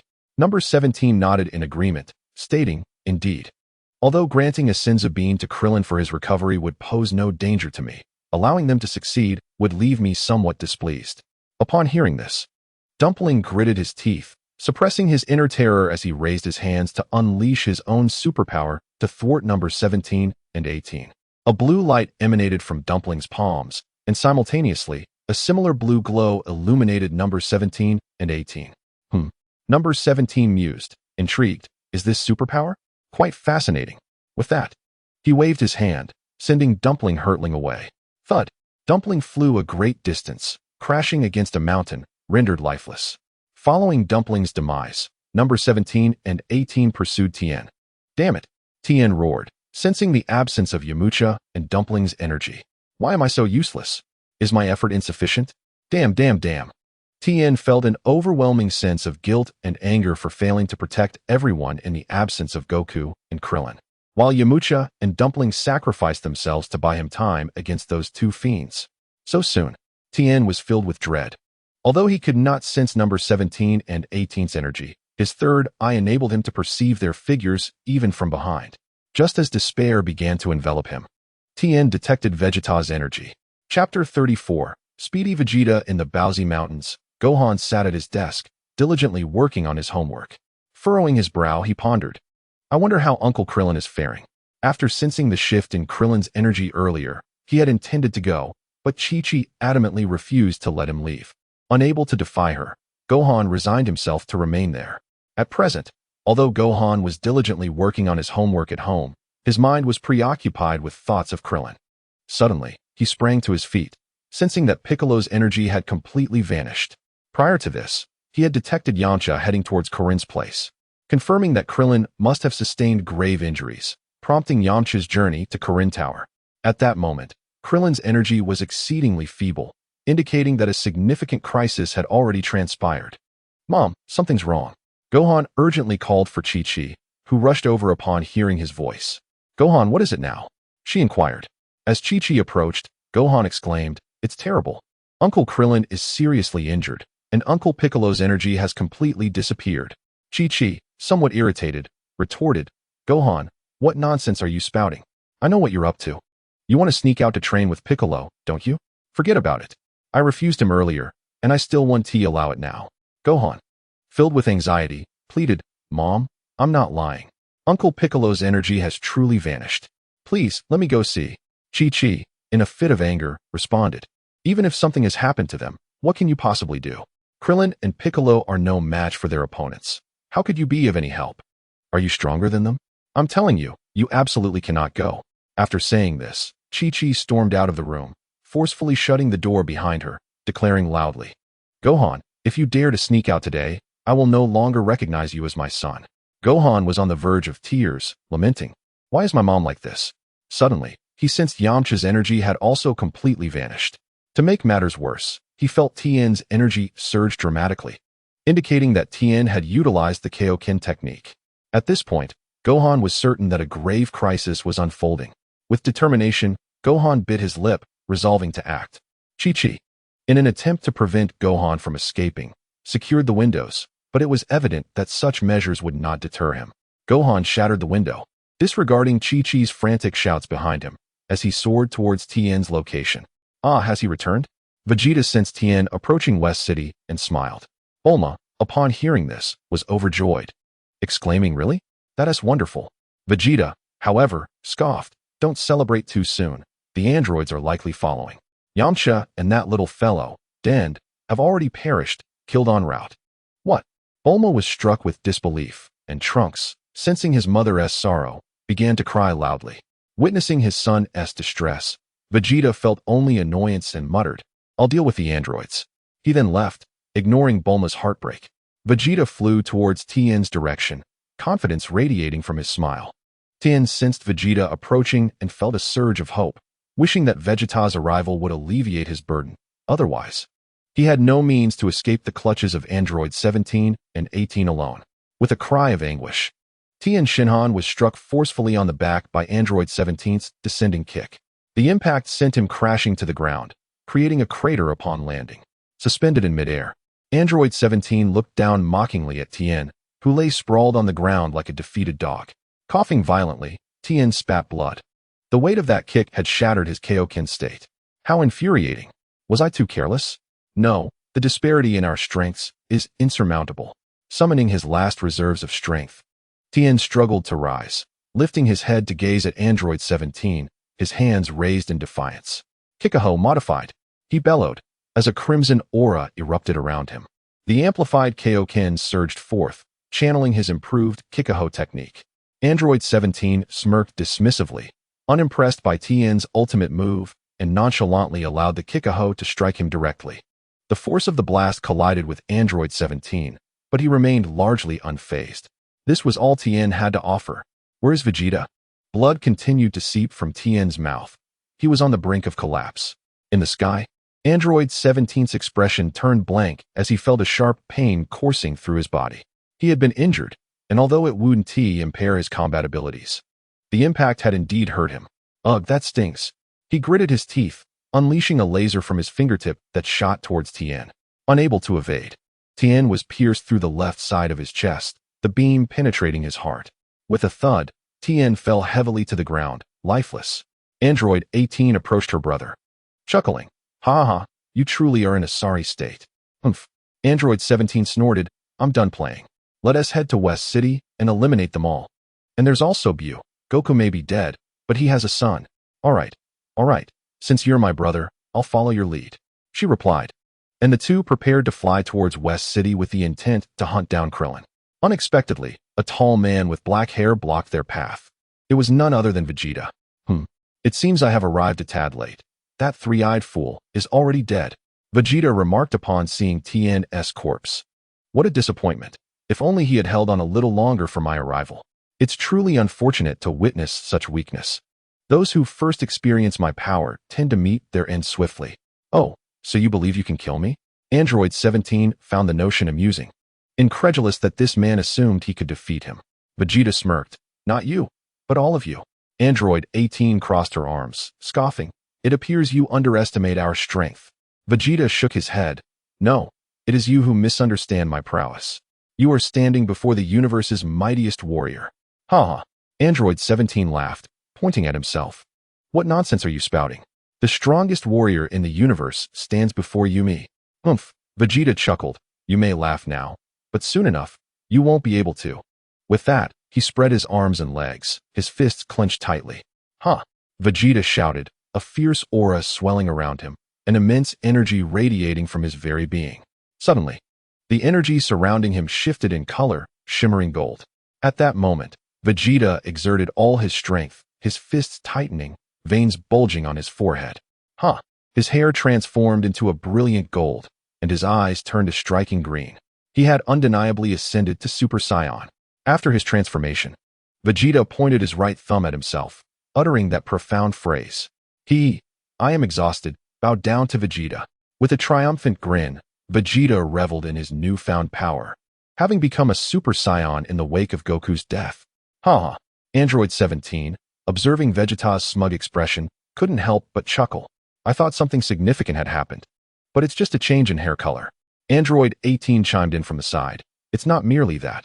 His eye color has changed too.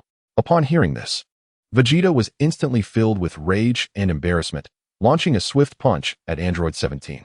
The speed of the blow was astonishing, catching 17 off guard and striking him squarely in the face, sending him hurtling backward.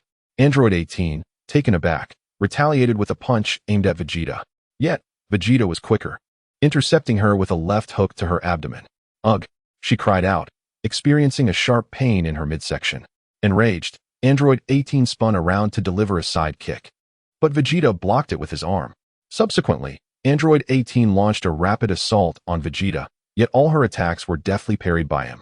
Vegeta was taken aback, realizing Android 18 possessed formidable strength. At that moment, Android 17, seething with fury, charged at Vegeta. The latter swiftly ascended to evade being caught in a two-pronged attack. The intelligence gathered by Piccolo and the others was flawed. These two were not the androids that Piccolo and Krillin had faced 2 years prior.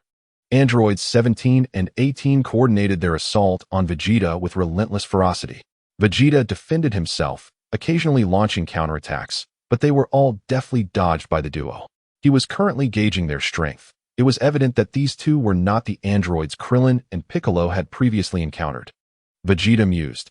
Both of their powers were beneath mine, yet their teamwork posed a significant challenge. Even for me, a Super Saiyan. Battle power, Vegeta, 2. 5 billion, Super Saiyan, Krillin, 4. 2 million, normal, 16.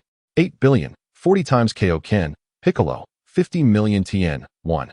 6 million, normal, 32 million, 20 times Kaioken, Gohan, 3 million Yamcha, 250, 000 Kaiatsu, 150, 000 Android 17, 2.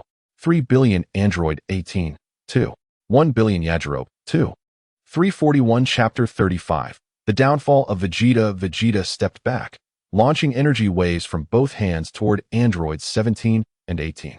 The two golden energy waves immediately alerted the androids to the impending danger. At this moment, both Android 17 and Android 18 had come to the realization that Vegeta's power surpassed that of either of them. They would need to unite in order to overcome him. Confronted by two waves of energy, they crossed their arms defensively in front of themselves to shield against the oncoming blasts. Yet they were still propelled backward by several hundred meters. What formidable strength! Exchanging solemn glances, both androids wore expressions of concern and nodded in mutual understanding. Vegeta's might was beyond their expectations. They had believed themselves to be the most powerful beings in existence, with Krillin, second only to Goku, proving utterly no match for them. Forced to retreat in disgrace. To their astonishment, following Goku's demise, a warrior even mightier than Krillin had emerged. Vegeta, perhaps, had surpassed Goku himself. However, a smirk graced Android 17's lips, revealing a steely smile, which Android 18 mirrored. They turned their gaze back to the golden-haired, azure-eyed Vegeta above them, chuckling, but soon. He shall meet his end. We shall remain the strongest. Vegeta, witnessing the audacity of the two as they taunted him after being sent flying, felt a surge of fury within. Damn it, what are you two imbeciles laughing at? Have you failed to recognize my true strength? With a roar of laughter, Vegeta unleashed his princely combat technique, launching countless golden energy orbs toward androids 17 and 18. In response, they simultaneously raised their arms, enveloped by a green barrier. A tremendous explosion ensued as the countless energy orbs struck the ground, sending dust and debris flying, obscuring the forms of androids 17 and 18. Ahaha! Now you should comprehend the unparalleled power I possess. As a Super Saiyan, I am the most perfect and powerful warrior in this universe. Vegeta bellowed with manic glee, reveling in his triumph. Did I not inform you? The perfect warrior is, indeed, me. At that moment, a calm voice emerged through the swirling dust, reaching Vegeta's ears. What? Vegeta's pupils widened in disbelief as the haze dissipated, revealing the two androids unscathed before him. Impossible, he exclaimed in shock, for he had not held back in his previous assault. There shouldn't have been any way they could have emerged completely unharmed. Did they conceal their true powers? Vegeta's mind raced with suspicion, contemplating whether androids 17 and 18 had withheld their strength during their earlier skirmish. Based on his prior assessment of their abilities, they should not have been able to disregard his attacks. Just as Vegeta grappled with his uncertainty, androids 17 and 18 launched simultaneous assaults from either side. Vegeta had no time to ponder further. He had to fend off their strikes. Their attacks were fierce, each blow delivered with lethal intent, forcing Vegeta to nearly falter on several occasions. Yet, as formidable as he was, Vegeta quickly adapted, countering their blows while retaliating against them. After deflecting Android 18's punch, Vegeta disregarded the incoming strike from Android 17, opting instead to elbow Android 18. Simultaneously, Android 17's fist aimed for Vegeta's abdomen, and Vegeta seized his fist. Ugh! On the 18th, a cry of pain escaped as she clutched her abdomen, just as she attempted to catch her breath. The body of the 17th was swung by Vegeta in a wide arc, striking her with great force. Bang! The 18th was sent tumbling through the air, colliding directly with the 17th. Seizing the opportunity, Vegeta unleashed his royal combat technique, bombarding the airborne 17th and 18th with a myriad of energy blasts, catching them off guard as they failed to activate their protective barriers. This time, the energy blasts released by Vegeta struck the two with undeniable force. Thud! They crashed into the ground, creating a substantial crater. Vegeta laughed with triumph. Ha ha! Now you comprehend my might. Yet, in the next moment, his laughter ceased. I concede that you may be stronger than me at present, but your demise approaches, for we shall kill you. The calm voice of the 17th echoed once more. As the dust settled, the 17th and 18th stood quietly on the ground, gazing up at Vegeta. They appeared disheveled, covered in dirt, their clothing tattered. A trace of blood lingered at the corner of the 17th's mouth as he stared coldly at Vegeta. The 18th tugged at her torn collar, displaying her displeasure. So, we can get hurt after all. It truly stings, yet it shall not impede our continued battle. With this thought, the 18th smiled at Vegeta, contemplating. Perhaps the strongest warrior in the universe is indeed Vegeta, but the most perfect warriors are us. The 17th is correct. We can kill Vegeta? Vegeta, panting, glared furiously at the 17th and 18th, his anger turning to mocking laughter. Ha ha ha, you mean to say that you can slay the greatest of the universe, me? The 17th nodded, replying, I acknowledge your power exceeds our expectations, yet that will not alter our fate. We shall soon end your life. Vegeta gritted his teeth and instantly shot to the 17th's front, unleashing a powerful pressure that ruffled the hair of both the 17th and 18th. Face to face, Vegeta sneered, you think you can? The 17th nodded confidently, asserting, indeed, my strength is sufficient. Vegeta turned his gaze to the 18th, opening his mouth to speak, only to be interrupted by the 17th. 18, do not interfere. I can handle this alone. The 18th furrowed her brow, believing that only through their combined strength could they defeat Vegeta, yet the 17th insisted she refrain from joining. At that moment, the 17th turned to the 18th, saying, 18, it's not every day we encounter such a splendid toy. Let me have my fun. Goku has a son named Gohan. I'll leave him for you. And you can have Gohan later. The 18th shrugged in resignation, replying, very well. With that, she stepped aside and sat on a stone. What? You dare to underestimate me? Vegeta was on the verge of exploding with rage. You, foul woman, attack alongside me. As he spoke, he prepared to strike the 18th. At that instant, the 17th placed his right hand before Vegeta's abdomen, gathering an energy blast. Bang! Vegeta was sent flying. The 17th immediately advanced, pressing the attack on Vegeta. Vegeta, formidable as ever, swiftly retaliated, quickly gaining the upper hand against Android 17. Is this truly all the strength you possess? Do you really believe you can end my life with such feeble power? Vegeta's fists and feet relentlessly struck 17, who could only defend himself. Alas, Android 18 sighed, murmuring to herself, that fool 17 is so immature. While he could indeed defeat Vegeta alone, wouldn't it be far more efficient to do so together? His stubbornness to face Vegeta solo is simply inviting a beating. Though the android's combat prowess remains unaffected by fatigue, they are still susceptible to injury and pain. Despite their acclimatization to more severe suffering, being struck is undeniably unpleasant. 18, with one leg bent upon a rock, propped her elbow on her knee, resting her chin in her palm. How dreadfully dull. She yawned. She had no particular fondness for combat. Her enjoyment lay solely in the thrill of killing. Thus, the sight of 17 enduring a one-sided beating failed to pique her interest, rendering the battle exceedingly monotonous. Meanwhile, Vegeta's heart raced with astonishment as 17, once at his mercy, began to strike back.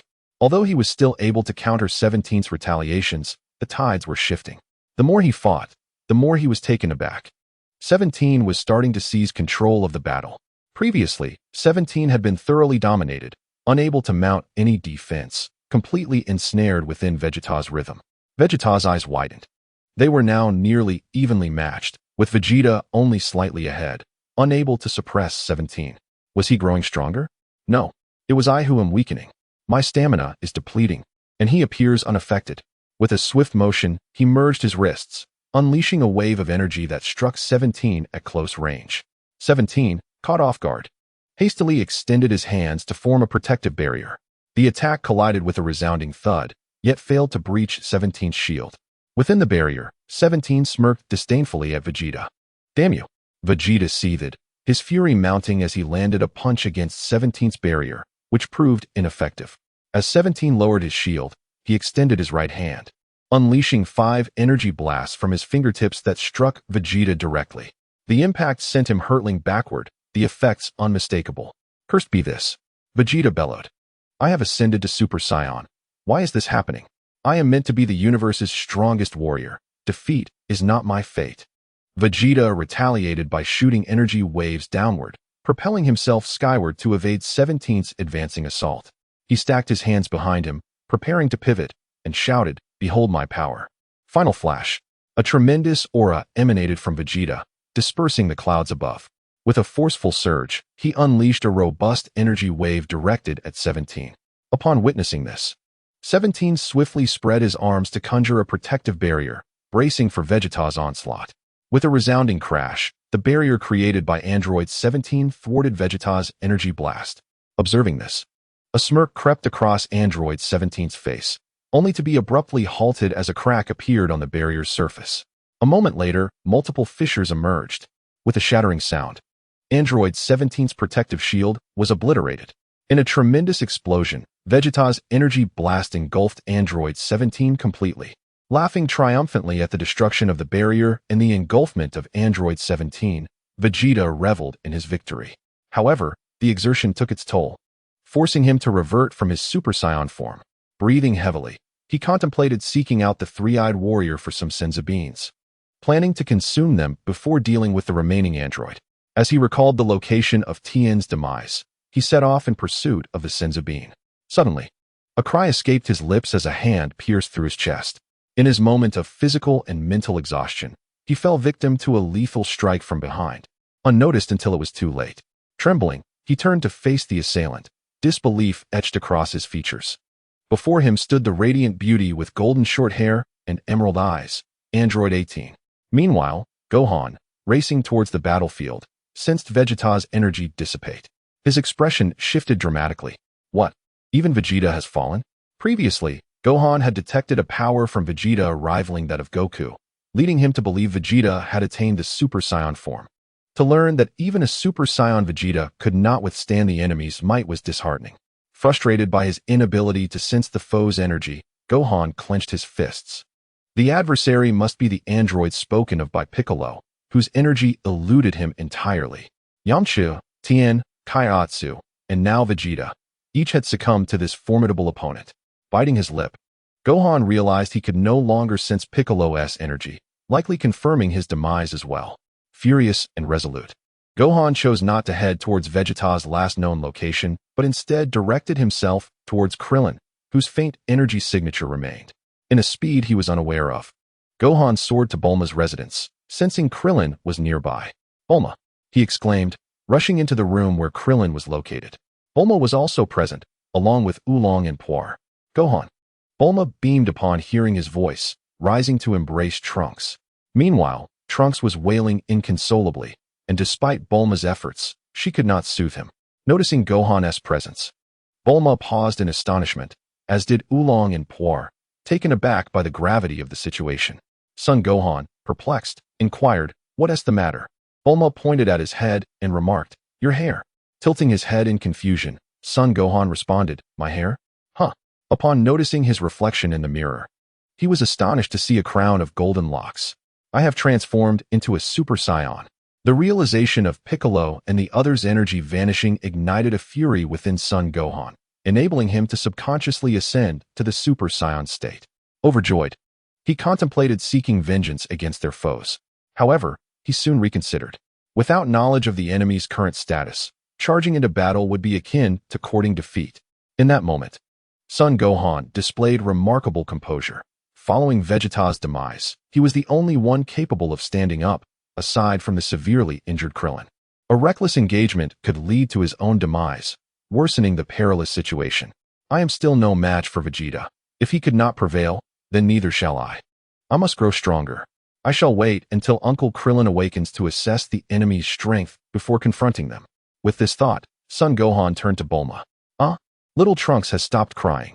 Bulma observed that Trunks was now reaching out towards Son Gohan's golden hair. She chuckled, Gohan, little Trunks really likes you. Gazing at the small child, Son Gohan felt a pang of sorrow. The thought of Trunks losing his father at such a tender age weighed heavily on his heart. Aunt Bulma, Vegeta, and the others are gone. Upon receiving this news, Bulma was momentarily stunned, as were Oolong and Puer. Android 18 flung Vegeta's lifeless body from her grasp, grimacing at the blood on her hands. Vegeta had created a large crater with his energy attack, and Android 17 lay at the bottom, staring blankly at the cloudless azure sky. I was nearly killed just now, had he exerted himself a moment longer. Android 18 rolled her eyes and retorted, You were the one who intended to duel him. Android 17 remained motionless, stating, I had planned to toy with him once his strength waned. But it seems he could not handle the pressure. Now my entire body aches. I lack the energy to move. Suit yourself. I am heading to West City to procure a new outfit and unleash some havoc. With that, Android 18 set off. Wait, I'm coming too. Android 17 rose to his feet. Truth be told, Vegeta had inflicted considerable damage upon him, but since he had survived, the issue was not insurmountable. Aren't you injured? Android 18 inquired. It's not like I lost a limb. It won't have much effect, Android 17 replied with a grin. All right, let us go. The two soared through the sky at remarkable speed, swiftly arriving in West City. Android 17, grinning mischievously at the bustling metropolis, was about to wreak havoc when he was halted by Android 18. Casting him an exasperated glare, she insisted, Let me change first. What am I supposed to do about my clothes that you ruined? 17 shrugged and said, Well, we have plenty of time. Let us indulge ourselves. The two entered a fashion boutique that exuded a sense of modernity, causing pedestrians to swiftly avert their gaze as they passed. Upon entering the store, the receptionist was immediately taken aback by their presence. How may I assist you? She stammered, her professionalism faltering as beads of cold sweat formed on her forehead, her heart pounding with trepidation. 17 and 18 waved her off, signaling that they required no assistance, which relieved her greatly. The receptionist hurried to the side and hastily activated the alarm. The police responded promptly to the distress signal from the boutique, for it was well aware of the substantial taxes the store contributed annually. Both 17 and 18 noticed the receptionist's actions, but chose to ignore them. The patrons in the store fell into a hushed silence, fearful of provoking the two bloodied individuals. Most of the clientele were affluent socialites, unwilling to incite the wrath of two seemingly deranged figures. The store manager, a portly gentleman clad in a striped shirt and gray trousers, forced a smile and addressed them. Welcome to the premier boutique of West City. I am certain we can cater to your desires, be it in fashion or finance. Please, feel free to browse at your leisure. 18 surveyed the surroundings and remarked to 17, Let us seek another establishment. While this boutique was undeniably upscale, it did not hold anything to 18's taste. 17 nodded in agreement, and together they exited the shop. The staff and customers breathed a collective sigh of relief, grateful for the reprieve. However, their relief was short-lived. A deafening explosion shattered the tranquility, engulfing the boutique in flames. Just as 17 stepped outside, he unleashed a blast of energy into the store. A piercing scream echoed, and chaos ensued as people scattered in all directions. 17 and 18 paid no heed to the fleeing pedestrians and proceeded to the next shop. This one appears promising. After perusing 4 more establishments, 17 and 18 finally arrived at a well-decorated fashion store where 18 discovered an outfit that truly satisfied her aesthetic desires. Unsurprisingly, the store manager was once again a rotund gentleman in a striped shirt and gray trousers. He beamed at 18, exclaiming, My dear lady, The attire you have chosen is simply exquisite. Not only do you possess unparalleled beauty, but your discerning eye for fashion is remarkable. The outfit you selected for this dapper gentleman suits him splendidly as well. 18, now adorned in her most favored ensemble, radiated beauty. Although the manager's flattery was evident, it was not entirely unfounded. He continued to extol her virtues, and 18, basking in his compliments, selected one garment after another. The manager was adept at this art. Previously, women had flocked to his store, overwhelmed with joy as they indulged in his offerings. Typically, those who entered with furrowed brows would leave with beaming smiles, while he mirrored their delight with unabashed glee. At this moment, number 17 wore an unrestrained smile while number 18, despite feeling a hint of trouble, did not display any signs of frustration. Meanwhile, the shopkeeper discreetly wiped away tears. He had seen the news about numbers 17 and 18 and had initially intended to close the shop, only to find himself regrettably late.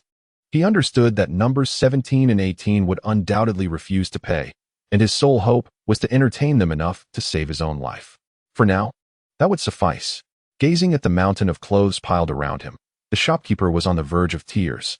Ultimately, he graciously bid farewell to numbers 17 and 18, maintaining a cheerful facade throughout. As numbers 17 and 18 departed, number 17 instinctively considered destroying the shop, but was halted by number 18. Number 18 was quite satisfied with the establishment, finding joy in the shopkeeper's service. Just then, the sound of police sirens pierced the air, and numbers 17 and 18 were immediately surrounded. Boom.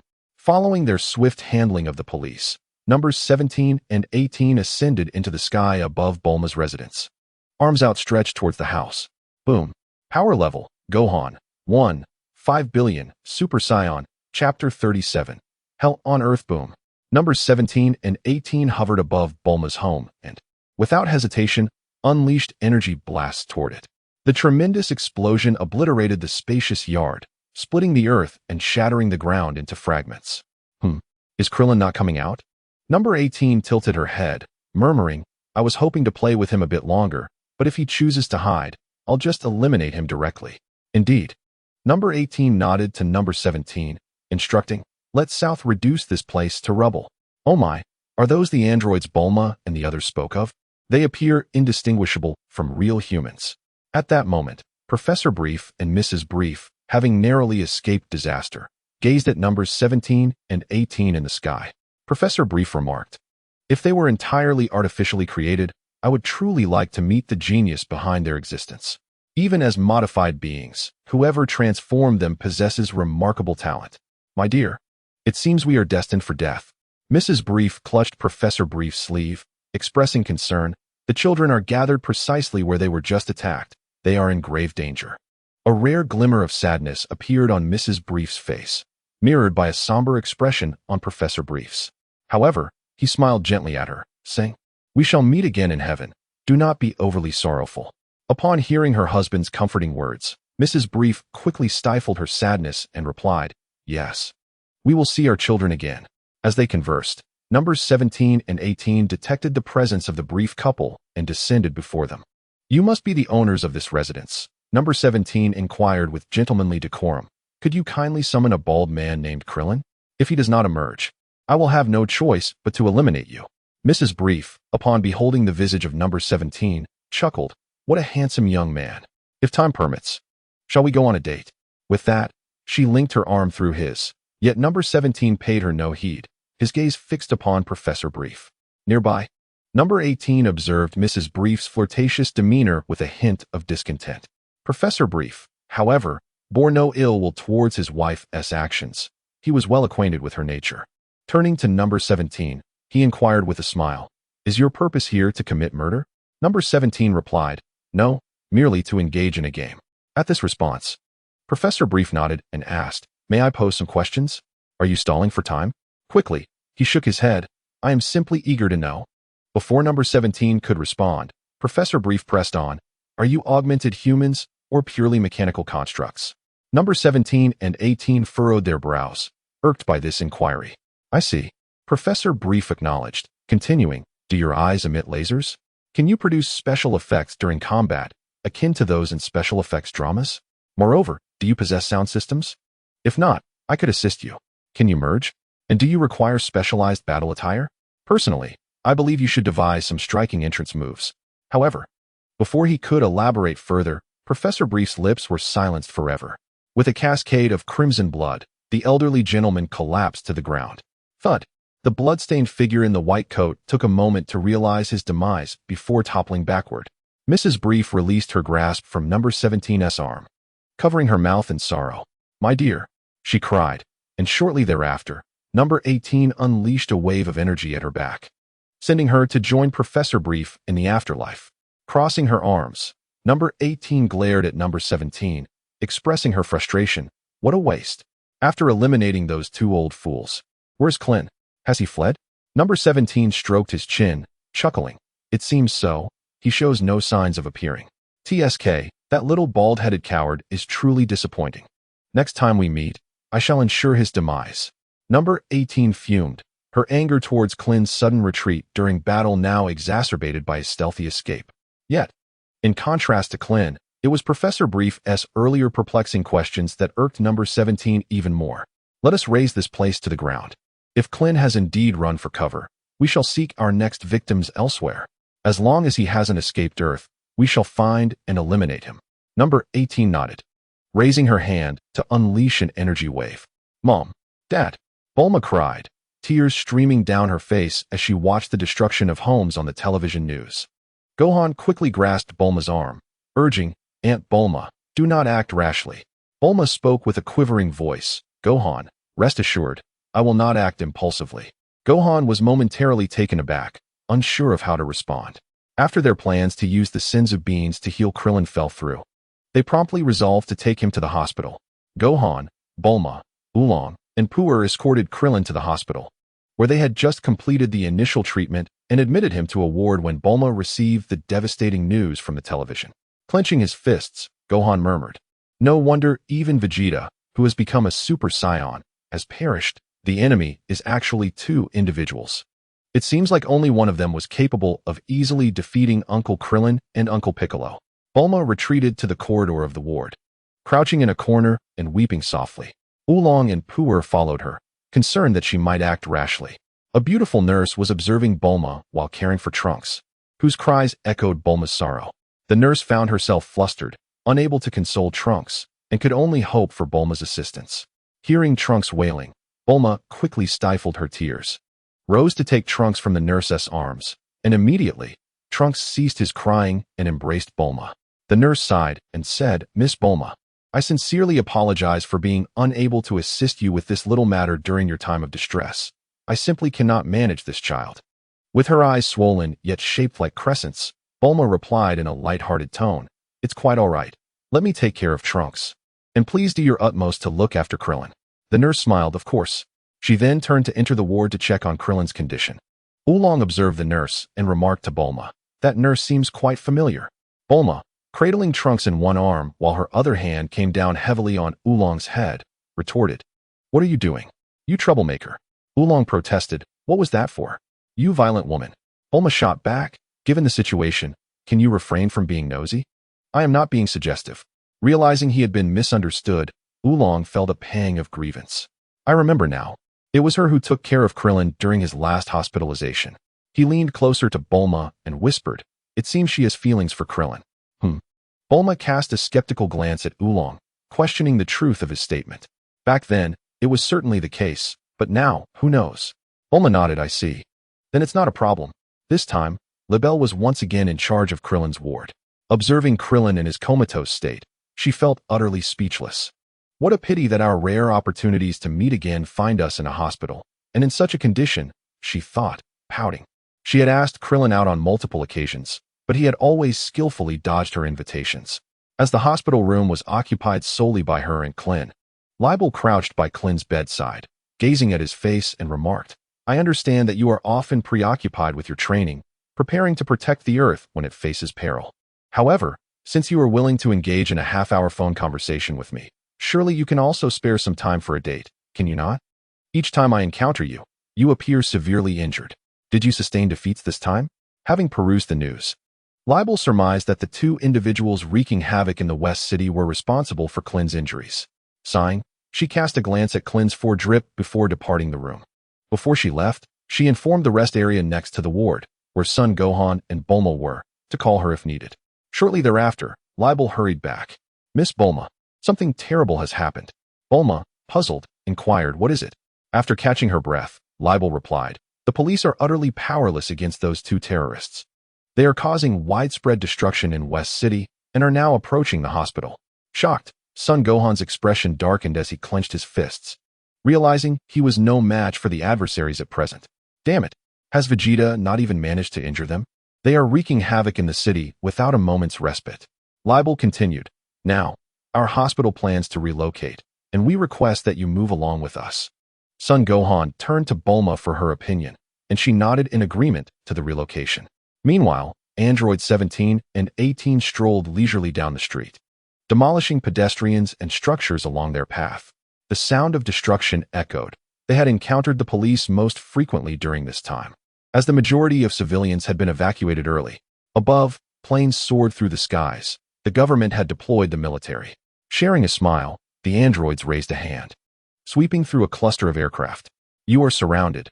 Please lay down your weapons and disclose the locations of the bombs, an officer announced. In an instant, they found themselves encircled by the military, and the sight of the throng before them brought them amusement. The officer's words prompted laughter, reminiscent of a self-proclaimed world's strongest fighter they had encountered previously, whose flamboyant demeanor had been met with lethal force when 17 had blown off his head. Today, I feel less inclined to play, 18 yawned, having just gained their freedom and indulging in a frenzied spree. 17 nodded, stating, indeed, there is no need to eliminate them all at once. As they conversed, each raised a hand, unleashing a sphere of energy that erupted in the sky, scattering debris across the ground. Screams surged like waves as the shattered energy blasts rained down upon the masses, creating chaos. In an instant, the cityscape transformed into a scene of carnage, resembling a hellish nightmare. Chapter 38. Clin Awakens. Clin opened his eyes, and the first sight that greeted him was a beautiful visage. Libel? As Clin awoke, Libel urgently exclaimed, Mr. Clin is awake. At the sound of her words, Bulma, Son Gohan, Oolong, Puar, Master Roshi, the Ox King, and Chi-Chi rushed in. Bulma, seeing Clin conscious, expressed her exhilaration, saying, that's wonderful. I truly didn't know what I would do if you hadn't woken up. Son Gohan, brimming with excitement, declared, Uncle Clin, you have finally awakened. Clin smiled at the gathering, inquiring, I'm all right, but where am I? Libel responded, you are at Manta Mountain. The city is constantly under siege, and the hospitals have largely relocated away from the urban area. What? Clin's expression shifted dramatically. Are you implying that the androids have been wreaking havoc while I was unconscious? Indeed, Oolong confirmed. For the past 3 days, they have been destroying the city, and West City is now unrecognizable. Puar began to weep, lamenting, young Yamcha has been killed by them. Everyone has perished. Clin hurriedly sensed the energy of his companions, realizing that the presences of Tenshinhan, Yamchu, Piccolo, Chaozu, and Vegeta had completely vanished. Clin's face turned pale as he looked incredulously at Son Gohan. Son Gohan nodded, tears welling in his eyes. I'm sorry. It's all my fault for being too late. Master Roshi pushed forward, directing a question at Clin. Clin, you are the only one who has fought against them. How strong are they? After a moment of contemplation, Clin replied, they are more powerful than any adversaries we have faced before. However, if Goku were still here, he would undoubtedly be able to defeat them. Son Gohan opened his mouth to speak, but was silenced by Chi-Chi. She interjected, Clin, Gohan is now like Goku, acting like a delinquent. Do you really believe he can win? Chi-Chi clenched her fists tightly, her face a mask of anxiety as she gazed at Clin. Clin turned to Son Gohan, asking, what do you think? Son Gohan replied candidly, Vegeta transformed into a Super Saiyan while fighting them, yet he couldn't even inflict damage. I can sense that Vegeta is far stronger than I am. Clin nodded thoughtfully, stating, perhaps Vegeta is not weaker than them. He simply cannot defeat them. Gohan, as long as you can reach Vegeta's level of power, we can join forces to overcome them. Son Gohan furrowed his brow, pondering, if Vegeta is stronger than them, why couldn't he triumph? Because they are androids, possessing limitless energy and infinite stamina. Vegeta is unable to dispatch them swiftly, and as the battle progresses, his energy wanes while the androids remain unaffected.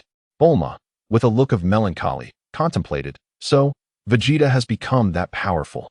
If only I could have sent the Senzu beans back, perhaps Krillin and Vegeta together could have secured a victory. She gazed tenderly at Trunks in her arms, planting a gentle kiss on his forehead.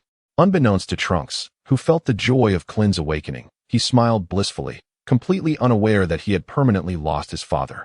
Son Gohan, with a serious demeanor, addressed Krillin, "Uncle Krillin, please train me." Krillin turned to Chi-Chi, seeking her perspective. With a dim gaze, Chi-Chi nodded at Krillin. The only one who could step forward now was Son Gohan. She could no longer hinder his training. Aware that he would not cause Chi-Chi sorrow, Krillin acquiesced to Gohan's request for training. He looked earnestly at Gohan and said, "Gohan, formal training must wait until I have fully recovered. Until then, you should engage in strength training. For this, you may seek assistance from Master Roshi." Gohan nodded in determination, stating, "I will do my best." Master Roshi shook his head, exclaiming, "I never imagined I would once again teach Son Gohan." Krillin continued, "Moreover, starting tomorrow, I will first teach you the absorption fist, the cutting ki, and the ki explosion. If you can master these three techniques, you will have a better chance against the androids, particularly with the absorption fist and cutting ki." These skills were originally devised by Krillin to confront Cell, yet they were ultimately to be employed against the androids. Suddenly, Krillin felt a sharp pain in his head and raised his hand to touch it. Observing this, Libel immediately said, "Mr. Krillin has just awakened. It would be wise to rest for a while. Everyone, please do not disturb Mr. Krillin."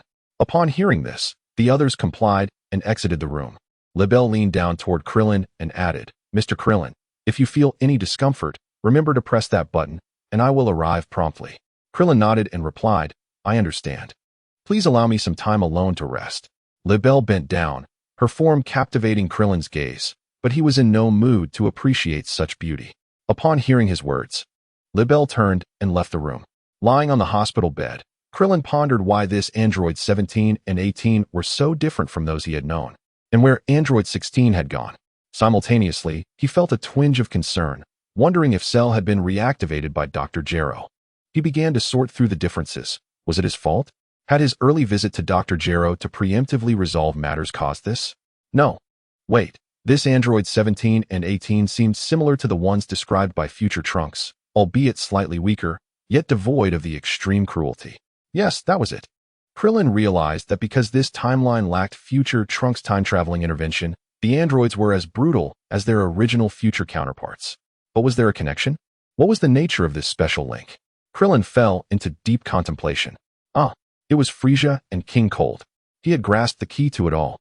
The original timeline's trajectory involved Goku defeating King Cold and Frieza, but future Trunks had replaced Goku to eliminate them, resulting in Dr. Gero's inability to gather Goku's combat data. Now, I understand. Dr. Gero was unable to control androids 17 and 18, but after creating Android 19 and modifying himself into Android 20, he discovered that he still could not surpass Goku's strength. Thus, he resorted to eradicating the humanity of androids 17 and 18 to enhance his chances of controlling them. The obliteration of humanity would inevitably diminish the powers of androids 17 and 18. Thus, the artificial beings we contend with are far superior to those known by Trunks. In my timeline, Dr. Gero failed to gather data on Goku's return to Earth and mistakenly believed that Android 19 could defeat him. Hence, he did not hasten to eradicate the humanity of androids 17 and 18. Ultimately, we pressured him too much, prompting Dr. Gero to unleash 17 and 18, whose humanity he had not yet managed to extinguish. Krillin has come to comprehend the distinctions between androids 17 and 18. Now, why has Trunks not traversed time to return this time? This is quite understandable. Krillin swiftly elucidated this matter. Trunks had previously stated that alterations in our timeline would not affect his own. Upon his journey, he created a parallel timeline, traversing between two such realities, much like moving between two cities on Earth. Consequently, upon my rebirth, a completely different and novel timeline was forged, naturally diverging from the trajectory of my original timeline. At present, there has been no future time travel, or I may still belong exclusively to the singular timeline birthed from my rebirth, much like the timeline where future Trunks resides. After grasping all of this, Krillin exhaled deeply. The future remains an enigma, and he can no longer leverage the advantage of living a second life to foresee and prepare for what lies ahead. Once my body recovers, I shall visit Dr. Jiro's laboratory and hope he has not once again conjured up Cell. Upon learning that Gohan has become a Super Saiyan, Krillin now possesses the confidence to confront the crisis posed by androids 17 and 18. However, the threat of Cell is truly immense. As long as there remains uncertainty regarding Cell's complete destruction, Krillin cannot find peace. Having comprehended all of this, he resolved that, in addition to vanquishing the androids and Cell, there is one more endeavor he wishes to undertake. Currently, Krillin has begun to devise a plan for this mission. This time, he aims to save everyone. Chapter 39, 10 Years Damn It. Krillin clenched his fists in anger as he observed the scenes on the television. The screen displayed a landscape of desolation, with scattered bodies lying in disarray, blood saturating the ground. This was a region devastated by the androids yesterday, for the past decade. The androids have chosen a new area to wreak havoc each day, leaving no respite for humanity. Ever since androids 17 and 18 first appeared in West City, their rampant destruction has been relentless, albeit now they exercise control over the scale of devastation and casualty, perhaps to prolong their own amusement through a sustainable slaughter plan. Initially, humanity harbored aspirations to eliminate androids 17 and 18, but after the annihilation of vast military forces, the populace ceased to entertain such thoughts. Upon discerning the patterns of the androids' killings, everyone fled the cities, striving to distance themselves from densely populated areas. At first, this strategy proved effective. Once the androids had finished their carnage in one location, they seldom returned to commit further atrocities elsewhere. However, the shortcomings soon became evident, particularly concerning food scarcity. As some families depleted their stored provisions and lost their sources of sustenance, individuals discovered that isolating themselves from the masses indeed diminished their chances of being slain by androids. Yet acquiring food became increasingly challenging. Initially, people endeavored to hunt, while simultaneously attempting to cultivate their own crops. However, the limited workforce produced only a meager yield of a singular type of grain, while the prey began to dwindle due to rampant overhunting. At this juncture, it became apparent that social interaction was essential for mutual exchange of necessities. Consequently, in this broader context, people reactivated satellites and established networks to facilitate secure transactions. The television content transformed entirely into advertisements for trade and predictive reports on android movements, significantly enhancing daily life. Throughout this decade, although androids perpetrated daily acts of murder, the global population astonishingly increased rather than diminished. Nevertheless, the countless ruins left in devastation and the relentless carnage inflicted by androids 17 and 18 stirred profound anger within Krillin. Despite his desire to thwart the androids, he found himself powerless. Once Krillin fully recuperated, he joined forces with Gohan to confront androids 17 and 18, only to suffer a crushing defeat. Had Krillin not employed the solar flare to facilitate their escape, both might have fallen victim to 17 and 18. Following their retreat, the enraged androids unleashed a day-long massacre across various regions. From that moment onward, Krillin and Gohan refrained from recklessly engaging with 17 and 18. Initially, they planned to wait until they grew sufficiently powerful to confront the androids, yet a decade passed without significant enhancement in their abilities, leaving them still unable to overcome 17 and 18. This perplexed Krillin. He considered his own situation, acknowledging that prior to his transformation into an android, his strength was comparable to his current state. However, Gohan should have been able to continue growing stronger. As far as Krillin knew, Gohan had been on par with Cell in his previous life. Suddenly, Krillin turned his gaze toward the silver-haired boy before him. "Uncle Krillin, why are you looking at me? I've been training diligently, yet I cannot transform into a Super Saiyan." The boy before Krillin was Trunks, now 11 years old. Possessing considerable strength, yet still unable to partake in the battles against the androids alongside Krillin and Gohan. Observing Trunks, Krillin reflected, "In my previous life, when I trained Goten, despite their early ascension to Super Saiyan status, they struggled to surpass that level. Gohan, under my tutelage, faced similar limitations. Could this be my fault? Damn it. How did Goku and Vegeta surpass the Super Saiyan form?" Krillin scratched his bald head, pondering the necessary emotions for transcending Super Saiyan. Was it merely rage? No. If that were the case, Gohan would have surpassed Super Saiyan long ago.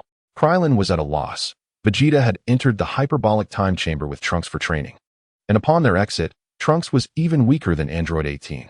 Yet, after absorbing Android 17, Cell was no match for him. Goku, accompanied by Gohan, also entered the time chamber, emerging with strength comparable to that of perfect Cell. Was it solely the pure-blooded Saiyans who possessed the knowledge to transcend Super Saiyan? Thud. Krillin's head struck the table, producing a crisp sound. Krillin, what's the matter? At that moment, Libelle approached, carrying tea and snacks. The original hospital was no more, and Libelle's parents had fallen victim to the androids. These years, she had been living alongside Krillin and his companions. Krillin lifted his teacup and remarked, I was pondering how to enable Trunks to become a Super Saiyan. If he were to attain that form, our chances of victory would be significantly enhanced.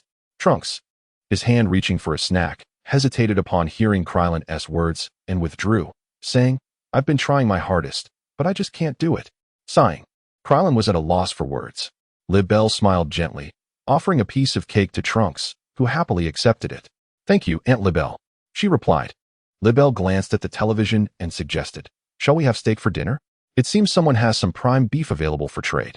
Krillin turned to the TV, where an advertisement for trading beef had replaced the ruins. Hooray! Trunks cheered, as the thought of steak was second only to candy in his delight. After weeks of consuming wild boar and fish, he was rather tired of it. Krillin frowned, stating, Isn't that a bit expensive? Libelle chuckled, Not to worry. We can trade some smoked meat for it. Upon hearing this, Krillin felt Trunks' pleading gaze and nodded in agreement. Libelle scanned the room and inquired, Where's Gohan? Krillin replied, He went to help Bulma gather materials for the time machine. In this day and age, food is the primary currency, and one must search the ruins for materials. 3 years prior, a team had developed an effective treatment for Goku's viral heart disease. Krillin had subtly mentioned to Bulma, if only Goku had this medicine in time, we could send it back to him with a time machine. This sparked Bulma's idea to construct a time machine, and after a night of contemplation, she promptly began her research. To this day, the time machine remained a distant prospect, yet Bulma persevered tirelessly. I see, Libelle nodded, choosing to remain silent thereafter. Krillin noticed Libelle quietly observing him and tentatively called, Libelle? I'm here, she replied. Krillin blinked. Libelle had matured significantly over the past decade. Trunks, resting his chin on his hands atop the table, smiled as he watched the two. Even at 11, Trunks understood that Aunt Libelle harbored feelings for Uncle Krillin. To speak candidly, Krillin is presently at a loss on how to approach Libelle. To claim he harbors no affection for her would be a blatant falsehood. Yet he is not prepared to admit his feelings just yet. At least not until he has vanquished the androids and accomplished all that he desires. Perhaps, once everything is settled, he may consider proposing a courtship to Libelle with the prospect of marriage. Just as Krillin found himself in this awkward predicament, Libelle flashed a gentle smile and walked away. With a sigh of relief, Krillin noticed Trunks gazing at him. How embarrassing for Uncle Krillin. He shot Trunks a glare, urging him to hasten and find a way to transform into a Super Saiyan. Libelle, the smoked meat is ready. It should suffice. At that moment, a shout from Chi-Chi echoed from outside. Over the past decade, Krillin, Trunks, Gohan, Bulma, Chi-Chi, Ox King, Oolong, Puar, and Libelle had cohabitated. They had initially intended to invite Master Roshi, but he declined. During these years, Master Roshi had remained safely on his island, as androids 17 and 18 had yet to locate him. Meanwhile, Krillin and the others had moved several times to evade the androids. Upon hearing Chi-Chi's voice, Trunks' face lit up as he rushed outside, saying, Aunt Chi-Chi, let me go trade alone. Absolutely not, you are still too young. Chi-Chi firmly rejected Trunks' request to go solo. Oh, Trunks' spirits dampened, but then Libelle chimed in, I will accompany you.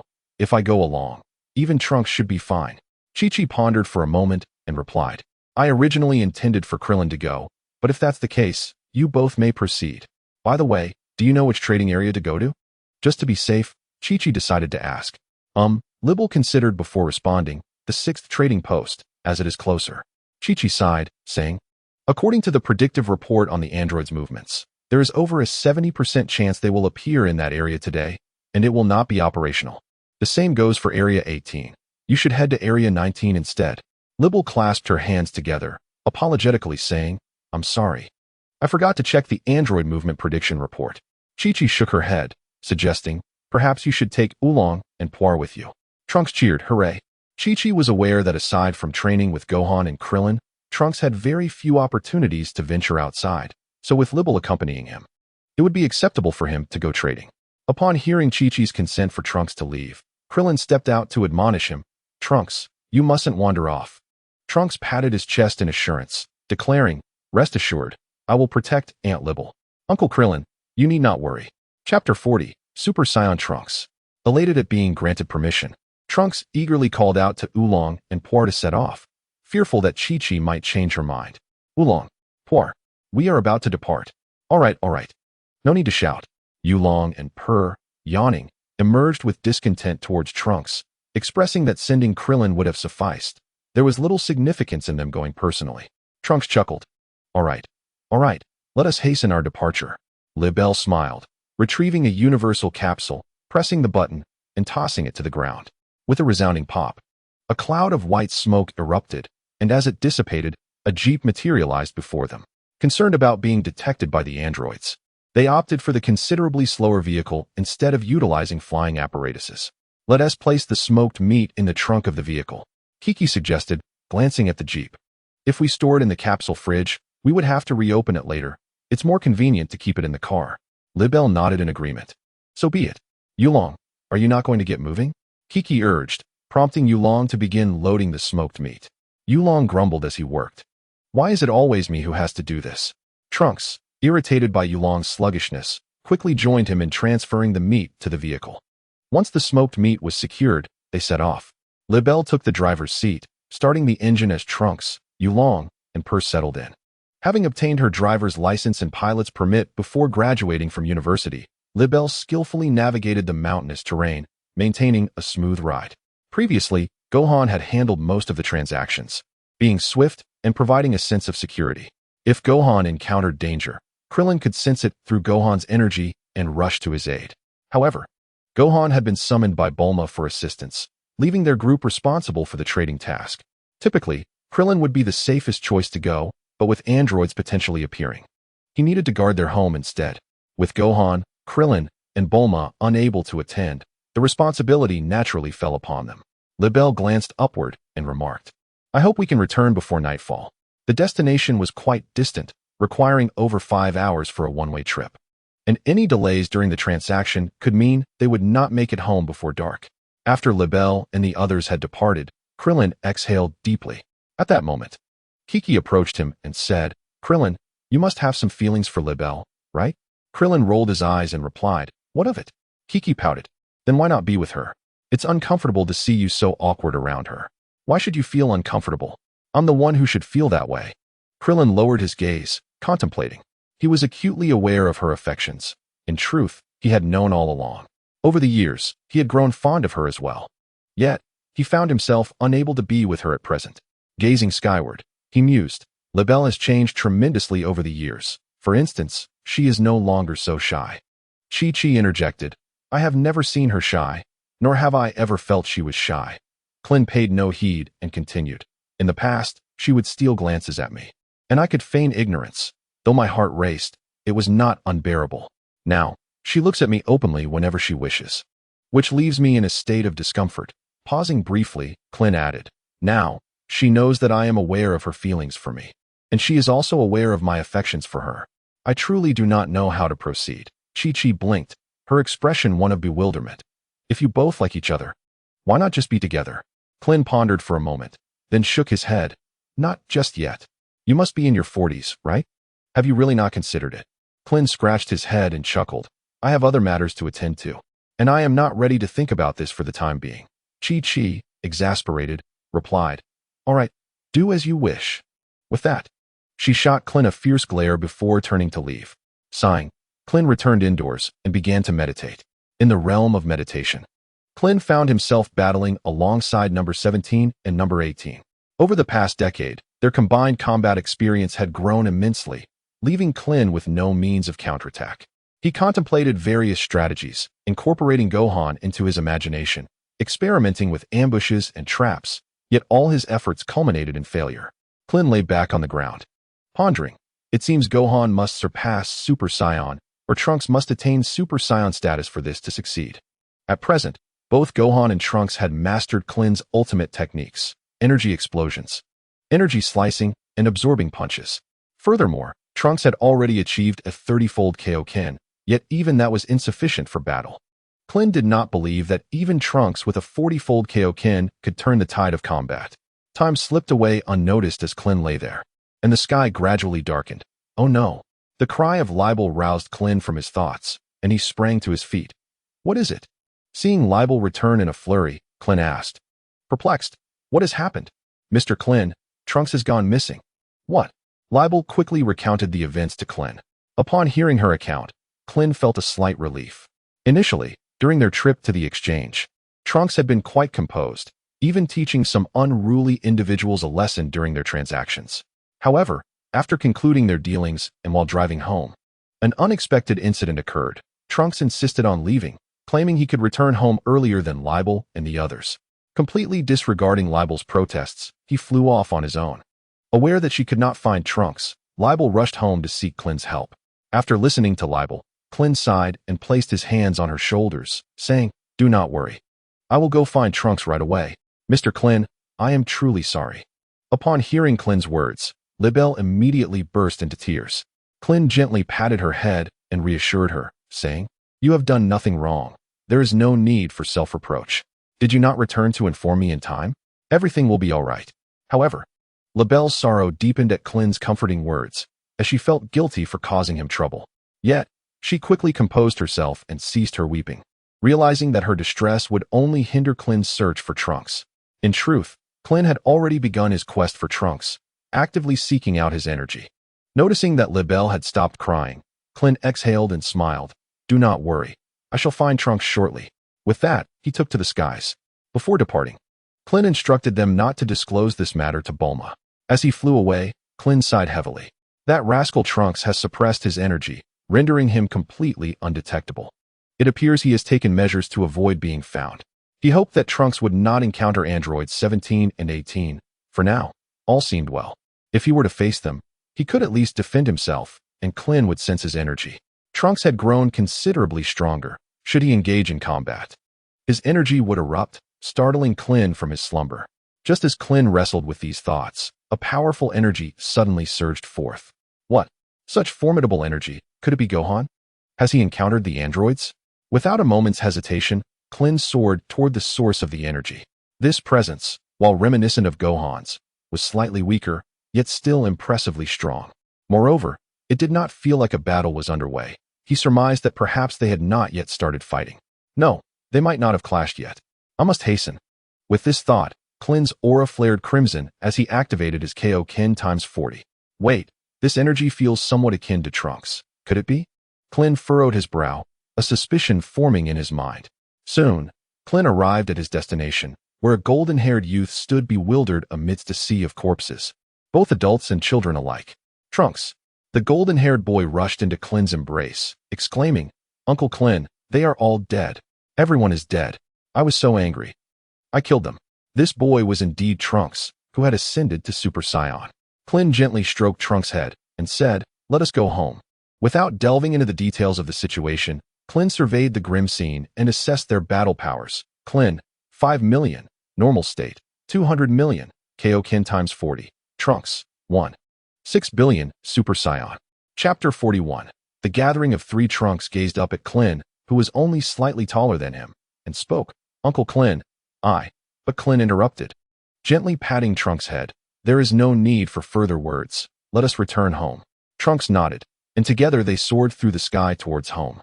Krillin was familiar with the group of children, who were Trunks' friends, but the adults remained strangers to him. Each time Trunks ventured out for training, there was a period of respite during which he befriended those children. Trunks, is it permissible for you to reveal your Super Saiyan form? Krillin remarked during their flight. Your current appearance is rather conspicuous in the air. Perhaps it is best to revert to your usual guise. All right. Trunks acquiesced, and his appearance swiftly transformed back to normal. Before long, they arrived home, where Trunks found himself lowering his head at the sight of a worried Libel. Where have you been, Trunks? Upon their meeting, Chi-Chi exclaimed.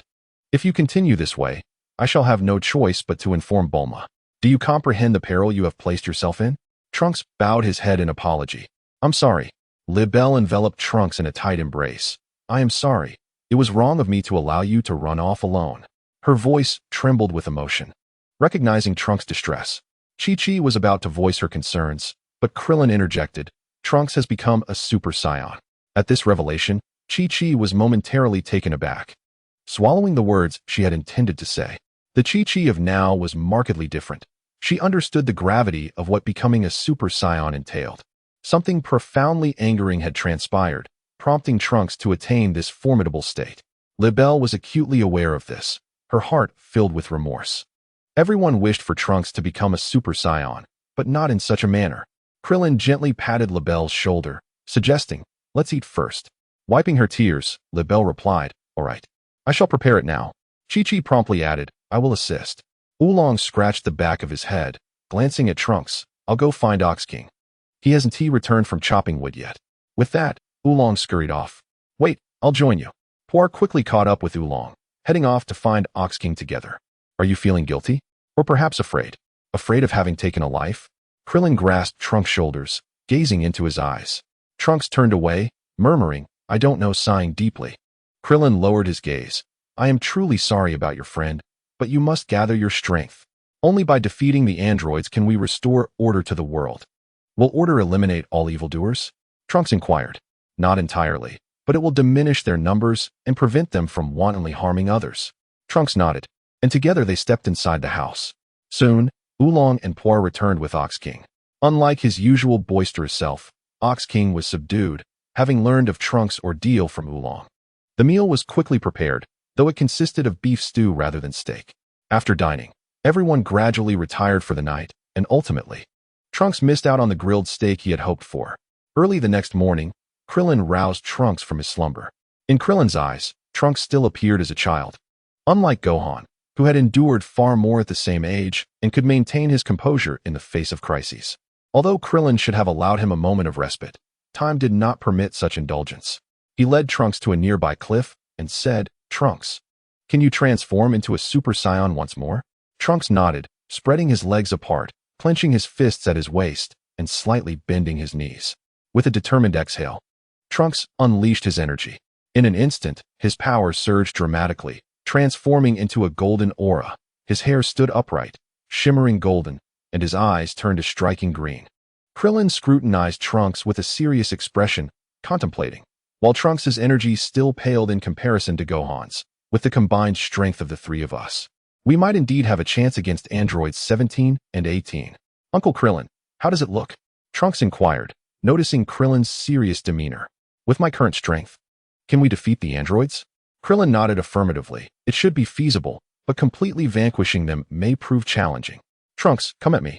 Some things cannot be understood solely by sensing your energy.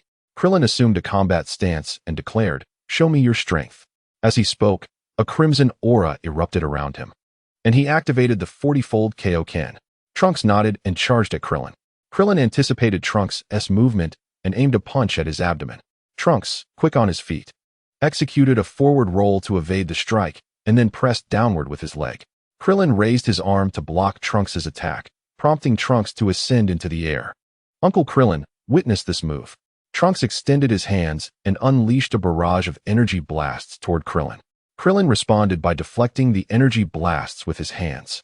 Subsequently, he launched an energy wave at Trunks, who swiftly dodged it. However, Krillin seized the opportunity to close the distance, appearing right before Trunks and delivering a powerful punch. This time, Krillin's assault was exceedingly swift, leaving Trunks with little chance to counter. Yet, in the face of Krillin's relentless offense, Trunks did not falter immediately. Instead, he adeptly defended against Krillin's onslaught. To Krillin's astonishment, as the battle progressed, Trunks grew more tenacious, becoming increasingly adept at countering Krillin's attacks. This was unexpected. Although Krillin was utilizing the 40-fold Kaioken, which dramatically depleted his stamina compared to Trunks, he found himself struggling to defeat him in a short span. Initially, Krillin had held back, intending to assess Trunks' abilities, but now, despite unleashing his full strength, he still could not easily overcome him. Stop, Krillin. Thoroughly impressed with Trunks' performance and recognizing the futility of continuing the fight, immediately called for a halt. With Krillin's command, Trunks promptly ceased his movements. How did it go? Krillin chuckled. No problem. With Gohan on our side, we will surely triumph over the androids. Trunks, filled with excitement, clenched his fists. Uncle Krillin. Trunks. At that moment, Gohan flew into their vicinity. Has Trunks finally transformed into a Super Saiyan? Gohan exclaimed, exhilarated at the sight of Trunks' golden hair. Chapter 42. Preparing for battle. Upon seeing Gohan's return, Krillin inquired with a smile, "How is Bulma's progress?" Gohan shook his head, replying, "Building a time machine is no simple feat. Aunt Bulma still has some challenges to overcome." Hearing Gohan's response, Krillin felt a tinge of disappointment. If the time machine could be completed, they could traverse time to seek assistance from the deceased Goku, thereby enhancing their chances of defeating the androids. As it stands, Krillin lacked absolute confidence in eliminating the androids. In terms of sheer power, they held an advantage, yet the androids possessed the unparalleled boon of infinite stamina. If they could not swiftly eliminate their opponents, the depletion of their own energy would likely lead to defeat. Contemplating this, Krillin sighed. "It appears we must engage in a desperate struggle." Turning to Gohan and Trunks, Krillin declared earnestly, "Now, we have a significant chance to defeat the androids. I believe we can achieve this with our current strength." However, before Gohan and Trunks could revel in joy, Krillin shifted the tone of his words, adding, "The battlefield is ever-changing. We do not possess 100% certainty of victory. This means there is still a possibility of failure. The androids' infinite stamina is a considerable advantage, and we must eliminate them before our energy wanes to the point where we can no longer contend with them." At this juncture, Gohan interjected, "Don't we also have the absorption punch to combat them?" Krillin frowned. "The absorption punch has its limits. It cannot sustain us in peak condition for long, whereas the androids can." Gohan pondered, resting his chin on his hand. As Uncle Krillin mentioned, "Our current hard power surpasses that of the androids. The three of us combined can suppress them. However, if the battle drags on, our energy will deplete significantly, rendering us unable to outmatch the androids, ultimately leading to our defeat." Observing Gohan's contemplation, Krillin nodded in appreciation. Over the past decade, he and Gohan had consistently struggled against androids 17 and 18, leading them to focus on strategies to delay time for civilians to escape and to ensure their own survival. Their strength paled in comparison to that of the androids, and the latter's infinite stamina made it even less feasible for them to devise methods to overcome the androids. However, the situation had changed with Trunks' transformation into a Super Saiyan. Together, the three of them now possessed a theoretical foundation to confront androids 17 and 18 directly. Nonetheless, the androids' infinite stamina remained a pressing challenge they must confront. Thus, they needed to devise a strategy to eliminate androids 17 and 18. Son Gohan thoughtfully analyzed, "With our current strength, neither the Kamehameha nor the special beam cannon can inflict significant damage on the androids. At best, they might merely cause them discomfort. Moreover, the special beam cannon requires extensive charging time, making it exceedingly difficult to successfully unleash it during battle. These are indeed our disadvantages."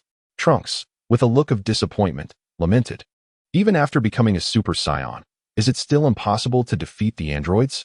Son Gohan shook his head. "We do possess certain advantages. The androids are incapable of sensing ki, and that is our edge.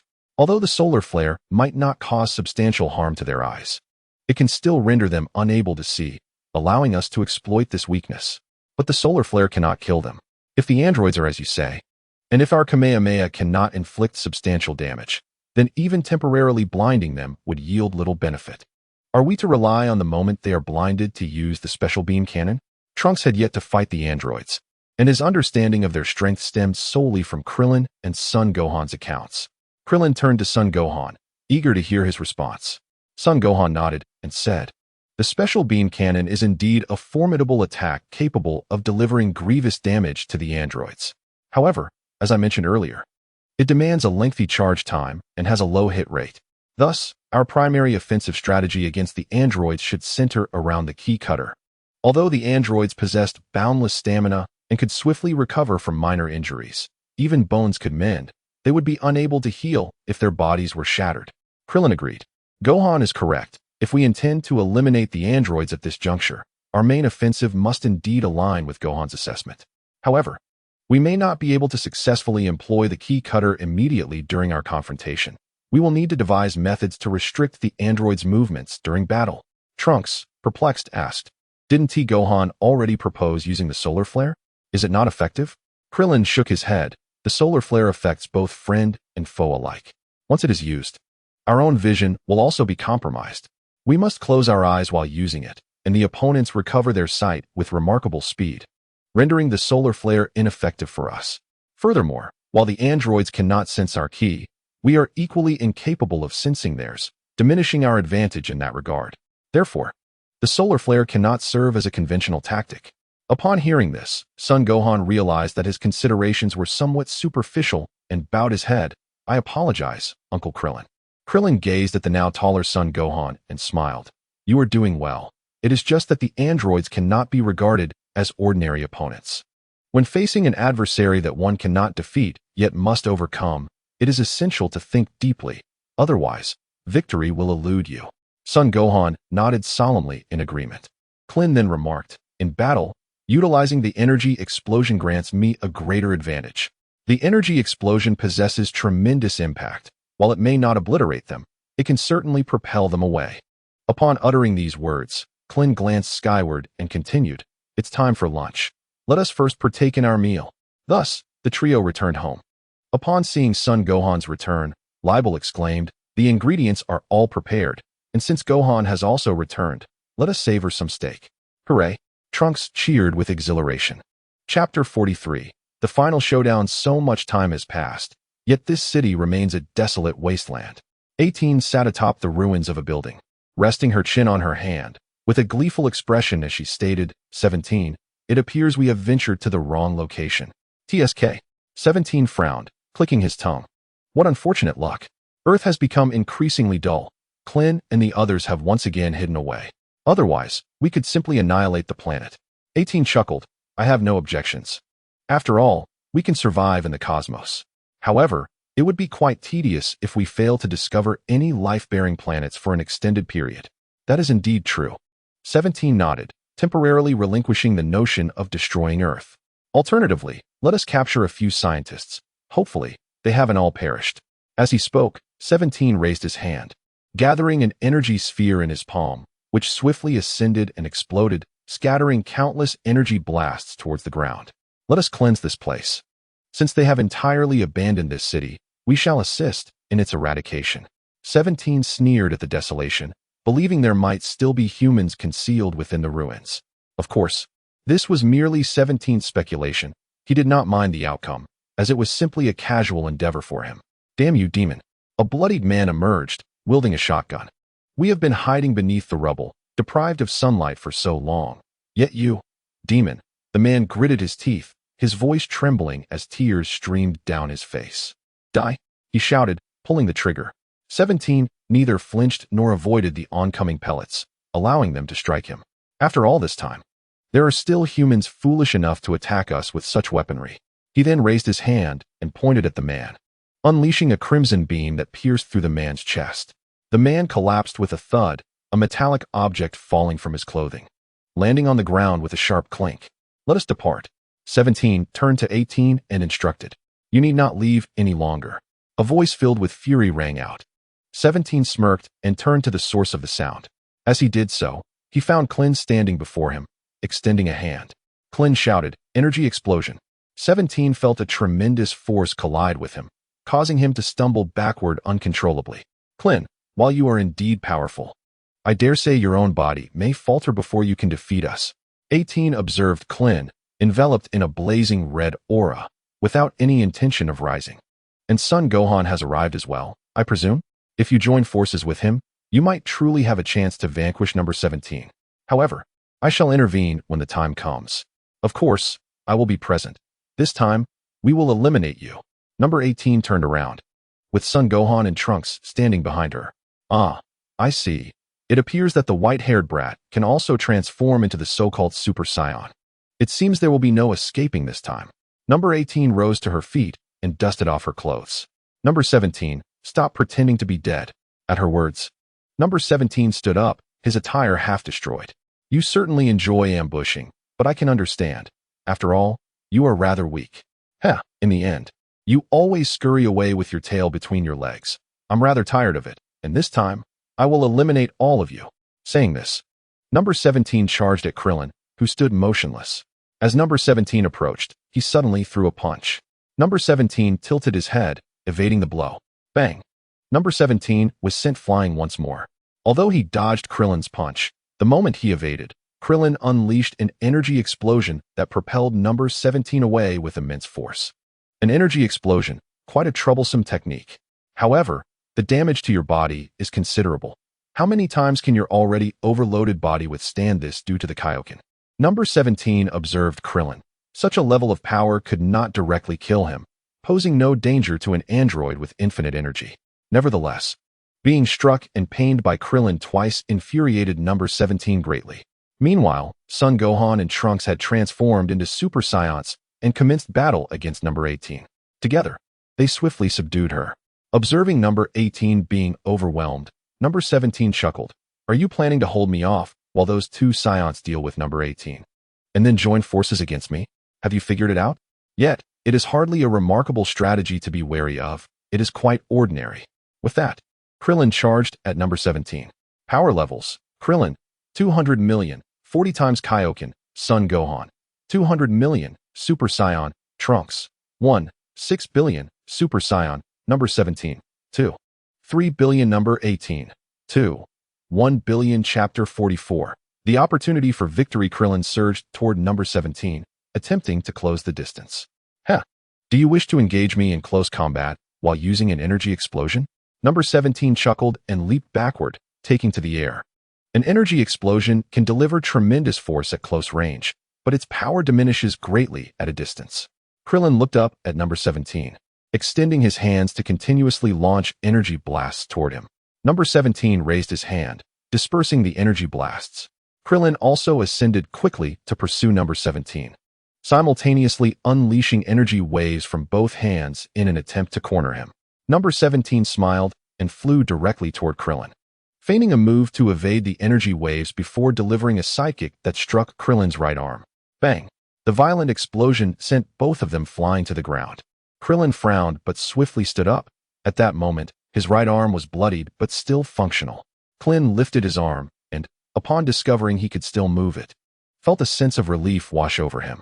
Typically, Krillin would gather energy in his hands before unleashing an explosive force. However, this time, he found no opportunity to do so. He had to trigger the energy explosion at the precise moment when the leg of number 17 made contact with his arm. This resulted in far greater self-inflicted damage than previous uses. Yet, Krillin had no choice but to employ this technique. Number 17 was simply too formidable. Had he been knocked down, he would have been vulnerable to a relentless barrage of attacks, rendering any counteroffensive nearly impossible and leading to his swift defeat. From a distance, number 17 observed Krillin rising to his feet and managed to stand, albeit unsteadily, with his left leg stained in blood.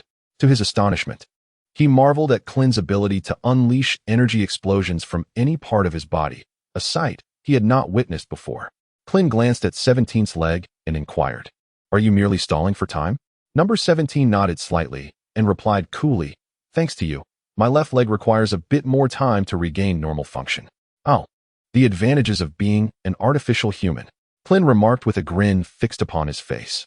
This provoked an unusual display of anger from number 17. Krillin assumed a fighting stance and addressed 17. "While I would like to delay further in anticipation of Gohan and the others vanquishing number 18, it appears that you are rather incensed.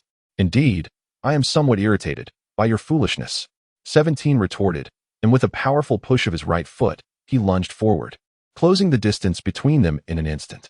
Krillin hastily braced himself, defending against 17's onslaught while searching for an opportunity to employ his energy explosion or energy slicing techniques. "You are incredibly foolish to provoke me at this moment," 17 exclaimed. "Provoke you? Was it my earlier envy of your status as an artificial human that incited this anger?" Krillin smirked, albeit with a forced smile. 17 furrowed his brow and shouted, "Yes, you are on the brink of death, so let me say this plainly. You fool. You envy being an artificial human? What do you envy? My immense power? My regenerative capabilities? My boundless energy that never knows fatigue? Die, you imbecile. Do you have any idea of the suffering we endure?" As he spoke, he delivered a powerful punch toward Krillin. Krillin crossed his arms in defense, absorbing the blow with his left arm, which sent him crashing to the ground. The moment he touched the ground, Krillin sprang up, evading 17's next strike. Before long, 17's attacks resumed, and Krillin found himself retreating while defending. In a short while, they had distanced themselves from the ruins where they had originally fought. moving away from number 18. At this point, 17 halted, realizing that Krillin had deliberately led him away from 18. Ah, I see. You are concerned I might assist number 18, which is why you have been retreating to lure me here. However, you are mistaken. I have no intention of supporting 18. Just as she will not succumb to those two Saiyans. Krillin gasped for breath, having continuously utilized the 40-fold King Kai technique and energy explosions, pushing his body to its limits. It appears that you are nearing your limit, even with the 40-fold Kaioken activated and frequent energy blasts. You are merely managing to keep up with me, unable to truly contend. As the battle unfolds, the advantage of Android 18 will only magnify. Therefore, although those two Saiyans may suppress Android 18, it is merely a matter of time before she overcomes them as the fight continues. Android 17 mockingly observed the beleaguered Krillin. Continuing, for the past decade, you've struggled like a cockroach, and today, your end is finally at hand. Huh? Krillin exhaled softly, steadying his breath, and replied to Android 17.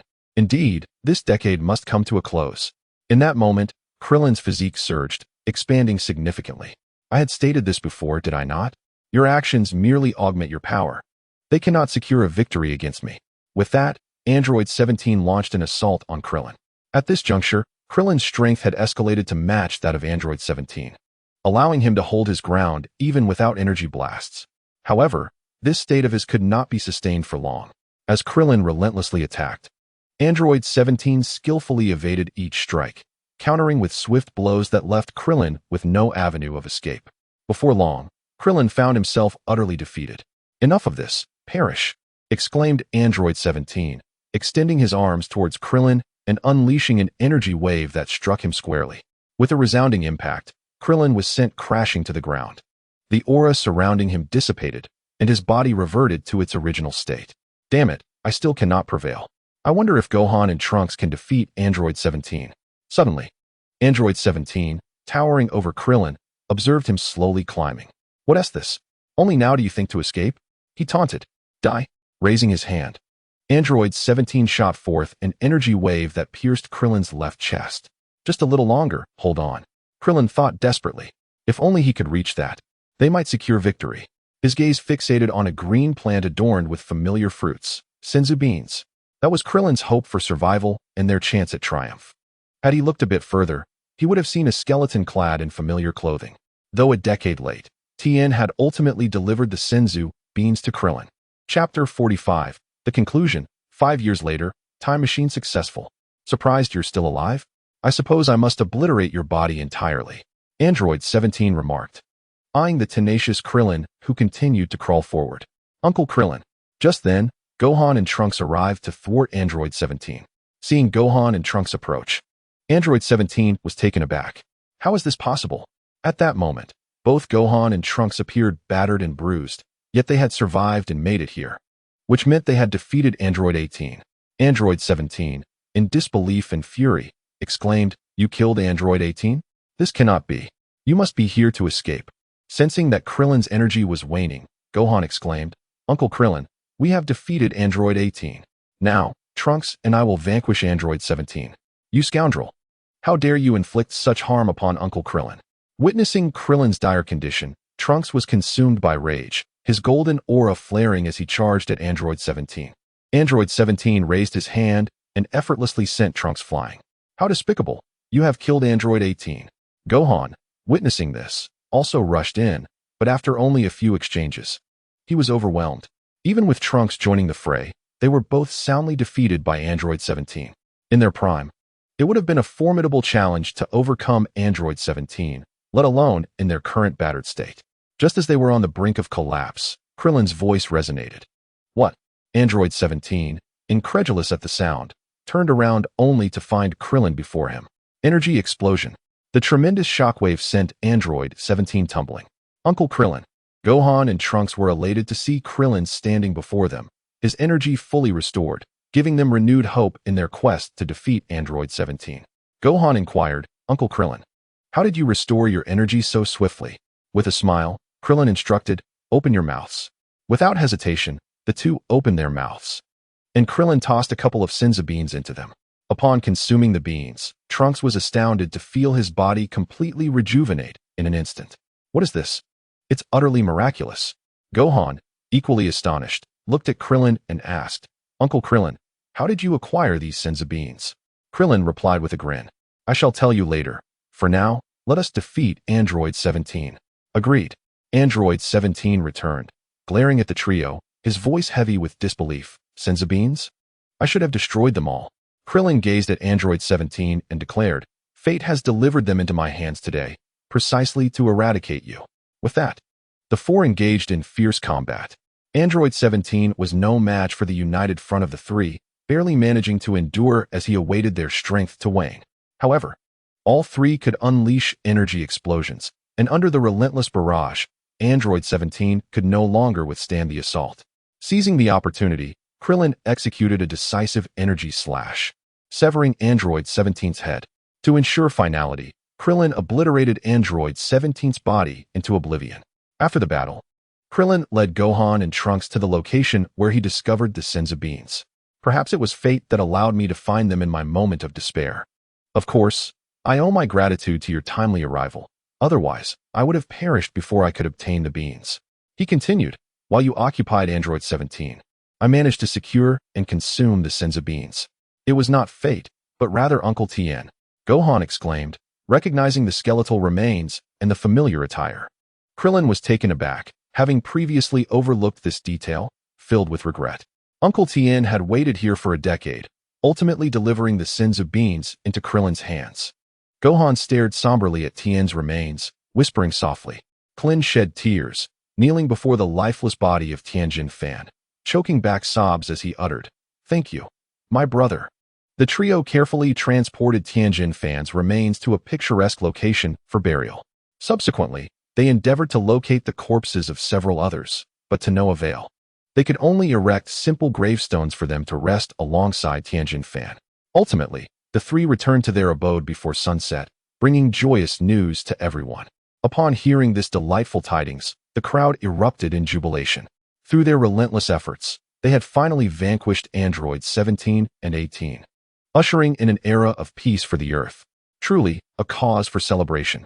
Krillin, Sun Wukong, and Trunks, through their arduous struggle, had obliterated the malevolent forces threatening to devastate the world, allowing the tormented populace to embrace tranquility.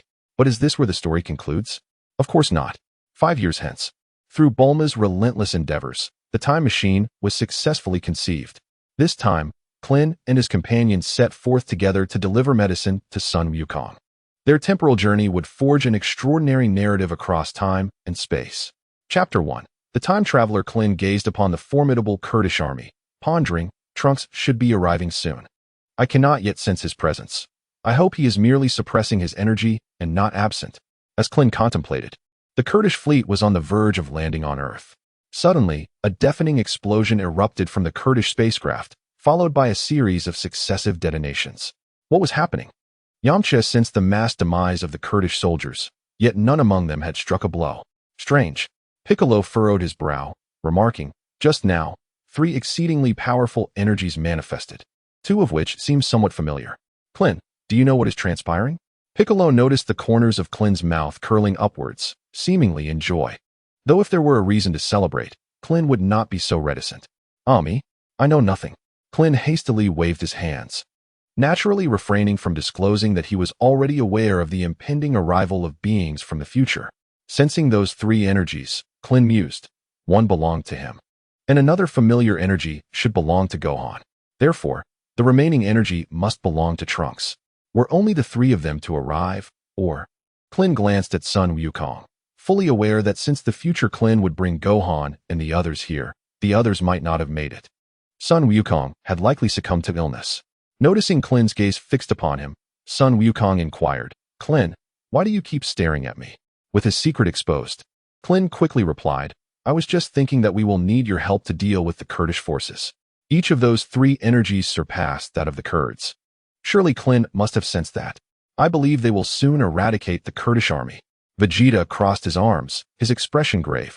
Moreover, 2 of those energies must have been recognized. Hearing Vegeta's words, Tianjin Fan and the others nodded in agreement. Indeed, 2 of those energies are very familiar. They must be Krillin and Gohan. Sun Wukong asserted with conviction, no matter how I contemplate it, Those two energies, though significantly stronger than Krillin and Gohan, must undoubtedly belong to them. Dad, but both Krillin and I are right here, Gohan remarked softly, although I too perceive that those two energies feel quite similar to ours. Yamcha chuckled. It seems impossible. How could there be two Krillins in this world? Bulma, increasingly perplexed by their discourse, exclaimed in frustration. What on earth are you all talking about? Two Krillins, two Gohans, and what is this about energy? Can you not articulate it more clearly? Vegeta, displaying impatience, interjected. This is tedious. Why not simply go and see for yourselves? Let us hurry, for their battle has concluded. Those three energies are no less formidable than mine. I am quite exhilarated. Leading the way, Sun Wukong soared towards their direction, followed swiftly by the others. What a farce, this notion of a cosmic overlord. Trunks, stepping over the fallen body of Krillin, smiled and inquired, Uncle Krillin, are we to eliminate the androids in advance? Krillin shook his head. We have merely come to deliver the special medicine to Wukong. It is best not to alter any other matters. Perplexed, Trunks questioned, but if we vanquish these villains, wouldn't that have repercussions? Krillin winked and replied, it matters not. It is merely an opportunity for you to hone your skills after such a prolonged absence from battle. In truth, Krillin recalled the timeline when future Trunks had aided them in their struggle against the Krillin army. Thus, when Trunks expressed his desire to confront Krillin, Krillin readily acquiesced. Uncle Krillin, how should I explain this to my dad later? Gohan asked anxiously, for the concept of time travel was indeed quite daunting. Krillin reassured him, do not worry. I will certainly believe in myself at the very least. They are all so weak. Is my father among them? Trunks remarked. Sensing the energy of Sun Wukong and his companions, Krillin patted Trunks on the head, saying, you can control the intensity of your energy, correct? Energy fluctuates with the ebb and flow of battle. They are not in haste, and thus do not need to unleash their full power to fly. However, Krillin smiled slightly, adding, in truth, you are indeed stronger than any of them now. 5 years had elapsed since they had defeated the androids. Although the growth of the trio's strength had been gradual, they had nonetheless made some progress. Hey, it really is Krillin, Sun Wukong exclaimed with excitement upon spotting the three. And the one beside him looks just like Gohan. Yamcha chuckled, rather than resembling Gohan. He essentially looks like you. Upon seeing the three, this timeline's Krillin let out a sigh of relief. Unlike the relaxed demeanor of Sun Wukong, Yamcha and Krillin, Tien, Vegeta, and Piccolo remained exceedingly vigilant. Wukong. It has been a long time. Future Krillin greeted Sun Wukong, his tone reminiscent of an old friend reuniting. Sun Wukong, glancing at future Krillin and then back at Krillin, marveled, you seem like an older version of Krillin. In the future, Krillin chuckled, if you think about it, I am now 18 years older than the Krillin you know. Upon hearing this, Tien asked, so, you are the future Krillin? Bingo, you got it right. Piccolo frowned and inquired, how can we trust you? How should I explain this? Future Krillin scratched his bald head and said, Goku, do you believe me? Goku smiled and replied, of course I believe you. Since you are Krillin, there is nothing to doubt. Goku had already sensed that the energy belonged to Krillin and, upon meeting future Krillin, he was completely convinced that this was indeed his friend. Future Krillin then asked, do you believe me, the past version of myself? Krillin thought to himself, what a question. However, he replied outwardly, that depends on how you explain things. Future Krillin shrugged and stated, to put it simply, we hail from 18 years into the future, here to warn Goku and you all about impending dangers. Power levels, future Krillin, 2, 1 billion, 40 times Kaioken, future Gohan, 2, 4 billion, Super Saiyan, future Trunks, 2, 2 billion, Super Saiyan, Chapter 2. Waiting for 3 years, that white-haired little brat. What are you staring at? Why do you keep glancing this way? Vegeta suddenly exclaimed in anger. Who the hell are you? Did you just transform into a Super Saiyan like that guy who resembles Gohan? Future Krillin was about to explain the potential dangers from the future, but was interrupted by Vegeta. After hearing Vegeta's words, future Krillin helplessly scratched his head, pondering how to convey this matter. Trunks was about to speak when future Gohan interjected, this kid really admires you, Mr. Vegeta. After all, you are the hero who fought against the androids and sacrificed yourself. Vegeta furrowed his brow and said loudly, what does that matter? There should only be 3 Saiyans left in this world. Me, Kakarot, and his son, right? Even if you all truly come from the future. Where did that guy come from?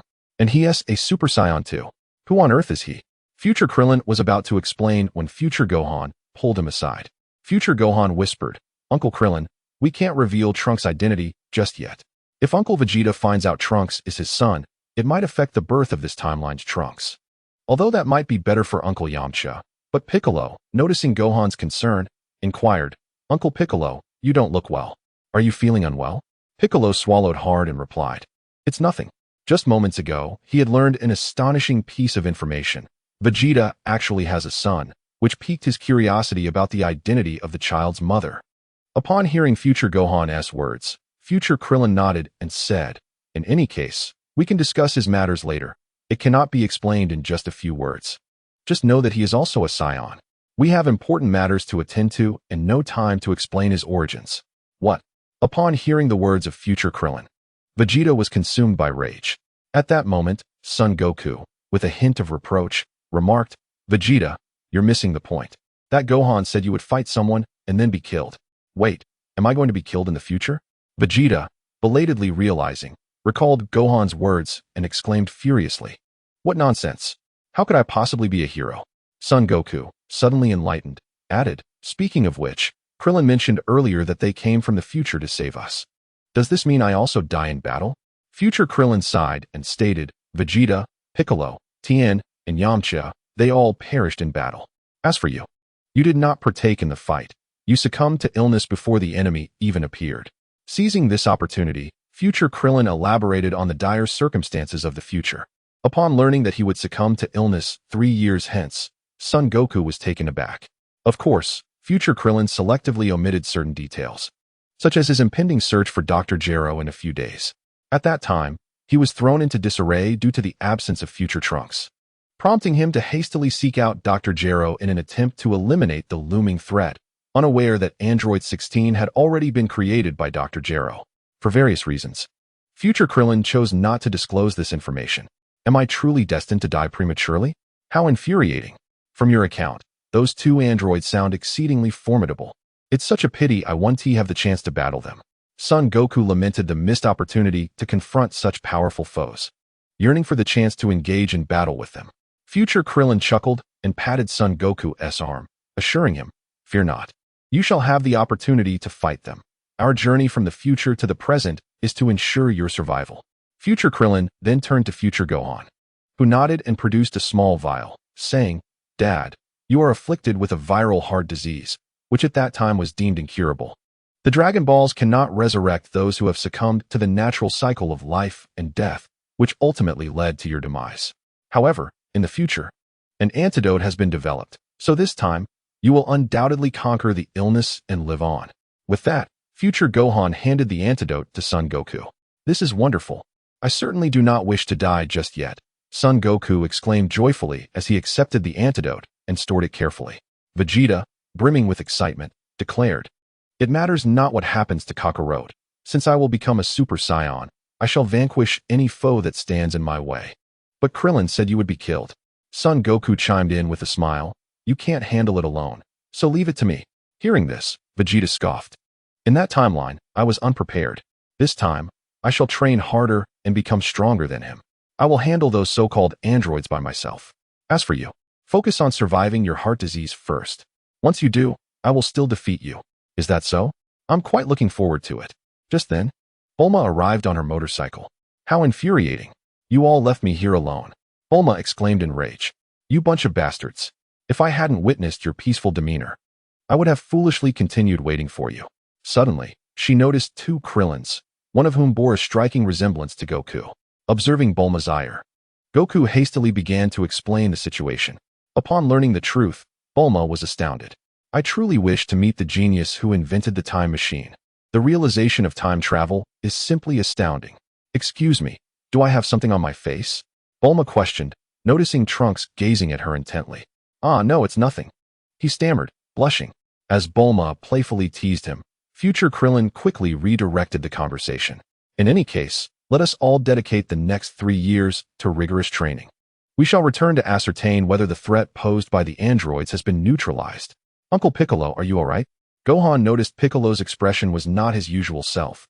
"Yes, I am somewhat taken aback," Piccolo replied calmly. He observed Trunks examining Bulma and formed a bold conjecture. especially noting future Krillin's subtle attempts to shift the topic. Piccolo began to piece together an embarrassing truth. Throughout the exchange, Krillin remained silent. According to future Krillin, androids 17 and 18 were exceedingly malevolent and must be eradicated. Just then, future Krillin playfully ruffled Krillin's hair and smiled. Have I grown a bit taller? As Krillin contemplated seeking wisdom from this elder, he pondered, well, let us wait these 3 years. We shall train diligently during this time and prepare for their arrival. When the moment comes, everything will become clear. Our involvement will surely alter the future significantly. Chapter 3. 3 years later, all right, the rest is up to you. We shall return in 3 years to confirm whether you can defeat the androids. Should you find yourselves unable to vanquish them, we will lend our assistance. Although future Krillin could have rallied everyone to confront Dr. Gero now, he was wary of Android 16's formidable prowess, which could outmatch even a united front. Moreover, future Krillin preferred not to disturb Dr. Gero's research on Androids 17 and 18, allowing it to proceed as it would in his timeline. Thus, future Krillin merely revealed the location where the androids would emerge in 3 years, urging them to enhance their abilities in preparation for the impending threat. After clarifying everything, the trio bade farewell to Goku and the others. So, this is where we part ways. We shall meet again in 3 years. With that, they departed. Bulma gazed at their retreating figures and lamented, alas, I wanted to see the time machine. I forgot to mention it to them. Oh well, they will return in 3 years. I can ask them then. What do you all think? Can we truly trust them? Tien Fan's expression was grave. The notion of time travel was simply too astonishing for him to comprehend. For now, he could only place his faith in their words, for it was indeed Krillin, albeit much aged. He found himself curious about how he would appear in his later years, yet he realized he would not live to see that time in their dimension. Yamcha rubbed the back of his head with a wry smile. Piccolo remarked calmly, regardless, striving diligently to become stronger is always commendable. No matter what, in 3 years, I shall transform into a Super Saiyan and eradicate them all. Vegeta, brimming with confidence, dismissed the notion of future Krillin's warning about being killed by the androids. Son Goku, visibly displeased, interjected, Vegeta, those androids were specifically created to eliminate me, so it is only fitting that I confront them. Vegeta scoffed, retorting, Humph, who cares about you? Just survive until that day, and I shall defeat you then. And you, Gohan, no matter how formidable you may become in the future, the present you is hardly a concern. With that, Vegeta took off, eager to pursue his potential as a Super Saiyan without delay. Tien Fan, worried, glanced at Son Goku, contemplating the dire possibility that if future Krillin's words held true, Goku might succumb to a viral heart disease, potentially leading to his demise. Goku, aware of Tien Fan's concerns shared by everyone present, smiled reassuringly. Don't worry, Krillin has already provided me with the antidote. I will survive. The group had no choice but to trust him, hoping against hope, especially considering there were 2 Super Saiyans and a remarkably powerful Krillin on their side. If they were enemies, they could easily annihilate Goku and his companions. Bulma relaxed slightly, recalling her irritation at Vegeta for leaving without a word. Honestly, that guy Vegeta just took off without a word. Yamcha shook his head, a bitter smile on his face. If what they say is true, then in 3 years, Vegeta will indeed become a Super Saiyan. If he chooses to oppose us then. Tien Fan nodded in agreement, acknowledging that Vegeta's recent compliance was likely due to Goku's presence. If he surpassed Goku, he might even threaten Earth. Is that so? Bulma disagreed with their assessment, countering, I don't think Vegeta is that malevolent. Besides, Goku has been a Super Saiyan for quite some time.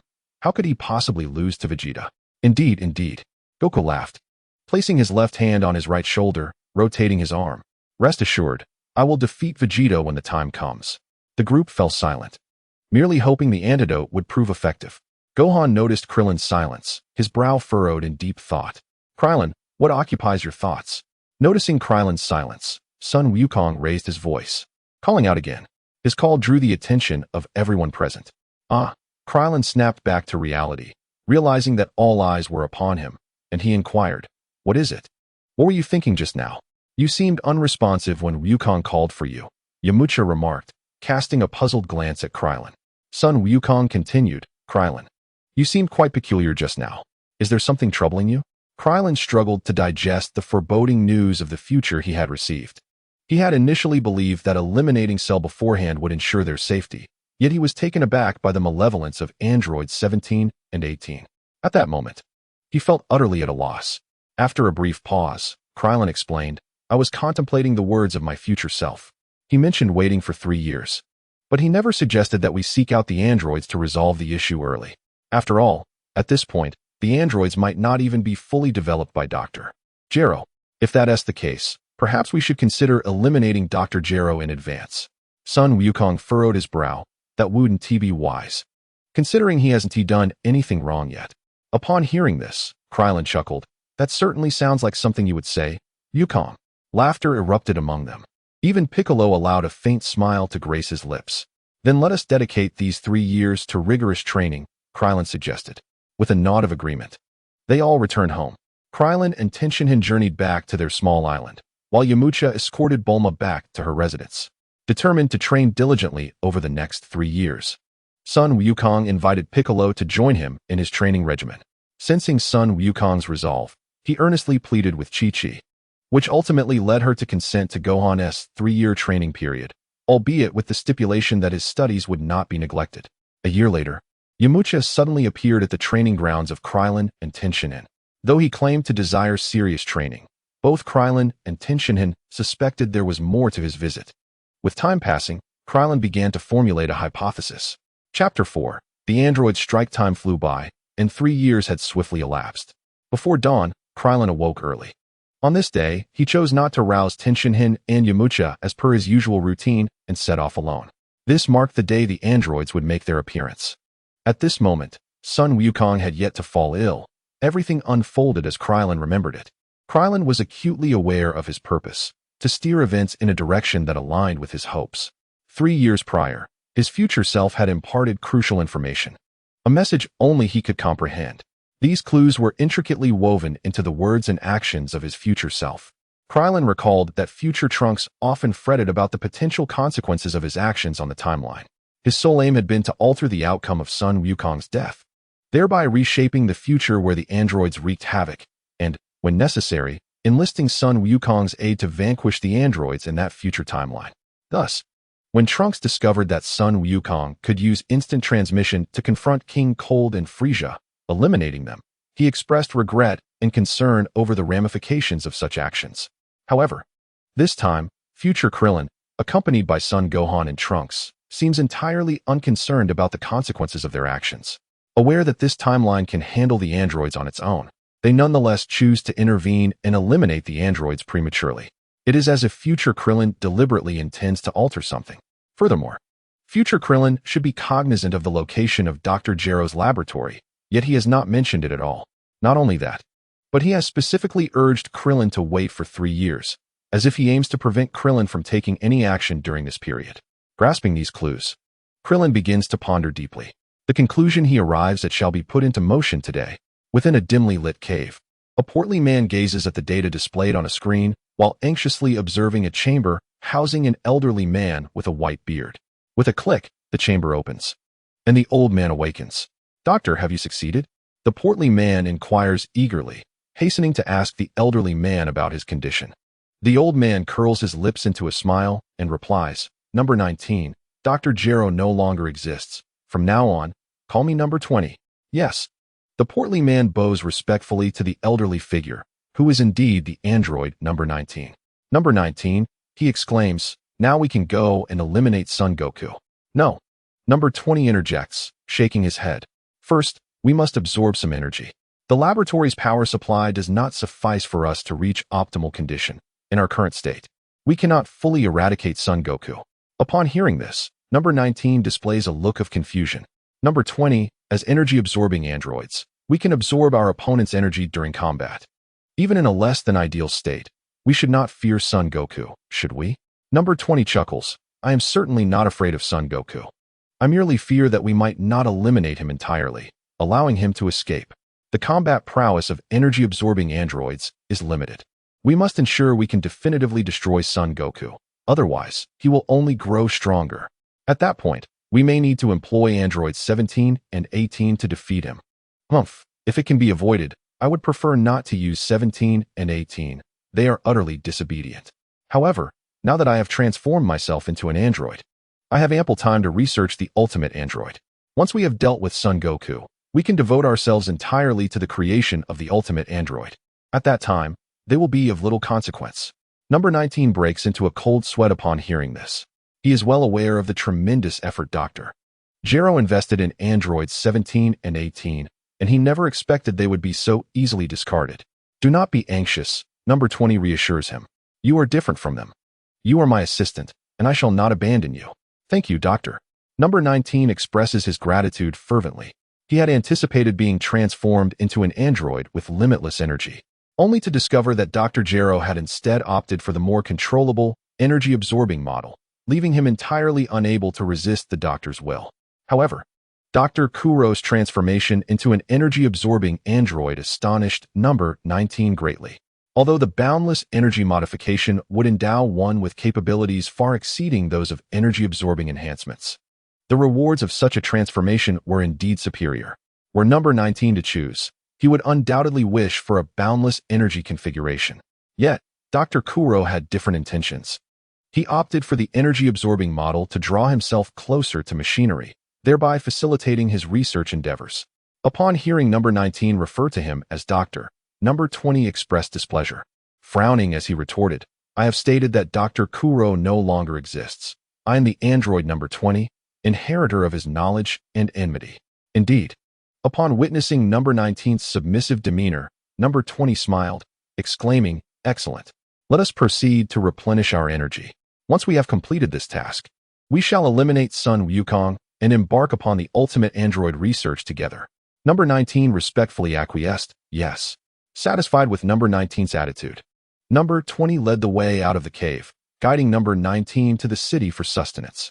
Before departing, Number 19 glanced back at the other two chambers, a look of envy crossing his face.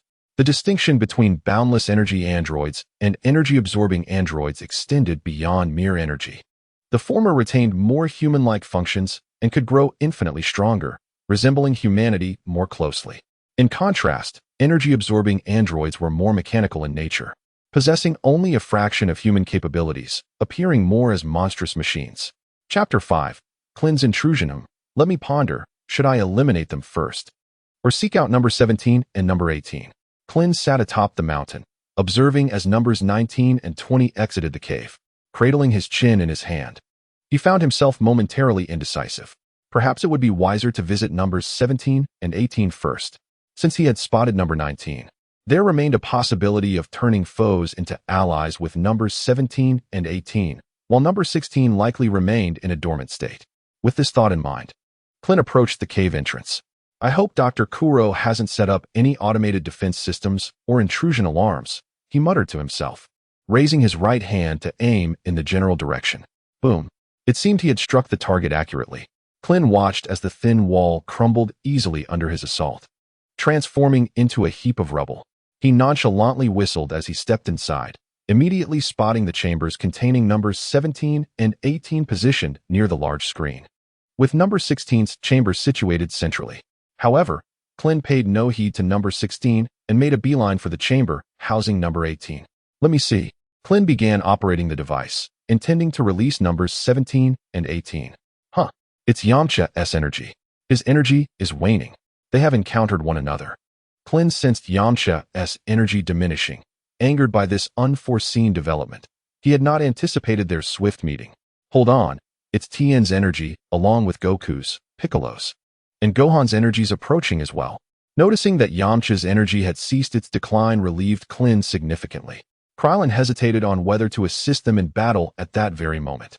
Although he did not believe that the current Goku and Piccolo would be defeated by Dr. Gero and Android 19, there remained the possibility of Goku succumbing to his illness at any time. In Krillin's memory, Goku had fallen ill during his confrontation with Android 19. Just then, the hatch opened with a snap. The moment the door swung wide, Android 18's striking figure was unveiled before Krillin, rendering him momentarily speechless in awe of her beauty. Upon opening her eyes, Android 18 immediately noticed Krillin, her lovely gaze filled with confusion. Who is this? Where is Dr. Gero? How long are you going to keep staring? Suddenly, a teasing voice jolted Krillin from his reverie.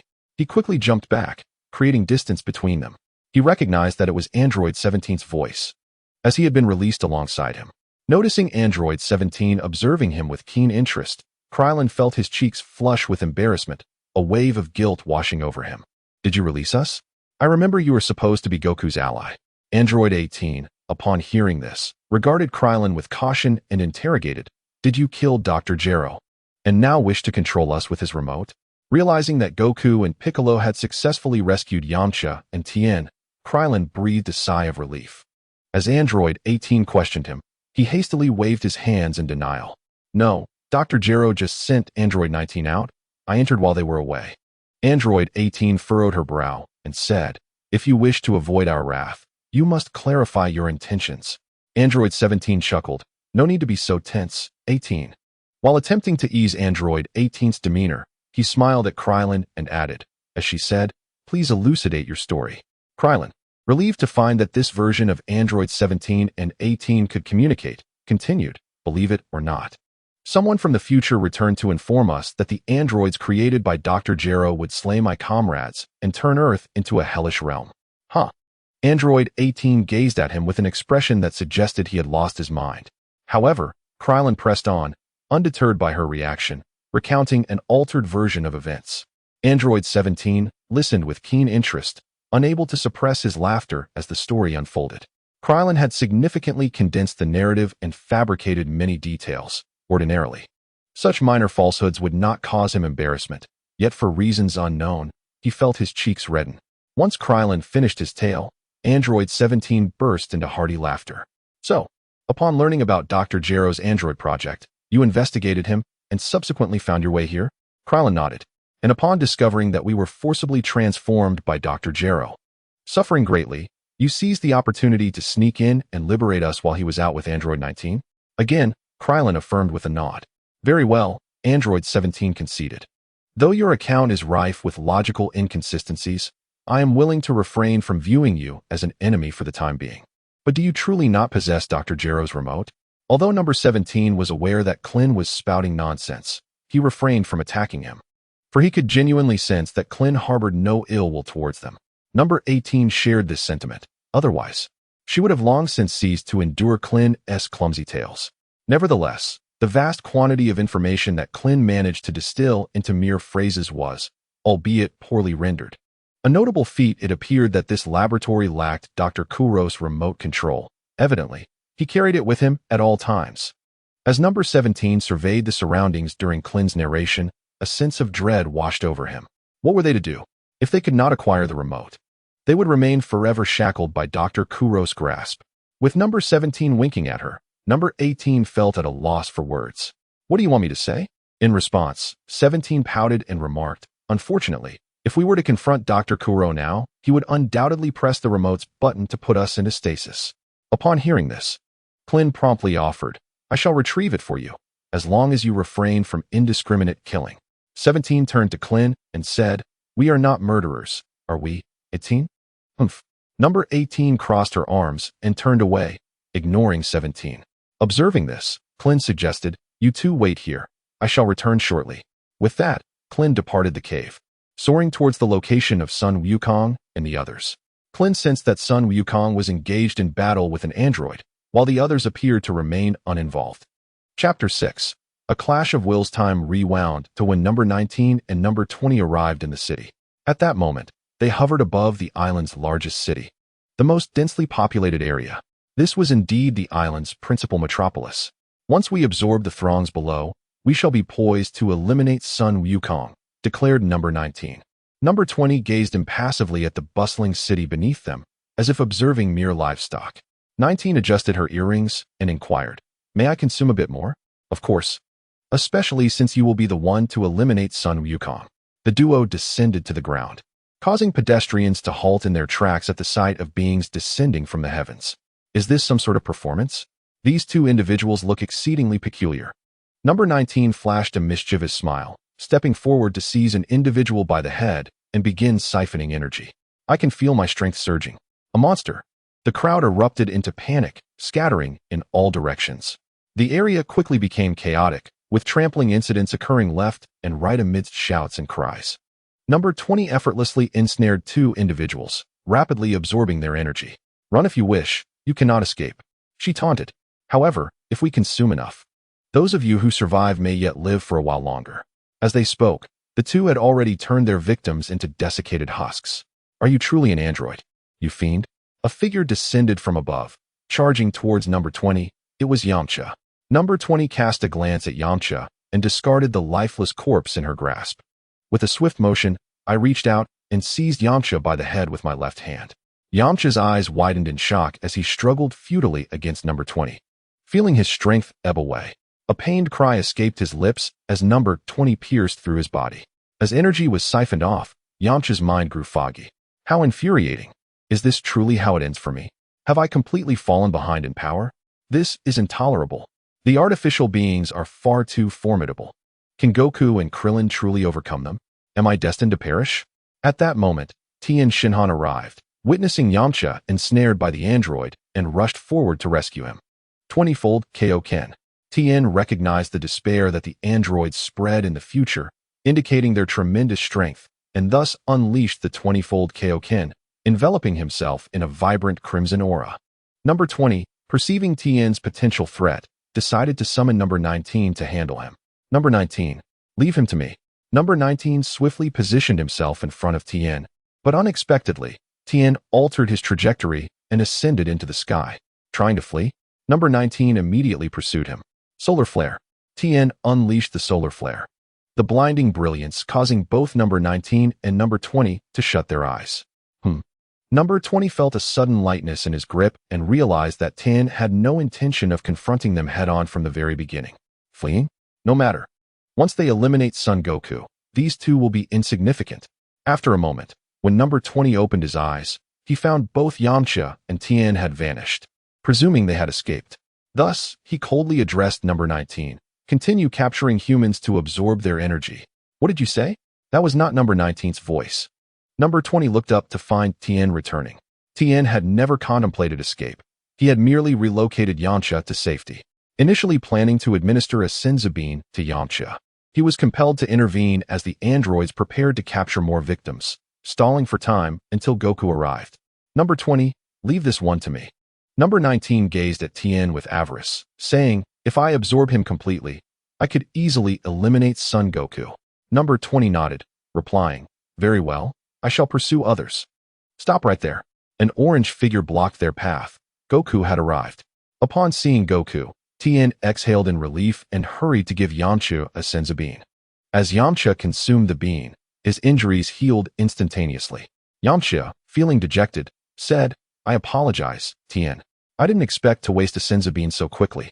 Tien shook his head, replying, had it not been for your efforts to buy us time, the casualties would have been far greater. Yamcha wished to say more, but ultimately shook his head, saying nothing as he and Tien returned to confront the androids. Meanwhile, Dr. Gero observed Goku's arrival with a smirk, remarking, Son Goku, I never imagined you would come looking for me. Son Wukong gazed upon the tragic scene, his eyes ablaze with fury, and angrily addressed number 20. Let us retreat to an uninhabited place and fight to the death. Dr. Gero nodded in agreement with Son Wukong's proposal. Chapter 7. Wukong's illness and the wrath of Krillin. Without hesitation, Son Wukong took the lead and soared away from the site. Piccolo and Gohan remained fixed on numbers 19 and 20, urging the two to follow Son Wukong, and Piccolo and Gohan promptly joined them. Tien Shinhan turned to Yamcha and said, Yamcha, let us go. With that, Tien took flight to catch up with them. Yamcha hesitated for a moment, clenched his teeth, and followed suit. They flew to a desolate wasteland, where Son Wukong descended to the ground, panting heavily. He looked at numbers 19 and 20 and declared, this shall be our battleground. Consequently, numbers 19 and 20 landed as well. Piccolo, with a grave expression, quietly called out, Gohan. Gohan nodded in response. Piccolo, Gohan, Tien, and Yamcha positioned themselves accordingly. Tien, something seems off with Wukong. Tien whispered to Piccolo. He has only flown a short distance. How could he be so out of breath? This is concerning. Piccolo nodded, stating, prepare for battle. We have yet to see where Krillin has gone. At that moment, the confrontation was on the verge of erupting. Son Wukong transformed into a Super Saiyan and challenged numbers 19 and 20. Will you both come at me together? Number 20 replied indifferently, for you. Number 19 alone is sufficient. With that, Number 19 stepped forward with a sinister smirk. The two readied themselves for combat, and Sun Wukong scrutinized number 19, perceiving myriad vulnerabilities in his stance. As he felt his own strength waning, Sun Wukong thought, I cannot afford to delay, since he has revealed his weaknesses. I shall not hold back. With swift resolution, Sun Wukong charged towards number 19. Seeing this, number 19 threw a punch at the approaching Sun Wukong. But Sun Wukong executed a deft somersault over number 19's head, landing a kick squarely on his back. Thud! Number 19 was sent flying, and upon glancing at number 20, Sun Wukong noticed a complete lack of intent to intervene, prompting him to pursue number 19. Tat tat tat tat tat. Sun Wukong unleashed a relentless barrage upon number 19, who had no means of counterattack, being pinned to the ground under Sun Wukong's blows. Wonderful! Tien, Gohan, and Yamcha rejoiced at the sight, celebrating their apparent victory with exuberant cheers. It seemed that with Wukong in their midst, the androids could be easily subdued. Yamcha, smiling, began to speak. But soon his expression turned somber, and he fell silent. Everyone understood the unspoken words that weighed heavily upon their hearts, casting anxious glances at Sun Wukong. The looming threat of viral heart disease hung over them like a mountain. It was an affliction to which neither the Dragon Balls nor modern medicine had any remedy. No. Wukong's energy is steadily diminishing. Is it due to the illness? Piccolo sensed something amiss, noting that the enemy did not exhibit even a trace of panic. This was troubling. Tien and the others were struck with alarm. How could this be happening? Gohan exclaimed, could it be that Dad is falling ill right now? Damn it. Why does it have to be this moment? Yamcha exclaimed. Not necessarily, Piccolo replied. The enemy seems to possess the ability to absorb others' energy. So that is how it is? No wonder they appear so unfazed. Piccolo observed the two combatants with a calm demeanor. No. It wasn't just that the opponent was absorbing Goku's energy. Goku himself was in a dire state and might be on the verge of collapse. While the group deliberated, the tide of battle shifted. Hee. Number 19, repeatedly battered by Goku, suddenly chuckled, and Goku sensed something was amiss.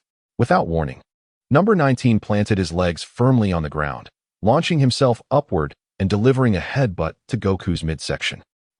Goku, caught off guard, was sent soaring by the impact. Hee. I've absorbed enough energy. Any further would not enhance my combat prowess. I'm done taking hits. With that, number 19 charged at Goku, relentlessly attacking him. In an instant, their positions had reversed. Seeing this, Piccolo shouted, Gohan, we must intervene. Goku's condition is indeed alarming. As he prepared to act, number 20 blocked their path, stating, should you choose to engage, I cannot simply turn a blind eye.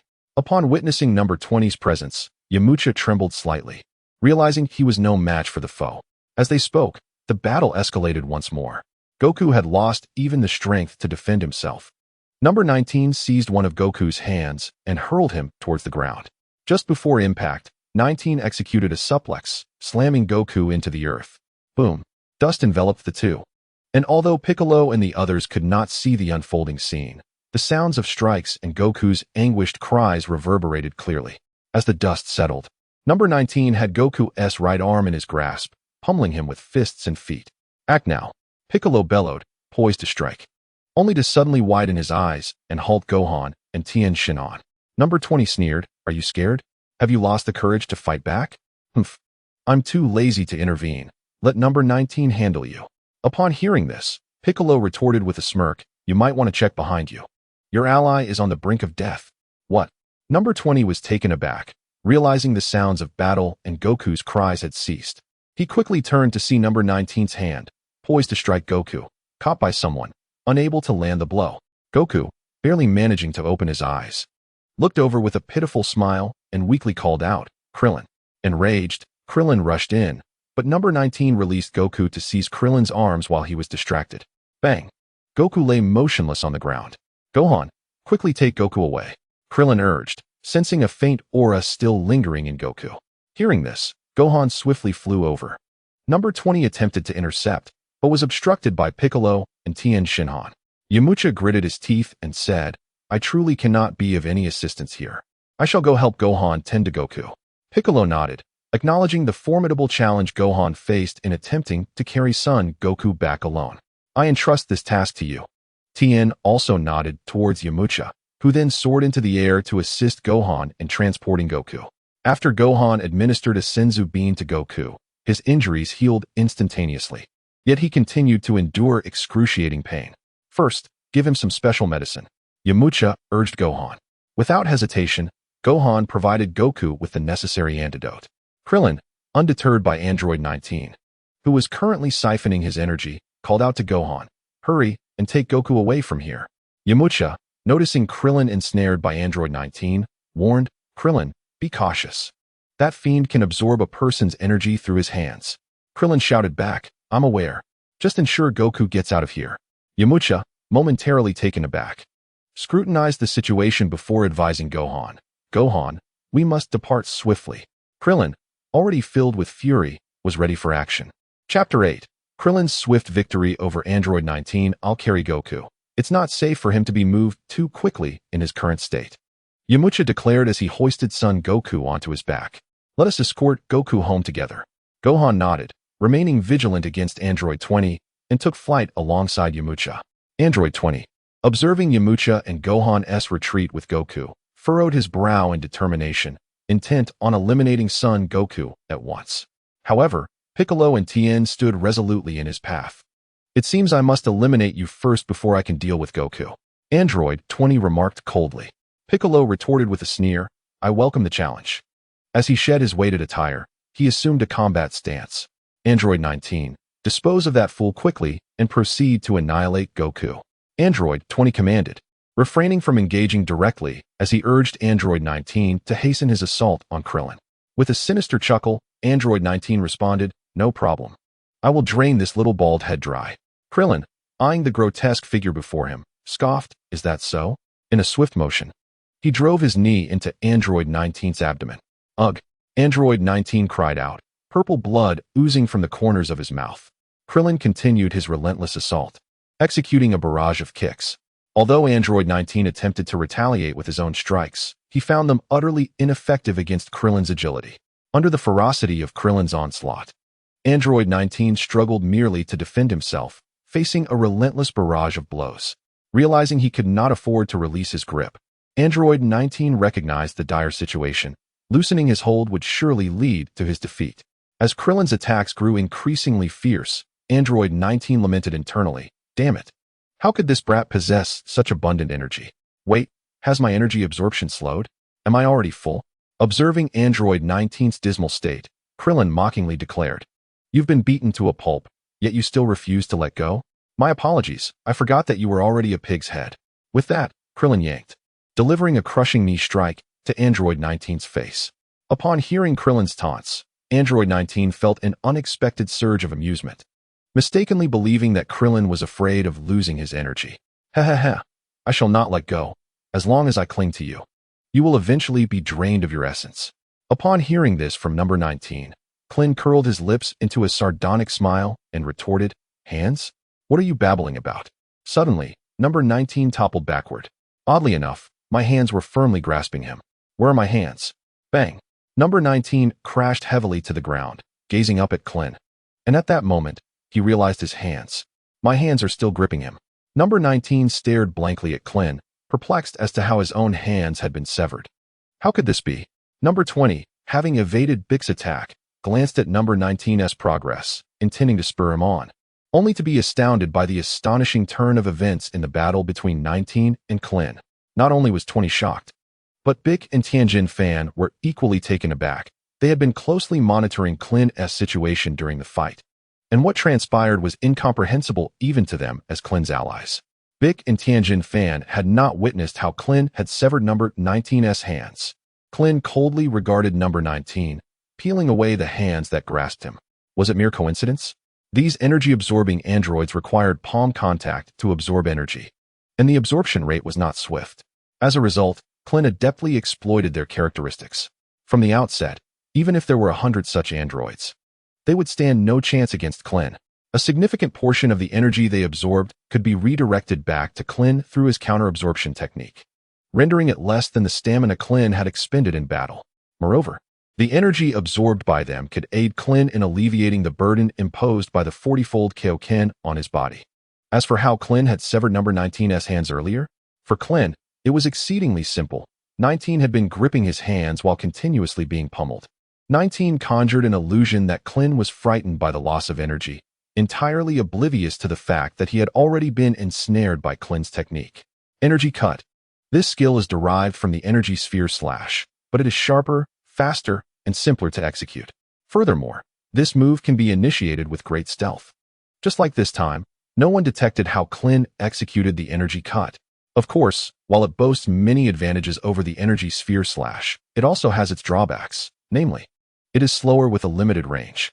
Once distance is created, the energy cut dissipates. This technique is a formidable weapon when the opponent is unprepared. But if they are wary, it becomes exceedingly difficult to succeed. Number 19 was utterly unguarded, daring to maintain his grip on Krillin's hands while dreaming of draining him, which provided Krillin with a splendid opportunity to unleash the energy cut. Krillin approached number 19 with a mocking smile. Upon seeing this, 19 hastily scrambled to his feet, intending to flee, but was seized by Krillin's grip. Number 19 was completely bewildered as to when his hands had become short, and he could not comprehend why Krillin appeared unaffected despite the energy he had absorbed. He simply could not fathom Krillin. Terrifying. Krillin, the man, appeared shrouded in enigma in the eyes of number 19. The abilities he relied upon were rendered insignificant before Krillin. A look of terror crossed number 19's face as he pleaded, "I beg you, spare me." Krillin responded with a cold smile, "You might as well die?" With that, Krillin seized number 19's head with his left hand, and, employing a technique akin to energy slicing, he reduced number 19 to a mere cylindrical form. Number 19 felt his limbs sever from his body, engulfed in excruciating pain. "What have you done, you bastard?" Krillin grinned wickedly. "Nothing much. I merely wanted to dismantle you for a closer inspection." As he spoke, Krillin pressed his right hand against number 19's back. Energy detonation. Boom. Krillin initiated an explosion within number 19's body, obliterating his torso below the neck. Battle power. Krillin, 440. Normal state, 17 billion. 40 times Kaioken, Son Goku. 1. 8 billion. Super Saiyan in a state of illness. Android number 19. 1. 8 billion. Android number 20. 1. 2 billion Piccolo. 100 million Tien. 200. Normal state. 4,000. 20 times Kaioken. Yamcha. 30 Son Gohan. 400. Chapter 9. The Super Saiyans arrive in succession. How infuriating. I never anticipated that after defeating Son Goku, that guy would still be around. Number 20 observed Krillin, who held number 19's head with one hand, his expression dark and foreboding. Indeed, it is essential to liberate number 17 and number 18. Remarkable. Krillin managed to eliminate that android with such ease. Tien felt invigorated upon witnessing Krillin's victory over number 19. Sensing that Piccolo and Tien were momentarily distracted, number 20 stealthily retreated, attempting to flee. "Where do you think you're going?" As number 20 prepared to escape, Krillin had already soared before him. Number 20 stated solemnly, "I admit I underestimated you. But if I wish to leave, you cannot stop me. Though you may appear unscathed, the toll from your battle with number 19 must have been considerable. Enough of your prattling. Here, take this." Krillin chuckled as he tossed an object to number 20. Noting its slow trajectory, number 20 instinctively caught it. "What is this?" Number 20 gazed at the object in his hand, his eyes widening in shock. Number 19's head? Boom. Before number 20 could react, the head exploded. Thud. Number 20 fell to the ground, glaring fiercely at Krillin. Krillin looked down at number 20 from above, mocking. "Though you call yourself number 20, you are, in fact, Dr. Gero, aren't you?" Number 20 did not concede, asserting, "Dr. Gero no longer exists. I am android number 20. If you seek Dr. Gero, you are mistaken." Krillin shook his head, speaking with ease. "You misunderstand. Whether you are number 20 or Dr. Gero is immaterial. What matters is that I now eliminate you completely." With that, Krillin raised his hand, poised to strike down number 20. At that moment, an energy blast surged toward him. Krillin waved his left hand to deflect the blast, turning to face its source. "Vegeta, what are you doing?" Krillin's irritation flared as he glared at the recently arrived Vegeta. Vegeta crossed his arms, smirking. "Did I not make myself clear? The androids are to be vanquished by me." Huh. Vegeta's aura surged dramatically, soon transforming into a golden hue. His hair dyed a brilliant gold. Tien Shinhan exclaimed, "That rascal Vegeta has actually become a Super Saiyan." Piccolo remained composed, stating matter-of-factly, "Isn't it rather unsurprising?" The events foretold by those from the future have indeed come to pass. Tien nodded, his expression grave as he remarked, although Vegeta has allied with Bulma, he remains a formidable threat. Meanwhile, Goku has fallen ill again. Should Vegeta choose to act, I wonder if Krillin and we could hinder him. After all, Vegeta is a fully healthy Super Saiyan, and while Krillin, utilizing the Kaioken to its fullest, might stand a chance against him, the toll of prolonged use would surely lead to Krillin's defeat. Krillin clicked his tongue, astonished that Vegeta would choose this moment to intervene. How infuriating. Regardless of who eliminates Android 20, the dilemma lies in the possibility that if Vegeta destroys the controller alongside Android 20, I would be unable to convince Androids 17 and 18 of my intentions. Krillin, Tien suddenly shouted, warning him, just as Krillin wrestled with his thoughts. Vegeta swiftly extended his hand, unleashing an energy blast. The blast did not target Krillin, but rather struck the fleeing Android 20. Vegeta observed Android 20's pitiable state, sneering. What a worthless being. I expected much more from an android capable of defeating Kakarot. How dull. Seizing the opportunity, Krillin darted forward, capturing Android 20 from behind. What do you think you're doing? Android 20 glared at Krillin, recalling how Krillin had dismantled Android 19. Without further ado, Krillin utilized an energy blade to sever Android 20's head. Android 20, captured by Krillin, could only resist in vain. Subsequently, Krillin retrieved the remote control from Android 20's lifeless body, discreetly concealing it within his attire. Vegeta, what are you up to? Krillin turned at Tien's call, only to see Vegeta aiming a hand at him, gathering energy. What are you planning, Vegeta? Krillin was bewildered by Vegeta's intentions at this moment. Just then, Piccolo and Tien arrived at Krillin's side, assuming a defensive stance against Vegeta. Seeing this, Vegeta grinned. Perfect. The three of you together will suffice. Alone Krillin could not provide me with the exhilarating battle I desire.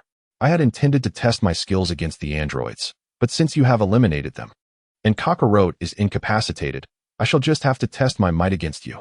Vegeta's smile twisted into a wicked grin, his eyes gleaming with madness. Let me see. Let me witness just how powerful I have become as a Super Saiyan. Just as the battle was on the verge of erupting, a spacecraft descended nearby. Oh, have you already dealt with the androids? Bulma emerged from the vehicle, cradling an infant in her arms. Is that the android? Why is there only one? Bulma observed the lifeless body of number 20 at Krillin's feet, noting that there was only one. She glanced around and discovered the dismembered remains of number 19. With the realization that both androids had been vanquished, Bulma exclaimed joyfully, "Wonderful, now everyone will be safe." Suddenly, she pondered, where has Goku gone? Tien responded with a wry smile. Goku fell ill during the battle and cannot return with Yamcha for treatment, but with the special medicine, he should be fine. Oh, Bulma nodded, sensing something amiss. Vegeta, what are you doing? It was then that she recognized the tense atmosphere surrounding them. She had been 2 exhilarated moments before. Krillin wore a serious expression, having noticed that Vegeta showed no signs of halting, seemingly disregarding Bulma and her child entirely. Vegeta, are you truly going to fight me in front of Bulma and the child? Vegeta retorted with a scoff. What do they have to do with me? However, if you wish to change the venue for our battle, I am amenable. Fine, let us change locations. Just as Krillin was about to lead Vegeta away, he detected 2 powerful energy signatures approaching. Could it be the 2 Saiyan brats from the future? In that case, you are of no further use to me. Vegeta also sensed the energies and decided to test his strength as a Super Saiyan against them, considering they were both Super Saiyans, and thus a more suitable gauge for his abilities. Chapter 10, Krillin's Dire Crisis within Dr. Gero's laboratory. Number 18 addressed number 17. Do you truly believe that man? Number 17 replied casually, believe? Not quite, but he certainly appears to harbor no malice. Upon hearing this, number 18 nodded. That is true. We still rely on him to eliminate Dr. Gero. Or, we could hide and wait for Dr. Gero to return and ambush him. Number 17 chuckled. The main entrance has been destroyed by that fellow named Krillin. Dr. Gero is not foolish. Number 18 lowered her gaze, troubled. Must we entrust our fate to him? 16? Number 17 leaned closer to the chamber containing number 16, saying to number 18, it seems Dr. Gero has never activated him. He appears to be of the same ilk as us. Number 18 approached the chamber, observing number 16. This fellow seems rather formidable. Could he be Dr. Gero's secret weapon? Number 17 smiled. Regardless, he cannot be stronger than me. With that, He opened the chamber containing number 16. Click as the chamber opened. Number 16 awoke from his slumber, surveying his surroundings before rising to his feet. Ah, number 16, it has been many years since you last emerged. How does it feel? Number 16 said nothing, instead gazing outward. Dr. Gero has been killed, he stated flatly. Number 17 exclaimed in surprise. You could tell that from so far away? Is it true? Number 18 rejoiced. This is wonderful. Indeed, it appears to have happened just moments ago. Number 17 clapped his hands, declaring, then we can leave this place. Number 18 questioned, should we not wait for Krillin? After all, he was the one who helped us kill Dr. Gero. Haha, certainly not. Number 17 laughed heartily and remarked, now we are free from any danger, aren't we? Observing 17's confidence, number 18 frowned and inquired, aren't you concerned that Krillin might use the remote to shut us down? 17 replied with unwavering assurance, firstly, I do not believe Krillin would resort to the remote. Otherwise, I would not have allowed him to seize it from the outset. Secondly, Krillin has no means of locating us, as long as we destroy Dr. Gero's computer. With that, 17 raised his hand and obliterated Dr. Gero's computer. Moreover, we now have number 16. 17 patted 16 and added, 16 cannot be shut down by that remote. He is fundamentally different from us. 16 affirmed, 17 is correct. We are not the same and will not be disabled by your remote. With no lingering concerns, 18 acquiesced to 17's judgment, and the trio departed from Dr. Gero's laboratory. Greetings, everyone. Are you all faring well? Future Gohan and future Trunks arrived at the scene, surveying the remnants of battle around them. Just as Vegeta was about to speak, Tien stepped forward to explain the situation to future Gohan and future Trunks. We have successfully eliminated the androids. However, Goku suddenly fell ill during the confrontation and has since been taken home by Gohan and Yamcha. With the special medicine, Father should recover in about 10 days. Yet, I never anticipated he would fall ill mid-battle. That is truly unfortunate. Tien reflected, gazing at the young man who bore a striking resemblance to Goku. Future Gohan chuckled. I did not expect you to eliminate the androids so effortlessly. In our timeline, it took considerable effort from me, Uncle Krillin, and others to defeat just 2 androids. Is that so? In comparison, our task was much easier. Krillin single-handedly vanquished them. Tien glanced at Krillin, contemplating the vast disparity that had developed without his awareness. He resolved to strive harder to discover his own path to strength. What? Uncle Krillin did it alone? Future Gohan expressed his astonishment. Future Trunks inquired, so? Does that mean this timeline's Krillin is exceptionally strong? No, not quite. Future Gohan exclaimed, it's not that Uncle Krillin has grown stronger. Rather, the androids we faced were unlike any you have encountered. What? The revelation sent shockwaves through the group. Krillin sighed inwardly, as he had intended to befriend the androids before future Gohan and the others arrived. Alas, what should be done now? I must first hand over the controller to 17 and 18 to ease tensions with them. Piccolo furrowed his brow and asked, Gohan, are you suggesting that the androids you encountered are not the same? Future Gohan nodded. Indeed, we confronted 1 male and 1 female. You encountered 2 as well. But where is the other?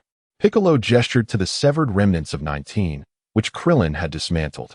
Future Gohan and future Trunks followed Piccolo's, laying eyes upon the dismembered legs, arms, and hands. In the future, Trunks chuckled. It certainly resembles Uncle Krillin's technique. Oh, you are familiar with this move? Tien, intrigued, inquired. Are you not aware? Uncle Krillin's technique. Future Trunks was about to elaborate on the prowess of Krillin's skill when he was interrupted by future Gohan. The priority now is to locate androids 17 and 18. We must collectively defeat them. Upon hearing the names of the 2 androids, Tien expressed his curiosity. Surely there aren't a total of 20 androids? The ones just defeated claim to be number 19 and number 20. No. The only androids we are aware of are 17 and 18. That's a relief. Rest assured, even without Goku, we have Vegeta and the 3 of you Super Saiyans. Krillin is no lesser than you Saiyans, and when the time comes, Piccolo and I can also lend our assistance. Thus, we shall surely prevail this time. Tien turned to Krillin and asked, Krillin, do you require any senzu beans? It seems there's a tough battle ahead. With that, Tien tossed all his senzu beans to Krillin. Krillin, perplexed, asked, why give them all to me? Tien smiled. It's nothing, I just feel more secure this way. If the battle commences and I have no means of resistance, I could be swiftly eliminated. Everyone, We must locate androids 17 and 18. Future Gohan declared. Vegeta chuckled. After listening to you all, if 17 and 18 are indeed stronger than those two androids Krillin defeated, you can confidently leave one to me. Krillin was left speechless, knowing that if Vegeta encountered 17, a confrontation was inevitable. What should I do now? What excuse can I concoct to escape? Krillin scratched his head. Let us split up. They must be somewhere in the mountains of this island. Upon this suggestion, everyone readily agreed. The group divided into 5 teams, one with Krillin, another with Vegeta, one with future Trunks, one with future Gohan, and the last with Piccolo and Tien. The 6 of them promptly set off, leaving Bulma behind. Holding Trunks, Bulma fumed. You wretched lot, how can you leave me here all alone? At that moment, future Trunks returned, saying to Bulma, Miss Bulma, I should escort you to a safe location. Krillin, already aware of Dr. Gero's laboratory's location, quickly arrived at the mountain where it was situated. Where is everyone? At that moment, the laboratory was devoid of 17 and 18, and even number 16, who should have been resting in the chamber, had vanished. Furthermore, they had destroyed all of Dr. Gero's computers. Chapter 11. The battle commences. The android's power exceeds expectations. Observing the devastation within the laboratory, Krillin sighed. I wonder where they have gone. In any case, we must first eliminate Cell from this timeline. In Krillin's view, eradicating Cell was of utmost importance. The future version of himself had likely already dealt with Cell. In this instance, Krillin swiftly discovered the entrance, and upon entering, he eradicated everything associated with Cell. Damn it, had he encountered them again? Krillin sensed Vegeta's furious energy and was instantly filled with anxiety. Krillin soared out of the cave and unleashed an energy wave towards it. The laboratory of Dr. Gero lay concealed beneath the rubble. Only after completing this task did Krillin finally feel at ease. Now, the next step was to locate Android 18 and the others. At that moment, Vegeta was the only one engaged in battle, but with careful perception, Krillin could still sense the energies of Piccolo, Tien, and the future Gohan and Trunks, who were also nearby. Well, he could easily imagine the scene unfolding over there. It likely resembled his previous experiences. Krillin flew at full speed toward their location, contemplating quietly. If androids 17 and 18 were, as I know them to be, Vegeta and the others should not be in mortal danger. Although they had 3 Super Saiyans, Piccolo and Tien were formidable as well, they likely weren't a match for the androids just yet. With this thought, Krillin silently lamented, what should I do now? The future Gohan and Trunks would not be so easily convinced of the android's intentions. By the way, Vegeta's energy is remarkably strong, far exceeding Goku's current displayed power. However, judging by the fluctuations in Vegeta's energy, it seemed he was on the brink of defeat, and I must hasten. Considering the distance, they had already left the island. It was quite impressive that Vegeta could track them down.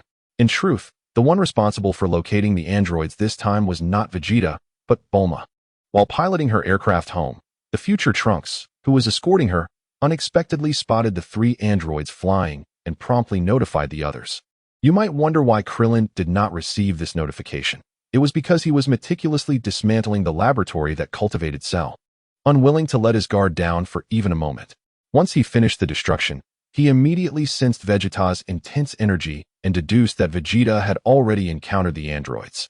Trunks could no longer contain himself. If Android 16 did not intervene this time, how would they fare against Androids 17 and 18? The battle had commenced. As he sensed the energies drawing closer, Krillin thought, I should be able to make it. Suddenly, Krillin halted, his eyes widening in shock. Was it Android 16 who made a move? How could the battle have concluded so swiftly? Android 17, did you strike too hard? Android 18 brushed off the minor damages to her clothing caused by the fight and remarked, Krillin might have the remote control now. If we were to eliminate his companions, he would surely be enraged.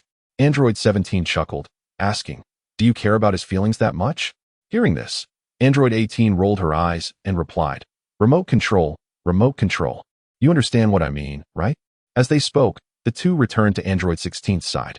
Android 16 lifted his head, as the bird that had been perched on his shoulder was startled away by Androids 17 and 18, who had remained motionless during their earlier confrontation. On the 18th, she glanced at the unconscious Vegeta and his companions, inquiring, surely they won't perish so easily?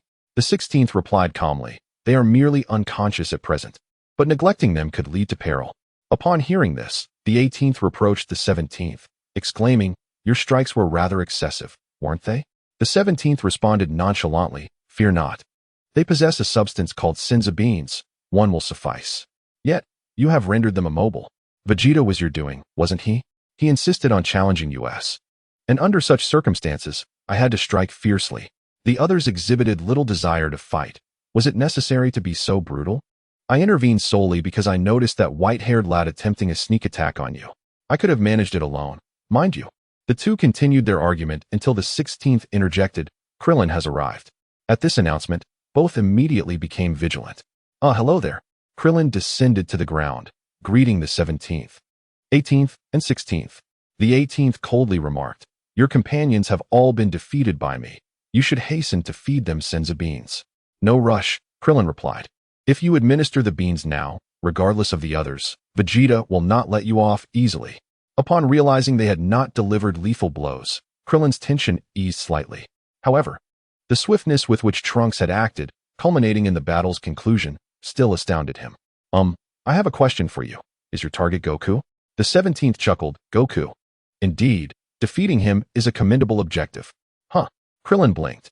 "Did you not originally intend to defeat Goku? Why did you leave that place without permission?" The 18th regarded Krillin with a peculiar expression, stating, "Defeating Goku is Dr. Gero's wish. It bears no relation to us.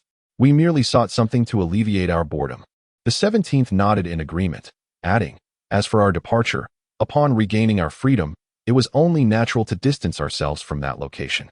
Krillin's expression turned odd, incredulous as he remarked, "So, had I not mentioned that, you would not have considered defeating Goku your goal?" The 17th affirmed once more. Krillin responded. Chapter 12, Beyond Super Saiyan. "Not quite." The 16th interjected, "Even if the 17th and 18th do not intend to kill Goku, I shall." "Oh, do you harbor a grudge against Goku? You do not strike me as someone who enjoys fighting." The 17th found this curious, recalling that the 16th had shown no inclination to engage when Trunks and the others attacked. The 16th stated flatly, "There is no particular reason. I was created solely to eliminate Goku. Unlike you, I am not a product of human modification, so aside from killing Goku, I have no other aspirations." Upon hearing this, Krillin felt a sense of helplessness, hoping that once Goku's heart condition improved, he would possess strength surpassing theirs. Krillin forced a smile and remarked, "So, it means that even if I wished to stop you, it would be in vain?" Number 18 nodded and replied, "Exactly.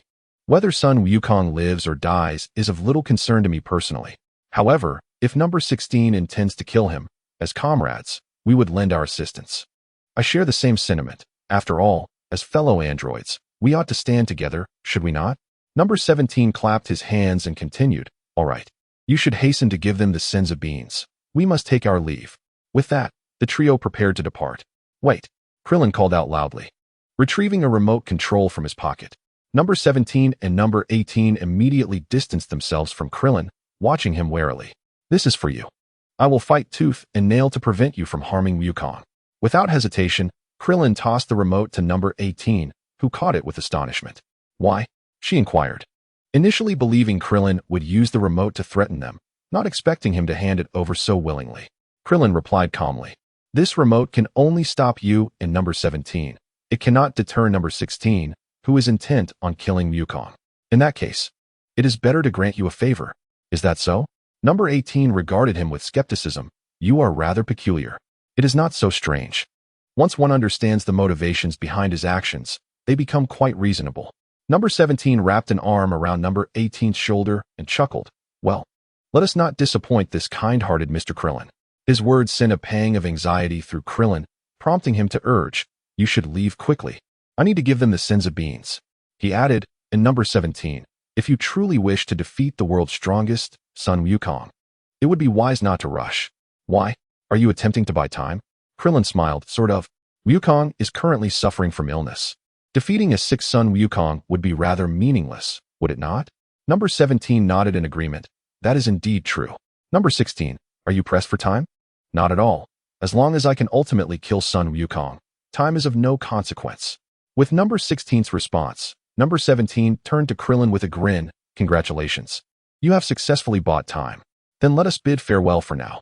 With that, number 17 turned to leave, followed closely by number 18, who was still pondering the implications of number 17's words to Krillin.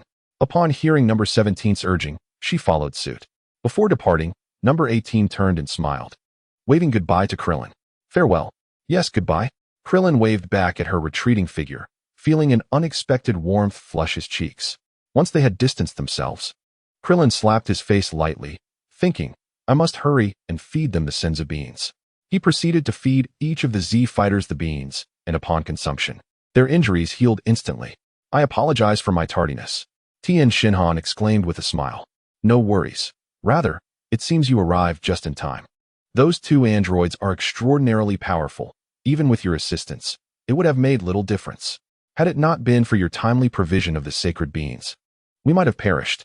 Future Gohan remarked gravely. Indeed, Uncle Krillin, though they resemble the androids I am familiar with, their strength is incomparably superior.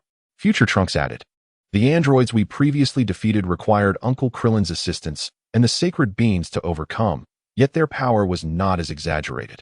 5 years have elapsed since that fierce battle, and both Gohan and I have made considerable progress in our abilities.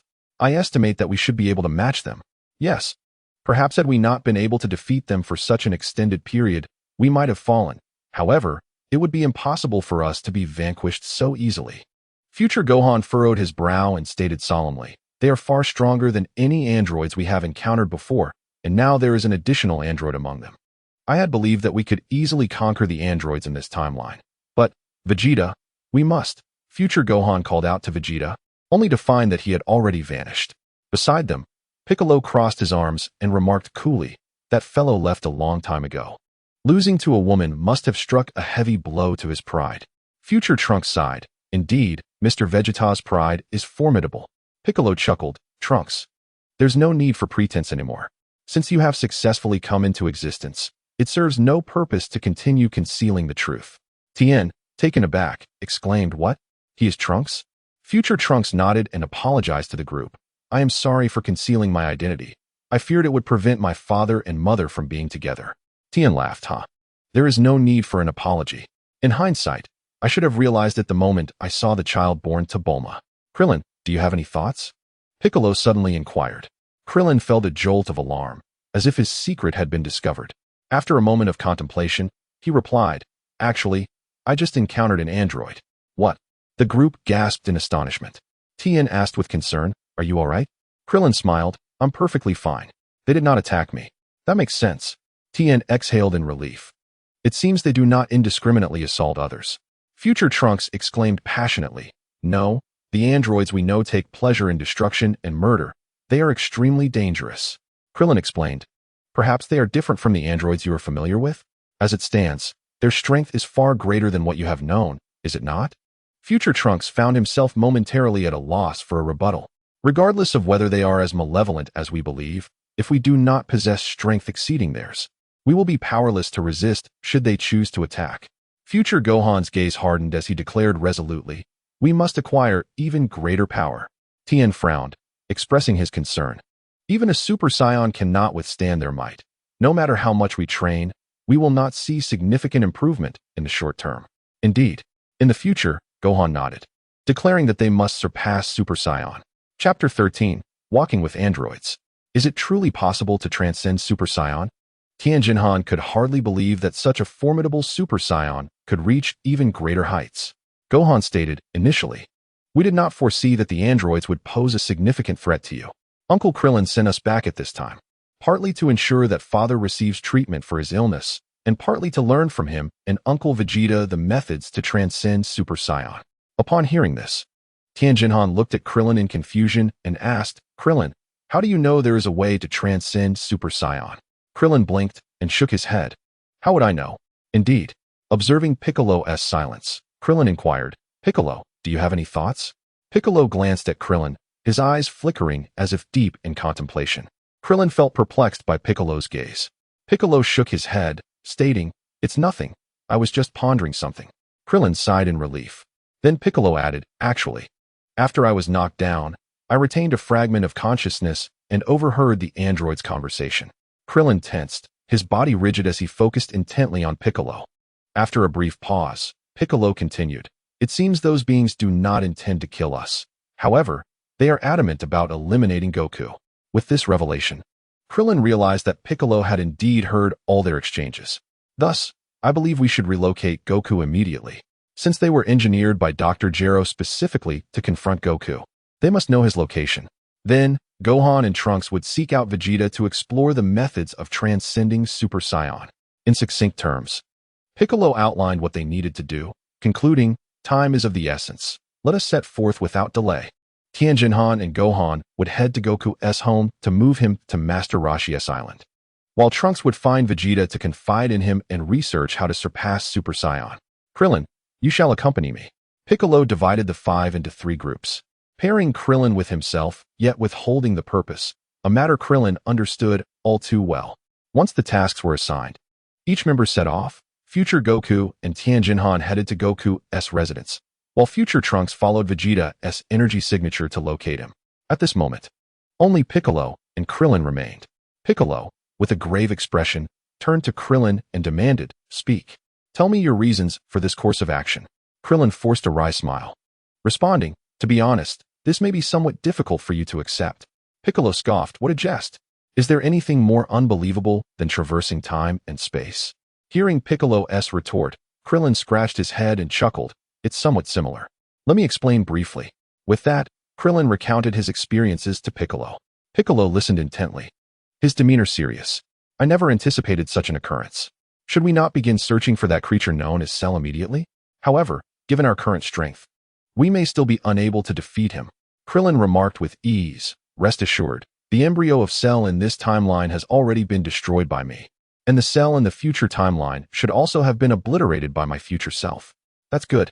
Let us proceed to the sacred temple," Piccolo suggested, to which Krillin readily acquiesced. The two soared towards the sacred temple. Along the way, Krillin inquired, "Piccolo, do you intend to fuse with the Supreme Kai?" Piccolo nodded, acknowledging, "Even if what you say is true, that androids 17 and 18 do not wish to annihilate us entirely, the Supreme Kai will still remain my Achilles heel. In the future, it was precisely because the Supreme Kai was slain that I did not engage in battle, was it not?" Upon hearing this, Krillin ceased further conversation. Upon arriving at the sacred temple, the Supreme Kai had been waiting for quite some time. "Piccolo, I understand your purpose for coming, but I am also aware that once we fuse, you will become the strongest warrior in existence." Before Piccolo could respond, the Supreme Kai preemptively spoke. In his eyes, although Piccolo had undergone significant changes, it was uncertain what actions he might take should he ascend to being the world's mightiest warrior. Piccolo chuckled, "I do not intend to easily persuade you, but there is one matter that requires your immediate attention." "What matter?" "As long as it is not an evil deed or related to our fusion, I shall comply," Piccolo stated. "You can locate the whereabouts of those androids, correct? Bring them to me." The Supreme Kai frowned. "Do you plan to forcibly fuse with me and then seek them out?" If you intend to do so, I shall end my own life." "Of course not. I merely wish for you to pinpoint their locations, and then Krillin will go to find them." Upon hearing this, the Supreme Kai turned to Krillin, who nodded in affirmation. Thus, the Supreme Kai approached the edge of the sacred temple and gazed down upon the world. "Found them." The Supreme Kai quickly identified their location, stating, "They have not committed any malevolent acts. They merely hijacked a truck." Hearing this, Krillin sighed in relief. The Supreme Kai relayed the location to Krillin, who immediately set off upon learning the details. "I can trust Piccolo," were Krillin's parting words. The Supreme Kai lowered his head slightly, lost in contemplation. After receiving the location from the Supreme Kai, Krillin swiftly flew towards the android's position. The truck's speed was not particularly fast, and with Krillin's swiftness, he would soon find them along the road. Krillin quickly spotted the vehicle of androids 17 and 18 and promptly descended upon it. Thud! Krillin landed atop the truck, the noise alerting androids 17 and 18. In the rear cargo area, android 16 calmly remarked, "It is Krillin. If you do not consider him an enemy, there is no need for vigilance." Upon hearing this, android 18 relaxed. Android 17 chuckled and pulled over to the roadside. Creak. Android 17 opened the door and stepped out, looking up at Krillin on the roof. "What's this? Are you regretting handing over the remote control to us?" Krillin jumped down and replied, "Not at all. Just a bit concerned about you." "So, do you intend to fight us?" Android 17's expression darkened as he gazed at Krillin. Android 18, seated in the passenger seat, also turned her attention toward him. While Android 16 remained unmoved, Krillin shook his head, declaring, "I have no desire to engage in battle with you. As long as you refrain from indiscriminate killing and do not approach Goku with the intent to slay him, I will not fight you." Android 17 smirked, placing a hand on Krillin's shoulder, and replied, "But have I not already conveyed our determination to eliminate Son Goku?" To which Krillin retorted, "Yet you have not acted on it, so I will accompany you henceforth." Upon hearing this, 17 glanced at 18 and asked Krillin, "Are you a stalker?" Krillin cast a sidelong glance at 18 and replied, "Think as you will." Noticing this exchange, 18 shot Krillin an angry glare, pondering, "What does that bald jerk mean by looking at me like that?" Seeing Krillin's unwavering resolve, 17 chose to disregard him and climbed into the vehicle, starting the engine. Combat power, 17, 3, 5 billion 18, 300 million 16. Vegeta, 2, 5 billion, Super Saiyan, Future Trunks, 2, 2 billion, Super Saiyan, Future Gohan, 2, 4 billion, Super Saiyan. Chapter 14. Perhaps I should find a job. A yellow pickup truck cruised along the highway, its driver a bald man clad in crimson attire.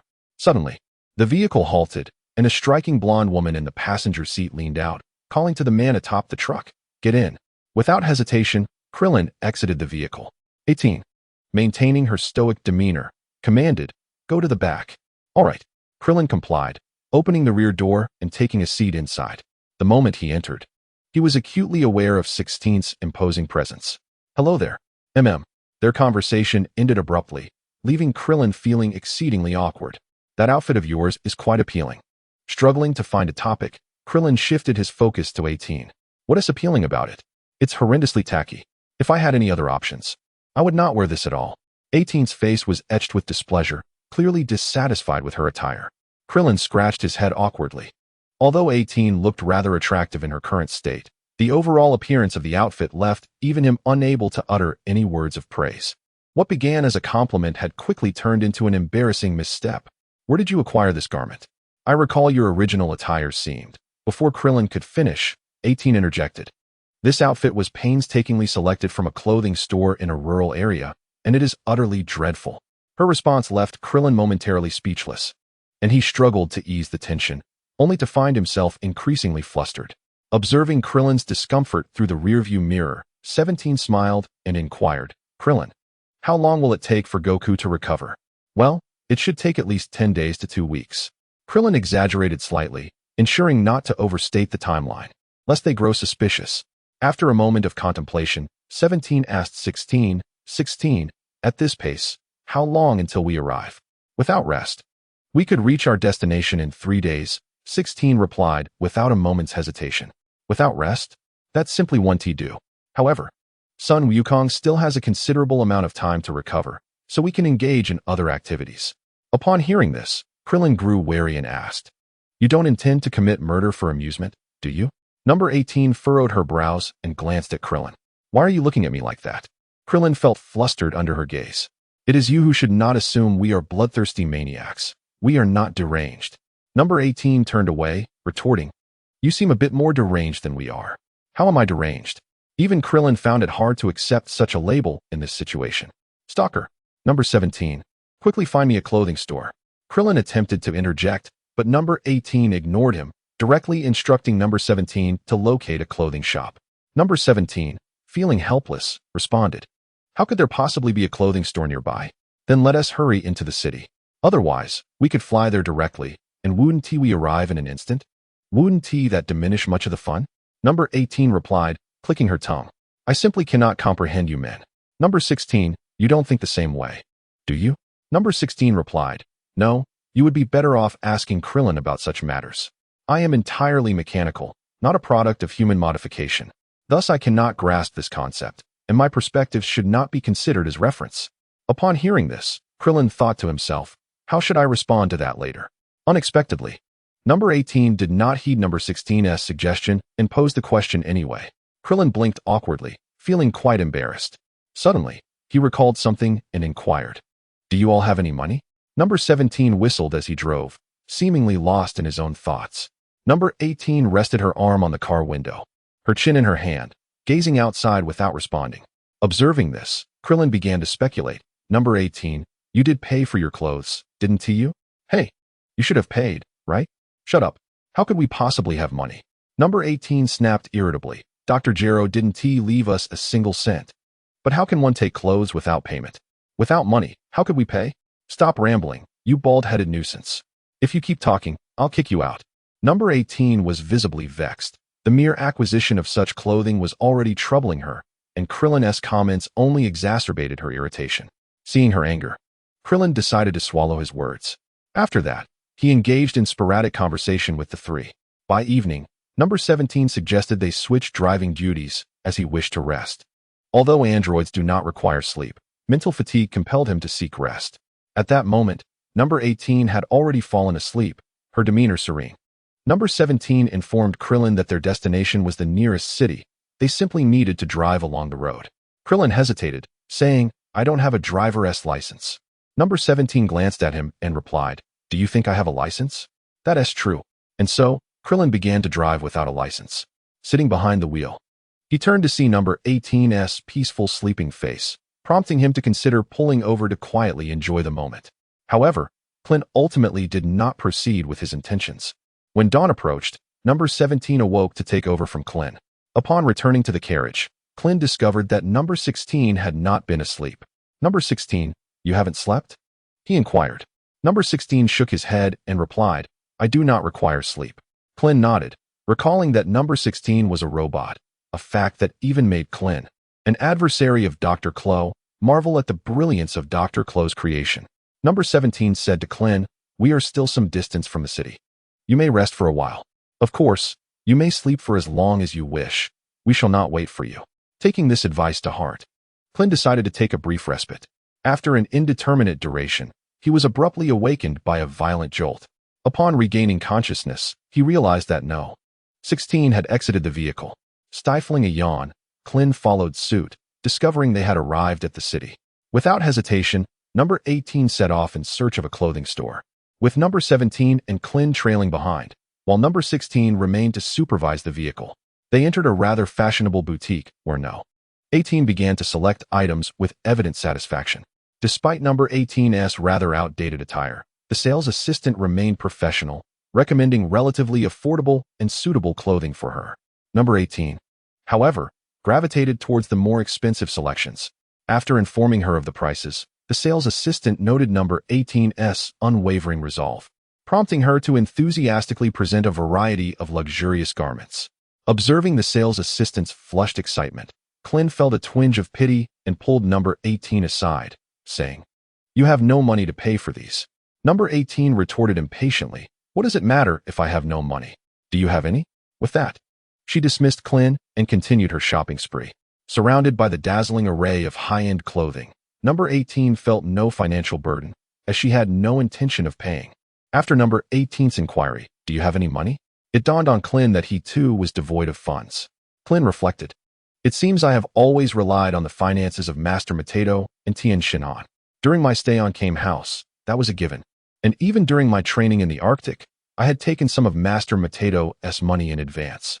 Later, while training with Tien, we both relied on dumplings for sustenance. So, it follows that throughout my life, I have never earned a single penny. Contemplating this realization, Clint glanced at Number 18, whose eyes sparkled with delight as she selected various garments, and muttered to himself, Perhaps I ought to find a job. Chapter 15. The bill arrives at Capsule Corporation after some thought. To avoid unnecessary complications, Clint approached the sales assistant. Excuse me, may I borrow your phone? The assistant regarded Clint for a moment. Despite his unremarkable appearance, she discerned something extraordinary about him. Thus, she warmly invited him to the VIP area to rest and handed him the phone. After expressing his gratitude, Clint began dialing Bulma's number. Hello, who is this? Came Bulma's voice upon connection. Holding the receiver carefully, Clint said, Bulma, it's me, Clint. Could you lend me some money? How much do you need? Clint cast a glance at the frantically trying on clothes 18, swallowed hard, and cautiously remarked, There should be quite a few. Bulma fell silent for a moment before responding. From your tone, it's evident that your situation is quite dire. Just send the bill to the Capsule Corporation, and I'll make sure to have a word with them. Upon hearing this, Clint finally exhaled in relief and hurriedly thanked Bulma. Thank you so much, Bulma. No need for thanks. You rarely spend money, right? You're not trying to woo a girl, are you? At this remark, Klein's face turned crimson, and he hastily replied, Of course not. I have other matters to attend to. Bulma laughed heartily, saying, That's good to hear. Judging by your tone, it seems you require a considerable sum. If it's for courting a girl, you might as well give up early. After all, you don't even have a job and are still relying on your parents. Hearing this, Klein felt a wave of shame wash over him, lowering his head. All right, I need to head to Goku's house. I must hurry to pick him up. Klein stated, Please help take care of Goku for me, as I'm currently tied up. Understood. I'll hang up now. With that, Klein paused momentarily before ending the call. At that moment, 18 finally selected her garments, instructing the sales assistant to package them all. The sales assistant attended to 18 with great enthusiasm, while Klein approached the front desk attendant, saying, Could you please find your manager? The front desk attendant promptly contacted the manager, having noticed Klein was with 18. Perhaps he was the one footing the bill. The manager, upon receiving the message, rushed over. Having been close by, arriving just before 18's clothes were fully packaged. Seeing the bustling sales assistant, the manager's eyes sparkled with excitement. Guided by the front desk attendant, he found Klein. Upon seeing Klein, the manager recognized him as the one who would be paying, quickly grasping Klein's hand with both of his, exclaiming warmly, Sir, are you satisfied with our store's service? Klein awkwardly smiled and replied to the manager, I'm not in the habit of carrying cash. Please send the bill to the Capsule Corporation. Klein was not lying. He truly did not have the habit of carrying money, a practice he would need to cultivate over time. The manager's expression turned serious as he took out his phone to call the Capsule Corporation for verification. Sir, I need to know some of your information. I would appreciate your cooperation. Klein nodded, No problem. The manager posed a question, relayed the answer to the other end of the line, and after confirming, hung up with a smile once more illuminating his face. Klein, upon witnessing this, felt a sense of relief. At that moment, 18's clothes were also ready. Klein, please call 17 for me. There's too much to carry. Although 18 can handle it, it would be quite cumbersome for her to navigate the streets alone with such a mountain of clothes. 17 then entered, wearing a disgruntled expression. He had initially chosen to wait outside rather than accompany 18 in her shopping, only to be approached by numerous girls trying to converse with him, which greatly annoyed him. 18 glanced at 17 and impatiently urged, What are you waiting for? Hurry up and help me carry these. On the 18th, there was no request for assistance from Krillin. However, he volunteered, saying, Allow me to help you. Ignoring the reaction of the 18th, he approached and took the neatly packed clothes from her hands. Observing Krillin's flurry of activity, the 18th muttered softly, Who asked for your help? When Krillin glanced up and caught sight of her, he was momentarily taken aback, as if he perceived a faint blush on her face. Yet, when he regained his composure and looked again, the 18th had already turned away. At that moment, the proprietor approached with a cordial demeanor, inquiring, Sir, we can assist with the delivery of your goods. Could you please provide your address? Krillin's heart swelled with joy at the prospect. Although carrying these items posed no burden for him, it was somewhat inconvenient. The idea of having assistance was most welcome. He responded, We have a vehicle. All we need is for you to help us load it onto the car. Very well, said the proprietor, immediately summoning his staff to take action. The 18th looked on in confusion as Krillin and the 17th handed their garments to an employee.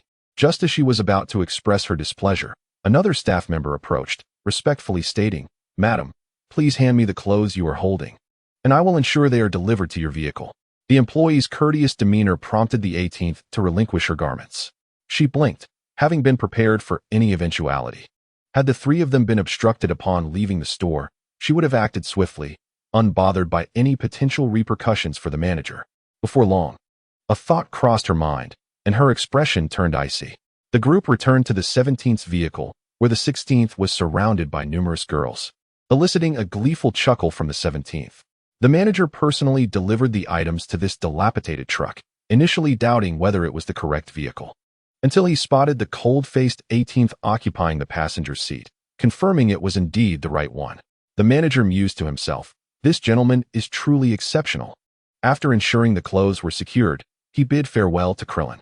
At this juncture, the 17th and 16th were already encircled by admirers, while the 18th, seated in the passenger seat, was also approached by several men.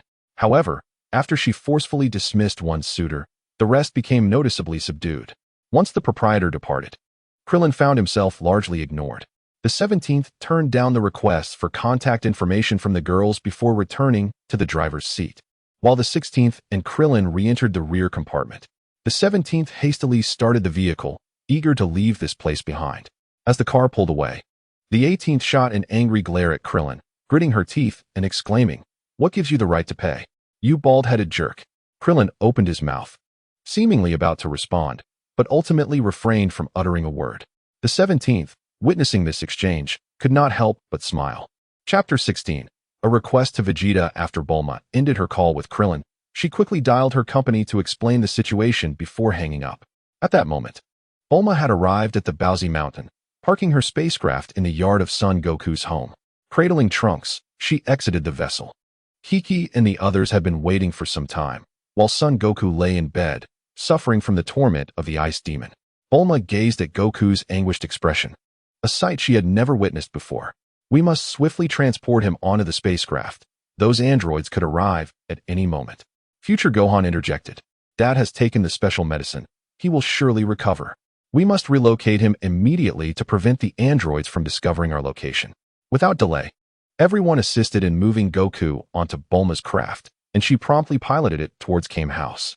Amidst the tension, Trunks began to wail, exacerbating Bulma's already fraught mood. "Aunt Bulma, allow me to care for Trunks," Future Gohan offered, determined to alleviate Bulma's distraction while she navigated the vessel.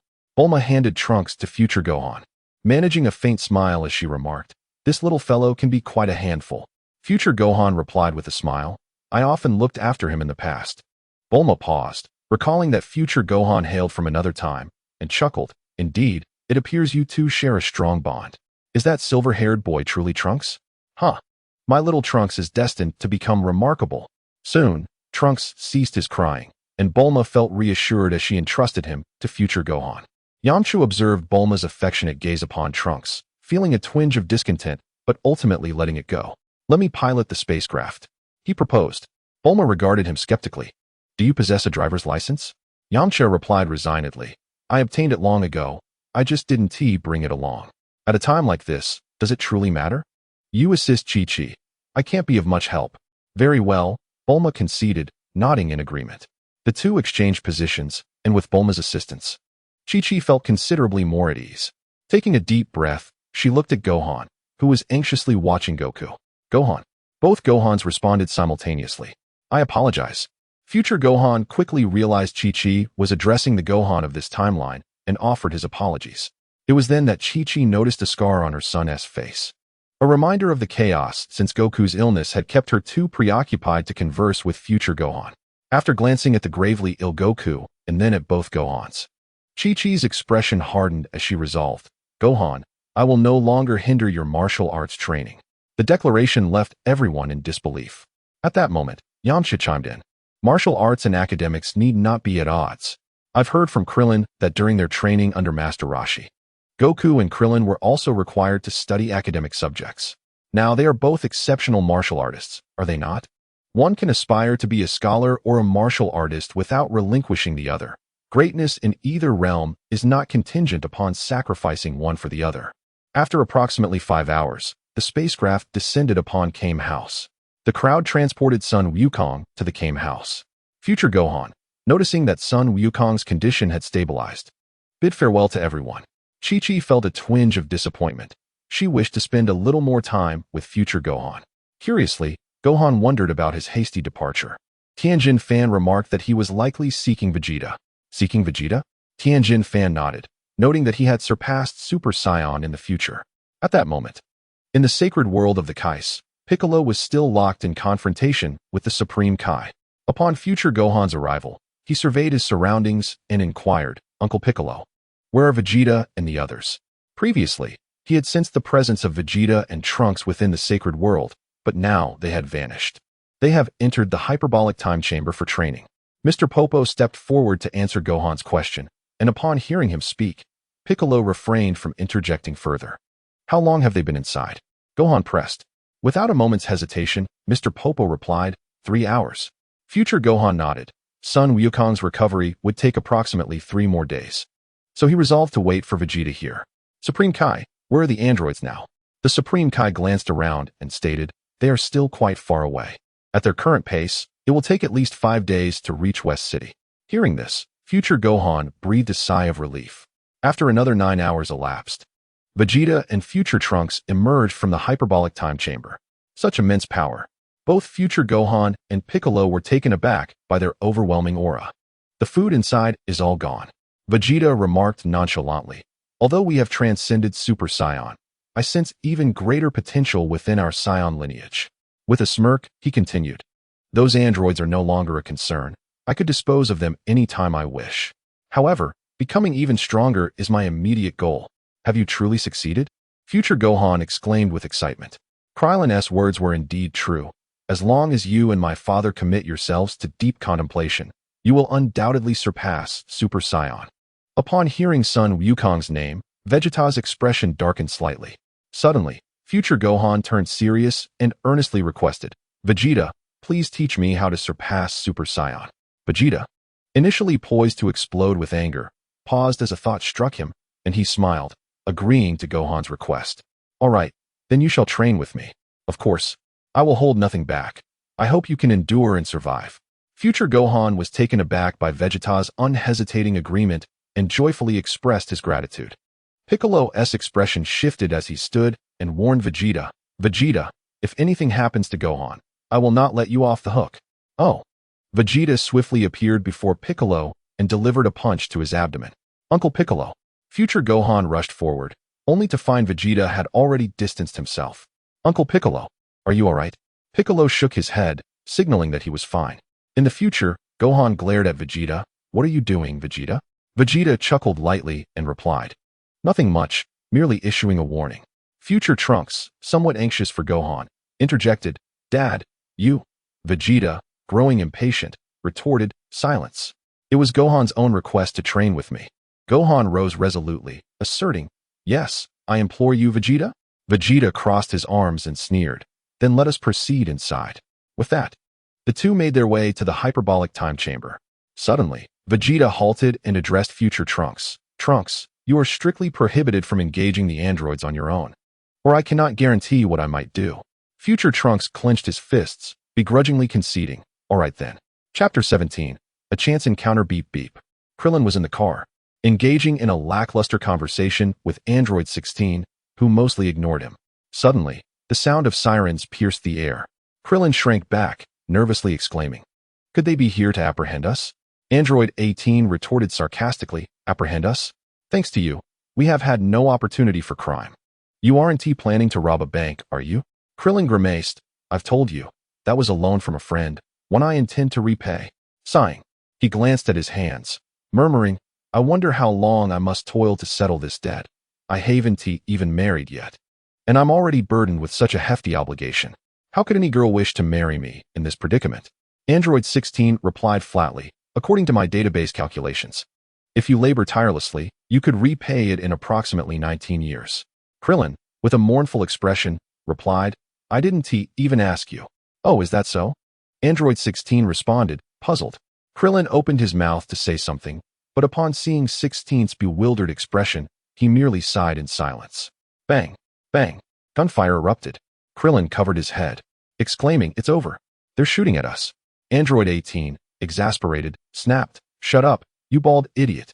I've already said we haven't committed any crimes. Then where did your car come from? 17 has been driving without a license all this time.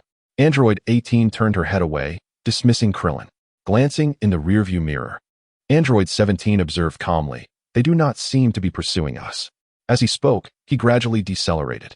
See, I told you they weren't after us. Android 18 whispered. Seeing this, Krillin quickly apologized. At that moment, Android 17 accelerated once more, intent on catching up to the pursuing vehicles. 18, topple that truck. 17 gestured towards 18's side of the car, urging her to attack the truck. What? What are you planning to do? Krillin stood up abruptly, a sense of foreboding creeping in. With a smirk, Android 17 replied, Don't be so sensitive. We are merely assisting the police in capturing criminals. It is a noble cause. Krillin looked at 17, his heart filled with doubt. Is that really the case? With a resounding bang, the finger of 18 released a small energy projectile, which instantaneously burst the tire of the truck.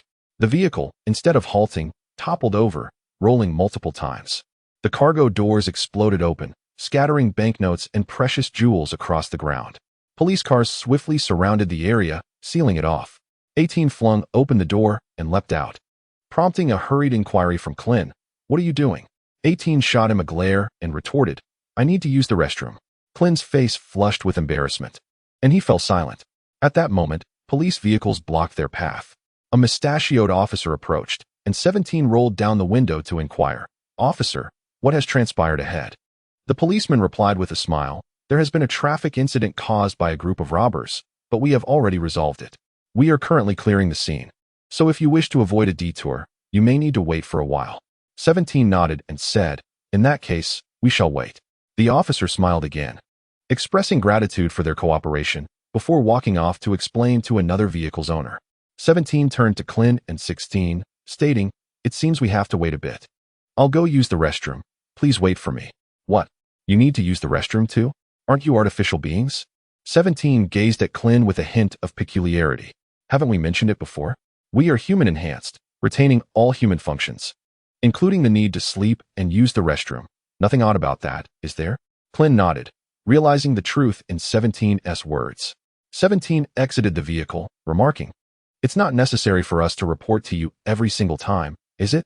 Krillin conceded, although he felt something was amiss. At that moment, 18 returned. "Where did 17 and 16 go?" 18 inquired, noticing 17's absence. 16 replied, "He said he went to the restroom." "Oh, I see." Just a short while later, 17 returned. "It appears we will be waiting for an extended period. It seems we must take a shortcut." "A shortcut?"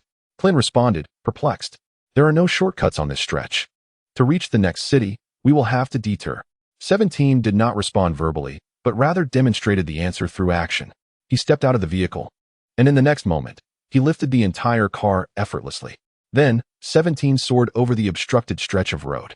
After landing smoothly, Krillin turned to 18 with a serious expression, having noticed a glimmer emanating from 18 that had momentarily dazzled his eyes. 18 was merely wearing a necklace. Yet Krillin was keenly aware that the sparkle was unrelated to the jewelry. 18, what do you have in your pocket? Krillin observed that 18's pants pocket was bulging, leading him to speculate. 18 glanced outside and dismissed, "Nothing, just a pretty stone I found on the ground." "Hey, 18. 18, slightly irritated, retorted, "You bald-headed nuisance. I simply picked up a beautiful stone that was left behind. Is that so bothersome to you?" Krillin shook his head and sighed, conceding, "Well, I suppose I am powerless against you. Now, I can only hope they refrain from indiscriminately taking lives. Everything else is of little concern." Number 17 started the car, glanced at the fuel gauge, and sighed, "It seems we need to refuel. Thankfully, when I found this vehicle, it still had a decent amount of gas. Otherwise, we wouldn't have made it this far." Upon locating a gas station, he filled the tank. Krillin watched anxiously, pondering whether number 17 would drive off without paying. To his astonishment, the next moment unfolded as 17 casually settled the bill. "Safe travels," he said as he drove away. Krillin inquired, "Where did you get the money?" "I found it." Chapter 18. The path beyond Super Saiyan. They are about to emerge. Piccolo nervously gazed at the exit of the room of spirit and time, his heart racing with anticipation. Observing Vegeta's demeanor, it was evident that his training regimen for future Gohan was anything but ordinary. The Supreme Kai regarded Piccolo's anxious expression, his eyes flickering with unspoken thoughts. At that moment, future Trunks was also waiting for the two to appear, having already waited for 8 hours. This time, the process was significantly swifter compared to when Vegeta trained alongside future Trunks, as future Gohan had been able to avoid many detours. As Vegeta and future Gohan stepped out of the room of spirit and time, their attire was severely tattered, nearly leaving them exposed. The moment they emerged, both Piccolo and future Trunks instantly sensed the monumental progress future Gohan had achieved. "Your clothes are no longer wearable. Allow me to provide you with new garments," the Supreme Kai said, tapping his staff and replacing their attire. "Dad, Gohan, how did it go?" Future Trunks rushed forward, inquiring about the results of their training.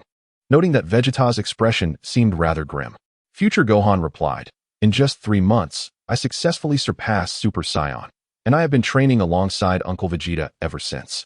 Vegeta scoffed, "Surpassing Super Saiyan? You are still far from it. You have merely begun to harness the power of Super Saiyan. The true transcendence is still a distant goal."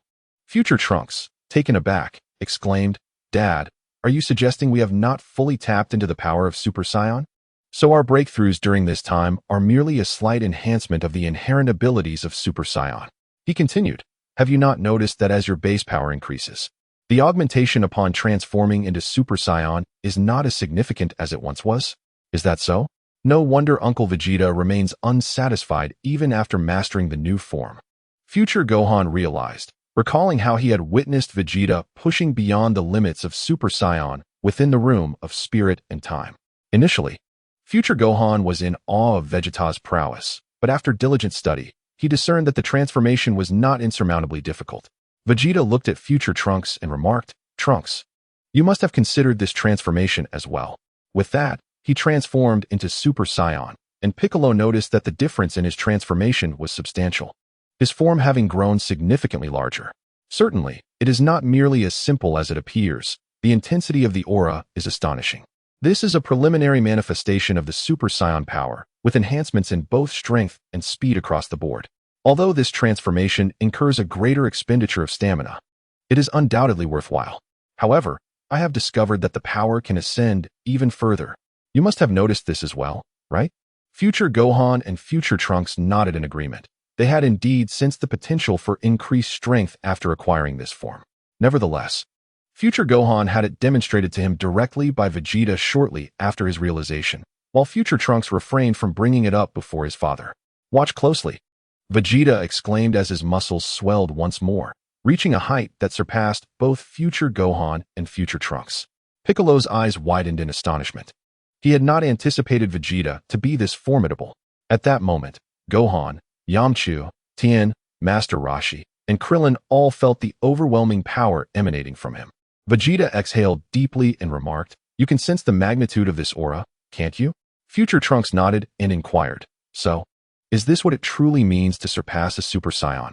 Future Gohan shook his head and replied, if this is all it takes to surpass a Super Saiyan, then the threshold seems rather easy to breach. Moreover, if one truly surpassed a Super Saiyan, Uncle Vegeta wouldn't be wearing that expression. Vegeta sneered, indeed. This form merely forcibly unleashes power. Such a transformation would severely compromise speed and could hinder you during crucial battles. In the next moment, Vegeta reverted to his normal form. Now, you may listen with gratitude. Gohan, feel free to inform Kakarot. Vegeta asserted with confidence. During this period of training, I have genuinely glimpsed the pathway to surpassing a Super Saiyan. It appears that future Krillin's intent in bringing you back to the present was to learn from me about this path of transcending the Super Saiyan. Vegeta brimmed with pride. Although Goku had become a Super Saiyan before him, he was leagues ahead of Goku on the road to transcendence. Observing the eager expressions on future Gohan and future Trunks, Vegeta laughed heartily. Listen well, for I shall speak only once. Firstly, the initial step is the form you have already achieved, which partially unlocks the power of a Super Saiyan. However, this form does not fully unleash the Super Saiyan's potential. Hence it remains merely the first step. So, was that previous form, which I mentioned as a further enhancement, the second step? Vegeta shook his head, declaring it a misstep. The second step, building upon the first, involves fully awakening the Super Saiyan's potential, achieving perfection in both strength and speed. Ultimately, the third step is transcending the Super Saiyan, for by that point, you will have fully excavated the Super Saiyan's potential, and any further progression can only lead to surpassing it. Upon reaching that juncture, to achieve a breakthrough, one must elevate their power to its utmost limits, surpassing even the point of inability. Only then can one genuinely transcend the Super Saiyan. Yet, at present, Vegeta has not even taken the second step, let alone surpassed it. Beside him, Piccolo and the Supreme Kai felt increasingly anxious. It was staggering to realize that such immense strength was merely the first step.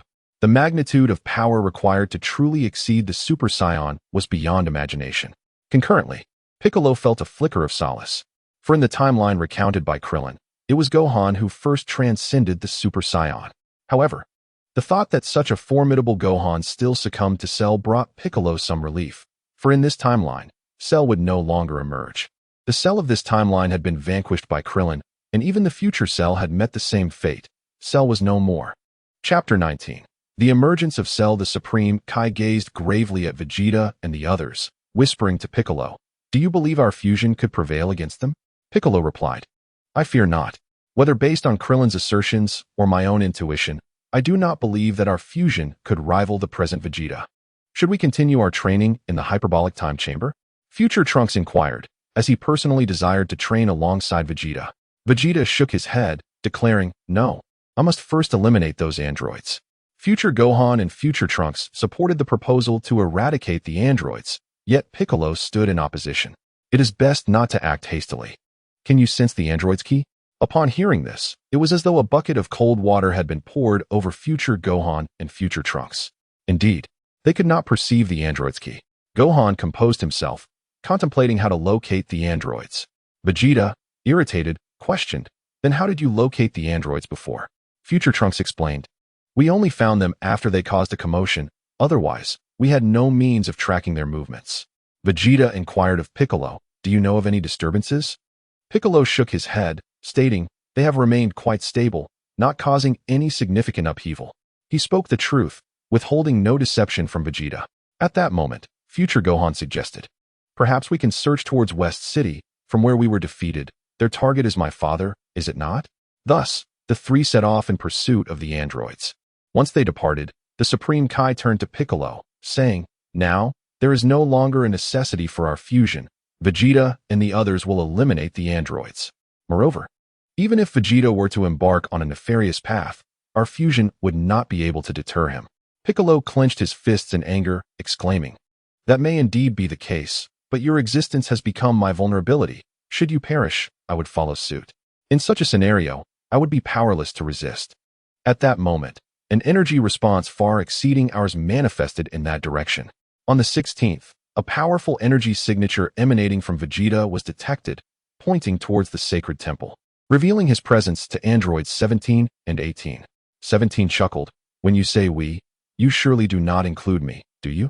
To which 16 replied, shaking his head, "No. When I refer to us, I mean everyone present here. It would not be an exaggeration to say that energy is the strongest in the world. Krillin should be familiar with him." Upon hearing this, Krillin's expression grew serious. "Indeed, it is Vegeta? Vegeta? Impossible. He was clearly quite weak." 18 expressed her disbelief, dismissing the notion that Vegeta's power could surpass theirs, chalking it up to Krillin's fanciful musings. Krillin clasped his head in despair, pondering, "What should I do? I never anticipated that Vegeta would succeed so quickly." Just as Krillin was engulfed in frustration, uncertain how to thwart Vegeta's approach towards the androids, an unexpected figure appeared. One he was not keen to encounter. Boom! An energy blast struck the road beneath a moving truck, causing it to flip multiple times before crashing against the mountainside. Bang! 17, 16, 18, and Krillin hastily leaped from the vehicle. 17, surveying the wreckage, shot a sidelong glance at Krillin and remarked, "Is this yet another mischief caused by your companions?" His tone was laced with anger, yet he did not resort to violence nor display overt hostility towards Krillin. Over time, he had developed a rudimentary understanding of Krillin. Krillin quickly refuted, "Absolutely not. They are still quite far from here. 16 should know that." 16 nodded in agreement, stating, "Indeed. I detected a fleeting energy signature that does not belong to Krillin's companions." 18 brushed her hair aside, glancing at the scene, and remarked coolly, "In that case, we shall tentatively place our trust in you." "Hey!" 17 wore a knowing expression, prompting 18 to lightly strike him on the head in irritation. "That hurt." "Hey!" I only believed it because of 16's words. 17, unperturbed by the hit, replied with a grin, "I never suggested it was because of Krillin." Hearing this, Krillin felt his cheeks flush as he scratched his face. 17, observing Krillin, mused, "This guy is too easy to read. Why is Krillin associating with the androids? This seems quite different from what I remember. What has gone awry?" At that moment, a voice emerged, tinged with confusion. Upon hearing it, Krillin's heart raced, an inexplicable emotion surging from deep within him. Tap, tap, tap, the sound of footsteps echoed. Following the noise, Krillin was startled to see a familiar green figure. This figure had tormented Krillin for over a decade, indelibly etched into the depths of his soul, impossible to forget. How could this be? He should not be here. We had meticulously prepared for this. Krillin screamed internally. He should have been obliterated by Cell. Why is he here? Krillin swiftly extended his right arm, shielding Android 18 behind him, his expression tense as he fixated on the green figure before him, his body trembling slightly. "Cell, why are you here?" he exclaimed, Cell raised an eyebrow in surprise, a playful smirk crossing his face as he replied, "How do you know of me? It seems I do not yet exist in this world." Android 18, sensing the tension, questioned Krillin with confusion, "Why are you so anxious?" Unaware of Cell's energy and unfamiliar with him, she found Krillin's reaction perplexing. Despite her own strength surpassing his, he still placed her behind him for protection. "Is this level of opponent enough to scare you so thoroughly?" Android 17 scoffed, glancing at Cell with disdain. Having effortlessly defeated Vegeta and Trunks, he was brimming with confidence. Convinced that no warrior could rival his might, he considered himself the strongest. Android 16, however, wore a grave expression as he regarded Cell and stated, "According to my data, this individual surpasses any other being in existence." 17 dismissed 16's words with a laugh. "Are you suggesting there exists a warrior stronger than me? Huh, I am the mightiest in this world." 16 shook his head in response. "Based on the information in my database, he appears to be the ultimate android, the strongest creation of Dr. Gero. Yet, he seems peculiar. The data does not align with reality." Cell, arms crossed, observed 16 with indifference, allowing him to divulge his information. He was unconcerned with any potential exposure, for he believed no one could threaten him. 16 continued, "As I understand it, Cell must absorb both 17 and 18 to reach his perfect form. Yet, he already presents as perfect, which baffles me." Android 18 furrowed her brow, sensing Krillin's unusual state of distress, and inquired, "Krillin, are you okay?" Krillin trembled uncontrollably, bewildered by Cell's appearance and uncertain why he had seemingly attained perfection. He could not fathom a glimmer of hope for victory against Cell. 17 scoffed, "What of the strongest android?" "The strongest android stands right here." Chapter 20. The terrifying Cell. "Oh, I see. You must come from the same origin as I." Cell feigned enlightenment, then shook his head. "No. It seems you are not yet an android. Never mind. Your significance is irrelevant." Stretching lazily, he chuckled. "You all seem so weak at this moment. It's quite dull." Krillin clenched his fists, now certain that this Cell had traversed from the timeline he had once encountered. "When did you arrive?" he asked. Cell responded with a grin. "So that's how it is. Your body hasn't arrived. Well, I've just come, but judging by your demeanor, it seems you've been here for quite some time." Indeed, at this moment, Krillin was already certain, yet he found himself perplexed as to how Cell could possibly arrive in this timeline, given that it seemingly had no intersection with his own. In the future, Gohan and the others had used the time machine to traverse back to their timeline 18 years prior, thereby altering history and creating a new timeline, which they meticulously recorded, enabling them to navigate between the two. However, in this timeline, one where Cell should not exist, how could he have been transmitted here? Could it be me? Krillin pondered, realizing that he alone possessed memories of that timeline, the only one intersecting with Cell. "Why are you here?" After much contemplation, Krillin decided to inquire directly. Cell responded rather candidly, "I don't know." In truth, he was not lying. He genuinely had no understanding of why he found himself in this place. After eliminating Krillin, he discovered that Gohan and Trunks had been resurrected. Having continued their training after their deaths, their powers had grown immensely, to the point where even the current Cell could not contend against their combined strength. Cell had presumed he was dead, only to awaken here, noticing Krillin in the company of the androids, prompting him to intercept them. Observing the dialogue between the two, Android 17 and 18 were left bewildered. Android 18 remarked, "Krillin, 16 said that guy is an android. How do you know him?" After a moment's thought, Krillin replied, "I've heard about him from my future self." "Is it true that your future self traveled back in time? I thought you were deceiving us."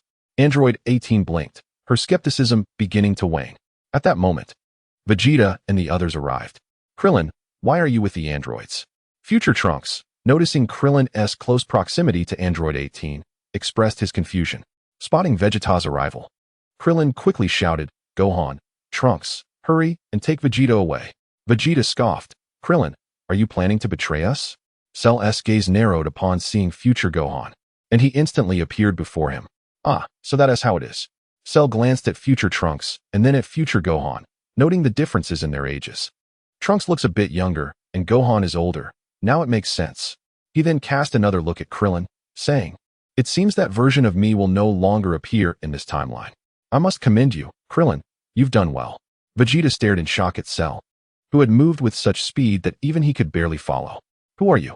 Vegeta demanded, to which Cell replied, "You appear more formidable than the Vegeta I know. but still too weak.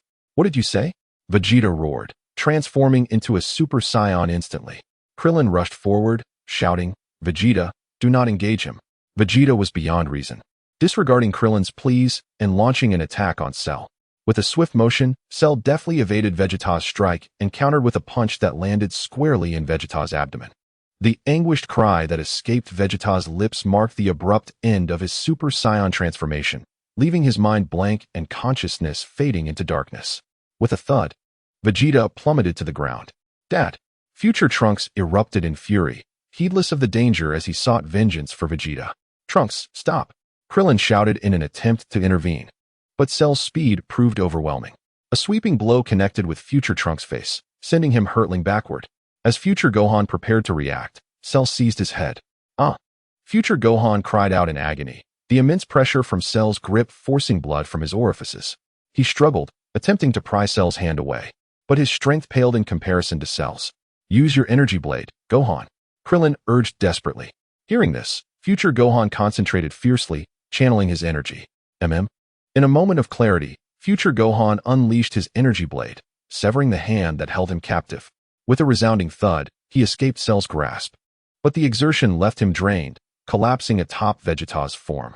In that fleeting moment, Cell had dispatched 3 formidable Super Saiyans.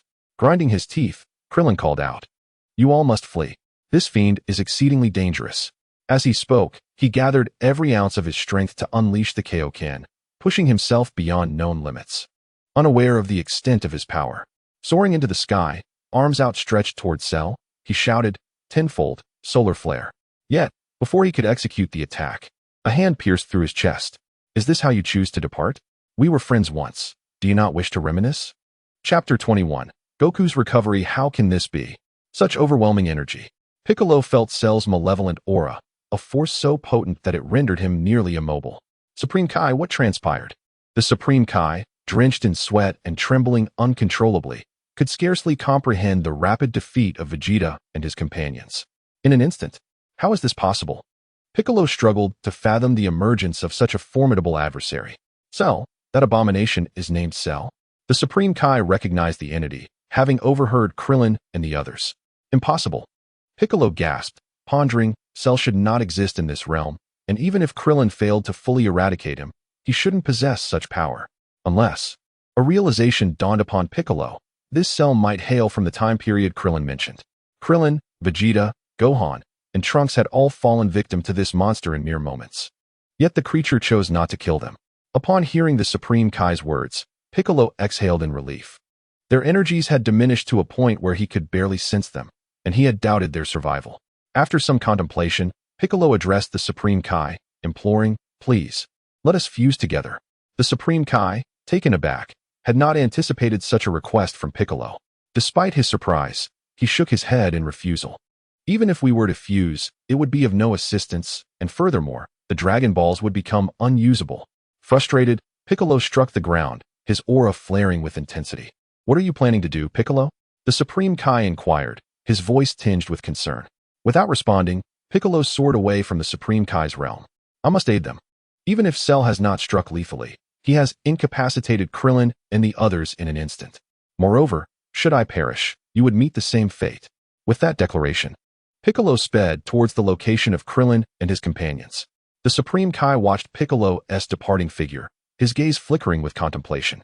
Meanwhile, at Kame House, Gohan, Yamcha, Tien, and Master Roshi sensed the overwhelming energy emanating from Cell.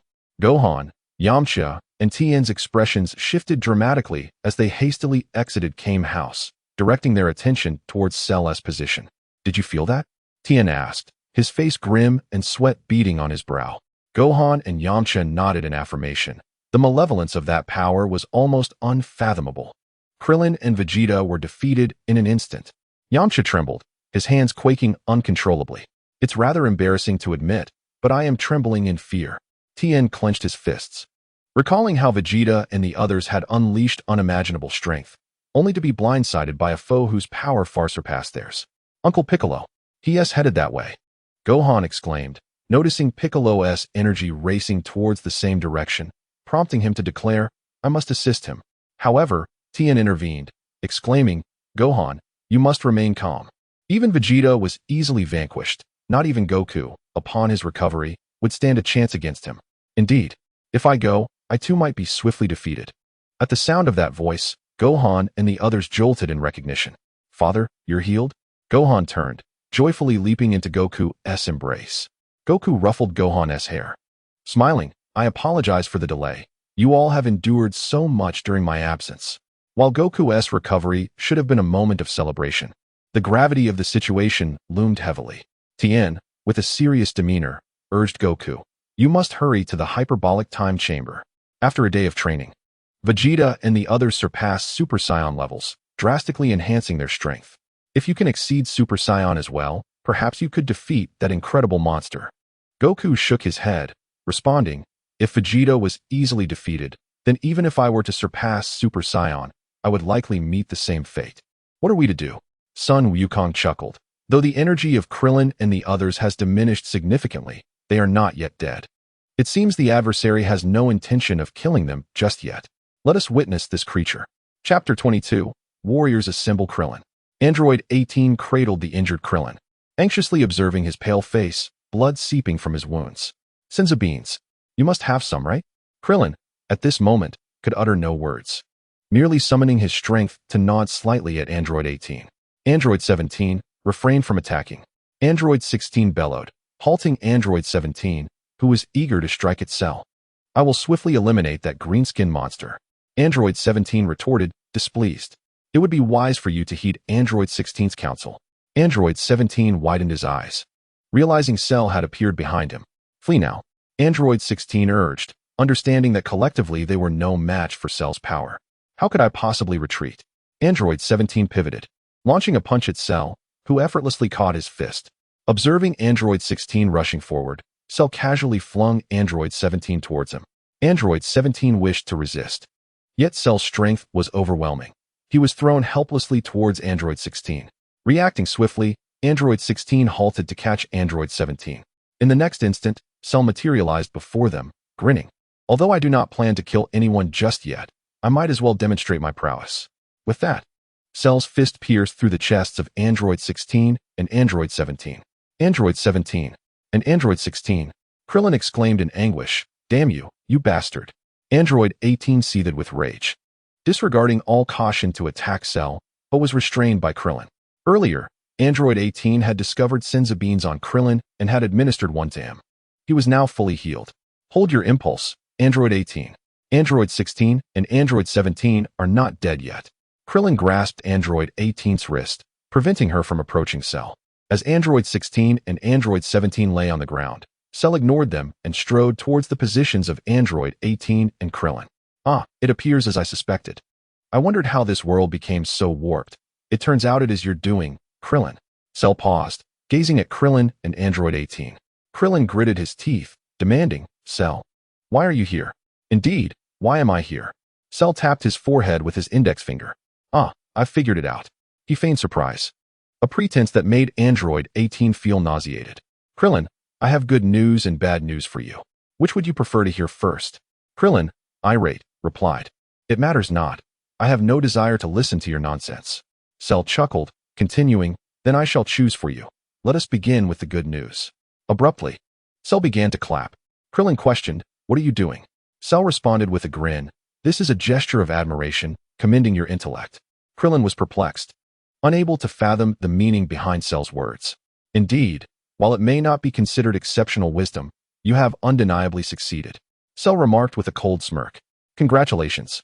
To be frank, the power exhibited by Gohan and Trunks upon their resurrection truly astonished me. In my carelessness, I was ultimately vanquished by them. Understanding the implications of Cell's words, Krillin realized that this Cell originated from the same realm as himself. With a smile, he thought, so? The Earth of that timeline is now safe, is it not? Cell nodded and replied, precisely. After my demise, those little cells posed no significant threat to Gohan and his companions. Moreover, even I lack the ability to traverse time at will. I suspect that relying on Bulma's time machine would be futile as well. Indeed, the reason Trunks and the others could travel through time is that the two timelines were entirely identical prior to their crossing. This enabled Bulma to effortlessly adjust the parameters to reach their desired temporal destination requiring only slight modifications to the time machine's settings to navigate between the two realms. However, that timeline is no longer accessible. Ever since Krillin's reincarnation began, the trajectories of the two timelines have diverged. No matter how this timeline evolves, it will be exceedingly difficult to locate that other one. Now, I must deliver the unfortunate news. The grim tidings are that I intend to slay all of you in this timeline once more, ensuring that you shall never have the chance to triumph again. Cell declared cruelly. What on earth are you talking about? I cannot comprehend the situation at all. Android 18 exclaimed, finding Cell's words utterly nonsensical, claiming to have been slain by the resurrected Gohan and Trunks. If you find it perplexing, you may consult Krillin. He should be willing to enlighten you. Cell retorted.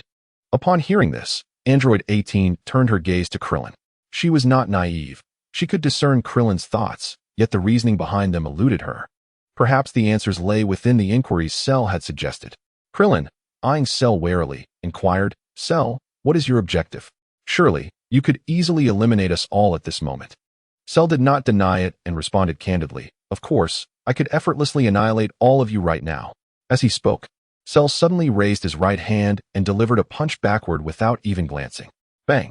Standing behind Cell, Android 16 gritted his teeth as he watched, his face shattered by Cell's casual strike. Subsequently, Cell sent 16 flying with an elbow strike. Ha ha ha, are you planning to detonate your bomb and perish alongside me? In truth, your bomb poses no threat to me now. Your actions will merely result in your companion's demise. Cell taunted. At this, Android 16's expression turned grim. Meanwhile, Android 17 rose to his feet, his body fully repaired. Cell, noticing 17, smiled and said, though you may not match my prowess as an infinite energy android, your regenerative abilities are indeed formidable. Krillin seized Android 18, leaping to 17's side in an attempt to dissuade him from attacking Cell further. However, there was no need for Krillin's intervention. 17 had already grasped the disparity between them. Recognizing that Cell had no intention of killing him at this moment, he deemed it unnecessary to engage Cell in a confrontation. On the 17th day, he gazed calmly at Cell and inquired, are you also an android created by Dr. Gero? Cell nodded with a smile. Indeed, I am the ultimate android, Cell, crafted by Dr. Gero himself. Astonished, he continued, I never imagined that Dr. Gero could create such a formidable android as you. Can you also grow stronger through training? He sought to ascertain whether, like himself and Android 18, Cell possessed the ability to enhance his strength through cultivation. Oh, so you wish to inquire about my capabilities? Cell chuckled. You could simply ask Krillin, and he would provide you with clarity. Krillin, overhearing this, scoffed, humph. How am I to know whether your power is a result of your own training or merely the absorption of others' energy? Cell erupted into laughter. Ha ha ha, Krillin, even if you harbor doubts about me, you shouldn't cast aspersions so freely. By the way, Goku and Gohan will be arriving shortly, along with your companions. I shall reveal my intentions then. Thus, Cell waited, and Krillin and the others had no choice but to do the same. Although Android 18 had a multitude of questions for Krillin, she restrained herself upon witnessing his serious demeanor. Piccolo arrived first, followed by Goku, Gohan, Tien, and Yamcha. Power levels: Vegeta, 1 billion, Super Saiyan, Future Gohan, 1 billion, Super Saiyan, Future Trunks, 1 billion, Super Saiyan, Android 16, 500 million Goku, 300 million, Super Saiyan Cell. Exceeding the sum of all power levels. Chapter 23. Conclusion. Once everyone had gathered, Cell elucidated his concept of the Cell games.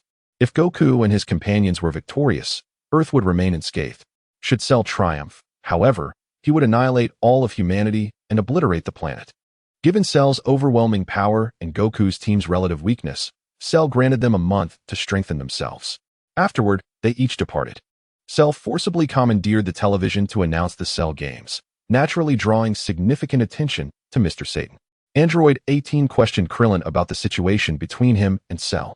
Krillin recounted everything that transpired in that timeline, leading Android 18 to reassess her view of him. Goku and Vegeta relentlessly pursued greater strength, aiming to transcend the limits of Super Saiyan. Ultimately, the Supreme Kai consented to Piccolo's request for fusion, resulting in the birth of a Super Namekian warrior. Krillin implored Bulma to transform him into an android, seeking the power to confront Cell. Initially, Bulma firmly refused, deeming it inhumane to alter a human into an android, an act only a mad scientist would consider. However, After persistent pleas from Krillin, Bulma ultimately acquiesced to his request. 1 month later, the Cell Games commenced as promised. Following another performance by Mr. Satan, the warriors officially entered the arena to battle Cell. However, a month of training still could not enable Sun Wukong and his companions to surpass the Super Saiyans, as they were all in the final stage of achieving that level. During this period, they were no match for Cell. In a moment of crisis, the android Krillin appeared and defeated Cell. Finally, it was completed. A young man, wearing thick glasses, sighed in relief after typing the final punctuation mark. He looked at the content of the chapter, nodded in satisfaction, submitted it, and decisively applied for its conclusion. Before long, a call came through, marked as the protagonist. The young man answered the phone and asked, "What is the matter?" The protagonist replied, "Is this it?" The young man nodded and said, "I have not disappointed expectations. Not disappointing my sister. You said you would write a novel. And after I expended so much effort narrating my story to you, you finish it like this?" The voice on the other end erupted in anger, clearly displeased with the young man's hasty conclusion. "Even if it's a rushed ending, at least write out the story I shared with you. There are still so many exciting plot points left unwritten. Am I not the strongest in the universe?" Sighing, the young man responded, "Mr. Strongest in the universe. Do you not think you place too much importance on a mere title? Besides, you are the strongest in your universe. What does that have to do with me? Our connection is limited to this phone, is it not?" "Yes, indeed, it was I who asked you to tell this story. It was also I who wished to transform it into a novel, but I never claimed I would write every detail of your narrative. I don't care. You must include my journey as the strongest in the universe." The other party began to cling persistently, causing the young man considerable headache. All right, I concede." Ultimately, the young man relented, and the other party joyfully hung up the phone. "What should I do now? I have already applied for the conclusion." After some contemplation, the young man clicked to create a new work. From then on, it bore little relation to the previous piece.